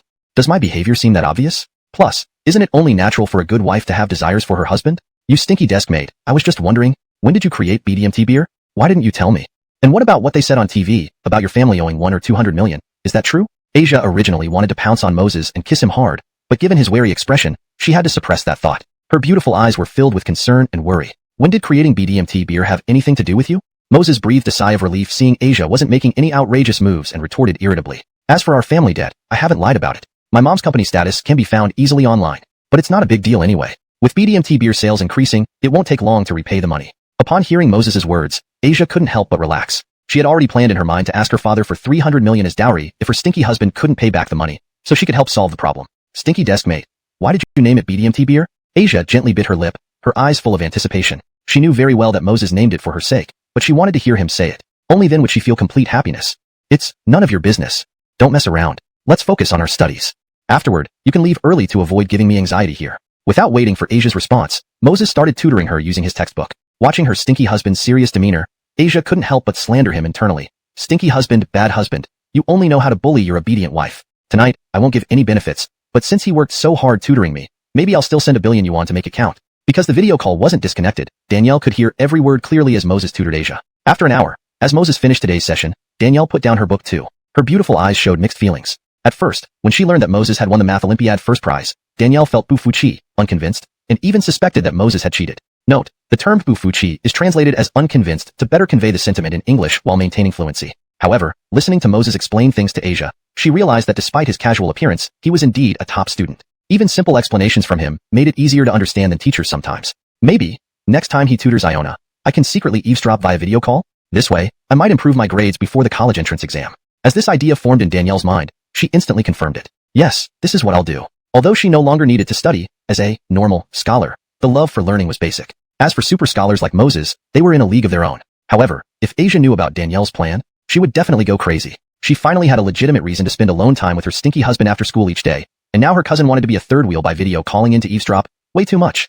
Hashtag chapter 209. Asia, you LSP. Stinky deskmate, it's so late. Shouldn't you take me home now? Asia said happily after packing up her textbooks. Today, she not only spent some time alone with her stinky husband, but also made great progress in her studies. She decided that starting from tomorrow, she would ask the stinky husband for tutoring every evening. After all, How could she resist? Her stinky husband was so excellent. Even better at tutoring than her teachers. What the heck are you dreaming about, big dummy? Moses replied irritably. I tutored you for an hour without even asking for any compensation. Now you want me to take you home too? Do I still have time to play my game tonight? And chat with my sweet wife later? Take a taxi and go home yourself. Don't delay my important business. Moses retorted rudely. This big dummy was getting more and more unreasonable, daydreaming as usual. Stinky deskmate. There are so many bad people these days, Asia whined pitifully. Your sweet wife's best friend. Looks so pretty. What if a bad person has ill intentions towards her? How will you explain that to your sweet wife then? Besides, it's not easy to catch a taxi this late. Asia looked at Moses with puppy dog eyes. Damn it, what a temper I have. Though Moses wanted to lose his cool, he paused for a moment. Asia did raise a valid point. Leaving aside her connection with his sweet wife, they were still classmates. If anything happened to her on the way home, he'd never forgive himself. Why are you waiting around then? Grab your bag and I'll take you back. Women are such troublemakers, especially ones I don't like. More troublesome. Moses muttered as he grabbed an electric scooter key and led Asia downstairs. Stinky deskmate, wait for me, I'm going to buy a cup of bubble tea. Reaching the ground floor, Asia ran into a nearby bubble tea shop without waiting for Moses's response and bought a large cup of couple bubble tea. Here you go, stinky deskmate. This is a little reward for helping me study, Asia said, handing him the cup a few moments later. Not bad. Moses pursed his lips and took a few sips without hesitation. Stinky deskmate, I want to drink it too, Asia pleaded as she watched Moses enjoy the tea. Pausing, she added, the money I brought today was only enough for one cup of bubble tea. Moses sneered upon hearing this. Don't you still have your phone? With your IQ, you think you can trick me into buying you bubble tea? No chance. Phone? Asia froze, reaching into her pocket. It died while I was video chatting with my cousin. Moses deadpanned. Oh, they have power banks in supermarkets. You can charge it there and pay afterward. Asia was speechless. All right, stinky husband, you're forcing your sweet wife to use the ultimate move. I want to drink the bubble tea in your hand. If you don't give me a sip, I'll tell your sweet wife that you kissed me tonight. Hearing this, Moses's eyes widened in shock. 10,000 llamas rushed through his mind. Holy H*T. You. Fine. You win. From now on, if I drink any bubble tea you buy, may I turn into a pig. Moses grudgingly handed the bubble tea to Asia and got on the scooter without another word. He just wanted to get Asia home as soon as possible and then whisper sweet nothings to his sweet wife, hoping she wouldn't send this little spy to test him again. At this rate, Asia would eventually get him to confess everything. Stinky deskmate, I find the bubble tea you drank particularly fragrant. Be honest, did you coat your mouth with honey? On the road, Asia sat at the back, tightly hugging Moses's waist. She leaned her face against his back, savoring the bubble tea contentedly. Moses. Stinky deskmate, why is your back so broad? It feels so secure. In the future, your girlfriend will surely love leaning on you like I am. Despite his silence, Asia couldn't stop questioning him, chattering nonstop like a tractor. Hey, big dummy. While you talk, where are your hands wandering? Halfway through the ride, Moses noticed Asia's small, delicate hands wandering from his waist to his stomach. Now, those hands were inching under his clothes. Oh, stinky deskmate, you're so stingy. I just wanted to check if you really have abs. Blushing when caught red-handed, Asia buried her face in Moses's back, still finding excuses. I do have abs, six-pack abs. But they're for my sweet wife to touch, not for you to feel randomly, got it? If I catch you doing this again, you'll be thrown by the roadside. Moses growled angrily. What the heck? Asia, ULSP, you did something wrong and now you're making excuses. Pfft, who were those idiots at school saying Asia was a cold-hearted beauty queen? They must have been blind. Chapter 210. An accidental encounter with the mother-in-law? St. Stinky deskmate, I'm home. Put me down quickly. Half an hour later, Moses dropped Asia off in front of a luxurious mansion. Asia's eyes were sharp. She immediately noticed a familiar figure not far ahead. Panicking, she hastily spoke to Moses. That familiar figure was none other than her mother, Tamara. After school today, she had told her mom that her teacher was keeping her back for extra lessons. If her mom found out she was with Moses now, it would be quite embarrassing. Dumb girl, isn't your house in the front complex? Why are you home so early?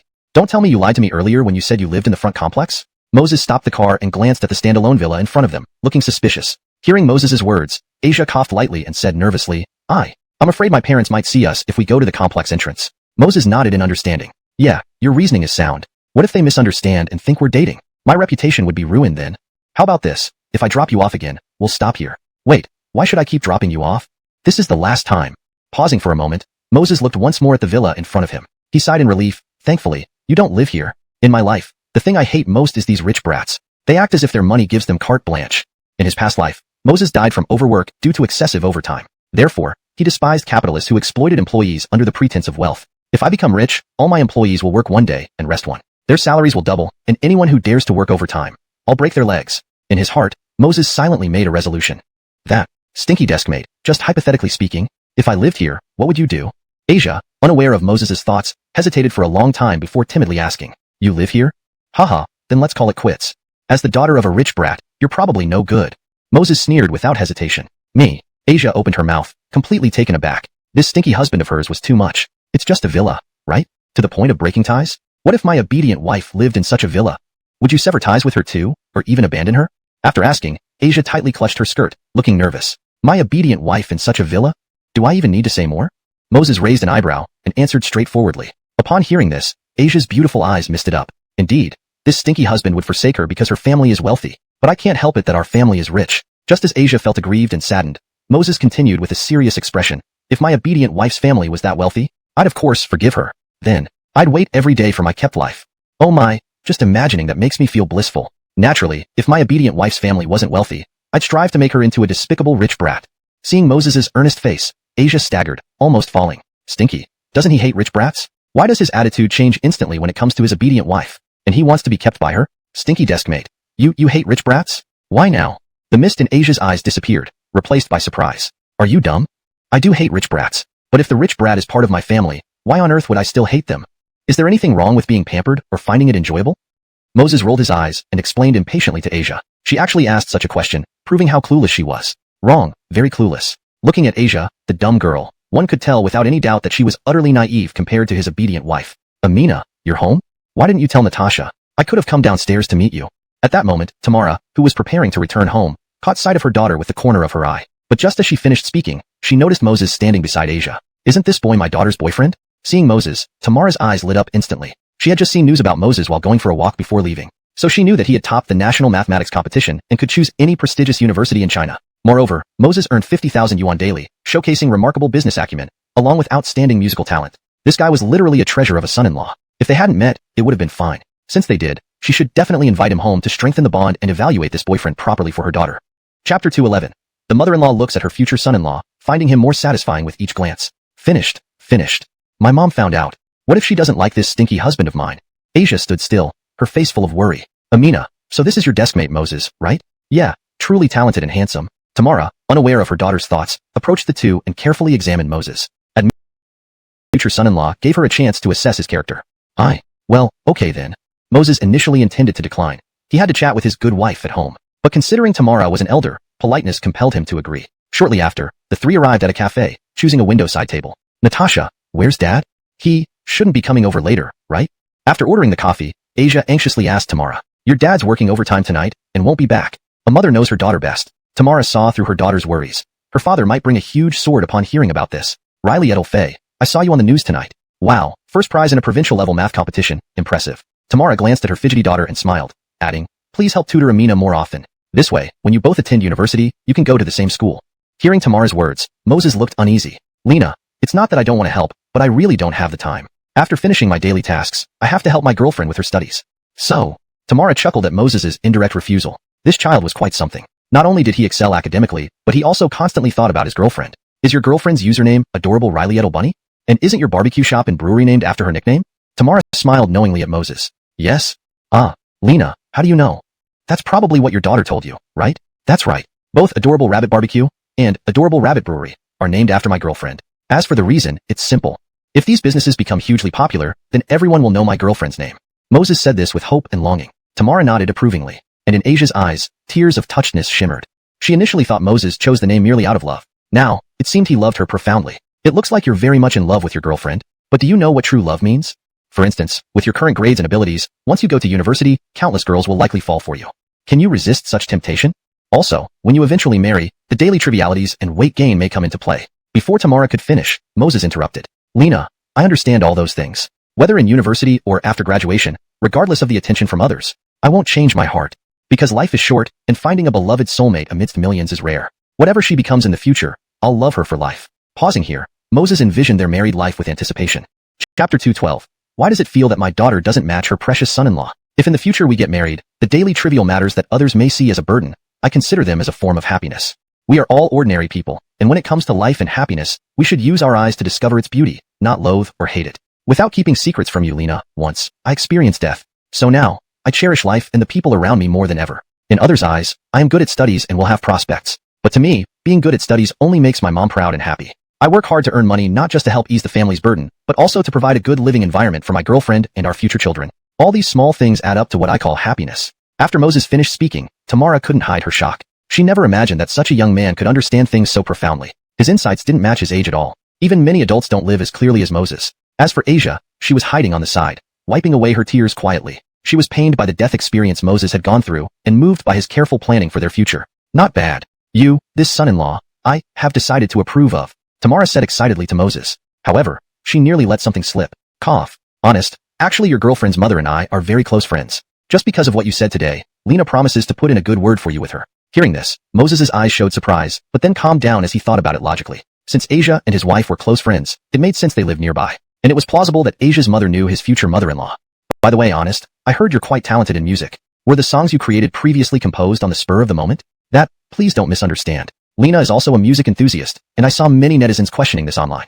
So naturally, Lena has some curiosity since I met you in person today. Tamara suddenly brought up the topic of music. Ever since she listened to Moses's songs, she felt like the other songs she had been listening to were mediocre. Although there were still some nice ones, they were no longer fresh to her ears. Over the years, the music industry seemed to lack talents, and it was rare to find new songs that refreshed her. Of course, they were not composed on the spur of the moment. Although the songs are original, they were written by numerous predecessors in the music industry. I can be considered a plagiarist at best. If Tamara were his future mother-in-law, Moses wouldn't mind showing off a little. But since she was only Asia's mother, bragging in front of her held no significance. Moreover, the songs he sang were indeed hit songs by predecessors from his past life. He couldn't claim them as his own creations. Created by numerous predecessors in the music industry? Yes, that's really impressive. Tamara paused, then smiled broadly. If Moses said he wrote those songs alone, she might have believed it. But for a group of people to create such amazing songs and hand them over to him to sing without releasing them themselves sounded unbelievable. In Tamara's view, Moses must be modest, hence the weak reason. Yes, indeed. This proved that her future precious son-in-law was a musical genius, talented at creating and singing wonderfully. Suddenly, she felt her daughter wasn't good enough for him. Thinking about this, Tamara glanced at her daughter. Seeing her staring at Moses dreamily, Tamara felt even more disapproval. Previously, she thought her daughter was pretty, had a great figure, and did well in school. But compared to Moses now, her daughter seemed only capable of ogling at him, not matching up to him at all. How could this precious son-in-law like her daughter? Maybe I should talk to Honest later. Tell him not to like my daughter anymore. But if I do that, won't I lose a precious son-in-law? Or maybe I should talk to Iona's father again, create a more outstanding profile, and marry off my second daughter to Honest? If Asia knew what her mother was thinking, she would definitely drag her off for a paternity test. How could she speak of her own daughter like that? It was too much. While Tamara was lost in her thoughts, a sudden commotion came from the cafe. The three of them instinctively looked toward the source of the noise. Wow, a confession in the cafe. I envy that girl so much. This scene is so romantic. Looking at the scene, Asia couldn't help but feel envious. A couple entered the cafe, the boy carrying a guitar and leading a blindfolded girl by hand. Reaching their seat, he admired the heart-shaped balloon decorations he had arranged. He placed a bouquet of roses on the table and said with a smile, Jericho, today marks 2 years since we started dating. I've prepared a surprise for you. Please wait a bit before removing your blindfold. The boy then walked to the center of the cafe. At this moment, his friends and the cafe staff turned off the main lights and switched on colorful lights, making the whole place look romantic. Standing in the center, the boy smiled warmly and gazed lovingly at the girl not far away. Then, he began strumming his guitar gently. Chapter 213. A romantic declaration in the cafe. Tap, tap, tap. We cried. We laughed. We looked up at the sky. A few stars were still shining. In such a setting, whether it sounds good or not isn't really important. What matters is the emotion conveyed through the song and the deep love he has for his girlfriend. Just like when a boy works hard to make his girlfriend and family happy, even if he fails in the end, the effort itself is adorable and admirable. Moses spoke honestly. Having lived 2 lives, he viewed these things with a broad perspective. Not everyone has a naturally gifted voice, so singing should be about one's own happiness. Who cares how it sounds? I think Honest has a point, Tamara interjected. Amina, you should learn from Honest here. When we listen to professionals, we naturally seek perfection. But for us ordinary people, the sincerity is what counts, not the quality of the performance. Tamara cast a meaningful glance at Moses while gently instructing her daughter. She had expected Moses to criticize the boy's poor singing since he was the original creator. Instead, his thoughtful response surprised her, showcasing unique insight and depth. Natasha, I understand all these principles, Asia pouted, retorting defensively. And besides, am I that shallow? As they spoke, the boy finished the song. He slowly approached the girl, removed her blindfold, and knelt down before her, holding a rose in one hand and a ring box in the other. Looking into her eyes with deep affection, he asked, Xantha, on this special day, will you marry me? Although I don't have much of a decision indeed. Chapter 214. Your answer stuns the entire crowd. Xantha, I was wrong. Please, give me one more chance. I promise never to sing Moses' songs again. Brandon gritted his teeth, his eyes pleading. He couldn't understand why his girlfriend would reject his proposal just because he sang a song by Moses. But he truly loved her and didn't want such a small issue to turn them into strangers. Sorry, Brandon. You've already finished singing that song. And let me remind you once again, we have no relationship anymore, the girl said expressionlessly without a hint of hesitation. Watching his 2-year girlfriend behave so heartlessly at this moment filled Brandon with regret and anger. He regretted choosing to sing, Just Happened to Meet You, by Moses on such an important occasion. And he was angry that his girlfriend had never even met Moses, but still wanted to pursue him. Why? Can't get what you want and now you're getting frustrated. Brandon, I know why you're angry. It's because I've never met your junior Moses, right? Let me tell you, I indeed haven't met Moses before, but my best friend told me tonight that Moses is in Haicheng High School. He won the first prize in the mathematics competition and was featured in the news. That appearance? Even better than those so-called big stars on TV. A man who excels academically, has talent, and can make money is my Piper's ideal Prince Charming and future husband. Not someone like you who sings off-key and still doesn't know shame. With these words, Piper got up to leave. At this point, Moses, sitting in the corner, could no longer stand it. He stood up and calmly called out to her, "Wait." Everyone's eyes turned to Moses simultaneously. Although they disliked Piper's attitude, they knew it was none of their business, and intervention wasn't appropriate. "Brother Jacksung, lend me your guitar for a moment." Under everyone's puzzled gazes, Moses walked over to Brandon and smiled at him. Seeing Moses's handsome face, Piper's eyes lit up. Meanwhile, Blakely, sitting in the corner, asked Tamara anxiously, "Natasha, what should we do now? If there's a conflict later?" Tamara understood her daughter's concerns and shared the same worries. It was clear Moses intended to support Brandon, but if mishandled, things could go awry. "We'll see how it goes. If anything happens, we'll call Dad over to handle it." Moses's kindness was admirable, but being too kind often brought trouble upon himself. At this moment, Brandon dumbly handed his guitar to Moses. Taking the guitar, Moses walked to the center of the cafe and began playing after a brief thought. Tick, tick, tick.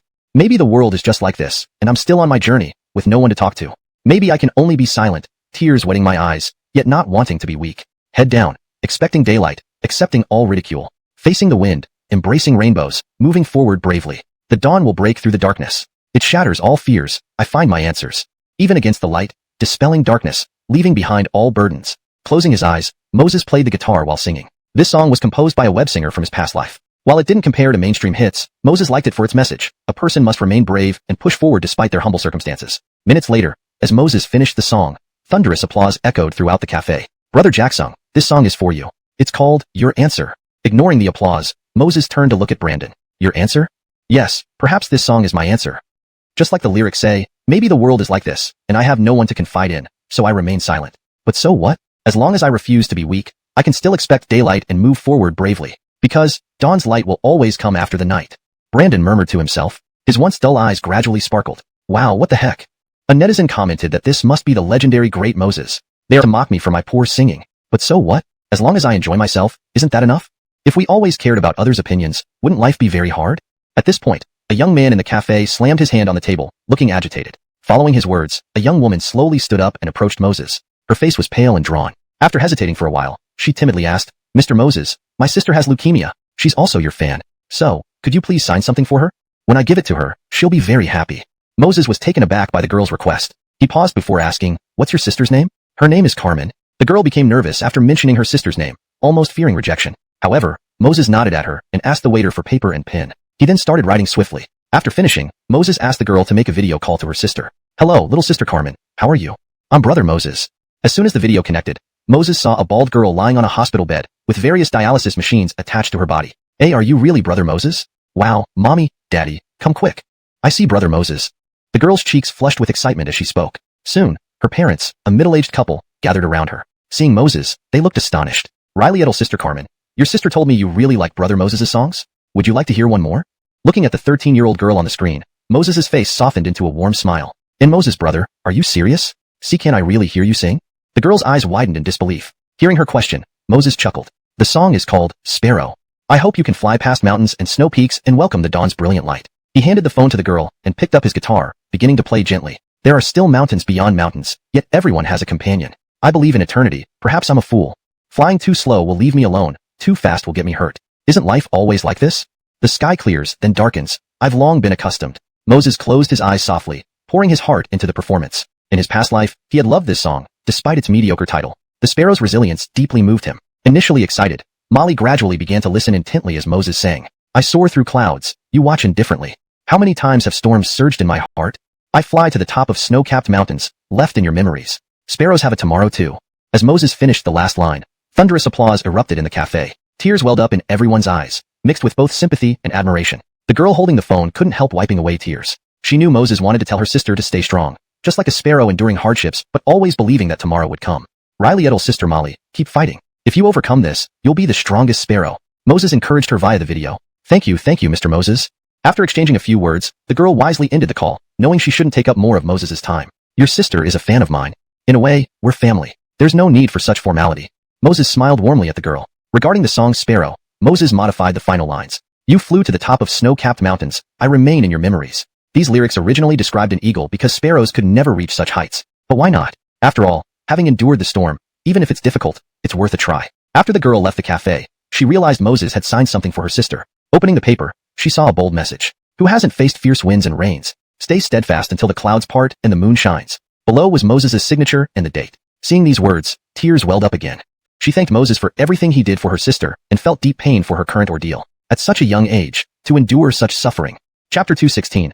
Amina, Natasha thinks you aren't quite worthy of honest. Inside the cafe, Brandon replayed the scene in his mind and suddenly gave a self-deprecating smile. He was making such a fuss over a failed proposal, but compared to Roy's illness, what were his troubles worth? Teacher Moses, I'm sorry. I wasted your original song just now. With this thought, Brandon felt ashamed and apologized to Moses. Moses found himself at a loss for words. What did he mean by wasting an original song? These creations could be plagiarized in abundance whenever he wanted. There was no question of wasting it. Besides, the reason he gave your answer to Brandon was simply because he couldn't stand the attitude of his girlfriend. It's not exactly a waste, Moses shook his head and said with a sigh. As long as you gain something from it. Ryleaf is full of uncertainties, and cherishing those who deserve our love now is more important than anything else. These words elicited thunderous applause from the cafe's patrons once again. Many had never heard Moses' songs or knew who he was. Yet today, they genuinely admired his actions. To have talent at such a young age and still be so kind-hearted, this was commendable. If it were one of those so-called internet celebrities, they'd probably have their nose in the air, not writing songs for strangers like that. Edison, Moses, I like you.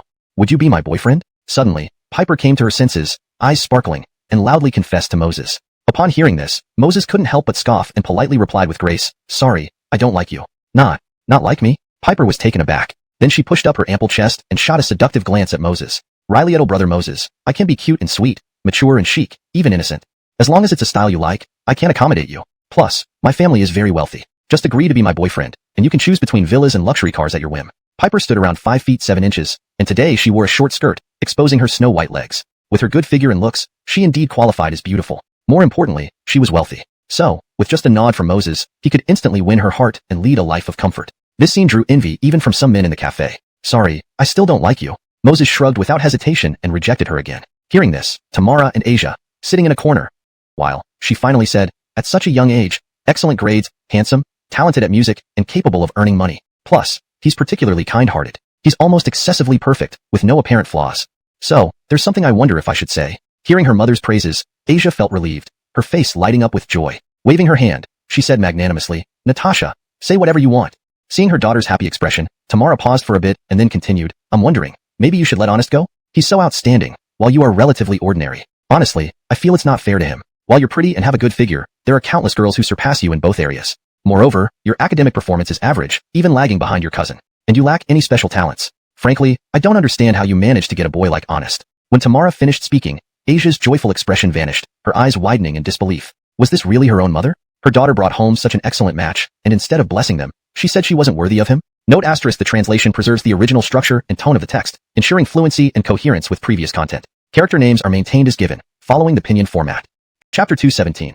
Is my stinky husband trending on hot search for being scolded? After arriving home, Asia kept pouting with a sullen face. She ignored Tamara and went straight to the sofa to play with her tablet. Ding-ling-ling. Just after half an hour of playing, a video call rang through on Asia's tablet. Seeing her cousin calling, Asia didn't think much and directly accepted the call. Amina, what in the world did that bastard Moses do this time? He actually got himself cursed onto hot search. Ha ha ha, this is hilarious. In the video, Danielle clutched her belly, laughing loudly without any regard for her image. Hearing this, Asia jumped up, too preoccupied now to care about anything else. She picked up another tablet and quickly opened Weibo. Sure enough, at 8th place on Weibo's trending list, there was a title which read, Moses bastard, fellow Taoists come and curse this kid. Natasha, something's wrong. My boyfriend is being cursed on hot search. Hurry up and ask dad to find a way to take this off hot search. Asia, upon seeing this, hurriedly shouted to Tamara. Upon hearing this, Tamara, who was cooking, instantly ignited with fury. What bastards? They dare to curse her darling son-in-law? This mother-in-law will definitely have to give them a piece of my mind today. Tamara rushed over and took the tablet to find a reason to fire me. However, after watching Moses' stupid video, my boss got an idea right away. He said that I left the company using my right foot today, which goes against the company's image and regulations, and fired me directly. Tamara couldn't help but laugh into her hands upon reading this. Goodness, aren't these netizens a little too adorable? My son-in-law's casual excuse to reject someone is now imitated by the public. Thinking about this, Tamara patiently continued to read. The guy upstairs, that's nothing. My girlfriend wanted to break up with me but couldn't find a reason. She then suddenly told me I walked using 2 legs, and thus wasn't suitable. I feel sorry for the brother upstairs. My girlfriend is more peculiar. She applied Moses' rejection logic fully, saying I didn't step into the door with all 3 of my legs at the same time. Where can I go to reason with this? Ha, my goddess was even cooler. After I finally summoned the courage to confess, do you know what she said? She actually said I had 10 toes, which did not meet her standards for choosing a boyfriend. All of you are weak. My boyfriend broke up with me, saying he needs to learn Moses' arrogance and can't be with the daughter of a rich dog. Who can I reason with now?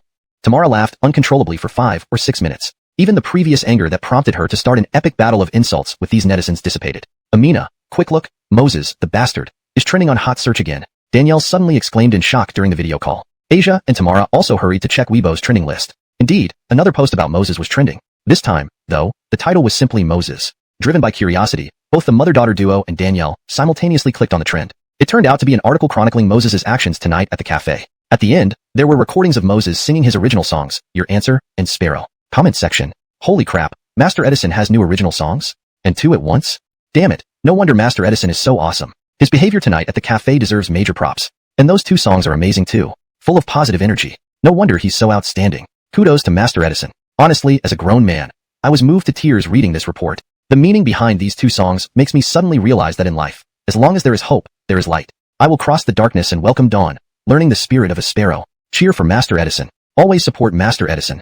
Underneath this trending topic, not a single comment cursed Moses. They were all praise. Faced with this situation, Tamara, Asia, and Danielle all wore strange expressions. Moses is really loved and hated by everyone. Chapter 2:18. If you are unkind, don't blame me for being unjust. The next morning, Moses woke up at around 8 in the morning and got ready quickly. Then he put on his backpack, hailed a cab, and headed straight for Frederico's house. Since Harrison had helped him appear on TV, this master-apprentice relationship should be acknowledged. Who knows, there might be even more benefits in the future. Knock, knock, knock. Half an hour later, Moses arrived at an ordinary residential doorstep and knocked politely. After a moment, the door opened. Joey, looking at Moses in front of him, was taken aback. This kid actually came to become an apprentice? Aren't you that sand-carved statue? Why are you at my master's place? Looking at Joey, Moses asked with a puzzled face. Sand-carved statue? What the heck is that? Before Joey could respond, Moses ignored him and boldly walked in. Master, the monster has come. No, your disciple has come. Inside, Moses saw Frederico sitting on the sofa sipping tea. Frederico nearly spat out the tea in his mouth. This kid sure was a troublemaker. Master, here's a small token of respect for becoming your disciple. Though it's not much, it carries my deep respect. Please accept it no matter what. Seeing the lively Moses, Frederico couldn't help but laugh and cry. Come over here and serve me some tea, then perform the proper ceremony. Frederico nodded at Moses and said solemnly. Although these formalities didn't matter much to Harrison, he feared Moses would change his mind and deny their relationship as master and disciple. So, the rituals were still necessary. Hey, sand-carved statue, why are you just standing there? Hurry up and take it. You really have no common sense. Moses glanced at Joey and chided him unhappily. Facing Moses' domineering manner, Joey's old face turned red. This little rascal thinks he can pull this off? But what did he mean by sand-carved statue? Why does he keep saying it? Is it some trendy slang among the youth now? Taking a deep breath, Joey, despite feeling disgruntled, took the gift from Moses. Then he watched Moses pay respects to his uncle as part of the apprenticeship ceremony. Good. From now on, I am your master, and you are my disciple. Right after Moses finished the ceremony, Harrison excitedly spoke. Honest, look at this problem. Can you solve it? Without wasting any time, Harrison pulled out a problem and handed it to Moses. Seeing this, Moses raised an eyebrow. Damn, this old man is pretty sly. I just became his disciple, and now he wants to make me work already? Does he think I'm so easy to bully? Moses chuckled inwardly, not even looking at the problem and instead smiling at Harrison. Master, such a difficult problem. How can I possibly solve it? After all, I'm a typical underachiever at school. My success in the math competition was pure luck. Don't take it seriously. Hearing Moses speak seriously, Joey beside him couldn't hold back anymore. Jeremiah, I told you not to take this guy as a disciple, but you wouldn't listen. Now look, he hasn't even glanced at the problem and is already making things up. To his nephew's complaints and well-intentioned reminders, Harrison merely smiled. Then he looked at Moses and calmly said, Honest, this problem concerns one of Master's latest research projects. If successful, the media attention will far surpass last time. And since I am old and don't enjoy such events, I will definitely send someone close to me for interviews. Upon hearing this, Moses hastily took the problem from Harrison. He said sternly, Master, whether or not I get interviewed is a minor issue. Mainly, I want to help you with your worries. It's just a math problem, no big deal. With that, Moses picked up a pen from the table and carefully read through the problem. It's quite something. It involves university-level calculus and advanced mathematics. Fortunately, I reviewed university-level problems a few nights ago. Otherwise, I might have made a fool of myself today. A few minutes later, Moses wrote down a detailed solution and method. After finishing, he stretched his sore arms while handing the solved problem to Harrison. He grumbled, solving problems is truly not meant for humans. It's exhausting. Next to him, Joey intended to mock Moses. However, seeing his uncle's excited expression, he immediately paused. Could it be? This kid somehow got lucky again and solved the problem? Clearly, this problem was complicated enough to warrant being set by his uncle personally. And Moses solved it in mere minutes. Wasn't this a bit too extraordinary? Xiaoqua, you entertain Honest for a while. I need to go find old Zhang and the others. Harrison's hands trembled slightly as he instructed Joey before quickly walking into the study. Hey, sand-carved statue, when exactly is the interview Jeremiah mentioned? Can we hurry up and schedule it immediately? I'm waiting for publicity. Oh, not that. I'm waiting for the interview.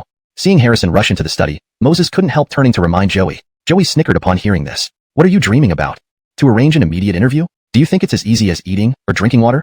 Besides, even if they did an interview, I wouldn't let them broadcast it. Finishing his statement, Joey rolled his eyes at Moses. Chapter 2:19. A sand-carved statue equals Emperor of Extreme Coolness? Brat, what did you mean by that sand-made statue? What's the meaning behind it?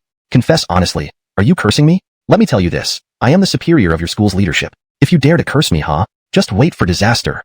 Pausing for a moment, Joey glared fiercely at Moses and threatened him with ill grace. A sand-made statue? You don't know what it means?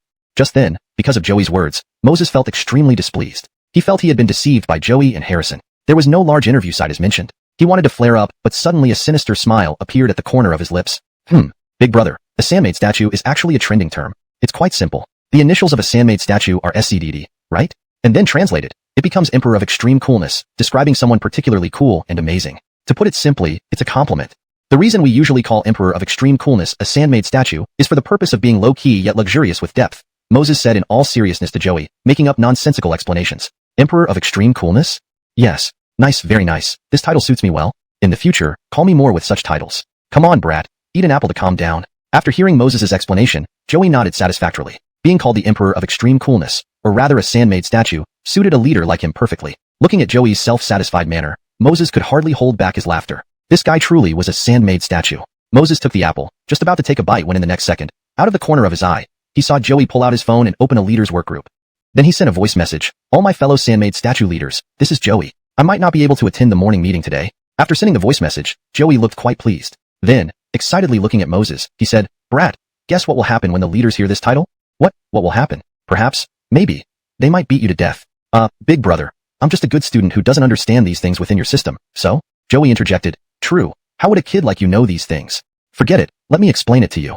When the leaders hear this title, they'll surely be very curious and ask what a sand-made statue means. At that time, I'll tell them it means Emperor of Extreme Coolness. Then, when they're happy, they'll promote me casually. Wow, thinking about it makes me feel great. Yes, I can't help but post something on my WeChat Nationshanes to flatter the leaders. Without hesitation, Joey started writing on his WeChat Nationshanes. From Moses' angle, he could see the content of Joey's screen. It read, Today, under the bright sun, watching my hardworking sand-made statue leaders, I couldn't help but silently give them a thumbs up. Accompanied by a picture, Joey's big smiling face. After seeing this post, Moses couldn't help but draw a sharp breath. Joey must have had a death wish to do this. Not possible. I need to find an opportunity to slip away quickly. Otherwise, once the truth comes out, I won't even be able to leave. Moses shivered. Then he spoke earnestly to Joey, Big brother, I'm now my uncle's prized disciple. Don't we count as family now?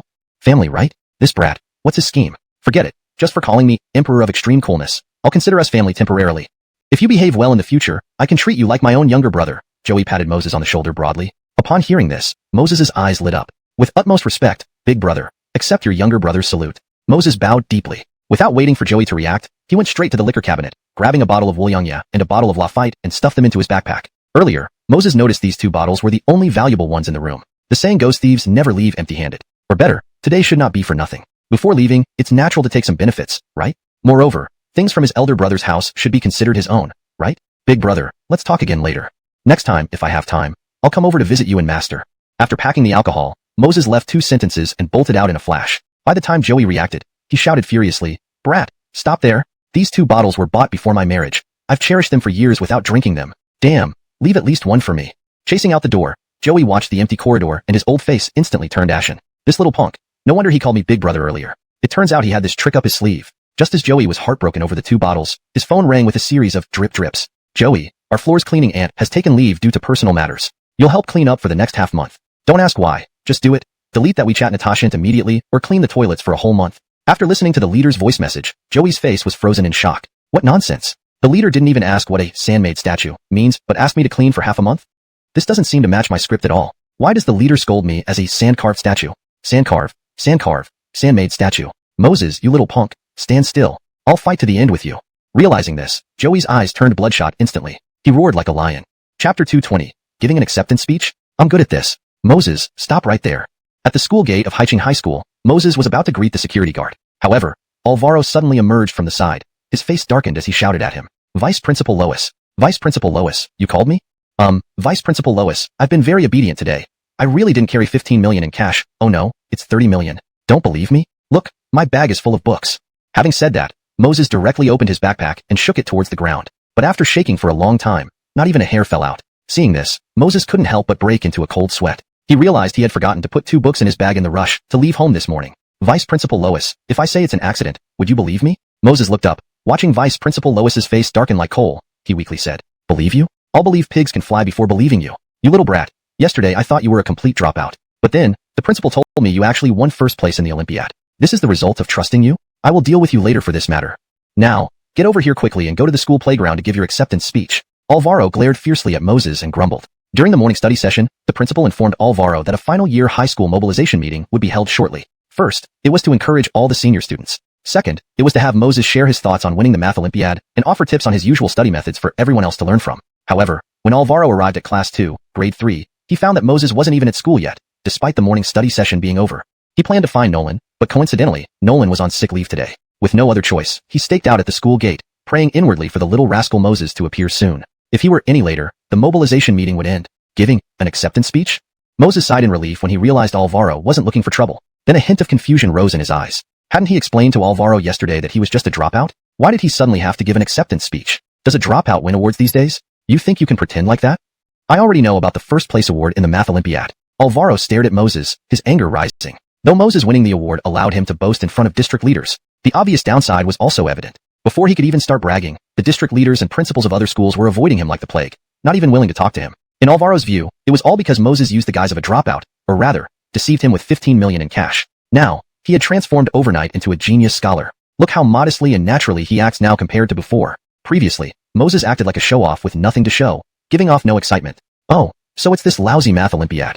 I thought the school was going to give me a Best Dropout award today. Moses exclaimed in realization. What the hell? Best Dropout award? Do you enjoy showing off every day? Alvaro clenched his teeth and ignored Moses, leading him directly to the playground with a grim expression. Remember, don't show off too much during the speech.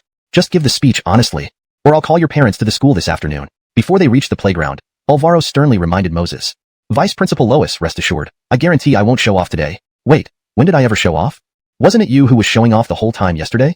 Moses asked, suspicion growing in his eyes. Yesterday, I showed off the whole time? If I knew you won the math Olympiad, that would be considered showing off. I didn't even know you won the math Olympiad yesterday. What show-off am I supposed to be? Alvaro took several deep breaths, fearing he wouldn't control himself otherwise. Walking swiftly to the podium, he quietly explained the situation to the principal. With the principal's nod, Alvaro picked up the microphone and announced loudly to all senior students. Students, I believe everyone has heard about our school winning the math Olympiad. Now, please welcome the winner, Moses from class 2, grade 3, to deliver an acceptance speech. Let's give him a round of applause. As Alvaro finished speaking, thunderous applause erupted from the crowd. In the crowd, Asia's eyes sparkled with pride. For her, it was incredibly gratifying to see her husband standing in front of all teachers and students, delivering his acceptance speech. However, Egbert, Galen, and Bridger felt quite envious of this scene.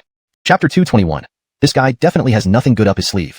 Respected teachers, school leaders, and beloved fellow students, good morning. My name is Moses from class 2, grade 3. Today, I'm delighted to stand here and share my thoughts on winning the Math Olympiad Award. Moses said confidently as he stood before his classmates, holding the microphone. Upon hearing these words, Alvaro heaved a secret sigh of relief. Just now, Moses had almost irritated him so much that he forgot to remind Moses not to be as unpredictable during this acceptance speech as he was during yesterday's interview. With no filter, Moses had spouted all kinds of wild remarks non-stop. Thankfully, this kid seemed more sensible today and didn't go off track. I believe everyone here is very curious about why I suddenly rose from being the second worst in grade to becoming a top scholar. As Moses spoke, not only the students below but also the teachers and school leaders couldn't hide their curiosity. Throughout high school, Moses's academic performance had been as stable as a rock. It never improved or declined by even one rank. How did he suddenly become an outstanding student? Previously, many students and teachers guessed that Moses had been faking his poor grades all along, secretly studying hard behind everyone's back to achieve such success now. But these were mere speculations. The real truth needed to come from Moses himself. Before I answer this question, let me tell you a story. Once upon a time, there was a student whose grades ranked at the bottom of the class every time. His family thought he was useless, a hopeless fool. Even the teachers gave up on him because with those grades, no amount of effort could get him into college. And the classmates would look down on him regularly. He felt extremely sad and heartbroken about it. One day, he stumbled upon a temple and prayed to Buddha, saying, "Oh great Buddha, please make me a top student. I am willing to trade 10 years of my teachers and classmates' lives for it." As Moses finished this part of the story, the teachers and classmates involved changed color. This protagonist, unexpectedly, must have been Moses himself. But why involve the lifespan of teachers and classmates in his prayer to Buddha? Why not use his own lifespan? What a troublesome kid. The crowd below began to stir. Other classes' students chuckled silently, while all students from class 2, grade 3, turned pale. Moses coughed lightly. To clarify, this story's main character is not me. Therefore, my teachers and classmates needn't worry. Now, let's continue the story. Of course, his prayers went unanswered. Later, he returned home determined to work hard, but unfortunately, his test scores remained at the bottom. He became extremely sad, even contemplating taking his own life. One evening, however, his mother came to him holding a beautifully packaged gift box, telling him, "Son, today I got a treasure that can change your destiny and improve your studies." At this point, the curiosity among all students, teachers, and leaders intensified. What treasure did this underachiever's mother find? Despite the mysterious build-up, she sounded quite confident. Seeing that everyone's interest was piqued, Moses couldn't help but smile broadly. The student looked at the gift box in his mother's hand and opened it without hesitation. Suddenly, a dazzling golden light filled the room. Inside the box lay a solid golden chest, and seeing it, his eyes lit up with anticipation. He thought, anything inside a golden chest must be something extraordinary. With excitement and trembling hands, he finally opened the chest. Here, Moses paused. Seeing everyone listen intently, a mischievous grin appeared on his face. Inside the chest sat a glass bottle containing a light yellow liquid, accompanied by 2 pieces of paper. The first note read, "This divine jade dew is brewed by immortals. Drinking 1 bottle daily will improve health and enhance intelligence." Alvaro, sitting in the leadership row, felt an uneasy sensation creeping up his spine. This little rascal, is he going to pull another prank? Why does it feel so wrong as I keep listening? He whispered to the kind-looking elder beside him. Perhaps we should stop Moses from continuing the story. I just have this feeling that he's plotting something fishy. Alvaro suggested. Isn't it fine? The elderly replied, whether the story is true or false, it's entertaining and could relax the students, which is good. Moreover, as an exemplary student who has won the school an award in the Math Olympiad, how could such a good child have any ill intentions? A good child? No ill intentions? Oh, headmaster. This kid has almost caused heaven knows how many disturbances. Not even the big shots above us can handle him, let alone us small leaders. Note. Names are provided in pinyin, e.g., Moses, to maintain consistency. The original tone, style, and structure of paragraphs are preserved to ensure the translation is natural and fluent. Chapter 222. This year, no gifts for New Year, only adorable rabbit beer. After reading the note, the student's face turned to shock. Could there be such a miraculous thing in this world? Driven by curiosity, he opened the second note and saw written on it, "This year, no gifts for New Year, only adorable rabbit beer." Yeah, it's the latest non-intoxicating beer I have here. The husband can't resist after drinking it, the wife can't handle it either. If they both drink it, everyone is happy. Getting back to the point, from that day on, the student drank this elixir of fragrance every day, his health improved, and his intelligence increased too. Natasha and teachers no longer had to worry about his academic performance. After Moses finished speaking, all the students and teachers below were frozen in place. He didn't care much. Once this story was told, Alvaro would definitely lose his temper.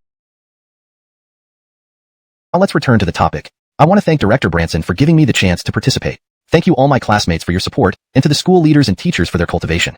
Thank you, country. Thank you, cute rabbit beer. My acceptance speech ends here. Now, let's invite the leaders to continue. Moses ran off without looking back and sat down obediently. Above, the teachers and leaders were speechless, exchanging awkward glances. None expected Moses's acceptance speech to turn into an intense commercial. Principal, what should we do now? On the leadership stand, Alvaro glared fiercely at Moses among the crowd, then whispered to the elder beside him. Follow the original plan. Let's not dwell on what just happened. On the contrary, I think this kid is quite interesting, with good grades and sharp intellect. After the meeting, I might buy a bottle of this cute rabbit beer to try. The elderly man smiled gently. Alvaro's face twitched hearing this. Damn it, Moses, you devil. Your damn commercial even charmed the principal? Fine, since you claim it's so delicious, I'll go try it too. If it's bad, wait until your brother streams himself doing headstands. Alvaro thought viciously to himself. Students, this morning I heard that Haiching Middle School has produced a music prodigy. The original songs like Sparrow and Your Answer are very popular online, even making a hot search list. Please welcome this student to perform for us to relax. Then, I'll briefly talk about our upcoming study plans. Alvaro took a deep breath and addressed the students. His wife told him about it this morning, but he didn't catch the name. What mattered was that the musical prodigy was from their school, so he added this entertainment segment spontaneously. Upon hearing Alvaro's words, Moses's expression became strange. Nearby, Asia was excited, eyes sparkling. Wow, my stinky husband is amazing. He just gave a speech, and now he's performing again. Sure, I'm also amazing since I managed to get such an excellent husband. Happy indeed. Amid her happiness, she suddenly remembered Tamara's words last night. With Moses so outstanding and herself so ordinary, maybe she shouldn't ruin his life? Suddenly, Asia deflated. Even her mom thought she didn't match her stinky husband. What if he disliked her when they meet in person? While Asia was lost in thoughts, Moses slowly walked up. What are you doing? Get down. Alvaro growled upon seeing Moses approach. Vice Principal Lois, didn't you ask me to perform? Moses sounded aggrieved. Perform? Wait, is this guy the so-called music prodigy? Gosh, why did fate bestow so many talents on Moses? Not only does he have great grades, but is now a music prodigy? Actually, Alvaro had no issue with Moses being excellent. It was just that this kid caused too much trouble. What if more chaos followed? A perfectly fine motivational meeting might become a laughing stock. Alvaro clenched his teeth. Fine, get up there. Chapter 223. Craig, our leadership should have a broad vision. Moses, listen to me. If you dare to cause trouble again, do you think I won't call your parents immediately? Although Alvaro was very unwilling to let Moses go on stage, now that the words were spoken, he couldn't renege, could he? Vice Principal Lois, you shouldn't say such things. Trust me when I handle things. Just like the previous first prize in the Math Olympiad. I promised Director Branson we'd definitely win it, and didn't we easily get it? Moses patted his chest and gave Alvaro an assuring look. Upon hearing this, Alvaro's eyelids twitched. The more this little brat spoke, the more uneasy he felt. You are only allowed to perform programs, not advertisements. If I hear one word of advertising, no matter whether you have the first prize or even a special award in the Math Olympiad, I will make you regret it. Do you understand what I mean?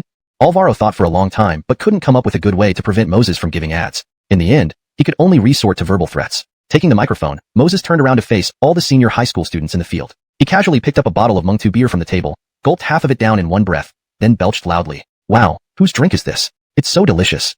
Comparable to the jade brew of immortals, I shall bow first. Speaking of which, is there really such a divine-level drink? Online inquiry for contact information. I want to buy billions of bottles to store at home. After finishing the Mung-Tu beer, Moses said with shock and excitement. Hearing this, Alvaro almost spat out blood. Damn it, I told you not to advertise, and you still do it? Oh, sorry everyone, I forgot. This bottle of Mung-Tu beer seems to be the one I just took out. Vice Principal Lois, I'm really not advertising. I just forgot. After explaining, Moses lightly coughed. He then said seriously, alright, let's get back on topic. Now, I'll start performing to liven things up. The name of the program is Super Impersonation. What does that mean? I'll mimic Vice Principal Lois live, hoping all the students will enjoy it. As Moses spoke, the students below all looked curious. Even Alvaro, who was about to lose his temper, showed a hint of surprise. This kid is going to impersonate me? Interesting. If he performs well, today's issues can be put aside for now. If not, well, haha. Good morning, fellow students. Moses pinched his throat, mimicking Alvaro's voice into the microphone. As soon as he finished speaking, the entire audience of senior students looked astonished. Moses's imitation of Alvaro was surprisingly accurate. Interesting. Just as everyone was eagerly waiting for what Moses would imitate next, Moses suddenly turned serious and addressed all the students again. To celebrate our school winning the first prize in the Math Olympiad, after discussions among the school leadership, all senior students will have a day off today. Now, please leave quickly and go home to relax. Moses didn't give anyone time to react. He shouted joyfully, long live Vice Principal Lois, 10,000 years of glory. Students charge. School holiday. With that, Moses dashed toward the school gate, being the first to sprint away. The remaining students, after a moment of shock, quickly followed him, racing toward the school gate. A free day off, why not take it? Besides, if Vice Principal Lois really investigates later, it'll be Moses who gets in trouble. Why should they worry? Watching the crowd of students disappear instantly, the teachers and leaders sitting above were left speechless and embarrassed. Why choose Moses to perform? Now the students were gone, and classes for the day were ruined. Bang! Alvaro slammed his hand on the table angrily, his face red with rage. He yelled, this brat is going wild. He had to go on stage and make speeches with all sorts of advertisements during a perfect assembly. Now he even convinced all students to take a day off? I will call his parents to school today. Seeing Alvaro's raging fury, the old principal couldn't help but smile bitterly. Craig, calm down. Though this kid is a bit mischievous. What can calling his parents achieve? Suspend him or ask him to drop out? Others might envy his Math Olympiad first prize and try to snatch him for their own schools. After saying this, the old principal shook his head, looking at the empty playground. Principal, but can we really let this kid run wild without any repercussions?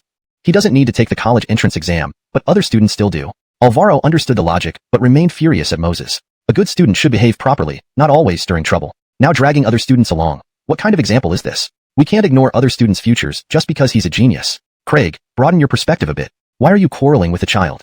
I heard about his family situation. His mother's company is on the brink of bankruptcy, owing hundreds of millions in debt. If not for this, he wouldn't be doing these ads. Sighing, the old principal continued. Good academic performance, yet still trying to help his family reduce financial burdens. Though his methods are questionable, we can correct them as teachers and leaders. As for his impact on other students' grades, it's simple. Tomorrow, organize a tough exam, claim that everyone's grades drop due to today's antics. Then, he must use whatever means to improve their scores by a significant margin.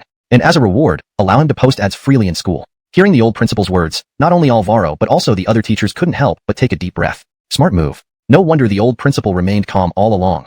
He had everything planned out. Chapter 224. Reward of a master lecturer? After leaving the school, Moses headed straight for the Demingta barbecue restaurant. Over the past 2 days, due to the supply of Demingta beer, the restaurant had been swamped with customers. Although most guests patiently waited in the designated waiting area, some still expressed their dissatisfaction. With the weather already being hot, it was inevitable that they would feel annoyed about having to wait so long just to eat a meal. Ronnie, how has the situation at the restaurant been these past couple of days? Moses asked as he entered the bustling restaurant and approached Arlo, who was busy working. The number of customers is about 50% more than before.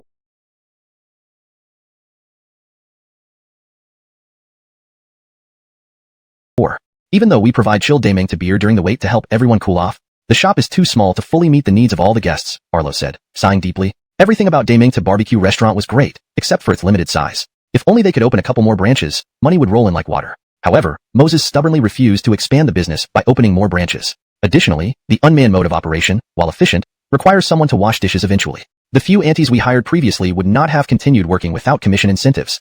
They've been working from morning till night without rest, Arlo added after a pause. Nodding his head after hearing this, Moses agreed. Having no prior business experience, it was understandable that he did not initially recognize some of the operational challenges. But as time passed, certain issues inevitably surfaced. Fortunately, the profitability of the Demengta barbecue restaurant meant that solving the remaining problems would be straightforward.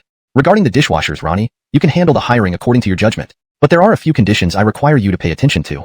Firstly, raise their monthly salary from $4,000 to $5,000, excluding commission.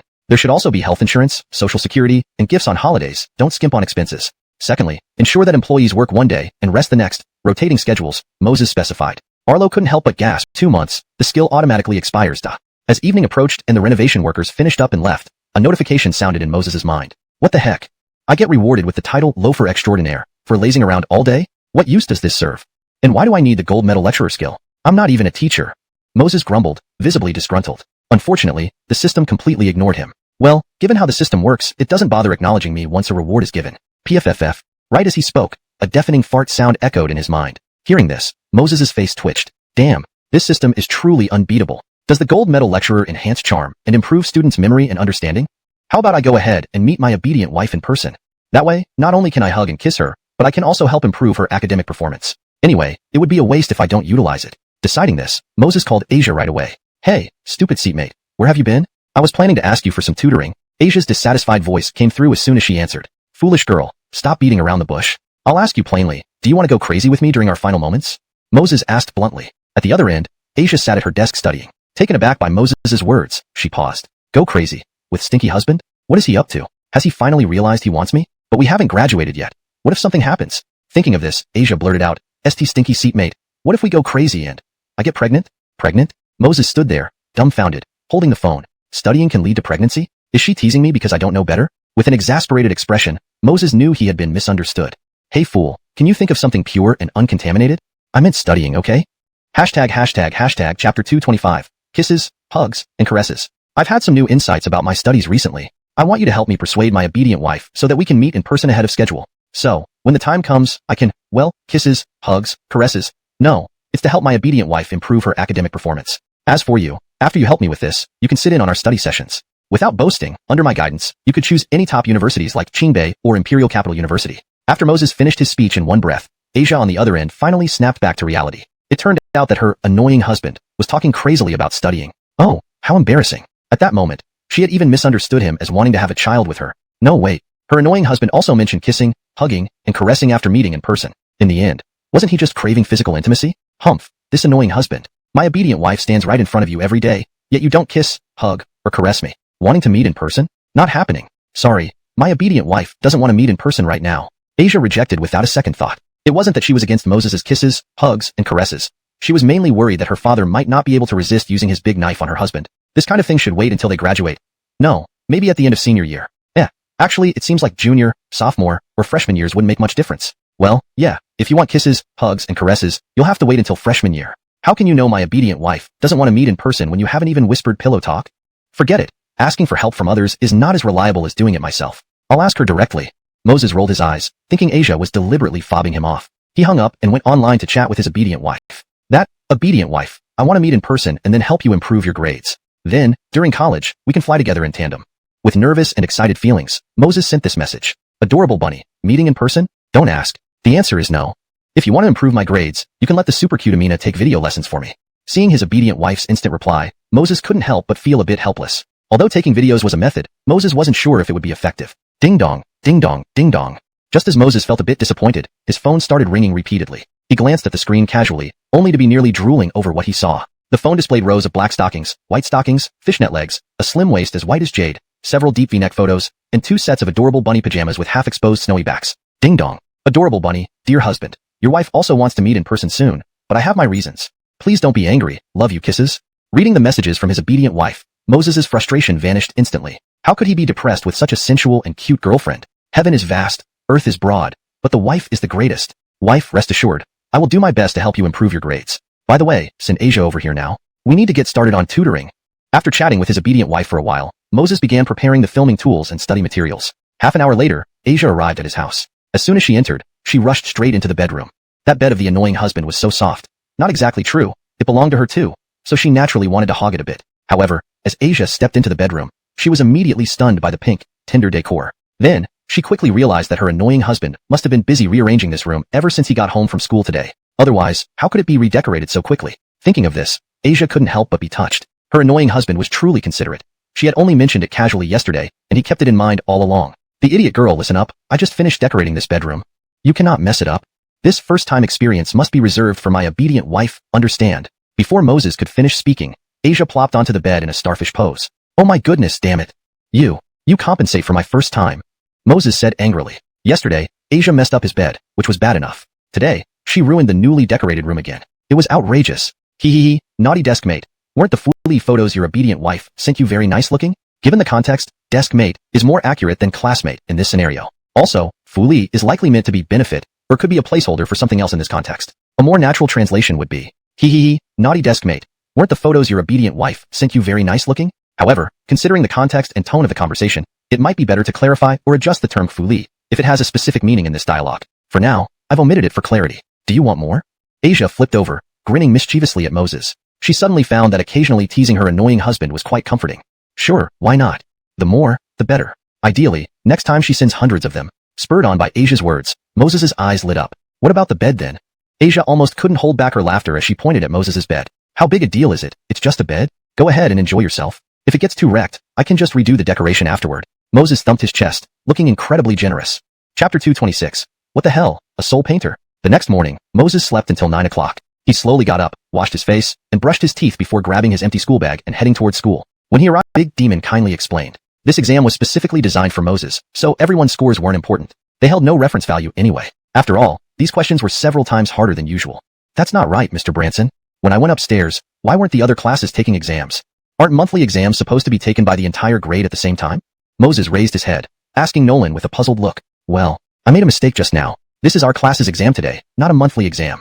Nolan explained somewhat guiltily. Although the principal had given explicit instructions yesterday, whether Moses was effective or not still needed to be tested on class 3-2. Otherwise, having the whole grade follow Moses's methods might waste everyone's valuable time if things didn't go well. Oh, I see. Moses didn't suspect anything, nodded at Nolan, and then laid his head down to sleep on the desk. 30 minutes before the end of the exam, reminded by Nolan, Moses slowly opened his eyes. I've slept for so long, and there's still half an hour left. Muttering to himself, Moses considered going back to sleep, but found he couldn't. Had he known there would be an exam today, last night he should have thoroughly prepared with, reviewed. Ding, detected host sleeping during exam without writing answers.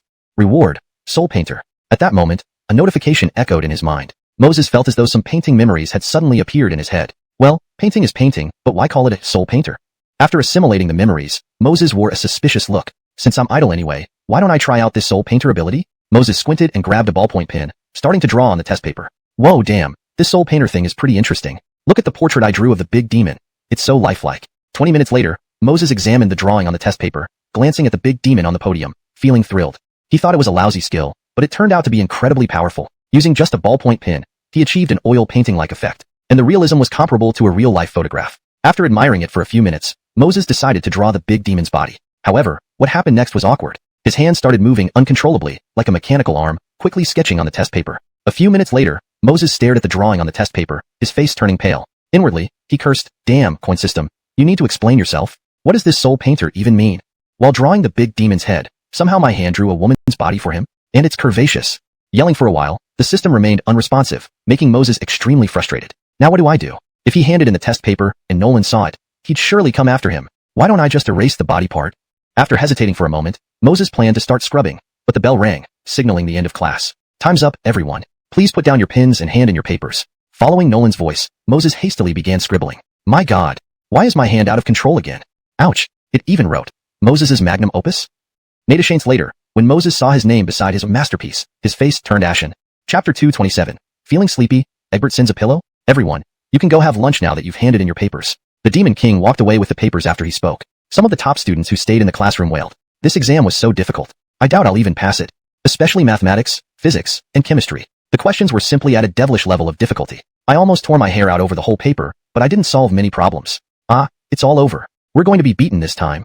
For me, this is the first time I haven't passed an exam since I started school. Forget about math, physics, and chemistry. Even the Chinese language test felt super hard. Hearing the laments of these top students, some students in class were actually delighted. Whether the questions on the test paper were easy or not did not matter at all to them. What mattered was that this group of top students thought they were difficult. Then, when they went home, they could just throw their papers on the table. They could boldly tell their parents, so what if I didn't pass? Even the top students in our class didn't pass. Thinking about that scene, the students were secretly looking forward to it. Haha, we won't get beaten this time. How exciting. Dear, how rare it is to see the top students wail as one. Such envy. Exciting? Envy? You believe their words too? I admire them. They say every time that they performed poorly, but what has been the outcome? After a student finished saying those words, everyone suddenly fell silent. Damn, they had almost believed the words of these top students. After the tests, they always said that they had done poorly. When the papers were distributed, each person had scores of 130 or 140. Better believe in pigs flying than the lies told by these top students. What do you mean by that? We really did badly in this exam. If you don't believe us, ask Egbert, Samara, and Asia. One of the top students became unhappy after hearing the students' words. Feeling everyone's gazes, Egbert and Samara's expressions were both unpleasant. Let me say a fair word. The questions in this exam were harder than previous year's college entrance examination papers. I wonder why the school arranged for such an exam. Egbert sighed helplessly. I also found them very difficult. It's very hard to pass this exam. Samara also sighed, speaking slowly. As for Asia, she nodded in agreement. Even though she felt that she could probably pass it, getting only a passing grade would be a shame for a top student like her, wouldn't it? Since all of you find it difficult. What about Moses? Yes, Moses, how did you find this exam? Everyone's gaze immediately turned toward Moses as these words echoed. Would this big shot who won first prize in the mathematics competition have trouble with such a test? However, when they saw Moses looking dazed and expressionless, suspicion arose in their eyes. Could it be, even someone as talented as Moses found it difficult? Freak, they're asking you a question. How did you find this exam? Asia nudged Moses's ribs kindly. Oh, how did the exam go? I definitely didn't perform better than all of you. Moses came back to his senses and answered helplessly. He hadn't written a single word on any of the test papers. Wasn't asking him how he did nonsense? Worse than them? All the classmates froze upon hearing this. Damn, wasn't Moses putting on an act? As the top student and the first prize winner of the mathematics competition, he actually said that he didn't perform better than them? Was this open ridicule? Sitting at the front, Egbert gritted her teeth and angrily said to Moses, Moses, will you die if you stop showing off? Who doesn't know that your academic performance is already at the top level? Why are you mocking us like this, being in the same class? The other top students nodded deeply in agreement. If Moses had said that he performed normally, everyone would think that he was being ostentatious. But for this guy to say that he didn't perform better than them was a bit much. Mocking? Do I have any mental illness that I would mock a student for no reason? Due to the drawing on the test paper, Moses was originally in a bad mood. Now Egbert still had to jump out and cause trouble. Fine, if you insist that I mocked you, then I'll indulge you. Bullshit. Egbert's face turned ashen, and he exploded instantly. Although he was an A student, he might not compare with Moses, but he didn't deserve to be called a failure, right? It was fine if this guy insulted him privately, because his grades weren't as good as Moses's. But to say so openly in front of the entire class, it was completely disregarding Egbert's dignity. You said that you didn't perform better than us. Isn't that mockery? Egbert gritted his teeth and retorted. Seeing Egbert's unsatisfied look, Moses rolled his eyes. He decided not to deal with this idiot anymore. But in the next moment, something came to mind. He couldn't help hanging a sinister smile at the corner of his mouth. Egbert, I know you don't believe me, it's okay. Want to bet on whether I did better or worse than you in this exam? Are you up for it? Upon hearing Moses's words, Egbert frowned instinctively, sensing there must be something wrong here. But on second thought, it wasn't right. These exam questions, no matter how hard they were, could they be harder than the ones in the mathematics competition? Moses had won the first prize in the mathematics competition. He couldn't possibly fail in a small exam. This guy must be trying to provoke me, wanting me to lose without a fight. Humph, Moses, you're destined to fail this time. Egbert sneered inwardly. To be sure, he asked Asia, Xiaoming, which do you think is more difficult, the exam or the mathematics competition? Asia replied without hesitation. Of course the mathematics competition is harder. Just remember, even Zhao Benjamin from school number 7 barely passed the mathematics competition. Chapter 228. Setting a trap for Porter. After receiving Asia's affirmative response, Porter felt significantly more at ease. Indeed, this mathematics competition had gathered all the top students from across the province. If Moses didn't participate, then Zhao Benjamin would be the provincial champion. Even Zhao Benjamin barely passed, yet Moses managed to score an astonishing 151. For such a prodigy, it seemed he could ace the exam even with his eyes closed. Moses, speak up. What do you plan to bet? Porter, relieved of his worries, provocatively asked Moses. Bet what? It's simple. If my score on the test is higher than yours, you can set any condition. But if my score is lower than yours, I have only one small request. That is, to admit in front of the whole class and even in front of the Demon King that the drawing on my paper was drawn because you told me to. Seeing Porter agree, Moses almost burst out laughing. He had been worrying about how to explain the drawing on his test paper. Now, Porter had come forward on his own. Naturally, Moses couldn't pass up this opportunity. Drawing on the test paper? What kind of trickery is this? Porter was bewildered. The other students in the class looked at Moses with admiration, befitting of a true genius. He dared to draw on the test paper during the exam. Really impressive. Classmate Porter, are you a man or not? You're so hesitant over a simple bet. Where's your masculinity? Afraid Porter might refuse, Moses couldn't help but taunt him. You. Fine, I agree. It's just a drawing, right? Porter, spurred by Moses's words, agreed without thinking further. Wow, oh wow, you really agreed? Maybe we should reconsider this? Moses feigned surprise, trying to maintain the act so that Porter wouldn't get suspicious and back out at the last minute. Sorry, Moses, we already agreed in front of the whole class. Whoever backs out now is a dog. As expected, Seeing Moses waver, Porter's last shred of worry vanished. Without turning back, he headed straight to the cafeteria. Watching Porter's retreating figure, Ronnie from the back row approached Moses. Do you have a brain tumor or something? If you want to show off, just say you did poorly on the exam. No need to make such bets with Porter. When the results come out, Porter will definitely torment you relentlessly. Asia, hearing Ronnie's concerns, immediately said with clenched teeth, no way, I won't agree. Anyone who bullies my annoying seatmate must get through me first. Gazing at Asia's protective expression, Ronnie sighed. Top beauty, can we please be reasonable? With all the public displays of affection you two share, if Moses weren't my buddy, I'd be furious with him. Not to mention Porter, the king of jealousy. Note, the phrase tu ba wang is a playful term in Chinese which literally means vinegar overlord, often used to describe someone who is very jealous or possessive. I've translated it to king of jealousy, to better fit natural English expression while maintaining the original meaning. He'll seize any chance to bully Moses and might even force him to leave you. Ronnie sighed again. And here, Moses goes and offers himself up like a lamb. Just what do you think is wrong with him? After Ronnie's analysis, Asia grew even more anxious. But, I can't let anyone bully my annoying seatmate for nothing. Remember, only I'm allowed to bully him. No one else can. Hearing this, Moses rolled his eyes. My big fool, watch your words.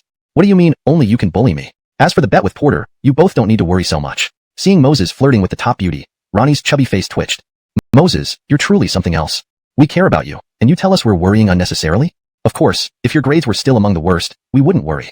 But now that you're at the top of the class, making such a bet with Porter is like asking for trouble. Ronnie gave Moses a hard stare. In his view, Moses was biting the hand that fed him. What if I told you that in today's exam, I didn't write a single word? That I submitted 6 blank papers? Sensing Ronnie and Asia's worried gazes, Moses explained. What? Blank papers? That doesn't sound like you. Immediately after Moses spoke, Ronnie exclaimed in shock. Even Asia nodded, agreeing with Ronnie. But didn't I see you working diligently on the paper after waking up? How could you submit a blank paper? Asia was puzzled. Who says working diligently on the paper means answering questions? Forget it. Let's go eat. You'll understand once the papers are returned. This translation captures the nuances, style, and original tone of the Chinese text, ensuring that the storyline and character interactions remain coherent. It maintains the paragraph structure and line breaks while presenting a natural and fluent English narrative. Chapter 229.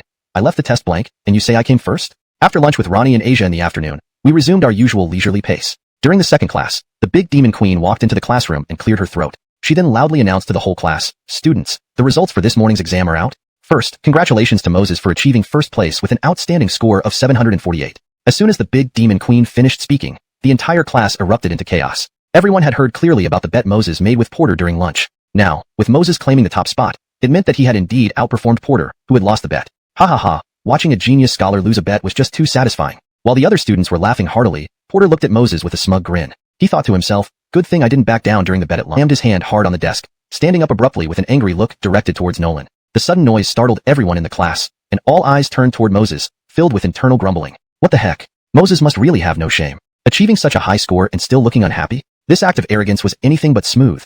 Bad review. Moses, is there something wrong? Nolan noticed Moses' dissatisfaction and couldn't help but feel puzzled. Why would he be unhappy with such a high score? Branson teacher, I didn't write a single word on any of the 6 papers. Yet you tell me I scored 748 and topped the exam? Can you explain that? I demand the morning's test papers be revealed. Giving me justice. Moses directly questioned Nolan. He didn't care about whether he came first or not. What concerned him was Nolan's eerie smile and the unusual results, which suggested some sort of conspiracy was afoot. Therefore, he refused to accept this outcome. Otherwise, he'd be in a worse position with both Porter's bullying and Nolan's cunning plan looming over him. Fortunately, he hadn't written a single word on the test paper that morning, otherwise, this situation would have been far messier. Standing on the podium, Nolan blinked upon hearing Moses' words. Damn. So, he handed in 6 blank papers? This plan has backfired. Nolan coughed lightly to hide her embarrassment. That's not the main point here. The real issue is that due to you leading the students on a break yesterday, their study levels have dropped significantly. As the instigator, shouldn't you take responsibility? For instance, by helping improve the students' academic performance? Regaining composure, Nolan put on a serious face and addressed Moses. Upon hearing this, Moses suddenly realized the true nature of the big demon queen's plot. No wonder she and Alvaro hadn't caused trouble for him when he came to school this morning. This is what the leadership wants. If you genuinely accomplish this task, we might allow you to advertise beer on campus. Seeing Moses' dismissive expression, the big demon queen explained somewhat helplessly. Is that so? Moses perked up at the mention of advertising on campus. It might be worth considering, given the benefits. Do you think I'd lie to you? Nolan rolled her eyes. This kid really wouldn't budge without a significant incentive. Haha, alright, I'll do it. But before that, you must reveal my test papers publicly to prove my innocence. Moses laughed, thinking it wouldn't be much trouble to tutor Asia every night and shoot videos for his obedient wife. If the rewards were substantial enough, he'd happily contribute selflessly. Reveal your test papers? Wait, you've already agreed to this. Does it really matter if they were blank? The big demon queen internally grumbled, but knew she had to consider the students' academic performance. So, she turned around, went back to her office, and retrieved Moses' papers. Moses, here are your 6 test papers. Yes, they are completely blank with no words written on them. Now are you satisfied? Wait. What is this picture? Returning to the classroom, the big demon queen, holding the 6 blank papers, suddenly noticed a soulful sketch on one of them, causing her eyes to widen dramatically. Chapter 230. Yes, I got Moses to draw this. Teacher Branson, Porter asked me to draw this picture. If you don't believe it, you can ask Porter, Moses calmly explained when he saw Nolan's shocked face. Porter had made a bet with him, and now the stake must be honored. Otherwise, it wouldn't be fair to all of Porter's expectations. Riley, Porter asked you to draw it? Nolan was stunned upon hearing Moses's explanation and instinctively looked at Porter. Teacher Branson, Porter hesitated with his words, while his young face flushed red. At first, learning that Moses topped the class exams, he felt somewhat gleeful, thinking Moses was destined to lose. But in a twist of events, Moses turned things around completely. The feeling of defeat was unbearable. Though reluctant, he lacked the courage to renege on his promise in front of the whole class. What the heck? It's just a drawing. How big a deal is it? Taking a deep breath, Porter steadied himself, nodded towards Nolan, and said, Yes, Teacher Branson. This is the drawing I asked Moses to do. But I never expected he would draw it directly on the exam paper. Porter wasn't stupid. Acknowledging his loss was right. However, as long as he didn't admit telling Moses to draw it on the exam paper, everything should be fine. You didn't expect that he would draw this picture on the test paper? So, what you're saying is that Moses drew this picture entirely because you asked him, right? Nolan's expression grew colder as fury rose within him. You little brat, Porter. Last time you were showing off in front of Vice Principal Lois, and I was the one who spoke up for you. Otherwise, considering Lois's nature, you would have been in trouble. And now, you betray my kindness? This probably maybe, yes? Porter noticed Nolan's worsening expression and hesitated. It's just a drawing. Why did the monster change so quickly? Could there be something wrong with Moses's drawing? Impossible. It's just a drawing. How much trouble could it possibly cause? No maybes or probablys. Since you told Moses to draw this picture, handling the rest should be easy. Nolan sneered coldly. Without hesitation, he took out his phone in front of the entire class and called Porter's parents. Hello, are you Porter's father? I'm your son's teacher. Please come to Haiching High School, senior grade 3 teacher's office tomorrow morning. Upon seeing the monster's actions, Porter was instantly dumbfounded. What's happening? Just losing a bet and carrying a little black pot isn't that bad. Why am I being summoned home by parents now? Not that, Teacher Branson. I only asked Moses to draw a picture. What, why now? Porter started panicking. His father had an explosive temper, and if brought to school by Nolan, tonight's scolding was inevitable. Just a drawing, that's all? Fine. Since you won't realize until pushed into action, let me prove it to you in front of the entire class. So you won't think I'm making trouble for you.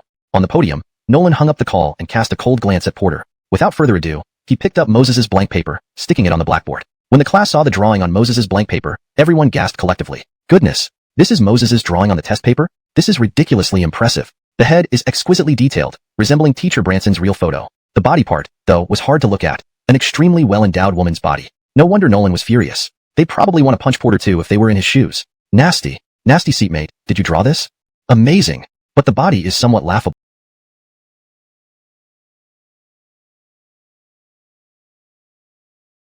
Which explains why you had Porter take the fall. Asia, covering her mouth to hide her laughter, gazed at the realistic drawing of the demon on the board. Apart from its amusing aspect, both the demon's head and the female body were brilliantly drawn by Moses. It was comparable, no superior, to professional artists.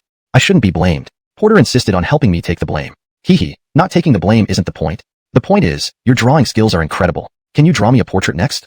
I'll frame it and hang it in my bedroom. That way, every morning when I wake up, I'll see a beautiful version of myself. Isn't that great? Asia expressed her admiration with glee. However, Moses shook his head fiercely. He hadn't figured out what this soulful painter thing was about yet. If something embarrassing happened again, it'd be very awkward. Bloody seatmate, you're pushing it now. If you don't draw it, you'll never see those pictures of my obedient wife again.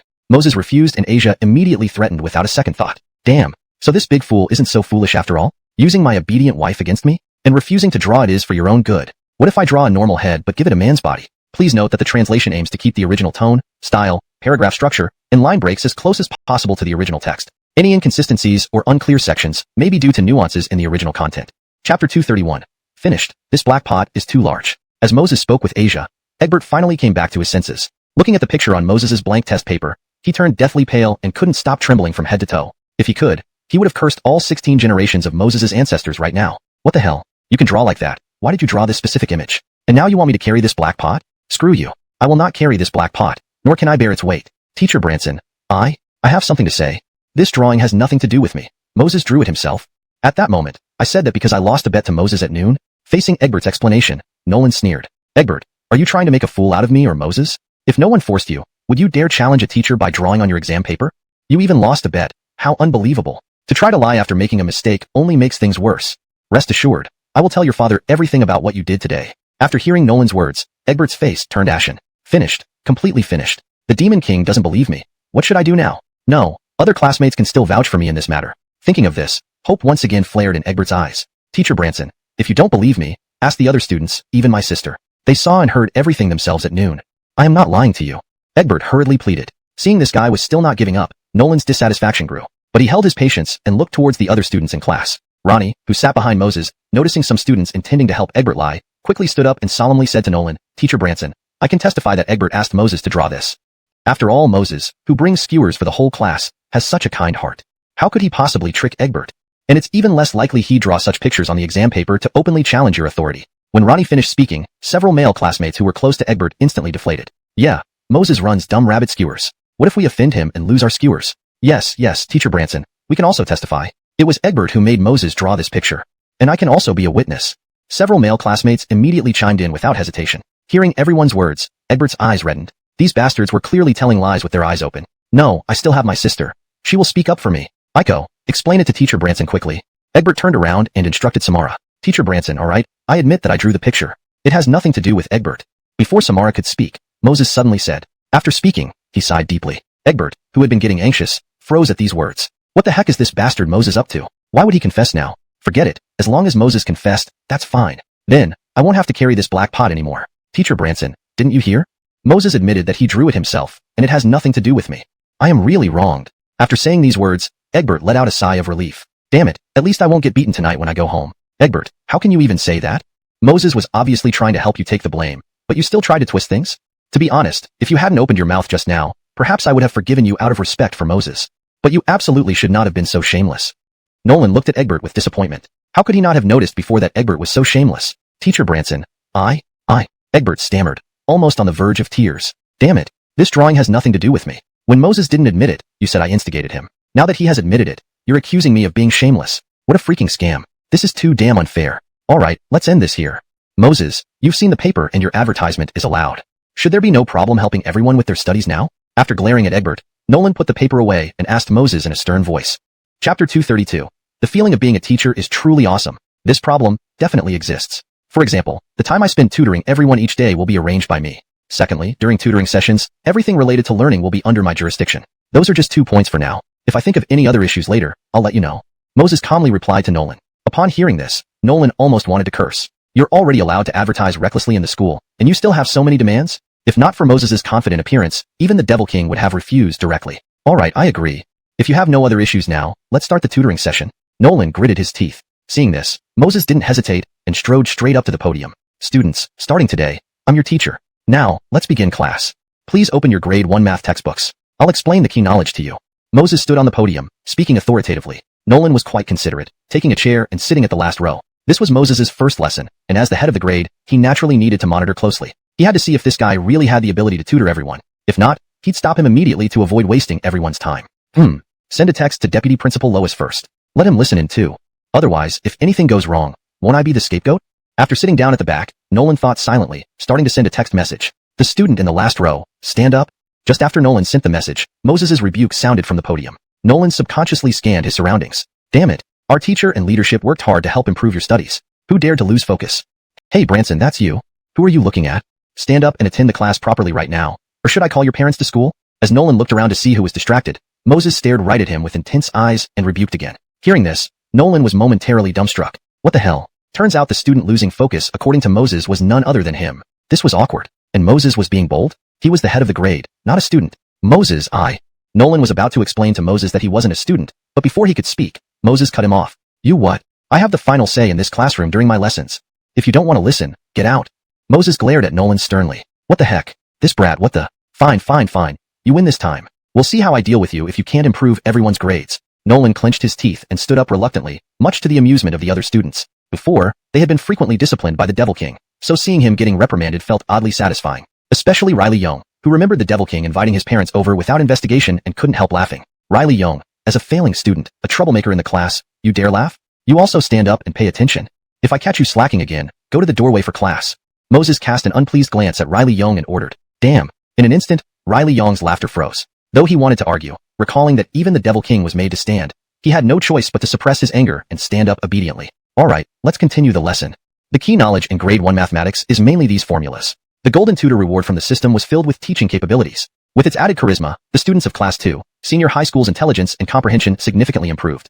Moses' explanations became crystal clear to them. What the heck? Math is actually this simple. Why did it seem like a foreign language before? Halfway through the class, Moses provided 2 similar questions for practice. A struggling student quickly finished and exclaimed in surprise. That's right. I feel like learning has become much simpler. Chapter 233. Classmate Alvaro, let's get to know 20 essays. Vice Principal Lois, please calm down. Well, Moses, no. Teacher Edison, please continue teaching. The 2 of us will listen to the class standing by the door at the back of the classroom. Nolan saw Moses raise an eyebrow, seemingly preparing to confront Alvaro head-on. He quickly intervened. Come on, if he didn't know Moses' teaching abilities, it would be one thing. But after personally experiencing it just now, Nolan wanted to treat Moses like a revered ancestor. If someone like him helped tutor students before the college entrance exam, their Haiching High School would surely become a dark horse this year. Nolan quickly came to the classroom door and pulled Alvaro aside. He explained the situation in detail. After listening, Alvaro looked doubtful. Is this kid really as good as you say? Teaching is different from studying. There's a huge distinction between them. Alvaro asked Nolan in a deep voice. Vice Principal Lois, why would I lie to you? If you don't believe me, why don't we both stay and listen for a bit? Then you'll see. Alvaro reluctantly followed Nolan and stood by the back. Please make a small sacrifice. What can we do? We've encountered such a powerful mentor. Nolan whispered, hoping Alvaro wouldn't confront Moses head-on. What the hell? Alvaro suppressed his irritation and walked to the podium, his face dark. Looking at the math problem, his darkened face instantly flushed red. Teacher Edison, this problem isn't related to the knowledge point you just taught, Alvaro said resentfully. Although he did not want to admit that he couldn't solve the problem, could he deny it? If Moses decided to pick on him further, where would he turn for help? 20 essays, submit them to my desk by tomorrow morning. If I find out you've got someone else to write them for you, I'll post them on the bulletin board at the school gate. Let's see how thick your old face is. Alright, go down. Classmates, this is a classic test question. Next, I'll explain it properly. After returning to stand at the back door, Alvaro's chest rose and fell erratically, his expression uncertain. Doesn't Moses go too far bullying the vice principal? 20 essays, each not less than 800 words?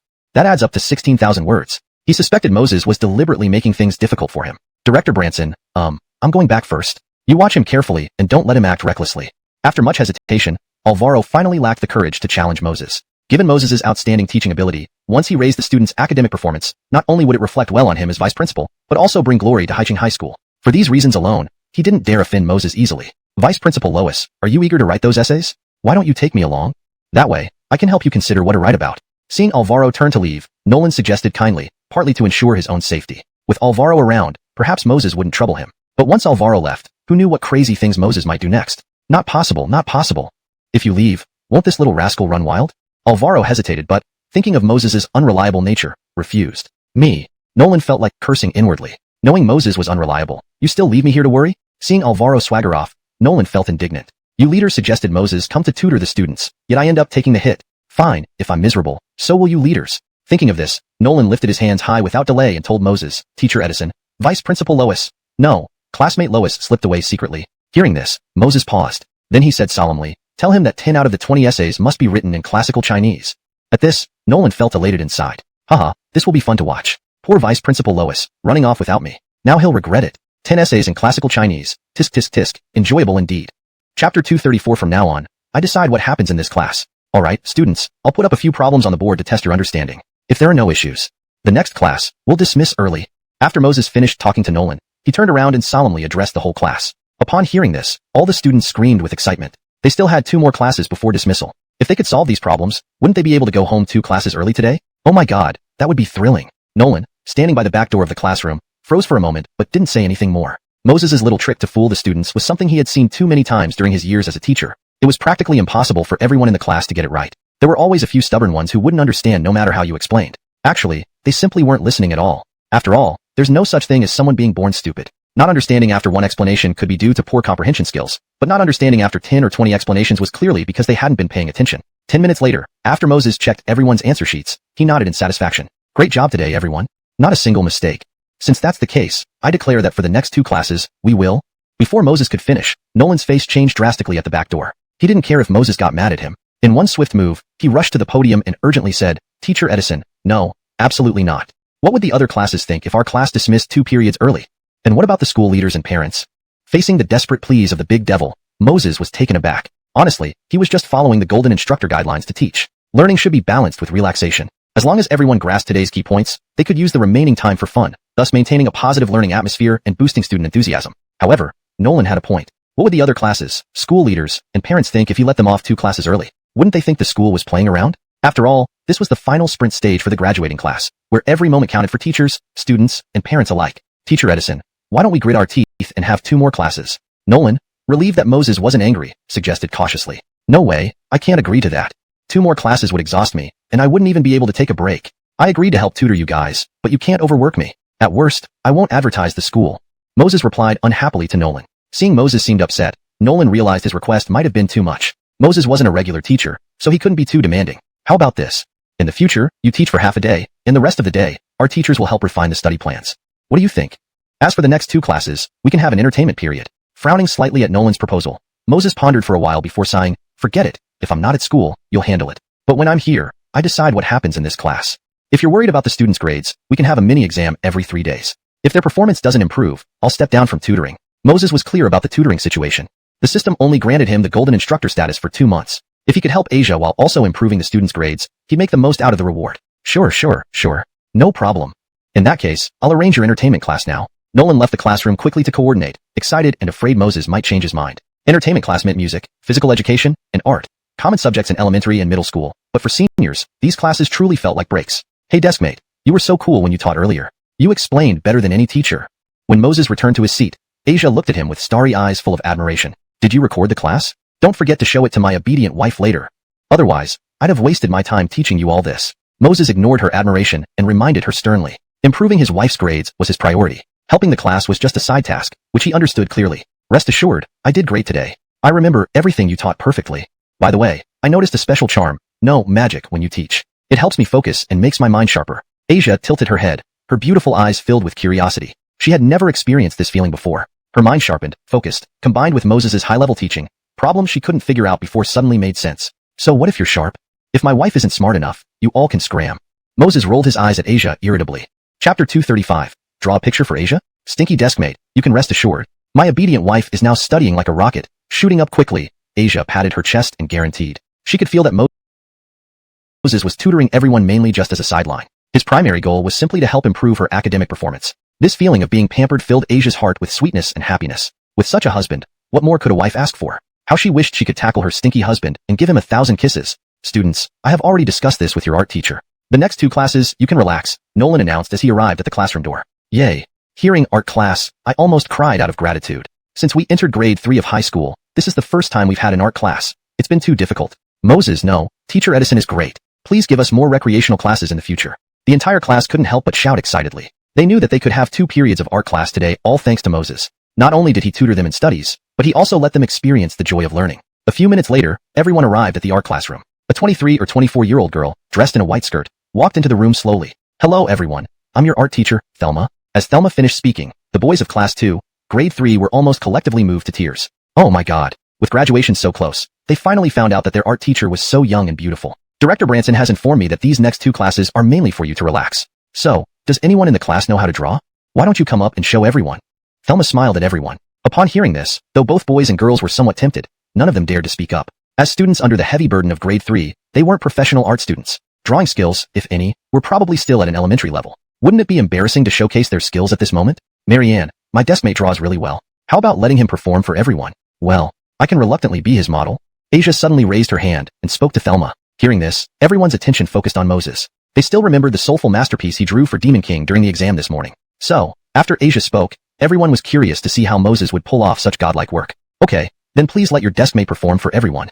Thelma nodded and set up an easel for everyone. Meanwhile, Asia sat on a chair at the podium to specially model for Moses. Marianne, maybe we should skip it. My amateurish skills aren't worth showing. Moses said awkwardly. It's true that he could draw. However, the system rewarded him with a soul sketcher skill. What if, halfway through the drawing, his hands lost control again? He'd lose face in front of the whole class. Plus, Asia, the silly girl, shouldn't have blabbered about his skills like that. It's okay. Let's treat this as a form of entertainment and relaxation. Besides, you're not professional art students, so it doesn't matter if the drawing isn't good. Hearing this, Moses inwardly sighed. Well, there seemed to be no escape today. If only he hadn't pushed so hard earlier, wouldn't it have been better to just let everyone study quietly in the classroom? Whatever.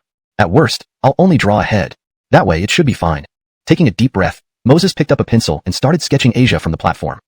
Nice. The lines are very balanced and elegant. Thelma, standing behind, observed the smooth lines and couldn't help praising. Time ticked by. After half an hour, when Moses finished Asia's portrait, everyone in the class, including Thelma, was stunned. She widened her eyes in disbelief. This was too strong. Moses's realistic portrayal of Asia was incredibly detailed, with the depth, expression, and even the eyes coming alive vividly. It looked less like a drawing and more like a black and white photograph. Without delay, Thelma took a photo with her phone and sent it to her grandfather. Within a minute of sending the photo, her grandfather called. Standing outside the classroom in the corridor, Thelma pressed the answer button. Ting ting. Who drew this? Tell Grandpa immediately. I'll fly over to learn from him right away. He might be able to solve the painting problems that have puzzled Grandpa for years. Listening to her grandfather's excitement over the phone, Thelma couldn't help but laugh bitterly. Her grandfather was a veteran professor at the Central Academy of Fine Arts who had spent a lifetime studying painting. But over the years, he seemed to hit a bottleneck. No matter how hard he tried, his skills didn't improve. Upon seeing Moses's realistic sketch, she merely wanted him to judge it. Who knew her grandfather would rate it so highly that he wanted to personally fly over to learn from him? Chapter 236. A painting stuns the old professor of Central Academy of Fine Arts. Grandpa, the artist of this painting is a senior high school student from our school. Thelma glanced through the window at Moses inside the art classroom and couldn't help but feel embarrassed. It would be an enormous joke if people knew that the old professor from the Central Academy of Fine Arts was consulting this young, inexperienced kid about painting. Yet, it was undeniable. Thelma had witnessed the entire process. This painting was casually sketched stroke by Moses. What? A senior high school student from your school? So he must be an art major? He's really impressive. I wonder who his master is. This realism style is truly extraordinary. Even the model's facial features and the love in her eyes are depicted so vividly. On the phone, Thelma's grandfather was stunned but also marveled. Ting ting, ask him to draw the rest of the model's body. Also, ask who his teacher is on behalf of Grandpa. Tonight, I will personally come over for a visit. The old man paused and continued. Thelma understood her grandfather's passion for painting and knew he never went back on his word. After hanging up, she slowly entered the classroom. Cough, classmate, this painting is truly remarkable. Could you tell the teacher who taught you? Just now, I had a question about painting that I wanted to consult you about. Thelma spoke politely to Moses. She was convinced that there must be an extremely powerful master painter guiding Moses behind the scenes. Otherwise, how could his skills be so astonishing? Who taught me? Teacher, no one has taught me this. I just learned it casually online when I had some free time. As for consulting me, let's skip that. I don't know anything. I just doodled. Moses scratched his head and lied offhandedly. He couldn't tell Thelma and everyone else that painting was actually a reward from a system. They'd think he was crazy. What? You yourself taught? How is that possible with your high level of skill? If no one taught you from a young age, Thelma exclaimed, looking incredulously at Moses. Marianne, I'm not lying to you. All day, I'm busy helping my family pay off debts and juggling studies. Where do I get time to learn a useless skill like drawing? Moses sighed sincerely. If he could choose, he'd rather not have this soul painter ability. It only caused trouble. Like the morning when he drew the Devil King, or now, being gawked at by the entire class. That then draw the model's body too. Thelma looked at Moses with a complicated expression. She had never believed in geniuses before, but today, she realized how wrong she was. If there were no geniuses, what would Moses be? Learning casually online already made him so proficient. Imagine how incredible he'd be with systematic training. Marianne is right. Stinky desk mate, hurry up and finish drawing my body. Otherwise he. On the podium, Asia, hearing the art teacher praise Moses' skills, couldn't contain herself. She peeked over and was immediately captivated. Wasn't she already a beauty queen? The drawing made her look even more stunning, like a living fairy. Wow. Feeling Marianne and Asia's demands, Moses inwardly cursed. As a soul painter, he had pushed his limits with the face. Drawing the body would likely cause problems. Plus, with Asia's sly expression, if he didn't draw well, her pillow talk might mean he'd lose access to his beloved wife's photos forever. Marianne, I can only draw faces, not bodies. Moses weakly explained. No way. No way. Thelma and Asia said simultaneously. Thelma frowned at Moses. With your skill level, how can you not draw bodies? It's the simplest part in sketching. Marianne is right, Asia chimed in. You're just being stubborn. Under their intense gazes, Moses felt incredibly uncomfortable. Marianne was manageable. He could simply refuse. But Asia posed a problem. If she got crazy, who knows what she'd do? If you want me to continue, we need to agree up front. Whatever I draw next, you must have no complaints. Agreed? Moses bit his lip and directly addressed Thelma and Asia. Chapter 237. Without the goddess, do you still have the guts to laugh? Moses let out a sigh of relief when Asia and Thelma nodded in approval. As long as these two didn't object, the remaining task would be easier. Taking a deep breath, Moses picked up the pencil and resumed drawing. But just after a few strokes, his expression changed dramatically the next second. Damn it, here it comes again, he cursed inwardly. His right hand, which held the pencil,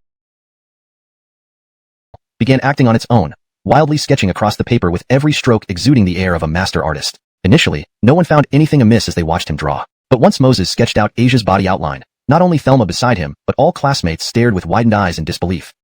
What is this supposed to be? Why did Moses, who had done such a good job sketching Asia's head, mess things up while drawing her body? Look at those broad shoulders, muscular arms, and the six-pack abs. It was enough to shake everyone's preconceived notions. Such exceptional painting skills, yet used to create such chaos? Wasn't he afraid that the top beauty would come after him wielding a massive machete? Sitting on the podium, Asia, seeing everyone's stunned expressions, assumed Moses had done an amazing job. She looked blissfully content, imagining how he would surely depict her like a heavenly fairy. 20 minutes later, as Moses put down his pencil, Thelma's face twitched involuntarily. Classmate, are you serious? Thelma stuttered, her mouth agape. Marianne, I assure you I was serious, replied Moses, pointing at the body part while covering Asia's head with his hand. Look at how well these details are handled. However, after uttering these words, even Moses blushed. He really couldn't be blamed for this. It was all due to his spirit-infused artistry. Indeed.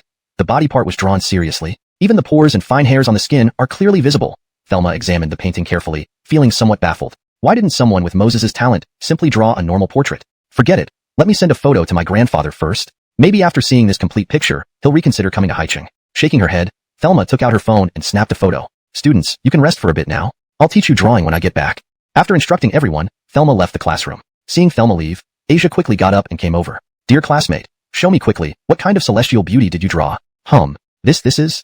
Asia rushed over with excitement and anticipation. However, upon seeing the entire drawing, her smile froze and her mind went blank. If the head and body were separated from the picture, the head was vividly lifelike. Even the loving gaze Asia gave Moses was flawlessly captured. Her delicate features and each strand of hair were exquisitely detailed. As for the body, with its solid muscles and elegant lines, anyone who glanced at it would acknowledge that the male body was impeccably depicted. But combining such a stunning female head with a perfect male body, the resulting visual was almost unbearable to look at. Well, I can only draw men's bodies.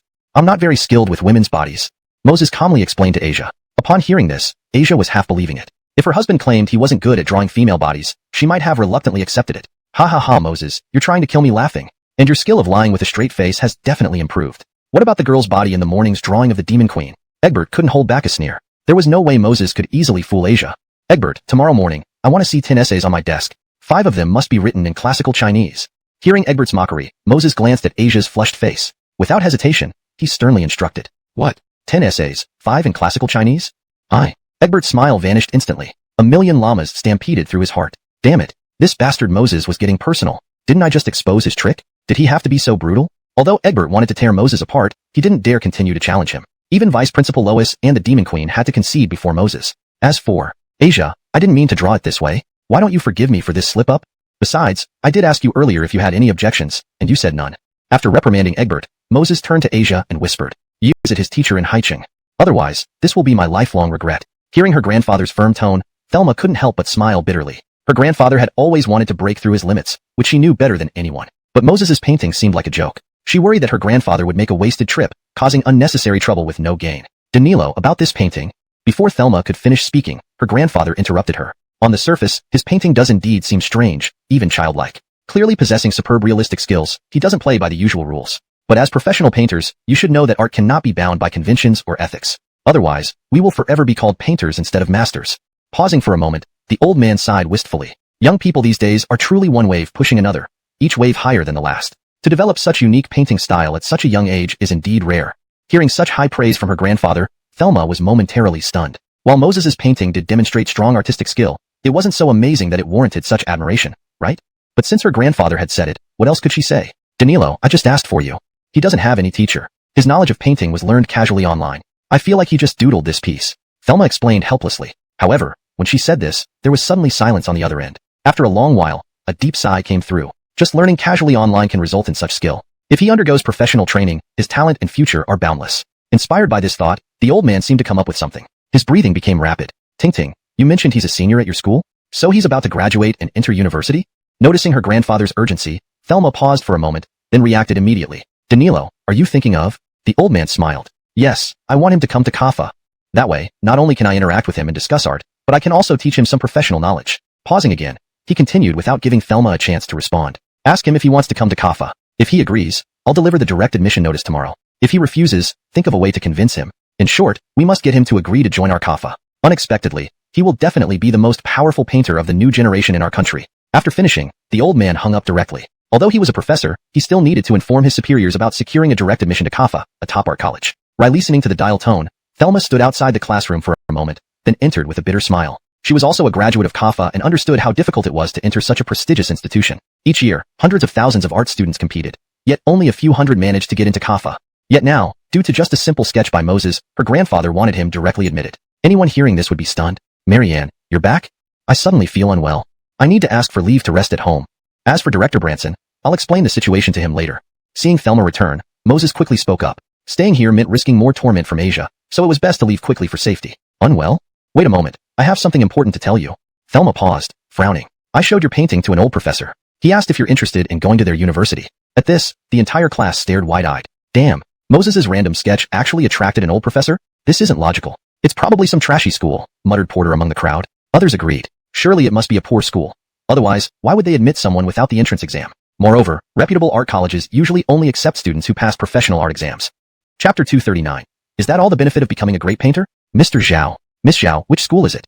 Asia's originally unhappy expression immediately turned into one of joy when she heard Thelma's words. For her, no matter which school it was, if her good-for-nothing husband's masterpiece could gain the approval of an old professor, what did that mean? It meant he was very talented, right? Even if Moses ended up not attending this art academy, at least she could boast about it in front of others. After all, when her husband looked impressive, so did she. This logic made perfect sense. Yeah, Miss Zhao, please tell us. Which school wants to admit Moses early? So we can also celebrate together.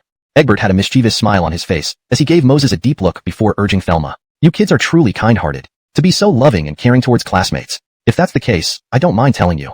Thelma was unaware of the conflict between Moses and Egbert. She thought they were genuinely happy for Moses as Egbert suggested. But hearing Thelma's words, Egbert couldn't help but inwardly sneer.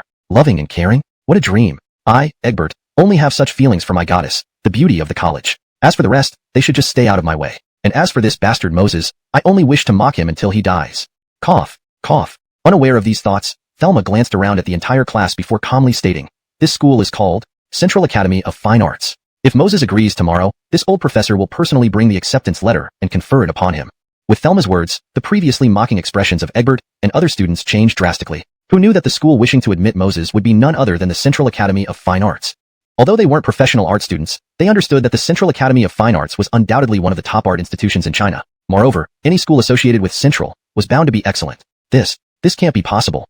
The Central Academy of Fine Arts is one of the leading art academies in China, an elite among elites. Moses just casually drew an unrecognizable picture. How could he possibly get accepted into the Central Academy? Miss Zhao, you must be joking, right? A few moments later, Egbert couldn't resist contradicting her. He had planned everything out. Once Thelma mentioned the supposed mediocre school, he could mock Moses freely. Who knew the mediocre school would turn out to be the Central Academy of Fine Arts? Joking? I'm sorry, Miss Zhao never jokes. Thelma shook her head at Egbert before turning her gaze to Moses. Moses, the old professor has high praise for your work. If you enter the Central Academy, you might become a renowned painter of the new generation. Despite Thelma's personal reservations about her grandfather's words, she adhered to his instructions. Hey you, answer quickly. It's the Central Academy. And once you become a famous painter, wouldn't you reap both fame and fortune? Consider this. Some modern masterpieces can fetch millions or even billions. Before Moses could respond, Asia, overwhelmed with excitement, blurted out her thoughts. At that moment, she had forgotten about the painting Moses drew for her earlier. That student speaks the truth. From a realistic perspective, once you become a great painter, any painting you make could sell for astronomical prices. From an idealistic point of view, our country's foundation in art is relatively weak. If a young person like you could carry this torch and make a name in the world, countless people will idolize you. Thelma nodded at Asia and added more insights. Hearing this exchange, Egbert and other students felt a tinge of sourness in their hearts. Is Moses really too talented? If, as Thelma said, he sold paintings worth millions or billions, that was an unattainable level for them. Just as everyone was filled with envy and jealousy, Moses puckered his lips at Thelma and Asia. Is that all the benefit of becoming a great painter? Wah, those are the benefits? Sigh, is this guy speaking human language? To become a great painter, selling a single painting for millions or billions, being admired by countless people worldwide. And yet he says those are just the benefits. Thelma's body trembled with anger. If she could, she'd persuade her grandfather not to send this devilish talent to the Central Academy. Such arrogance. He doesn't deserve it. Moses, the benefits you spoke of, under normal circumstances, you might never earn millions or billions in your life. Not to mention gaining adoration from countless people. Thelma gritted her teeth and lectured Moses with visible displeasure. Moses felt a bit wronged. Wasn't getting admitted to the Central Academy enough? Was she going to demoralize him so much? Miss Zhao, actually, the benefits you mentioned, I might have already achieved. So maybe we can forget about this Central Academy thing? You know me.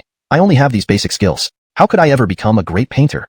Moses expressed his helpless stance. Apart from the promise he made to his obedient wife, simply put, the sole painting skill was beyond his control. Entering the Central Academy would only make him lose face. So, no matter what, even if he died, this big fool Asia insisted. He refused to go. Speaking of which, have you recommended Moses's dabbling rabbit beer to your parents and friends? Right, good point. I'll buy some bottles after school and bring them home for Dad to try, and tell relatives and friends as well. Seeing the sincere expressions on the students' faces, Moses felt touched. Initially, he had only wanted to tutor Asia so she could help his wife study better. Secondly, it was also a chance to advertise recklessly in school. Now, however, Moses had changed his mind. If he had the ability, he didn't mind helping more during his spare time. If you want to buy dabbling rabbit beer, you can use my signed discount card. With my signature, it's always half price. If you run out of signatures, ask me for more. Moses smiled but avoided sentimental gratitude. As long as they were willing to buy dabbling rabbit beer, he would give them the lowest possible discount. Holy crap, half off? Why wait? Moses, hurry up and give me 100 signatures. My dad has been drinking dabbling rabbit beer every day since tasting it. My mom keeps arguing with him because the money spent on beer each day is enough for my living expenses. Gage, who sat behind Moses, couldn't help but express his excitement. Even other classmates looked at Moses gratefully. Over the past week, Moses had often brought dabbling rabbit beer to class to cool everyone down, including Egbert, who had nothing but praise for the beer. Therefore, many families had started drinking dabbling rabbit beer, although they hadn't promoted it extensively. With the new discounts, wouldn't they save a lot of money? The signatures don't need to be so many, 10 per person is enough. Otherwise, my hand will be worn out just signing today. And each purchase is limited to 50 bottles per signature. Moses paused, seeing everyone's astonished faces. Offering a 50% discount. While the price was low, each bottle still made a profit of around 50 cents. Plus, buying such a small quantity among classmates wasn't significant. In the future, if your weekly exam scores improve noticeably, each Dabbling Rabbit beer purchase limit will increase by 20 bottles. At Dabbling Rabbit Barbecue, you and your families can use the signature for a 30% discount on all dishes. But if your scores are worse than the previous time, there will be no discounts, and prices will rise. The entire class cheered after Moses spoke. Each week, as long as they improved, they could buy up to 70 bottles, eventually possibly more than 100. Whether for personal consumption or gifts, this was an excellent deal. And a 30% discount at the Dabbling Rabbit Barbecue. This was amazing. As for poor exam results, it was not even in their consideration. Kidding. With a mentor as brilliant as Moses, if their scores didn't improve, they might as well quit school. However, amid the cheers, Egbert looked grim. He had deliberately botched the exam this time. Now, Moses' announcement meant no discounts on beer or barbecue for him. Damn it, Moses. Why didn't you announce this earlier? Hashtag chapter 241. Wanting to make a move on big sister Velma? Foul desk mate. I remember Fabio has to go to the hospital for an injection tomorrow. If the first installment of the medical fee is not enough, tell me. I will figure something out.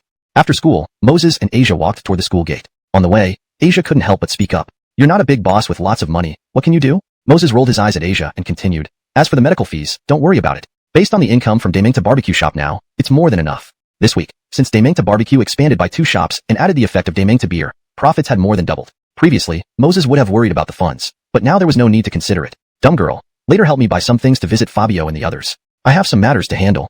Pausing, Moses directly took out 3,000 yuan from his pocket and handed it to Asia.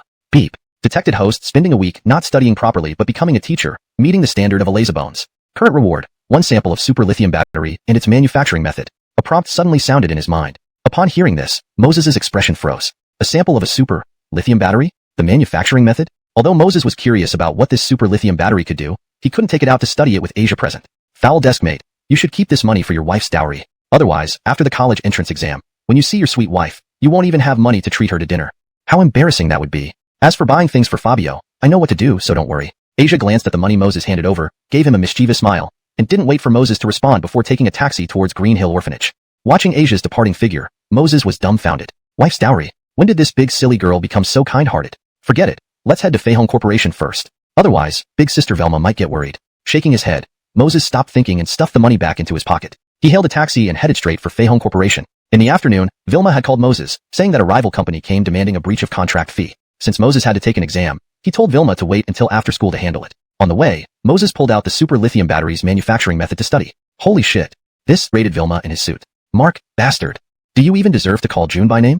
Don't forget, if it weren't for June helping you in your most difficult times by letting you invest, you'd probably starve on the streets. Vilma glared at Mark with fiery red eyes full of anger. She never thought that given June's kindness, they would turn their backs on the company in its time of need. Vice President Riley, how dare you talk to Secretary Chin like that? Do you not know Feihong's current situation? To expect them to come up with 156 million in compensation within a short period is completely unrealistic. Sitting at the top of the office, O'Brien with a pot belly smoked a cigar and laughed while speaking to Mark. His eyes then roamed over Vilma's body lecherously. Chairman Jericho, I heard Feihong Corporation recently partnered with a brewery. How could Tosha, that bitch, dare do something like that if she's broke? In my opinion, this is clearly just Feihong Corporation trying to dodge payment. Mark leaned towards Sterling to explain. Hearing this, the corpulent Sterling couldn't help but sneer. Vice President Riley, I know the brewery you mentioned. It was nearly bankrupt recently. No matter what they do now, it won't amount to much. On the contrary, I am quite interested in Zhao Dong, June's son. At such a young age, he's willing to scam his mother mercilessly, ha ha ha. Stopping there, Sterling's gaze fell back on Vilma's graceful figure. He said slowly, Secretary Chin, as far as I know, you and June are like sisters, right? If I give you another month to raise the money, how would you thank me? Upon hearing this, Mark froze, then understood. So his boss had set his sights on Vilma. No wonder he wasn't anxious about the breach of contract fee today. Thinking of this, Mark smiled. He turned to Vilma coldly. Vilma, according to the contract, you have 2 days left to pay the breach of contract fee. If it isn't paid within those 2 days, Feihong Corporation will go bankrupt. And Tosha, that bitch, will still bear huge debts. If you don't want to see her suffer, listen to Chairman Jericho. Do you understand? Chapter 242. What evil thoughts can a child have? Vilma's red lips were clenched between her white teeth, and her face was deathly pale. From the moment Sterling arrived at the company, she had noticed this disgusting fatty leering at her constantly. Now, with these words, Vilma could easily guess his intentions. But could she refuse? Although Feihong Corporation's bankruptcy would still leave June in massive debt, Vilma had followed Tosha for so many years and knew better than anyone that Fei Hong was Tosha's life's work. If it went bankrupt, June might never recover. If there were no other options, then that would be that. But now, Data beer sales had already picked up. In a short while, they could make enough money to cover the deficit. Yet time didn't wait for anyone. If Director Jericho can give us another month, I'll invite you to dinner. Vilma hesitated for a while before gritting her teeth and speaking. Do I get to have the sweet and delicious dish of Secretary Chin at this dinner? If so, we can go eat right away. Sterling squinted his eyes and stared at Vilma with obvious intentions. Seeing how straightforward Sterling was, despair rose in Vilma's beautiful eyes. But just as Vilma was about to agree, a loud bang echoed. The door was kicked open, and Moses walked in calmly in his school uniform. Feiyu, why are you here? Go back and study. Rainfi has almost handled the company issues. Upon seeing Moses, Vilma immediately spoke. Rainfi, by handling, do you mean sacrificing yourself to accompany this big pig? Moses's expression was stoic as he asked. Deep down, he felt moved. After all, Vilma was just his mother's secretary. Facing the company's crisis, she could have resigned and left. Instead, she not only stayed but was willing to sacrifice herself for an extra month to save the company. Moses refused to allow this. Moses, who did you call a big pig? Do you know that one word from Director Jericho can make your Fei Hong Corporation collapse? Mark, being a sycophant, immediately scolded Moses without thinking. Before Moses could respond, Sterling gave him a dark look and waved Mark off. He sneered at Moses, kid, come give Jeremiah a shoulder rub and back massage. If Jeremiah is happy, I'll give you some pocket money later. Seeing Sterling and Mark bully Moses, Vilma blocked Moses protectively and said through gritted teeth, Feiyu is still a child. If you have any grievances, direct them at me. Saying that, Secretary Chin, because of what the kid just said, today he not only has to give a massage, but also kneel and apologize to me. Otherwise, it won't be easy to handle. But if you're willing to sacrifice yourself and please me in front of this kid, maybe I can overlook this matter. Sterling put his legs on the meeting table, looking at Vilma and Moses mockingly. Faced with such outrageous demands, Vilma felt angry and humiliated, her chest heaving. You? Get out of the way. When did a secretary have the authority to decide here? Just as Vilma was at a loss, Moses's reprimand came from behind. Although his words were harsh, Vilma, upon seeing his resolute face, felt deeply moved rather than angry. After so many years together, facing difficulties, she and June had always shouldered them together. Finally, it seemed she had someone to rely on, which made her both worried and touched. She knew Moses stood up only to protect her. Director Jericho, my apologies for the secretary's rudeness. Let's not dwell on it. Massages aren't a big deal. Moses pushed Vilma aside and smiled as he walked toward Sterling. Sterling nodded approvingly. This kid seems sensible. Perfect, he thought. Let's record this for later enjoyment. Suddenly, Moses lifted a chair beside him and smashed it hard onto Sterling's head. Bang! With a dull thud, Sterling's head split open instantly, blood streaming down his cheeks. Within moments, he looked utterly pitiful, covered in blood. Bastard! You dare hit me! I can kill you! Feeling the excruciating pain, Sterling roared furiously. Facing Sterling's anger, Moses pulled out his phone nonchalantly and played back the recording of their conversation. Director Jericho, imagine if this audio goes public. How will your wife, family, friends, and the public view you and your company? Moses lightly patted Sterling's shoulder and laughed softly. This stopped Sterling's rage dead in its tracks, turning into fear. He hadn't expected Moses to use this dirty tactic. And worse, if true, his wife would definitely seek revenge, and his company's reputation would plummet. What do you want? At this moment, Sterling finally showed some apprehension. Bang! Moses lifted the chair again and smashed it against Sterling's back. Director Jericho, as a mere child, what evil thoughts can I possibly have? Moses shrugged innocently. I was just feeling itchy and wanted to stir things up a bit. Hashtag chapter 243. Turns out Mark was an undercover? Feeling itchy and want to stir up some trouble? Is this what you mean when you say he's just a kid with no ill intentions? Sterling cursed inwardly, but didn't dare to explode in front of Moses. He could only suppress his anger forcefully. Mr. Edison, Chairman Edison, I was wrong before. You've vented your anger now. Can we just delete the recording? Wiping the blood from his face, Sterling spoke to Moses in a somewhat ingratiating tone. Moses barely glanced at Sterling's attempts to ingratiate himself. Instead, his gaze landed on Mark beside him. He barked, Vice President Riley, what are you laughing about? Do you feel pleased watching your superior being beaten? As an employee, if your superior is in danger, shouldn't you rush to protect them first? Instead of hiding in the corner and gloating.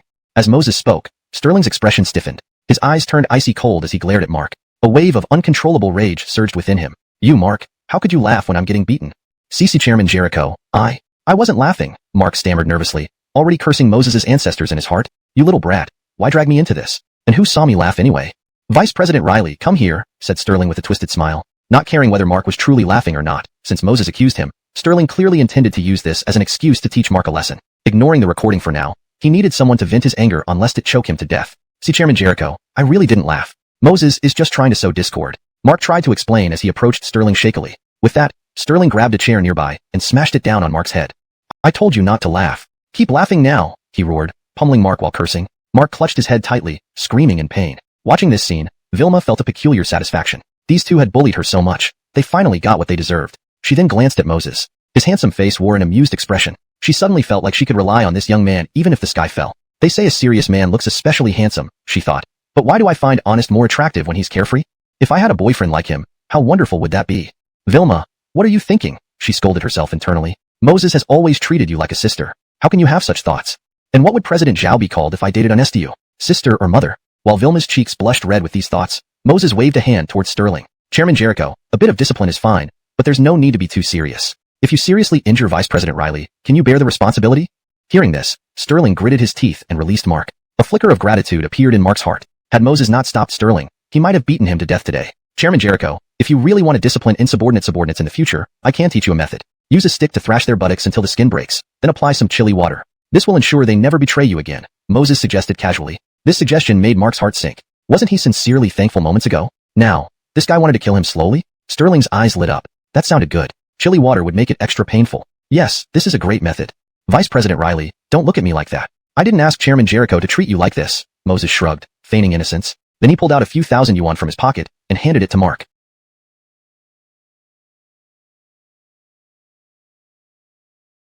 Vice President Riley, thank you for all your hard work. Oh, considering you suffered so much, take this money to recover. Turning around, Moses instructed Vilma. Velma, bring a chair for Vice President Riley. Can't you see he's bruised all over? Bring a chair for Mark, the jerk. Why should I cater to this traitor? Does he deserve it?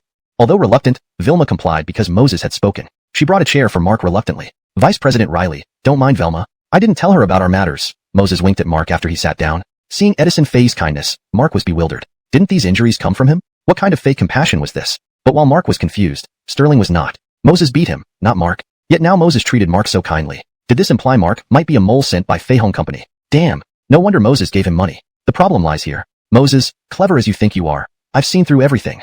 Sterling silently vowed. We'll see how I deal with you, Mark, the damn mole, once we're back.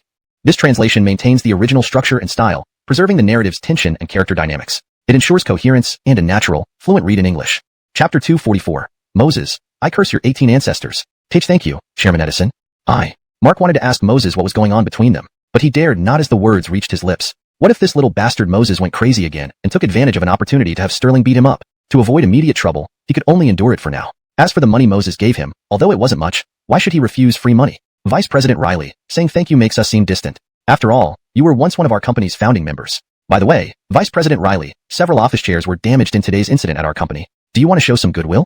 After Moses finished speaking, his eyes fell on the pocket where Mark kept the money. Seeing this, Mark couldn't help but suck in a cold breath. Do you think I won't spit my blood to kill your shameless self? You just gave the money to me with all those nice words, only to want it back in minutes? Why did you give it in the first place then? Chairman Edison, what are you implying?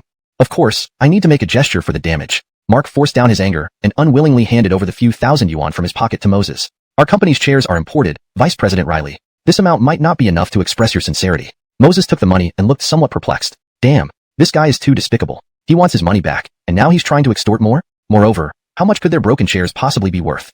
Besides, it was Moses and Sterling who damaged the chairs. What does it have to do with me, Mark? Despite Mark cursing Moses inwardly, he had to pay. Otherwise, would he wait to get beaten by Sterling again?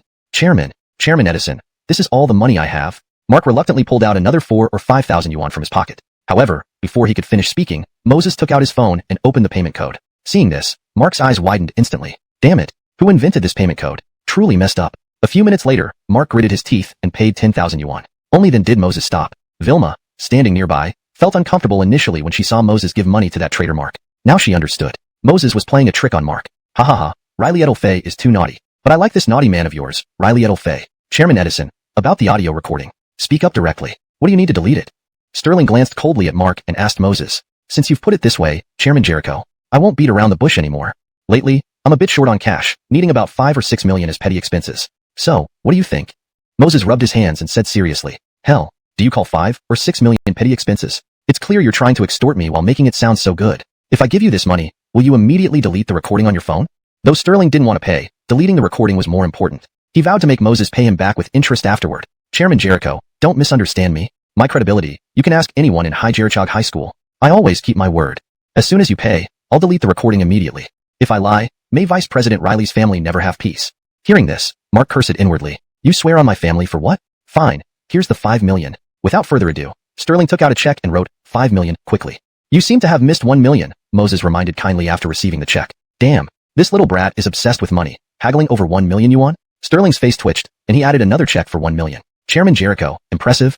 The recording will be deleted right away. Upon receiving the 6 million check, Moses deleted the recording immediately without hesitation. Good, good, good. Kid, remember what happened today. I hope you can raise the 1.56 billion in 2 days. Otherwise, you and your mother will bear this massive debt. After confirming the deletion, Sterling's demeanor changed instantly. Oh, Chairman Jericho, I suddenly remembered. I accidentally uploaded a copy of the recording to my cloud drive. What do you think should we do now? Moses slapped his forehead in mock realization. Hearing this, Sterling, who had just stood up, stumbled, almost falling. A surge of rage rushed to his head. This little bastard actually backed it up to the cloud? You're dishonest. Sterling's eyes turned red, veins popping on his forehead. If possible, he'd smack Moses dead now. Who told him Moses was a foolish young man? Oh yes, the spy dog Mark. Damn you, Mark. You not only spied for him, but also misled me. Moses is even craftier than some old foxes. Calling him a foolish young man? Huh. Wait till I get back to the company. I'll teach you a lesson. Moses, businessmen should keep their word. Otherwise, if news spreads... Before Sterling finished, Moses interrupted with a smirk. Chairman Jericho, didn't you forget that our company is almost bankrupt? So, for the recording in the cloud, can you spare another 6 million? Hashtag chapter 245, testing the super lithium battery. Another 6 million? Fade, do you think I'm an idiot? With a man of your dishonesty, I wouldn't believe pigs can fly before I'd trust you. Sterling, will remember this day. Hope you don't regret it. Sterling's face was ashen, hesitating for a long time. He ultimately decided not to trust Fade's words. Watching Sterling walk away, Fade couldn't help but sneer. Why doesn't this fat pig believe me? I really only have that final recording left. Well, if he doesn't trust me, I'll just have to post it online. With that, Fade pulled out his phone and began fiddling with it. Faye, perhaps we shouldn't. If we still have that recording, we could threaten Sterling later. Otherwise, the penalty fee in 2 days? Vilma suddenly realized what might happen and quickly tried to stop him. Fade understood Vilma's concerns, but now with the system-rewarded super lithium battery, he had no reason to worry. After uploading the recording, Fade explained to Vilma, Sister Velma, you can rest assured about the penalty. Within 2 days, I guarantee that Sterling will come crawling back to us. By then, just sit back and enjoy the show. Seeing Fade's confident expression, a hint of doubt crept into Vilma's beautiful eyes. That's a penalty fee of 1.56 billion yuan. Even if Demangta Barbecue and Demangta Beer were profitable, it would be impossible to gather that much money in 2 days. Sister Velma, I know you're puzzled, said Fade. No worries, let's go to the factory, and you'll understand. Without further ado, he turned around and headed for the meeting room door, picking up the system-rewarded super lithium battery. Half an hour later, they arrived at Feihong factory. All the workers had already left, which was better for keeping the secrets during their experiment. Shut off all the power switches in the factory, instructed Fade with a mysterious smile. You'll witness a miracle soon.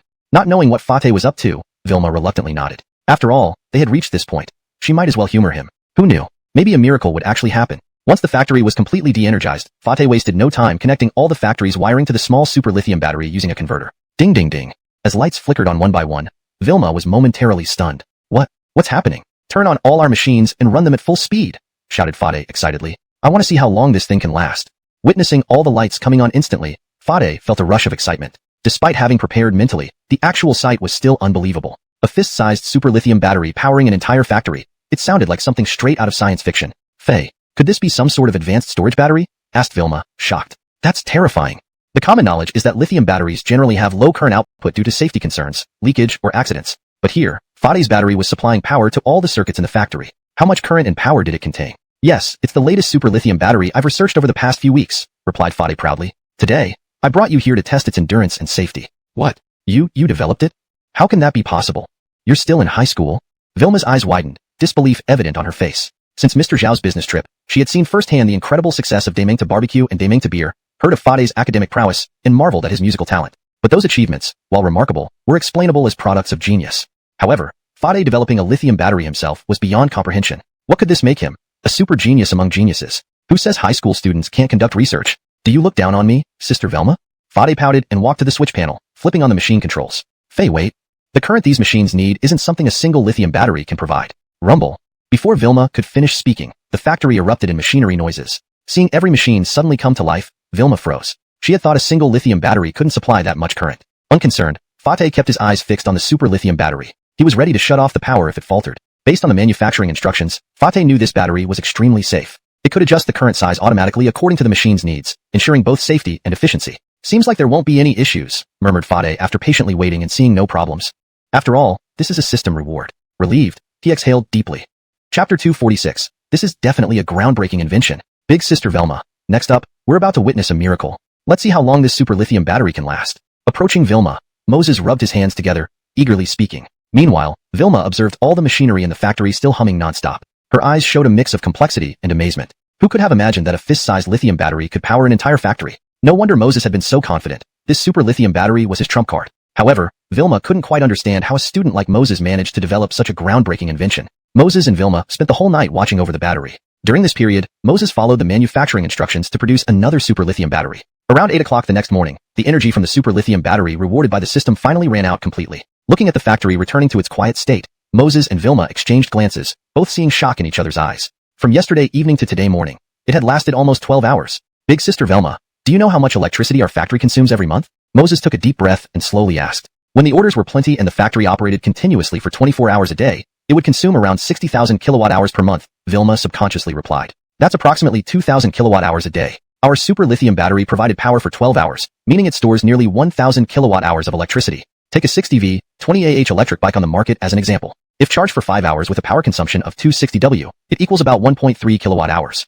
A single super lithium battery is equivalent to charging 800 times. Assuming each charge provides a range of 30 kilometers, 800 charges mean it can travel over 20,000 kilometers in one go. Even if used in an electric vehicle, it could potentially cover several thousand kilometers in one charge. Moses used basic physics to make a simple calculation. When he finished, even he was left speechless with awe. An electric bike traveling over 20,000 kilometers. What did this imply? It meant it could run daily for several months. Similarly, electric vehicles usually cover only a few hundred kilometers on one charge, but with this super lithium battery, it wouldn't need to consider power consumption for thousands of kilometers.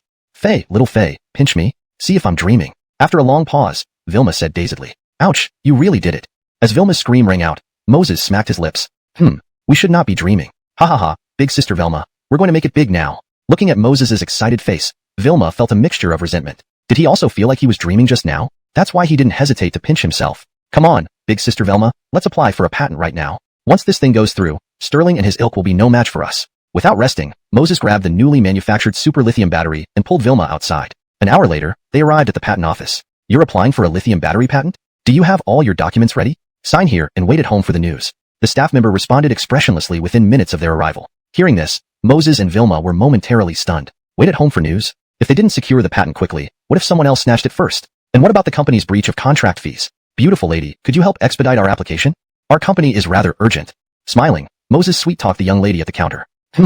This handsome young man knows how to speak politely. Beautiful lady, you made me blush. The young lady blushed while looking at Moses. Sorry, young man, we have many tasks here at the patent office. Each patent application needs thorough testing and confirmation before approval. I'm afraid I can't expedite this. Listening to her gentle voice, Moses felt somewhat depressed. He understood, but time was critical now. They had posted Sterling's recording online yesterday. The fat pig surely wanted to destroy him. Worse, tomorrow was the deadline for the penalty fee. If they didn't resolve the patent issue today, who knew what Sterling would do tomorrow? Exiting the patent office, Vilma's smile vanished. Faye, what do we do now?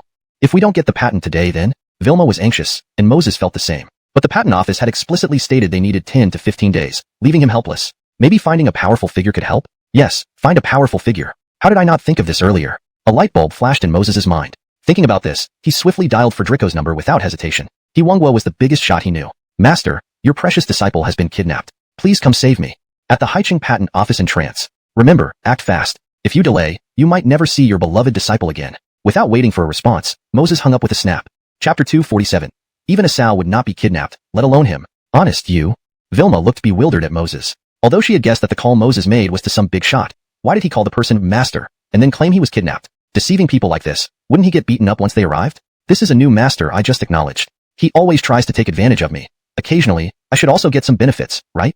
Moses explained boldly. Meanwhile, at Joey's house, Fredericock listened to the busy tone on the phone and shivered. His eyes burned with fury. In broad daylight, who dared to kidnap his beloved disciple? Brother-in-law, what's wrong? Is something the matter? Joey, about to leave for work, noticed his uncle's displeased expression and asked instinctively. Honest has been kidnapped. Quickly follow me to the patent office. Fredericock said, going back into the room to gather his passbook and bank cards. Although furious, he didn't lose his mind. Kidnapping in broad daylight usually meant financial motives. If enough money were prepared, it should be manageable. That little bastard Moses got kidnapped? Ha ha ha, Jeremiah, are you joking? In these times, even Esau wouldn't be kidnapped, let alone him. Joey laughed heartily, but couldn't help asking sourly when he saw his uncle getting out the passbook. Also, if it's a kidnapping, why are we going to the patent office? He knew his uncle well, dedicated his life to the nation and research, childless, yet valued his hard-earned savings more than anyone. Even Joey himself couldn't persuade his uncle to part with them. But now, for a newly recognized disciple, his uncle was willing to offer everything. What does this mean? That Moses, the little bastard, means more to you than your own nephew? I don't know the exact situation either. Honest only told me over the phone that he was kidnapped at the patent office. Reminded by Joey, Fredericock became suspicious. He felt something was off but couldn't pinpoint it. Kidnapped? At the patent office? Jeremiah, this bastard must have watched too many TV shows. Did the kidnappers have their brains squeezed shut, running to the patent office to kidnap someone? Joey's face twitched. He felt even more jealousy. Such a low-level lie, and his uncle immediately thought of money without hesitation. What charm does Moses have? Not only did he bewitch his uncle, but it almost seemed like they were father and son rather than master and disciple. That's obvious, Joey replied sarcastically. The patent office is a legitimate department. Besides, our country is so safe. Do you not know that? No wonder you're sweeping the toilet every day at work. If I say this little bastard is doing something at the patent office because he can't handle it himself and wants you to help, Joey spat bitterly. Just think of the nerve, lying like that for assistance. After hearing this, Joey spat again at the garbage can, thinking about how Moses took his best bottles of liquor last time and called him a sand sculpture. He wanted to hang Moses upside down and give him a good beating. That single phrase haunted him, causing him daily humiliation at work. Why are you still standing there? Drive me there. However, just as Joey thought his uncle would fly into a rage and ignore Moses, he instead heard his uncle urging him. Joey was momentarily stunned. What? You know Moses is deceiving you, and you're still rushing over? Jeremiah, did you hit your head on the door recently? Or are you sick and confused? He's blatantly lying, and you're still going? Joey stared blankly, trying to reason with his uncle. Don't talk nonsense. Think about it with your toes. Who is honest? He's 100 times smarter than you. What would he be doing at the patent office? Surely applying for a patent, right? With his intelligence, do you think it'll be ordinary? Frederick smacked Joey's forehead, scolding him. Touching his sore head, Joey remained speechless. Indeed, he couldn't refute that only 4,500 yuan. Do I look like someone who can afford that? Let's have Riley Edelquaro this money first. Now, tell us, what patent are you applying for this time? If it's useful for people in society, I wouldn't mind pleading your case with the patent office. Frederick saw that Moses showed no abnormality, relieved, and still couldn't help but smile kindly at him. Upon hearing these words from his uncle, Joey immediately exploded. Jeremiah clearly knows Moses was fooling around, fine, but now he wants me to owe $1 million to Moses? What does that mean? Cough cough. Alright then. Brother Zhao, remember? You owe me $1 million. Not to me, but to the bandits, Moses said calmly. Seeing through his little scheme, Moses didn't panic. He looked calmly at the livid-faced Joey. Before Joey could blow up, Moses took out the super lithium battery. Master, this is called the super lithium battery, which I spent 20 years carefully researching. If used in electric vehicles, it can easily run tens of thousands of kilometers without needing a recharge. For electric cars, it can cover several thousand kilometers per charge. I've verified this conclusion through actual tests. As Moses finished speaking, Joey sneered. You little rascal. You spent 20 years meticulously researching? You actually have the nerve to say that. These days, even bluffing doesn't need preparation? Do you mean you started researching while still in the womb? Joey looked at Moses with disdain, eager to see how he would defend himself. Smack. Before Moses could speak, Frederick slapped him on the head. No wonder you've always ranked first or second in academics. With such an academic failure like you can't even grasp the key points when listening. You must have made life difficult for your teachers all these years. Frederick glared at Joey harshly and reprimanded him irritably. Joey opened his mouth, feeling extremely aggrieved. How did being first or second become a failure in his uncle's eyes? Edison Fei, were those statements true? Do you have experimental data? Show them to Master quickly. Ignoring Joey, Frederick turned around, looking excitedly at Moses and asked. Moses focused only on the electric vehicle industry but hadn't considered the wider impact if the super lithium battery really had such immense potential. It could reshape numerous industries, even high-tech research projects like aerospace, weaponry, submarines, etc. I tested it last night at my factory. One charge of the super lithium battery holds roughly 1,000 kilowatt-hours of electricity. As for the data, I forgot to save it. Moses scratched his head, somewhat embarrassed. Adrian instantly widened his eyes upon hearing this. A fist-sized super lithium battery storing over 1,000 kilowatt-hours of electricity? Being a scientist, he understood better than anyone what that meant. Even just considering power storage, it was already extraordinary. Imagine if during peak water periods, the excess electricity could be stored in these batteries. Then during low water periods or high electricity demand, these batteries could be used directly. Annually, it would save billions of kilowatt-hours for the country alone. Larger-scale applications worldwide would conserve unimaginable amounts of energy. Let's go. We need to get to the patent office immediately. Excited, Adrian grabbed Moses' hand and hurried toward the patent office. However, after a few steps, he suddenly remembered something. What are you standing there for? He barked at Joey. Contact your highest-ranking leader quickly, and send armed guards for protection to avoid any mishaps. Upon hearing this, not only Joey but also Moses and Vilma were stunned. While the super lithium battery was impressive, did it require such an elaborate arrangement? Master, let's not do this. Not that I lack confidence in my invention. Mainly because, if news gets out, my peaceful life will be disrupted, right? You know, I just want to live quietly as a commoner. Moses weakly explained to Frederick. Hearing this, Frederick paused, then burst into laughter. This kid is already formidable living peacefully. If he stirred things up, he'd be sky-high. However, respecting Moses' wishes, he didn't reject him. Chapter 249. My granddaughter will only marry Moses in this Ryleaf. Hey Harrison, is this super lithium battery reliable? I was supposed to be resting today, but you insisted on dragging me here. If it turns out to be no good, I'll have wasted my trip. Inside the patent office's internal testing factory, O'Brien in his early 50s adjusted his glasses perched on the bridge of his nose. His plain face couldn't hide his complaints. Old Zhang, how about we make a bet? If this super lithium battery can completely change your views, then you give me that bottle of Wulyangya you've been hoarding at home. How does that sound? Are you up for it? Jonas smiled at Kirk and teased him. Upon hearing Jonas's words, Kirk's slightly graying eyebrows furrowed. They were college classmates, very close friends who knew each other inside out. Jonas, being a scientist, was always rigorous in his work. If he wasn't confident, he wouldn't dare speak like that. However, Kirk thought for a moment. He had worked at the patent office for half his life. What scientific technology hadn't he seen? A mere lithium battery, how could it possibly overturn everything? Kirk paused here, his eyes gleaming with excitement. Besides, his barbecue shop and brewery are amazing. Ignoring profits, just the taste alone is incomparable. Since I drank Deming to beer, I lost interest in other drinks. A child like him, if paired with Amina, their kids would surely be exceptional. By the way, Riley et al. Qua, why do you hate Moses so much? Feeling Zhang's puzzled gaze, Joey's face twitched. Why did he hate Moses so much? That question should be directed at Moses himself. From the first day they met, Moses has caused endless trouble. Now, becoming family, he's still causing harm. If not for his uncle restraining him, Joey would have sought revenge long ago. Old Zhang, this isn't something I can decide. Doug is still young. Let's discuss this later. Yes, let's start the test now, don't waste any more time. Noticing Moses's discontent, Jonas quickly steered the conversation away. He feared this mischievous kid might cause a scene in public. Jonas had seen Kirk's granddaughter before. She was quite beautiful. Though he felt she matched well with his beloved apprentice, such matters depended on the two young people involved. Doug's expression clearly showed his reluctance. Hey Harrison, saying things like that isn't nice. Amina isn't unworthy of your apprentice. Why are you delaying? Moreover, they're classmates. Kirk looked at Addison with dissatisfaction, feeling that he wasn't being loyal. He merely wanted the two children to spend more time together, but Addison kept making excuses. Wasn't it just about his prized apprentice? What was so special about it? Wait, Jeremiah Zhang, you said, your granddaughter is classmates with Moses? Her name, isn't it Asia? Moses, standing beside them, couldn't help but exclaim in shock. Kirk mentioned they were classmates, and since she was called Amina, she could only be the big Dumbo Asia from class 2 of grade 3. How do you know my granddaughter's name is Asia? Kirk looked at Moses curiously. Everything he knew about Moses came from Asia during these days. He didn't recognize Moses himself. Cough. I attend the same school as Moses and we're good buddies. Oh right, Jeremiah Zhang. Apart from saying she will only marry Moses in this life, what else did your granddaughter say? I might be able to help play matchmaker. Moses coughed lightly, trying to mask his embarrassment. As he spoke, he secretly turned on his phone's recorder. He intended to record Kirk's words and send them to his obedient wife. In this way, his obedient wife would surely be furious and extremely displeased with the big Dumbo Asia. Maybe then, my obedient wife will fire this little spy, and I won't have to be tormented by Asia ever again. I, Edison, am indeed a crafty one. Hashtag chapter 250. An astonishing data test. At this moment, Joey and Harrison were both watching Moses's antics with puzzled expressions. Both of their faces showed a look of stunned disbelief. What on earth is this kid up to now? Clearly, he's Moses, so why claim to be his good friend? And what's the point of asking Kirk about what Iona said? Could it be that this kid has feelings for Iona? After all, they are classmates at the same school. No. If this kid really had feelings for Iona, he could just admit outright that he's Moses. In that case, he could even establish a connection with Jeremiah Zhang. Joey racked his brain for a long time but couldn't figure out what was going on. So, he decided to be patient and see what Moses's real motive was. If things took a wrong turn, he would immediately expose this little brat's lie. Since you're friends with Moses, let me tell you about Iona. She's been talking about him non-stop lately. She says Moses is exceptionally talented and has helped her with her studies, significantly improving her grades. But there's one thing, this boy doesn't seem to like Iona very much. So, I thought of asking Harrison for help to introduce them more often and develop some chemistry between them. Who knows, it might work out? Kirk nodded slowly towards Moses and continued speaking. Asia wasn't a fool either. Apart from her mother and cousin, she hadn't told anyone else about her online relationship with Moses. The reason was simple. She feared that once they met in person, her dear husband would find out that his online girlfriend was actually her. What if he suddenly didn't like her anymore? That would be incredibly embarrassing if more people found out. However, Moses burst into laughter after hearing Kirk's words. This big dolt Asia still had some sense, knowing that he only liked his obedient wife and had no interest in her.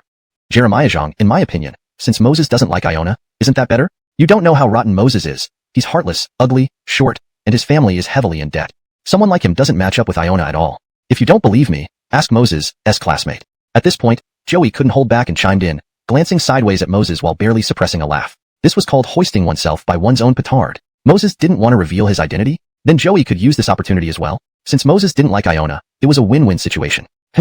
Seeing Joey's smirking face, Moses's expression twitched. Damn it, Joey, this old bastard, was screwing him over again? Fine, to avoid being bullied by Asia in the future, he'd just have to bite the bullet and go along with it for now. In compensation, he'd take a few bottles of good wine from Joey's liquor cabinet later. That, Jeremiah Zhang, I think what Joey said makes sense. Moses is ugly, short, and his family is drowning in debt. Besides, regardless of whether Moses likes your granddaughter or not, even if he does, do you really want her to end up paying off his debts in the future? Moses took a deep breath and seriously addressed Kirk. Did you hear that, Jeremiah Zhang?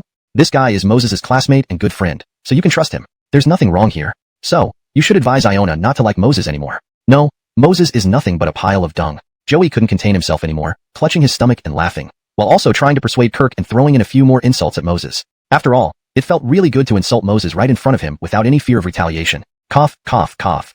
Well, Cruz, let's test the lithium battery first. We can discuss the children's matters later. Harrison didn't understand what his precious disciple was up to, but seeing how his nephew was bullying Moses, he wanted to give Joey a good thrashing. Being the boss and bullying the underlings, it was simply outrageous. An hour later, after the Patent Bureau conducted tests on the super lithium battery, everyone was stunned when they saw the results. A fist-sized lithium battery can store an astounding 1200 amp-hours of electricity, and the current automatically adjusts based on the device's power consumption, preventing issues like leaks or power cuts. How is this possible? Do the test again. After a while, Kirk reacted, visibly shaken, and ordered his subordinates to conduct the test again. The data remained unchanged after 3 consecutive tests. Cruz, is there something wrong with our equipment? Is that why the data shows no fluctuations? After all, every electronic device usually has slight variations in its data. A young man couldn't hold back and reminded Kirk. Others also nodded in agreement. Yes, the super lithium battery's data was terrifying. Conducting multiple tests without any variation was scientifically implausible. Test it with other equipment. If there's no fluctuation, our testing equipment must be faulty. If there's a fluctuation, then this super lithium battery might, possibly be fine. Kirk paused at the end of his sentence. If this super lithium battery were truly flawless, it wouldn't just be terrifying. It would be extraordinarily terrifying. All electronic devices in the market exhibited minor fluctuations in their data due to performance limitations. Theoretically, perfect optimization and balance couldn't be achieved because no piece of equipment was perfectly assembled. But if the super lithium battery achieved zero fluctuation, it would mean perfect optimization and balance, a feat never before seen in technology. Hashtag end of chapter 250. Chapter 251. Is this guy crazy? Giving up the richest spot? Half an hour later, after all the data was revealed, everyone fell silent again. They tested other electronic devices, and the readings still showed some fluctuations. However, Moses's super lithium battery consistently provided rock-steady results each time it was tested. Everyone present knew exactly what this meant.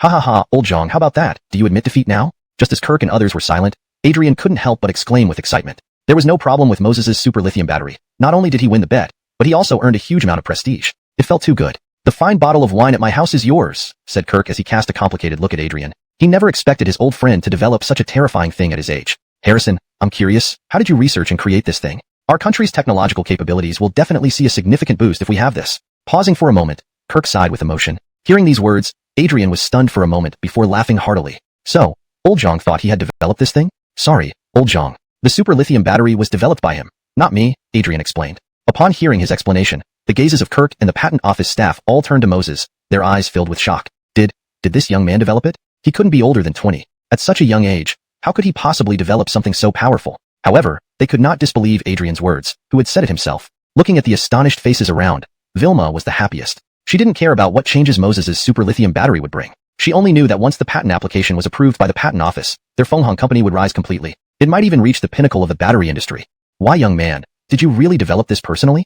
Kirk asked instinctively after taking a deep breath. Jeremiah Zhang, with Adrian vouching for me, there's no way this can be fake. Can we get the patent approved early? The company has other things waiting for me. Moses nodded towards Kirk, urging him on. Seeing this, Kirk and the other patent office staff exchanged glances, hesitating for a while before saying resolutely, young man, we can help approve this patent. But there are a few matters I wish to discuss with you. Stopping here, Kirk continued directly, your super lithium battery is a groundbreaking invention. Once it's released, it will cause global tremors. It's not an exaggeration to say it can revolutionize current technology. That's why its importance is significant. Before Kirk could finish, Moses waved his hand to interrupt him. Knowing full well what Kirk intended to say, he wasted no time. Jeremiah Zhang, if you can secure this patent for me today, we can sign a contract. Besides the batteries for electric vehicles and cars, I and the Fenghong company will retain absolute usage rights. We won't give them to any other private enterprises. If you agree to this point, the government can use them freely in other aspects. Moses had thought about this issue before coming. A super lithium battery was an epical invention. He couldn't monopolize it alone, nor would he be able to handle it all by himself. Moreover, he would be delighted if it could benefit the country and enhance its strength. After all, only when the country prospers can ordinary people live happily and peacefully. Of course, during this period, if he could make a little money to make his mother happy, he wouldn't mind either. Can the government use it freely? Including all industries? And you and your company won't charge any patent fees? As Moses spoke, Kirk looked at him incredulously. He had wanted to offer Moses a good price if he agreed to let the government use it. Who knew Moses would say he wouldn't take a single penny? Isn't this equivalent to giving it away for free? Young man, it must have taken you a lot of effort to develop this. If you change your mind now, I can apply for a substantial sum from above. Not billions, but 10 billion or so shouldn't be a problem. Breathing out slowly, Kirk couldn't help but remind Moses. Although he admired Moses's actions, shouldn't he at least get paid for all the hard work? For instance, like Gates in another life, he invented a system and through royalties and usage fees, became the world's richest man. Now, Moses's super lithium battery followed the same logic. With it, he could become China's richest man, or even the world's. 10 billion? So much money? Vilma exclaimed in shock, having never imagined that just a patent fee could involve 10 billion yuan. This was too frightening. Chapter 252. I admire you a lot, so be my granddaughter's husband. Cruz, I've said it before. I only need the usage rights for the electric vehicle battery and the electric car battery. The rest can be used by the country as they see fit. Moses glanced at Vilma, smiled, and calmly replied to Kirk. Money was something Moses wanted to earn. But with the system, he gradually realized that making money wasn't hard for him. There was no need to deliberately exploit the country's resources on this matter. Why not? Are you complaining that tens of billions are too little? Kirk couldn't help but subconsciously ask when Moses rejected his offer again. I already have the usage rights for both these technologies. This is enough to place me and my company at the forefront of the industry. Moreover, as a citizen of this country, if I have the ability to contribute to the nation, isn't that a good thing? Our country needs to be strong so that lazybones like me can lead peaceful lives. Moses spoke with a touch of jest. Although the answer seemed somewhat flippant, both Kirk and others such as Adrian and Joey could tell. The young man knew very well that with this patent, he could make an astronomical profit. But he chose not to. Excellent contribution to the country. What's your name, young man? Kirk asked, quite moved. Because of your patriotism, you're going to be my grandson-in-law, mark my words. As for the boy my granddaughter likes, he means nothing. He just has good grades, looks handsome, and has a bit of musical talent. Compared to you, he's nothing but rubbish. Looking at Kirk's excited face, Moses was taken aback. No matter how much he had thought ahead, he hadn't anticipated Kirk would throw this at him. It's just a super lithium battery, right? And now, you're even selling your own granddaughter? What's more, you're selling her off to me. Haha. Cruz, you're absolutely right. That guy named Moses is just a nobody. Besides making money, being handsome, and doing well in school, what is he, really? Joey struggled to contain his laughter, ridiculing Moses in various ways. Seeing this, Moses's face twitched. Damn, so Joey felt up to it today, huh? Fine. Since you dote on Asia so much, and love spreading rumors about me, let me show you the consequences of crossing me. Moses clenched his teeth, giving Joey a vicious glare. Then he looked at Kirk and said, Jeremiah Zhang. Oh no, Grandpa, we are family, aren't we? Whatever makes you happy, Grandpa, I should do. Upon hearing this, Joey was stunned. What in the world? Calling him Grandpa already? This little bastard is really something else. Zhang Jeremiah merely admired his patriotic spirit. He didn't actually want to introduce Iona as his girlfriend. Moreover, Iona already has a crush on someone. Wait a second. Isn't Iona's crush also this little brat, Moses? If he agrees, does that mean Iona will end up with this little wolf no matter what? Grandpa? Haha, what a wonderful title. Kirk paused, then showed a kind smile. Turning around, he asked one of his subordinates, Xiao Branson, did you record the video earlier? Tonight, I'll let Iona see the boyfriend I personally picked out for her. Recorded video? What the hell? Why isn't my actual grandfather following the usual script? I just wanted to rile up the old geezer, Joey. Why did you start recording videos? What am I supposed to tell Asia if she sees it? Even though Moses wanted to clarify that everything was a joke, doing so would leave Joey unscathed. Well, maybe I'll explain it to Big Dumb Girl later. But right now, I have to get under Joey's skin. Taking a deep breath, Moses forced a smile. Grandpa, I won't lie. I've secretly loved your granddaughter for a long time. In the past, I always felt unworthy of Iona, so I studied hard and researched the super lithium battery, just to prove that someday, when it's truly developed, I can proudly tell Iona that I'm finally worthy of her.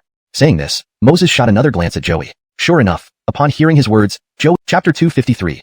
The stinky husband is indeed a super iron tree. After leaving the patent office, Moses sent off Adrian and Joey. Only then did he take a taxi with Vilma toward Fei Hong Company. Honest, what are your plans next? Inside the taxi, Vilma's excited face was flushed red. From yesterday until now, Moses had surprised her too many times. She thought Fei Hong was going to be finished for good, but who knew that Moses's super lithium battery directly solved all the problems. Next, we will hold a press conference. If those competitor companies want to survive, they will surely seek cooperation proactively. As for the rest, things should be simple to handle from there. Moses pondered for a moment, then spoke to Vilma. Vilma wasted no time and took out her phone to contact journalists. Taking advantage of this pause, Moses sent a leave message to Demon King. After sending the message, Moses texted Asia, asking, Big silly girl, do you like me? Meanwhile, at Haicheng High School, grade 3, class 2. It was break time after the second class in the morning. Asia felt her phone vibrate. She glanced around, confirming no one was paying attention to her, and quietly took out her phone. Tisk! The stinky husband finally blossomed into a flower? Finally noticing this girl's excellence? So, he is asking me if I like him? Oh dear. What if the stinky husband asks me to be his girlfriend and have lots of babies with him? If it's a boy, maybe call him Edison Doug? Yeah, named after his dad. If it's a girl, maybe call her Edison Xian? Edison Xian, never letting anyone else down, meaning the stinky husband only loves me in his life. Asia imagined various scenarios in her head. Finally, she blushed and replied to Moses, Just as she was anticipating a confession from the stinky husband, her phone vibrated again. However, this time, it was from her cute little rabbit account. Huh, why is the stinky husband messaging my other account? Did he figure out my identity? Yes, that must be it. Otherwise, why would he suddenly ask if I like him? Feeling delighted, Asia hurriedly opened the message. However, when she saw the message, her smile vanished instantly. In the message box was a screenshot of the imam. She just replied to Moses. Underneath the screenshot, there was some text, good girl wife, see that? This so-called best friend of yours is clearly eyeing your stinky husband. You better fire her before she messes up your husband more. Kisses, love you, baby. This. What about recognizing my identity? What about confessing in person? What about having kids? Asia felt like crying yet laughing. It turned out her stinky husband hadn't changed at all. He was still an iron tree that never blooms. Cough, honey, I think. He might have misunderstood her. What if Xiaoming was just probing him? Asia replied to Moses, feeling depressed. How could this be? Trying to pursue her stinky husband was already difficult enough. Now she had to cover herself and explain things. Too much hassle. This stinky husband. Always looking smart, but how could he be so foolish in these situations? Probing? Wife, you're too naive. Come on, let me show you something else. Moses sent another voice clip, which was exactly what Kirk said earlier. Do you know what this is? It's Asia's grandfather speaking. For this, I specially recorded it because I didn't want you to doubt that the big silly girl has ulterior motives towards me. Looking at Moses' message and hearing the voice of her grandfather in the recording, Asia's pretty face blushed again, but her eyes showed a hint of confusion. How did the stinky husband get involved with her grandfather? That wasn't important right now. What mattered was how to reply to Moses. Faced with such clear evidence, any attempt to argue further would be futile. Honey, I have class now, let's talk later tonight. Kisses, love you. Thinking for a while, Asia had no idea how to explain, so she found a random reason to brush him off. Sitting in the taxi, Moses saw the message from the good girl wife and couldn't help but smile. Yes, the good girl wife must have used a pretext because she cared about face. She would probably go deal with the big silly girl privately. Ha ha ha, finally free from being bullied by Asia. This felt awesome. Shortly after, Moses and Vilma arrived at Fei Hong Company. Sis, you told me Fei Hong Company has major news. Is it true? If it's not significant, I'll definitely be scolded by my boss when I return. A young and stylish girl approached Moses and Vilma as they got out of the car. Her face resembled Vilma's, but she looked somewhat aggrieved. Honest, let me introduce you to my sister, Fallon. Sishue, this is June's son, Moses. Vilma smiled and began to introduce them to each other. However, Fallon immediately interrupted. Sis, I don't care about this pretty boy at all. Just as Vilma was speaking, she was cut off by Fallon, who said, Sis, I don't care about this pretty boy. Note, Xiaobailan is often used to describe an attractive but potentially untrustworthy young man. For a more natural English expression, pretty boy is used here. Tell me what big news Fei Hong Company has quickly. If it's not explosive, I'll go back now to avoid wasting time. Chapter 254, the most unfortunate press conference in history. Honest, don't take what Verity says to heart. This child has always had a fiery temper. Vilma felt somewhat embarrassed as her younger sister called Moses a pretty boy right in front of him. Velma, look at what you're saying. How could I possibly be upset with a kid? But if I had such a disobedient younger sister, I'd just drag her home and give her a good spanking on the bottom. In no time, she'd learn her lesson, Moses said solemnly. As soon as these words were spoken, Claire immediately exploded. You little punk, who are you calling a kid? And who do you think you can spank the bottom of? Claire gritted her teeth, fury rising in her eyes. Of course, it's your bottom. Moses winked at Claire and gave her bottom a glance, looking eager to act on his words. You. Under Moses's gaze, Claire felt both ashamed and furious. You spendthrift, my sister said you've taken over Fei Hong Company recently? And you even bought out all other shareholders. Someone like you, with such a pig brain, still has the nerve to be so shameless and perverted. Claire clenched her lips tightly and berated Moses. Seeing that the two were about to clash, Vilma hurriedly stepped between them. She rubbed her forehead, feeling a headache coming on. Had she known her sister would quarrel with Moses, she wouldn't have asked her to come. But it couldn't be helped. Among the journalists she knew, probably only her sister would help. As for the others, they either scoffed at or politely declined the request upon hearing the news. Vilma understood. Their company was small and faced bankruptcy. Few journalists would be interested. Let's go inside and talk. Verity, rest assured about this news report. At the very least, transitioning from an intern to a full-time journalist shouldn't be a problem. Taking a deep breath, Vilma patiently explained to her sister. Although Claire despised Moses's appearance, now that she was here, how could she refuse her sister's small request? A few minutes later, they arrived at the Fei Hong Company meeting room. Moses nodded to Vilma, who then took the lead seat, presenting the super lithium battery, patents, and various test results from the Patent Bureau. Today, Fei Hong Company will announce a breakthrough lithium battery. This lithium battery can store up to 1,200 degrees of electricity, allowing an electric bike to travel thousands of miles. If installed in an electric car, it can cover several thousand kilometers with a single charge. It also charges quickly, taking only half a day to fully recharge. We've secured exclusive usage rights for electric bikes and cars with this technology. Despite only Claire and a photographer present, Vilma introduced everything formally and seriously. At first, Claire and the photographer found it hard to believe. The best lithium batteries available didn't offer a range exceeding 1,000 kilometers. For Fei Hong's tiny lithium battery to claim such performance seemed unbelievable. However, when Vilma presented the patents and test results, Claire and the photographer were instantly stunned. President Qin, are all the data for this lithium battery authentic? At that moment, Claire became serious. She knew that if this breakthrough was true, and she provided the first exclusive report, she could transition directly from intern to full-time journalist. The data is certainly real and effective. Not only did our factory personally test it, but it was also tested multiple times by the Patent Bureau. Otherwise, this groundbreaking invention wouldn't have received patent approval within hours. Vilma smiled as she answered Claire's questions. After finishing this one-person press conference, Claire rushed to write the report without hesitation on a nearby computer. There was no holding back. This news was too explosive. Half an hour later, after completing the article, Claire posted it on the official Haicheng news account without consulting her boss. Sis, where did you get the exclusive rights for this lithium battery from? That's too incredible.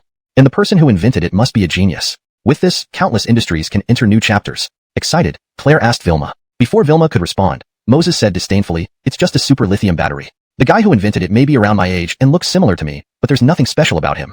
Around this guy's age and look similar? And not special? Claire glanced at Moses, puzzled, then instantly looked down on him. Punk, who gave you the guts to say that? This is a breakthrough. You think it's nothing? Ha, you know what, with this, Fei Hong Company has limitless potential. If managed properly, becoming the biggest player in the industry isn't far-fetched. I wonder what lucky break you guys got for someone to give you the exclusive rights. After mocking Moses, Claire turned to Vilma. Sis, is the young man who invented this super lithium battery really handsome? Why don't you introduce us? Kira needs a boyfriend, right? Chapter 255. Sister so good. Sister so wonderful. Sorry, the cute young man you're talking about doesn't like you. So, you might as well stop wasting your time. Before Vilma could speak, Moses calmly replied. Upon hearing this, Fallon immediately exploded. You brat, watch your mouth. With my beauty, how do you know that he wouldn't like me? Although I may be 2 years older, isn't there a popular saying these days? Sister so good. Sister so wonderful. Sister makes your troubles gone. Sister treasures you, and will treat you nicely. Sister is mature and sophisticated, like a wildcat with high moral standards. Sister's demeanor is cool and edgy, gentle, cute, and fiercely charming. After saying this, Fallon looked at Moses smugly. It was as if she was saying, look closely. These are all the reasons why sisters are great. What do you understand, little boy? Though I admit what you said is true, there's one thing you're really exaggerating. He truly can't like you, and he definitely won't be your boyfriend. Moses glanced at the smug Fallon and sighed. Exaggerating? What am I exaggerating about? Fallon looked confused and puzzled. She paused for a moment and continued, besides, being rich is a good thing, right?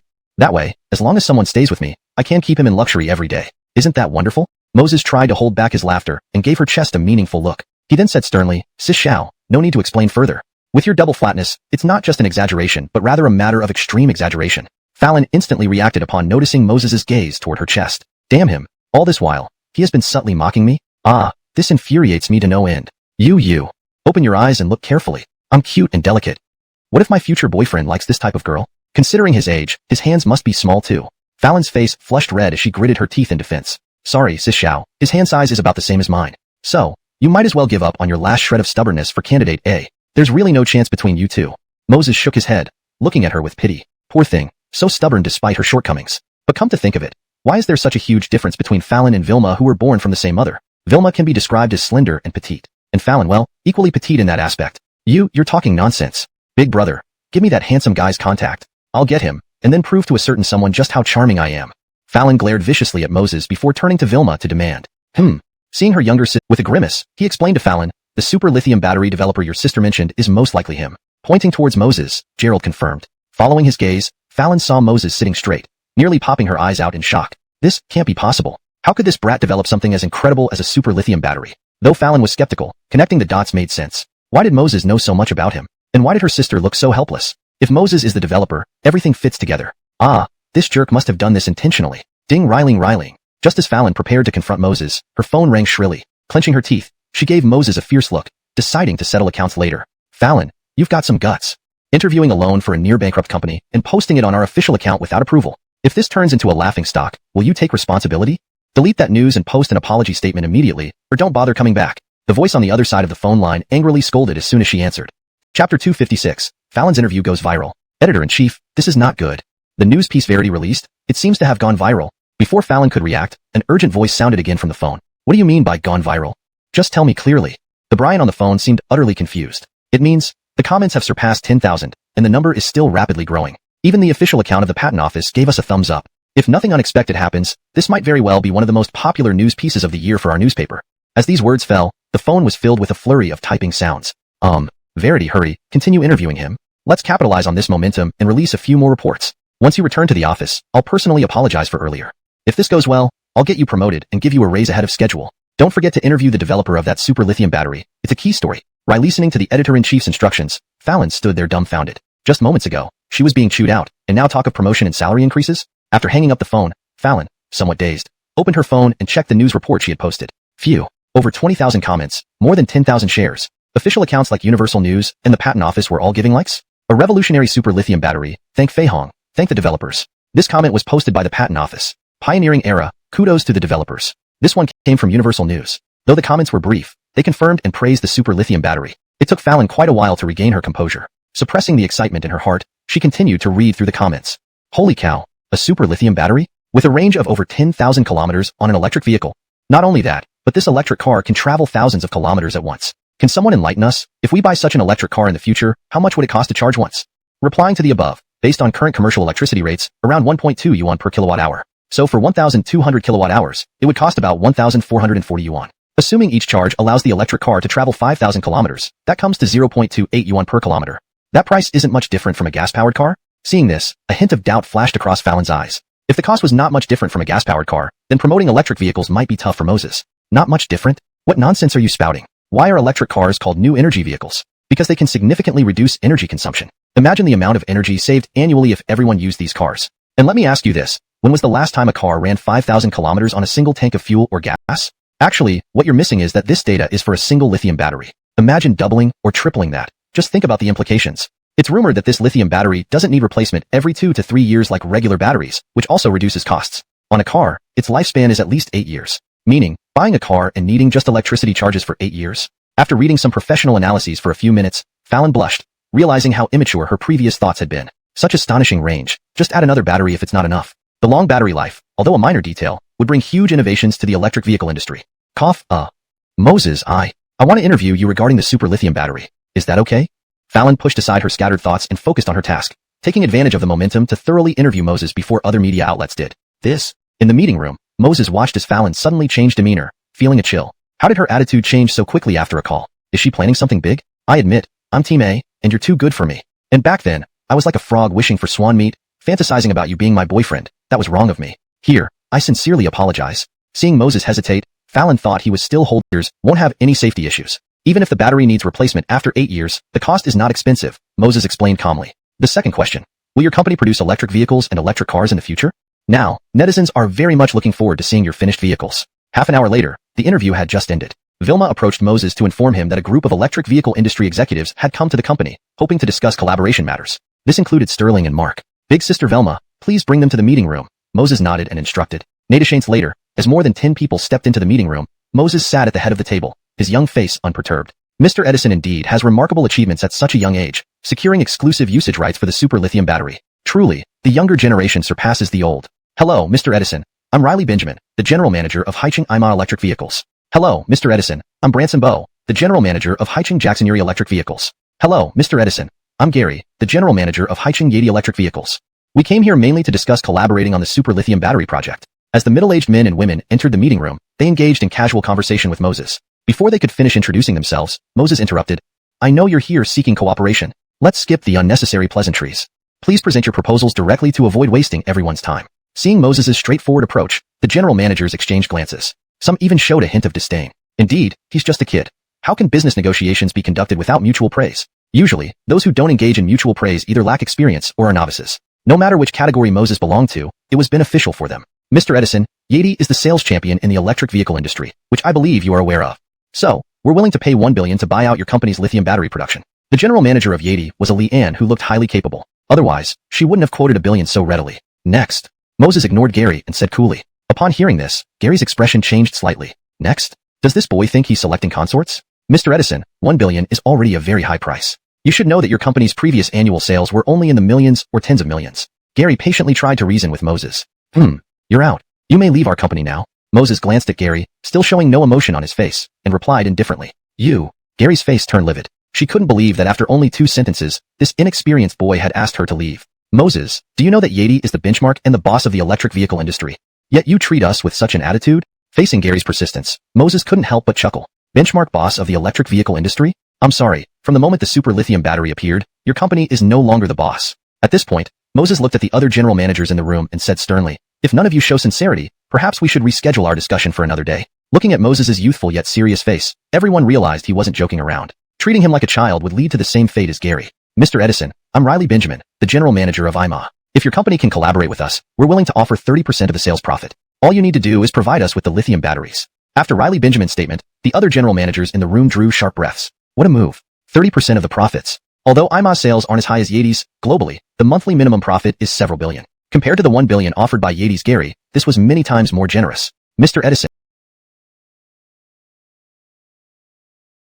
I'm Branson Bo, the general manager of Jackson Yuri. If your company is willing to collaborate with us, we can offer 40% of the profits. Moreover, we can advance $5 billion in profit once the contract is signed. When Branson Bo made this statement, the others' expressions changed again. 30% from IMA was already shocking, but Jackson Yuri daring to offer 40%? Insane. At this rate, how would anyone else make money? Some of the smaller companies in the room sighed inwardly. They weren't major players like these three companies and couldn't afford to match such offers. Since no one else is speaking, allow me to say a few words.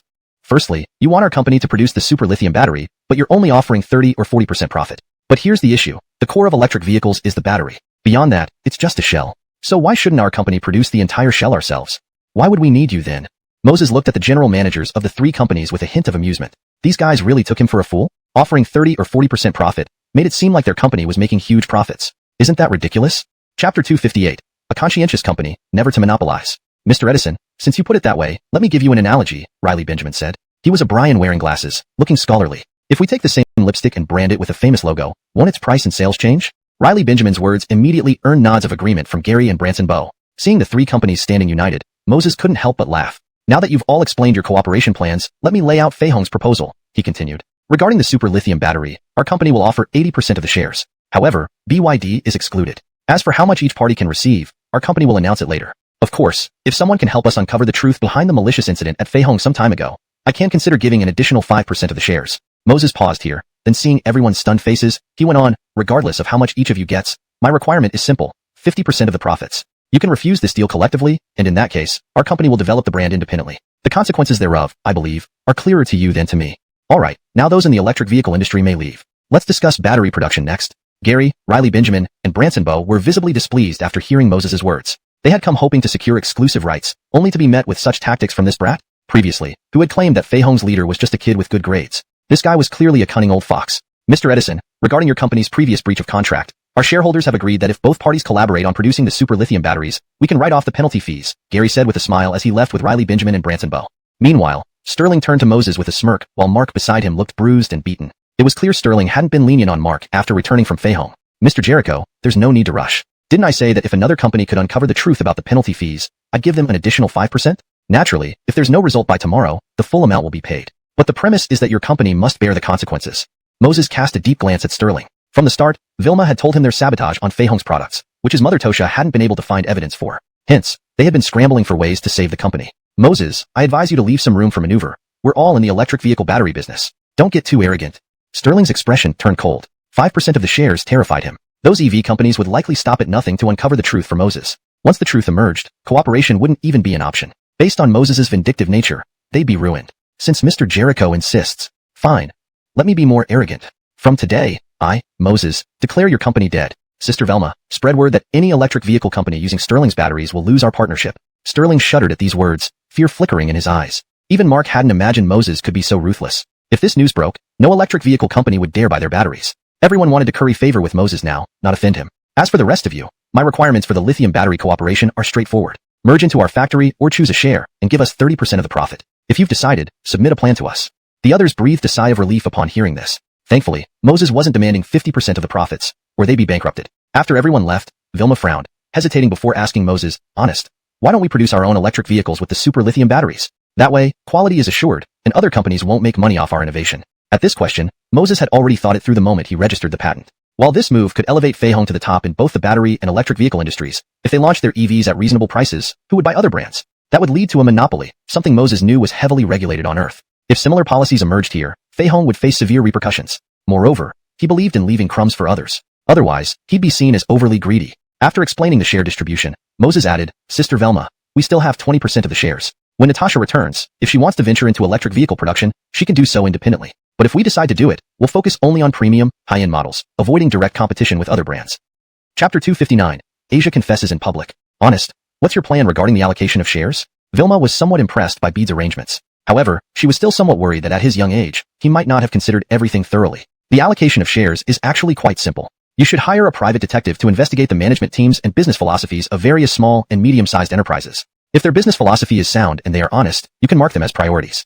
As for the large enterprises, you don't need to worry about them since they will receive a relatively small portion of shares anyway. Bede explained slowly to Vilma. His thoughts were straightforward. Those big enterprises had made enough money over the years. If possible, he preferred to support the small and medium-sized enterprises. This would also be in line with national policies to promote the prosperity of SMEs. After settling all company matters, Bede saw that it was getting late. He decided to grab a quick lunch with Vilma outside before taking a taxi to school. Why isn't the clumsy girl talking to me today? Could it be that my obedient wife found her? Hee, this feels good. I finally won't be bothered anymore. Upon arriving at school, Bede noticed Asia sitting at her desk, studying intently, completely ignoring him. Bede couldn't help but feel amused. As afternoon class approached, Asia glanced at Bede from the corner of her eye. Seeing him snoring on the desk, she hesitated for a moment before finally biting her lip and slowly standing up. She walked briskly to the podium. "Classmates, I have an announcement to make." Hearing this, everyone looked at her curiously. In the middle of the day, what could the school beauty announce? Feeling the puzzled gazes of her classmates, Asia blushed slightly. She then took out her phone and opened the chat records with Bede. "This is Bede confessing to me this morning. And here's the video of Bede meeting my grandfather." Asia showed the class the chat screenshot and the video sent by Kirk. While the chat record didn't prove much when Bede asked Asia if she liked him, the video of Bede meeting her grandfather stunned everyone. In the video, Bede called her grandfather Grandpa affectionately, and her grandfather looked at Bede warmly, full of kindness. Coupled with Asia announcing it publicly, what did this mean? It meant that the school beauty was going to reveal their romantic relationship. This can't be. Xiaoming, you can't agree to Bede. That guy just likes your looks. He doesn't genuinely like you. And I heard he has an online girlfriend. This is clearly him trying to date two girls at once. Egbert turned pale and quickly tried to stop Asia. After receiving Bede's message that morning, Asia had been in a dilemma. Then, she received a video directly from her grandfather. Thinking it through, she decided to ask her cousin Danielle during lunch. The result was this idea. Without revealing their online relationship, go public first. When Bede finds out, tell him it was all part of a test. This way, they could date openly at school. With proper nurturing of their feelings, Bede would love her even more when they meet in person. So, how could Asia give up this idea just because of Egbert's words? Student Egbert, please watch your words. What do you mean by Bede having an online girlfriend? I've been his deskmate for so long, wouldn't I know? Asia gave Egbert a displeased look. Pausing for a moment, she announced seriously to the class, "What I want to announce is that I'm dating student Bede." With that, her face flushed red. She ran back to her seat like she was escaping. Despite her calm exterior, her heart was racing nervously. "Damn, Bede, you're amazing. You secretly got the school beauty and didn't even tell us?" Gage in the back row couldn't resist kicking Bede's chair. Pretending to be angry, he yelled. Though Asia was Gage's goddess too, he knew she would never like him. If so, helping his brother was better than helping others. Huh. What do you mean, got the school beauty? Bede lifted his head, looking puzzled at Gage. I need to use the restroom. Realizing things were exposed, Asia's eyes flickered with panic. She hurriedly stood up and left. Watching Asia's youthful, beautiful figure leave, Gage glared fiercely at Bede. "You're still pretending? In just one morning, you not only charmed the school beauty's grandfather, calling him grandpa lovingly, but also got the school beauty to announce your relationship to the whole class." Hearing this, Bede suddenly felt a chill. Hashtag chapter 260. Sold out by my wife? What the heck? While I was just taking a nap, an earthquake happened. And did Asia go crazy or something? When did I agree to be her boyfriend? Thinking about this, Moses couldn't care less about continuing his banter with Ronnie. He quickly took out his phone and sent a message to Asia. "Big dummy. You actually played me behind my back. No wonder you didn't say a word when I came back earlier. You were planning some big move against me? Angry.jpg. After sending this message, Moses hurriedly found his good wife's account and complained. "Wife, your friend Asia went too far. She just announced in front of the whole class that I'm dating her." Soon after, Asia replied directly, "Humph. Then how come you kept calling me grandma's grandson this morning?" Bubbly Riley Bunny. "You called her grandpa, so hubby, shouldn't you explain this?" Seeing Asia's and Bubbly Riley Bunny's replies, Moses broke into a cold sweat. What the hell? How did this spread so fast? Asia knew already, and now even my good wife knows? This is messed up. To get revenge on Joey, things got complicated for me too. Bad husband. I know it was unintentional, so this matter, your good wife won't mind. As for Xiaoming confessing to you publicly, that was arranged by me. The purpose is simple. I want you to get used to being a boyfriend, so you don't mess up once we meet in real life. So, you should treat Xiaoming well. If she gets hurt, I won't meet you in real life. Shortly afterward, Bubbly Riley Bunny sent another message. Reading through this, Moses was stunned. So Asia confessing to him in public was all planned by his good wife? Just to get him accustomed to being a boyfriend? Although he found it unbelievable, since his good wife said it, what could he do? To ensure their successful meeting, it's better to bear with it. After all, physically I'll be here with Asia, but my heart will always belong to my good wife. Alright, let's just pretend to date her temporarily. If I can make it through these 2 months, everything will turn out fine. Wife, I'll pretend to be nice to the big dummy.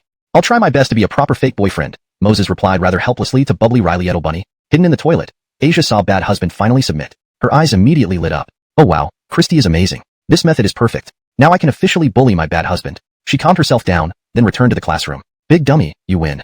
But let me tell you, even if you got my body, you can never have my heart. Because my heart belongs to my good wife, do you understand? Seeing Asia sitting nonchalantly, Moses gritted his teeth and whispered lowly. Bang!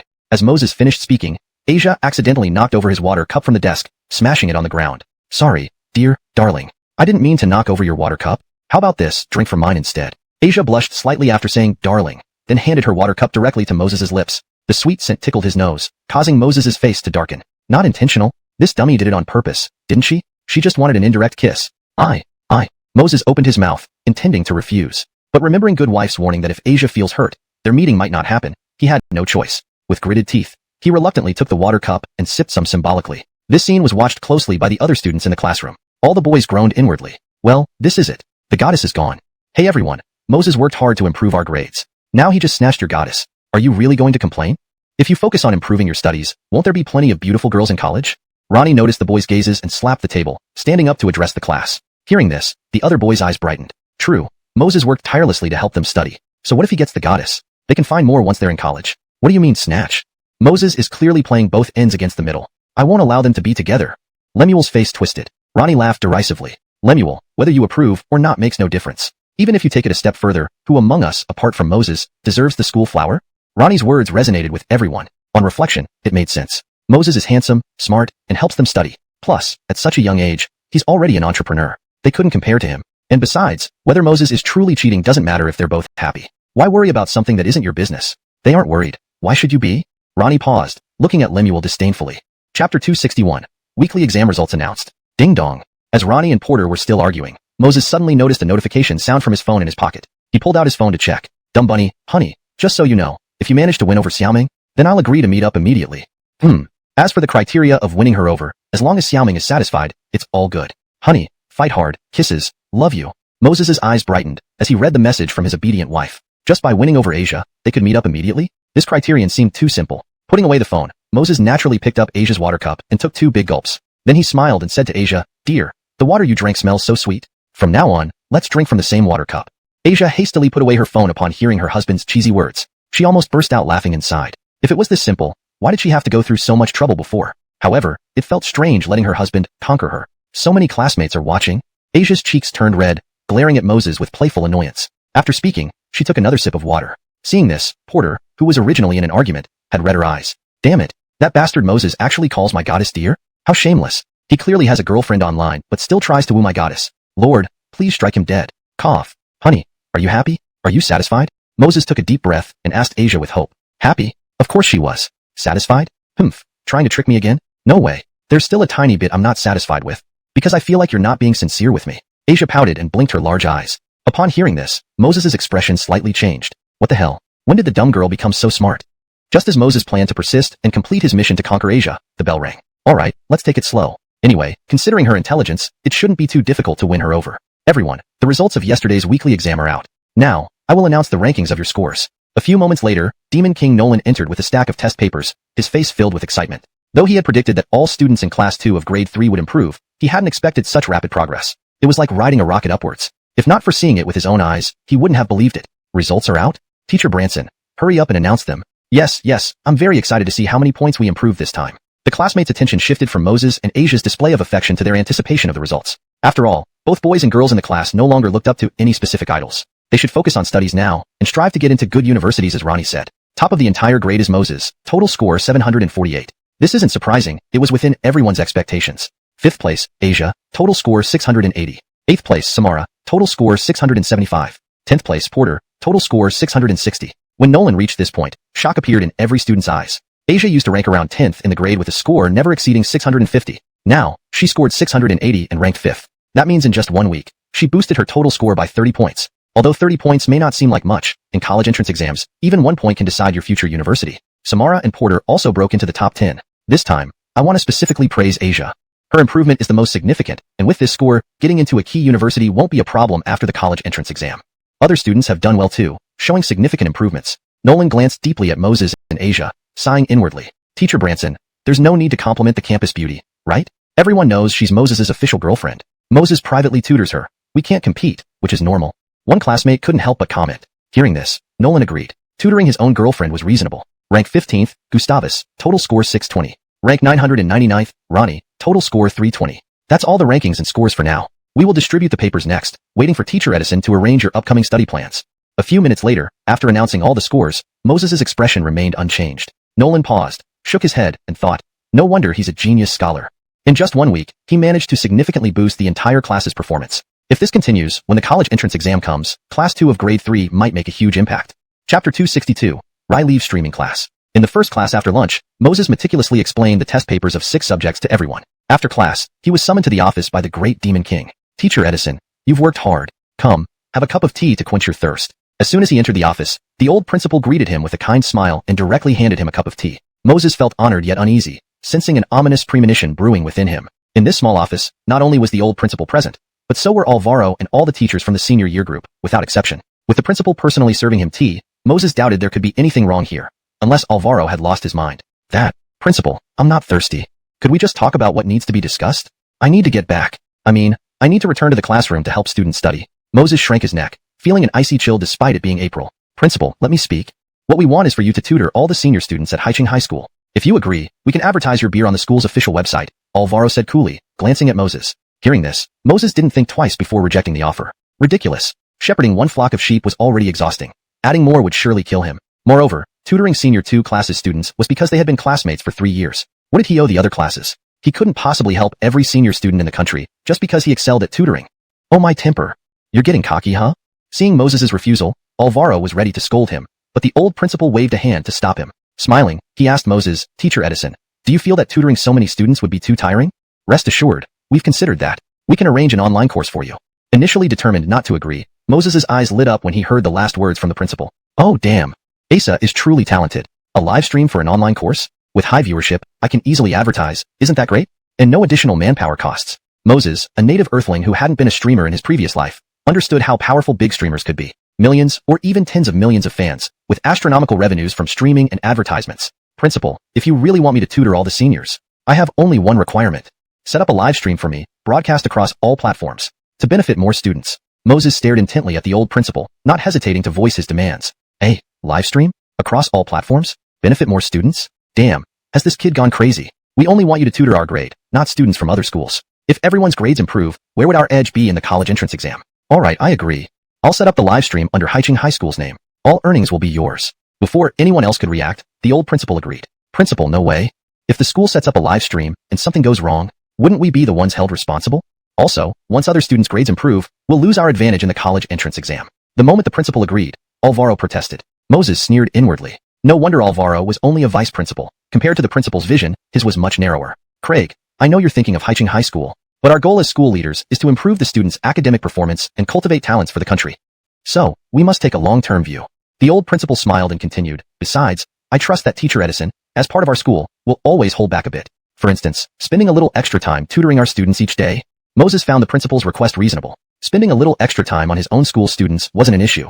For example, ending the stream early by one class period could free up time. However, his main concern was whether his golden instructor ability could be transmitted through the internet. If it didn't work, that would be embarrassing. System, boss, grandpa, will my golden instructor skills still be effective during a live stream? Moses cautiously asked the system in his mind.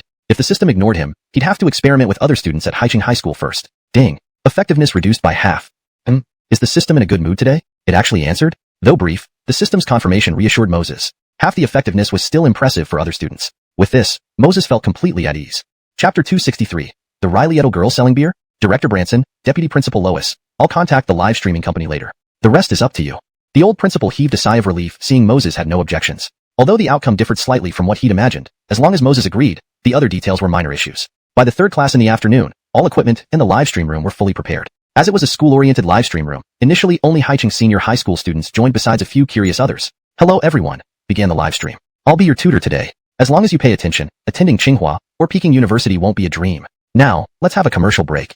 This new year, we don't accept gifts, except for Mengtu beer. Students, please look at this latest high-end beer. In the meeting room of Haicheng Middle School, teachers and staff watched the live stream scene with incredulity. Moses, this kid sure has talent. Starting off by advertising like this made them feel like they were watching pirated movies. In the live stream room, halfway through tomorrow, agreed +1. If only I had a teacher like Edison God back in high school. Agreed plus 10,086. I think all it takes to be an ace student is Edison God. Oh my God, my daughter's holiday. She said Edison God is the best teacher she's ever seen. Such chat messages filled the screen, everyone discussing Moses's unique teaching method. Even many called their children and friends over to join. Near the end of the second class, Moses glanced at the tablet on the podium displaying the Haicheng School live stream room. Holy cow. 2 classes time, 3,000 views? Need to run ads. Seeing only the live stream picture and viewer count with comments off, the highlight was now he could start advertisements with 3,000 people tuning in. Opening a bottle of Mengtu beer, he gulped half down before speaking into the classroom camera. Dear audience and fellow students, during the break, let me tell you a story. A little girl once walked along the street on the last day of the year, under heavy snowfall. She wore ragged clothes, big slippers from her mother, carrying matches, calling out. As Moses narrated, the live streamers and classmates burst into laughter. Wasn't this the Riley Edel match girl? Telling kids' stories to teenagers seemed out of place. However, suddenly Moses switched tone, mimicking a child's voice. Selling beer, fresh beer. This caused the class to laughter again, knowing Moses's penchant for ads. But this came as a first for the live stream viewers, who stared confused at their screens. Promised match selling. Now it was beer selling? Note: the style retains the original conversational and humorous tone, while ensuring readability in English. Chapter 264. The story of Branson Jacksanji and his old sow. Because the little girl was dressed in tattered clothes. So, many upright and kind-hearted people like me stepped forward to buy her beer. Among them was a cripple who bought the beer and took a sip. In an instant, his leg that had been disabled for over 20 years miraculously regained sensation. There was also a mute who, after drinking this beer, smacked his lips. Geez, this beer is really tasty. A deaf person nearby, having just finished drinking, heard this and immediately gave a big thumbs up, showing approval. Moses paused here. He then directly picked up the bottle of Baby Bunny beer on the table. He said loudly, "Ladies and gentlemen, fellow students, the beer sold by the little girl is exactly this Baby Bunny beer I have in my hand. While its effects are not as exaggerated as in the story, if even one of you says it's not good after drinking it, I can make my buddy Branson Jacksanji stream himself doing a headstand and eating 3 pounds of poop live. I've told all my friends since Baby Bunny beer was produced. But, not a single person has made me do that yet." At this moment, in Railingjiang City High School, grade 3 classroom, Silvana learned from Asia about Moses' live broadcast and secretly pulled out her phone to watch. She got caught by the teacher. After Silvana patiently explained, the teacher tried watching it. It wasn't until she watched it that she burst into surprise. Without hesitation, she contacted the principal. The live broadcast was then linked to all the classrooms of grade 3, so everyone could see how effective it was. Wow. Edison God's buddy Branson Jacksanji? Is this Branson Jacksanji the classmate Branson Jackson? Or should I say Branson Jacksanji from our class? Oh well, we can always ask Branson Jacksanji, right? That, classmate Branson Jacksanji, are you buddies with Edison God? Why didn't you tell us earlier? Because of you, we missed a whole class live broadcast. Classmate Branson Jacksanji, is your brother Edison God's Baby Bunny beer really that delicious? In class 1 of grade 3 at Railingjiang High School, everyone looked at Branson Jacksanji after hearing Moses finish telling the story about the beer-selling girl. Branson Jacksanji, as Moses' good friend, looked pale. He was 100% sure Moses was talking about him. What the hell? Moses, just wait for me. After the college entrance exam, if I don't get you back, it'll be because you raised me. In class 2 of grade 3, Silvana looked at Moses on the live stream. She chuckled. This guy really went too far. Even though the math competition ended long ago, he still thinks about getting Branson Jacksanji. On the live stream screen, after promoting Baby Bunny beer, Moses saw there were still 5 minutes left in the break. He thought for a while and continued, "Since everyone likes listening to my stories, let me tell another one." With these words, comments in the live stream filled with question marks. When did we enjoy listening to his stories? Doesn't Edison God care about his image? And why would a story about a beer-selling girl be interesting? Moses couldn't see the comments. Of course, even if he could, he wouldn't care. The protagonist of this story is my buddy Branson Jacksanji. My friend Branson Jacksanji, due to poverty, studies at Railingjiang School during the day and raises pigs at night. One day, Branson Jacksanji's old sow suddenly stopped giving birth, which distressed him greatly. He needed the money from selling piglets for his college tuition next year. With no other choice, Branson Jacksanji asked the village vet for help. The vet came to check on the old sow and handed Branson Jacksanji a glass bottle filled with brown liquid. He told Branson Jacksanji that if he drank it, the old sow would definitely get pregnant and give birth. As Moses narrated, the entire class once again turned their eyes to Branson Jacksanji. I don't raise pigs. And my family isn't poor. Embarrassed by the incessant attention, Branson Jacksanji blushed deeply. He gritted his teeth and tried to explain. Why would Edison God say his friend Branson Jacksanji studies at our school? Besides you, no one else here is named Branson Jacksanji. A boy in the class chimed in. Hearing this, Branson Jacksanji looked furious. This is all lies from that bastard Moses. He's trying to ruin me intentionally. I will sue him, report him. Just as Branson Jacksanji said this, a light cough came from the multimedia screen. Moses clarified, "Viewers, this is just a story. If there are similarities, they are for entertainment purposes only. It's not directed at anyone, especially not my buddy Branson Jacksanji." Branson Jacksanji? I just said I'd sue him, and now he claims it's just a story? What the hell? That damn Moses. Didn't I just provoke you a little bit? Isn't throwing paper at me during exams enough? Let's continue the story. Branson Jacksanji hesitated for a long time before finally drinking the contents of the glass bottle. Sure enough, the next day, the old sow became pregnant. So here's the question. Why did Branson Jacksanji drinking the contents of the bottle result in his sow becoming pregnant overnight? Yep, it's a secret unknown to most. Second question. What was inside the bottle given by the vet? That's right. It's the Baby Bunny beer I'm holding in my hand. Not only does it cure infertility in Branson Jacksanji's sow but also enhances physical strength and improves memory. Translation notes. Pinyin names. Use the provided names correctly. Moses, Branson Jacksanji. Tone and style. Maintain the humorous and casual tone throughout. Fluency and grammar. Ensure the translation is natural and grammatically correct. Storyline coherence. Kept the narrative consistent and logical with previous content. Paragraph structure. Retained the original structure, including line breaks.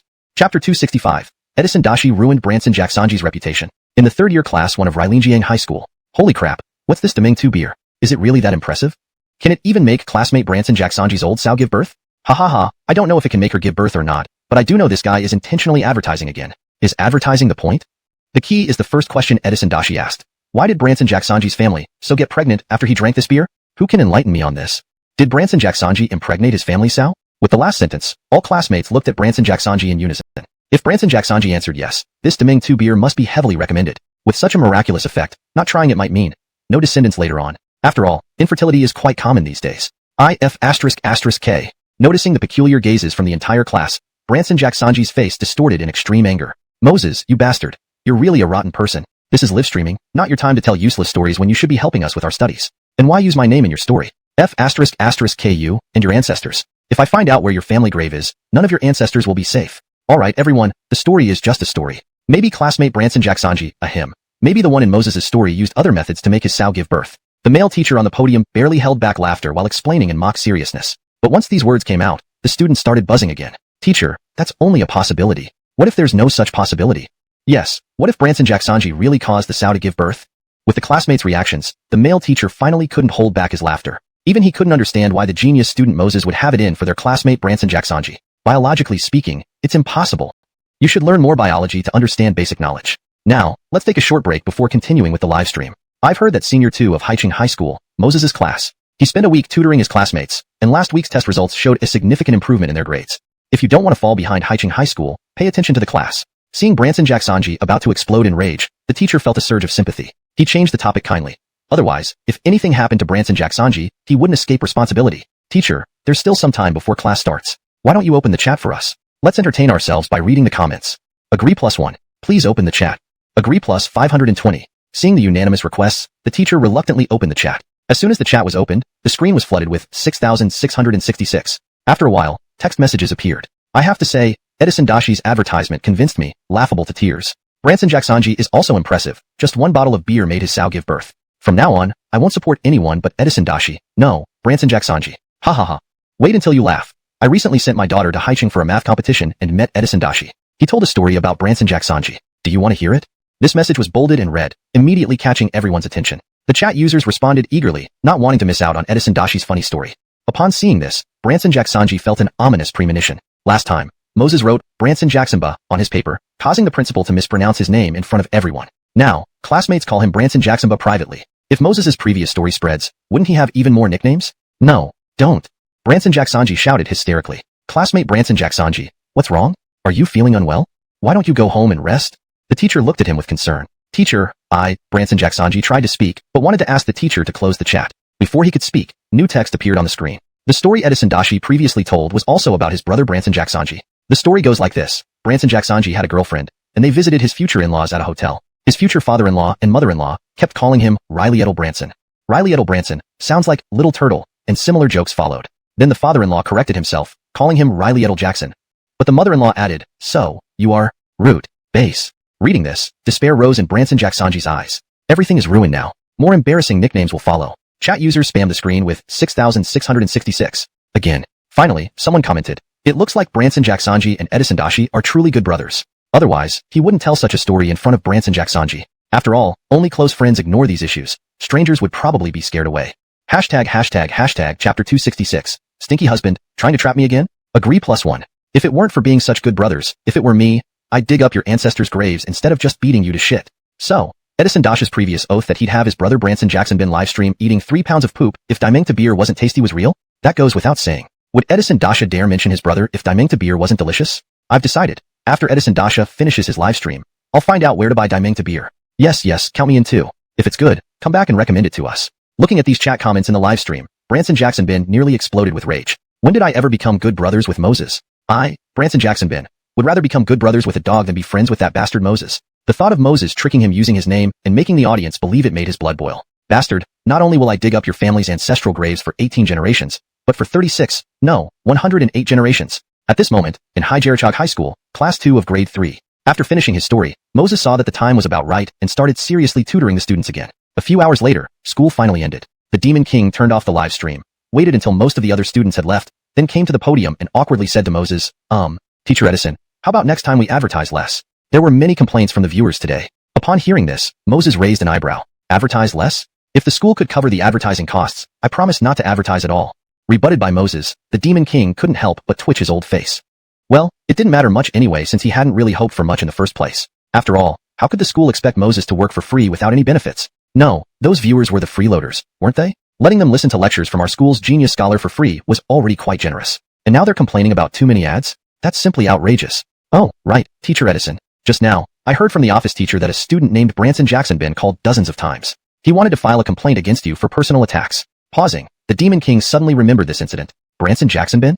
The Branson Jackson bin from Ryleniang Middle School? Well, isn't this interesting? They actually watched my live stream over there too. Moses paused, then smiled and said nonchalantly, "It's fine. He's my good brother, just joking around." Of course, even if he complained, what difference would it make?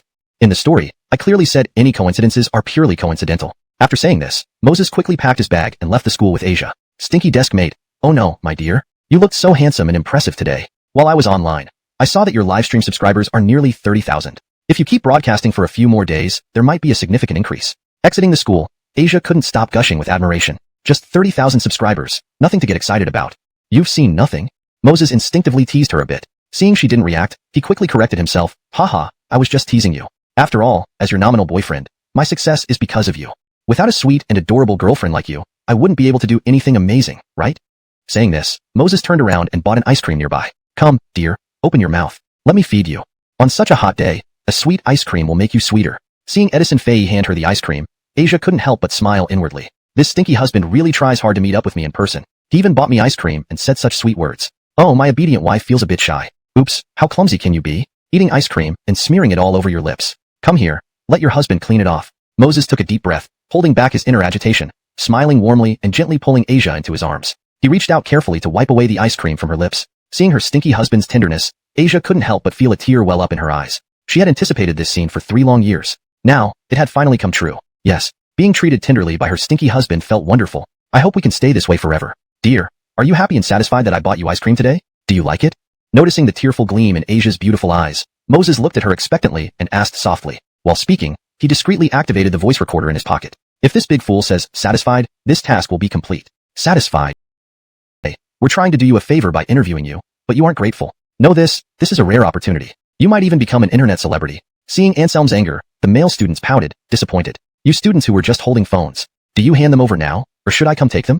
At this moment, the homeroom teacher stood at the classroom door, calmly saying. Upon hearing this, all students who had phones suddenly changed expression. What the hell? It's already after school. Why is the teacher still here? Oh no, we haven't finished eating our melon, and now we lose our phones. Depressed, the group handed over their phones. The teacher coldly glanced at the pile of phones before turning to praise Anselm. Anselm, thank you for the hot search. Otherwise, I wouldn't have known how many students in class bring phones. Hearing this, Anselm's face twitched again. Hell, I'd rather not have this damned thanks.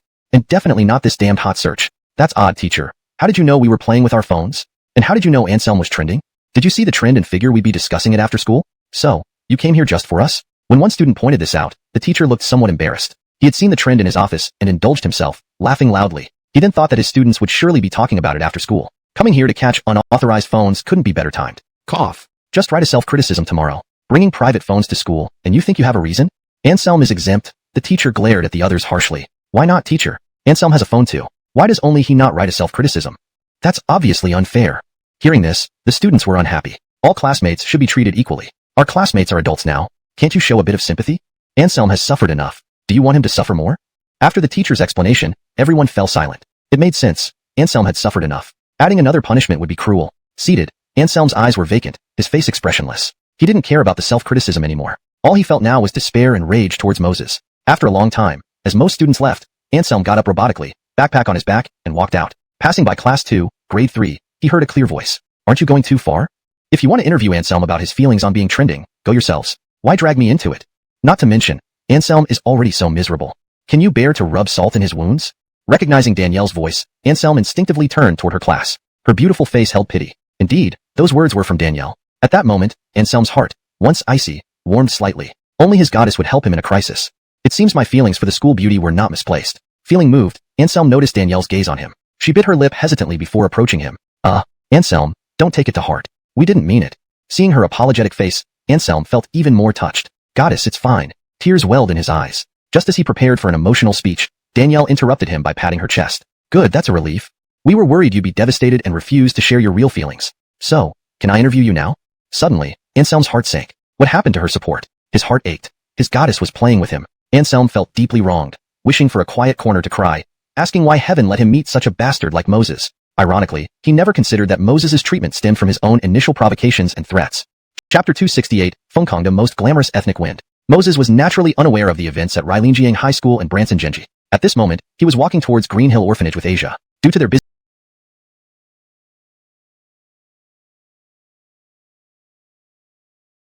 schedules with work and school, both of them hadn't visited Lainey and Isla for several days. Misty horizon is my love. Flowers bloom under the endless mountains. What kind of beat swings you the most? What kind of song brings the quickest joy? As they approached a store entrance, they saw a speaker playing Moses' song, Most Glamorous Ethnic Wind. Has this song become so popular already? Moses looked surprised. Honey, it's not just popular. It's sweeping the nation. If you don't believe me, wait and see, said Asia, revealing her two little canine teeth, filled with pride. For her, having her husband's song spread across the streets was more delightful than getting perfect scores on exams. Sweeping the nation? Surely not, Moses muttered inwardly but didn't voice his doubts. He continued walking toward Green Hill Orphanage. After half an hour, Moses finally believed what Asia had said. Most Glamorous Ethnic Wind wasn't just popular, it was explosively popular. Along the way, countless stores blasted this song from their speakers. On large and small squares, aunties dancing square dances played this song at maximum volume. It was deafening to Moses' ears, and even in his mind echoed, Misty horizon is my love. Are you feeling unwell, dear? Why do you look so pained? Should we go to the hospital? At the orphanage gate, seeing Moses' handsome face, Grandma, Senior Christina, how's the square dance going recently? Moses asked directly. If it wasn't good, they could consider it just a form of leisure activity for Isla. Ha ha ha, guess how much we made recently? Selah interjected excitedly. Hearing her, Moses was taken aback. Selah seemed confident that they had earned a lot, hence her excitement. 1 million? Moses guessed casually, only for Selah's face to darken immediately. Her excitement vanished. She wanted to show off, but Moses' guess was way off. Do you think making money is so easy? Blabbering about 1 million.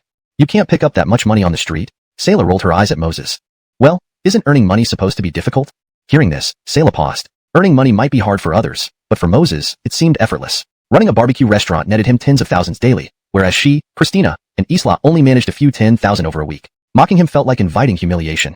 Regarding the matters concerning Railinjiang High School and Branson Genji, Moses naturally had no knowledge of it. At this moment, he and Asia were walking together towards Green Mountain Orphanage. Due to being busy with company and school affairs recently, both of them hadn't visited Bartolomeo and Isla for several days. Vast wilderness is my love. Beneath the continuous green mountains, flowers are in full bloom. What kind of rhythm is the most swinging? What kind of song is the fastest heartwarming? As they walked past a store entrance, they saw a speaker placed there, currently playing Moses' Most Glamorous Ethnic Wind. This song has become this popular already? A hint of surprise flickered in Moses' eyes. Darling, this song isn't just popular. It's sweeping the entire country, Asia said with a smirk, her beautiful eyes filled with pride. She felt happier about his song spreading across every street and alley than getting an A+ on a test. Sweeping the entire country? Surely not.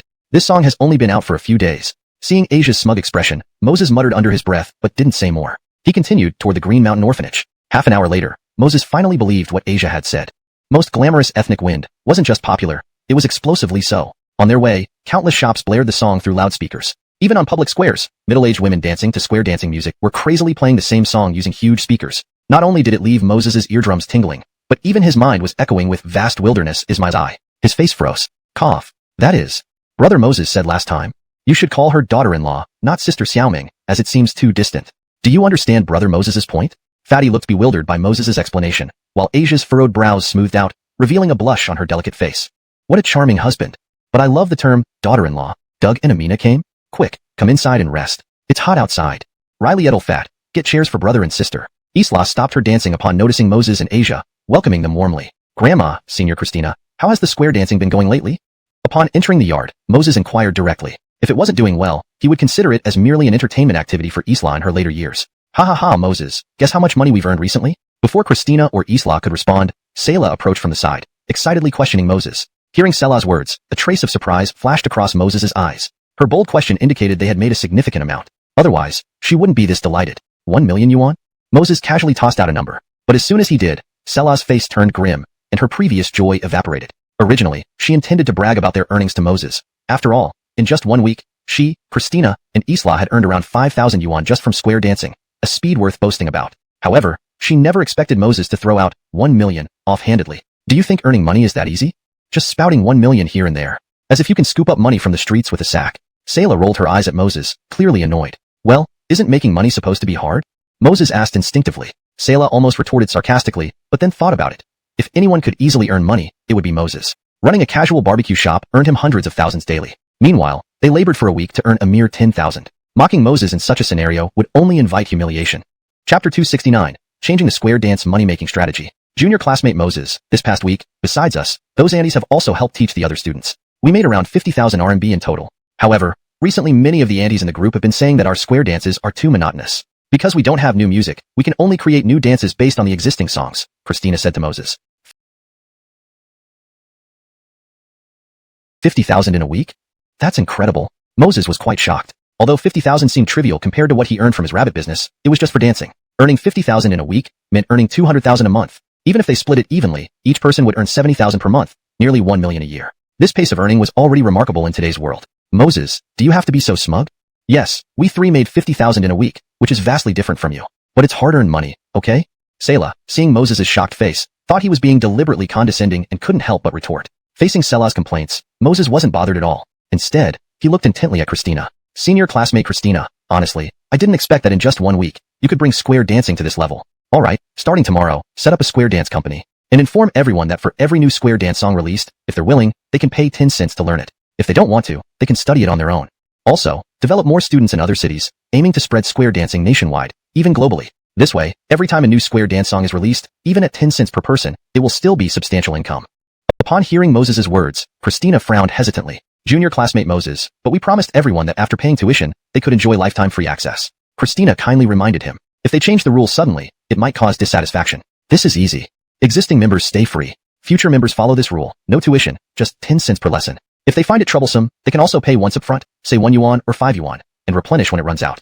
Moses did this because charging tuition is like a one-off deal. Though it earns a lot initially, it may not be beneficial in the long term. First, the number of participants might stagnate, reducing income and dampening enthusiasm. As for the aunties teaching, they might become less diligent. Therefore, continuous income is better for everyone involved. Yes. Also, those specifically teaching should sign formal contracts for income, to avoid potential issues as the earnings increase. After considering, Moses instructed Christina further. Okay, I'll discuss it with everyone tonight.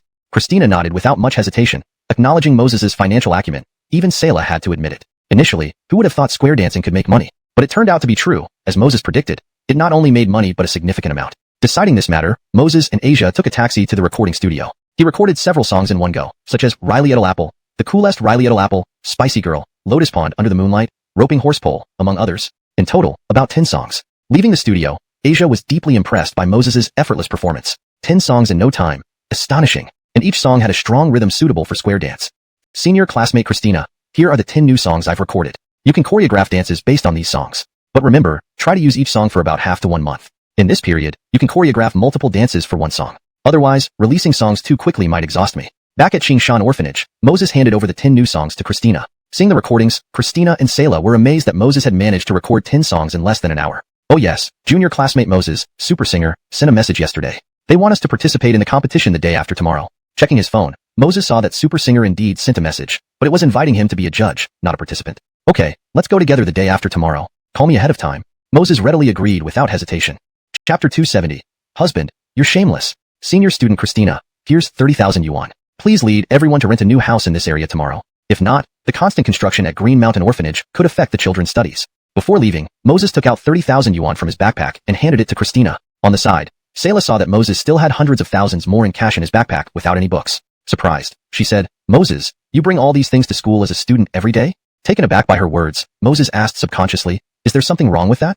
During this period, because the Dopey Bunny barbecue business was doing well, he went over every day to collect some cash after paying for Fabio's medical fees last time. When the notes got too bulky to fit in between the pages of his textbook, he was too lazy to deposit them into the bank and decided to just keep them in his backpack instead. This way, my daily commute to school can be a form of exercise. No, nothing is wrong. Rich people like you really are different from poor students like us. Carrying around hundreds of thousands of cash, yet saying there isn't anything wrong, Selah said jealously. This guy is stirring up envy far too much. Thinking about how they three worked for a week and only earned a few tens of thousands, and when it comes to Moses, he casually carries hundreds of thousands in cash on him like a toy. Alright then, if there's no problem, we'll head back now. Thank you for taking care of the company registration. Moses nodded at both of them before leaving Green Mountain Orphanage with Asia. You smelly deskmate, give me a ride on your bike. I don't want to take a taxi. I feel so stifled in taxis. As soon as they left Green Mountain Orphanage, Asia told Moses while he planned to flag down a cab. There are no bikes for me to ride here either. Moses did not know what was wrong with Asia today. In such sweltering heat, why would one not take a cab and insist on riding a bike? Just wait for me. Asia's eyes twirled around twice, and she headed straight into an adjacent bicycle shop. In a few minutes, she came out with a brand new bicycle. Now we have a bike, right? She wheeled out the bicycle and asked innocently. Seeing this, Moses' face twitched. He thought Asia meant riding an electric bike, but who knew that this dork bought him a normal bike within moments? Well, since the bike is already bought, Moses had no choice even though he was unwilling. Hold on tight. If you fall off, I won't be responsible. Taking a deep breath, Moses accepted the bike, reminding Asia gloomily. I'm sitting down already. Let's go home. Asia sat behind, One hand lightly encircled Moses's waist while the other hand waved in the air excitedly. Previously, she fantasized many times that if she had a husband who would always cycle her home. Just like this moment, she sat behind and gently hugged her stinky hubby's waist, then leaned against his broad back. The feeling was absolutely blissful. Stinky deskmate, aren't you able to do this? Maybe we should walk for a bit? After half an hour, Asia moved her cheek away from Moses's back. Seeing how he was panting hard, she felt somewhat guilty. If not for her whimsical idea of insisting on having her stinky hubby cycling her home, he wouldn't have gotten so tired. What do you mean can't do this? Who can't do this? It's only a measly bike ride. Just wait. Watch me deliver you home in one breath. After being provoked by Asia, Moses shivered all over. Dork girl actually questioned his ability? Forget it, as a real man. How can he say can't do this? Saying that, Moses pedaled quickly with all his might. Due to the rapid speed, he noticed a trench ahead only at the very last moment. He promptly stopped. Bang! A soft sound rang out as Asia crashed solidly onto Moses's back. For a split second, Moses gasped loudly. Goodness, softer than cotton. Hold on, wasn't Dork girl a cup? Why does it seem slightly different from imagined? From the just now sensation, Moses was 100% sure that his previous assumption might be dead wrong. Hubby, are you alright? Not injured anywhere? It's all my fault. I shouldn't have let you ride earlier. Asia, sitting behind, didn't notice the blissful look on Moses's face. She jumped hurriedly off the bike, nervously asking Moses. Even the term hubby slipped out naturally. Fortunately, Asia called him hubby previously, so Moses paid no attention to it. Instead, his gaze shifted toward Asia's neckline position. He thought inwardly. Indeed, someone got injured. Just that it's my back, not other body parts. Ah, I'm fine. Were you injured anywhere? Moses instinctively asked Asia. Both were quite severely impacted by the abrupt stop earlier on. What if Dork girl gets injured? Wouldn't that cost her future husband greatly? I'm fine. Ah, you pervert. As Asia started talking, she suddenly noticed Moses's eyes constantly darting toward her chest. Immediately, her delicate face blushed bright red. Just now wasn't intentional. Anyway, I was also thinking about your future husband. If you get injured, it will create a big trouble for me. Moses explained awkwardly. Oh, believe this rotten hubby. Clearly taking advantage, yet he acted so righteous. Besides, you weren't thinking about my future husband but yourself. If I'm injured, HMPF in the future, you can only stare thirstily at me. Chapter 271. A chance encounter with Aslan. After the awkward little incident, Moses became much more subdued for the rest of the time. Although taking advantage was quite nice, he was a good man with principles and a bottom line. Having his obedient wife at home, he absolutely wouldn't have any ulterior motives towards any other girl. Otherwise, what difference would there be from being a scumbag? An hour later, Moses dropped Asia off at her doorstep. Asia hopped off the bicycle, biting her lip tightly. After hesitating for a long time, she finally said to Moses, "You're not a real man, you stinky deskmate. Humph. Remember to ride this bike and send me home every day after school," she added in her mind. And on the second half of the road, don't brake so abruptly because of all those potholes. Watching Asia's retreating back, Moses felt momentarily confused. The request to drop her off after school seemed fitting for Asia. After all, that big fool would seize any chance to take advantage of him whenever possible. But why did she say you're not a real man before? I rode the bike honestly to send you home all the way. And at the end, she says I'm not a man? Moses muttered to himself as he stood there, shaking his head. He didn't overthink it and turned to ride his bike home. However, he hadn't gone 2 steps when Vilma called. In the call, Vilma informed Moses that the batch of defective products from Fei Hong Company had been discovered by the general manager of Old Day Electric Vehicle Company. It turned out Sterling had sabotaged them. To clear his name, Sterling pushed Mark forward as the scapegoat. Although Vilma wasn't satisfied with the outcome, Moses thought it was close enough. As long as they didn't lose money tomorrow, the rest didn't matter too much.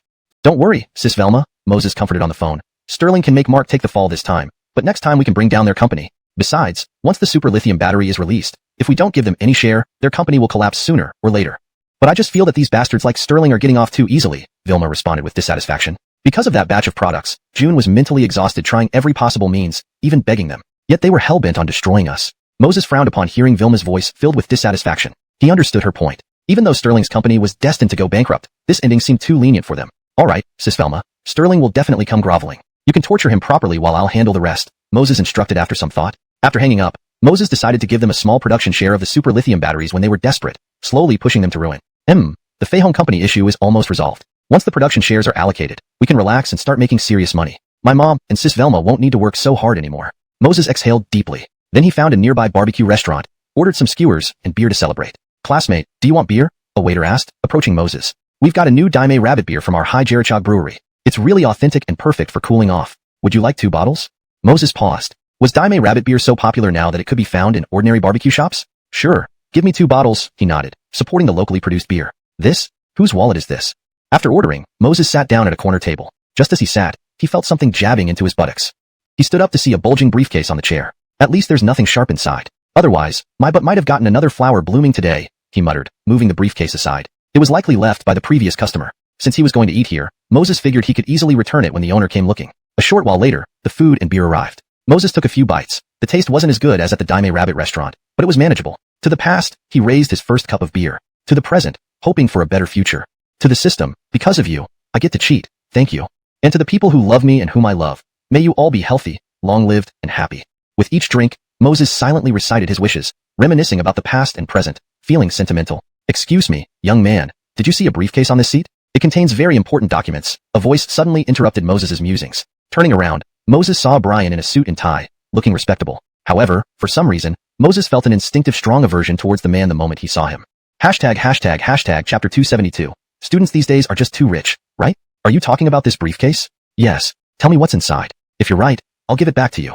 Moses raised an eyebrow slightly and asked in a deep voice. There's 20,000 cash, a 32-page document, a set of house keys, and a Mercedes-Benz car key. After the Brian finished speaking, a hint of surprise flashed in his eyes. At such a young age, he knew to use this method to verify if the briefcase belonged to him. He had some wit. Rich bastard indeed.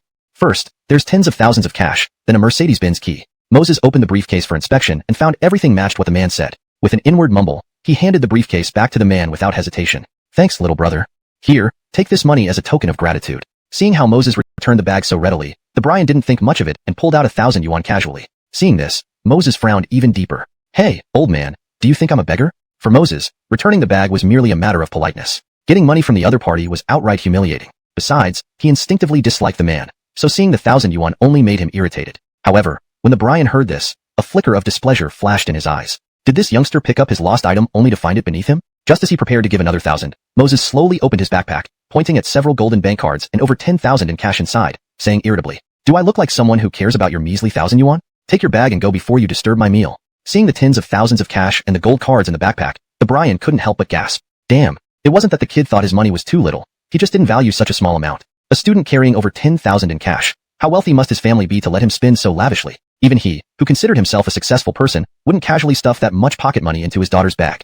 Not to mention, those were golden bank cards in Moses's bag, which required at least millions in deposits. This meant Moses, apart from the tens of thousands in cash, was also carrying several million in his bank cards. Holy cow. Are students these days also extravagantly rich? Riley Edel, little brother, how about, let me treat you to dinner? I know you don't lack this money, but you helped me by finding my bag, so I should show my gratitude. After a while, the Brian finally came to his senses, somewhat wryly addressing Moses. Boss, give me 100 bottles of Demeng 2 beer, another 100 skewers of pork kidney, 100 skewers of lamb, and he'll pay later. Moses turned his head and ordered directly from the boss. He had already told the man not to disturb him while eating, yet he still insisted on approaching. Since that was the case, why bother being polite? A rich old fool offering himself up. It would be foolish not to take advantage of it. Cough, cough. That, Riley Edel brother, my name is Aslan, what's yours? Seeing Moses's antics, the Brian knew he was being taken for a ride but couldn't argue. Thankfully, it was just beer and skewers, not too expensive. My name is Kong Sadeo Guanghu. My name is Trick Rich Bastard. Moses lifted his head, glanced at Aslan, and replied coldly, Trick Rich Bastard? Is this kid indirectly calling me a rich bastard? But, isn't that a bit unfair? You're a student with more money in your backpack than I have in total assets. Do you really think it's okay to call me a rich bastard? Aslan shook his head, finding the young man intriguing. On one hand, he showed off his wealth with those golden cards and cash, yet he wore washed-out school uniforms and cheap shoes. Riley Edel brother, do you live around here too? Curious, Aslan asked. Unfortunately, Moses ignored him and continued eating. Seeing this, Aslan didn't push further. Since Moses didn't want to talk, he respected that. He'd wait until Moses finished eating, pay the bill, and leave. Opening the briefcase, Aslan reviewed the contract carefully. A cooperation agreement between Neo Electric Scooters and Super Lithium Batteries? While eating the skewers, Moses noticed the title of the contract in Aslan's hand out of the corner of his eye. His expression froze as he blurted out. At that moment, Vilma had sent Moses a list of conscientious companies she gathered from private investigators and public opinion research. One of them was Neo Electric Scooters, which she specially marked. This company had recently been acquired by Dreamland Real Estate, whose chairman enjoyed excellent business and interpersonal reputation. Do you know Neo Electric Scooters? Aslan, checking the contract for loopholes, looked up curiously upon hearing Moses's question. No idea, Moses shook his head, honestly replying. Chapter 273, Testing the Ichabod in Law. It's okay if you don't know. Let me tell you.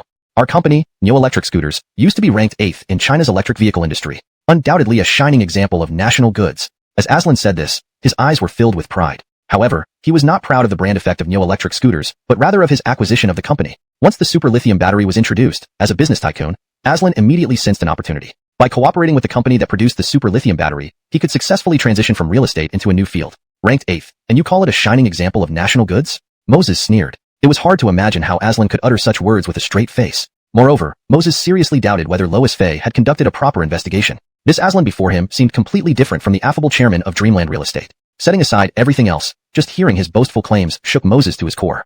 People like him were usually unreliable. Young man, you wouldn't understand, Aslan continued. Neo electric scooters wasn't great before, but with the super lithium battery, becoming a national icon is only a matter of time. By the way, do you know what a super lithium battery is? Aslan did not mind Moses' sneer. With a slight smile, he asked calmly. Having served as chairman of Dreamland Real Estate for many years, Aslan had seen all kinds of cunning businessmen. Meeting an interesting young man like this, he didn't mind chatting more. After all, this topic did not involve any trade secrets. Super lithium battery? Isn't it the one used in electric scooters that can charge once and be as powerful as dozens of fine Arabian horses? If installed in an electric car, it's equivalent to about 10 such horses. Moses replied, suppressing his laughter as he explained patiently. He wanted to gauge Aslan's character. If he was unsuitable, he would be crossed off the list. If he proved himself, more shares could be given to him. If Asia and her mother knew what was happening here, they would likely drop their jaws in shock. A son-in-law testing the father-in-law's character? That was surely a reverse scenario. And this father-in-law calling Moses young man, repeatedly. Would he call him big brother later? Equivalent to dozens of fine Arabian horses when installed on an electric scooter? This description isn't wrong, I suppose. Aslan scratched his head awkwardly, losing some of his executive demeanor. Since you understand super lithium batteries, things get simpler. Once we secure a portion of the batteries, becoming a national icon will happen soon. Seeing Aslan's excited expression, Moses couldn't help but pour cold water on it. What if they refused to give you any shares? Noticing Aslan didn't seem worried, Moses continued, I heard the guy who bought new electric scooters was a big shot in real estate. Why would a real estate mogul decide to venture into electric scooters instead of sticking to his successful business? Aslan looked slightly embarrassed. Moses' repeated jabs at the big shot made him uncomfortable. Well, the real estate market hasn't been so good these days. So, transitioning makes sense. Aslan gave a brief explanation. As for Moses' question about securing the super lithium battery shares, he didn't elaborate since it involved trade secrets. What if I have a project guaranteed to make money? I provide the idea, and you provide the capital. How would you split the profits? Moses thought Aslan's explanation was understandable. The decline in real estate was a known issue, but he still needed to test further. A project guaranteed to make money? Young man, stop joking. Your job as a student is to study diligently. I've heard the developer of the super lithium battery is also a student. You should focus on your studies to serve the country. Aslan smiled at Moses, offering some advice. However, Moses remained unfazed, his gaze neutral. Patting the cash and gold card in his backpack, he said calmly, all this, I earned by myself, without any family support. Upon hearing this, Aslan's face changed. Millions in assets, earned by a student? That's quite impressive. When I was your age, I was still playing around. If your project truly guarantees 100% profit, I'll put up the startup capital, and you come up with the idea. We'll split it 60 to 40. How does that sound? After a deep breath and careful consideration, Aslan responded. Regardless of whether Moses was telling the truth, listening wouldn't hurt. I think not. A 50-50 split might work. Moses shook his head and directly refused. 50-50 split? Fine, I agree. Now, tell me about this project. Although Aslan wasn't sure what Moses had planned, compromising on the profit share wasn't a big deal at this point. Bike sharing, Moses said without hesitation. In his previous life, while bike sharing eventually became a chaotic mess due to capital flooding, early-stage companies raked in enormous profits. Applying lessons from that era, this time it could only be better. Moses wasn't concerned about Aslan stealing his idea because if he did, Moses ensured he wouldn't get any battery shares. #### translation complete. This translation captures the original tone and style, maintaining the paragraph structure and line breaks. It ensures grammatical correctness and natural fluency, while accurately conveying the story's progression and logic. Chapter 274, Cooperation. We must cooperate. Our country already has a large population base, especially for office workers and students who commute. They often need to walk a segment of the way to subway entrances or bus stops. If they buy bicycles themselves, it's inconvenient for parking and transportation. Therefore, once shared bikes are introduced, as long as they can be parked anywhere after use, this problem can be perfectly solved. Seeing that Aslan looked somewhat dazed, Moses continued to explain. Aslan had been through many ups and downs in business over the years and had started from nothing. If he didn't have a keen business mind, he would have been out of the game long ago. Therefore, after Moses finished speaking, there was a sudden glint of shock in his eyes. If it was true as Moses said, this shared bike idea wouldn't just make money. It would make big money. You keep talking. What about the specifics and implementation plan? When Aslan saw that Moses wasn't saying anything, he grew anxious. Details and plans? These things will only be disclosed after we sign the contract officially. Moses smiled lightly. Sign the contract? All right, wait here. I'll get the contract immediately. Aslan picked up his briefcase and walked away without any further hesitation. Moses did not stop him either. About 10 minutes later, Aslan returned with 2 official contracts. Are you sure about the 50-50 profit split? No regrets?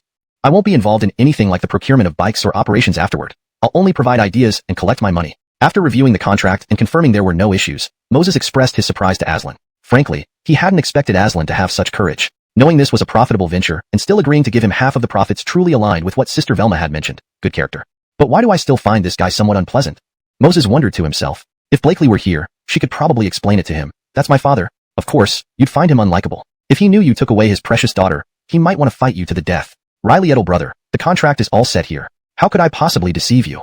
Aslan spoke earnestly. When printing the contract, he did consider adjusting the profit share, such as a 70 to 30 or 60 to 40 split. After all, giving half the profit just for an idea would seem unfair to anyone. But he quickly dismissed that thought. Moses already had millions in his accounts. If he wanted to do this on his own, he had no financial limitations. Plus, despite being young, Moses displayed remarkable business acumen. Even sacrificing some initial profit wouldn't matter. That's right, little brother. Since this is a lucrative business you could do yourself, why involve me? Even though Aslan acknowledged that the shared bike concept could indeed make money, he still had his doubts. Why involve me? Do you think it's because I'm lazy to manage these trifles? Moses asked without hesitation. Lazy? Too lazy to manage? Aslan was puzzled. If someone else said this, he wouldn't believe it. But when Moses said it, he believed him. With such sharp business instincts, Moses could probably come up with various ways to earn money. Being a student also meant he lacked time to manage it, which made sense. So let's sign the contract now. And then, please tell me how to implement this project. Without hesitation, Aslan signed his name with a pen, eagerly looking at Moses after he signed. This contract symbolized them as true partners. Ryling, brother Ryling. Implementing this shared bike plan is actually quite simple. Just jot down the key points. First, we need to find a factory to customize a batch of bicycles with GPS locks. The advantage of this is that we can track the bike's locations via data. Second, paste a QR code on each bicycle so people can scan it to ride. $1 per hour, $2 for 2 hours. But before registration, one must deposit around $200 to prevent users from not paying after riding. Here, Moses paused while Aslan wrote down the key points eagerly. To be honest, Aslan was genuinely impressed by how meticulously Moses had thought out the details. Initially, he worried about people taking bikes home or not paying after use, but now all his concerns were addressed. This kid was indeed a commercial genius. If Brother Ryling lacks confidence initially, we can start with college campuses as a trial. If successful, we can expand it to major cities. However, you need to ensure the quality of the bicycles, as competition will rise once the concept takes off. Bicycle maintenance and timely repairs are critical to avoid negative word of mouth. Moses explained further. These experiences came from his past life. For instance, a certain yellow bike company initially dominated the market but faltered due to poor quality bikes and slow repairs, greatly impacting user satisfaction. Translation maintained the original structure, style, and logic coherently, ensuring it flowed naturally and remained grammatically correct. Chapter 275, Iona. You really don't deserve him. Riley little brother Edison. Is there anything else I should be cautious about? Aslan's face was filled with eager anticipation. The more Moses talked, the more he felt amazed inside. This wasn't just someone with a business acumen. This was a business genius. A new project could be so thoroughly thought out. It was terrifying. And he had a strong premonition that if they followed what Moses said, they would make a substantial amount of money. Anything else?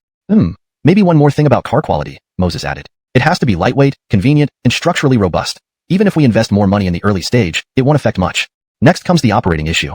Just depending on riders' fees, we might not earn a lot. But once we have more users, we can place ads on the app, like showing 5 minutes of ads to waive riding fees. The last point is financing. If possible, avoid raising capital because it may mess up a well-performing company. Although Moses wasn't very familiar with financing, he remembered from his previous life what happened to a certain yellow bike company. Because of excessive user growth leading to frenzied fundraising, the business eventually suffered and couldn't even return users' deposits. Besides, Moses didn't like the idea of letting capitalists control a company. Once those big capitalists pocketed the profits, they wouldn't care if the sharing bikes continued to exist. Clap. Riley little brother Edison, you're a genius. Who would have thought of making money by advertising on the app? And we can also put ads on the bikes themselves, for example, various ads pasted on the crossbars. That way, we add fun to the bikes and make more ad revenue. Aslan slammed the table, excitedly. In response to Aslan's quick thinking, Moses couldn't help but remark, no wonder these big capitalists exploit people. These brains work quickly. Aslan almost spat blood. Did Riley little brother Edison despise big capitalists? Or did they have some grudge against each other? And before calling others capitalists, shouldn't you check what's in your backpack? Riley little brother Edison, since it's settled, I'll hurry back and figure things out. Tomorrow, I'll register the company and then find a factory to customize a batch of bicycles. After finishing speaking, Aslan rushed off after settling the bill. After returning home, without a word, he turned on his computer and began drafting the business plan for the bike-sharing project. Natasha, did Dad eat gunpowder today? Why does he look so excited? Blakely came downstairs after finishing her homework, puzzled at Aslan's busy demeanor. I don't know what's going on, but ever since he came back, he's been muttering nonsensically. By the way, Iona, have your midterm exam results come out? Tamara shook her head at Blakely. Then she said worriedly, afraid that dating Moses would cause her daughter's grades to plummet. If that happened, she would definitely have a talk with Moses. Otherwise, how would their daughter get into college with such poor performance? Natasha, if you hadn't reminded me, I almost forgot. Ding ding ding. Here's my report card. Blakely handed the report card from her backpack to Tamara with pride. Natasha, do you know why my grades improved so much? Because, it's all thanks to my boyfriend. Seeing her father on the sofa had no reaction, she sighed in relief and whispered to Tamara. This time, Director Branson praised me for the most significant improvement. Looking at her daughter's report card, Tamara was equally astonished. Ranked 5th in the year with a total score of 680 points. If she could maintain this level, Blakely could easily attend a key university after graduating. Natasha, are you still stunned? Hurry up and praise my boyfriend. He went through a lot of trouble to help improve my grades. Blakely hugged Tamara's arm, cooing. Hearing these praises, Tamara was genuinely moved. Iona, Natasha is really impressed. He excels in studies, looks handsome, has music talent, and is kind-hearted. Even tutoring is so effective. To be honest, he's absolutely the best boy Natasha has seen, no exceptions. Hearing this praise, Blakely felt even sweeter inside. How perfect could a boy be? He was her boyfriend. But Blakely's happiness only lasted 3 seconds. With a complicated gaze, Tamara hesitantly said, "Well, Iona, listen to Natasha. A boy like him is too good for you. Just leave him alone. You haven't met in real life yet. It's not too late." Blakely immediately froze. What? Natasha praised her husband for half an hour, just to persuade her to break up? Could a mother act like this? Was her husband too outstanding that her own daughter couldn't match up? Natasha, do you look down on your daughter so much? At least I'm a renowned campus beauty. How could I not match up with him? Biting her lower lip tightly, Blakely questioned angrily. Iona, these things are superficial. There are plenty of pretty girls. A boy like Moses should have a partner who is beautiful and excellent. Just as Tamara's words stabbed deep into Blakely's heart, Aslan suddenly turned around. Confused, he asked, "You know Moses, Riley Edel brother Edison?" Then, shaking his head, he muttered, "It must be a coincidence. After all, there are many people with the same name." Chapter 276. I must become sworn brothers with younger brother Edison. Old Riley, you mentioned Moses, younger brother Edison just now? Tamara and Asia exchanged glances, noticing that Aslan hadn't heard their previous conversation. Both heaved a sigh of relief. Otherwise, Aslan might have taken a huge machete to find Moses for a fight. Well, I'm done here. Both of you come over. Let me tell you about this younger brother Edison. He's simply outstanding. In his excitement, Aslan even swore. Glaring from Tamara made him calm down and say, "Ahem, well, at that time, I was eating at a barbecue place. On my way out, I forgot my briefcase. When I returned, guess what happened? I bumped into this younger brother Edison. At first, I wanted to give him a couple thousand as a reward, but he didn't even look at me." Upon hearing this, Tamara looked puzzled. "He ignored you, which shows he is honest and doesn't keep lost property. What's the problem with that?" After saying this, Tamara couldn't help but chuckle. No, you're wrong. He didn't ignore me because he thought the money was too little, or because of honesty. It's just that he didn't even value the money I offered. I was a bit angry too, thinking he was just a high school student showing off. But then he opened his backpack. It had $1,000,000 gold cards and several 10,000 yuan in cash inside. At that moment, I was thoroughly convinced. Carrying so much money, it's understandable that he wouldn't care about the few thousand I offered. After finishing his story, Aslan drank a large glass of water, then told them everything about the subsequent cooperation. When Tamara and Asia finished listening, they widened their eyes. Old Riley, are you running a fever? A child says a couple of things, and you sign a contract? Isn't giving 50% profit for just an idea a bit too much? Tamara took a deep breath, frowned, and kindly reminded Aslan, "Isn't this all a bit rash?" "Yeah, Dad. Isn't this a bit irresponsible? He might be taking advantage of you, pretending you're naive," Asia added, nodding her head. "Wife, Iona, don't underestimate me," Aslan replied. "I've been through business battles for years. If I lacked discernment, wouldn't I have been outcompeted long ago? As for this bike-sharing project, while I can't guarantee anything else, making at least 10 billion is no issue. Regarding the 50-50 split, that's simpler yet. Think about it. This kid has such sharp business acumen despite being a student. Who knows how brilliant he'll be once he grows up." At this point, a proud smile appeared on Aslan's face. At this moment, he even felt grateful for losing his briefcase. Had it not been for that, he wouldn't have met Moses, nor would he have stumbled upon this fantastic opportunity. "Student? Old Riley, are you sure this person is reliable?" Tamara asked. "Considering your initial plan, the initial investment in bikes alone will be substantial. You could get cheated. And if he's so rich and has a great idea, why doesn't he do it himself?" Tamara shook her head, still feeling her husband acted rashly, though she understood the pressure he faced lately. "Wife, trust me. I won't make mistakes. When this bike-sharing program succeeds in schools, I'll even think of becoming sworn brothers with him to build a solid relationship early on," Aslan said indifferently. Then, remembering something critical, he looked at Asia. "Iona, I remember he was wearing the uniform of Haicheng School. About his age, he should be around yours. Do you know Moses, younger brother Edison?" To Aslan, if his wife still doubted him, he could ask his daughter to investigate the character of this classmate at school. That would solve the problem perfectly. Around my age, named Moses? Hearing her father's question, Asia was instantly dumbfounded. Unexpectedly, in their entire Haicheng middle school, probably only one Moses existed, especially given that he was in the senior year. Moreover, her father died nearby, and Moses had driven her home at that time. Time and location matched up. Unsurprisingly, this younger brother Edison, her father talked about, was very likely none other than her own stinky husband. Sigh. This was awkward. Her stinky husband being called younger brother Edison by her father. If they ever met, Asia could barely imagine the scene. Old Riley, you're sure he's a student at Haicheng School? Noticing her daughter's expression, Tamara guessed a possibility. What uncertainty. He wore the Haicheng School uniform. Would someone normally wear another school's uniform just for fun? Aslan raised his eyebrows, slightly annoyed. Why did his wife and daughter react this way after learning about younger brother Edison? Cough, nothing. Just do your project, and I won't say more. However, I must remind you, forgetting your idea of becoming sworn brothers with him. Tamara coughed lightly, trying to mask her embarrassment. Forget it? Why should we? Wife, don't underestimate this kid. His business acumen is undeniable. Our family's future, whether we continue to be rich people, depends on him. Chapter 277. Super Singer begins. Over the next 2 days, Moses went through his routine, idling away his time and occasionally tutoring his classmates. On the third evening, the Super Singer program began. Moses, along with Christina and Sayla, drove to the event venue. Moses, you don't mind that I invited Zena to join the show as well, right? In the car, Christina awkwardly asked Moses. Sayla, who was usually talkative, remained unusually silent, her face tinged with nervousness. Originally, Christina had planned to form a team with Moses. Later, Sayla suggested she join too. As roommates and good sisters, Christina couldn't refuse, leading to this situation. I actually intended to invite senior Sayla along, but I got busy and forgot. Both of you are music majors, so participating more in shows can be beneficial for your future, Moses said nonchalantly.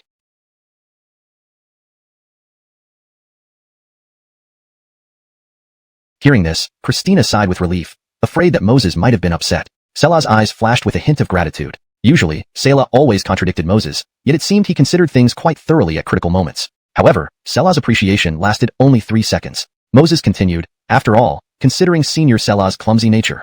If she misses this chance, she might never get on screen again. Seeing Moses's seemingly sincere expression, both Sayla and Christina were momentarily speechless. Christina could manage her emotions, but Sayla's eyes blazed with fury. The little brat. She just felt grateful a moment ago. As expected, one can't get ivory out of a dog's mouth. What does he mean by no more chances after this? Am I, Sayla, really that incompetent? Senior Sayla, I wasn't targeting you deliberately. Moses tried to console her with a smirk. It's just speaking the truth.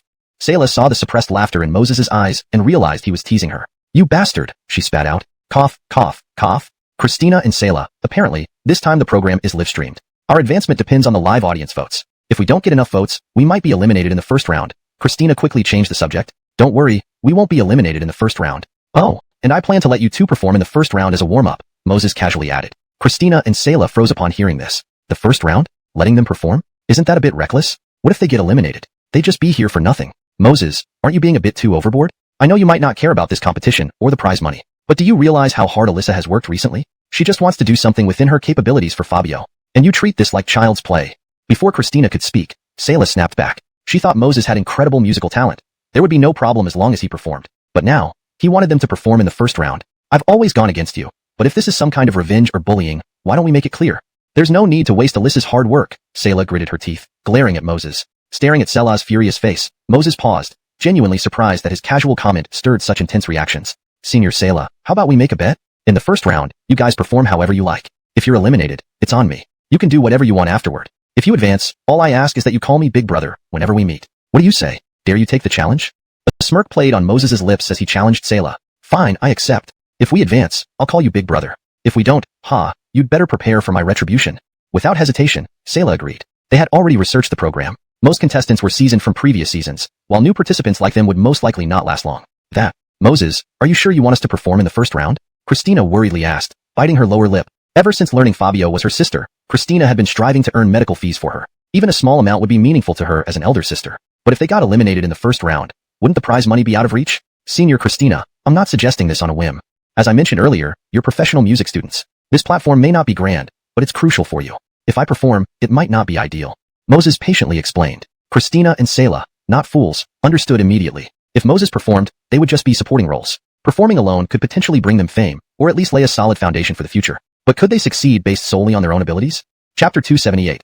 Edison Dashingen as a mentor must be supported. As for other concerns, you can rest assured. I never do things without being confident about them. Moreover, I still want to hear Senior Sayla call me Big Brother every day in the future.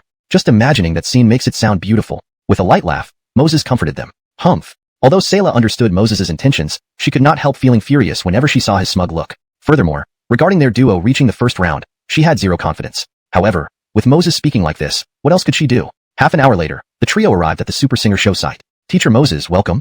My name is Royce, just call me Zinang. As soon as they got off the car, a young receptionist came up courteously. He did not even glance at Christina and Sayla beside Moses, understanding the different status between mentors and contestants. Thank you, Brother Yang. Moses nodded politely at Royce. Hearing this, Royce could not help but chuckle inwardly. None of the mentors he received lately were as courteous as Moses. Teacher Moses, you flatter me? I'm simply doing my job, there's nothing particularly hard about it. By the way, Teacher Moses, is there anything specific you'd like to eat? I'll inform the head chef. After dinner, we can start recording the program. Royce spoke courteously, secretly developing a liking for Moses. Unfortunately, his good impression lasted less than 3 seconds. In the next moment, Moses tilted his head, pondered for a second, and then blurted out, let's keep it simple. How about Fo Tiao Chong, Orchid Bear Paw, Rock Sugar Blood Nest, and Wolfberry Shark Fin Soup? These dishes should be enough. We are only 3 after all. Upon hearing Moses's request, Royce was left breathless. Good grief. Just from the names, one could tell how expensive these dishes were. Wasn't Moses making himself too comfortable by directly asking for such luxurious meals? Well, Teacher Moses, our kitchen here is just temporary. We might not have those precious ingredients. Would you consider simpler options? Royce replied awkwardly. Moses furrowed his brows slightly, looking puzzled. Do we lack funds that much in our production team? Not even the ingredients for a few dishes? All right, let the chef decide then.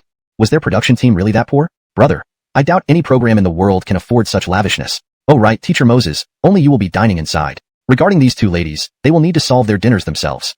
After reminding Moses, Royce turned to notify the kitchen. Watching Royce leave, Sayla instantly exploded. This is differential treatment.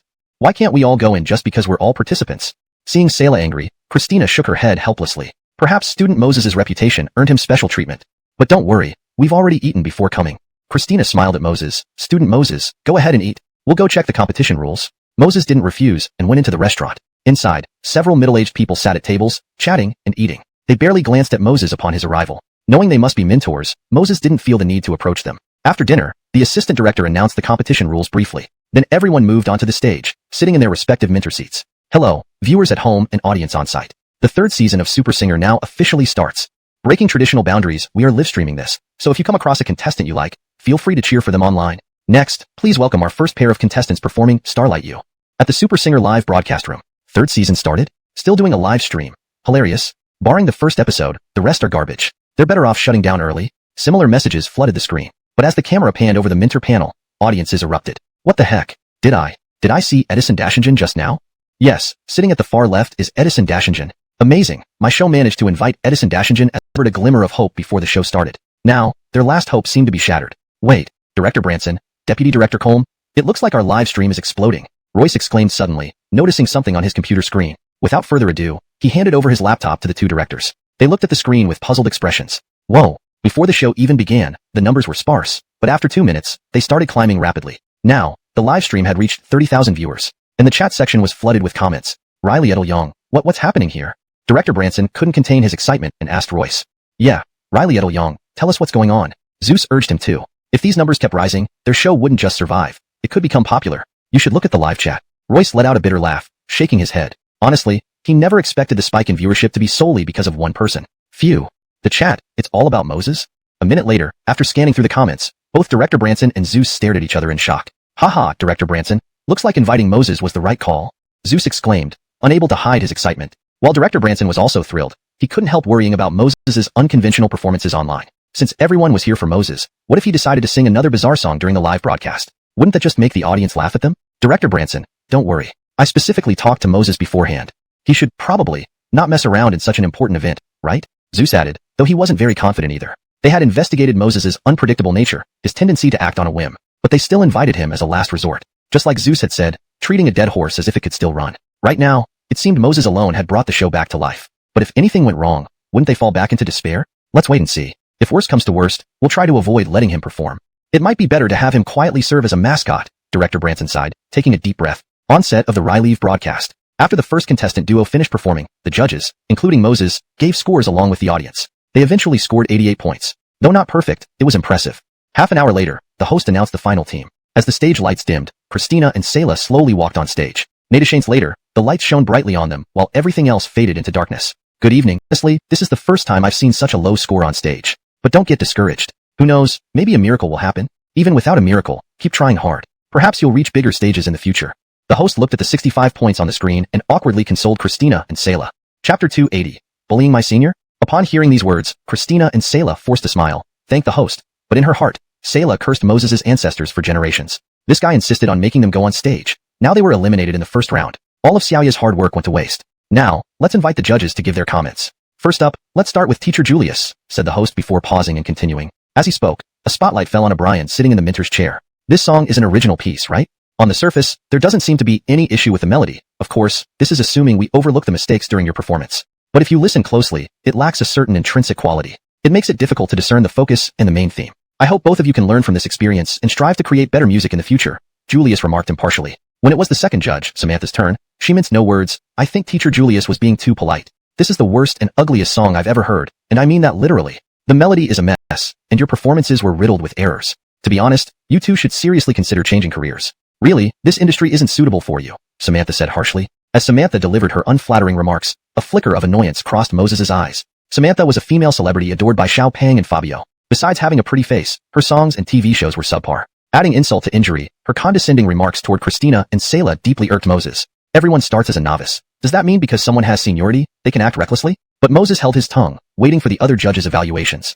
Although the feedback wasn't good, Moses saw it as part of their growth process. If they couldn't endure this much adversity, then considering a career change might indeed be necessary. Now, please welcome the last judge for their commentary. When the host's words faded, the spotlight finally landed on Moses. On stage, Christina and Sayla hung their heads low, tears brimming in their eyes, afraid to even look at the judges. No need for further commentary.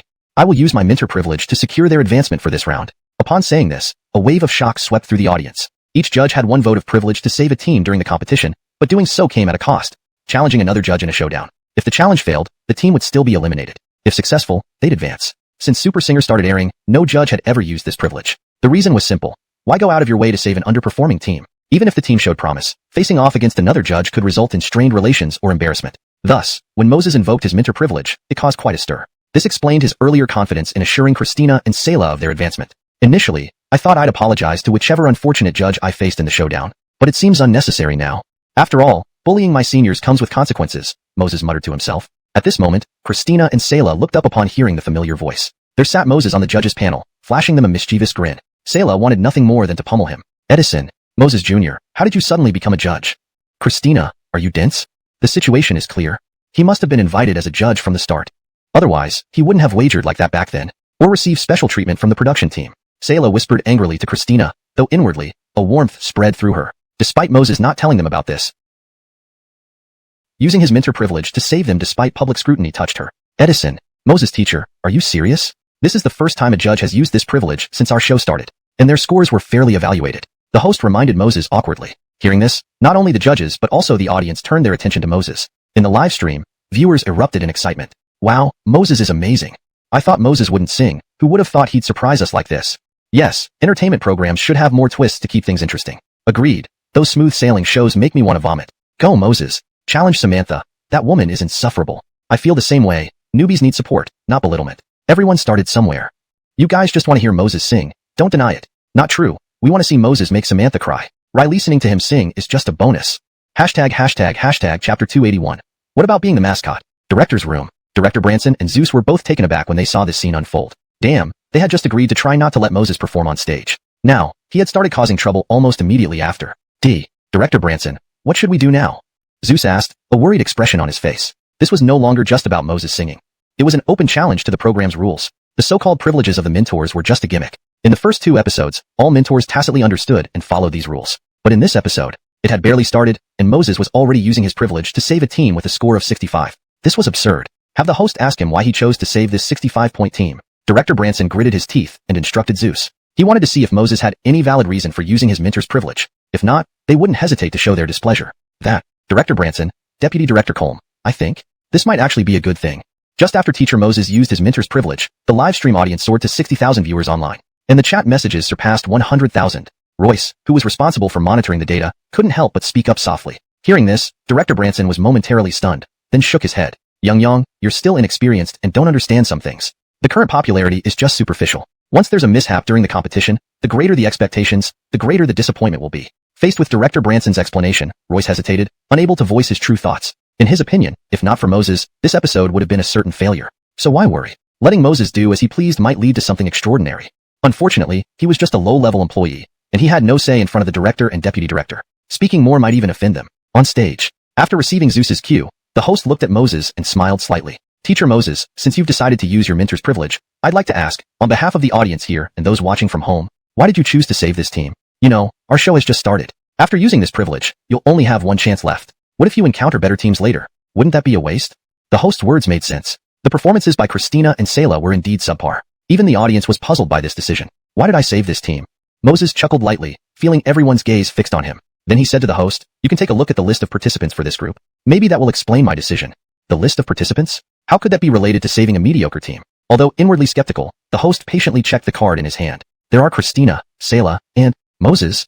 Upon finishing the names, the host's eyes widened in shock. What on earth? How could Moses' name be there? Was there another participant with the same name? No. If so, why were there only 2 people performing? The host's confusion mirrored that of the audience and the mentors. Even Director Branson and Zeus in the director's room looked stunned. Yes, I am the 3rd member of this group, Moses announced frankly. So, using my privilege to save my own team sounds like a pretty solid reason, doesn't it? Regardless of whether others criticized him for playing favorites or being selfish, Moses didn't care. He never intended to become a legitimate superstar anyway. Director's room. Bang. Damn it. Who's in charge of the list? How did Moses, as a mentor, end up as a participant? Director Branson slammed his fist on the table, his face red with anger. This time, he was genuinely furious. Such a major loophole appeared during a live broadcast. It was a mockery. It was me who handled the list. I thought it was just a coincidence of names, and I didn't expect Teacher Moses to participate as a student. A young girl in the director's room was close to tears. Such a huge mistake could jeopardize her hard-won job if Director Branson insisted. A coincidence of names? How many coincidences exist in this world? Especially all on our stage? Director Branson glared at the young girl, unable to contain his anger. Zeus, seeing the girl's pitiful state, sighed bitterly and tried to mediate. Director Branson, calm down. This isn't entirely Riley's fault. Who would expect someone like Moses to do something so shameless? As a rising star in the music industry, he wouldn't have acted this way if he had any self-respect. But he didn't. Besides, our top priority now is how to handle this scandal. We'll surely be accused of rigging if we don't address it. Zeus's reminder brought Director Branson back to reality. Indeed, they needed to focus on resolving the immediate issue. Chapter 282. The truth comes to Rhylight. Fans go wild. Inside the Super Singer livestream, numerous netizens burst into laughter upon hearing Moses's brazen words. Oh my, I've never seen anyone who can be so shameless on stage. This isn't just being shameless, it's extraordinarily shameless, openly admitting to manipulating behind the scenes. Grandpa, from now on, I won't lean on any walls. I'll only support Lord Edison. Pfft, you lot are the shameless ones. If another minter acted like Lord Edison, I bet you wouldn't support them. Fellow upstairs, although what you say is true, can we be a little more tactful? Tactful? Hell no. We love everything about Lord Edison doing things his way. If Super Singer didn't stir up controversies, would you even bother watching it? Royce in the director's room was utterly stunned by the comments scrolling through the live stream. He thought everyone would viciously criticize Moses and their program, but surprisingly, none of the viewers cared. Instead, they seemed to enjoy Moses stirring things up. But Royce wasn't foolish. Apart from enjoying the drama, the main reason for this reaction was because they loved Moses. Do you know why Lord Edison acts so shamelessly? Being both a minter and a contestant? Wow, the person above has some interesting insights. Come on, tell us more. Yeah, I'm also curious why Lord Edison is so shameless. Well, listen closely. Lord Edison does both roles simply to earn double income from the show. Just think about it. He's going to be idle as a minter anyway. Why not get paid twice? As for the real reason, Lord Edison actually wants to raise a huge sum for a leukemia-stricken girl at an orphanage. A colleague at the hospital told me this, and if you don't believe it, ask at High Jerichog's Green Hills Orphanage. When a viewer revealed the truth, it was like a stone thrown into still water, causing ripples far and wide. No one expected that Moses's seemingly shameless behavior and desire for double payment were all to help an unrelated little girl suffering from cancer. This spirit of generosity, it was truly amazing. I suspect the guy above is just trying to whitewash Moses's despicable acts. He disgraces the minter position with such shameless actions. Then another viewer chimed in. To wash Lord Edison's image? You wash yourself off. I heard from my colleague at the hospital that last time, it was Lord Edison who personally paid the $1 million medical bill for the little cancer patient. And Lord Edison is a genius scholar. Not only does he excel academically, but he also helps classmates voluntarily. My daughter, who used to score only 400 marks, improved by nearly 100 points after a week under his tutoring. Now, he's even tutoring senior high school students online. How can you call such selfless dedication and kindness whitewashing? Fellow upstairs, stop. I found out that the person earlier is Samantha's fan. No wonder. Afraid Moses will challenge Samantha, so he tried to stir trouble? Trash talk, just like your idol. Guys, stop arguing. Let's call our friends to watch Lord Edison dominate online. Ha ha ha. Agreed plus 10,086. Watching these comments, Royce couldn't help but have tears welling up in his eyes. The claims were made so confidently, and they were likely true. Who would have thought that Moses, young as he is, excels in academics and music talent, while also possessing such a kind heart? To sacrifice his own image and reputation just to raise money for a stranger's child. How many people could do that? Turning around, seeing Director Branson and Zeus still arguing, Royce slammed the table. Both of you, shut up. So what if Teacher Edison pulled a backstage deal? You two act like a couple of women chattering. If not for Teacher Edison, this show would have been dead right after its premiere. Not convinced yet? Look at the surge in viewership and find out why he did it. Director Branson and Zeus were stunned by Royce's furious tirade. The other staff members in the director's room stared with widened eyes, shocked. Had Royce eaten dynamite today? Or had he taken steroids? What made him so bold, scolding the director and assistant director? Wait, did he already secure another job? Otherwise, why would he be so fearless? Director Branson and Zeus, oblivious to the other's thoughts, instinctively glanced at the live stream's popularity stats when Royce handed over the computer. They were astonished. It had soared to 150,000 and was still climbing fast. Could it be? The viewers were tuning in for the drama? They turned their attention back to the comments, realizing the audience's reactions would clarify the truth. What?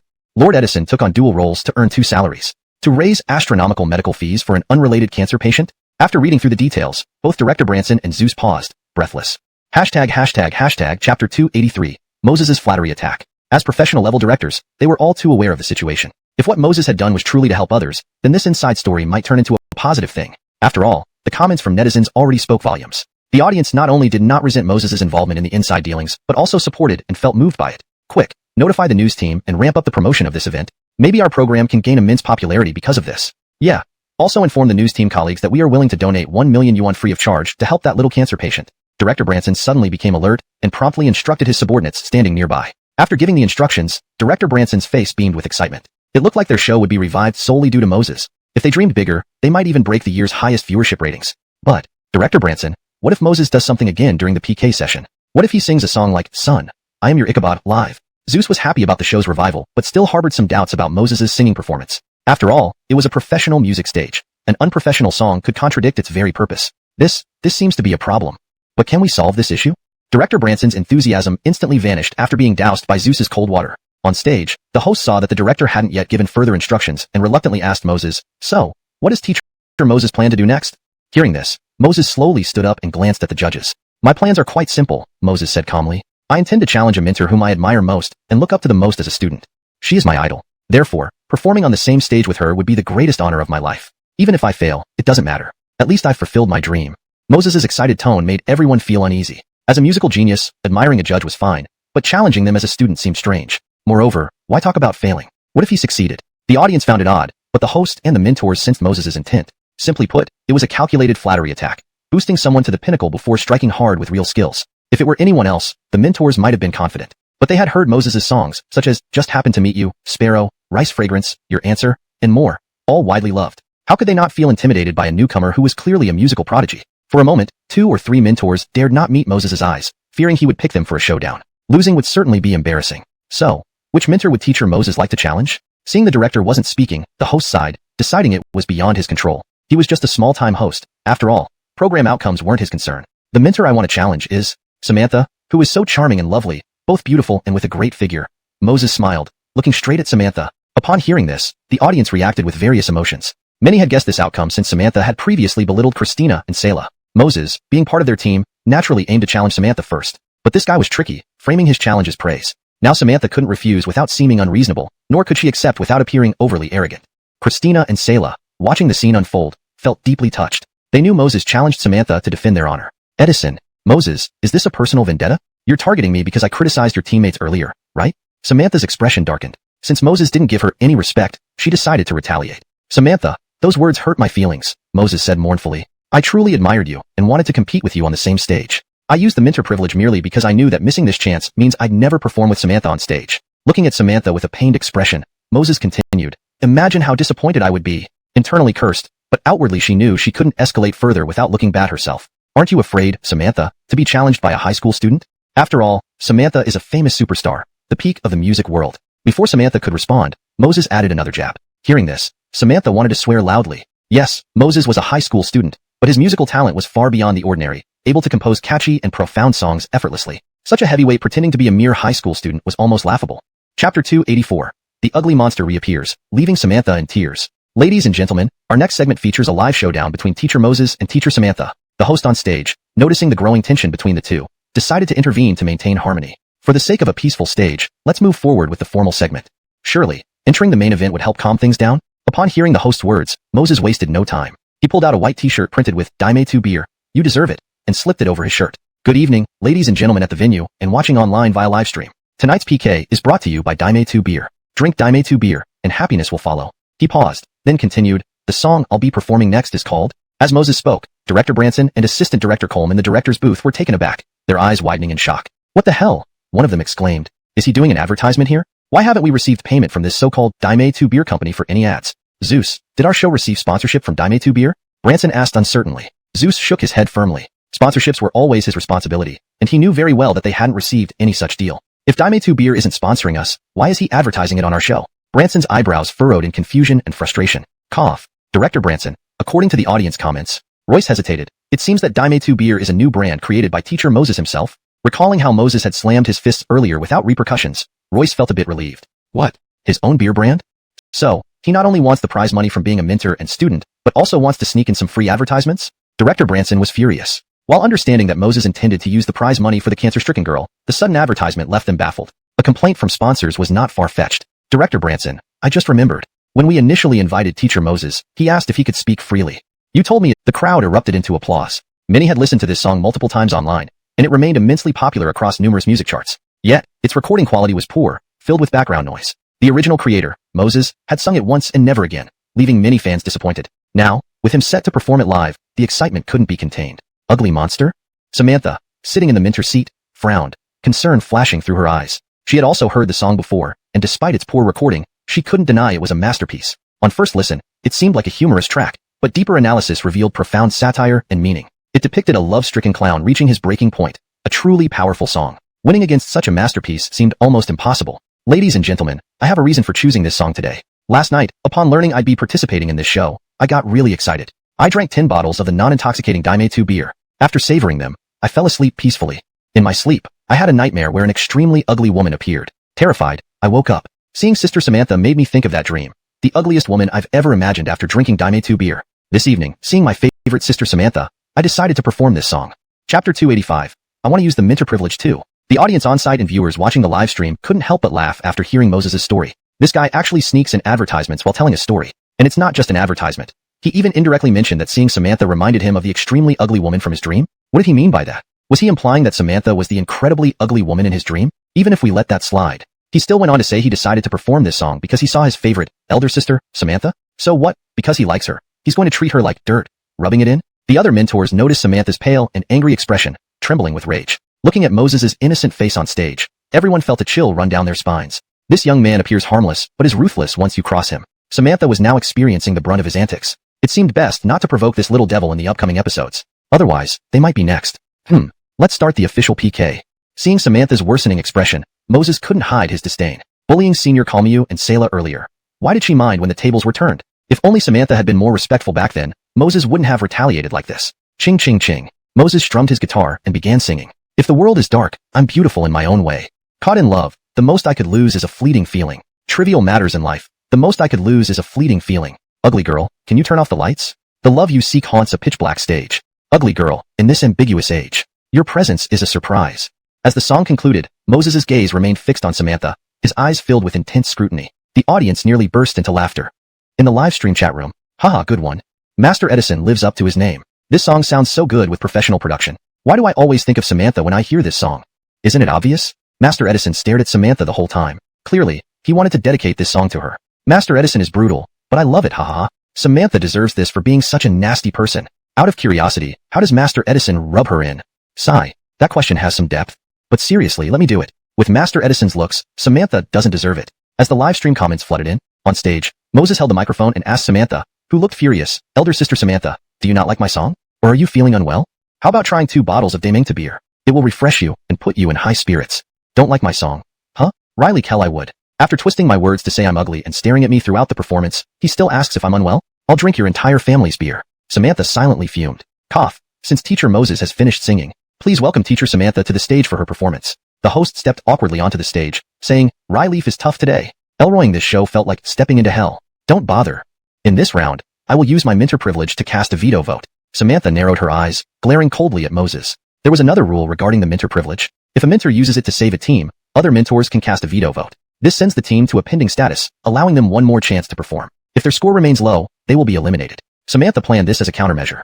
Since Moses played dirty, she wouldn't hold back either. Wow. A single performance by new students causing 2 mentors to use their privileges. Isn't this a bit much? The audience gasped at Samantha's declaration, while the live stream viewers went wild, inviting others to watch. Old Zhang facing off against the musical prodigy Moses. This must be seen. In the director's booth. Bang! Are they out of control? One mentor using the privilege is one thing, now there's another? Director Branson slammed the table, frustrated. To him, Moses' youth was understandable, but why was veteran Samantha joining in? If this continued, the performance would become a joke. Chapter 286. Z Benjamin, this song is for you, a flat-chested woman. Zinang, how's the live stream viewership and TV ratings for our show? Zeus couldn't help but chuckle bitterly when Director Branson erupted. He then turned to Royce with a question. Our live stream now has climbed to 200,000 viewers. As for TV ratings, it's already surpassed all shows this year, and this number is still growing rapidly. If nothing unexpected happens, it won't be long before we match the ratings of Matchmaking Show. Royce glanced at the computer screen and reported truthfully. Matchmaking Show was the highest-rated program in the industry over the past couple of years. If they could match or even surpass Matchmaking Show, wouldn't Super Singer become an overnight dark horse? Thinking of this, Director Branson felt utterly vexed. On one side was the rapidly rising viewership, on the other were Moses and Samantha stirring up trouble. Whichever side he chose, things would be hard to handle. Director Branson, let's go outside for a cigarette and take a break. Out of sight, out of mind. Anyway, we can't control this, only for him to mock her in return. As the background music began, Moses moved to the center of the stage. The next song is an original composition I wrote impromptu. For my favorite Sister Samantha, hoping she likes it. When Moses said this, the audience and judges froze. To his favorite, Sister Samantha? And an original impromptu song? Is this guy going to provoke Samantha again? Oh no, 'cause trouble for Samantha? People suddenly felt a strange kind of anticipation deep inside. Samantha, seated among the judges, her heavily powdered face turning cold. That little brat, as a trainee. Wait until you finish singing. I'll show you, she seethed internally. She decided that no matter how well Moses sang, she would criticize him ruthlessly, stripping away his dignity. Ding ding ding. On stage, Moses strummed the guitar lightly and began singing. She is a flat-chested woman. So flat she can't get any flatter. On her face there's no smile. She doesn't eat, and starves herself to death. The moment Moses started, the entire venue fell silent. This was Moses's personally written song for Samantha? Doesn't Moses fear Samantha running onto the stage and pounding him into the ground? In the livestream chat, my damn blood almost splattered out from laughing so hard. Edison Deshawn's song. It's just unstoppable. Ha ha ha ha, oh dear. I think I literally laughed myself to peeing my pants. Amazing. She is a flat-chested woman, and flatter than flat. But isn't Samantha really quite endowed? This lyric is so off the mark from reality. I'm reporting Edison Deshawn for singing false songs. Ha ha ha. Bah, upstairs troll. Who knows if Samantha didn't enhance her chest with silicone? Whoa, damn. That explanation left me speechless. Wait, here's a question. How does Edison Deshawn know she's flat as can be? Did they have a secret affair? Don't give me that crap. With someone like Samantha, she's clearly an expert at looking flat-chested despite her age. How could such a handsome fresh meat like Edison Deshawn possibly be interested in an old hag like Samantha? Netizens flooded the chat joyfully. Unaware of the online chaos, Moses cast a sidelong glance at the judges. Julius and others' faces twitched wildly. They secretly thanked their stars for not having offended him earlier. Who knew what kind of satirical song Moses might come up with using his unmatched musical talent? Samantha was fuming, white smoke practically billowing from her nostrils. In all her calculations, she never thought Moses would write such a sightly enough to pull out her 40-meter blade. You're mocking me with a song, and then thanking me for the inspiration? Go F***K yourself. This song deserves 0 points. Thinking this, Samantha didn't hesitate and gave it the lowest possible score, 0. Moses wasn't modest either. After leaving the stage, he shamelessly scored himself a perfect 10 as a mentor. Cough cough. The host almost choked on his saliva seeing the scores from Moses and Samantha. Are these two serious? An unprecedented combination of the lowest and highest scores in one song? Congratulations to the new trio of Moses, Christina, and Selah, obtaining a high score of 80 points, successfully advancing to the next round. As the scores flickered on the screen, Moses announced loudly. He wasn't surprised at all by the score. From a professional standpoint, a common woman leaned towards folk music, and with such a mediocre melody, getting an 80 was quite decent. However, the key wasn't the score. It was satisfying to see mentor Samantha, whose full name is Samantha, practically steaming mad. Alright, let's move on to the mentor evaluations. Let me start. Pausing briefly, Moses continued. The host on stage looked bewildered, head full of question marks. Aren't those lines supposed to be mine? Is it really okay for teacher Edison to steal my lines? First, Moses wrote this song specifically for teacher Samantha, although I should say for her sake. Whether it's the lyrics or the melody, it's average, not good, not bad. So, scoring 80 is fair. Moses had no bias while evaluating his own song. Just as he finished speaking, the host quickly added, Alright, now we'll hear comments from teacher Julius. Seeing the host speak hurriedly, the audience and online viewers couldn't help but laugh again. Moses was too mischievous, messing with both the mentors and the host. I agree with teacher Moses, Julius said solemnly. Joking aside, commenting on Moses' song. If praised too much, the audience might disagree. If criticized too harshly, what if Moses held a grudge? So Julius, with years of experience, immediately agreed without hesitation. Well, I also agree with teacher Moses. Same here. With the other two mentors chiming in, the remaining mentor who hadn't commented was Samantha. All eyes turned to her, including the audience, the hosts, and online viewers. After all, the song was tailored for her. I think this song is worse than dog waste. Even a dog could do better. Be it the lyrics or melody, it's garbage on steroids. Samantha's face was grim as she lashed out angrily. Moses had crossed the line, so she wasn't holding back. Since Sister Samantha finds this song so distasteful, why don't you compose an original song right now? After all, Sister Samantha said a dog could do better. After Samantha spoke, Moses touched his nose, unbothered, yet looked eagerly at her. Hi. Samantha opened her mouth, her expression changing slightly. She regretted her words instantly. Knowing Moses would use them against her, she shouldn't have reacted so emotionally. Now, if she created something impromptu, she'd be comparing herself to a dog. If she failed, she'd be worse than a dog. Chapter 288. Moses and Samantha singing together? Cough, cough, cough. That, dear audience friends, the first round of competition has ended. Next, please welcome our judges to each sing a song as the closing ceremony of today's program. Seeing that Samantha's eyes were red, the host quickly stepped in to shift the conversation away, regardless of other concerns. After all, controlling the flow was the most basic skill for a professional host. Today's show required not only managing the audience's emotions, but also preventing a confrontation between the two judges, making it more exhausting than dealing with his own tigress at home. Elroy, are you feeling uncomfortable with your throat? Why don't you try a bottle of Demengte beer? It will restore your voice in no time. Moses, noticing the host kept coughing, offered a bottle of Demengte beer with utmost sincerity. Upon hearing this, the host's face twitched, but felt offended being included. How dare she imply that their songs tainted the audience's ears too? This wasn't right. While they understood Samantha wanted to elevate herself at Moses' expense, belittling them along with him was unacceptable. Samantha, oblivious to the faux pas, cast a chilly glance at Moses who was picking his ear and began singing. Moonlight White was her signature song, one of her few hit tracks. Meanwhile, in the livestream chat, Holy crap, is Samantha insane? She sung this song 5 times in the last 2 episodes. Why now? I'm tired of this old hag's voice, everyone else is too. Why do I feel like throwing up every time she says she'll sing Moonlight White? Brothers, we vomited too. Please stop her. Pleading for someone to shut her up. As numerous viewers begged online for Samantha to stop, Royce reported the situation to Branson Dow and Colm Fuda. Branson director, Vice Director Colm, something's wrong with the live stream. About 200,000 comments are demanding Samantha be silenced. They say if she sings, they'll collectively bash the show. Branson Dow and Colm Fuda were taken aback. Why would the audience demand Samantha be silenced? They're saying they've heard Moonlight White too many times and are sick of it. True, reasonable complaint. But can we change the rules mid-show? Branson Dow pondered. Director Branson, since Moses started this, why not ask him to duet with Samantha? Perhaps it would ease the tension. This idea struck Branson Dow. Let's tell the host to arrange a duet between Moses and Samantha. It might even resolve their conflict. As for the song choice, let Moses decide. With that, the plan was set. Chapter 289.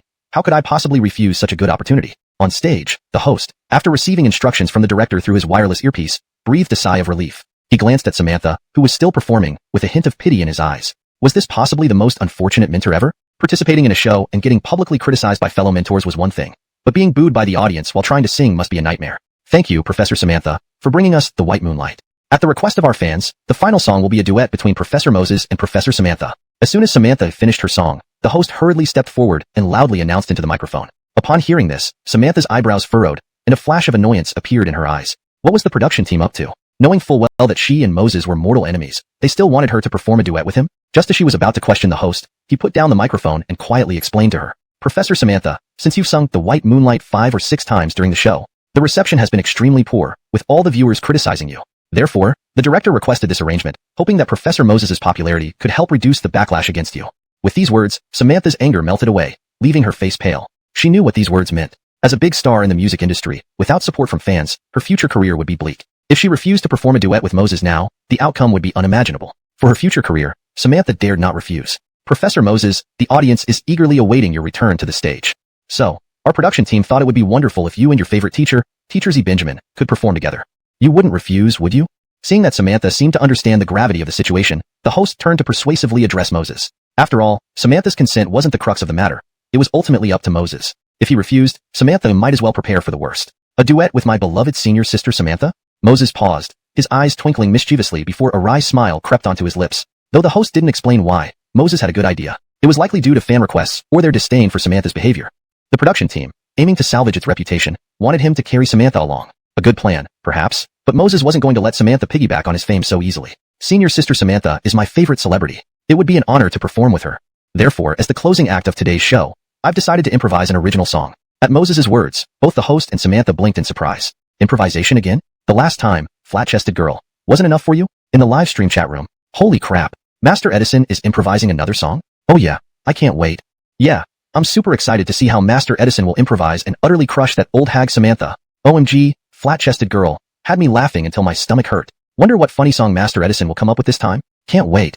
Don't get too excited, folks. Remember, Master Edison's forte is creating top-tier songs like Just Happened to Meet You, Ugly Duckling, and Sparrow, not silly jokes. I think this new song will also be a top-tier masterpiece.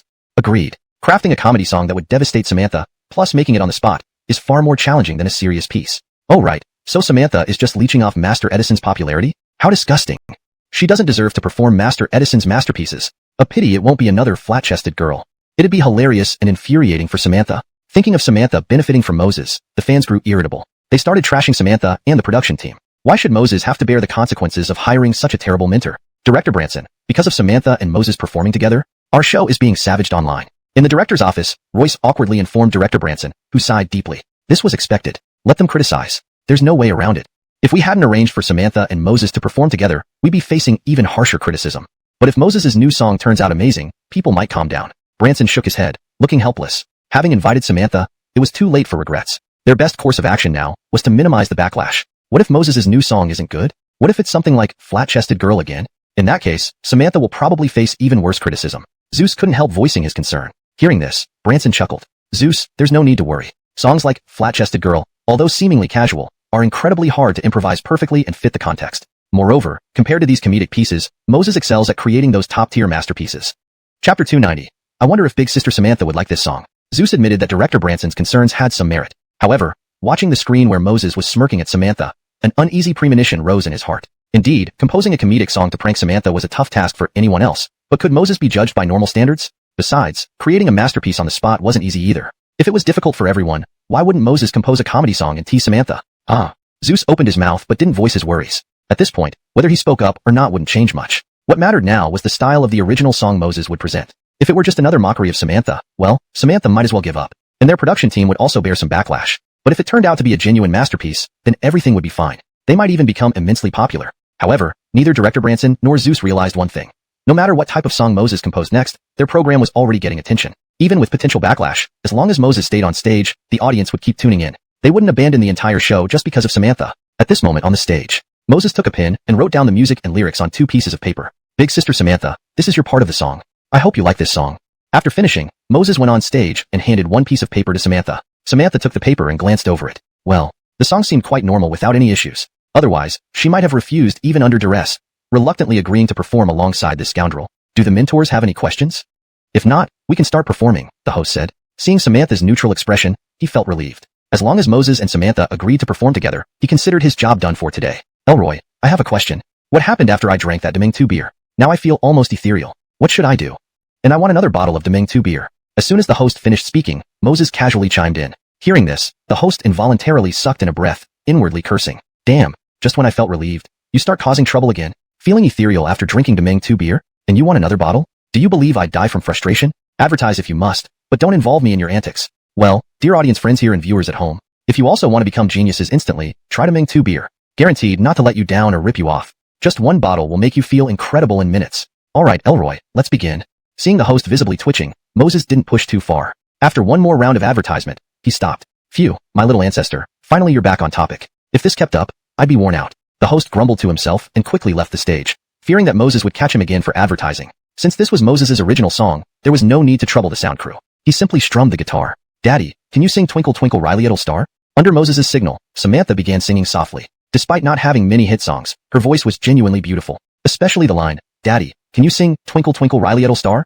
Perfectly replicated the innocence of a young child. Her feminine tone added sweetness and cuteness. I can't, Moses replied softly into the microphone. Samantha, then let me teach you. Moses, okay. Samantha sang, Twinkle Twinkle Little Star, how I wonder what you are. Moses, you're singing out of tune. When Samantha and Moses finished the first stanza, the audience was initially silent, followed by bursts of laughter. Though they were professionals hired by the program, such laughter was understandable given the unusual circumstances. On stage, Samantha didn't notice anything strange at first, but once the audience burst into laughter, she froze. Her face turned pale. What the hell? She thought it was a normal song, but Moses was obviously taking advantage of her. She kept calling him Daddy, and he actually responded. No wonder he looked so tender while singing. The live stream erupted with comments. Who said earlier that Moses was going to sing a serious song? Take them out and beat them 80 times. You call this a serious song? Are you kidding, bro? Oh man, I laughed so hard I cramped up. Nice one, Daddy, can you sing Twinkle Twinkle Riley Little Star? Crepes cramps are nothing. I laughed so hard my stomach feels pregnant. Moses, you have to take responsibility. I'm cute and adorable and mature, with fair skin, beauty, and long legs, rich at home. Take responsibility, except the baby won't be yours. Haha, does the last commenter mean it? How about I take responsibility? I don't mind being the stepfather. Chapter 291. Where has Dad gone? Come on guys, stop fooling around. Can you just let me laugh in peace for a moment? The sight of Samantha's ashen face is absolutely priceless. God, Edison Dashing truly lives up to his reputation. Whether it's serious or comedic songs, he can come up with them effortlessly. Too strong. Gosh, I can't wait to see what happens next with this song. Expectations are pointless. If Samantha refuses to sing any further, there will be nothing left to laugh about. The guy upstairs makes sense. We should beg Samantha to finish the song. Begging her won't help. We need to hold the show accountable. Absolutely, blame the program. If Samantha quits, we'll all collectively curse your ancestors up and down the line.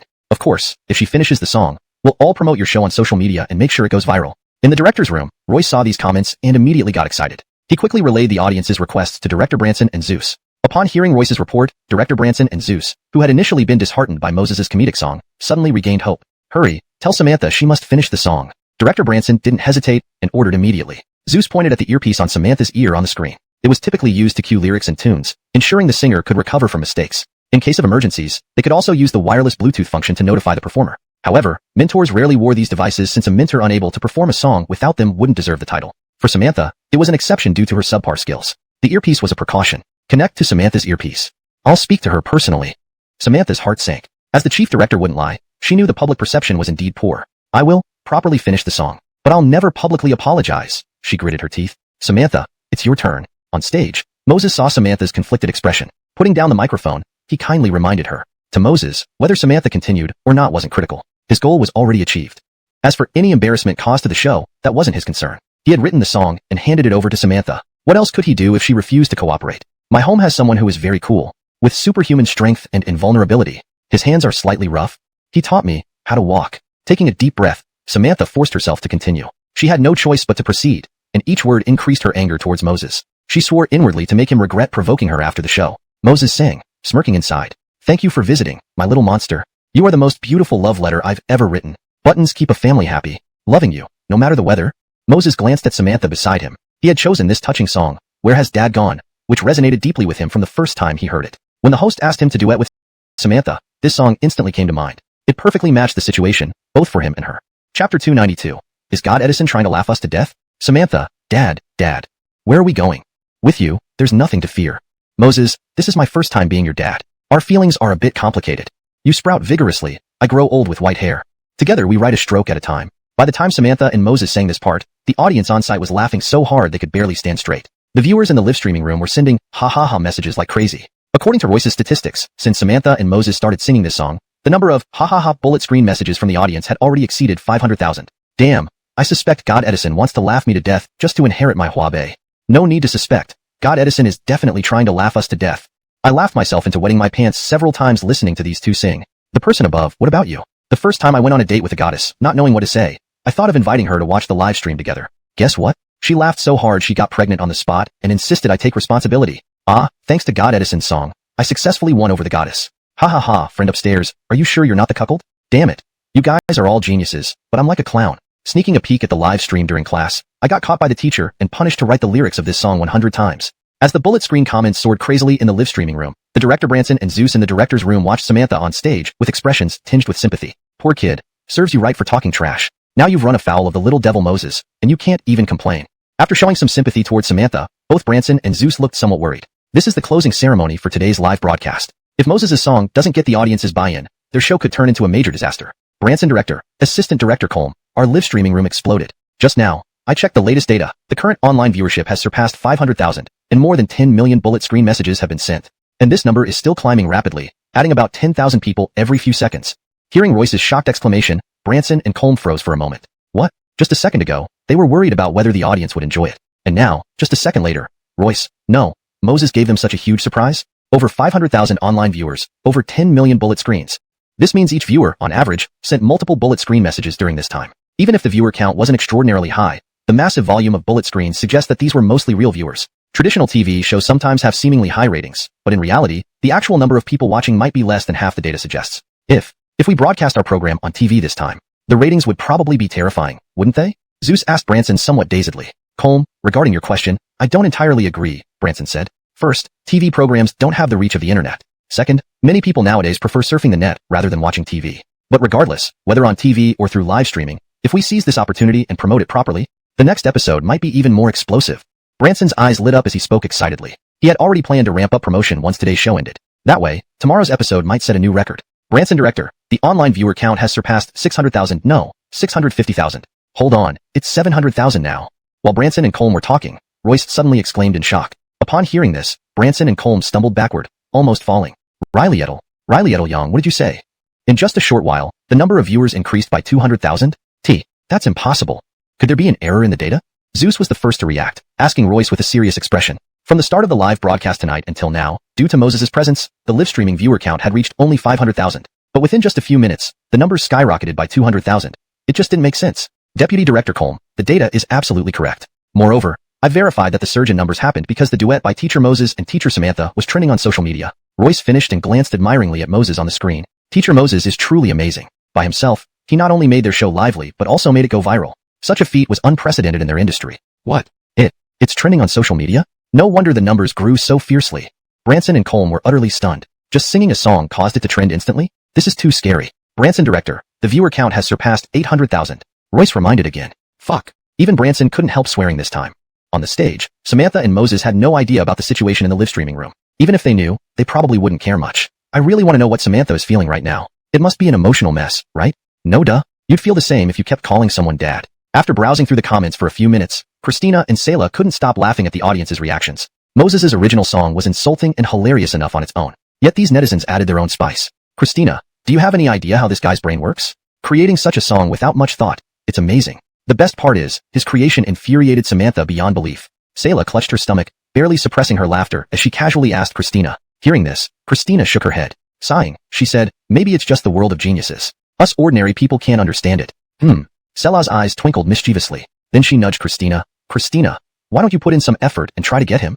Even though he's a genius, he's still a proper man. With your figure and looks, just wear black stockings and a see-through halter top, and I guarantee he'll surrender instantly. That way, your future star path will be smooth sailing. And you'd end up with a genius boyfriend for free, 2 birds with 1 stone. Seeing her dorm mate's eager face, Christina blushed furiously. These outrageous suggestions, where did Xena learn them from? Isn't it too embarrassing? And black stockings with a transparent halter top. Xena, you're talking nonsense. Moses already has Xiao Mei. Although Christina felt somewhat tempted, remembering Moses' sincere and steadfast love for Asia made her realize that no matter how hard other girls tried, Moses would never hesitate to refuse them. TCH, they're just online dating partners. Who believes in online relationships these days? Besides, if you dig well enough, there's no wall too strong, Selah said with a shrug. On stage, as Moses finished his last line, the entire audience burst into enthusiastic applause. This was undoubtedly the funniest and most entertaining song they had ever heard. As for Samantha, hearing the applause only made her face turn cold. With a dark expression, she walked to the judges' panel. Thank you all for the warm applause. Thank you to the program for giving me this chance to perform. Thank you to my muse, Big Sister Samantha. Thank you to Baby Bunny Beer. Seeing Moses about to launch into another advertisement spree, the host hurriedly interrupted him. Moses teacher, thank you for bringing us this original song. Ladies and gentlemen watching live, that concludes today's show. Thank you for your support and viewing. Tune in tomorrow at 8 p.m. sharp. As the host finished speaking, the live stream closed. Half an hour later, Director Branson and Zeus arrived on stage. First, they thanked the judges like Julius before focusing on Moses and Samantha. Moses teacher, Samantha teacher, we sincerely thank both of you for your dedication to the program today.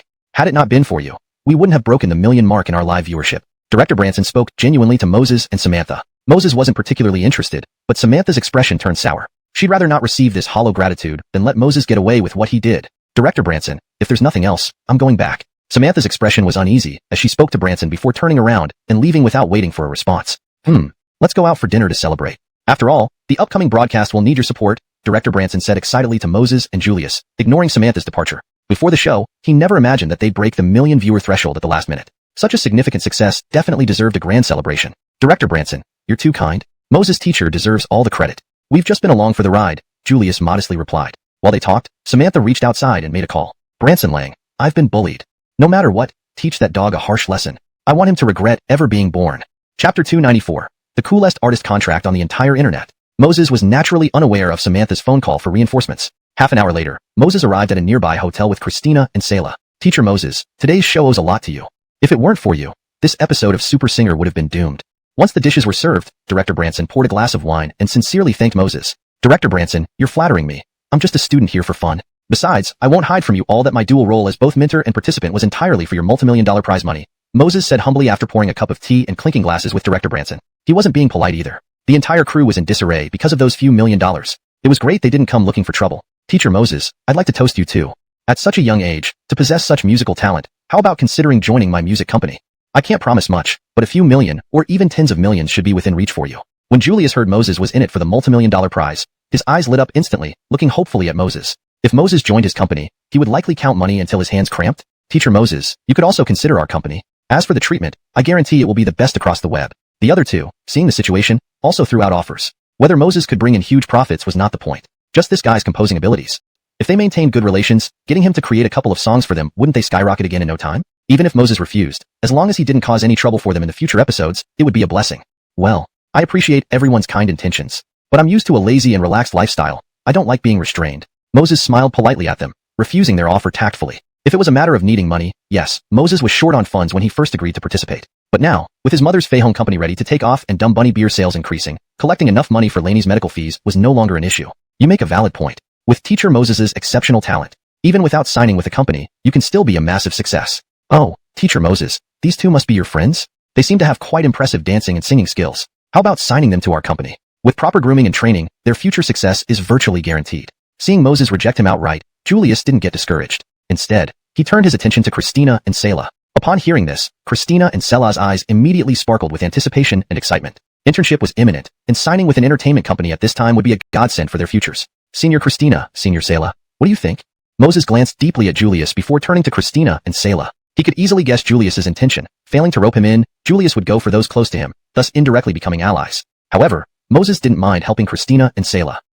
We follow what Junior Moses says, Christina answered straightforwardly. For her, this opportunity was due to Moses. Trusting him, she was willing to let Moses make the decision for both of them. Alright then. Teacher Julius, since you want to sign Senior Christina and Senior Selah, we need to discuss the contract terms clearly first. Moses didn't beat around the bush. Though Julius had a decent reputation, Moses would still fight for Christina and Selah's interests. Rest assured, Teacher Moses, for Miss Christina and Miss Selah to sign with our company, the cost of releasing albums will only require 30% operational costs from us. In the acting industry, we'd only take 10% profit. As for promotional expenses, the company will cover everything. Seeing Moses agree, Julius promptly responded. Hearing this, Moses frowned thoughtfully and asked, regarding the contract duration, how many years are we talking? Though Moses didn't know much about the entertainment industry, he remembered from news in his previous life that some entertainment companies would impose lifelong contracts akin to indentured servitude, where artists couldn't escape exploitation unless the company collapsed. Teacher Moses, why would you say such things? Miss Christina and Miss Selah are your seniors. So in our company, there's no such thing as a fixed contract duration. If they wish to leave in the future, they can do so anytime without any compensation. Julius said courteously. Hearing this, the other two mentors who intended to vie for Christina and Selah were stunned. No set contract duration? Was Julius crazy? Throughout the entertainment industry, no artist ever had such a favorable contract. Undeniably, Teacher Julius has spared no expense to sign Miss Christina and Miss Selah. This contract might be the best among all artist contracts. Director Branson laughed upon noticing Moses's puzzled look, subtly hinting at the extraordinary nature of the offer. Chapter 295. Another fart? After finalizing the contracts with Christina and Selah, Moses let out a sigh of relief. He chatted briefly with the mentors, Director Branson, and Deputy Director Colm before everyone dispersed. Junior brother Moses, thank you. Just as they stepped out of the hotel, Christina expressed her gratitude to Moses with a serious look. Even Selah, who was typically quick to argue, didn't retort at this moment. Both women weren't fools. If it weren't for Moses's connections, these mentors wouldn't have paid them any attention, let alone sign contracts. Friends don't need to be so formal. It's nothing much. Moses waved his hand dismissively. Just as he finished speaking, the familiar system notification chimed in his head. Ding. Congratulations, host, for participating in a worthless show and meeting the criteria of being a slacker. Reward: 1 fart. The joy on Moses's face vanished instantly, replaced by an expression of irritation. Damn, I fart? What kind of lame reward is this? Was it trying to embarrass him again like during the math competition with those consecutive smelly farts? System, are you getting too lazy now? A fart as a reward? As Moses silently cursed the system added, this fart is not just any fart. Friendly reminder, this fart is an essential self-defense weapon. When released within 1 meter, it can knock out all life forms within its radius. If evolved to its ultimate form, it could collapse the sun, moon, and earth.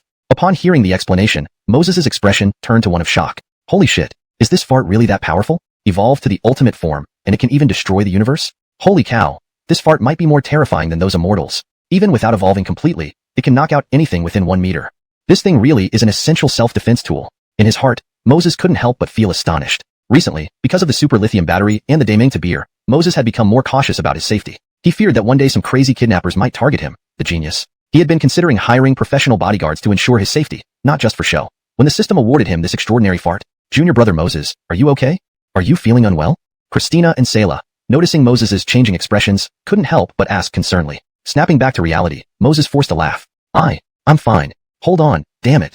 Why does my stomach feel like it's cramping up? Feeling his stomach rumble, Moses's expression changed dramatically. Moses, can you be more civilized? At least you're a semi-celebrity now. If others hear you, we'll be embarrassed. Selah gave Moses a stern look. Civilized? Moses hesitated for a moment, but decided to comply. After all, he was now a semi-celebrity and should behave properly. Cough. Sister Christina, Sister Selah, I'm not feeling well. My butt feels like it's going to explode, or maybe the toilet is hungry and needs to eat. So, I'll go to the restroom. Please wait for me a moment. Without waiting for their response, Moses turned around and rushed towards the hotel bathroom. Christina and Selah exchanged puzzled glances. But feels like it's going to explode? Toilet hungry? This guy really is a talent. Trying to be civilized. Huh? This is how you do it? Meanwhile, Moses ran quickly to the restroom, found an empty stall, undressed, and squatted down. Then came the thunderous sound, like fireworks during New Year's celebrations. Ah, what a relief. Closing his eyes slightly, Edison Faye relished the moment. There's nothing better in life. Well, except when you really need to go and there's a toilet nearby. Damn it. The guy next door, keep it down while pooping, will you? You scared the crap out of me and dropped my tissue in the bowl. Give me some paper, or else I'll beat you up. Next door, a Brian wearing a gold chain, holding a cigar and a phone, angrily yelled at Moses. After shouting, he continued his call. Zihan darling, the guy next door is making a scene. Pooped like it was an earthquake, giving me a fright. Yes, no worries. Wait until I finish here. I'll find this Moses kid you mentioned. Then, I'll have my buddies break his legs. Daring to bully my beloved? He's asking for it. Oh right, darling, once I teach that kid a lesson, how are you going to repay me? With my favorite difficult move? Squatting in the stall, Moses listened to the man's rant and felt irritated. Can't blame me for diarrhea, can you? However, hearing the man's conversation made him pause. Clearly, this man was sent by Samantha to teach him a lesson. Otherwise, why would he keep calling her darling and mention his name directly? Samantha, Samantha. I plan to let you off, but you still want to come after me. Especially send someone to break my legs? If you're not playing fair, don't blame me for being ruthless. Moses smirked coldly. Chapter 296. Wolves ahead, tigers behind. At the same time, at the hotel's entrance, Christina and Selah were chatting about their future prospects when suddenly a group of aggressive young men appeared. The two women quickly moved to the side, afraid that these people might lose control and harm innocent bystanders. Brother Jackson, the information I gathered points here. That little bastard Moses came here for dinner with the director after finishing the show today. If nothing unexpected happens, they will be coming out soon. One of them, a blonde youth holding a hammer, slowly said to a young man in front of him. Hearing this, the youth called Brother Jackson raised an eyebrow, a flash of anger passing through his eyes. Smack. He slapped the blonde youth on the forehead. Next time, if you dare call me Brother Jackson again, see if I don't beat you to death, he roared in anger. The blonde youth, having received a slap, looked quite aggrieved. Why yes, G. Magnus. Brother Jackson, he stammered. Upon hearing the blonde youth revert from calling him Magnus back to Brother Jackson, Branson Magnuski's expression twitched irritably. Indeed, this youth was none other than Branson Magnuski from Rylinjiang Middle School. Since there was a school holiday tomorrow, he had convened a bunch of brothers and rushed to Haicheng City overnight, all for the purpose of making Moses regret for life. What the heck? Last time during the math competition, using foul air to stink him up was bad enough. And during the subsequent live teaching session, he made all sorts of jokes with his name. As a result, the entire school knew of his nicknames like Riley Edel Turtle, Foundation Guy, Riley Edel Jackson Guy, Kingji. Thus, Branson Magnuski's hatred towards Moses was as fierce as raging wildfire.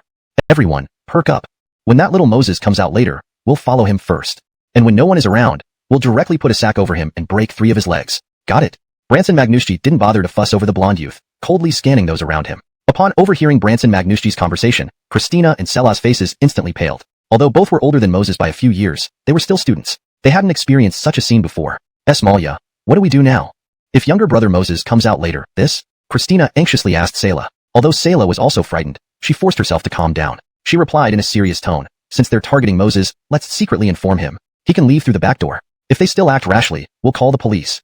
Selah's words prompted Christina to nod immediately. She quickly took out her phone and stealthily snapped several photos of Branson Magnuski and his crew. To avoid detection, she set her phone to silent mode and sent the photos along with a warning to Moses. Inside the hotel restroom, upon seeing the photos and message from Senior Christina, Moses frowned deeply. Branson Magnuski really had it in for him, traveling specially to Haicheng City at night and intending to break 3 of his legs. If it were before, I might have been wary of you.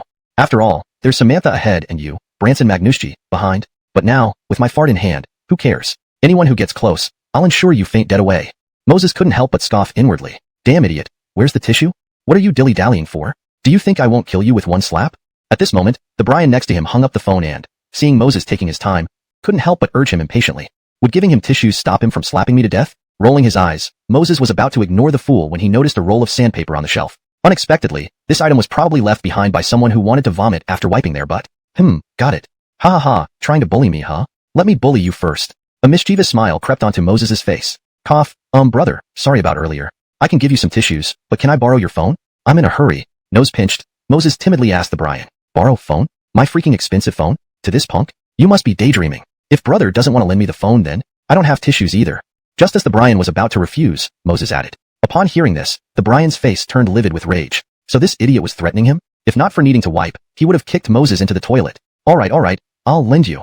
The Brian restrained his anger. He was determined to teach Moses a harsh lesson once he used the tissues to clean himself up. Damn it, anyone who threatens him must pay. Seeing the phone passed under the gap between the doors, Moses's smile widened. Just as he reached for it, his hand slipped. Instantly, the Brian's phone plummeted into the toilet. Brother, what's wrong with you?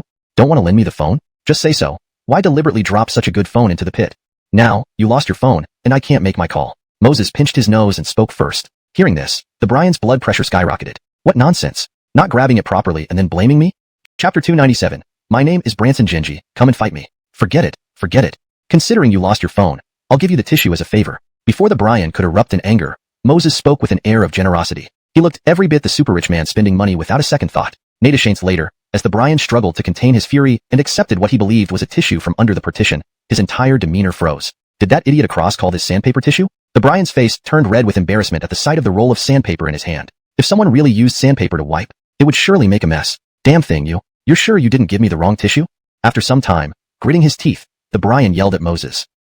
Brother, I'm sure I didn't. My dad always told me that real men should use this kind of paper for wiping. So, are you saying you're not a real man but a sissy? Moses replied with feigned surprise. Hearing this, the Brian almost spat out blood. Real men use this kind of paper to wipe? Who does he think he is? Real men are still human. Using sandpaper to wipe would only drive someone crazy. I'll give you one last chance. Get something else, or you'll find out what a real man can do. The Brian roared. Brother, my dad said only those who admit they're sissies can offer other things to wipe. Moses weakly replied. Admit? Admit being a sissy? Forget it. This kid's asking for it. Furious, he wanted to rush over and pummel Moses into submission but hesitated because he hadn't cleaned up yet. In the end, biting his teeth, he reluctantly admitted, I admit I'm a sissy. Now will you give me something else? Inside, he vowed not only to thrash Moses mercilessly, but also break his legs. Brother, that's the right attitude. A sissy isn't shameful, the shame lies in denying it. Seeing the admission, Moses barely suppressed a laugh. Let you and that old woman Samantha come to trouble me. Now you got what you deserved. Brother. Oh, I have one more question. Do you have any money on you? Moses asked after a pause. Money? So now he wants to extort him too after giving him a roll of sandpaper? Glancing at himself, the Brian, giving me a few tissues isn't too much to ask, right? The Brian lowered his tone, trying to stay polite. Otherwise, if Moses left him stranded there, what would he do on this night? If no one comes to the toilet later, I'll be stuck here till dawn. Sorry, brother. I've used up all my heart-to-heart tissues. Pulling up his pants, Moses walked out and shrugged apologetically. Used up? The Brian's expression changed drastically. If he hadn't seen through Moses's mischief by now, he'd be an even bigger fool. Brat, tell me your name and where you live. I'll beat you until you beg me to stop. With a fierce scowl, the Brian threatened from behind the door. My name? Riley listened carefully. I don't change my name or hide my identity. I'm Branson Genji. I and my buddies are waiting outside the hotel. If you don't beat me into submission today, consider yourself raised by me. Oh, and you have 5 minutes. After that, I won't bother with you anymore. Moses laughed dismissively and walked out confidently. The Brian, left inside the stall, had a livid expression, veins popping out on his forehead. Clenching his fists tightly, his eyes burned with rage. Branson Genji, huh? Fine. You just wait. I'll beat the living daylights out of you today, or consider myself raised by you. Chapter 298. Senior, don't panic. Let's watch the show first. After the Brian cursed and ranted for a while, he thought about Moses, or rather that dog Anselm. That guy had only given him 5 minutes to wait. After hesitating for quite some time, the Brian gritted his teeth and tore off a roll of sandpaper. Natashanes later, he emerged from the stall clutching his bottom, his face twisted in pain. The burning sensation almost drove him mad. Anselm, damn your ancestors. He muttered under his breath as he waddled quickly towards the hotel entrance, fearing that if he was late, Anselm would have already left. Honey, why did it take you so long in the restroom? She said, sounding somewhat aggrieved. I heard their victory banquet has already ended. Just as they reached the door, Samantha approached from the side and complained. You don't need to worry about what's happening on your end, the Brian growled. Today, I'm going to deal with others. Hearing this, Samantha was stunned. What did he mean not to worry about her? Didn't Moses dare to bully her right now? Shouldn't that be urgent? And, are you even thinking about, tonight? Samantha was about to speak when the Brian shoved her away abruptly, his anger exploding. I told you to wait. Did you not hear me? Get lost. I don't have time to deal with you right now. The Brian shouted at Samantha, then saw the group of young men nearby from the corner of his eye. His eyes narrowed sharply, and he walked straight towards them. Is there someone here named Anselm? At the same time, Moses, Christina, and Selah were watching from a private room on the second floor through the window. Edison, Moses, why did you call us up here? What if something happens unexpectedly? We should leave through the back door, Christina suggested, her delicate face filled with concern. Seeing Anselm's gang looking menacing clearly wasn't a good sign. As girls, if a fight broke out, they couldn't help Moses but could only cause more trouble. Alyssa, I think we should just ignore him, Selah grumbled, irritated by Moses's calm demeanor. While they were worried about all sorts of things, Moses seemed unfazed and even cracked sunflower seeds. Seeing Selah ready to berate him again, Moses smiled mysteriously and asked, Can you guess who I met in the restroom just now? Met who in the restroom? Selah retorted sarcastically, If you met the Jade Emperor himself today, it wouldn't matter if you didn't run. You'd still get beaten. When I went to the bathroom earlier, there was a Brian in the neighboring stall. He's wearing a big gold chain, like the one standing in front of Anselm's group. He's Samantha's boyfriend and came over to deliberately pick a fight with me. Before Moses could finish, Christina and Selah grew even more worried. If Anselm brought a gang to confront Moses, and now Samantha also called people. Moses, are you nuts? Selah fumed. You know Samantha also sent people after you, yet you're wandering around here casually? What if both sides find you tonight? Senior Selah, my IQ isn't like yours, Moses rolled his eyes. Knowing two groups are coming after me, I remain indifferent? Without waiting for Selah to explode, Moses continued, back in the restroom, my butt startled Samantha's boyfriend, causing his tissues to fall into the toilet. Then he arrogantly demanded I compensate him for the tissue. Initially, I thought it was reasonable since it was my fault, but then, he immediately called Samantha. Upon finishing his story, Christina and Selah stared at him in disbelief. This guy must be too much of a scoundrel, right? Not only did he scare the tissues into the toilet, but also made the guy drop his phone in there, gave him sandpaper and coins instead. Only a person with serious issues would do something this heartless. And before leaving, he had to pull another prank on Anselm too. No wonder this guy remained so calm. He was planning to watch the chaos unfold. What kind of look is that on your faces? Moses popped a sunflower seed into his mouth. Two gangs coming after me, but now it's all resolved with just a few words. Aren't you supposed to praise me now? Praise you? For being shameless? Or utterly audacious? Selah's lip curled with disdain. Thanks for the compliment, Senior Selah. Moses grinned mischievously. We're even. Selah nearly choked on her fury. Who's even with this guy? Can't you show a little respect? This translation captures the original tone and style of the text while maintaining natural English fluency and coherence with previous content. The structure and line breaks follow the original Chinese input closely. Chapter 299. Branson Jacksonbin's bloody battle with the middle-aged man. At the hotel entrance, confused by the sudden appearance of this menacing Brian, Branson Jacksonbin's face froze. What was going on? However, before Branson Jacksonbin could speak, his companion Claude raised an eyebrow and rudely remarked, "What the heck are you? You have no right to call Brother Jacksonbin by name." Hearing Claude's words, the Brian couldn't help but laugh. Now it made sense why Branson Jacksonbin had dared to be so insolent back in the restroom. So he had backup at the hotel entrance. But did this brat really think that the Brian lacked support as well? Turns out your name is Branson Jacksonbin. So be it. I will make you wait for a long time, the Brian said with a cold laugh, turning to shout loudly to several muscular men in the hotel lobby. In an instant, 5 or 6 burly men dressed in black suits rushed onto the scene. Big brother, what do you mean? Claude from Branson Jacksonbin's group shrank back his neck, asking fearfully as he watched these towering figures. Previously, because of Branson Jacksonbin's family wealth, immediately lunged at the adversaries. Working in pairs, they surrounded each of the thugs and pummeled them wildly. The burly men, aside from having more experience from street fights, weren't particularly superior. With youth on their side, Claude and company fought fiercely, unbothered by potential consequences, resulting in an even match within minutes. You old fool. You want to cripple me with 3 broken legs? If so, then I'll start with you first. Seeing his friends battered and bruised, Branson Jacksonbin's eyes turned red. He had already planned his day. Catch that bastard Moses and beat him to a pulp. Instead, this random troublemaker interrupted everything. How dare you plan to cripple me? Off. You F***er. You're the first to talk to me like this in years. Eyeing Branson Jacksonbin's approaching figure with fury, the Brian retorted, "Today, I'll be your father, teaching you a proper lesson." Rolling up his sleeves, he'd never seen such audacity in someone so young. Tricking him in the toilet was bad enough. Now this punk wanted to cripple him? Branson Jacksonbin seethed. There was nothing he hated more than someone insulting his mother. Since your whole family is dead, I'll enforce justice by ending you. Eyes bloodshot, he charged forward, delivering a heavy punch to the Brian's stomach, only to be kicked away. After the first round, neither had gained much advantage. Despite the seemingly fierce kick, the pain in his buttocks prevented the Brian from putting full force behind it, resulting in only a slight impact on Branson Jacksonbin. Your entire family died, meaning you should have feasted plenty. Why do you still look weak? As Branson Jacksonbin stood up from the ground and saw the Brian clutching his sore bottom, his eyes lit up, taunting him further. That shows your butt hurts. So focus on exploiting that weakness. You're looking for death. The Brian gripped his fists tightly, eyes gleaming with menace. Looking for death? I think you're looking for a beating. Laughing mockingly, Branson Jacksonbin charged again, targeting the Brian's bottom. During this exchange, despite the latter's physical prowess, Branson Jacksonbin managed to avoid significant damage. Their battle raged on, with neither gaining the upper hand easily. Chapter 300. Aren't you small too? So why are you so brainless? Half an hour later, Branson Genji and the Brian hadn't gained any advantage over each other. Everyone had bruised noses and swollen faces, sitting on the ground, panting heavily. In a private room on the second floor of the hotel near the window, Moses watched the situation between both parties, pursing his lips. He said with disdain, "I thought these guys were super vicious. Turns out they didn't even scratch each other after fighting for so long." After saying this, Moses pinched his nose and shouted loudly to the crowd below, "The police are coming, run!" Branson Genji and the Brian were startled upon hearing this. They quickly got up, ignoring everything else, shouting at their subordinates to flee. Jokingly, this was already considered a mass brawl. If they didn't run now, when would they? As the two groups fled like they were escaping, Christina sighed in relief. Selah, however, asked Moses somewhat angrily, "Moses, have you gone mad? These two groups came here to cause trouble for you. At this critical juncture, if we secretly called the police, wouldn't they all be caught?" Feeling Selah's gaze on her as if she were a fool, Moses carefully looked at Selah's chest, muttering, "Seems not that big either. Why is your brain so dumb?" Sigh, if I knew this would happen, I should have persuaded teacher Siefeng not to sign the contract, to avoid getting his company into trouble later.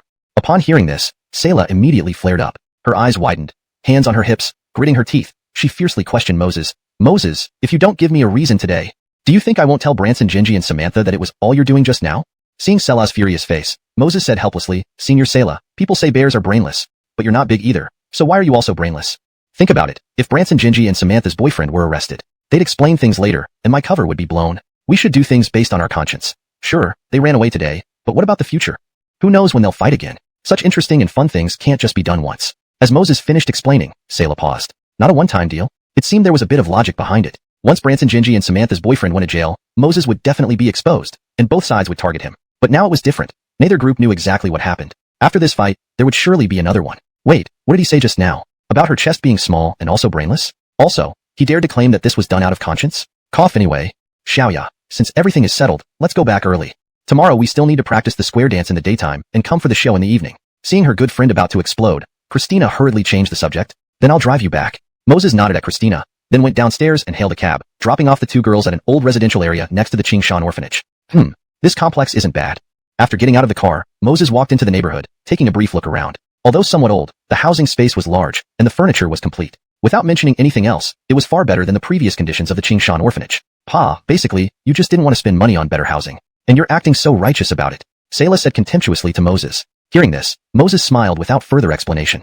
Instead, Bartolomeo inside the house shook her head at Sayla. She said seriously, Sister Xiaoya, if Brother Moses didn't want to spend money, he wouldn't have helped us rebuild the orphanage. As for this house, Brother Moses said it wasn't bad because he was worried about everyone getting too comfortable too soon. After all, moving from frugality to luxury is easy, but moving from luxury to frugality is hard.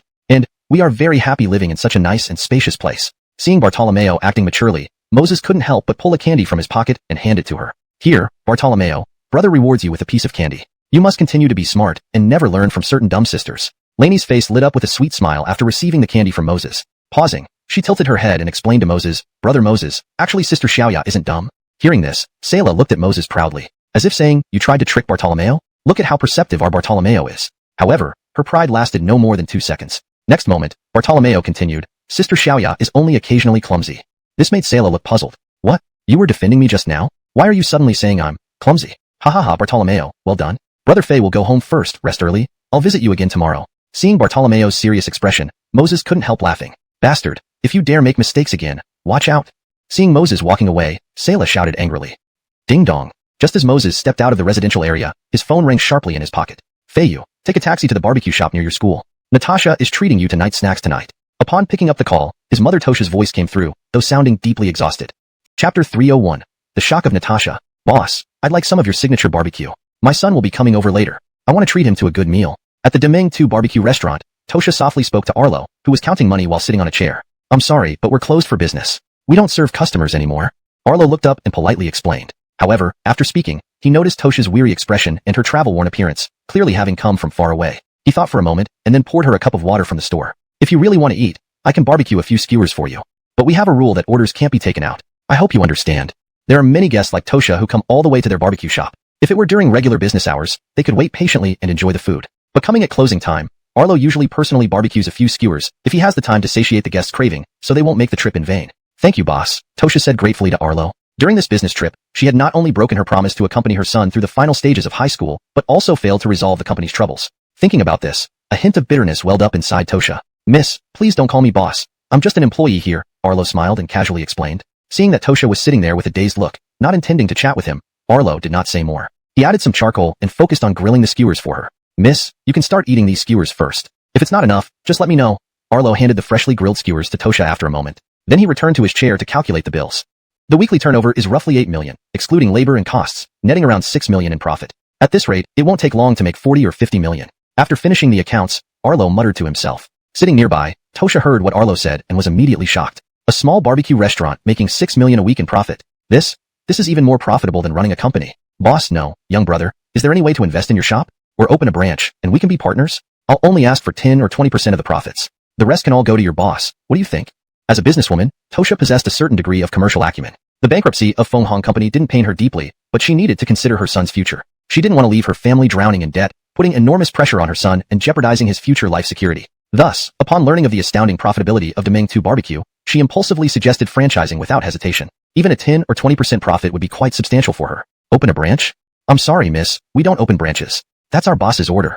To be honest, I don't understand why he would make such a decision either. After all, considering how fast we earn money, opening several more branches would be like picking up cash for free. Arlo sighed as he spoke, revealing a hint of regret. In his opinion, if Moses opened 100 or 2 branches across the country, becoming the richest man in the province wouldn't be an issue.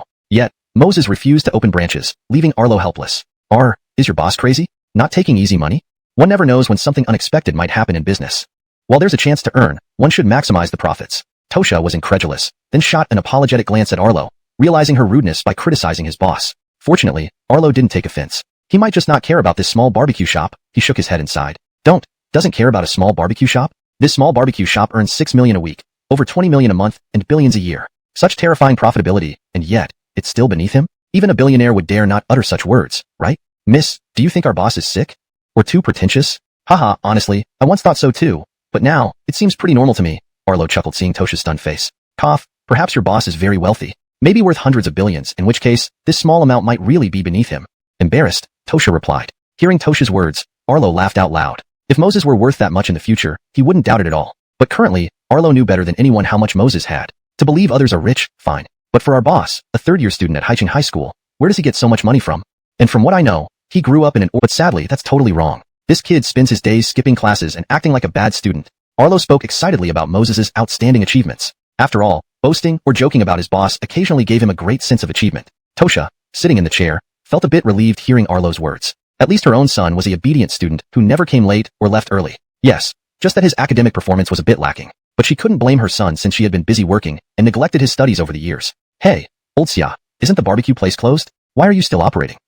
Well, since that's the case, quickly serve us a table and bring 10 crates of Deming 2 beer along. At that moment, a few regulars saw Arlo hadn't closed the door yet, rubbed their hands together excitedly, and walked in. Seeing this, Arlo rolled his eyes. Irritated, he replied, "Get lost. Our shop is already closed." Upon hearing this, one of the young men in the group, an outsider, raised his eyebrows, anger flashing in his eyes. "Damn, you're running a lousy little store, and acting so high and mighty? Who gives you the nerve to tell customers to get lost? Why is there still a customer in here if your store's closed? Are you messing with us?" Without thinking, the young man retorted angrily. Hearing this, his companions' faces changed rapidly. One of them immediately reprimanded him, quickly apologized to old Xia, or we're done being brothers. What kind of person is this? Apologize to him? Fuck. Clearly the other side wasn't friendly first, and I'm defending you, now it's my fault? Nixon, sorry about that. My friend is from out of town and doesn't understand. Please don't take offense. Without waiting for the young man to speak, the others hurriedly apologized to Arlo. How about this? We'll come for 2 meals and pay nothing. Just let it go, okay? Hearing this, Arlo glanced at the outsider and waved his hand, saying calmly, next time. If those 2 free meals cost less than 2,000, don't blame me for blacklisting you for a month. Now, scram unless you have business. Don't disturb the guests. Only after Arlo gave his permission did they breathe a sigh of relief and hurriedly leave. Watching the youths flee, Tosha was stunned. What's going on? An employee daring to tell customers to get lost? And the customers offering to eat 2 freeloader meals, which Arlo agreed to, but would be unhappy if the bill wasn't over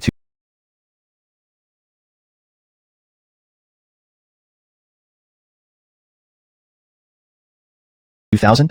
Though Tosha considered herself experienced from traveling extensively, she'd never seen such an unusual employee. Big sister, I'm sorry to have disturbed you earlier. Here, take 2 bottles of Deming 2 beer as an apology. Arlo turned around, fetched 2 bottles, and handed them over. Seeing Tosha's confusion, he explained, those few customers are regulars. They often insist on paying extra, like spending 500 but paying 7 or 800. I can't stop them, so occasionally letting them eat for free is a way to repay their loyalty. As for my attitude, there's no choice. If I were polite, they'd just transfer money over again. After hearing Arlo, Tosha was even more confused. Are customers nowadays all fools with plenty of money? Discounting isn't the problem, but why do they keep adding money? Big sister, don't think our customers are all rich fools.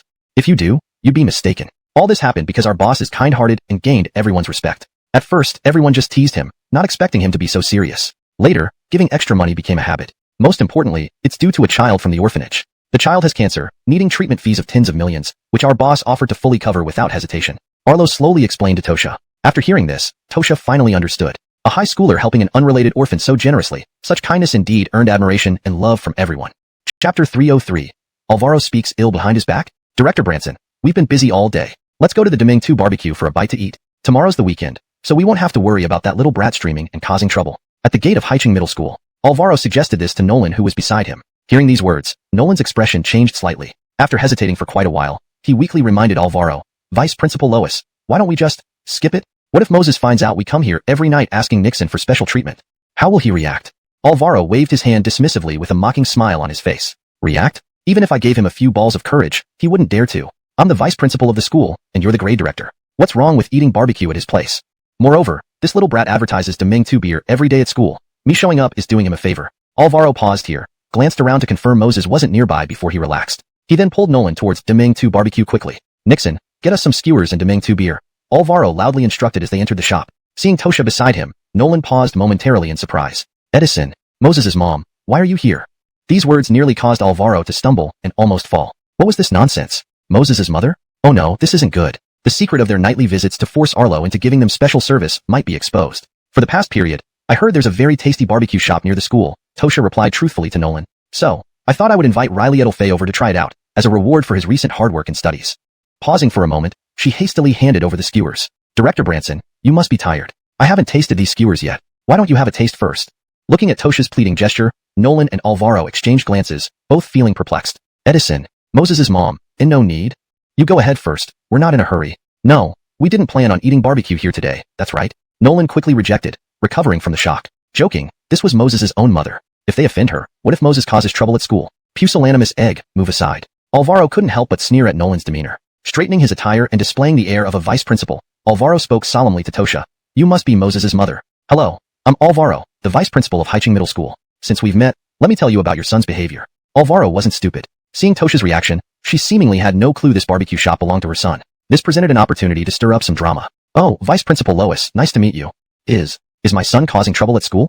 Please don't take it too seriously. He's still a child and immature. If there's any problem, please tell me, and I'll certainly educate him properly. Realizing Tosha didn't know about either the barbecue shop or Moses's school issues, Alvaro's eyes brightened. This was going to be fun. Cough. Moses's mom. Your son has been rather disobedient lately at school. He frequently sleeps in class, shows disrespect to teachers, and often arrives late or leaves early without permission. Such behavior corrupts the school atmosphere.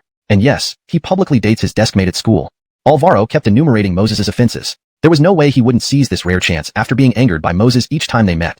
If your son doesn't respect teachers or classmates, never mind. The real issue is he completely disregards me, the vice principal. Tell me, has there ever been such a student? As parents, you should educate your children well. Oh, Moses's mom, I hope you won't tell Moses about this matter. We don't want him to hold grudges against our teachers and leaders, leading to even worse behavior at school. Alvaro continued speaking. Beside him, Arlo listened dumbfounded. So, this wind-worn woman was actually his boss's mother? Goodness, it was lucky he served her well, otherwise, he might have been fired. As Arlo was lost in thought, Nolan noticed a familiar figure in his peripheral vision. Turning his head, he saw Moses standing behind him and Alvaro with a smile. Why you? Moses, how did you get here? That incident just now, I had nothing to do with it.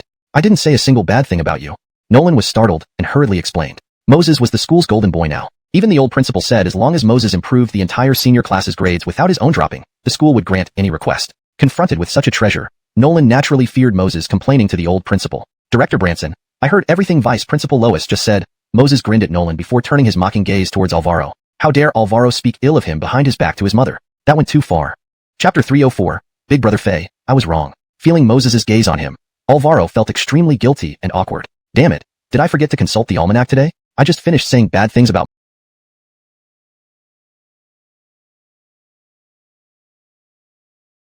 my god. This old Branson isn't very considerate. Alvaro was quite depressed but found himself at a loss for words since he had been the one who suggested complaining to Moses's mother and said those words himself. It indeed had nothing to do with Nolan. Cough, cough. Moses's mom, I think Moses is still pretty good. He might have some bad habits, but they aren't significant issues. On the contrary, I personally like quick-thinking kids like him. Being late or leaving early means he gets more rest at home, which is important for a young person's health. As for dating at school, that indicates Moses has a lot of charm and knows how to care for his classmates. And regarding sleeping in class, why would a student sleep during lessons? It must mean the teacher's content is too dull. Director Branson, teachers need to learn from this and try to make classes more engaging. Alvaro wore a forced smile and replied earnestly to Tosha. Hearing this, Tosha was dumbfounded. What was going on here? Didn't Vice Principal Lois previously speak harshly of her son's disobedience? How did these flaws turn into positive traits in mere moments? Beside her, Moses watched Alvaro's performance with disdain. If it weren't for coincidentally bumping into this old man, who knows how much trouble his mother might have faced believing his lies. Thank you, Vice Principal Lois, for your assessment. Don't worry, I will correct these bad habits in the future. I guarantee I won't let down my teachers and the school leadership. Moses stood upright and replied seriously to Alvaro. Upon hearing this, Alvaro's face twitched involuntarily. I've already spun black into white, so why are you pushing it further? Vice Principal Lois, Honest was naive before. Please don't hold it against him. He has promised to correct himself. I hope the leadership will give him a chance to reform.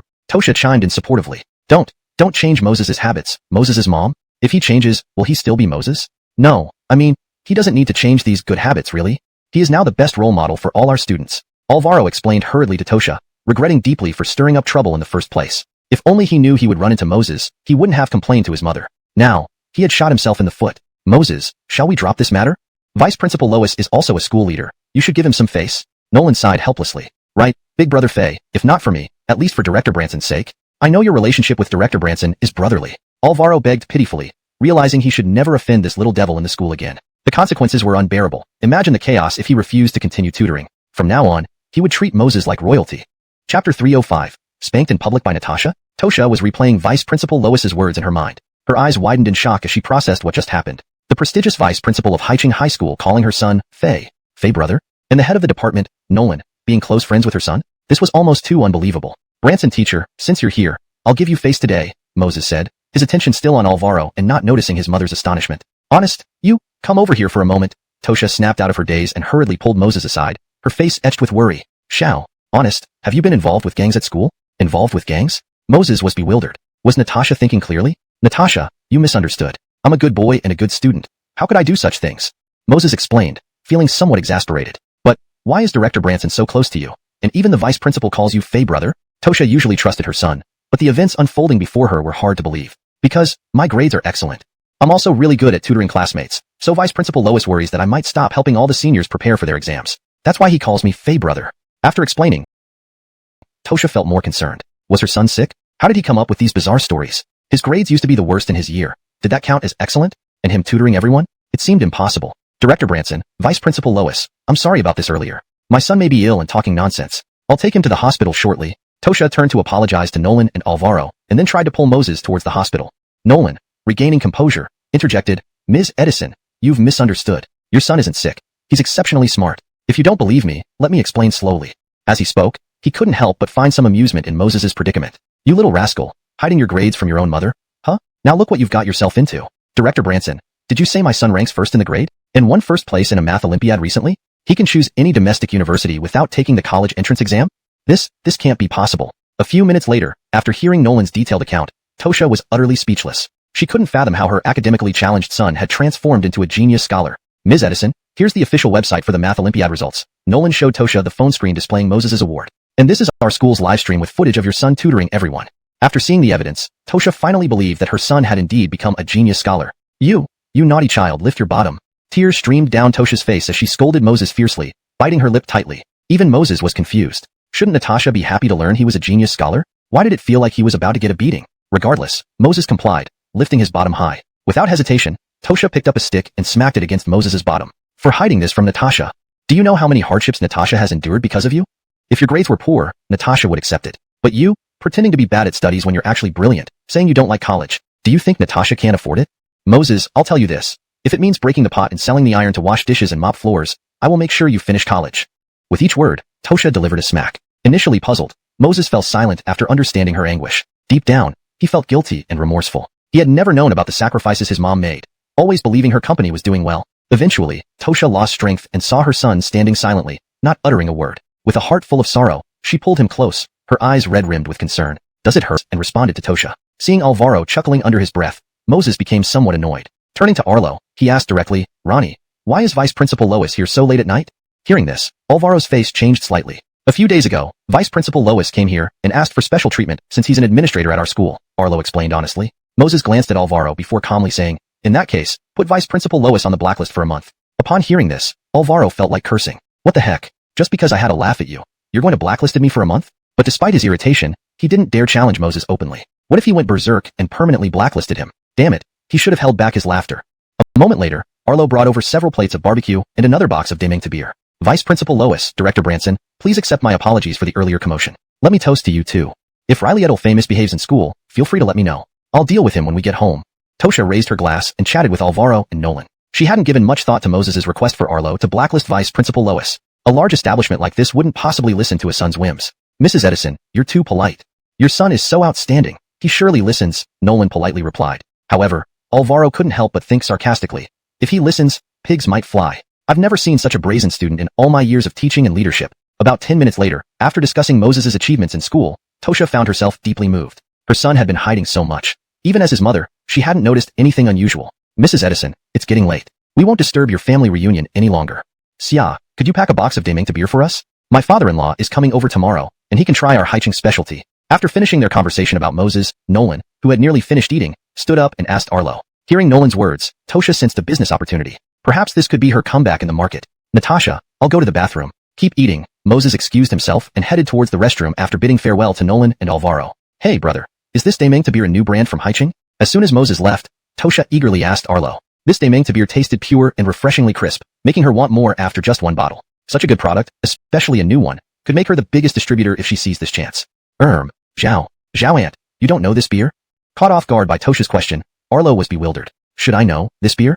Tosha's eyes showed confusion. Without further ado, she got straight to the point. Brother, I want to become the distributor for this beer. Could you give me the brewery owner's contact information? Rest assured, if negotiations go well, I will certainly thank you generously.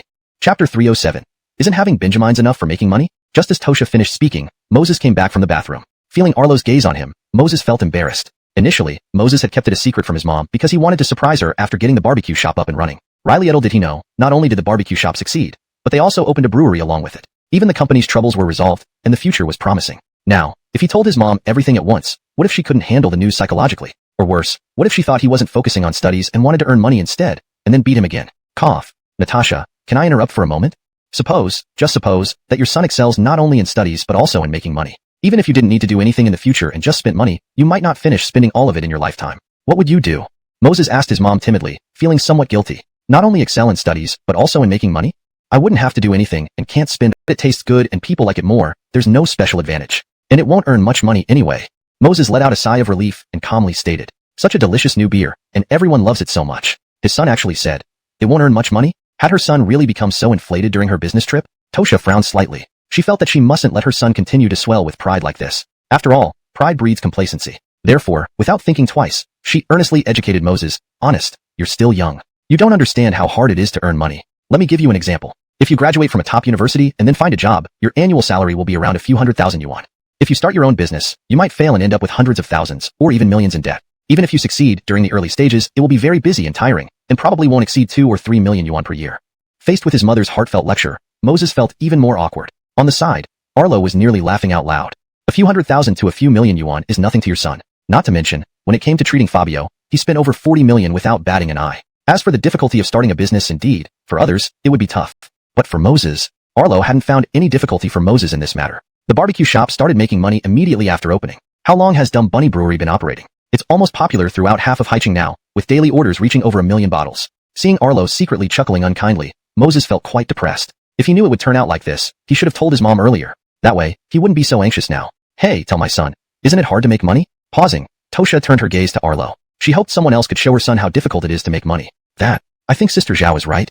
Don't look at our successful barbecue shop. I work my butt off to make 1 or 2,000 yuan a day. And Dumb Bunny Beer sells nearly 1 million bottles a day, each bottle earning 2 or 3 yuan in profit. So we only make 2 to 3 million yuan a day. So, making money is really hard. Arlo responded solemnly to Tosha. Since Dumb Bunny improved its business, Moses had offered Arlo 10% of the profits. However, Arlo refused adamantly. Eventually, they agreed that Moses would pay Arlo a monthly salary of 300,000 yuan. Although this amount wasn't significant for Moses and Arlo, in the industry, it was undoubtedly considered a super high salary. An owner of a barbecue shop earning 300,000 yuan a year, which barbecue shop boss could afford that? What? This Dumb Bunny Beer already has a daily sales volume of 1 million bottles? After hearing Arlo's words, Tosha ignored teaching her son, looking astonished. Chapter 308. You own the Cute Bunny barbecue shop? Impossible. Tosha could be 100% certain that before her business trip, the Cute Bunny Beer had definitely not been produced yet. Yet, in just a few days, it was already achieving daily sales of 1 million bottles. If this trend continued, those numbers would become even more astounding. At this moment, if she became a distributor for Cute Bunny Beer, she would absolutely rake in huge profits. Big brother, you should have the contact information of the owner of Cute Bunny Beer, right? Can you give it to me? Just consider it as a favor since my son is a regular customer at your shop. Tosha took a deep breath and said hopefully to Arlo. Well, about that. I think it's more reliable for you to find your son. He's closer to the owner of Cute Bunny Beer than I am. Arlo had no idea what Moses was up to, so he simply passed the question on to Moses. As for himself, all he needed to do was stand by and watch the drama unfold. My son knows the beer owner well? Tosha paused, then subconsciously looked at Moses. Cough cough. Mom, I think you really don't need to become a distributor for Cute Bunny Beer. Before Moses could finish, Tosha interrupted him. Mom doesn't need your opinion, only hers matters.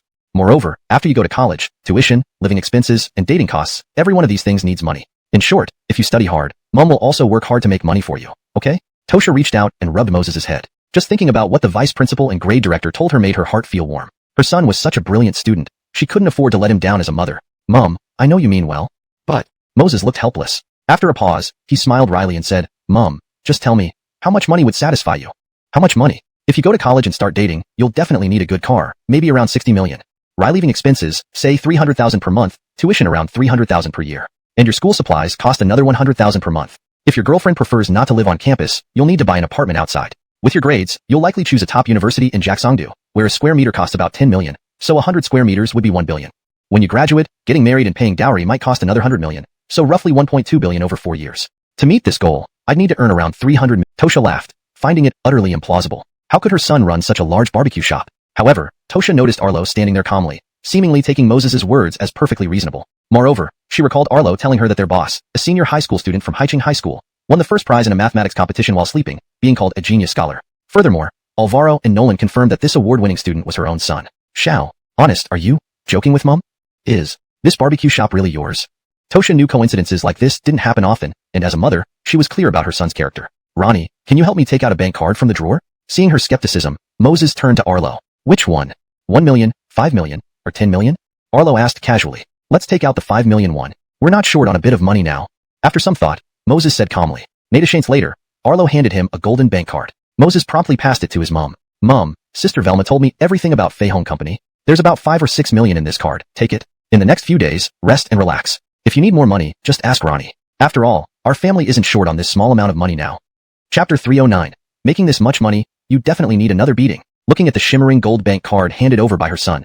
Even though Tosha found it hard to believe, she had to admit this was an undeniable fact. Recalling how just a few days ago, she had been on a business trip, begging people for loans and expanding her network. All the while feeling humiliated, Tosha's emotions burst out. Tears streamed down from the corners of her eyes. Without saying a word, she picked up the stick on the ground and started beating Moses's bottom fiercely. You hid everything from me, you brat. Am I not your real mother anymore? Not only do you excel in studies, but now you earn money without telling me. I'll beat some sense into you, you unfilial son.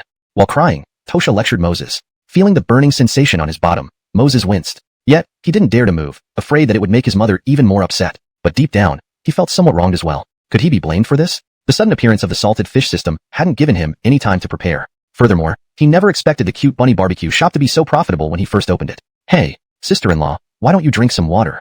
He's still a child and doesn't know any better. There's no need to take things too seriously.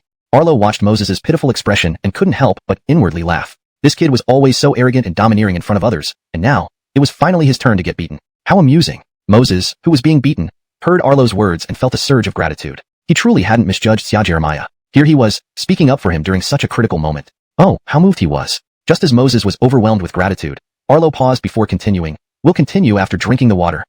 If the child isn't disciplined, he might really start thinking he can do whatever he wants. Spit. Moses widened his eyes in anger and glared at Arlo. So much for helping him. Instead, he turned around and persuaded his mother to keep beating him. All this emotional build-up for nothing. However, Moses resolved deeply within himself not to let his mother know about the Cute Bunny beer or the company. Otherwise, considering the current situation, he'd likely get an even worse beating. After several minutes, Tosha, exhausted from hitting, finally stopped. She gritted her teeth and demanded angrily, Speak. Is there anything else you've been hiding from your mother? Is there? Anything else I've been hiding from you? I. Moses stammered, shaking his head frantically. With a pitiful look, he said, Natasha, that's all. You think about it. Although your son is talented, I'm still human, right? It's impossible to study hard while running a barbecue shop that makes so much money and also try to earn more, isn't it? Upon hearing this, Tosha pondered for a moment and realized he made a valid point. Human effort does have its limits. Her son already put so much energy into studying and managing a barbecue shop that earned millions weekly. It wasn't possible for him to do any more extraordinary things. So, Natasha, what are your plans next? Rubbing his sore bottom, Moses asked nervously. Tosha frowned slightly upon hearing this. Honestly, her son's large barbecue shop completely disrupted her original plan. However, this could be considered a good thing. Well, Natasha was thinking that once the barbecue shop earns enough money, we'll pay off the company's debts first. But during this period, we should still strive to become distributors for Cute Bunny beer. After all, I can't keep relying on my son forever. At this, Tosha blushed slightly, feeling a bit embarrassed. As a mother, owing company debts and needing her son's help was embarrassing to admit. Yet, under these circumstances, she had no choice. Her son's barbecue shop earned 5 to 6 million yuan per week, which amounted to 20 million monthly and 200 million annually. Paying off the breach of contract fee of over 100 million would only take half a year. Even so, Tosha wasn't the type to live idly. Fei Hong had been ruined by those bastards at Jerichojiang. If necessary, they could start over. Natasha, if that's the case, you're not planning to manage Fei Hong Company anymore? Hearing this, Moses's eyes brightened. Whether it was the Cute Bunny barbecue shop or the Cute Bunny beer, in Moses's view, they were merely sources of small profits. The real deal was the current Fei Hong Company. The share of the super lithium battery had already been allocated, and in about a month, electric cars equipped with super lithium batteries would be launched. At that time, earnings of several billion yuan per month would be effortless. Therefore, if his mother gave up on Fei Hong Company, it would significantly reduce the risk of him getting beaten again. Since your sister Velma has already told you about the company's status, you should understand that despite wanting to manage it, there's little I can do. Though Tosha's eyes showed reluctance, there was more resignation. Fei Hong Company was something she had built up herself. Watching it collapse was something she would find unbearable. Natasha, this idea is great. It's just a small Fei Hong Company. What's the big deal? As long as you manage the barbecue shop and the beer distribution, the earnings won't be less than Fei Hong's. Moses nodded repeatedly in agreement. Chapter 310. Is the Demengta beer also yours? Arlo, standing nearby, couldn't help rolling his eyes. For all his life, he had never seen a son who earned so much money and still tried to hide it from his mother. Of course, Arlo could understand. With Moses's exceptional talent, if everything were exposed, Tosha would likely hang him up for a beating according to her character. The barbecue shop is yours, and having your mother manage it is understandable, she said. But this is after all your entrepreneurial success. I don't want to interfere too much. So about this Demengta beer distributor business. Tosha sighed. With Demengta beer selling 1 million bottles a day, becoming a distributor was no small feat. It's just a lousy beer distributorship. Moses responded nonchalantly. How big of a deal is that?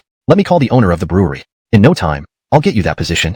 Seeing his mother's concern, Moses waved his hand with confidence. As long as his mother stayed out of Fei Hong Company's affairs, everything else didn't matter to him. As Moses pulled out his phone and dialed Iter, he didn't notice the suspicious look on his mother's face. Jeremiah Jericho, it's me, Moses. Sorry to disturb you so late. To be honest, I have a friend who wants to become the biggest distributor of your beer. About this? Oh, no problem. All right, thank you in advance, and I'll invite you to dine at Daming to barbecue sometime. After hanging up, Moses explained, the factory manager said there should be no problem. You can sign the contract tomorrow. Hearing this, Tosha's expression turned uncertain, and she started searching the ground for a new stick. The previous one had already broken. Beside them, Arlo saw Moses's relieved expression and inwardly sighed. Indeed, youthfulness showed through. Had he privately negotiated with Iter, he might have fooled his mother. But calling Iter arrogantly right in front of her only heightened her suspicions, especially given his history. Sign the contract tomorrow? So, one phone call from you, and my mom becomes the biggest distributor? Tosha narrowed her eyes, confirming with her son. Natasha, the factory manager and I are very close. Besides, it's not such a big deal. They have no reason to refuse. Moses remained oblivious to his mother's suspicions, confidently explaining further. Natasha, let me give you some numbers. With this beer's flavor, it won't take long to establish a solid foothold in the domestic market, possibly even dominate it. As your distributor, earning just a few cents per bottle, considering China's annual beer production, you'd easily make billions each year. And you consider this a minor issue? Do you think the brewery manager is stupid enough not to figure this out? Tosha laughed angrily. The more she spoke, the more convinced she became. This Daming to beer must indeed belong to her son. She had asked before if he had anything else hidden, and he swore he hadn't. Yet here they were. Natasha, it's just a lousy beer. It shouldn't be that profitable, right? Moses finally noticed his mother's unease and nervously answered. It shouldn't be that profitable, right? Tosha found both rage and amusement in her son's naivety. How did she end up with such a brilliant yet infuriating child? A distributor could make tens of billions annually, let alone the brewery owner. And her son had kept this all secret from her. The brat had driven her mad. Today, he needed another beating to vent her frustration. Honest, come here. I want to have a serious talk. Tosha took a deep breath, wearing a bright smile. Natasha, I won't come. This lousy beer isn't my business. If you don't believe me, ask Ronnie. Knowing his mother as well as she knew him, Moses recognized her smile as a sign of discovery. Not your business? Then explain why your barbecue shop is called Daming Tu, and so is this lousy beer? Tosha wasn't in a hurry to beat him. Today, she intended to ensure he accepted his punishment fully. After all her efforts for the family, her son had been living so comfortably without telling her. Such behavior deserved a good scolding, if not a beating. Chapter 311. Natasha, why did you come to the company? Natasha, if I say, well, just a hypothetical. If I admit that the dopey bunny beer is also my business, would you still hit me? Moses looked at his mother with an utterly pitiful expression. What the hell? If he knew that having the same name would expose him, he should have changed the beer's name from the start. Now it was too late. Mud had fallen into his pants. Whether it was dirt or not, it was dirt. What do you think? My precious son. Tosha wore a smile and calmly asked Moses in return. I will say, this dopey bunny beer is definitely not mine. Moses broke out in a cold sweat. If admitting it meant being beaten, there was no way he would confess. Not yours. Unfortunately, your pained expression has already given you away. Seeing her son's terrified look, Tosha felt both angry and amused. This was such a good thing, and he had tried hiding it even from his own mother. Today she had to teach him a lesson. Otherwise, he might become lawless as Arlo said. Ouch. Natasha, please, easy does it. I'm already an adult, can't you at least give me some dignity? A moment later, Moses screamed as he was being hit by his mother. Ultimately, because he was her flesh and blood, Tosha couldn't bear to continue hitting him. Swinging the stick once more, she scolded, in the future, if I find out you're keeping any more secrets from me, well then, it won't be just a beating next time. Seeing his mother finally calm down, Moses held his buttocks and quickly said, Natasha, rest assured, sons don't hide anything else from you. Tosha rolled her eyes at Moses. Why are you standing there? Hurry up and come with me to the pharmacy to buy some medicine, and later, when we get home, I'll apply it for you. Hearing this, Moses looked embarrassed. Being an adult, if word got out that his mother applied ointment for him, how could he maintain his fierce demeanor outside? Natasha, I'm fine. A few hits? I've got tough skin and thick meat. Oh right, Natasha, let's go home. I see you're pretty tired. After explaining for a moment, Moses deftly changed the subject. Do you actually care that Natasha is tired now? If you had told me these things earlier, would I have been so tired? Tosha seized the opportunity to educate Moses again. The next morning, Moses was awakened by his phone ringing. Doug, the heads of those companies who received the super lithium battery shares the other day insist on coming over to thank you in person today. How should we handle this? Vilma's voice came through the phone. Moses glanced at his phone, noting it was only 8 in the morning. He inwardly grumbled. These guys, with nothing better to do all day, want me to get up early to be thanked? Fine, I'll come over in a bit and hold a meeting with them to avoid some companies from spoiling the atmosphere of the super lithium battery market. After silently cursing, Moses responded to Vilma. There was no choice since his mother was back from her trip. If he didn't handle it, what if they went to her instead? Everything would be exposed. After hanging up, Moses reluctantly climbed out of bed. Doug, your breakfast is on the table. Remember to eat it later. Natasha is off to sign contracts. In the living room, seeing Edison Fei rise, Tosha instructed him before straightening her clothes and hurriedly heading out. Though dopey bunny beer belonged to her son, she still wanted to try being a distributor. Benjamining over such a position to others would mean losing tens of billions of yuan annually for their family. Natasha, don't bother being a distributor. After all, it doesn't make much money. If you want to achieve great things, just take charge of Dopey Bunny Beer directly. Seeing her bustling around, Moses suggested hesitantly, do you want another beating?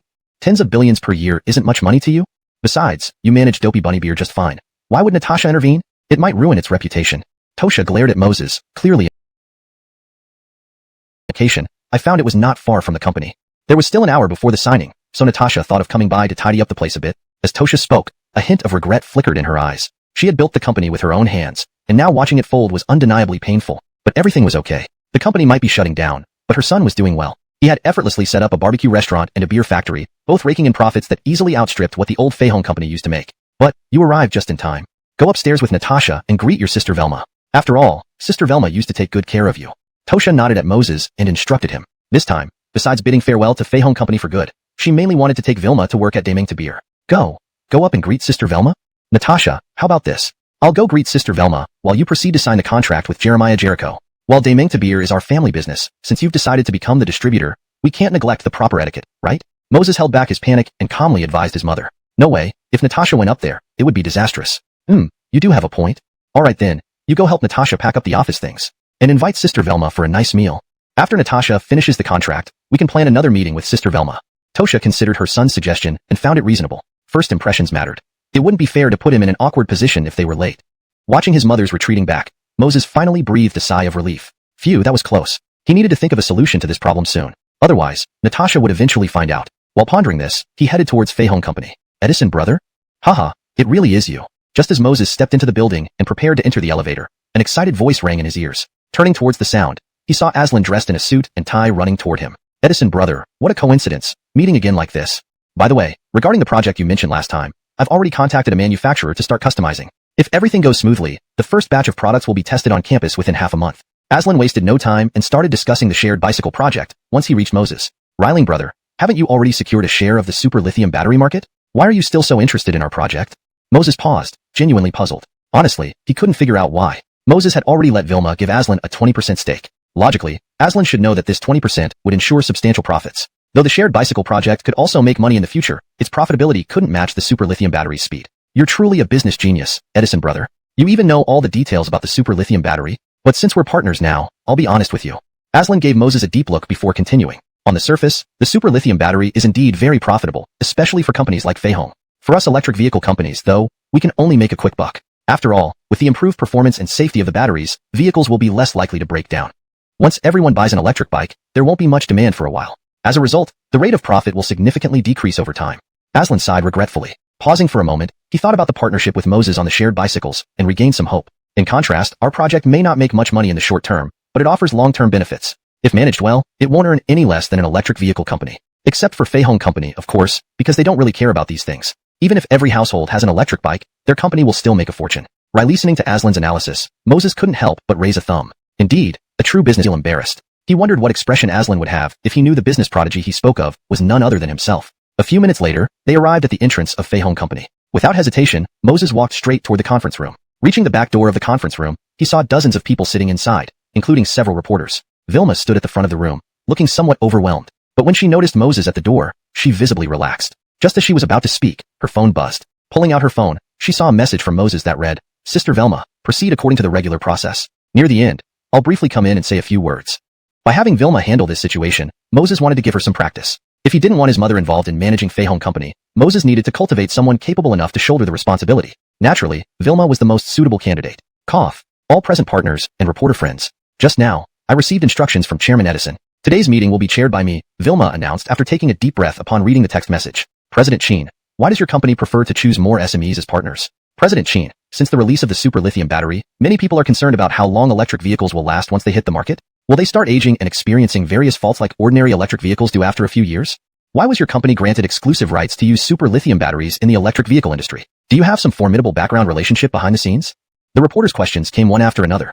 Vilma paused for a moment before addressing them calmly. Firstly, let me explain why our company obtained the exclusive rights to super lithium batteries. This question was actually answered during our previous interview. Let me reiterate it. The reason is simple. The developer of the super lithium battery is none other than our chairman Edison. As for only holding the exclusive rights for electric vehicles, it's because Chairman Edison has already donated the authorization for other industries free of charge to the nation. As Vilma finished speaking, the entire room erupted into murmurs. Last time, Fallon's interview hadn't mentioned that Moses, who developed the super lithium battery, was now Fei Hong Company's chairman. So, it was understandable that some people were unaware of this connection. But the report didn't provide such detailed information either. To think that Fei Hong's chairman, as the inventor of super lithium batteries, willingly contributed licenses for other industries to the nation. This required immense courage and commitment. Do you think Chairman Edison made this decision to earn the title of a conscientious entrepreneur? A reporter stood up and asked. Or is it just for show?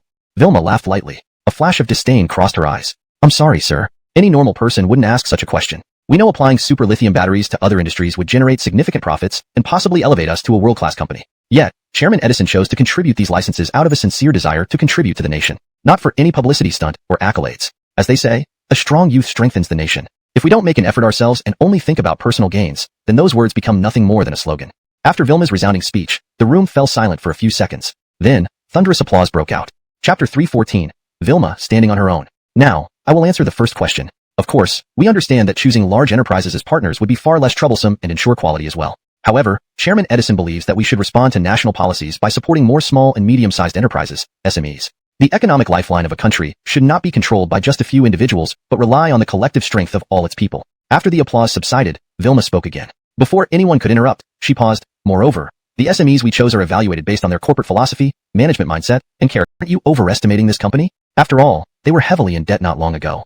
Moreover, getting exclusive rights to electric vehicles seems far from being a top-tier company. Moses asked Aslan curiously. As the person in charge, why hadn't he known about such potential? Aslan shook his head and analyzed carefully. Riley brother Edison. Don't underestimate the exclusive rights to electric vehicles. Consider this. This company has handed all other rights to the state, signaling that the electric industry will enter a high-speed development phase soon. At that time, new energy will set global standards, phasing out traditional industries. And worldwide, only Fei Hong Company holds the rights to electric vehicles. Not to mention, according to our country's current car ownership rate, if all vehicles were converted to electric, imagine the market size. Aslan continued, his eyes filled with admiration, coupled with their business philosophy and operational policies. As long as the company doesn't ruin itself, the state will reciprocate support. He didn't continue, believing Moses would understand the rest. With state protection and exclusive rights in automobiles and electric vehicles, failing to become a world-class company would be unimaginable. Riley brother, do you have a daughter? Moses understood what Aslan implied, but wasn't concerned. I have a daughter. Why do you ask? Aslan was caught off guard by Moses' sudden question. Wasn't Riley brother Edison jumping too fast? He couldn't keep up. I see you admire the chairman of Fei Hong Company. Why don't you introduce your daughter to him? That way, you can become family. You could get a head start in building connections. Moses teased Aslan playfully. There was no point in letting an opportunity slip. A head start in building connections? Upon hearing this, Aslan's eyes lit up. How hadn't he thought of this before? He heard the chairman was also a high school student. Introducing his daughter could really provide a leg up, but the idea was quickly dismissed. Although his daughter Asia was known as the school beauty, the chairman likely wouldn't lack for excellent girls around him. Wait. If I can't secure the chairman, maybe I can secure Riley brother Edison. Moses had impressive business acumen and wasn't famous yet. Matching him with his daughter seemed more practical. Thinking about this, Aslan's resolve strengthened. His wife mentioned their daughter might be dating someone secretly. Even if unconfirmed, why not find her a better match? Riley brother Edison. After this meeting, come over for a drink? Deciding firmly, Aslan proposed directly. To my place for drinks?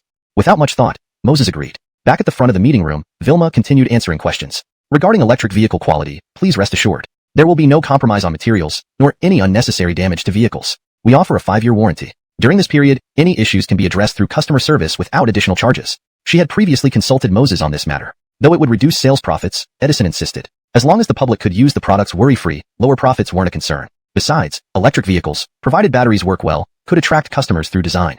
Good design would ensure customer satisfaction. Chapter 315. Overturning everyone's marketing philosophy. Half an hour later, Vilma finally finished dealing with all the reporters. For a moment, only the executives from the electric vehicle industry remained in the conference room. President Sheen, I have a question for you and Chairman Edison. Regarding the 5-year warranty on electric vehicles. While it doesn't really affect your company much, this policy is adding insult to injury for us manufacturers. As the former general manager of an electric vehicle company, Branson Bow had also secured a certain share despite his initial concerns. But faced with Vilma's previously announced 5-year warranty, he looked pained as he said, Yes, President Sheen, it's fine if your company gets the lion's share, and we can make do with what's left. But by doing so, aren't you squeezing us out of any profit? Although Chairman Edison is kind-hearted and deserves everyone's admiration, our companies and employees need to survive too. If everyone buys an electric vehicle and doesn't need a new one within 5 years, how are we supposed to make money? At this point, the rest of the electric vehicle manufacturers chimed in. Seeing everyone was unhappy, Vilma furrowed her brow slightly. After pondering for a moment, she reassured them, everyone. Although we've promised a 5-year warranty, you should be more aware than we are of just how big the electric vehicle market is. Domestically, there would be tens of millions, or even hundreds of millions of vehicles if each household has one. If we add the international market, that share becomes even larger. When our electric vehicles with super lithium batteries come out, who will still buy ordinary electric vehicles? Everyone understood the logic behind Vilma's words. Yet these were only numbers and figures. No one felt confident about the real situation. Seeing the awkward silence, Aslan, standing at the back of the room, couldn't help but sigh to Moses. Looks like Feihong Corporation is facing a huge challenge. If this problem isn't solved well, these partners will definitely have significant complaints against Feihong. They might even stir up trouble behind the scenes. And unfortunately, this is an unsolvable dilemma. Feihong wants reputation. They want profit. Someone has to give. Aslan paused here, then continued, "What a pity. Such a good hand." Yet the great fool Edison at Feihong turned it into a mess. Ignoring Aslan's insults, Moses smiled and walked straight towards Vilma. "Riley Edel, brother Edison, don't cause trouble. If Feihong Company kicks us out later, it'll be embarrassing." Aslan quickly warned in a low voice upon seeing Moses's move. Moses ignored him completely. Walking up to Vilma, he turned to face the crowd. "I heard everything you mentioned." The few merchants who had spoken up earlier changed expressions, fearing retribution if Moses took offense. "That, Chairman Edison, we were just momentarily excited and spoke rashly. Don't take it personally, please." "Yes, Chairman Edison, we were just joking with President Qin. We didn't mean anything by it. With the launch of super lithium batteries, traditional electric vehicles will inevitably become obsolete. We're truly grateful that Chairman Edison still lets us earn a living." Hearing these people calling Moses Chairman, Aslan stood at the back, utterly shocked. Holy cow. So this Riley Edel brother Edison, beside him, was actually the brilliant chairman of Feihong Corporation. And he just called the chairman of Feihong Corporation a big fool. Right in front of Moses. "Aslan, did you waste half your life barking up the wrong tree?" The chairman of Feihong Corporation is surnamed Edison. Riley Edel brother Edison is also surnamed Edison. Could this be a coincidence? Now, with my 20% share at risk after insulting him to his face, this might go south. Thinking this, Aslan wanted to slap himself. Standing at the front of the conference room, Moses saw Aslan's regretful expression and gave him a small smile. He intended to comfort Aslan, not to worry over such trivial matters. However, upon seeing Moses's smile, Aslan blanched, his heart growing cold. This was it. Moses was definitely upset. Not only would electric vehicles be off limits, but even the bike-sharing project would be doomed. "Everyone, we at Feihong have certainly considered your concerns. Let's do some math first. Feihong's 5-year warranty means that if we sell 100 million electric vehicles domestically over 5 years, each vehicle sold at 3,000 yuan, with a profit margin of 2,000, equals 200 billion over 5 years. With each of your shares, earning around 10 billion annually shouldn't be a problem. As for the warranty and after-sales service, Feihong will cover the costs. You'll just need to assist in finding local service personnel. Moreover, if you wish to develop the international market, feel free to do so. Just provide Feihong with 5% of the profits." When Moses finished speaking, everyone in the conference room was stunned. Was Feihong giving up the international market to let them profit entirely? Though 5% profit to Feihong seemed minimal, the export profits would undoubtedly be several times higher than domestic sales. Looking at the surprised reactions of the merchants, Moses chuckled, continuing, "Let's get back to our previous topic. You worry customers won't buy new products within 5 years because you view things with old eyes. Times are changing, and our thinking must keep up. Why can't we focus on product design while ensuring quality? For instance, we can design pink, small, and cute models for young girls, and sleeker models for young boys. Design according to different age groups professionally. If done well, customers will definitely buy." Note asterisk the structure and line breaks of the original text have been maintained in the translation. Chapter 316. I'm set on having brother Edison as a son-in-law. When Moses's words sank in, the partners in the meeting room instantly became excited. They had never expected that selling electric scooters could be approached this way. Though the plan hadn't been implemented yet, they were sure of one thing. Following Moses's method, electric scooter sales wouldn't be bad at all. This way, wouldn't it make up for the durability issue of electric scooters? What a brilliant plan. Chairman Edison truly is a business genius. Gosh, from now on, I won't support anyone but Chairman Edison. Chairman Edison, we'll surely have a prosperous future with you. Thank you for giving us this opportunity. Chairman Edison, don't laugh. But when I first followed you, I didn't have much confidence. But now, I'm thoroughly convinced and sincerely admire you. The merchants showered Moses with sincere praise. At such a young age, Moses managed to invent the super lithium battery himself. What kind of scientific prodigy was he? Besides his outstanding business acumen and kindness, following such a leader guaranteed a bright future. You guys don't need to rush to flatter me. There's something unpleasant I need to say first. Earning money together is fine, but while running a company, we must remember our integrity. If someone loses their conscience, then they can only be called beasts. So, I don't want anyone damaging the reputation of our industry for personal gain. If I don't notice, it's okay, but if I find out, I will ensure they are boycotted until the end. They won't succeed in any field. If you don't believe me, you can try." Moses remained unaffected by the compliments and praise. His expression turned exceptionally stern, and he cast an icy gaze over everyone present. He knew it was necessary to give this warning. Otherwise, when profit got too big, some might lose their conscience. Feeling Moses's cold eyes, everyone shivered inwardly. It seemed that this young chairman wasn't just a business genius, but also decisive, not tolerating any misconduct. Seeing the solemn expressions around him, Moses knew his warning had worked. But after striking a blow, it was time to offer some sweetness. In the future, Feihong will conduct quarterly evaluations of each company. If you pass the evaluation, we'll give you an additional 2% market share. If you fail, you'll lose 2%. Upon hearing this, people looked stunned. Moses paused and continued explaining. The evaluation criteria are simple. Fei Hong will launch a special buyer app to randomly select customers each quarter to rate each company. Now, everyone understood Moses's intention. Ultimately, the quality of each company's products would be decided by customer reviews. Good ratings meant an increase in market share. Although 2% might seem small, expanding into overseas markets would generate huge profits, billions, even more. Clap, clap, clap. While everyone was thinking about how to please customers, Aslan couldn't help applauding from behind. His once shocked face upon learning Moses was the CEO of Fei Hong had transformed into deep admiration. In business, Aslan was once praised as a prodigy in his youth. Otherwise, he wouldn't have reached this level from scratch within just 20 years. But compared to Moses's talent, Aslan felt unworthy even to carry his shoes. This so-called 2% reward incentive seemed insignificant on the surface. In reality, all partners would work tirelessly to improve their product and quality for those 2%. Over time, this would foster healthy competition and strengthen the industry. Everything important and unimportant has been said. If you're busy, Fei Hong won't detain you for lunch. Seeing Aslan's flushed, excited face, Moses was taken aback. He chuckled before addressing everyone. Chairman Edison, we're not busy. Right, not at all.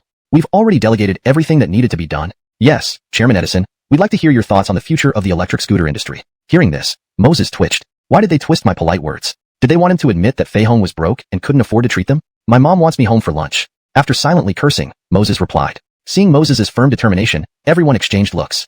O'Brien's eyes darted back and forth before he spoke up. Chairman Edison, can you ask if your mother needs a daughter-in-law? I have a daughter who's a freshman this year, very pretty, quite suitable to be your wife. Truly, old Riley never lies. Others inwardly cursed this man. We just wanted to build a closer relationship with Chairman Edison. But you, old Riley, aim directly to become his father-in-law? Chapter 317. A fistfight for a son-in-law. Chairman Edison, don't listen to old Riley. I've seen his daughter. She's a real eyesore. My daughter is the prettier one. She's in her 3rd year of high school in the neighboring city and is even the school's beauty queen. June once mentioned introducing our kids when they go to university. If Chairman Edison doesn't believe me, you can ask June yourself. Chairman Edison, don't pay attention to these two jokers. They're just talking nonsense. My niece just turned 18 this year. She has a great figure, looks beautiful, and is a loyal fan of yours. As everyone chimed in with their words, the first person to speak, old Riley, suddenly had red eyes. These people were openly trying to steal away his potential connection. This was absolutely unacceptable. You bunch of bastards, how could you be so unscrupulous? It was me, old Riley, who brought this up. Why are you getting involved? Pfft, old Riley, your daughter is already a freshman in college. Do you have the nerve to introduce her to Chairman Edison? Damn it, you rotten egg. Try saying that again if you dare. I'll say it again. Who's afraid of whom? Your daughter doesn't match up to Chairman Edison. A young talent like him should find a younger and prettier girlfriend for appearance's sake. Do you understand? **T. I'll fight all of you. Within less than a minute, before Moses and Vilma could react, the business partners were already wrestling on the ground. Seeing this scene, Moses, Vilma, and Aslan were dumbfounded. Especially Aslan, upon witnessing the madness, he couldn't help but take a deep breath. No way, today, I must invite Brother Edison home and introduce Iona to him as a girlfriend. Otherwise, at this rate, Brother Edison might be snatched away. Edison, Chairman Edison, what should we do now? Vilma, standing in front of the conference room, came back to her senses and asked Moses nervously. What else can we do? Call the police. Moses sighed, exasperatedly. Though he wanted to try out the fart reward from the system, doing so would only cause chaos. How could he explain such an incident afterwards? Moreover, this was Moses's exclusive stealthy fart, best used discreetly against enemies. Half an hour later, the police arrived. Given the earlier media hype about Fei Hong Company, reporters waiting outside the building rushed upstairs with the police. All of you. Hands behind your heads, squat down. Who called the police? Jeremiah policeman, we did. These guys wouldn't stop fighting no matter what. Moses raised his hand, smiling bitterly at the officer. Immediately, some reporters gathered around him, like starved old bachelors spotting a beautiful woman. Why did such a violent altercation happen in your company, Chairman Edison? The news reports praised your company as conscientious. This situation seems contrary. Chairman Edison, what are your thoughts on this brawl? Many people suspect your company is just putting on a facade, otherwise, there wouldn't be incidents like this. Hearing the questions, Moses grimaced. These journalists seemed bent on creating trouble. Journalists, please step back. Do not obstruct official business. Since you're the chairman, explain the situation. The police officer looked sternly at Moses after calming the chaos. Hearing this, Moses felt awkward. Revealing the reason for the fight would tarnish Fei Hong's reputation. However, staying silent could lead to more misreporting. Officer, maybe you should ask them directly, Moses sighed, passing the question to the businessman. He couldn't bear to explain it to the police. Young man, we were just joking around. No fight happened, really. Ask everyone here. Old Riley, bruised and battered, awkwardly told the policeman. The others nodded in agreement, too embarrassed to admit the truth. With reporters present, revealing the truth would mean public embarrassment. Everyone, show some respect. This isn't a trivial matter. Do you think you can fool your way out of it? Even if we agree, the reporters and the public won't. The police officer scolded them. Normally, he despised such incidents, people looking for fights for no reason. People fight, but usually, it's unruly youths. But you lot, dressed in suits, fighting in a company setting. Is that appropriate? I. Realizing he couldn't bluff, old Riley blushed and tried to explain. Chapter 318. To protect my wife, I'd refuse the whole world. Here's what happened. I saw how capable President Edison was when he was young and thought about introducing my daughter to him as a girlfriend. But who knew? these people are all rotten to the core. They actually competed with my daughter for a boyfriend. I told them they had no shame, but they even lashed out at me. How can a father watch his daughter's boyfriend be taken away by others so easily? So, we ended up fighting. Old Riley finished speaking, still visibly furious. Old Riley, how do you talk like that? When did President Edison become your daughter's boyfriend? TSK, you have no shame. My daughter and President Edison are a perfect match, alright? Do you two have any shame left? He is my niece's chosen boyfriend. Who do you think you are? Seeing these people arguing again, it seemed another fight was imminent. The two police officers and a group of journalists were dumbfounded. Damn. Over the years, they had seen all sorts of fights and reasons for fighting, but never something this bizarre. Fighting over securing a boyfriend for their daughters? Cough. Mr. President Edison. I'm Mariana from Haicheng TV station. I'm in my senior year of college, and in turn, never dated, and have a younger brother. However, I want to clarify, I'm not obsessed with helping my brother. He's already earned a few million through his own startup during our internship period. I have a small villa in Haicheng, and I'm a good cook, healthy, and should have no problem bearing children. At this moment, a young girl pushed her way through the crowd of reporters and introduced herself breathlessly to Moses. Her face blushed slightly when she mentioned bearing children. Mariana was also a devoted fan of Moses, admiring and loving him deeply. When reminded by Fenghong Corporation's partners, she realized this was a golden opportunity she couldn't miss. Regardless of whether Moses would agree or not, she had to give it a try. President Edison, I also have a daughter, very sweet. She has a great figure. Maybe I can arrange a meeting between you two sometime. Right, President Edison. I also have a niece. Seeing the reporters go wild, the two police officers nearly fainted. Wasn't enough that they encountered a group of weirdos fighting. Now even the reporters were joining in? Cough, cough. Ladies and gentlemen of the press, let me clarify. I already have a girlfriend, and plan to marry her after we graduate from university. Moses felt helpless watching these crazy reporters. Come on, I'm still young. You're either introducing your daughters to me or yourself. Can't this kind of thing be done privately? Well, even privately, it's a no. After all, my heart only has room for my one and only wife. Officers, they're just inexperienced and don't know better. If neither party pursues charges, could we let this slide? Pausing, Moses then appealed to the two police officers. After all, these were Fenghong's partners, and Moses couldn't imprison them over such trivial matters. The two officers exchanged glances, embarrassed yet understanding. Strictly speaking, while the situation looked bad, it wasn't necessarily severe. Considering this is your first offense, everyone will pay a fine of 1,000 each, and we'll let it go. If it happens again, whoever it is, they'll be spending 7 days inside. After speaking, they glanced meaningfully at the reporters. 10 minutes later, everyone left the company, and Moses breathed a sigh of relief. Ptah. Wow, that was too funny. As soon as everyone left, Vilma burst out laughing, clutching her stomach. Moses's expression darkened. Velma, you have any conscience left? I was so embarrassed, and you're laughing at me? Vilma struggled to hold back laughter, reaching out with her delicate hand to gently touch Moses's chin. Feiyu, if you don't want everyone bothering you, why not have me be your girlfriend? That way, you get a shield and gain a beautiful lady. It's a win-win. Moses rolled his eyes. Don't mess around, Velma. Now, there's something important I need to tell you. Vilma's eyes flickered with disappointment upon hearing this. She had meant her words half-jokingly. If Moses agreed, she wouldn't mind. Unfortunately, he didn't seem interested. Though disappointed, Vilma understood. She was several years older than him, and even if he agreed, June probably wouldn't approve. Velma, you know my mom came back, right? Last night, she took me to a barbecue restaurant called Dull Bunny, and ran into our school's vice principal and department head. And I got beat up twice. Moses recounted last night's events in detail to Vilma. He needed her help to cover for Fenghong's operations, so he had to share this information. Ptah. Feiyu, are you trying to kill me with laughter? Indeed, if I had a son like you, I'd beat you too.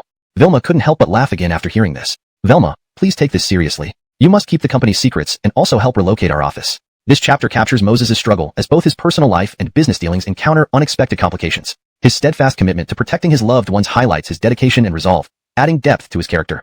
Chapter 319, Iona, Dad is introducing you to a boyfriend. Hey, brother Ryling, why haven't you left yet? After arranging the company matters, Moses heaved a sigh of relief and slowly descended from upstairs. Just as he reached the first floor of the building, he saw Aslan sitting on a chair with a perplexed look. Brother Edison, or rather, Chairman Edison.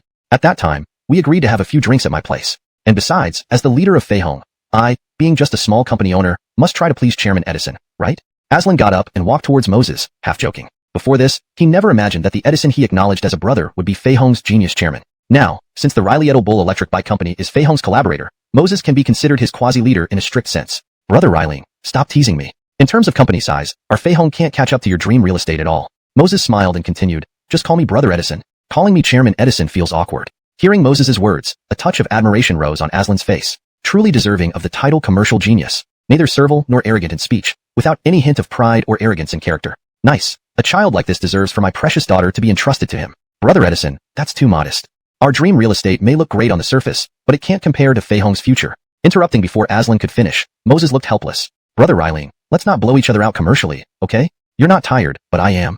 Seeing Moses's somewhat dejected expression, Aslan laughed loudly, then drove Moses home. Brother Ryling truly lives up to the reputation of a big shot.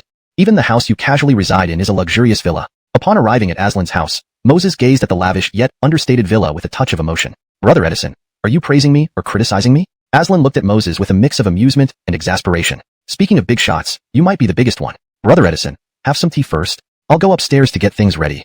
Saying this, Aslan hurriedly went to his daughter's room. Dad, why did you come back so early today? Asia, who was studying, eyed her father with confusion.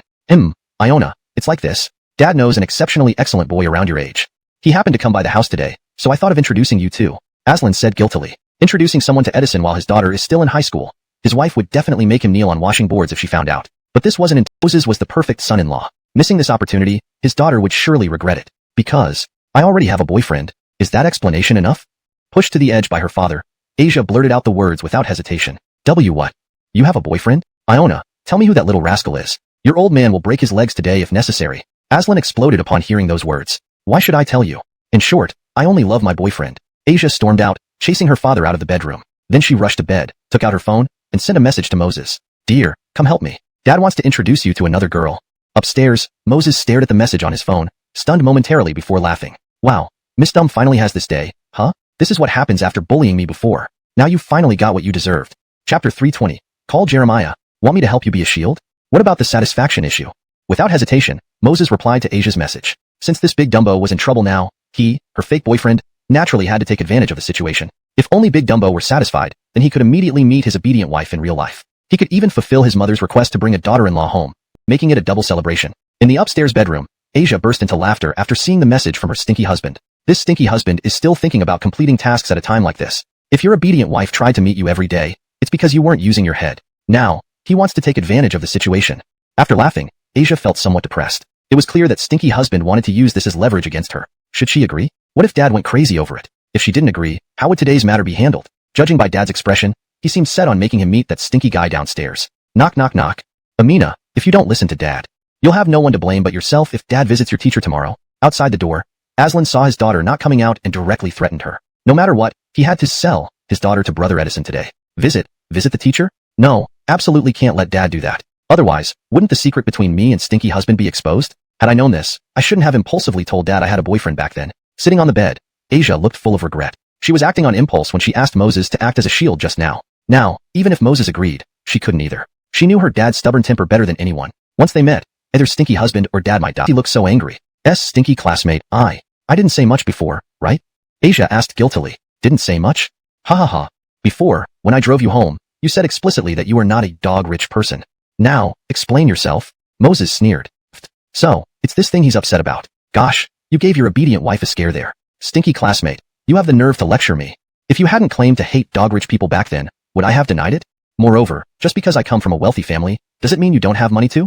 Asia pouted. Then she got excited. Hey, stinky classmate, what magic did you cast on Dad? Why is Dad trying so hard to introduce me to you as a girlfriend? Compared to the dog-rich matter, Asia cared more about this. Had she known the match Dad talked about was her stinky classmate, she would have run downstairs long ago. Also, if Dad approved of stinky husband, it meant their future real-life relationship wouldn't face any parental opposition. Mr. Reiling, trying so hard to introduce you to me? As a girlfriend? Moses was puzzled as he questioned Asia. Then he suddenly realized why Mr. Reiling waited for him outside the company and invited him home. Do you know nothing about this? Asia nodded, looking doubtful. I have no idea. Had I known about Mr. Reiling's, no, your dad's plan, I wouldn't have come here today for anything. Moses added, giving Asia a disdainful look. I thought it was weird, feeling antipathy towards your father from the start. Seeing stinky husband puff up in anger, Asia couldn't help but laugh. Oh, stinky classmate, considering how fate brought us together, how about you submit to me then? Asia teased Moses. Submit my foot. Call uncle immediately. Moses rolled his eyes irritably. Call uncle? Asia was completely bewildered by Moses's demand. Isn't it obvious? My dad is your uncle. Who else should you call? Looking at Asia's stunned face, Moses couldn't help but chuckle. Didn't Big Dumb Girl used to bully him all the time? Finally, the tables were turned, and it felt amazing. Hee, certain someone doesn't want to meet their obedient wife anymore? With Asia's words, Moses's smile froze. His heart cried out in dismay. Oh my obedient wife, what spell has Big Dumb Girl cast on you? Why listen to her? Wouldn't a genuine romantic relationship be so much nicer once we meet in real life? Hashtag chapter 321. Stinky husband, I want to meet you in real life. Ding dong. Just as Moses looked at Asia with a melancholic expression, his phone in his pocket rang sharply. Pulling out the phone, he saw that it was a video call from his mother. Moses's heart sank. Could it be that the situation at Fei Hong Company has been exposed? Indeed, with recent news about Fei Hong Company flooding the media, it was inevitable that his mother would find out. Sighing deeply, Moses knew he couldn't avoid it any longer and pressed the answer button reluctantly. Natasha, listen to my explanation. Oh no, not an excuse. It wasn't intentional. Before Moses could finish, Tosha interrupted on the video. Not intentional? From what I can see, you deliberately did this. Where is the girlfriend you were supposed to bring? Why haven't you brought her back yet? Huh. Bring a girlfriend? Eek. It turned out to be a false alarm. Cough. Well, Natasha, regarding your daughter-in-law, it's not that I don't want to bring her home. It's just, right now, it's somewhat inconvenient. Yes, exactly like that. Think about it. We're still in senior high school. Isn't it too early for us to meet our parents? My son might have thick skin, but your future daughter-in-law has very thin skin. Taking a deep breath, Moses tried to explain as best as he could. There was no way he could introduce his obedient wife without having met her in real life first. How could he bring her home for his mother to see? Not a bad point, Tosha acknowledged. As your open-minded mother, just confession of love. I will laugh and play with her every day. After graduation, we'll have the most romantic wedding and have a baby. This way, our family of 3 can live happily and contentedly. As Moses spoke these words, his clearly defined face was filled with warmth and anticipation. How about 2 children? What if your first child is a boy and you don't like it? Asia felt almost overwhelmed with joy, sharing the same anticipation for the future as Moses. 2 kids, my foot. Birthing a child is life or death experience for my obedient wife. Besides, whether it's a boy or girl, as long as they're our child, I'll love them. Moses glared at Asia, slightly irritated. This silly girl must have had her head squeezed by a door. Of course, it's easy for her to suggest 2 kids, because she won't be the one giving birth. Let's skip this topic. Next, suppose after you meet your obedient wife, you find out she's not pretty or doesn't have a good figure, would you still love her? When Asia asked this question, she clutched her skirt tightly, extremely nervous. She had delayed agreeing to meet Moses in real life because of this fear. There are plenty of fair-skinned, beautiful girls with long legs outside. Do you know why I only have eyes for my obedient wife? Because in my darkest moments, she was the light that illuminated my life and future. 3 years ago, I had thoughts of ending my life. Her sudden appearance made me realize the world might not be so terrible. From that moment on, I decided that I would marry no one but her in this lifetime. Even if she doesn't like me, I'd rather live alone. Moses told Asia this to show how important his obedient wife was to him. He wanted her to understand that he had no interest in her whatsoever. Chapter 322. The longest declaration of love is accompaniment. Ah shit. Big silly girl. Why are you crying? Brother Ryling will come back soon and think I bullied you. However, after Moses said this, Asia's eyes brimmed with tears. Seeing this, Moses immediately panicked. No, I'm not crying at all. You big fool. Looking at her smelly husband's flustered appearance, Asia couldn't help but burst into laughter through her tears. Moses's heartfelt words had already completely disarmed her. If he was so devoted to her, what was there left for her to worry about? Not crying? Moses twitched his lips. She really dared to say that? Her face was like a big, tear-streaked cat, yet she claimed she wasn't crying. Moreover, now that he'd been so straightforward, why was the big silly girl still staring at him so earnestly? Didn't she know that his heart belonged only to his obedient wife, who had no interest in her? Smelly desk mate, your obedient wife has decided. Today, we're meeting in person. Asia wiped the tears from her eyes and, gathering her courage, seriously told Moses, I believe you as if, you old biddy, you're up to no good. Wait, you're serious? You're not lying? As Moses saw Asia's earnestness and realized she wasn't joking, he immediately panicked. Shit, was this happiness too sudden? I haven't even prepared myself. Don't believe it? Ask your obedient wife then. Asia giggled dumbly. Yes, quickly asked the obedient wife. Hearing this just from Asia wouldn't do much good. Thinking this, Moses hurriedly took out his phone and typed the message with trembling hands. Wife, the big silly girl says you've decided to meet me in person today. Is that true? Watching her smelly husband's trembling hands, Asia felt amused yet incredibly happy. She secretly pulled out her phone, using her bunny account to type an MMM in advance. As soon as Moses sent his message, Asia didn't hesitate and pressed send without thinking. Shit. Really going to meet in person? Big silly girl, oh no. Asia classmate, thank you, no. Thank your ancestors for 8 generations. My obedient wife finally agreed to meet me in person, hahaha. Seeing the MMM on his phone screen, Moses jumped up in excitement like a child. But, what did he mean by thanking her ancestors for 8 generations? Weren't her ancestors his ancestors too? Oh right, Asia classmate, you get along well with my obedient wife. So can you give me some advice on what to prepare for our meeting? Riley, maybe organize a grand and romantic declaration ceremony at school or in the plaza? And what should I wear? Clothes, shoes, pants, to look handsome? Oh, right, my hairstyle. This thing is crucial for whether someone looks good. Why are you just standing there? Give me some advice. After his excitement, Moses became somewhat flustered. Before, Asia always worried that her smelly husband would despise or dislike her when they met. But now, facing the moment of their meeting, Moses wasn't any different. Isn't this something your obedient wife should be worried about? Asia asked Moses in a dazed manner. Your problem? What kind of idiot do you think I am? My obedient wife is beautiful with such a great figure. Does it matter if she isn't a big beauty? As long as I love her, that's enough. But what if she thinks I'm ugly or improperly dressed and rejects me during our meeting? Forget it. Stop talking nonsense. If we succeed in meeting today, you can ask me for anything reasonable afterward. Moses rolled his eyes at Asia irritably. Smelly desk mate, if I were you, just keep it simple. After all, you're so handsome. Your obedient wife won't mind. Asia giggled, covering her mouth. To meet in person, her smelly husband really put in the effort. Just keep it simple? Hell no. I'll figure it out myself. Dissatisfied with Asia's advice, Moses preferred to handle it himself. After leaving the villa, Moses rushed to the mall, got a haircut, and bought a new set of clean, casual clothes. Just as he finished everything, his phone buzzed. Pulling out his phone, he saw a location from his obedient wife along with a text. "Husband, will you always love me after we meet?" "Of course, I'll love you for my entire life, forever and ever." Moses replied without hesitation. "Bunny, okay, when you're ready, come over. I'll be waiting here. By the way, when we meet, no matter who you see, that's your obedient wife, don't have any doubts." Moses responded with an okay gesture and a kiss emoji to this question. Opening the location, he looked at the address his obedient wife had sent. It was a regular cafe. Although Moses didn't understand why she chose here, he didn't care at the moment. Calling a cab, he went to a flower shop to buy a bouquet of roses and then rushed straight to the cafe. Chapter 323.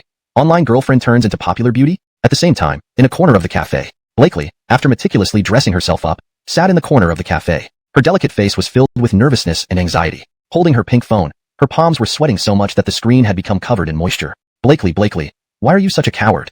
Just meeting your stinky husband in person, right? Do you really have to be this nervous? Besides, he already promised you, no matter what you look like, he will love you forever with all his heart. Blakely looked at her trembling hands, her pearly teeth lightly biting her red lips as she repeatedly murmured to herself. Taking a deep breath, to prevent her mind from wandering too much, Blakely opened the chat with her stinky husband. "Hubby, do you think popular beauty Blakely is pretty?" After sending this message, Blakely's lips curled into a mischievous smile. Just wait until her stinky husband discovered that his girlfriend was actually her. His expression would definitely be priceless. "You mean the silly girl? She's like an ugly duckling envying a swan, totally clueless about her own ugliness. Compared to you, she's just a toad." A moment later, when Blakely saw Moses's reply, she was completely dumbfounded. "Oh my, stinky husband, we're finally meeting in person, and you dare to insult me right to my face? How about her figure?" Blakely snorted and asked again. "Elephant legs, watermelon waist, not even close to a cup." As Moses's message came through, Blakely's delicate little face turned completely dark. Stinky husband was really going too far. To call her an ugly duckling was bad enough, but elephant legs, watermelon waist, not even close to a cup? Lowering her head, Blakely glanced at herself. At least she had longer legs and a slim waist. Otherwise, stinky husband might really despise her. Wait for it, stinky husband. Just wait until we meet, and see how I'll get back at you." Ignoring Moses, Blakely picked up the coffee cup on the table and sipped gently. Meanwhile, Moses got out of the car, holding a bouquet of roses, and quickly rushed into the cafe. He approached the entrance and scanned the area according to the seat number his obedient wife had given him. There, sitting by the window, was a girl in a powder blue short skirt. Her long, jet black hair cascaded over her shoulders, and atop her head was a cute bun. She wore a white t-shirt that contrasted beautifully with her porcelain-like skin, creating a breathtaking scene. Below her skirt were two long, shapely legs, adorned with a red ankle bracelet. Yes, this must be my obedient wife. These legs, I wouldn't mistake them for anyone else. And this outfit and bracelet, all bought by me for her a year ago. I didn't expect that when she asked me to buy her this outfit, she intended to wear it for our first in-person meeting. Despite her face being partially obscured by her hair, Moses felt an overwhelming excitement and heat within his heart. He had waited 3 years for this moment. Today, his obedient wife finally agreed to meet him in person. This feeling was absolutely incredible. "Obedient wife, your husband is here, ha ha ha. After we meet, I must give my obedient wife lots of kisses and hugs," lifting her high. Moses took a deep breath, holding the large bouquet of roses, ready to walk towards his obedient wife when she suddenly turned her face from the window, sipped her coffee, and drank. Instantly, Moses saw the exquisite face of his obedient wife. Even without makeup, her oval-shaped face was flawlessly perfect. Damn! Seeing her stunning beauty, Moses's face changed dramatically, and a curse slipped out of his mouth. Holy crap! How did my obedient wife turn into popular beauty Blakely? Is Blakely playing another prank on me? No, everything's wrong. Firstly, this outfit belongs to the silly girl, which I personally bought for her a year ago. Secondly, those white, slender legs and tiny waist. Moses knew at one glance that they perfectly matched the photos she had sent him before. No wonder back then, obedient wife asked if I thought popular beauty Blakely was pretty and farewell to you. Netizen 4, initially, I felt envious reading this post, but after seeing others' comments, my jealousy subsided. Goddesses like popular beauties don't understand men like you. It means you must have bullied her a lot. If you succeed in meeting her, I'll stream myself eating dirt upside down. Note: this translation maintains the original tone and style while ensuring natural English and coherent storytelling.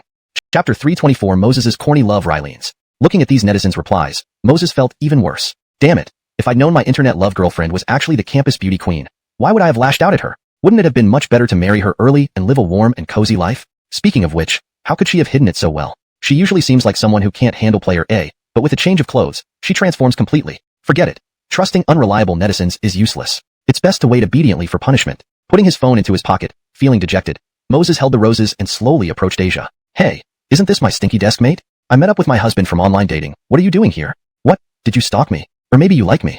Asia had initially felt nervous, but seeing her stinky husband standing there bewildered with roses in hand and a dejected look on his face made her suddenly laugh. Her stinky husband didn't retort as usual, signaling that he finally understood. Since he realized his mistake, it was time to teach him a lesson properly. Otherwise, he might get too cocky. Dummy.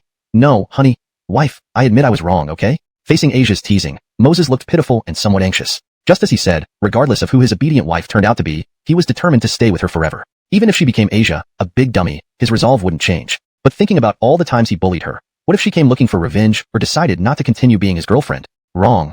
Hee, stinky husband, tell me, where exactly were you wrong? Hearing wife, Asia felt relieved. Despite pretending to be tough, her eyes betrayed her happiness and sweetness. At that time, I shouldn't have called you a crow complaining about the pig's blackness and unaware of your own ugliness. I shouldn't have called you an elephant leg with a water barrel waist, unable to handle player A. Moses replied meekly to Asia. He quickly added, wife, you can't blame me for this. I didn't know you were my obedient wife then.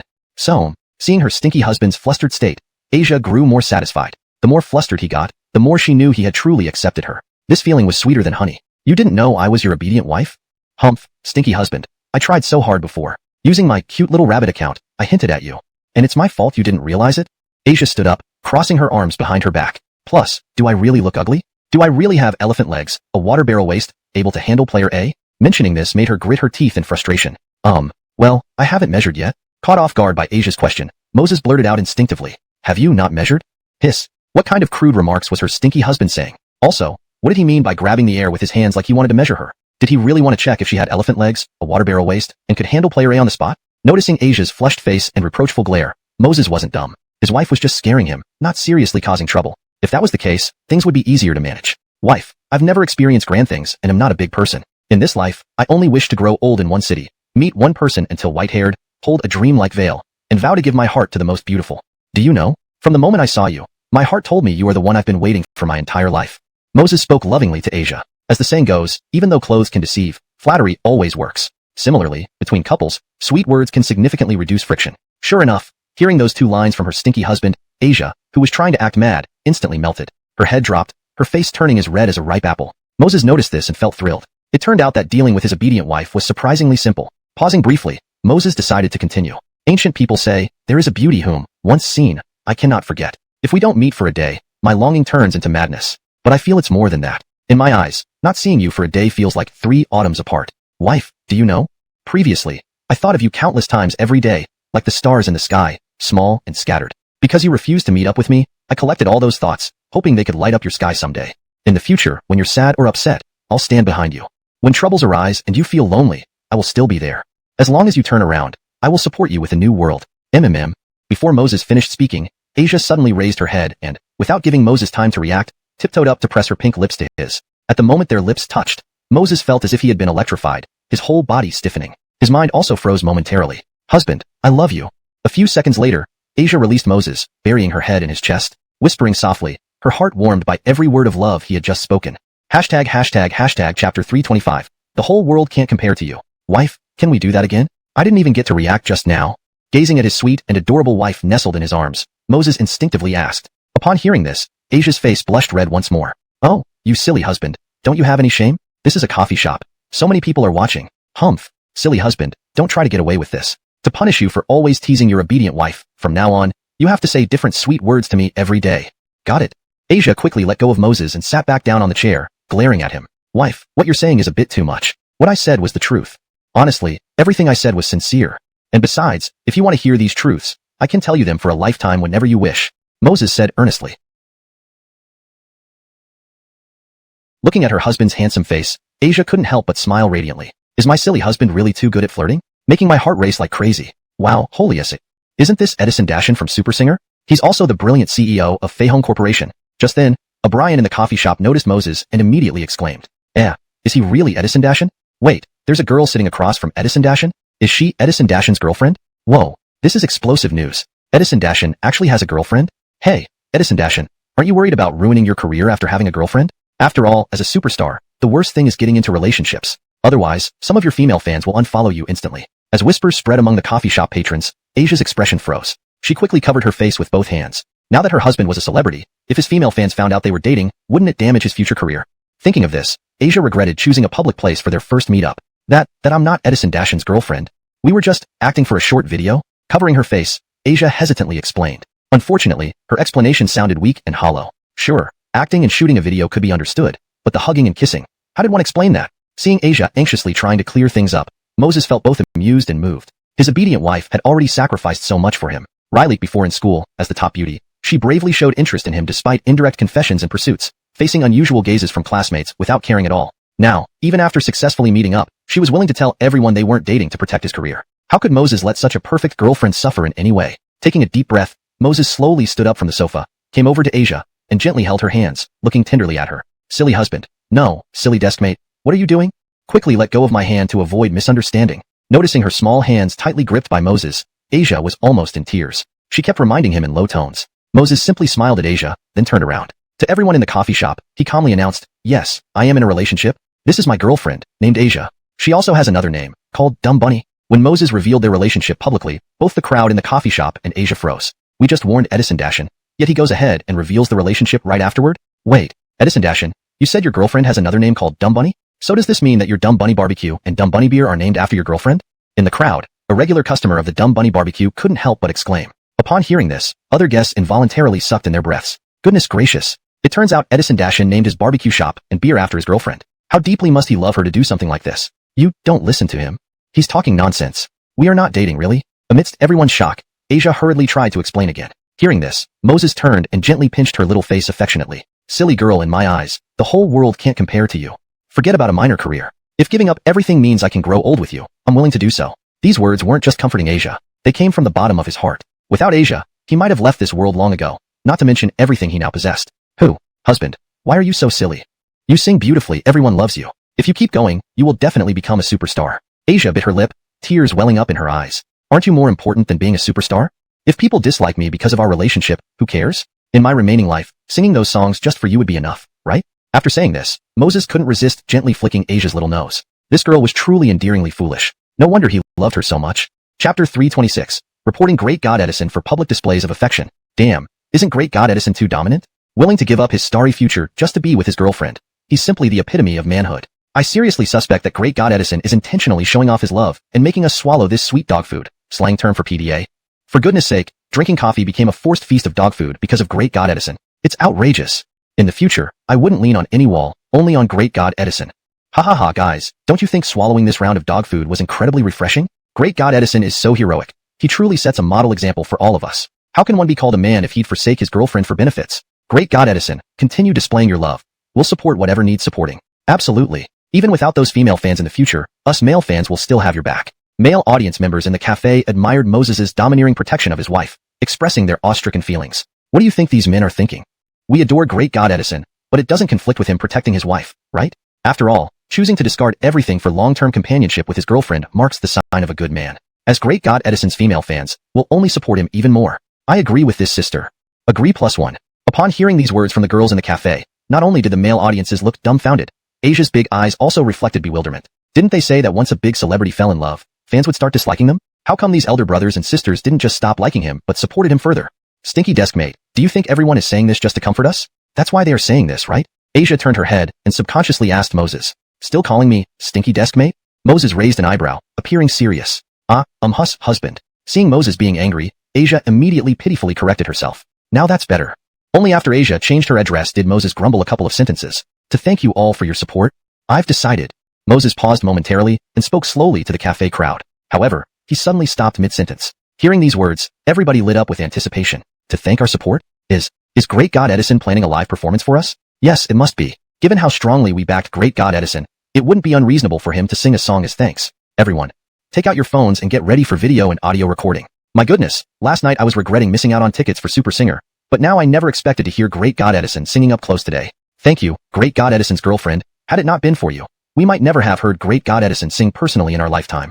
Ha ha ha, later I'll post this to my social circle and make those people envious. As everyone eagerly anticipated and cheered, Moses's lips curved into a mischievous smile. He then took advantage of Asia's unpreparedness, quickly wrapping his arms around her petite waist and leaning towards her rosy lips. So soft, so sweet, so fragrant. Why didn't I notice before that this silly girl Asia, no, sweet wife, has such a sweet mouth? Gosh, all because I was too foolish earlier. Otherwise, I would have probably been hugging and kissing you daily. The moment their lips met, Moses's mind raced with myriad thoughts. Meanwhile, after being kissed, Asia blushed deeply. You stinky husband. How dare you kiss me in front of so many people? Do you not feel ashamed?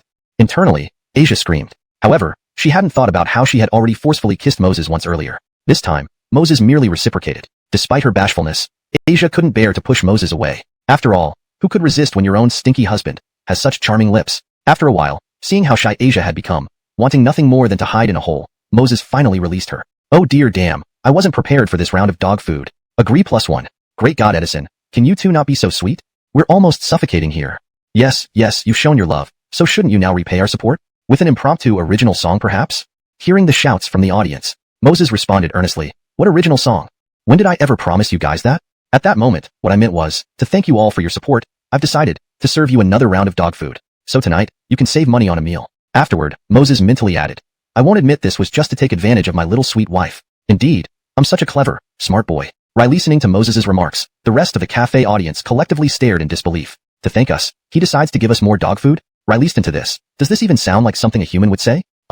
Brother Edison, no, sister-in-law, can you please keep your boyfriend under control? Doesn't it hurt his conscience treating us like this? One of the spectators, looking at Asia helplessly, weakly, ha, they were still too young. Tap, tap, tap. Taking a deep breath, Moses gently strummed the guitar strings. As the background music began, he slowly started to sing. Two golden orioles sing amidst emerald willows. You still don't have a girlfriend? A pair of rabbits walk side by side on the ground. You still don't have a boyfriend? The river flows eastward with spring water. You still don't have a boyfriend? When Moses sang up to this point, all the audience members covered their mouths in laughter. No wonder he was called God Edison. This funny song just came out of his mouth like that. Ha ha ha. The two golden orioles singing amidst emerald willows, yet, you still don't have a girlfriend. And then, a pair of rabbits walking side by side, yet, you still don't have a boyfriend. Was God Edison trying to make them laugh themselves to death? How many sorrows can you hold? You still don't have a girlfriend. As one cuts the flowing water, it only flows more fiercely. You still don't have a boyfriend. Rye lifting a cup to dispel sorrow, the sorrow only deepens. You still don't have a girlfriend. In 2 minutes, Moses finished the song, met with thunderous applause. Ha ha ha, God Edison. This song is simply perfect, hilarious. My stomach hurts from laughing so much. God Edison, now even my ears are pregnant with laughter. What do I do? Ladies and gentlemen, may I ask a gentle question? Are all of you already in relationships, either with a boyfriend or a girlfriend? Why am I the only one who feels tons of pain while listening to this song? As the words faded from one audience member, everyone froze and stopped laughing instantly. They turned silent. Hell, previously too busy laughing. How did they miss this question? In God Edison's song, every line inside and outside of it emphasized having no boyfriend or girlfriend. Wasn't this a stark ridicule towards them? Plus showing off his own happiness and dropping dog food. Damn, truly believing in God Edison's evilness. Saying it was a funny song. Why did it suddenly turn into a mocking one? Yet, God Edison's teasing left them speechless. He had such a beautiful girlfriend at such a young age, and what about them? Still single all these years. God Edison, we said we'd stay single together until our hair turns white. Why did you secretly take the oil? And what about this song? Should we laugh or cry? An audience member asked Moses, looking completely aggrieved. I think. Can you consider laughing while crying? Moses winked at him, suggesting, laugh. Laugh while crying? Brother, this heart stabbing and kidney stabbing is not acceptable. God Edison, may I ask what the name of this song is? I need to immediately send it on WeChat Natashanes. Surely I shouldn't be the only one sad here? Right. I want to post it on Weibo. Let all the singles share my sadness. That way, maybe I won't feel as bad. Moses admired their cue spirit, self-comfort mechanism. The name of this song is The Song of the Single Dog. After announcing the title, everyone began posting on social media platforms with various creative titles, such as God Edison's latest original composition, Couples Beware. So good, the newest original hit, a blessing for singles. Come in and make your ears pregnant. For all singles, a must-listen song in your lifetime. Anything from God Edison is a masterpiece. Ha ha ha, finally done posting on Natashanes. Wow, I feel relieved immediately. I've finished Weibo, such a heart-stabbing song. Must share with fellow singles online. My Natashanes comments are in. A longtime single friend of mine cried after hearing it. Wow, this made me laugh. Hey, damn. It's my mom commenting. Scratch that, my dad commented too, saying I have no shame being a longtime single. Phew. Natasha says she'll come home tonight to beat me up. What do I do? Urgent help needed. Not simple, directly cut ties with her for a day, damn. My mom also started nagging me. Come on, big brother. Guitar playing, Moses began to sing slowly. Two golden orioles sing among the green willows. You don't have a girlfriend. A pair of rabbits hop side by side on the ground. You don't have a boyfriend. The spring river flows eastward. You don't have a boyfriend. When Moses reached this point, all the audience members covered their mouths and started laughing. Truly worthy of being called God Edison. Such a funny song, sung so effortlessly. Ha ha ha. What a line. Two golden orioles sing among the green willows, yet, you don't have a girlfriend. And a pair of rabbits hop side by side, and then, you don't have a boyfriend? Is God Edison trying to make them laugh to death? Ask how much sorrow can there be? You don't have a girlfriend. To cut water with a sword only makes it flow more. You don't have a boyfriend. To drown one's sorrows in wine only leads to more sorrow. You don't have a girlfriend. After 2 minutes, when Moses finished the song, the scene erupted into thunderous applause. Ha ha ha, God Edison, this song is simply hilarious. My stomach hurts from laughing so much. God Edison, you've made my ears pregnant with laughter. What am I supposed to do? Hey, we question here. Aren't you all either dating someone or already have a partner? Why does only I feel tons of pain while listening to this song? After one of the audience members spoke, the others paused momentarily and immediately stopped laughing. Then they became silent. Damn it. They were just focused on laughing and didn't notice the implications of this song. In the lyrics and even in the context, God Edison was saying they didn't have boyfriends or girlfriends. Isn't this an outright mockery of them? Plus, he flaunted his own relationship, serving them a fresh batch of dog food. Damn, they underestimated God Edison. How did a supposedly funny song turn into a mocking tune? But, strangely, they had nothing to say about this mockery. After all, God Edison has had such a beautiful girlfriend since he was young. While they've been single forever. God Edison, we agreed we would stay single together until old age. Why did you sneak away and get lucky? As for this song, should we laugh or cry? One audience member asked Moses with a pained expression. Well, I think. How about you consider crying while laughing? Moses winked and suggested. Crying while laughing? Dude, this is too much for the heart and kidneys. God Edison, what's the name of this song? I need to post this on WeChat Nationshanes immediately. I can't be the only one sad, right? Right. I also need to post it on Weibo. Let all the single dogs join me in sadness. Maybe then I won't feel as bad. Moses admired their spirit of self-consolation. The song is called The Single Dog Song. After Moses announced the song title, everyone began posting on WeChat Nationshanes and Weibo. Their posts were varied and creative. For example, God Edison's latest original song, Couples Enter at Your Own Risk. A hit that's amazing, bringing hope to single dogs. Hurry up and enjoy this ear-pregnant music. As a single dog, this is a must-listen song. Anything from God Edison is sure to be excellent. Ha ha ha, finally done with my WeChat Nationshanes. Phew, feels better now.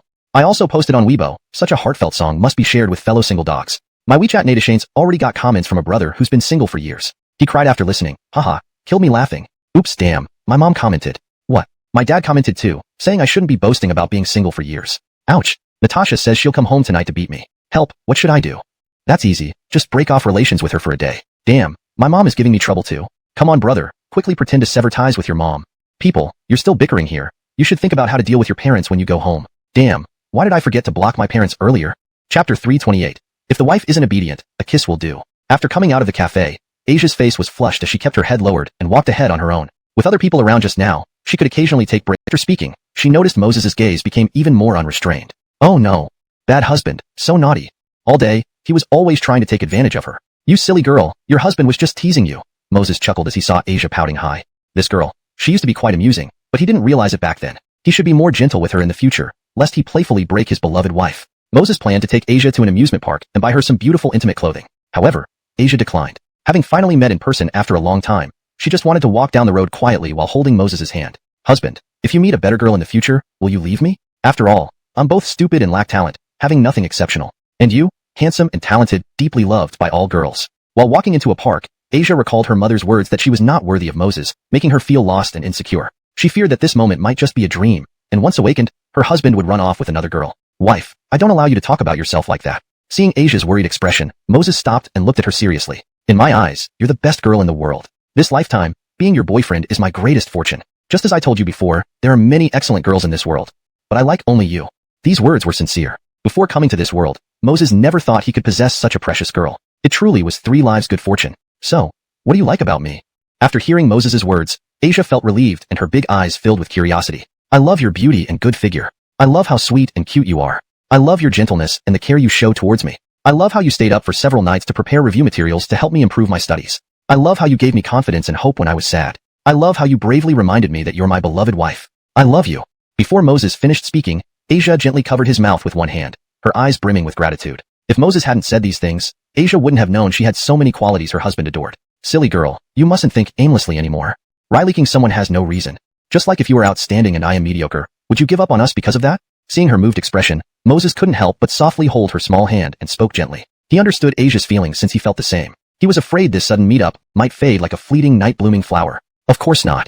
Because I am one of the people who loves you most in this world. Asia smiled brightly. However, right after saying that, her eyebrows arched suspiciously. Hey, husband, in your analogy, where you're supposed to be mediocre. So you mean you find me mediocre? Oh, come on. Isn't my darling usually silly? Why did she become so smart all of a sudden? Well, honey, listen to my defense. Oh no, explanation. It was just a metaphor, don't take it seriously. Moses weakly explained. This damn woman surely turns hostile faster than turning a page. Just a moment ago, she was crying, and now she's finding faults. Hee, do you think I'd believe? Wah wah. Seeing Asia still fussing over this, Moses disregarded everything else and leaned in to kiss her again. Annoying. But we are in the park. If you're not embarrassed, I am. Feeling the warmth lingering on her lips, Asia glanced around discreetly. Noticing that no one paid attention to them, she turned to Moses and teased him playfully. Chapter 329. When did senior classmate Christina fall for me? As evening approached, Moses brought Asia to the program site. Senior classmates Christina and Sayla, good evening. Let me formally introduce you to my girlfriend, classmate Asia, Moses said while holding Asia's hand as they walked up to the entrance of the venue. Huh. It seems like you two don't need an introduction, right? After all, who doesn't know that you're pretending to be boyfriend and girlfriend? Sayla muttered after a brief pause, her mouth curling slightly. Although she and Christina knew that Moses' online lover was Asia, over time, Sayla gradually noticed that her close friend seemed to have developed feelings for Moses. Thus, privately, she hoped Moses and Asia would remain online lovers, giving her dear roommate a chance. However, after finishing her remark, Moses just looked at her with a smile. Seeing this, Sayla raised her eyebrows in shock. You guys turned real life? Having said that, Sayla couldn't help but glance at Christina beside her. Sure enough, her friend looked downcast and clearly heartbroken. Senior classmate Sayla, how did you know we transitioned from online to real life? Moses hadn't noticed Christina's expression but instead widened his eyes in surprise. By Sayla's tone, it sounded like she already knew they were online lovers. But that shouldn't be possible because even Moses didn't know his dear wife was Asia before meeting her in real life. So, how did Sayla find out? Cough. Do you think we're as foolish as you? When we contacted you, it was through the Weibo account, Dumb Bunny. Afterward, the program team called Xiaoming to invite you, including your barbecue shop and beer name. A normal person could guess with their pinky toes, couldn't they? Realizing she had slipped up, Sayla looked somewhat embarrassed after explaining and then glanced at Moses disdainfully, as if saying, you, a genius scholar, ended up being a big fool. Old wife, am I really that dumb? Moses turned around and asked Asia in a dazed manner. Asia stifled her giggles by covering her lips with her small hands, and she nodded firmly in agreement. Well, this is a little awkward. Moses scratched his nose and smiled sheepishly. By the way, senior classmates Christina and Sayla, here's a song I wrote for you two tonight. You both have excellent voices and musical talent, your only flaw being the lack of someone like me to write songs for you. Moses paused briefly and took a piece of paper out of his pocket to give to them. On it was a custom song written specifically for them. With this boost, Moses believed the girls could advance successfully without him performing on stage. Oh, okay. Then let's go inside and familiarize ourselves with this song. Taking the paper, Sayla hurriedly dragged Christina into the program area. Senior classmates Sayla and Christina seem a bit strange today. If this happened in the past, learning that I'd personally composed a song for them, they would have jumped for joy. Why did they show no reaction just now? Watching the two girls depart, Moses felt suspicious. Asia, on the other hand, looked somewhat aggrieved. This is all because of you. Why must you be so outstanding, making senior classmate Christina fall for you? After saying this, Asia became anxious again. Even though she usually had a thick skin, she was still a girl. After Moses declared their relationship earlier to the two seniors, Christina had shown obvious discomfort, which Asia would not miss, lest she become a fool like her husband. Wife, are you joking? Senior classmate Christina likes me. Oh no, I mean she has a crush on me. That's absolutely impossible. She's almost graduated. Why would she like me, a kid? Moses hesitated for a moment, puzzled. Seeing Asia's complex look, Moses suddenly realized that his darling wife's sense of security was once again shaken. Cough. Wife, if senior classmate Christina really likes me, it can only mean one thing. It's proof of your sharp eye for having captured your husband early. So, you should feel happy rather than sad, got it? Besides, no matter what, your husband will never marry anyone but you. Asia couldn't help but laugh at Moses' solemn expression. Stinky husband, did you say something wrong? What do you mean, no marrying anyone else? It should be no living without me, okay? Asia sometimes benefited from her thick skin. For example, now, hearing Moses' words, she quickly reacted. With so many girls admiring her husband, dwelling on it wouldn't help either of them. Wife, I didn't say anything wrong. Think about it, brother Ryling is quite wealthy. If you married me, wouldn't I get to live a lavish life every day? Seeing his wife's mood lift a little, Moses continued teasing her. Pfft, you're not shy mentioning my dad's wealth. Don't think I don't know. Dad is now following you and treating you as a beacon of light in his life. Moreover, you've been making him work for you to earn money. Asia pouted, thinking of her father's frequent praise for Brother Edison. She found it amusing. She couldn't imagine what Dad's face would look like if he knew Brother Edison was actually her husband. Chapter 330. Blessed by the Goddess of Fortune? Dear, you're not quite right with what you're saying. Why do you say I'm making your dad work for me to earn money? I'm actually helping him earn money for himself. Moses cleared his throat and looked at Asia seriously. He continued, think about it. After we get married, as a major benefactor, your dad would surely lose face if he didn't provide a generous dowry, right? Seeing her husband's earnest expression, Asia was almost convinced by Moses' logic. At the end of the day, whatever my father earns will just go into your pocket. But honestly, I think this is perfect, ha ha ha. He's my dad after all. There's no pressure in taking advantage of him. Lois, I've decided that when the time comes, the dowry must be half of our family's wealth. After all, we've just graduated and will definitely need lots of money to support our new little family. Asia laughed heartily as she spoke. The feeling of taking advantage of her dad was incredibly satisfying. Darling, you're really ruthless. At first, I only planned to take 2/3 of your father's assets as a dowry. Well done. You're asking for half the assets outright. Moses said to Asia with a sigh. But upon hearing this, Asia widened her eyes. What? Does my husband's math teacher teach in the PE department? You want 2/3 of the property, which is more than my half. How come you still call me ruthlessly greedy? Talk was talk, play was play. Regarding all the money Aslan earned before and would earn in the future, Moses had never intended to take even a cent from them. With the salted fish system, becoming a super benefactor was just a matter of time. There was no need to take such petty amounts from his future father-in-law. Husband, you make sense? Let's decide it happily here. We aren't greedy. My dowry should consist of 2/3 of my father's assets. Asia said contentedly. If Aslan heard her thoughts, he would likely break Moses's dog legs. You haven't even married my daughter yet, but you're already eyeing my savings. Do you even respect me as a father-in-law? Half an hour later, Moses took his seat among the mentors while Asia was seated on the closest audience seat. Good evening, dear audience members both live and online. Welcome back to Super Singer Season 3. I believe all viewers have been eagerly waiting for this show all day. Since that's the case, let's not keep everyone waiting any longer. As usual, the first round contestant showdown will be randomly selected by the big screen. On stage, the host spoke confidently with the microphone. Meanwhile, in the director's booth, Royce checked the data and excitedly told Director Branson and Deputy Director Colm, Director Branson, Deputy Colm, our show has taken off, completely. The TV ratings have surpassed all shows this year, and immediately after opening, there were 500,000 online viewers crowding in. Hearing Royce's words, Director Branson and Deputy Colm couldn't help but feel a jolt. Although they expected this outcome, the moment the numbers appeared, the stone hanging over their hearts finally dropped. Ha ha ha, wonderful, wonderful, wonderful. Let's strive harder and aim to make this show top-notch in the industry. Afterwards, I'd like to see who dares say our show isn't good anymore. Director Branson was excited like a child. Pausing for a moment, he instructed Deputy Colm, notify Moses to perform without restraint today. I've seen through this. The more outrageous he acts, the hotter our show becomes. Facing Director Branson's request, Deputy Colm had no objections. As the saying goes, lion's poop versus bear feces, due to Moses this lion, their bear program was thoroughly invigorated. If they didn't let Moses act freely now, their program would be carved out of sand. In the mentor seats, Moses paused momentarily upon reading Colm's message on his tablet. Then he shrugged and didn't take it seriously. If he acted outrageously today, how could Senior Lou Lewis and Sayla perform? The contestants for the first round PK are number 3 versus number 22. Let's congratulate these teams for giving us a promising start. Please welcome the two teams to the stage. Following the host's announcement, Lou Lewis and Sayla slowly walked onto the stage from backstage. Indeed, they belonged to Team 33. Even Moses didn't expect his students to be chosen in the first round, but it wasn't a big issue. With the song he wrote, as long as Lou Lewis and Sayla performed normally, they wouldn't be eliminated regardless of their scores. Congratulations, Teacher Edison. We've met the number 22 team before. It's a young lady who barely passed the last round. With your team facing them this time, they'll surely win this round easily. Skeefing whispered beside Moses, smiling after hearing the host. Currently, Lou Lewis and Sayla were signed under Skeefing's company, although it hadn't been made public. He had received information from them that the song for this competition was written personally by Moses. Therefore, in Skeefing's view, Lou Lewis and Sayla would certainly dominate against Team 22. Teacher Edison, if they advance today, you'll have to treat us to a meal, won't you? Right. Teacher Edison has to treat us to dinner. Other judges joined in. Only Samantha looked somewhat stern. She had decided to give Moses' team the lowest score possible. Chapter 331. A major accident occurs just as the show starts. Thinking about last night, when her boyfriend not only failed to teach Moses a lesson but also got beaten up by a bunch of kids, Samantha felt especially displeased. However, time was on her side. She didn't believe that whenever her boyfriend went to challenge Moses, this guy would always be so lucky. Just as Samantha was contemplating this, it took a while before Team 22 slowly approached the center stage. Excuse me, host, I want to give up on this competition, said a girl from Team 22, which consisted of one girl and two boys. The girl standing at the front looked to be around Christina and Sela's age and, judging by her attire, was clearly the lead singer of the team. If even the lead singer gave up, how could the competition proceed? This.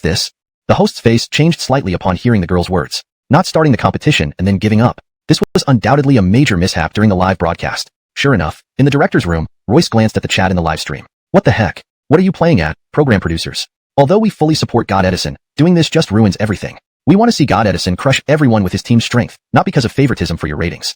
Garbage production team, if you don't give us a reasonable explanation today, forget it. I'm unfollowing first and will criticize you on Weibo. We were waiting to see God Edison perform. Now what do we watch? Right, we watched your garbage show only for God Edison's sake. If you don't let us see God Edison and his team perform, forget it. I'm done watching. Agree +1. Agree plus 10,086. Looking at the endless barrage of criticisms from the audience, Royce's face turned pale. He trembled and reported the situation to the two directors. Bang! Are you joking? Lau Colm immediately informed the host to do whatever it takes to keep Team 22 in the competition. Otherwise, we're definitely going to take the blame for this black pot.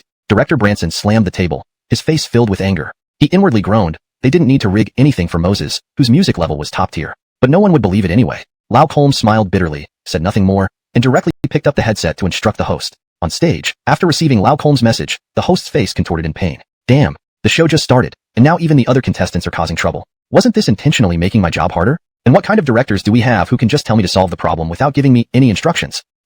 Team 22, the show is being broadcast live right now. And many viewers are saying that our production team is involved in behind-the-scenes deals. Moreover, according to the contract rules, students are prohibited from withdrawing midway through the competition. Do you understand that?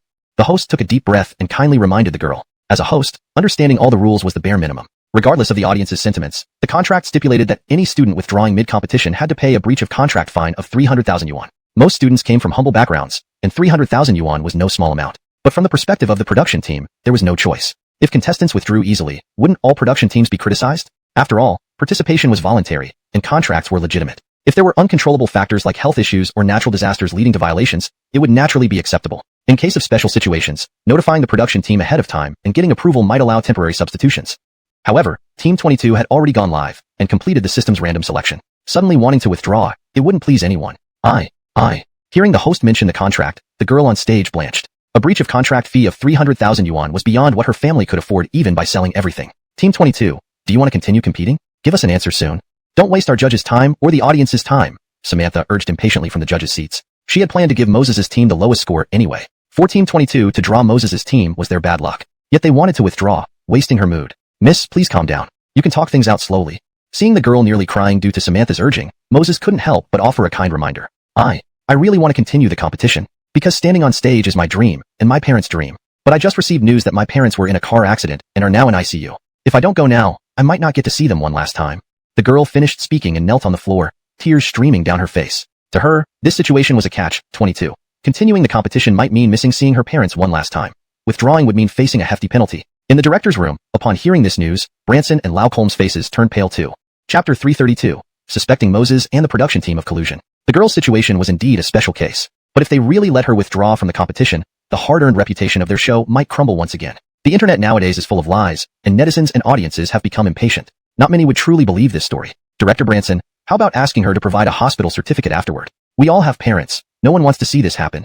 Zeus sighed, somewhat helplessly. Director Branson's concerns were clear. But in this situation, could they live with themselves if they refused? Even with a hospital certificate later on, I doubt many netizens would believe us. Alas, what has to come will come. Inform the host to allow her withdrawal. Yes. Additionally, give the girl 50,000 yuan. I'll cover that amount from my salary. Director Branson deeply sighed, his face showing immense reluctance. However, just as Zeus was preparing to speak to the host, Moses, having listened to the girl's story on stage, paused briefly before asking seriously, if so, what do you choose now? Go back to see your parents or stay?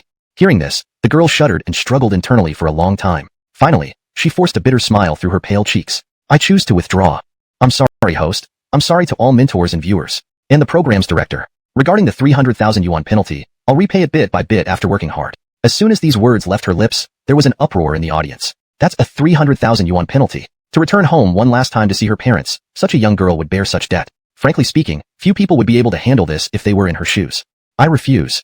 Elroy, please give me a reasonable explanation. Anyone can see that this whole scenario seems deliberately arranged by the production team for Moses' team to advance. Although I understand that Moses has brought countless views to the show, haven't you considered how the other mentors feel? Samantha couldn't help but angrily bang on the table as she confronted the host. Hearing this, a flicker of displeasure flashed across the host's eyes. She felt so pitiful already, yet instead of showing empathy, Samantha was stirring up trouble? Teacher Samantha, I've just received instructions from Director Branson. The host tried to respond, trying hard to think of a reply when he heard Deputy Director Colm's decision through his earpiece. But before he finished, Moses interrupted him. Regarding student number 22's penalty, take it out of my salary. As Moses' words echoed, both the live audience and those watching online were stunned. A 300,000 yuan penalty taken from your salary? Moses, what a big talker you are.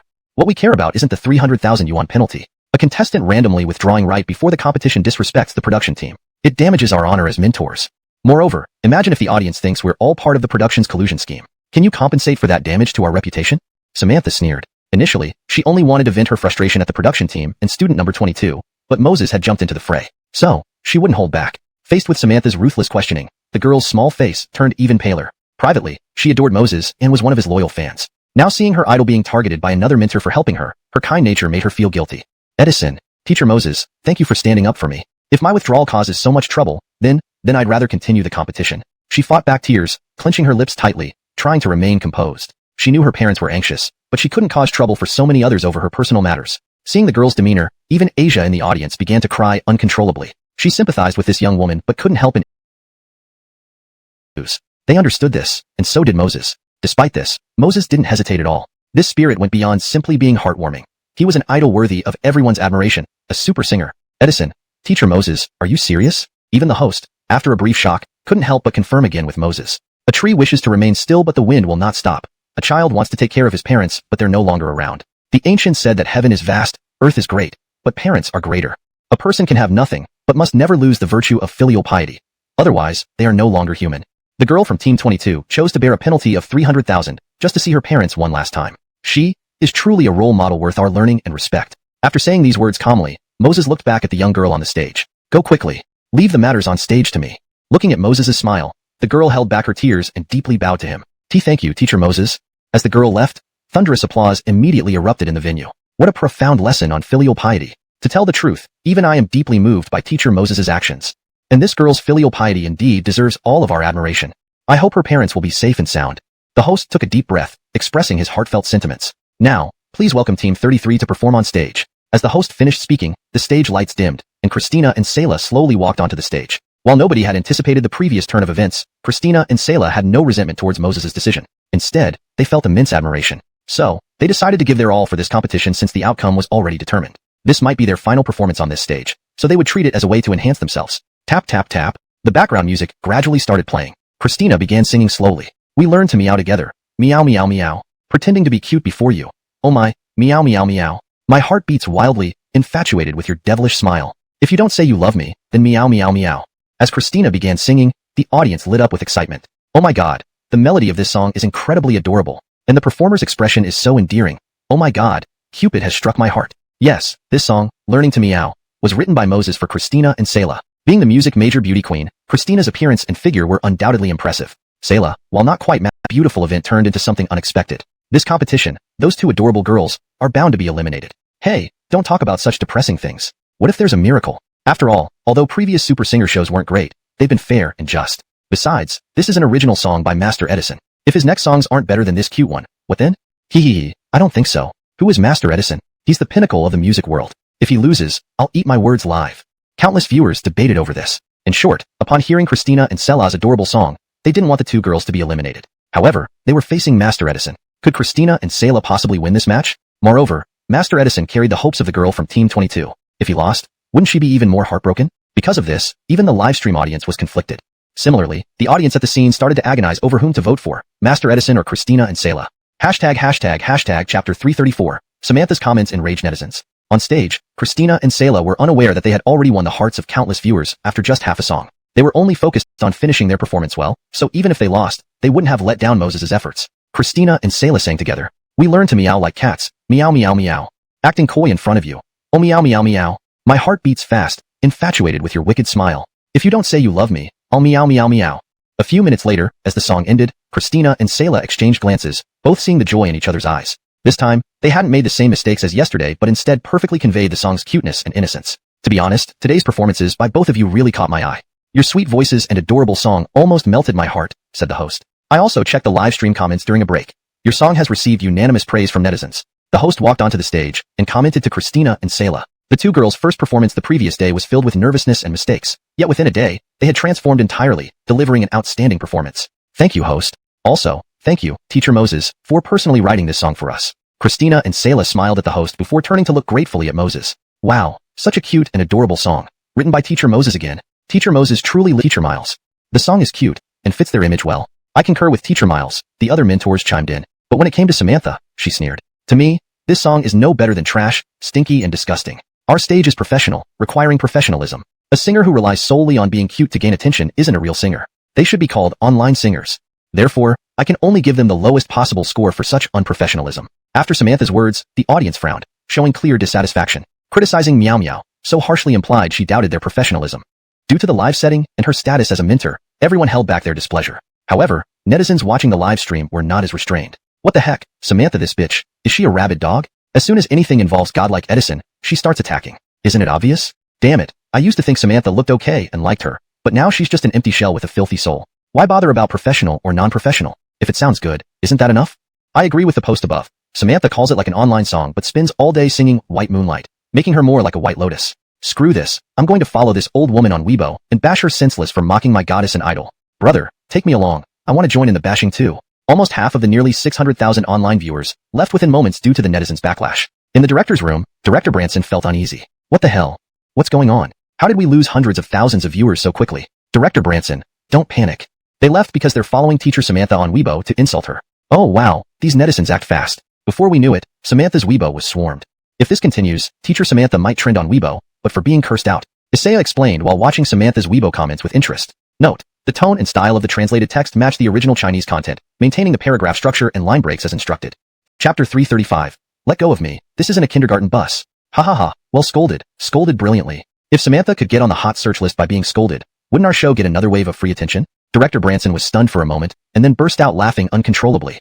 Previously, if it was just the conflict between Samantha and Moses, he could still understand. But today, with Samantha's series of actions, even the director couldn't bear to see her behavior. Firstly, she obstructed the girl from Team 22 who wanted to go back to see her parents one last time. Then, Christina and Sela Song received a lot of positive feedback from the audience, yet she insisted on stirring up trouble. Even if she ended up trending for this, it would be her own fault. On stage, the other judges had already given their comments. It was finally Moses' turn. To describe this song, it does have a taste of online music. Beyond cute and adorable, it has no deeper meaning. It's only good as a casual entertainment piece. As a singer, you lacked the stage presence to bring this song to life. To put it simply, you didn't control the stage. Therefore, my personal suggestion is that you need to practice more. Moses did not praise Christina and Sela as the netizens might have expected. Instead, he sincerely pointed out their issues. After all, even an amateur like him could see these problems. Professional teachers would certainly identify them better. To continue in this industry, they must polish their basic skills. Well, Teacher Moses, this song was written by you personally, and you commented on it like this?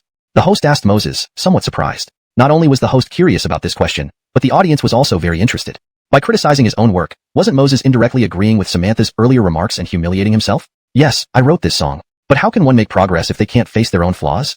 As for me, it doesn't matter since I just sing for fun. Unlike some professionals who might be eliminated if their skills aren't up to par. Moses shrugged indifferently. Hearing this, the host's forehead turned dark with awkwardness. Damn, no wonder he's called a god. Look at how smoothly he pulls this off. If singing for fun gets him this far, imagine what he'd do if he took it seriously. Wouldn't he scare people? As for the audience, they were thoroughly entertained. Earlier, Samantha mocked Christina and Sela as well as Moses' song. Now, the great Moses didn't even bother to argue with her. He simply said that he sings just for fun, implying that a professional singer like Samantha was inferior to him. Who gave her the right to criticize so recklessly? You. Samantha naturally picked up on the undertone in Moses' words. Her face flushed with anger. She couldn't help but sneer. Moses, are you trying to warn the audience beforehand? So when you lose on stage later, you can use this as an excuse? At this point, Samantha regretted deliberately giving Christina and Sela low scores earlier. If she had given them higher scores, then lowered them after Moses' performance, wouldn't that eliminate him from this round? That would really ruin Moses' reputation. Warn the audience? Nachon Samantha, mentioning this reminds me of something interesting. Last night after dinner, I saw a certain female mentor with an ugly, fat man. I believe this female mentor probably enjoys getting warnings from such ugly and fat men, right? Moses blinked his eyes, looking innocently at Samantha. Huh. Asia, sitting in the first row of the audience, burst into laughter upon hearing Moses' comment. Then, her face turned red. She whispered softly, my naughty husband, live broadcasting on TV, is it really appropriate? Even Asia, a young girl, understood the double entendre. Needless to say, the audience caught on quickly. Let go of me, this isn't a bus heading to kindergarten. Suddenly, someone in the audience couldn't hold back and shouted, making everyone laugh wildly. All eyes turned towards Samantha with knowing and strange looks. Everyone knew Moses was referring to Samantha. After all, she was the only female mentor among the five. Moses, which woman do you think likes getting warnings from fat, ugly men? How dare you clarify that? Hearing the mocking laughter from the audience, Samantha couldn't sit still anymore. Her face burned with shame and anger. Why are you so agitated, Nachon Samantha? Could the female mentor I saw last night be you? Ah, Nachon Samantha, you're my idol. How could you be with such a fat and ugly man? I'm heartbroken. Moses clutched his chest, pretending to be distressed. But the smile betrayed his amusement. Just wait till I spit blood at this bastard. You damn fool. So you were digging a hole for me to jump into? Cough cough, let's not forget we're live broadcasting now. Team 33 has just finished performing. Next, please welcome Teacher Moses to perform for Team 22. Seeing the tension rising, the host quickly steered the conversation back on track. Chapter 336. This is true heavenly melody. In the live streaming room. Ahaha, as expected of God Edison. Old woman Samantha's face turned green with anger. It's laughable. I think in the future, we shouldn't offend anyone but definitely not God Edison. Look at how he talks bluntly. It's frightening. Toxic tongue? The guy upstairs must be a joker sent by a monkey? I just got the latest info. Samantha indeed had a rich boyfriend who was ugly and fat recently. If nothing goes wrong, Samantha wants to fly from Sparrow to Phoenix by marrying into a wealthy family. Damn, so speaking of which, all the words spoken by God Edison previously are true? Don't believe me? Let me leak some news, then you'll know. As one of the netizens revealed Samantha's condition, everyone discovered that Samantha actually liked an ugly, fat man who already has a wife. No wonder she loved getting shots for preventive measures. Turns out there's a scientific basis for this. Furthermore, according to the exposure, Samantha tried her best to trick the ugly, fat man into abandoning his wife. Tisk, isn't Samantha such a disgusting woman? That man's wife gave birth to 4 daughters for that ugly, fat man, and now Samantha is trying every means to make him leave his wife clean-handed and let herself take over? Truly a couple of shameless dogs. I used to regard Samantha as a goddess, and she turned out to be a white lotus blossom with no shame. Everyone, I think you should worry about God Edison's upcoming performance on stage rather than argue over this old woman Samantha. Following Samantha's nature, she will definitely give the lowest score to God Edison. When God Edison loses, this old woman would mock God Edison. This is a sad topic. If God Edison wins Christina and Sela, then they both will get eliminated. But if he loses this PK competition, he'd disappoint Team 22. It's too hard. So hard my ass, win or lose, I'll support him no matter what. Aside from that, in the entire entertainment industry, How many people can be as selfless and commanding as God Edison? When these comments came out, the audience in the live stream all started buzzing. What does it matter whether God Edison wins or loses? At least God Edison can look straight in the eyes without guilt. Such a person deserves everyone's admiration and affection. On the stage, Moses and others like Samantha were completely unaware of the situation in the live streaming room. Coming onto the stage, Moses directly asked the show production team to set up a piano. Seeing this scene, not only the audience on site, even the audience watching online had bright eyes. Oh wow, God Edison originally doesn't just play the guitar, but also the piano? Such a versatile God. I love it. Ding dong, ding dong. Sitting on the piano stool, Moses looked calm, exuding a graceful and elegant air. His fingers lightly struck the keys, producing melodious and clear music. The ethereal piano sound calmed everyone's agitated hearts instantly. The name of this song is Daybreak. This song is dedicated to children who have lost their parents. As for those whose parents are still alive, I hope everyone can treat their parents, families, and friends well. Also, this is for the little girl of Team 22. May her parents be safe. Moses lifted his head, spoke softly into the microphone. Hearing these words, Asia sitting in the audience blushed with excitement. Regardless of how the song turned out, based solely on her husband's kindness, he deserved applause. However, Samantha sitting on the judges' panel couldn't help but sneer, full of disdain. Daybreak? Just this lame title. The song must be trashy as well. Giving it to kids who lost their parents? Wait until you finish singing this rubbish, and I'll see how I roast you. Ding dong, ding dong. The clear piano notes rang again. It was an autumn, the wind so lingering, reminding me of them, those helpless eyes. In the beautiful place where scenery meets. I heard a loud crash echoing through the valley. Closing his eyes, after finishing the first verse, all the audience members frowned. Ever since Moses said this song would be given to children who lost their parents, everyone eagerly anticipated the song could surprise everyone. But now, it seems somewhat different from what they imagined. Besides Moses's relatively ethereal voice, there seemed to be nothing special about the lyrics and melody of this song. Although everyone could understand, talent is limited. It's unrealistic to expect God Edison's every song to be top tier in the music industry. But hearing it, everyone felt slightly disappointed. While performing, Moses paid no attention to the audience's expressions. Still closing his eyes, he continued singing. It was that same autumn, Father's face unseen. He used his shoulders, lifting me to a new beginning. Darkness filled my eyes with tears. Don't leave, don't harm. I saw my parents walk away, leaving me in this strange world, not knowing what risks the future holds. I want to hold his hand tightly. Mom tells me there's still hope. When the sun rose, Mom smiled. DYBR, eek. After Moses finished the climax of the second verse, seeing the glimmer of tears in his eyes, everyone's faces subtly changed and instantly became silent. The first verse might have been overly simple, but after simplicity, the plain lyrics and Moses's uplifting, ethereal voice in the second verse shook everyone deeply. Is this really God Edison? When he gets serious, it makes everyone feel powerless against his compelling presence. Though the lyrics were simple, combined with the moving melody and God Edison's perfect rendition, it felt as though the scenes described in the lyrics instantly appeared in their minds, evoking involuntary thoughts of those vivid scenarios. Striking at the heart, nobody could remain unmoved. Chapter 337. 3 audience members fainting simultaneously? Damn. This is the real Edison Dayu, truly deserving of his name. This song is so good it's off the charts. No, my friend upstairs, you don't understand. This song isn't just about being good or not. It captures the true sentiments of all children who have lost both parents. He sings for those kids whose parents are no longer with them, expressing their innermost feelings. My father passed away from cancer last year when I had just started working. He didn't want my mom to tell me because he was worried I'd be too busy. In the end, I never got to see him one last time. Just like the lyrics say, he used his shoulders to lift me to a new beginning, leaving me in this unfamiliar world. No matter what risks lie ahead, I just want to hold on to Dad's big hands. Brother, take care. Although I haven't lost my parents, this song has moved me to tears. As some viewers who had lost their parents shared their stories in the live stream, everyone, without exception, sat in front of their computers wiping away silent tears. Whether they were adults, children, or the elderly, all born of parents, no one wished for their parents to be gone. If their parents were still alive, they could remain forever as happy children. In the director's room, Director Branson, Zeus, Royce, and other staff members forgot about the data and the show's impact at that moment. Tears brimmed in everyone's eyes as they watched the young man sitting before the piano on screen with complex expressions. What kind of prodigy is this? A simple and heartfelt lyric can reach right into one's heart. Director Branson gently wiped the tears from the corner of his eye, sincerely exclaiming, the simpler and more sincere the song, the more it can touch people. Nowadays, online songs are filled with love stories, but no one pays attention to their aging parents. Many even take their parents' love for granted. They won't realize how happy life was until the day their parents are gone. Zeus smiled bitterly and secretly wiped the tears from his eyes. Honestly speaking, in all these years, very few songs could bring them to tears. But Moses' song was an absolute exception. On the judges' seats, Julius and the other judges looked at Moses with shock. They couldn't understand how, in such a short time, he managed to compose such a moving masterpiece after deciding last minute to assist Team 22. As for Samantha, while her face showed some emotion, deep down she felt more anger and fury. Why? Why did this bastard manage to create such a terrifying original song so casually? Asia, seated among the audience, alternated between crying and laughing, looking rather comical. She cried because the song touched her deeply, and she laughed proudly because her husband could compose such a magnificent song. It is a night with countless stars in the sky. In my dreams, I saw my mother. To be alone in this world, one must learn to be strong. Don't leave, don't hurt me. I saw my parents walk away, leaving me in this strange world. I wish to build a beautiful garden for them. I want to hold their hands tightly. My mother told me there is still hope. When the sun rises, dawn comes. After finishing the song, Moses slowly withdrew his hands from the piano keys. He closed his eyes, recalling his loved ones and friends from another life. Because of his departure, they would now be living in pain in that world, wouldn't they? However, you all must continue to live well. Because in this world, I also have family and friends, and I am not lonely. Something's wrong. Someone fainted.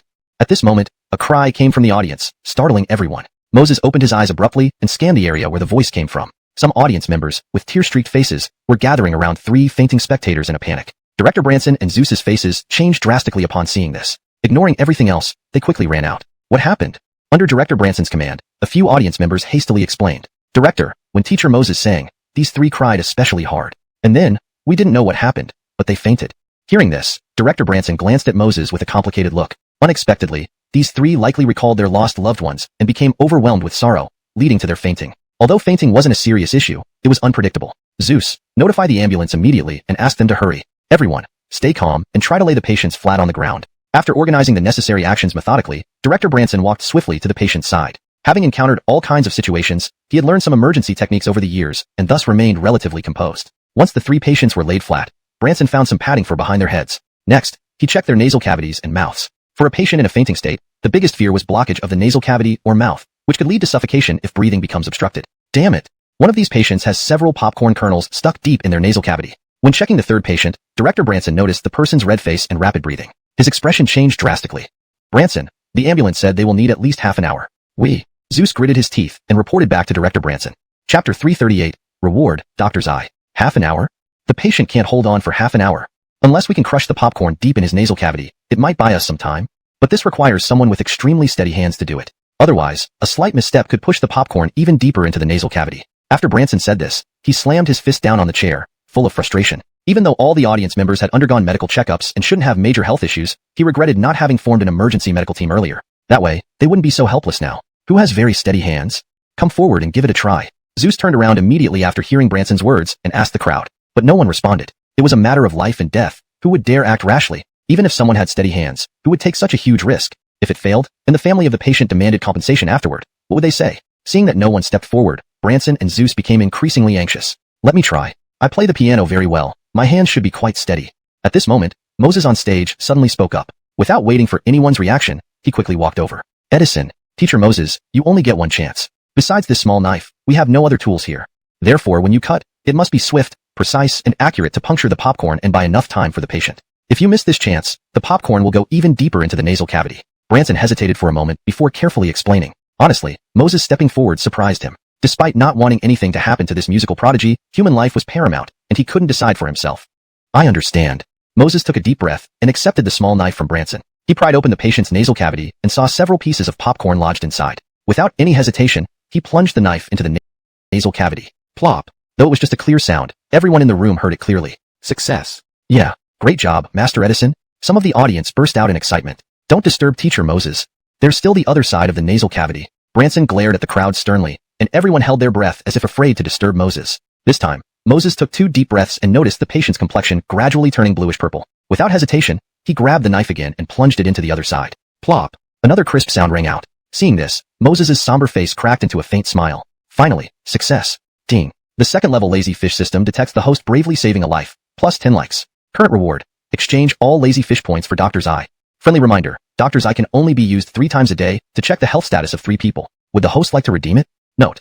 I've maintained the original meaning and structure while ensuring it reads naturally in English. The term, lazy fish system, is kept consistent as it seems to be a specific system name in the context. Hearing the sluggish and cold voice in his head, Moses froze. What was this second-level lazy system? And this Doctor's Eye allows daily checks on the health status of 3 people? Following the system's prompt, if he redeemed it, he could examine the health status of these 3 patients, right? Redeem.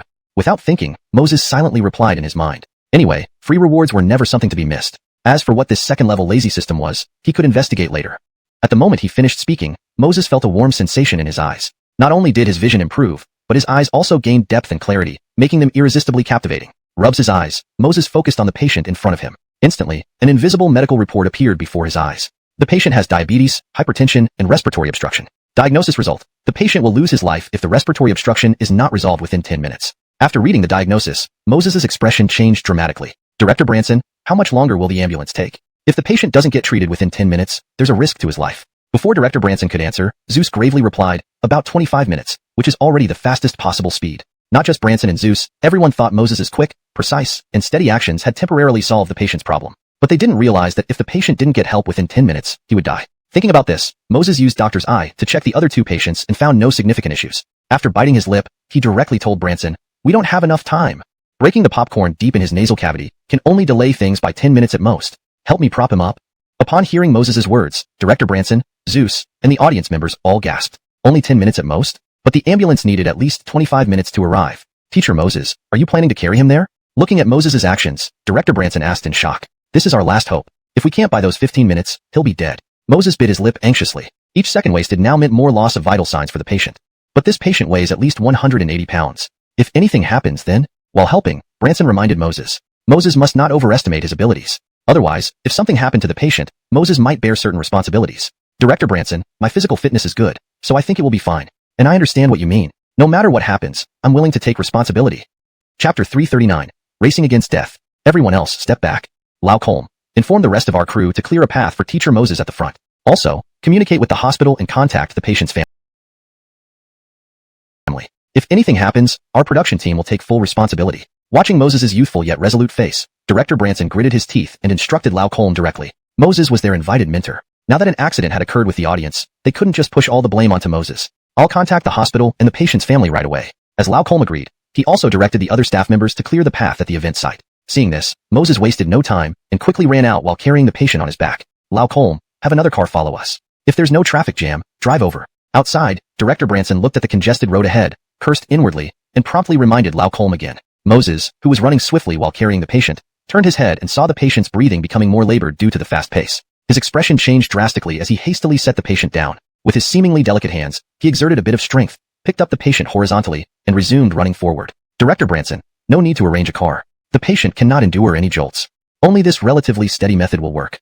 After running a few steps, Moses explained to Director Branson without hesitation. Upon hearing this, Director Branson's brows furrowed, filled with deep concern. Could Moses' slender limbs bear the weight if the patient could only be carried horizontally? It was well known that carrying a near 200-pound adult for 10 minutes was challenging. Carrying it in one's arms would make even 5 minutes extremely difficult. "If you're tired, let me do it. My build is stronger. I can manage for a while." Director Branson watched Moses, who was panting heavily, feeling heartache. After all, apart from his talent, Moses was about the same age as his child in Director Branson's eyes. To carry such a heavy burden now, Director Branson felt immense guilt and self-reproach. "I can still hold on for a while.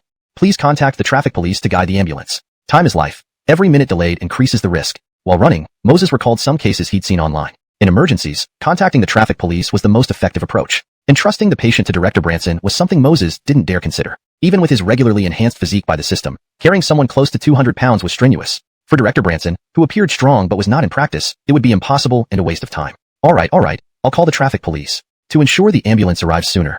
5 minutes later, Moses' face was flushed, and he was panting harder. His eyes were red from the prolonged effort. The ambulance should arrive in about 8 minutes. "Teacher Moses, take a break. Let me do it."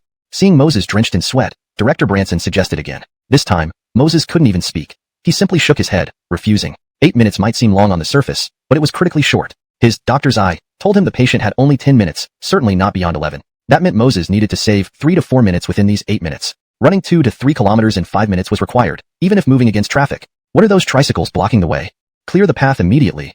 Suddenly, Lau Colm, running at the front, yelled hysterically. Looking ahead, 2 fruit-selling tricycles were blocking the alleyway, leaving just enough space for a person to pass sideways. Moses couldn't stop to maneuver carefully while carrying the patient. The tricycle owners, startled by Lau Colm's shouts and the intense crowd, froze. "Oh crap! Are your ears deaf? Move your damn vehicles." Seeing time ticking closer to the critical 10-minute mark, Lau Colm lost patience, swearing incessantly. However, the tricycle owners became even more flustered. Nadashaints later, Moses arrived. "There's no time. We have to crash through. Hope my body is tough enough. Otherwise, I might end up in the hospital too." Clutching the patient, Moses steeled himself and forcibly charged through. Bang! The tricycles were forcefully knocked aside with a loud noise, fruits spilling everywhere. "Sorry, we'll compensate you later." Passing the stall owners, Moses muttered an apology, though his face contorted from pain caused by the collision. Note: I have maintained the paragraph structure, line breaks, and overall tone of the original text while translating into natural, fluent English. Chapter 340.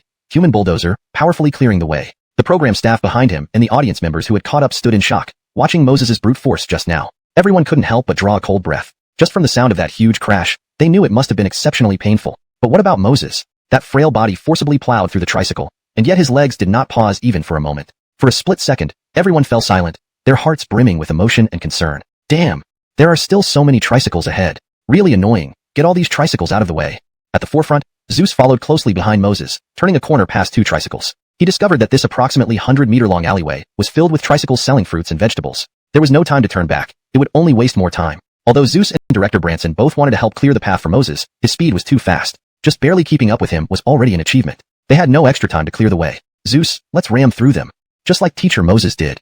Director Branson saw that the tricycle vendors looked as bewildered as those from earlier, all staring at them in astonishment. Without hesitation, he ordered Zeus. Moses had already rammed through once. He couldn't allow him to do it again. If he got hurt, it would only waste more precious time. Zeus didn't hesitate when he heard Director Branson's order. With gritted teeth, he charged straight into the tricycle ahead. Bang! A dull sound echoed, and Zeus's forehead instantly broke out in a cold sweat from the pain. Judging by the sound, the impact was nowhere near as powerful as Moses's. But even then, Zeus was in excruciating pain. Imagine how much more pain Moses endured. Zeus, take a rest. Let me try. Seeing Zeus drawing in cold breaths from the pain, Director Branson hurriedly took over. Unfortunately, after several consecutive attempts, both Director Branson and Zeus could no longer handle it. The intense pain combined with rapid running pushed them to their limits. Take off your clothes and tie them around my waist. Leave the rest to me. Moses knew Director Branson and Zeus had done their best. Although the previous impacts were painful, Moses's physical condition had been improved by the system. After a brief moment, the pain had faded away completely. This okay. Just be careful. Despite their worry and concern for Moses, Director Branson and Zeus realized there was no time to refuse. If they kept ramming through, they might collapse first. They quickly stripped off their clothes and tied them around Moses's waist. Following this, Moses charged forward like a steel beast, clearing the path with sheer force. For minutes later, when the ambulance arrived, Moses carefully placed the patient on the stretcher. He reminded the doctors, the patient inhaled multiple popcorn kernels deep into the nasal cavity. To prevent choking, we used a small knife to puncture the popcorn, which caused it to sink deeper into the nose. Considering the 9-minute delay on our way here, the patient's heart rate is very low, and the body is gradually losing temperature.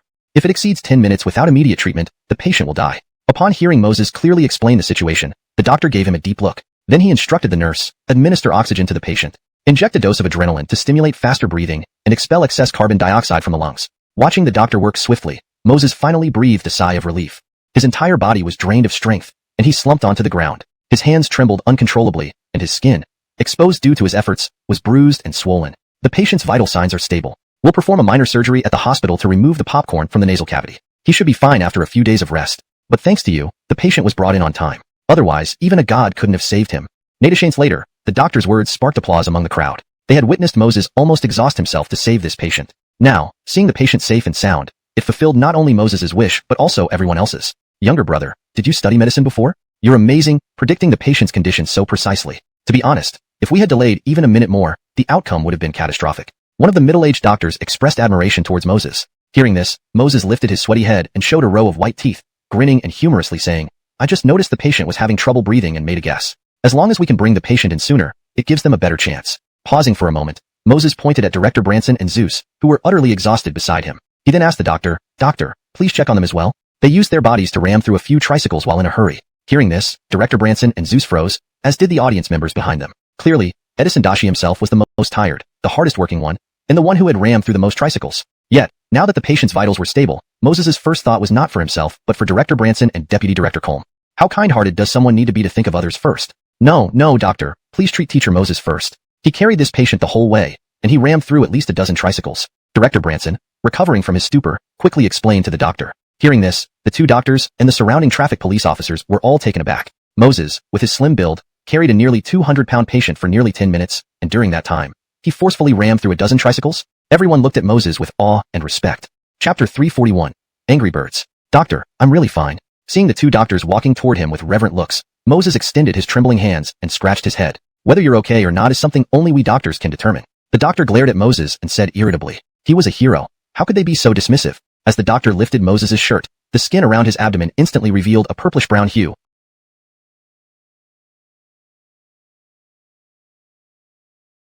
Causing concern in the doctor's eyes. Urology? That's for male issues, right? Doctor, I'm really fine, Moses stammered, blushing fiercely as he pulled up his pants. The audience, previously moved to tears by Moses's appearance, burst into laughter at this unexpected display. They couldn't believe that the fearless Moses had such a cute side. Your legs are already red and swollen, and you're saying you're fine? The doctor frowned, his expression stern. We've seen this plenty of times. It's nothing unusual. Besides, as a hero, Moses couldn't be left with any lingering health issues. Not like that. Doctor, it's natural for me. I'm not actually swollen. Anyway, Director Branson, I'll take a leave today and rest at home. Moses caught sight of Asia hurrying towards him and promptly got up from the ground, fleeing as quickly as possible. Watching Moses's retreating figure, the two doctors and the crowd were momentarily stunned. Natural? Wasn't that a bit hard to believe? Male spectators glanced at their own thighs, feeling a pang of sorrow. They couldn't help feeling resentful towards Moses. After all, why did he choose to wear Angry Bird's underwear? Ah, damn. I forgot I'm a journalist, someone exclaimed. I should have interviewed Moses thoroughly just now. A true people's hero deserves praise from everyone. Hearing this, Director Branson blinked. An idea sparked in his mind. Turning to Colm, he said, Colm, arrange for the program to pause. We will resume broadcasting based on Teacher Moses's recovery. And tomorrow evening, we'll do a special live broadcast called Interviewing People's Hero Teacher Moses. This idea was inspired by the earlier journalist. Tonight's major accident could potentially ruin the show. However, if they conducted a live interview with Moses tomorrow night, it might reverse public opinion dramatically. However, Director Branson was overthinking things. When the incident occurred, the live stream hadn't been shut off yet. So many netizens knew exactly what happened on site. For Moses's heroic act of saving lives without regard for himself, any criticism would make them less than human. Moreover, the topic of Moses's live rescue had made it to the top of the trending list. Countless netizens were begging for updates, and his song Dawn had climbed to the top of the charts. Translation notes. Pinyin names have been correctly applied where appropriate. The original tone and style have been maintained. Paragraph structure and line breaks match the original text. Chapter 342. This damn softness. Inside the live broadcast studio, due to the incident that happened too abruptly, and with the on-site staff all rushing out together, the live broadcast was still ongoing. Although the camera was pointed at an empty stage, the number of fans in the live room not only did not decrease but increased dramatically. From originally 50,000, it soared directly to about 100,000, more than doubled. Hope that patient on site can be safe and sound. Otherwise, Dr. Edison's efforts would have been in vain. Amitabha, this Taoist observed the stars and found that today is under the blessing of good fortune. Alas, the patient will definitely be alright. Everyone can rest assured. Damn, I nearly believe the nonsense from the floor above. Amitabha is a title from Buddhism, while Little Taoist comes from Taoism. Are you juggling multiple roles, acting as both a monk and a Taoist? Don't mess around. Why did those patients faint just then? Wasn't it intentional to create problems for Dr. Edison? Creating trouble? Given that you're a fan of Dr. Edison, I'll spare you. You dare say you didn't cry when Dr. Edison sang When the Sun Rises? When the audience members fainted, it just proves that our idol, Dr. Edison, truly deserves the title of singing god. Do you know anyone else in the entertainment industry who can make audiences faint by singing? Similar comments were numerous in the live stream. Everyone praised Moses's actions and his song today wholeheartedly. However, the accident still left them on edge, fearing any unexpected outcomes. Regardless of these debates or the trending topics, Moses knew nothing about them. At this moment, Moses was holding Blakely's hand, gently walking down a shaded path. Hubby, are you feeling unwell? Why don't you rest for a bit? I can give you a shoulder rub to help you relax. After all, you carried him all the way here. You must be exhausted. Blakely stopped and showed genuine concern on her little face. Hearing her words, Moses's body shook. He immediately punched his chest twice. Wife, your husband has an iron constitution. How could I be unwell? Hack hack hack. I'm telling you, even 10 more people like that patient, I can still carry them. Besides, if I can't handle such a small matter, how could I lift you up into the wedding car after we get married? Hack hack hack. Jokingly speaking, a man must never admit he's not capable, even if this girl before him was his future wife. No exceptions. This is a matter of male dignity. Hubby, are you still showing off? With this cough, you still claim you're fine? Blakely looked angrily at Moses. Regarding the incident where Moses bravely charged through those tricycles, Blakely, due to exhaustion, didn't witness it. That's why she thought he was simply overtired. I coughed because saliva went down the wrong pipe. If you don't believe me, climb onto my back. I promise to carry you home without even catching my breath. Saying this, Moses squatted down, ignoring everything, and hoisted Blakely onto his back. Whoa, this damn softness, oh no, this damn gentleness. Too pleasurable. Feeling the unusual sensation on his back, Moses gulped inwardly, while excitement spread across his face. His hands gripped Blakely's thighs. Damn, is her skin really so smooth? Why did I never notice before? Oh, what a missed opportunity. Early discovery, early enjoyment. So many lost opportunities in the past. Sigh. Hubby, why don't you put me down? I don't want to see you so tired. Blakely clung to Moses's back, feeling sweet yet somewhat reluctant. This is her hubby. Shouldn't she be the one caring for him instead of some other girls? Nonsense. Carrying my wife is the happiest thing in the world. How can it be tiring? Moses said seriously. Yet his large hands weren't behaving. They occasionally shook Blakely vigorously. Hubby, I love you. Upon hearing this, Blakely kissed his cheek fiercely. Initially, she enjoyed being carried by Moses. Soon, however, something felt amiss. Her cheeks flushed red. She glanced at Moses's serious face, biting her lip. The blush on her face was almost dripping with blood. Hubby, I have a question.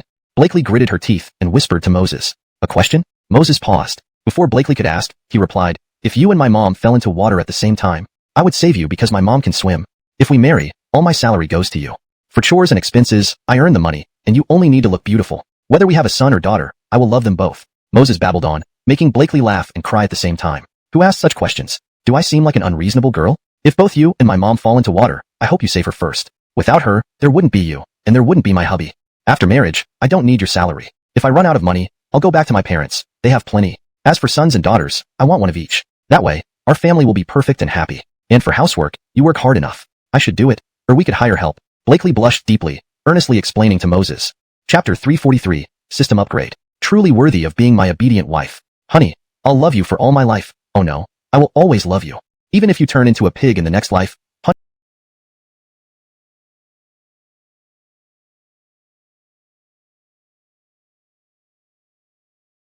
will still find you.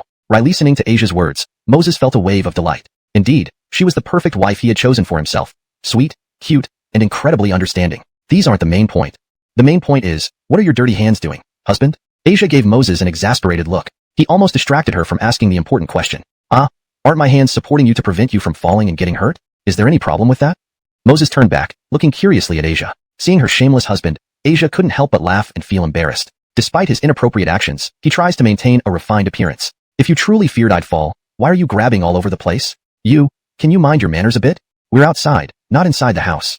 Reminded by Asia, Moses brightened up. We're outside, not inside? Wife, does that mean once we're home, I can touch you as much as I want? Seeing how perfectly Moses fit the pervert image, Asia thought to herself, accurately speaking, it wasn't acting at all. He used to trick her into giving him photos even before they met in person. Humph, I think you have more than just that on your mind, Asia blurted out. Upon saying this, both Moses and Asia froze. The next second, Moses looked at Asia with increasing intensity, like a big bad wolf about to devour his little rabbit.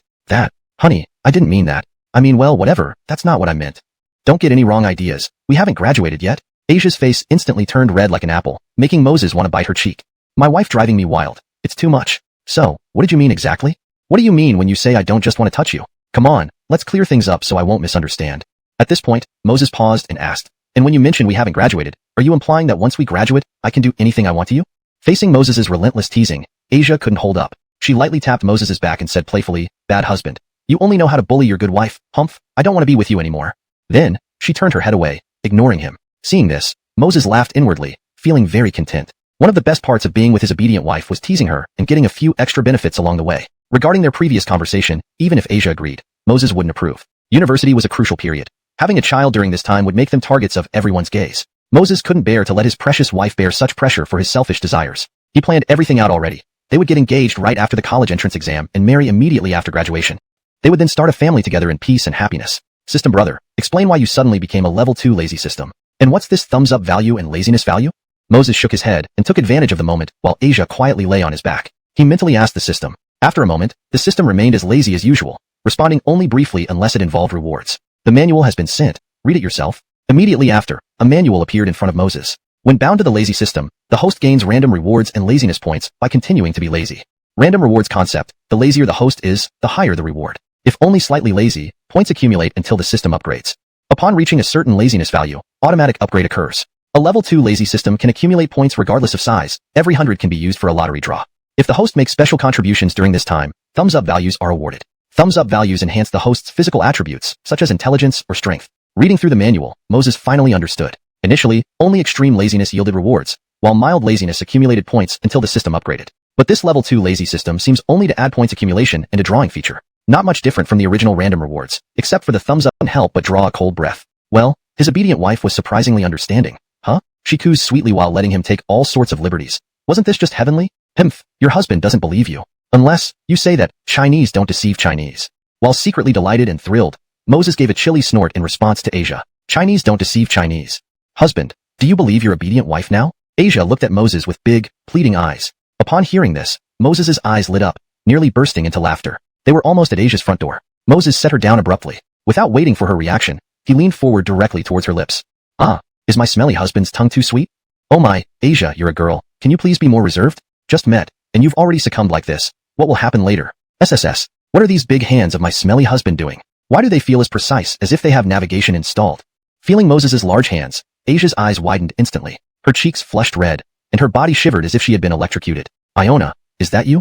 Just as Moses was taking full advantage, Aslan's voice rang out from the villa's entrance. Startled by the voice, Moses quickly released Asia. Well, wife, I'll head home first. Tomorrow we'll meet up at school.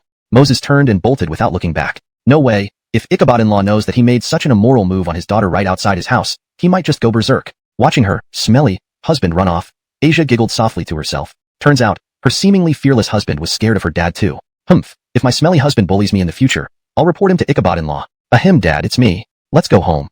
Asia took a deep breath, patted her racing heart, adjusted her clothes disheveled by her husband, and slowly walked toward the front door. That night, after getting home and showering, Moses lay in bed playing with his phone. Ding dong. As the notification sound played, Moses pulled out his phone and glanced at it. Adorable bunny. Wah? Smelly husband, bad husband, big idiot husband. You made your obedient wife angry, and she doesn't want to stay with you anymore. Confused, Moses paused. What the heck? He'd only been home for less than 10 minutes. Why was his wife suddenly upset? Wife, what happened? Was someone bullying you? Tell me. I'll beat them up for you. Moses quickly replied. Adorable bunny. It was you, you big bully, always picking on me. At the event, when the patient was carried by you and bumped into several tricycles, why didn't you tell me? Afterward, you carried me all the way home. Moses lay there stunned for a moment before reacting and feeling a warm rush of emotion. So, his obedient wife was upset because of this incident. Wife, your husband's body is strong. If there was really something wrong, I wouldn't have been able to carry you all the way home. Could you forgive your husband once? Poor guy. Adorable bunny. No, I won't forgive you. Even though I know you have a good heart, why should my husband get hurt for others? Smelly husband, does it still hurt? Let your wife blow on it for you, okay? Though her words seemed accusatory, Asia's concern was evident in every sentence. Wife, if you send me some of your revealing photos, that might make your husband instantly come back to life. Moses didn't want Asia to worry too much, so he changed the subject. Adorable bunny, smelly husband, you still have time to joke around? Just wait till I don't. 1 month, no 1 week, forget it. 1 day without kissing and hugging you. Seeing this message, Moses couldn't help but gasp. My obedient wife, is this a punishment for me or for yourself? Ah, wife, I'm hurting so much now, everywhere hurts. This pain cannot be cured by the hospital. Only your revealing photos can alleviate it. Chapter 345. I'll measure you with my Benjamins another day. After sending this message, Moses waited for a while but Asia didn't reply. Suddenly, his old face turned dark. Damn it, is my obedient wife really angry? Moses, you idiot, he muttered to himself. She was feeling sorry for you, and you had to act like an else. No wonder she doesn't want to talk to you. While Moses was grumbling in his heart, his phone started beeping one after another. Wow, this first picture is too good. It's actually a full-body frontal photo of my obedient wife, wearing black stockings and a strapless top. Damn, the second photo is even better. My obedient wife is sitting on the bed in a large white shirt. The third photo is a back view, paired with her delicate little face turning back with a smile. Finished. Completely captivated by my obedient wife's beauty. The most important thing is that there's not a bit of beauty filter on these photos. Oh my god, what kind of dog luck did I have to find such a fairy-level girlfriend? Looking at these photos on his phone, Moses murmured and wiped the drool from the corner of his mouth. Wife, are you really this big? And those long legs look so smooth and elastic. Even this tiny waist, I suspect it might be fake. How about, another day, your husband personally inspects and measures? After appreciating the photos, Moses sent a voice message to Asia seriously. He thought his obedient wife would blush with embarrassment when teased, but after sending the message, Asia didn't respond for a long time. Is my wife upset? She wouldn't have sent me these beautiful photos if she were. Never mind. Wait until tomorrow morning. I must kiss her to encourage her. Moses shook his head and didn't think much more about it. He opened up a game and started playing. About an hour later, after getting tired of the game and preparing to sleep, Moses suddenly received a message notification on his phone. Opening the phone, it was a voice message from Asia. Who? Husband, come quickly. There seems to be a bad person ahead. I'm next to a very large sycamore tree. After listening to the voice, Moses's face immediately changed. Asia hadn't finished speaking when the voice message ended abruptly. There must have been some emergency. Damn it. If anything happens to my wife, I'll kill all of your family. Moses jumped out of bed, his eyes bloodshot red. At this moment, he rushed out without even changing clothes, just wearing a tank top. From the voice message, Moses subconsciously thought the bad person had done something to his obedient wife. That's why he was so anxious. Doug, what do you need to buy so late at night? Tosha asked kindly from the living room. Seeing her, Moses sighed in relief but was also puzzled. I saw a bad person ahead while talking to you. I accidentally fell in. Tears began streaming down Asia's face. Alright, it's fine now. You're not allowed to go out alone at night anymore. You don't know how scared and helpless I felt when I heard your scream. What would I do in this world if something happened to you? Without caring about the mud on her body, Moses pulled her into his arms, softly comforting her. I just wanted to bring you medicine. Worried your wound would get infected. Lying in Moses's embrace, Asia sobbed, still fearing what had happened. Hearing this, Moses's eyes softened. He couldn't believe that Asia risked herself to bring him medicine late at night. Even though she foolishly fell into the sewer, this action deeply touched him. You silly girl. Did you hurt yourself when you fell? Let's go to the hospital to check, okay? Moses rubbed Asia's head affectionately. I'm fine. I was just scared when I saw the bad person and fell into the sewer. My phone accidentally fell into the water too. Am I very stupid? Husband? I can't even do such a small task properly. Asia lifted her head, looking at Moses pitifully. Chapter 346. You labeled my Ichabod as annoying wealthy dog? Dumb girl. What nonsense are you talking about? How can your husband feel anything but touched? How could I think you're stupid? Besides, in my heart, you will always be my most beautiful, cutest fairy girlfriend and future wife. From now on, don't speak ill of yourself or else I'll use the family rules on you. Got it? At the end, Moses couldn't help but give Asia a stern glare. Hearing this, Asia felt as sweet as if she had eaten candy. However, she pitifully asked Moses with an innocent expression.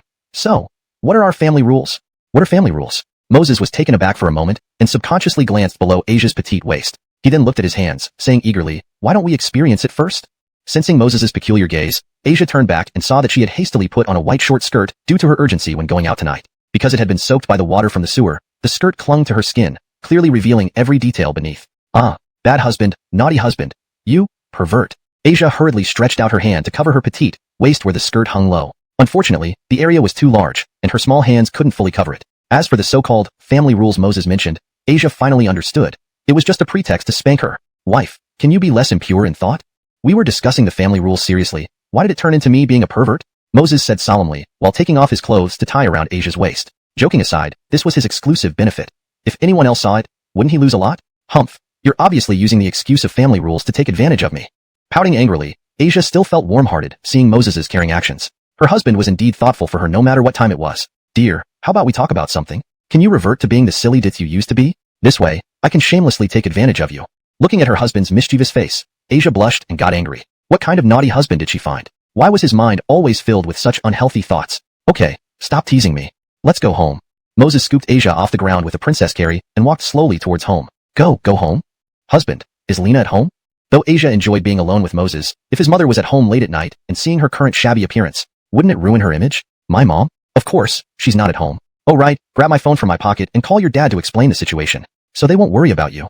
Moses quickly lied with his eyes twinkling, knowing that if this silly girl found out his mother was at home, she wouldn't come with him. Yet, even if Moses wasn't concerned, she would surely be uncomfortable given her dirty state. You didn't remind me, I almost forgot about it. I sneaked out when I went out. Reminded by Moses, Asia quickly reached into his pocket. Husband, what's your phone password? The password is your birthday. Wow, husband, you set my birthday as your phone password? Oh, and even the wallpaper is my photo. Kisses, love you, honey. Seeing herself all over Moses's phone, Asia happily hugged his neck and kissed him hard. After kissing, feeling Moses's intense gaze again, she hurriedly focused on the phone, opening the dialing page. Otherwise, if she continued staring at her naughty husband, who knew if he might devour her like a little lamb tonight? Ah, hubby, is this what you labeled my father? A moment later, after entering her father's phone number, a label instantly appeared before her eyes. It read, annoying wealthy dog. Well, I added this randomly when I first met your father. At that time, I didn't know he would become my future father-in-law. How about changing it to lovable father-in-law? Moses laughed awkwardly, trying to explain away his mistake. TCH, I don't believe you.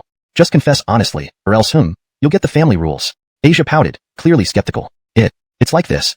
The first time I met your father, I just couldn't stand him. I didn't know why. But I had a gut feeling. By the second meeting, I still felt strongly about it. Plus, he's rich, so I labeled him as annoying wealthy dog. Moses explained helplessly. Ha ha ha. Hearing this, Asia couldn't help laughing loudly. After calming down, she teased Moses. Do you know why you didn't like my father when you met him? It's because I accidentally admitted to having a boyfriend. My father said he wanted to break both his dog legs for daring to have ideas about his precious daughter. Moses. Please note, the translation aims to maintain the original flavor and tone, including any colloquial expressions. If you have any specific adjustments or further requirements, please let me know. Chapter 347. Honest, where did you pick up a beggar from? After the call connected, Moses casually found an excuse to help Asia smooth things over. Then he carried her and continued walking home. Creak. Upon arriving at the front door, the sound of the door opening elicited a reaction from Tosha, who was sitting anxiously on the sofa. Seeing her beloved son finally return, she hurriedly got up. Honest, is everything okay? Tosha paused when she saw a dirty-looking person in her son's arms. Hidden in his embrace, Asia instantly became bewildered when Tosha spoke. Didn't stinky husband say Lena wasn't home? What's going on here? Before she could react, Tosha asked again. Huh? You rushed out just to bring back a beggar? Tosha's words caused Asia's eyes to widen. Brought back a beggar? It's all your fault, stinky husband. It's one thing that Lena was home, but now Lena thinks I'm a beggar. How will your good wife face this future mother-in-law? Cough. Natasha, I didn't bring back a beggar, but rather, I've brought back a daughter-in-law for you. Seeing the panic on Asia's face, Moses couldn't help but explain. Daughter-in-law? Honest, you can't just kidnap any woman off the street because Natasha has been urging you to bring back a daughter-in-law. Do you realize that's illegal? Just send the girl home. Natasha won't urge you anymore if that's the case. Tosha immediately became stern upon hearing Moses' explanation. Natasha, I'm not lying to you. This really is your daughter-in-law. Forget it, I'll explain later. Moses felt somewhat amused yet exasperated. With that, he quickly carried Asia to the bathroom. Wife, go ahead and wash up. I'll get my clothes for you to wear temporarily. I'll buy you a new set later. Just as Moses was about to fetch the clothes for Asia, she grabbed him. Her small, fair hand turned into a pincer, squeezing the flesh on Moses' waist fiercely. Stinky husband, you have some explaining to do. Didn't you say Lena wasn't home earlier? Asia, biting her lip, glared angrily at Moses. Ouch honey, it hurts. Let me explain. When I left, Natasha wasn't home. She must have returned just as I went out. You can't blame me for this, right? Moses looked pitifully at Asia, telling a white lie. If he hadn't said that, he couldn't let his obedient wife go home soaked on such a late night, could he? Even though it was summer, she might catch a cold otherwise. What should I do now? Lena thought I was a beggar. How can I show my face to her again? And I didn't even prepare any gifts for our first visit. If Lena thinks I don't know etiquette. After releasing Moses, Asia became worried. Sweetheart, stop worrying. When I met your parents for the first time, I didn't bring any gifts either. As for Natasha, worst case scenario, even if she doesn't like you. So what? As long as I love you, everything else is trivial. Besides, she only misunderstood. Just wait until you wash up and look spotless. If she still dislikes you, you can take my head as a urinal. After patiently consoling her for a while, Asia's burden lessened somewhat. However, meeting her future mother-in-law in such an awkward situation still made her feel uneasy. These are the pajamas I usually wear. Just make do with them. By the way, honey, do you need me to stay and scrub your back? That way, we can be super clean, and then blind Natasha with how beautiful you look. A moment later, Moses brought in the pajamas, looking excited as he asked. Hearing this, Asia gave Moses a fierce glare. This stinky husband, does he not feel comfortable unless he acts perverted every day? You're clearly trying to take advantage of me, yet you're saying it so boldly that almost had your obedient wife believing you. After horsing around with Asia in the bathroom for a while, Moses returned to the living room. Natasha, the girl I was carrying, named Asia, is my seatmate. She is also your future daughter-in-law. The reason she looks so disheveled tonight is because she fell into a sewer while bringing me medicine. He had already explained the incident about her injury to his mom in detail when they came back. Bring medicine? Tosha paused. Seeing her son did not seem to be lying. She frowned slightly and quickly went to the kitchen. After a while, she brought out a bowl of ginger tea and placed it on the table. Wiping her hands on her apron, she knocked lightly on the bathroom door. Iona, please don't take what Lena said to heart. Honest has explained your relationship to me. Lena has prepared a bowl of ginger tea for you. Drink it after your shower to warm up. From now on, this place is your home too. Don't be shy.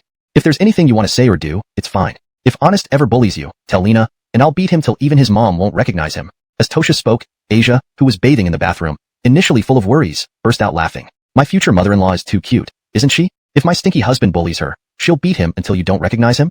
Chapter 348. In the future, my mother-in-law will love me, and I will love you. Sia. Thank you, Aunt. Asia's face turned slightly red as she politely replied to Tosha in a low voice. TSK, you silly child. Why are you thanking me? Well then, take your time washing up. I won't disturb you anymore. After saying this, Tosha returned to the living room and shouted angrily at Moses. You little scoundrel, what are you still standing around for? Hurry up and go buy some groceries. Later, Natasha will cook a few dishes that Iona likes, and we can eat them as midnight snacks. Oh right, also get Iona new slippers, new clothes, as well as a wash basin, towels, toothbrushes, etc. Seeing his mother's ferocious expression, Moses was momentarily taken aback. What the heck? Why did his mother seem like a completely different person after his wife came back? It was as if he had been adopted, and Asia was her true daughter. Not that, Natasha. Iona has to go back later. There's no need to go through all this trouble, right? Moses instinctively protested. You little scoundrel, are you itching for a beating, or what? Iona is my precious daughter-in-law. Even if she stays just 1 minute, I won't let her suffer even a bit. Scram, hurry up and go. Don't ruin my mood. Just looking at you makes me upset. If you can't protect your own wife, and she ends up falling into a drain, if Iona were my daughter, considering how you've acted today, I would never agree to the two of you being together. Moses was quite speechless at Tosha's tirade. What kind of situation was this? Just as Moses was about to leave the house, Tosha thought for a moment and felt it wasn't right. If her son weren't there when Iona came out after bathing, Iona would feel extremely awkward. Forget it. I'll go get the things for Iona myself. You stay home and properly attend to Iona. When I come back, if Iona isn't satisfied, just wait till I deal with you. After glaring at Moses, Tosha rushed out the door. Wife, have you finished washing yet? My flowers are wilting waiting. Moses stood at the bathroom door, wailing dramatically at Asia. He had given her a rather sheer nightgown. Since her clothes were all wet, there was no way she could wear her original outfit again. Therefore, Moses eagerly awaited seeing her in his transparent thin nightgown, hoping to feast his eyes. Not yet, Asia muttered, reminiscing about how her future mother-in-law had reprimanded her stinky husband. This made her heart feel warm. It seemed her future mother-in-law was easy to get along with. Half an hour later, Mom came back with a big bag of things. Stinky kid, quickly take these clothes inside for your wife. Those clothes you bought smell terrible. If my daughter-in-law wears them, it will reduce her dignity. Seeing the bathroom light still on, Tosha hurriedly instructed Moses. Seeing this, Moses couldn't help but gasp inwardly. His mother was really being a loving mother-in-law. I had everything planned perfectly, but you? Now, giving her a new set of clothes, inside and out, how am I supposed to feast my eyes? However, Moses didn't dare defy his mother's instructions. Reluctantly, he handed the clothes over and took them to the bathroom door. Asia extended a hand to grab the clothes and quickly shut the door. As a result, Moses didn't get to see anything. I need to make more money to buy a new house soon. Only then can I freely enjoy her company next time I bring her home. Otherwise, my mother will always cause trouble at home. Moses mused silently to himself. A short while later, Asia emerged from the bathroom dressed. Tosha was just coming out carrying a plate of food. Looking at her clean future daughter-in-law, her eyes lit up. TSK, my stinky kid really knows how to pick vegetables. Look at that flawless skin, curvy figure, and rosy cheeks. She's stunning even without makeup. Good evening, Aunt. Asia blushed under Tosha's scrutinizing gaze and said shyly, Good, good, good. Come here, Iona. Rest for a while. Aunt still needs to finish 2 more dishes. If you're hungry, you can start eating now. Tosha beamed at her. She found her daughter-in-law increasingly satisfactory, beautiful, elegant, and soft-spoken. Stinky kid. What are you standing around for? Quickly dry your wife's hair. In the evening, what if she catches a cold? After reminding Asia, Tosha shouted at Moses. Well, my mother really prioritizes her daughter-in-law over me. Might as well serve my wife faithfully. Moses sighed, took out the hairdryer, and began drying Asia's hair. Honey, is Aunt usually this strict with you? Once Tosha returned to the kitchen, Asia asked Moses in a low voice. Hearing this, Moses chuckled bitterly. You're wrong. Before you came, my mother was pretty gentle with me. Yeah, except for concealing the Dopey Bunny barbecue shop and Dopey Bunny beer from her, resulting in a beating, otherwise she wouldn't criticize me for anything. But now, sigh. As he spoke, Moses sighed deeply. It looked like his status in the family would drop. Hee. This isn't bad. After all, you're my own wife, so it's not a loss. Asia giggled softly. How is this not a loss? I feel ever since you came back tonight, my position plummeted. If every day is spent getting scolded, how do I live? Just as Moses finished speaking, Asia turned around and kissed him. No worries, in the future, I'll love you. As for you, just be responsible for loving me and loving Natasha. Hee. I'm such a smart little darling. Chapter 349. The more the mother-in-law looks at her daughter-in-law, the more satisfied she becomes. Amina, you're so beautiful and have such a great figure. At school, there must be many boys chasing after you, right? Well, Lena, you don't mean anything by it. But I'm just puzzled. How could someone as outstanding as you end up liking my good-for-nothing son? At the dinner table, Tosha learned that Asia had excellent grades and came from a wealthy family. After hesitating for a while, she couldn't resist asking her. This feeling was similar to when Asia's mother, Tamara, had asked herself about her own daughter. In Tamara's eyes, how could Moses, who was so excellent, have chosen her daughter? Lena, this question. Maybe liking someone doesn't need a reason. Asia glanced at Moses out of the corner of her eye, saw his embarrassed face, and chuckled before responding to Tosha. You're right. But honestly, I feel that such a beautiful flower like you is wasting itself on my son, who is nothing but dung. That's really too much of a loss. Tosha shook her head with a sigh. Asia finally couldn't hold back and burst into laughter. Natasha, can you give me some face? Amina is coming to our house for the first time. Do you embarrass me in front of her like this? Besides, why would Amina being with me be a loss? Moses couldn't bear it any longer and retorted directly to his mom. Hearing this, Tosha sneered. How is it not a loss? Fine, today your mom will explain this to you properly. Other than having decent grades, opening a barbecue shop and Dido Rabbit beer and earning tens of millions, and singing a couple of mediocre songs, what else do you have going for you? Oh yes, and you still have this old, thick-skinned face. Tosha mercilessly criticized Moses without holding back. Tosha wasn't doing this out of spite. She had once been a daughter-in-law too and understood one principle very well. The more a mother-in-law favors the daughter-in-law, the happier the lives of her son and daughter-in-law would be. Conversely, if she favored Moses eventually, no matter how good the daughter-in-law's temperament was, she would harbor resentment toward her, leading to conflicts between the young couple. Right, old classmate, I haven't applied medicine to your injuries yet. Riley down quickly. Asia was about to enjoy teasing her husband, but suddenly remembered Moses's injuries. Without even finishing her meal, she hurriedly pulled him to the sofa and lifted his shirt. Seeing the bruises, Asia's eyes welled up with tears. Does it hurt?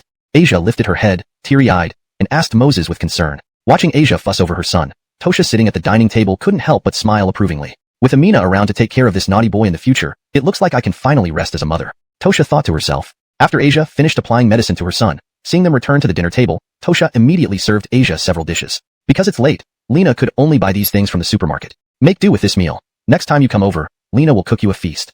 Throughout the dinner, Asia and Tosha gradually became acquainted. Seeing his mother holding Asia's hands affectionately, Moses felt relieved. To be honest, he was worried that the two women wouldn't get along well, given Asia's sudden visit. But now, it seemed his worries were unfounded. Brat, go out and wander around for a bit. I want to chat with Amina. You keep walking around and getting in our way. Upon hearing this, Moses froze.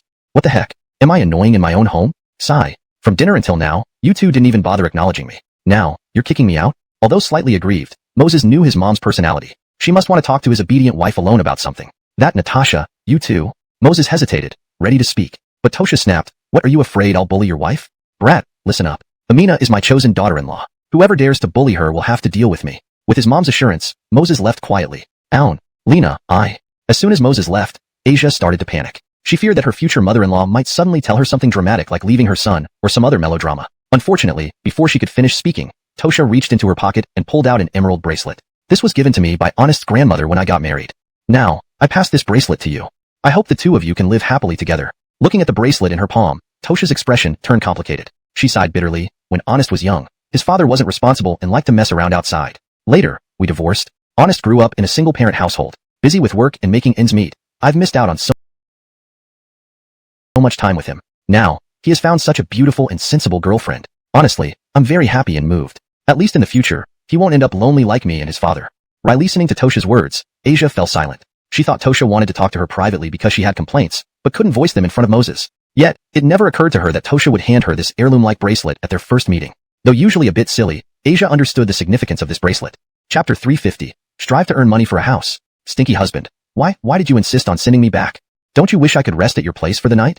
It was 11 o'clock at night when Moses dropped Asia off at the villa gate. After a moment, Asia gritted her teeth and asked Moses. Ever since Tosha had given her the jade bracelet, Asia felt she was already part of this family. Tosha had even suggested Asia stay overnight. But when Moses came back, he didn't hesitate and packed her up and sent her away immediately. Damn, my dear. Were you mad about this on the way back? If you wanted to stay overnight, you should have told me earlier. You've missed a great opportunity. How about we go back now? In that case, I can kiss, hug, and lift you up tonight. Moses's eyes lit up, wearing a mischievous smile as he lecherously eyed Asia from head to toe. Himph, don't think you can trick me. Before I left, Aunt specifically said I could stay overnight. As for you, you just pretended not to hear. Asia wasn't buying Moses's antics. This stinky husband was trying to fool her. No way. Seeing how smart Asia was, Moses laughed and pinched her little cheek affectionately. You silly girl, you really can see through everything. It's not that I don't want you to stay. Mainly because our house only has 2 beds. Are you going to sleep with me then? Before Moses finished speaking, Asia pouted her lips. Although she was slightly embarrassed, more than anything, she was angry. Why? Did you start looking down on me just because we started dating? Or because I fell into the sewer today? You think I'm all smelly? So you won't sleep in the same bed with me? Tears welled up in Asia's big eyes by the end of her words. Looking at her like this, Moses couldn't help but laugh and cry. What kind of thinking does this girl have? Wife, you are so beautiful, gorgeous, and sexy. Do you have no idea? If we sleep in one bed, and something unexpected happens, what do we do? For me, as a man, it doesn't matter much. But for you, how will you face classmates and teachers after something happens? How can you still take exams? You are my girlfriend now, my fiancé after graduation, and my wife after college. I can't indulge myself at the cost of your feelings and future, right? Moses paused and saw Asia stunned. He continued, my mom is very happy about this, but she is seeing things as a parent, a mother of a son. She may be naive, but I can't be naive too. With a thud, Asia threw herself into Moses's arms. So the reason her stinky husband insisted on sending her back was this. How could he not tell her sooner? Making her feel bad. It was unfair. Himph, I'll forgive you this time. But listen up, when we're in college, we must share the same bed. As long as we don't have a baby prematurely, it should be fine probably. Yes, let's decide this. I'm going home now, kisses. Asia whispered into Moses's ear, her face blushing red. She turned around and quickly ran toward the house. After all, for a girl like her, such talk was quite embarrassing. Yet, she couldn't resist the charm of her stinky husband. Watching Asia bounce back into the house, Moses felt a surge of anticipation. If he could live together with his obedient wife during college, their life would definitely be extremely happy. Since my obedient wife has decided, I need to buy a good house in the capital before college starts, just to surprise my obedient wife. The next morning, Moses got up and tidied up a bit. After breakfast, he headed towards school. Ring ring. Just as he reached the school gate, his phone buzzed shrilly in his pocket. Taking out the phone and seeing it was Asia calling, Moses quickly answered. Honey, it's over. Your wife woke up late. What do we do? Now it's 9 o'clock. Morning class is already over. Oh no, it's all my mom's fault for chatting about us last night. She made me late for school. In the call, Asia was talking hurriedly while making loud noises. As expected, her obedient wife was flustered now. Thinking about it, as classmates for 3 years of high school, Moses had never seen Asia arrive late even once. Being late to school? It's no big deal. After all, being late is like your husband. Do it enough times and you'll get used to it. Don't worry now, I'll wait for you at the school gate. When we go in together, no one will say anything to you. Moses responded indifferently to Asia. This works. But you still need to tutor everyone. Can't delay everyone's studies just because of me. Asia hesitated. Hearing this, Moses's mouth twitched. Is my obedient wife really this naive, or pretending? The main reason he tutored everyone was for her benefit, wasn't it? Others were merely coincidental. Now, with her not even at school yet, why should the others rush? Big brother system, can these likes increase my wife's attributes? I'm worried she might become an innocent idiot if this continues. Moses asked the system half-heartedly inside. Chapter 351. The Wonders of Praise Points. Ding. Asia's IQ plus 20 points. Right after Moses finished speaking, the system's notification sounded directly in his mind. Hearing this, Moses was instantly stunned. What the heck? This actually works? Sigh. Why didn't this dog coin system tell him earlier? Furthermore, he clearly had only 10 praise points but ended up adding 20 IQ points to Asia. Unsurprisingly, converting praise points to IQ has a double effect. The more it is so, the more Moses's heart ached. Damn it. For those 10 praise points, he almost choked last night. From this alone, one can see how hard it is to earn these praise points. Yet, with just one sentence, he squandered them all. Hey, system, I was just joking. How about you take back those praise points? How about re-adding some beauty or physique for my wife? Moses timidly asked the system. Unfortunately, the system didn't even bother to respond. Seeing this, Moses became even more depressed. He wasn't exactly unwilling to part with the praise points, mainly because his obedient wife already had a very high IQ. She just needed to focus on listening to his lectures. After the college entrance exam, choosing any university would be easy enough. Also, if Asia's IQ increased, how could Moses continue taking little advantages from her? Therefore, compared to increasing her IQ, he'd much rather use the points on enhancing her beauty and figure. That way, his obedient wife would be happier, and he'd reap the benefits, killing two birds with one stone. Damn, even boosting physical fitness would have been better than increasing IQ. Ah, that blasted system. Was it intentional or unintentional? I merely asked a question, and then suddenly it added the points. Moses cursed inwardly. By the way, big brother system, can I add points to others too? After a moment's pause, Moses suddenly remembered this critical issue. On the surface, it seemed like nothing special. But delving deeper into its implications, it could be an incredibly powerful trump card. For instance, Moses could add attributes to anyone. If someone close to him got cancer, he could simply convert the praise points into physical strength, potentially curing the cancer. When in trouble, call me. When not, it's dog coin system. Heh. A cold voice echoed in Moses' mind, making him immediately embarrassed. Come on, don't be so blunt. Big brother system. You can't blame me for complaining since you never talk to me. Occasionally, I need to let off some steam, right? So, let's get back to the topic. Moses laughed awkwardly, hurriedly praising the system in his mind. System. Ah crap, the dog coin system isn't talking to me again? Am I being too lenient with you? Who is the host here anyway? Look at other systems, they're full of flattery, yet you can't even utter a word. Instead, you try to trick me. After waiting patiently for a while, and seeing that the system still wouldn't respond, Moses began to curse outright. He was 100% sure that the dog coin system had deliberately added those points. Forget asking this dog coin system. It might be better to wait until he had more praise points and try again. Huh, Moses, are you here at school? Why aren't you going in? Everyone is waiting for you to start the class. Just as Moses was cursing the system, a familiar voice rang in his ears. Turning, he saw Nolan walking towards him with a surprised look. Moses was preparing to explain to Nolan when a chubby figure rushed over from behind. Ah damn, Moses, you're late again? Quickly, take me in before that bastard demon catches us. Otherwise, I'll probably have to write another self-criticism. This chubby figure was none other than Ronnie. Upon hearing Ronnie's words, Moses immediately gave him a warning glance. Moses himself could act recklessly at school because his grades were at the top, and he also acted as a tutor to the students. If he was late, it didn't matter much. But Ronnie was different. A slacker at heart, if caught by Nolan, writing a lengthy self-criticism would be inevitable. Don't give me those looks. You've done this with me before. As long as that heartless demon doesn't catch us, everything will be fine. Ronnie spat venomously as he spoke. The last time you were a slacker, your rambling actually moved the demon. Now who knows what got into him to start oppressing us slackers again. Damn, just thinking about it makes me angry. I curse him to live 3 minutes, oh no. Make it 3 seconds. Looking at Ronnie's furious face, Moses felt a headache coming on. He had warned him already. You did this on purpose, don't blame me now. Ronnie, you were just cursing me? Sure enough, Nolan's icy and authoritative voice echoed right after Ronnie spoke. Demon? Oh no, Director Branson? I wasn't talking about you, I was referring to the guard. Seeing Nolan standing behind him, Ronnie shivered in fear, his face pale, body trembling. Riley little bastard, you dared to curse me? Last week, you were late 5 days out of 6, and I let you in secretly because of Moses. Now you repay kindness with malice? Director Branson, you must discipline this fatty. Being frequently late is one thing, but skipping early. At this moment, the guard who had been sitting in the booth stood up angrily, revealing that he had overheard everything. Ronnie had thought the guard wasn't there when he bent down to pick something up, and tried to shift the blame onto the guard. But now, the guard not only refused to take the blame, but also exposed all of Ronnie's misdeeds. Ronnie, go inside. I'll discuss this with your father during the parent-teacher conference this afternoon. Nolan looked at Ronnie coldly, issuing a death notice. Chapter 352. Who said dating would affect studying? Director Branson, no matter how much I improve, I'm still a scholastic disaster. I leave school early or arrive late so as not to disturb others studying and to enhance their learning atmosphere. So, in a panic, Ronnie directly used the routine Moses once used on Nolan. He hoped this would let the devil give him a pass. Otherwise, he was going to be in big trouble at today's parent-teacher conference. Unfortunately, before he could finish his sentence, Nolan interrupted. What you say makes sense.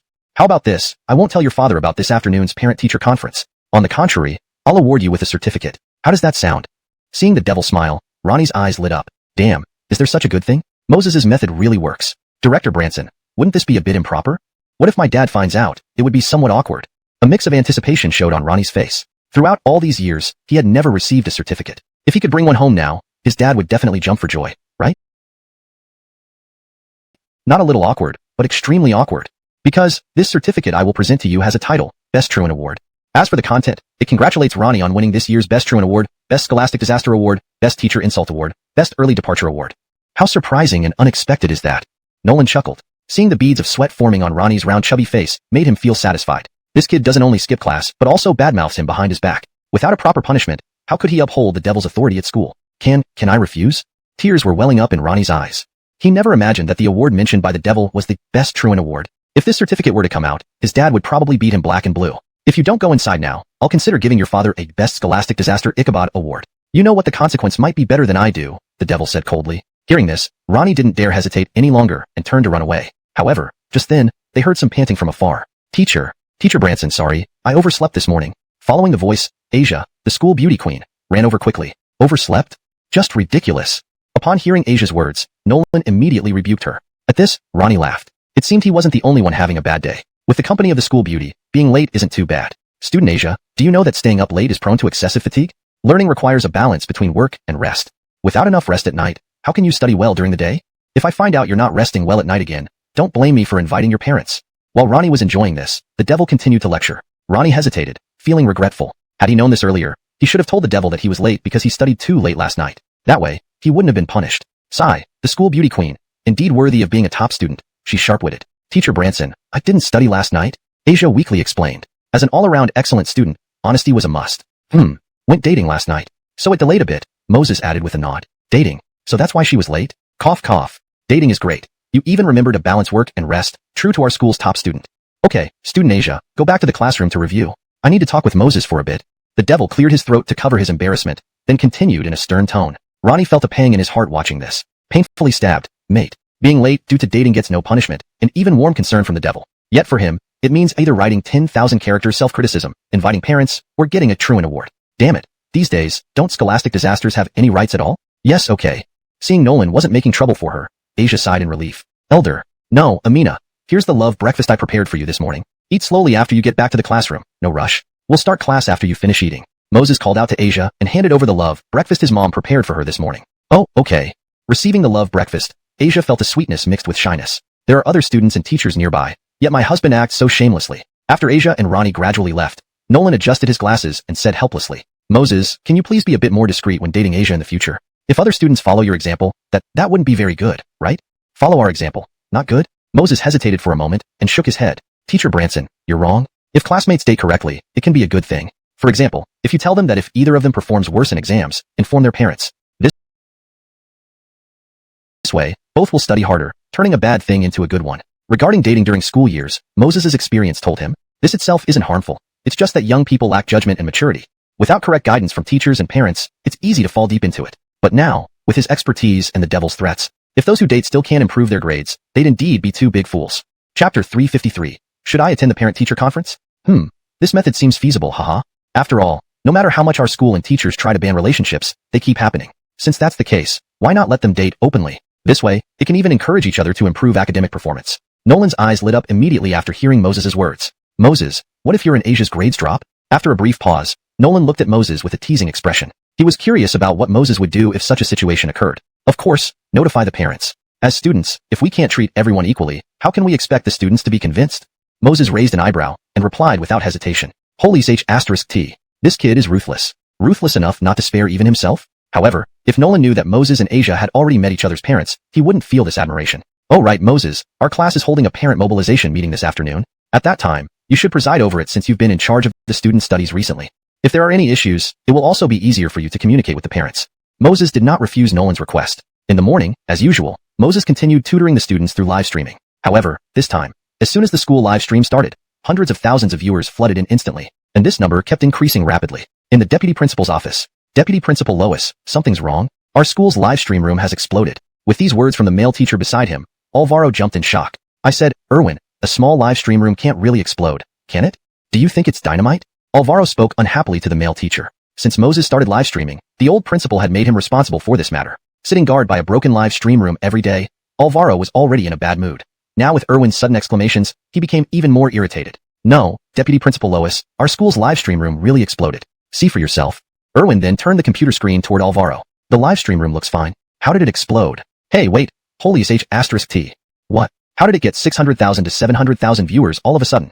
And why is the live stream page so laggy? When Alvaro noticed the number of online viewers, he was startled. Just a few days ago, the highest number of online viewers was only a few thousand. How could it suddenly multiply by 10 times today? Deputy Principal Lois, this is the problem I'm talking about. Our live stream room is on a web page created solely by the school. If there aren't many people, it's not a big deal. But now that the number of people has increased, the server simply can't handle it. With a constant influx of viewers, it has resulted in the current lag and delays. If the number of viewers continues to increase, our live stream room might crash. Erwin explained helplessly. So why are you still wasting time? Just find a solution. This is such a trivial matter. Why are you asking me? Alvaro rolled his eyes and retorted angrily. He didn't care how many people were watching the live stream. It wasn't related to him at all. Deputy Principal Lois, to ensure that our live stream room can handle so many people without crashing, we need to either sign with large live streaming platforms. But the old principal previously said we shouldn't mix with those live streaming platforms. The remaining option is to rent a server, which costs tens of thousands to hundreds of thousands, or even millions of yuan. Erwin said with a bitter smile. Upon hearing this, Alvaro blew up as well. What the F asterisk CK? Tens of thousands, or even hundreds of thousands. The school provides free live streams, not charging anything. And now they want such a huge sum just to help students from other schools improve their grades? Are they joking? Just ignore these guys, they can watch if they want to. After all, this is a public service, and we haven't charged them a cent. Although Alvaro seemed mischievous on the outside, he was quite efficient as deputy principal. He'd rather save a single penny than spend extra money unnecessarily. Now what about the students from other classes in our school who want to attend the lessons? Erwin reminded cautiously. Other school students can be ignored, but their own school couldn't share the same fate, right? He glanced at the lagging comments on the live stream again. We're being heavily criticized due to the lag and delays. Some are threatening to expose our school's negative side if we don't fix this issue. Besides, they'll attack our school forum. Halfway through, Erwin suddenly widened his eyes and stared straight at the computer screen. My temper. Is this rewarding these online friends and students too much? Watching a free live stream gives them a sense of superiority. F asterisk CK. If pushed to extremes, we'll stop the live stream altogether. Alvaro raged. Seeing this, Nolan next to him cleared his throat awkwardly. Deputy Principal Lois, maybe you should consider. Just now, someone posted your picture on our school forum. Alvaro snickered. Posting my picture? These online friends must be idiots. I wish the whole forum was filled with photos showcasing my glorious image. OSH asterisk T. Wait, which bastard secretly took this photo? Just as he was gloating internally, Alvaro caught a glimpse of the photo on the computer screen out of the corner of his eye. It showed him at a meeting, staring directly into a Britney's neckline with drool dripping from the corner of his mouth. F asterisk CK. If his wife saw this photo, not even a whole durian could solve the problem tonight. Chapter 354. Trouble? Just find Moses. Hurry up and explain the situation to our online viewers. Just say, the live stream is lagging because there are too many people, and our school is working on resolving it immediately. Alvaro wiped the sweat off his forehead vigorously, instructing Erwin with a terrified look. No way. This kind of photo cannot be exposed to the public. If not, whether he, Alvaro, will still have a place at Haiching Middle School tomorrow would be hard to say. Upon hearing Alvaro's words, Erwin didn't waste any time and directly posted an announcement in the live stream room. After a moment, seeing that the emotions of the online viewers gradually calmed down, he finally let out a sigh of relief. Erwin didn't care if Alvaro's photos were exposed or whether he'd be facing trouble at home tonight. What he cared about was the money and the school's reputation. The old principal had promised that after this year's senior high school graduation, all teachers would receive an extra 2 months' salary as a bonus. If this issue ruined it, forget about the online viewers. He would be the first to expose Alvaro's indecent photos. Vice Principal Lois, we've announced the notice. The online friends have temporarily calmed down. Now, how do we resolve the server issue? After posting the announcement, Erwin turned his attention back to Alvaro. Hearing this, Alvaro's face twitched. Damn it. He was so preoccupied with calming the netizens that he forgot about this matter. Now that he had already made a big statement, if they couldn't solve it in time, it would only be a matter of minutes before his photos were exposed again. However, he was pained to just give out tens of thousands of dollars for no reason. Erwin, you check why so many people are watching our live stream. Alvaro took a deep breath, forcing himself to calm down, then instructed Erwin. Without much thought, Erwin explained immediately. I saw from the comments that the general situation is like this. Didn't Moses attend the Super Singer show last night? There was an accident at the scene, and Moses risked his life to save someone, gaining widespread praise from the netizens. Unable to find Moses, they came to our school's live stream. Moreover, due to this incident, more schools now know about Moses's live tutoring. So, when combined, the number of people naturally increased. Just as Erwin finished speaking, Alvaro slapped the table fiercely, his anger flaring up once more. So our live stream blew up entirely because of that little brat, Moses? If that's the case, don't blame me. Since he's the one who suggested online tutoring, now, since there's a problem, he should fix it. Having said that, Alvaro walked quickly towards Class 2 of Senior 3 with Erwin in tow. When they arrived at the classroom, Moses was in the middle of teaching. Well, today Mr. Moses looks quite refined. Not only is your complexion rosy, but your energy is also very high. Your lectures flow one after another. Without any preliminaries, Alvaro sneered at Moses upon reaching the classroom door. Surprised by Alvaro's sudden visit and his sarcastic remarks, Moses paused and looked at Erwin curiously. Erwin, did Vice Principal Lois forget his medication today? Or has he eaten a bear heart and leopard gall? Because of Moses's recent tutoring efforts, students' grades had improved significantly, making him a favorite in the eyes of the old principal. To put it bluntly, even if he acted arrogantly at school, no one dared to challenge him. Not even Alvaro. Forget his medication? Moses, don't dodge the issue. I'm not here to ask for your opinion, but to inform you of the outcome. How you choose is up to you. Alvaro grimaced, clearly unhappy, and gave Moses the ultimatum. Does Vice Principal Lois mean to tell me I have to carry this black pot, no matter what? Moses almost laughed aloud. Since Alvaro was handing him such a great opportunity, refusing it would be a waste of Craig's kindness. As for appearances, he still needed to play along. What if Alvaro realized it and regretted it later? Chapter 355. Fellow students, get your sacks ready to pick up money. Ha ha ha. Alvaro couldn't be bothered to talk to Moses this time. This black pot. You're not willing to carry it. Am I supposed to carry it for you? Not a chance. No, not even if you begged me. That. Vice Principal Lois, how about we come to an agreement? I genuinely want to help all the students from around the country improve their grades. If the live stream collapses, how can I continue broadcasting in the future? Can you please do me a favor and cover the server rental fees? Moses looked pitifully at Alvaro and spoke gently. Upon hearing this, Alvaro finally cracked a smile. Good, very good. Finally, he admitted defeat in front of me. Surprisingly, this felt quite comforting. Why not? give him what he wants. Otherwise, if the principal finds out, he will likely ask the school to pay anyway. Better take this opportunity now and get more compliments from Moses. After all, getting him to praise me in front of so many students is a rare opportunity. However, just as Alvaro was about to speak, Moses added, Vice Principal Lois, I run a barbecue shop and a brewery. Now, I make only 2 or 3 million each month. At home, all we have left is money. I wish I could handle this server issue, but I really can't manage it. After saying that, Moses let out a deep sigh. Vice Principal Lois first froze, then took a sharp intake of breath. Damn, don't tell me I'll spit blood on your shameless face. You make 2 or 3 million per month and claim to be poor. Renting a lousy server costs you peanuts. Yet you still want me to find a way? Moses, the school livestream server is none of my concern. Figure it out yourself. Alvaro glared fiercely at Moses and roared. Damn brat, every word out of his mouth infuriates me. If I helped you with this mess, I wouldn't be Lois anymore. Vice Principal Lois, isn't this unfair? I've already done both the work and spent the money myself. But if my girlfriend found out, she'd make me kneel on a washboard when I get home. Moses didn't dare insist further. If Alvaro truly let go of the live stream responsibility, how could he still pick up windfalls with a sack? I don't care whether you kneel on a washboard or a durian. From today onwards, all live stream matters are your own business. Do well, and it's your capability. Do poorly, and it's your problem. Alvaro sneered and firmly decided the matter. But as soon as he finished speaking, Moses's pitiful gaze vanished instantly. He turned to address the entire class seriously. Fellow students, did you hear that? Vice Principal Lois said the live stream will be my full responsibility from now on. The class didn't know what Moses was up to but nodded along with him. Erwin, please post a new notice. Tell the school officials who want to listen that our school budget is insufficient, and we might have to stop broadcasting. After all, renting servers requires millions. Scratch that, 10 million. If other schools can sponsor us, we can continue broadcasting, helping all senior high school students enhance their studies. If no sponsors step up, we won't be able to broadcast lessons. Except for some underprivileged areas or impoverished schools. One more thing, this money must come from the schools, not students. Otherwise, they'll lose listening privileges immediately. Moses thought carefully, confirming nothing was missed. He then pulled out a gold card and handed it to Erwin. Erwin, there's about 2 million on this card. Use it to rent the server first. Once other schools pay, we'll establish a scholarship fund. Half of the funds will reward our school students for academic improvements, cash rewards. The remaining half will buy electronic equipment to donate to underprivileged area schools, so those senior high school students can also join our live stream. When Moses finished speaking, the entire class erupted in cheers. Except Egbert. Even Erwin at the door looked thrilled and excited. What a brilliant idea. It solves the server problem and nets a huge profit. Teacher Moses, I'll arrange it right away. Without caring about the stunned Alvaro, Erwin turned and went to handle the arrangements. In contrast, Alvaro's old face remained frozen before turning livid with anger. Damn, how did I not think of such a profitable idea? Now I've lost a big opportunity and handed all this money over to Moses. Edison, Moses, weren't you unwilling to bear this burden earlier? You. Alvaro gritted his teeth, glaring harshly at Moses. That's a cool 10 million. If it went to the school, how amazing would that be? The school wouldn't struggle financially anymore. If I didn't say that earlier, Vice Principal Lois, would you have given me this opportunity to pick up windfalls with a sack? Moses blinked at Alvaro innocently, replying without a hint of guilt. Chapter 356, Bridger and Lemuel's calculations. Alvaro opened his mouth, his face flushing red with embarrassment.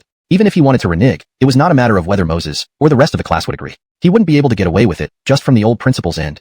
Mr. Vice Principal Lois, if you have no other matters, could you help me buy a few gunny sacks? After all, with so much money, without sacks, how can we carry it? Seeing Vice Principal Lois's eyes turning slightly red, Moses couldn't hold back his amusement as he jabbed right into the sore spot. Help him buy sacks to carry the money? Oh my, this little heart of mine hurts so much. I almost want to push this guy down and beat him up thoroughly. Typical of someone who wants both fish and bare paws. Vice Principal Lois, where are you going? Oh, by the way, if there's another good deal like picking up money with gunny sacks, remember to tell me first. I don't mind doing such jobs at all. Watching Vice Principal Lois storm off with a darkened face, Moses couldn't resist adding one last shot. Cough. Students, did everyone see what just happened? This is why we need to study hard.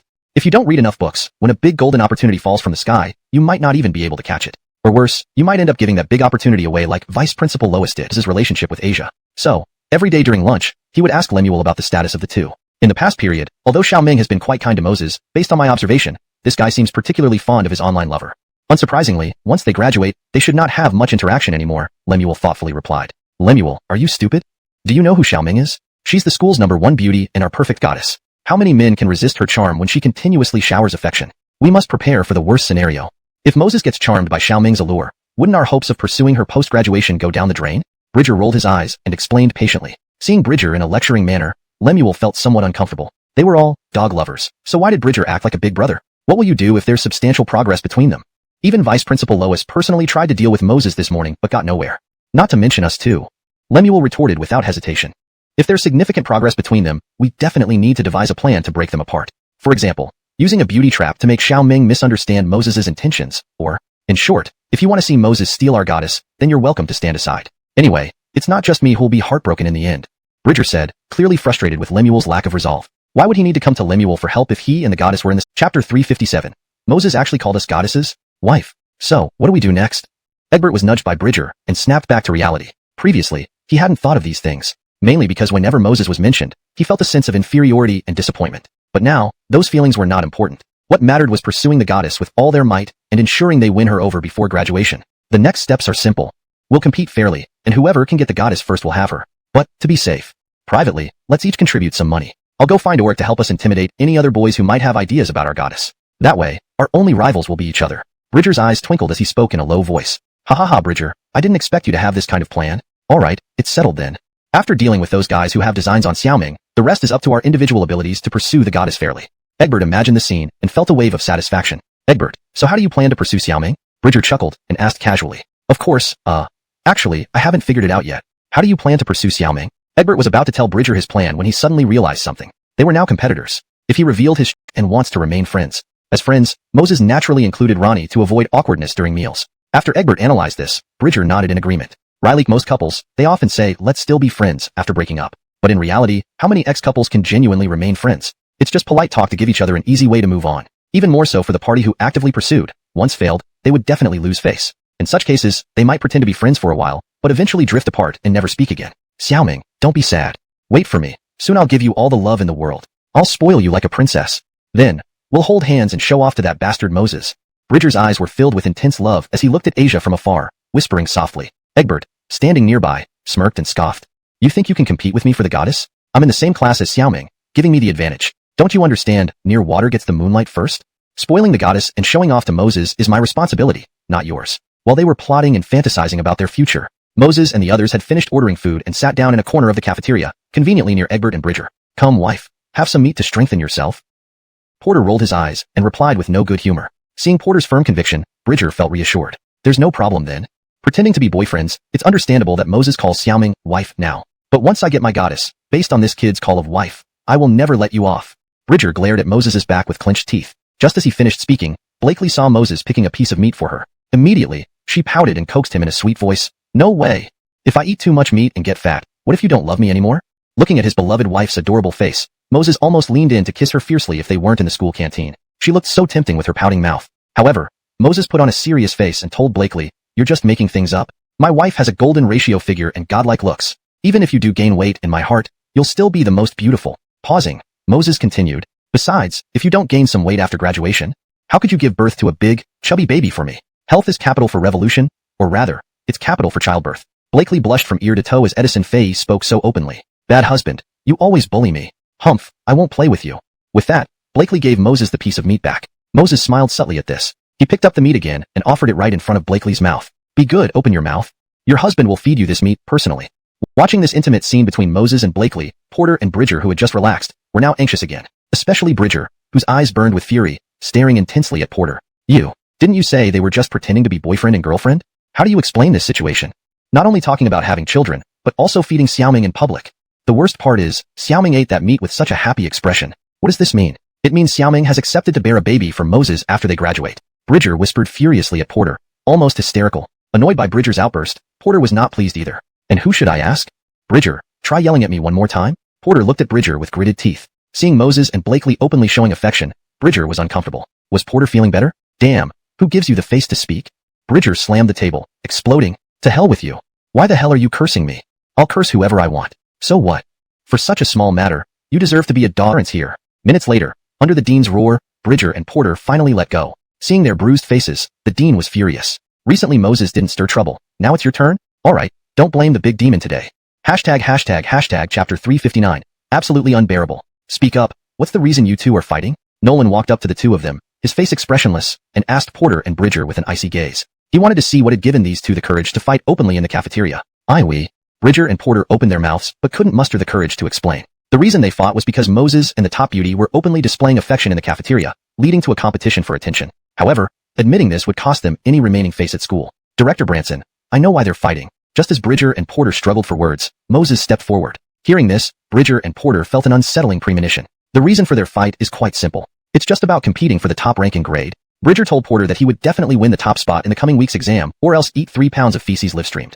As our class's top student, Porter naturally couldn't tolerate such arrogance from Bridger. He retorted that the top rank this time would be his. They kept bickering until it escalated into a physical fight. Moses paused, and then turned to address the entire cafeteria. Why are all of you standing around? Give Bridger and Porter a round of applause. Fighting is wrong, but their attitude towards studying deserves our admiration. Moses led by clapping first, and soon the other students joined in, looking at Bridger and Porter with admiration. Even knowing that Moses was the undisputed top student in the third year of Haicheng High School, the duo dared to challenge him. Moreover, they boldly claimed they'd eat feces live-streamed if they failed. Regardless of whether they could achieve it, their bravery deserved applause. Director Branson, I didn't. Seeing the admiring gazes of their peers, Bridger and Porter would have been thrilled under different circumstances. But now, striving for the top rank seemed like a suicide mission. Students Bridger and Porter, did you not say those words? We heard it clearly from both of you, along with Asia and Ronnie. So, don't pretend. Moses cut off their protest and turned to Nolan. Director Branson, while their behavior today was inappropriate, it stemmed from academic competition, which as educators, we should understand. Convinced by Moses's reasoning, Nolan agreed. Why are you both still standing there? Thank Teacher Edison for clearing things up for you. Otherwise, you'd be seeing your parents today, getting detention, and writing a 20,000-word apology. Nolan scolded them harshly. Despite knowing Moses was fibbing, could they deny it without inviting even stricter punishment? Thank you, Teacher Edison. They lowered their heads, feeling utterly frustrated, but secretly vowing retribution. Moses, do you think helping us will make everything okay after you took our goddess away? It'll never happen. Just wait, and you'll pay the price. Now get back to your classroom and study. Seeing their dispirited demeanor, Nolan became more upset. Director Branson, calm down. Don't take it out on kids. Remember, they want to compete for the top rank. If they fail in the upcoming week's exam, then punish them. Moses comforted him quietly. What if everyone uses this excuse next time they fight? How can the school manage then? Nolan paused, realizing the potential chaos. Teacher Edison, thank you for reminding me. I'll write a memo so I won't forget. Nolan nodded and left. His conversation with Moses was quiet, only heard by Ronnie and Asia nearby. Damn, Moses, that was quite a move. If they were punished right away, it wouldn't hurt as much. But now, it's like slowly boiling frogs. They'll still be punished if they fail the exam, and their reputations will be ruined thanks to your live-stream eating a comment. Ronnie marveled, raising a thumb. On second thought, Bridger and Porter have been pretty quiet lately. Why target them now? This wasn't lost on Asia either. They knew Moses wasn't petty. There had to be a reason. When Director Branson arrived and stopped them, Bridger and Porter kept giving me hateful looks. They were obviously jealous of me and Amina. And let's not forget, they've been trying to undermine me since before Amina and I got together. In their shoes, could you bear it? Chapter 360. On the eve of parents' meeting. All this is your damn fault. Why did you have to start a fight for no reason? Now look, thanks to Moses's words, we've lost all our dignity. As they walked out of the cafeteria towards the classroom, Bridger complained bitterly to Porter. Upon hearing these words, Porter sneered. He pointed out without holding back, sorry, but at that time, Moses said if you don't get first place in the grade, you'd have to eat poop live on stream. As for me, nothing happened. Noticing the gleam of schadenfreude in Porter's eyes, Bridger instantly flew off the handle. Fuck, are you thinking of picking a fight again? After saying this, he couldn't help but harbor deep resentment towards Moses. Damn it, why did Moses only target him and not Porter? Fighting. I think it would be better for you to go back and study hard instead. Aim to be the top student in the grade for the weekly exam. If you fail, you either eat poop live on stream or lose all your dignity. Choose for yourself. Porter adjusted his glasses with a sneer, striding ahead without minding whether Bridger exploded or not. However, if the two of them knew that Moses later told the Demon King that if either of them didn't come first, they would both face punishment, the scene might have been even more dramatic. After lunch, Moses, Asia, and Ronnie returned directly to the classroom. Now that he knew Asia was his obedient wife, Moses naturally needed to work harder to improve her grades. Iona, if you keep daydreaming while I tutor you, at that time, I'll punish you by not letting you kiss me for a week. In the classroom, seeing Asia often staring at him with a dazed look, Moses frowned and said helplessly, isn't this a bit too cruel? What if we shorten it to half a week? No, one day, no, just an hour. How can I help it when my boyfriend is so handsome, making me forget everything? Hearing this, Asia looked pitifully at him. Seeing his obedient wife pouting, Moses's resolve crumbled instantly. Well, let's take a break then. But after this, you really need to focus more. Otherwise, if your grades drop, how will I explain it to your parents? Moses sighed unhappily. While he didn't care much about their grades, could Asia's parents also afford not to care? If Asia's grades dropped, what if Aslan decided to break them up? Moreover, Moses had a strong premonition. With his tutoring livestream getting increasingly popular, if all candidates' scores improve this year, universities would likely raise their admission lines accordingly. Capital University has always been Asia's dream, although Moses didn't know why. But he definitely didn't want her to miss out on Capital University because she got outcompete by other candidates. Students, this afternoon is the parents' meeting for Class 2, Senior 3. Now, you can go to the school gate to bring your parents to the classroom. Before class started in the afternoon, the Demon King came to the classroom door and instructed the whole class. Upon hearing this, some of the straightest students beamed with joy. After all, as parents of high achievers, parent-teacher meetings were generally filled with praises. But things were different for the underperformers, who groaned in despair. Being scolded by teachers like little kids and having no chance to argue, they would then face wrathful parents at home. Oh crap. Moses, go to the school gate and pick up my dad along the way. I feel queasy, probably need to run to the toilet quick. Saying this, Ronnie, sitting behind them, quickly ran off to the bathroom. That guy. Shaking his head, Moses walked out of the classroom with Asia. Husband, do you think I look ugly in this outfit? What if Lena sees me and doesn't like me? As they walked towards the school gate, Asia looked down at her loose uniform, her beautiful eyes full of worry. Seeing his wife worried again, Moses couldn't help but laugh. Iona, don't worry. My mom won't be attending the parent-teacher meeting today. Even if she does, she won't dislike you. You know, my mom gave you the family heirloom, which means something significant, don't you understand? Hearing this, Asia heaved a sigh of relief. I know what it means. It means Lena already accepts me as a daughter-in-law. Hee. But, husband, this is the parent-teacher meeting for Class 2, Senior 3. According to Demon King's nature, no parent will be allowed to skip. Lena, this? Asia raised her big question mark eyes. Seeing her curiously questioning look, Moses decided to tease her a little. We'll see once the parent-teacher meeting starts. Let's go meet my brother Ryling. Laughing, Moses took Asia and quickly walked towards the school gate. Chapter 361. Brother Edison, I want to break Iona's boyfriend's legs. Dad, why are you here? Didn't we agree that Natasha was going to attend my parent-teacher conference? Moses and Asia had just arrived at the school gate when Asia saw Aslan among a group of parents in the distance. What? You don't want your father to come to your parent-teacher conference? Over these 3 years, your father has been busy with work. This is the last parent-teacher conference. No matter what, I must attend this one time. Aslan affectionately rubbed Asia's head. After saying this, he finally noticed Moses standing next to his daughter. Instantly, his eyes lit up. Brother Edison, you are classmates with Iona? Seeing her dad's expression, Asia couldn't help but giggle behind her hand. If Dad knew she was dating Moses, would he still call him Brother Edison? Yes, Brother Ryling. Moses responded somewhat guiltily to Aslan. He hadn't forgotten that Asia had told him before. If Aslan found out she was dating someone, he'd definitely break both of that person's legs. Cough, well, Iona, go back to the classroom first. I'll join you and Brother Edison later. Aslan's eyes darted around, not sure what he was thinking, before turning to speak directly to Asia. Dad, what are you planning to do? Asia looked nervously at her dad. Even though last time Dad had considered introducing Moses as her boyfriend, Asia was still worried. What if Dad changed his mind and decided to chase down her boyfriend and beat him up when he found out they were really dating? You silly child. I only want to talk to Brother Edison about some business matters. Why should a little girl like you ask so many questions? It's so hot outside. Go back to the classroom quickly. Aslan frowned and directly reprimanded Asia. Hearing this, Asia breathed a sigh of relief. As long as Dad wasn't finding trouble for her boyfriend, everything else could be resolved easily. Well, please hurry up. Otherwise, once all the other parents get to the classroom, Director Branson will surely be upset. After reminding her dad, Asia slowly headed towards the classroom. Once confirmed that his daughter had left, Aslan didn't waste any time. He pulled Moses aside and asked in a low voice, Brother Edison, since you're in the same class as my daughter, then you must know about her relationship, right? Know about it? Not only do I know about it, but I'm actually dating her. Seeing Aslan's fierce look, Moses took a deep breath and forced himself to stay calm, resisting the urge to run away. He cautiously asked, Brother Ryling, do you have any plans? As the saying goes, know yourself and your enemy, and you can fight 100 battles without disaster. Moses wanted to handle this potential future father-in-law and now needed to understand Aslan's intentions clearly. Otherwise, how could he solve this problem? Do I have plans? Of course I do. I've raised my daughter for 19 years through hard work, and in the blink of an eye, she's been taken away by another stinky boy. As her father, it would be strange if I didn't have something to say about it. Just mentioning this, Aslan felt anger rising in his heart. Last time, after introducing Moses to his daughter, when he returned, Moses had already fled because Asia hadn't explained anything. So Aslan had always believed that his daughter had a boyfriend and therefore refused Moses. So, when you find out who Iona's boyfriend is, what do you plan to do? Watching Aslan become increasingly angry, Moses felt more and more nervous. Brother Edison, you call my daughter Iona? Aslan paused, looking at Moses suspiciously. Why did Brother Edison call his daughter by such a close name? Feeling Aslan's doubtful gaze, Moses' heart sank. Oops, he might have exposed himself by accident. Well, there's nothing wrong with that nickname. As I call you Brother Edison in your eyes, Iona is like your junior. Without waiting for Moses to respond, Aslan rationalized it himself. Hearing this, Moses hurriedly nodded, agreeing inwardly while secretly wiping sweat from his forehead. If I find out which boy has lured my daughter away, forget other things, I will break one of his dog legs today. Aslan returned to the main topic, his face full of anger. Seeing Aslan's expression, Moses shuddered. Damn, his potential future father-in-law was too brutal. Breaking one leg, this was getting serious. He had to persuade Brother Ryling properly today. Well, Brother Ryling, I think children dating should be allowed to happen naturally. After all, we also went through this era. We should understand each other. As long as the two kids don't affect their studies and don't do anything inappropriate, isn't that fine? Moses took a deep breath and gently advised Aslan. No way, absolutely not. Even if it doesn't affect their studies or cause inappropriate actions, I still disagree. Brother Edison, just tell me directly who Iona's boyfriend is. Once I break one of his legs, we can chat leisurely afterward.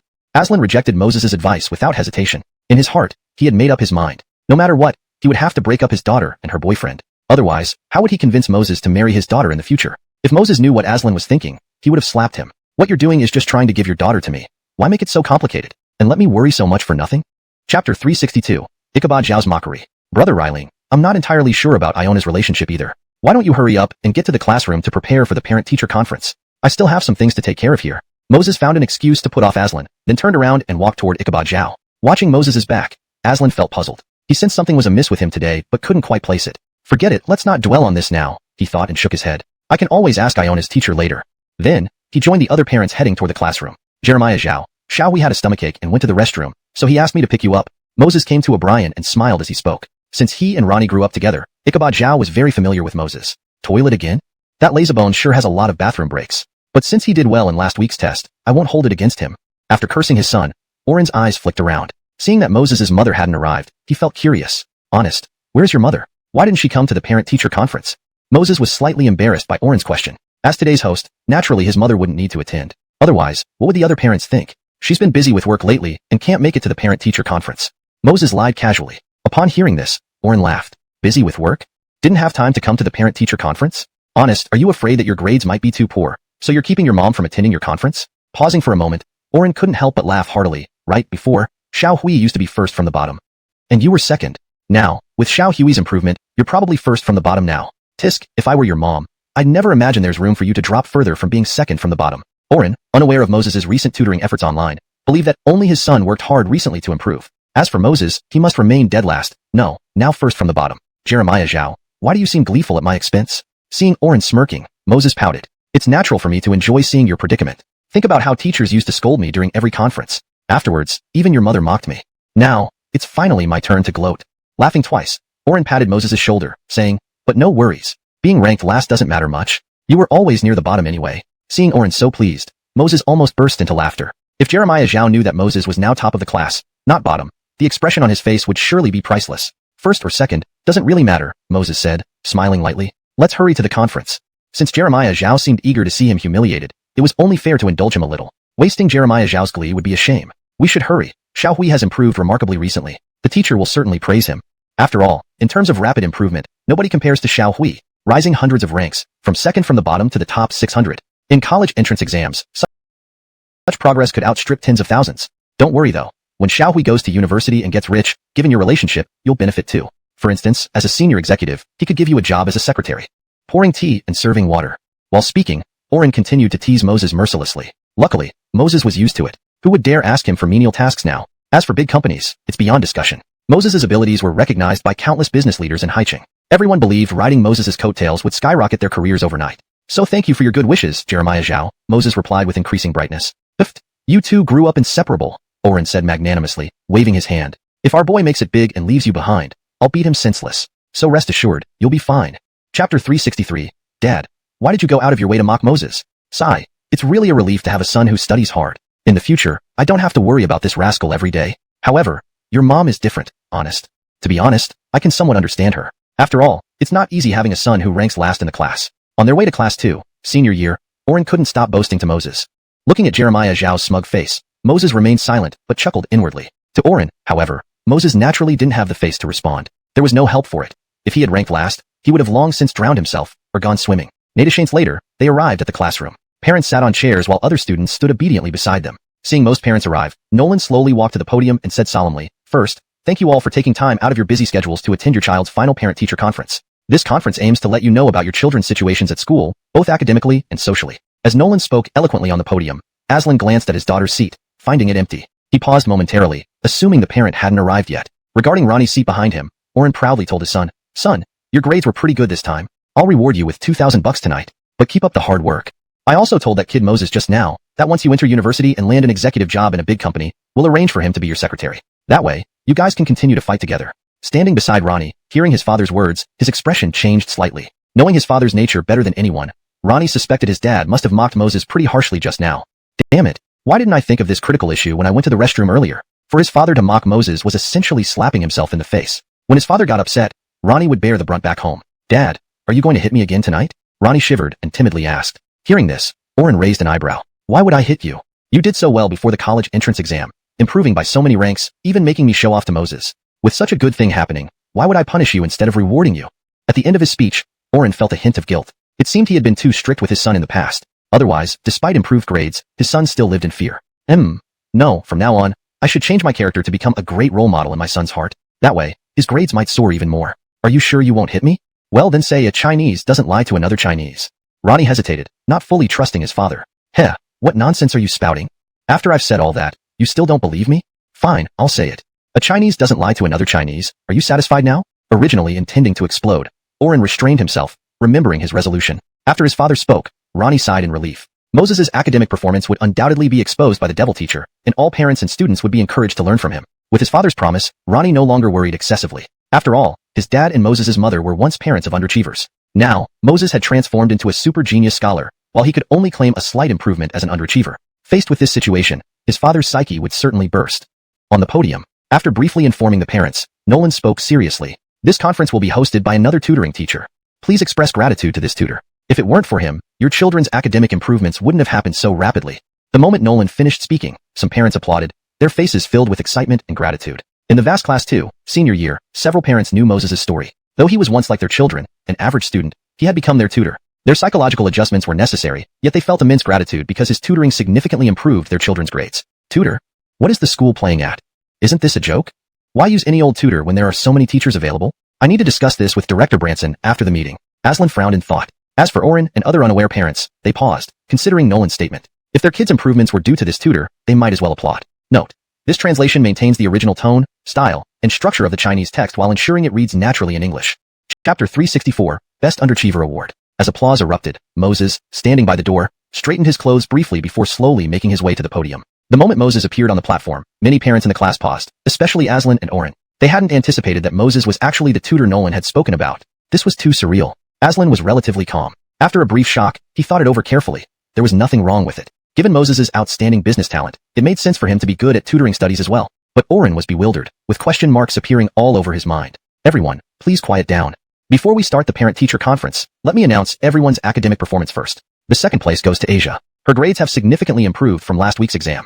At this pace, it won't take long before she can secure admission into a prestigious university, Moses stated. However, we still need to work hard. Parents also need to support their children, trying not to bring any negative emotions to them. Try to meet their reasonable demands, and don't look for trouble.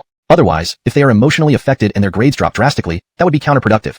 Moses addressed the audience seriously from the podium. His words were mainly aimed at Aslan, intending to discourage him from seeking trouble. Otherwise, if Aslan insisted on finding out who the boyfriend of his obedient wife was today, things could get very troublesome. As expected, after Moses' speech, Aslan thought it over and nodded subconsciously, albeit with different intentions bubbling in his mind. If I find an opportunity to inquire about the situation privately from the teacher, it shouldn't affect my beloved daughter's mood, right? As long as my daughter doesn't know, everything will be fine.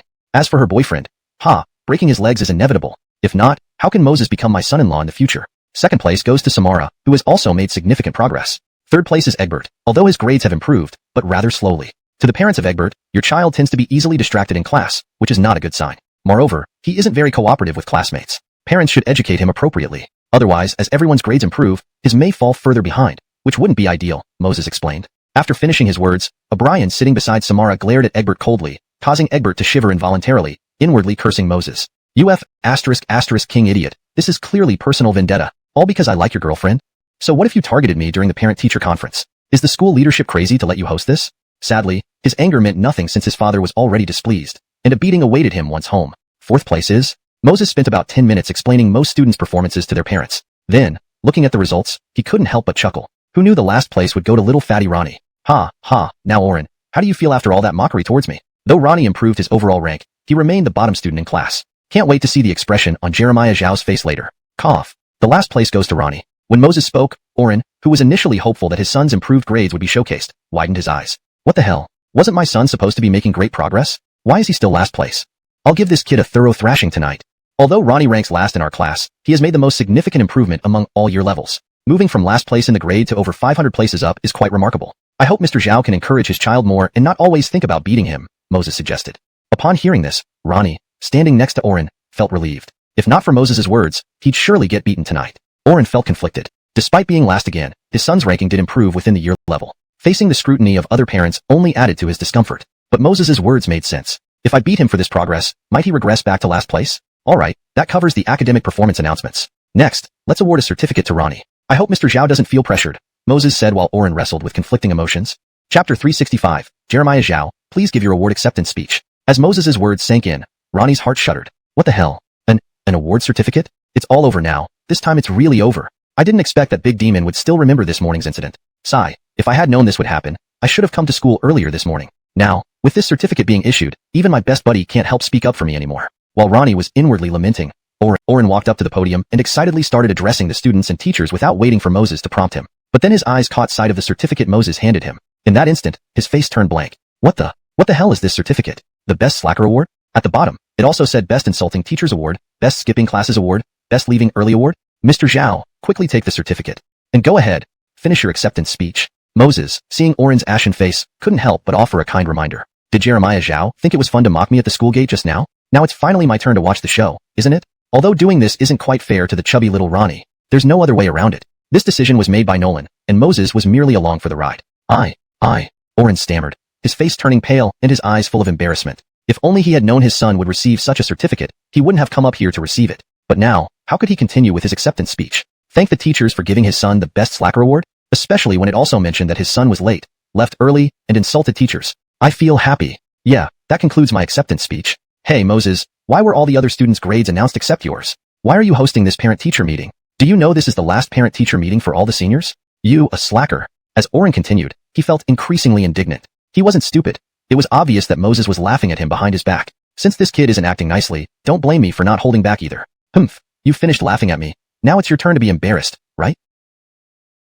Besides, you and my son are both slackers, so if my son is humiliated like this, you shouldn't escape either. Jeremiah Zhao wants to hear my grades? Or maybe let's not. I'm afraid your heart can't take it. Moses knew very well what Oren was up to and couldn't help but kindly warn him. Upon hearing this, Oren snorted. Afraid his heart couldn't take it? Sorry, your Jeremiah Zhao has an exceptionally strong heart. Otherwise, how could he have endured his son always ranking last every exam for years? That's built up resilience, not just luck. Moreover, Oren suspected Moses was just dodging embarrassment before all these students and teachers. How could Oren stand for that? Embarrassment should be shared equally, not just inflicted on one person alone. Don't worry, go ahead and say it. Your Jeremiah Zhao has a healthy heart. After all, what haven't I seen over the years? Oren waved his hand nonchalantly. Seeing this, Ronnie, standing below, had a bad feeling. Initially, he was somewhat pleased when Moses didn't announce his own grades. No comparison means no hurt. As long as Moses didn't reveal his grades, Dad might even be happy about his improved performance. But once Moses's grades are revealed along with this certificate, things would definitely go downhill tonight. Unfortunately, Ronnie couldn't stop this situation. His father had chosen to walk into this predicament on his own accord. Before I announce my grades, there's something I need to tell you, Jeremiah Zhao. Tonight, I need to have a detailed discussion with Ronnie about his future study plan, so he probably won't be coming home tonight. I hope you can understand. Moses saw Ronnie's terrified look and slowly explained. As Moses spoke, the big rock in Ronnie's heart finally settled down, and he felt touched. Truly a good brother, willing to help out in a critical moment. Note asterisk the translation tries to preserve the original structure, tone, and style while ensuring readability in English. Chapter 366. What's the point of good grades? These are all trivial matters. All I want to know right now is how you're doing in your studies. Oren curled his lips, even though he knew Moses was deliberately trying to defend his son. But at this point, he couldn't care less. This brat Moses had made fun of him so many times. If he didn't get revenge today, how could he show his face to others in the future? Jeremiah Zhao, let it go? My mediocre grades aren't worth your notice. So, it's better not to mention them. Moses coughed lightly and weakly said to Oren. To Oren, the more Moses acted like this, the more convinced he became that Moses's academic performance might be worse than his own son's. The reason he mentioned that his son was the last in the class was because Moses was hosting this parent-teacher conference. As the host, if Moses did not disclose his own grades, it wouldn't have been strange. After all, revealing such an embarrassing score would make things even worse. Not acceptable, everyone has revealed their scores. How can you not do the same? It would be unfair to other students and parents otherwise. Oren waved his hand, insisting. Seeing this, Moses sighed. Since Jeremiah Zhao insisted on knowing his grades, he couldn't blame him for what happened next. After all, Moses had already given Jeremiah Zhao 2 chances, but he didn't cherish them. Then listen carefully, Jeremiah Zhao. In the last weekly exam, my total score was 748 points, ranking first in the class and the grade. Moses took a deep breath and slowly told Oren. Upon hearing this, Oren's expression changed dramatically. A total score of 748 from the last weekly exam? Is this a joke? And ranked first in both the class and the grade? Wasn't he supposed to be second to last in the grade? How did it suddenly turn into first place? Impossible. Absolutely impossible. His son's study improved significantly just to rise to 500th in the grade. How could Moses, this kid, become the top student in a snap? I know you don't believe me, Jeremiah Zhao. It's okay. You can ask Director Branson, or ask the whole class. Moses, seeing Oren's incredulous look, kindly reminded him. Hearing this, Oren glanced at Director Branson, who nodded at him.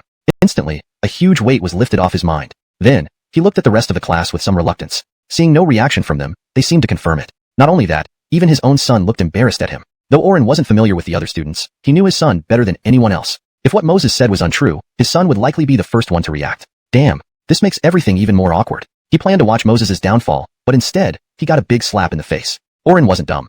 He now realized that Moses never mentioned the top student when announcing the results earlier, and being both the host and representative obviously indicated he was the top student. Unfortunately, he didn't think of it before, and now he had put himself in a situation where he got thoroughly embarrassed. Damn, I really messed up. Alright, everyone, let's move on to our learning plan for the coming period.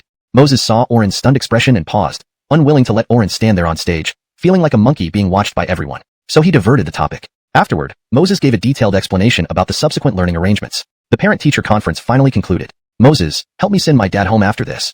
I'm afraid he might lose control and hit me. After the meeting, Ronnie hurriedly asked Moses.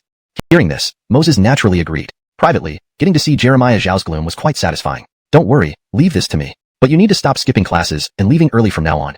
After school, come to my house honestly. I'll tutor you and Amina together.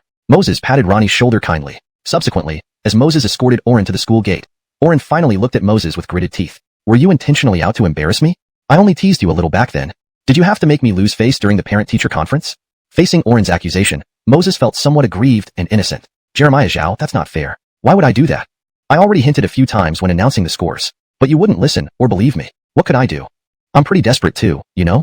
Seeing Moses's seemingly innocent expression, Oren almost wanted to curse. Looking back, he did insist on asking about Moses's grades and ended up putting his face on the line, leading to his embarrassment. Damn, why does it still feel unpleasant? Stop thinking too much, Jeremiah Zhao. My good grades are a good thing. Think about it. I can help Ronnie improve his grades. If he can get into college because of this, it's a win-win. Seeing Oren still sulking, Moses sighed helplessly. While watching Jeremiah Zhao suffer wasn't bad, he needed to consider Ronnie's future. If Oren got too angry, Ronnie might end up suffering. While that's true, don't get too happy too soon. After graduation, you will still have to come back and take over my company properly. Anyway, I've prepared your share of the company. By then, with your help for Ronnie, I can confidently pass the company to both of you. Oren curled his lips and said to Moses unhappily. Chapter 367.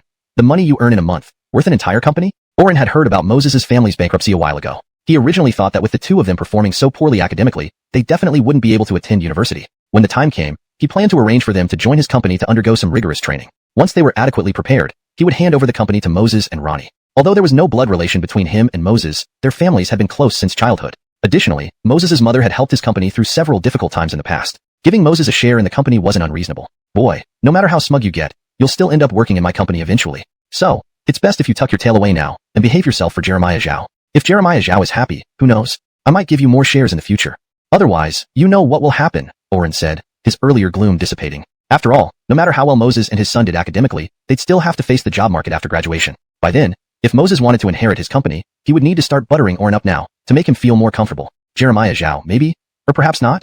I don't think Ronnie and I need to inherit your small company, Moses replied weakly. His thoughts on the matter were simple. Once he and Ronnie finished university, he would take Ronnie along to start a business together. Given the long-standing friendly relationship between their families and the fact that he and Ronnie grew up together, it made sense for them to support each other financially as well. A small company?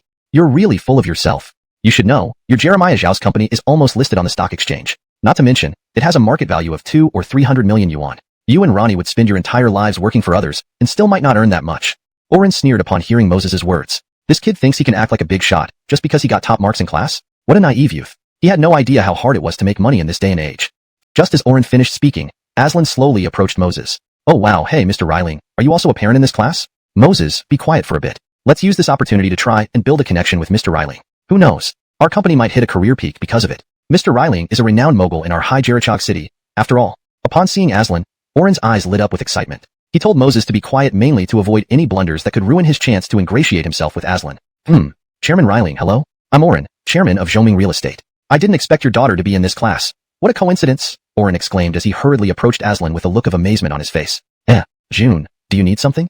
Aslan was taken aback by Oren's appearance and asked out of reflex. He had noticed during the parent-teacher conference that Moses and Oren were quite close, so he greeted him politely. Well, here's the thing. We recently acquired a piece of land, but our company doesn't meet the necessary qualifications. So, I wondered if there's a possibility for collaboration between our companies, Oren explained without beating around the bush, having heard about Aslan's straightforward nature. Collaboration? June, there might be a misunderstanding.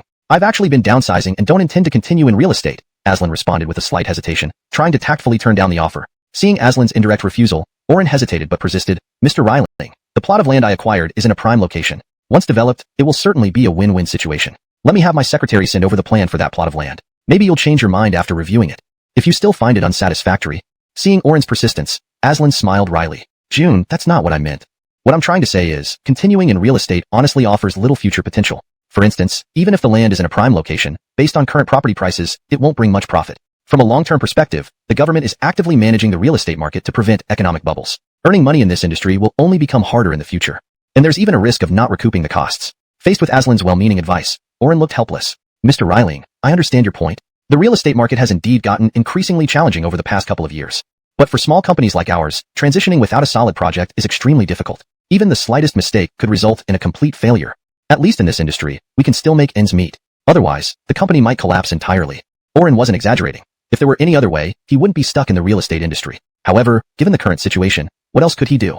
Riley, Oren said, staying in real estate at least allowed him to survive. Staying put ensured he wouldn't lose everything. Now older, he simply wished to establish a more stable foundation for the next generation. Even if real estate eventually failed, having a financial cushion would help his son and Moses rebuild. For himself, changing industries at his age was too risky. Hashtag chapter 368, grand finale, just scraping by? Now, I may be overstepping, but what's the relationship between June and Moses? Aslan looked at Oren with a puzzled expression. Logically speaking, if younger brother Edison possessed such exceptional business acumen, and if Oren had a close relationship with him, there was no way things would have deteriorated to this extent, right? What's my relationship with Moses? General Manager Riley, does our cooperation depend on this? Oren asked, slightly confused. Seeing Aslan remain silent, Oren continued to explain. Moses is someone I've watched grow up since he was little. To be honest, in my heart, I consider him like a second son. Even this small company of mine, I always thought that once my son and this kid finished school, I'd hand it over to them. After hearing these words from Oren, Aslan staggered slightly. He now seriously suspected that Oren was being overly boastful. What the heck? You're so close to younger brother Edison, yet you're asking me for cooperation? Are you teasing me? I'm still only half an employee under younger brother Edison myself. That, Jeremiah Zhao, maybe we should just forget about it. Elder brother Riley clearly doesn't want to cooperate with you. Why put yourself through this trouble? Seeing the situation, Moses couldn't help but interject from the side. You shut your mouth. That, General Manager Riley, my child is immature. Please don't mind him. Oren glared sternly at Moses before turning back apologetically to Aslan after reprimanding him. Upon hearing this, Aslan's face twitched, and Moses couldn't help but laugh bitterly. Jeremiah Zhao, aren't we just talking about earning a few lousy bucks? Is it really worth it? Damn, this kid just topped the grade exams and is already getting so arrogant? You call a few $1,000,000 lousy bucks? Kid, if you don't shut up, do you think I won't slap you? Do you know how much money this piece of land can make us? At least around 10 million. Oren said this with visible annoyance as he lectured Moses. Seeing the interactions between Oren and Moses, Aslan finally realized something and couldn't help but laugh. June, don't tell me those 10 million or so actually look like a pile of lousy bucks to younger brother Edison. Honey, do you think I might have done terribly in the exam? What if we end up not going to the same university? What then? On their way to the school, Asia held Moses' hand tightly, nervous. Hearing this, Moses chuckled softly, reaching out to gently tap her nose. My dear, what are you worrying about? I tutored you personally recently, so I know best how well you've been doing academically. If even a place like Capital University can't accept you, wouldn't I be a terrible tutor? Don't worry, let's go to a cafe and check the results. Moses led Asia to a nearby cafe, where they waited to check the scores. That evening was when the exam results were released, so Moses came specially to accompany Asia near her home to check the results together. Honey, my score is out, 720 points. The admission line for Capital University last year was around 650 points. This year, I'm 70 points above the line from last year. It should be fine. A moment later, after checking the results, Asia was overjoyed upon seeing the 720 points displayed. She threw herself into Moses' arms immediately. Looking at Asia's happy face, Moses felt genuinely pleased for her. Let's go eat a big meal to celebrate, he said, laughing. My wife scored 720 points. This way, both of us entering Capital University shouldn't be a problem. Smiling, Moses took Asia downstairs. No, your results haven't been checked yet, honey. If Asia hadn't mentioned it, Moses almost forgot. It didn't matter much whether he checked or not since his Olympiad results spoke for themselves. But since his obedient wife wanted to see, he decided to check it too. Nadashanes later, when Moses' results came out, both of them were stunned. A perfect score of 750 points. Honey, you're terrifying. How could you get 750 points? Not one past top scorer has ever achieved a perfect score. Asia said, astounded. Just as Moses was about to speak, a familiar voice came from beside them. What are you both standing around for? Hurry up and find a place to eat and celebrate. While you're at it, plan your engagement as well. With these words, Aslan and Tamara stood next to them, smiling warmly.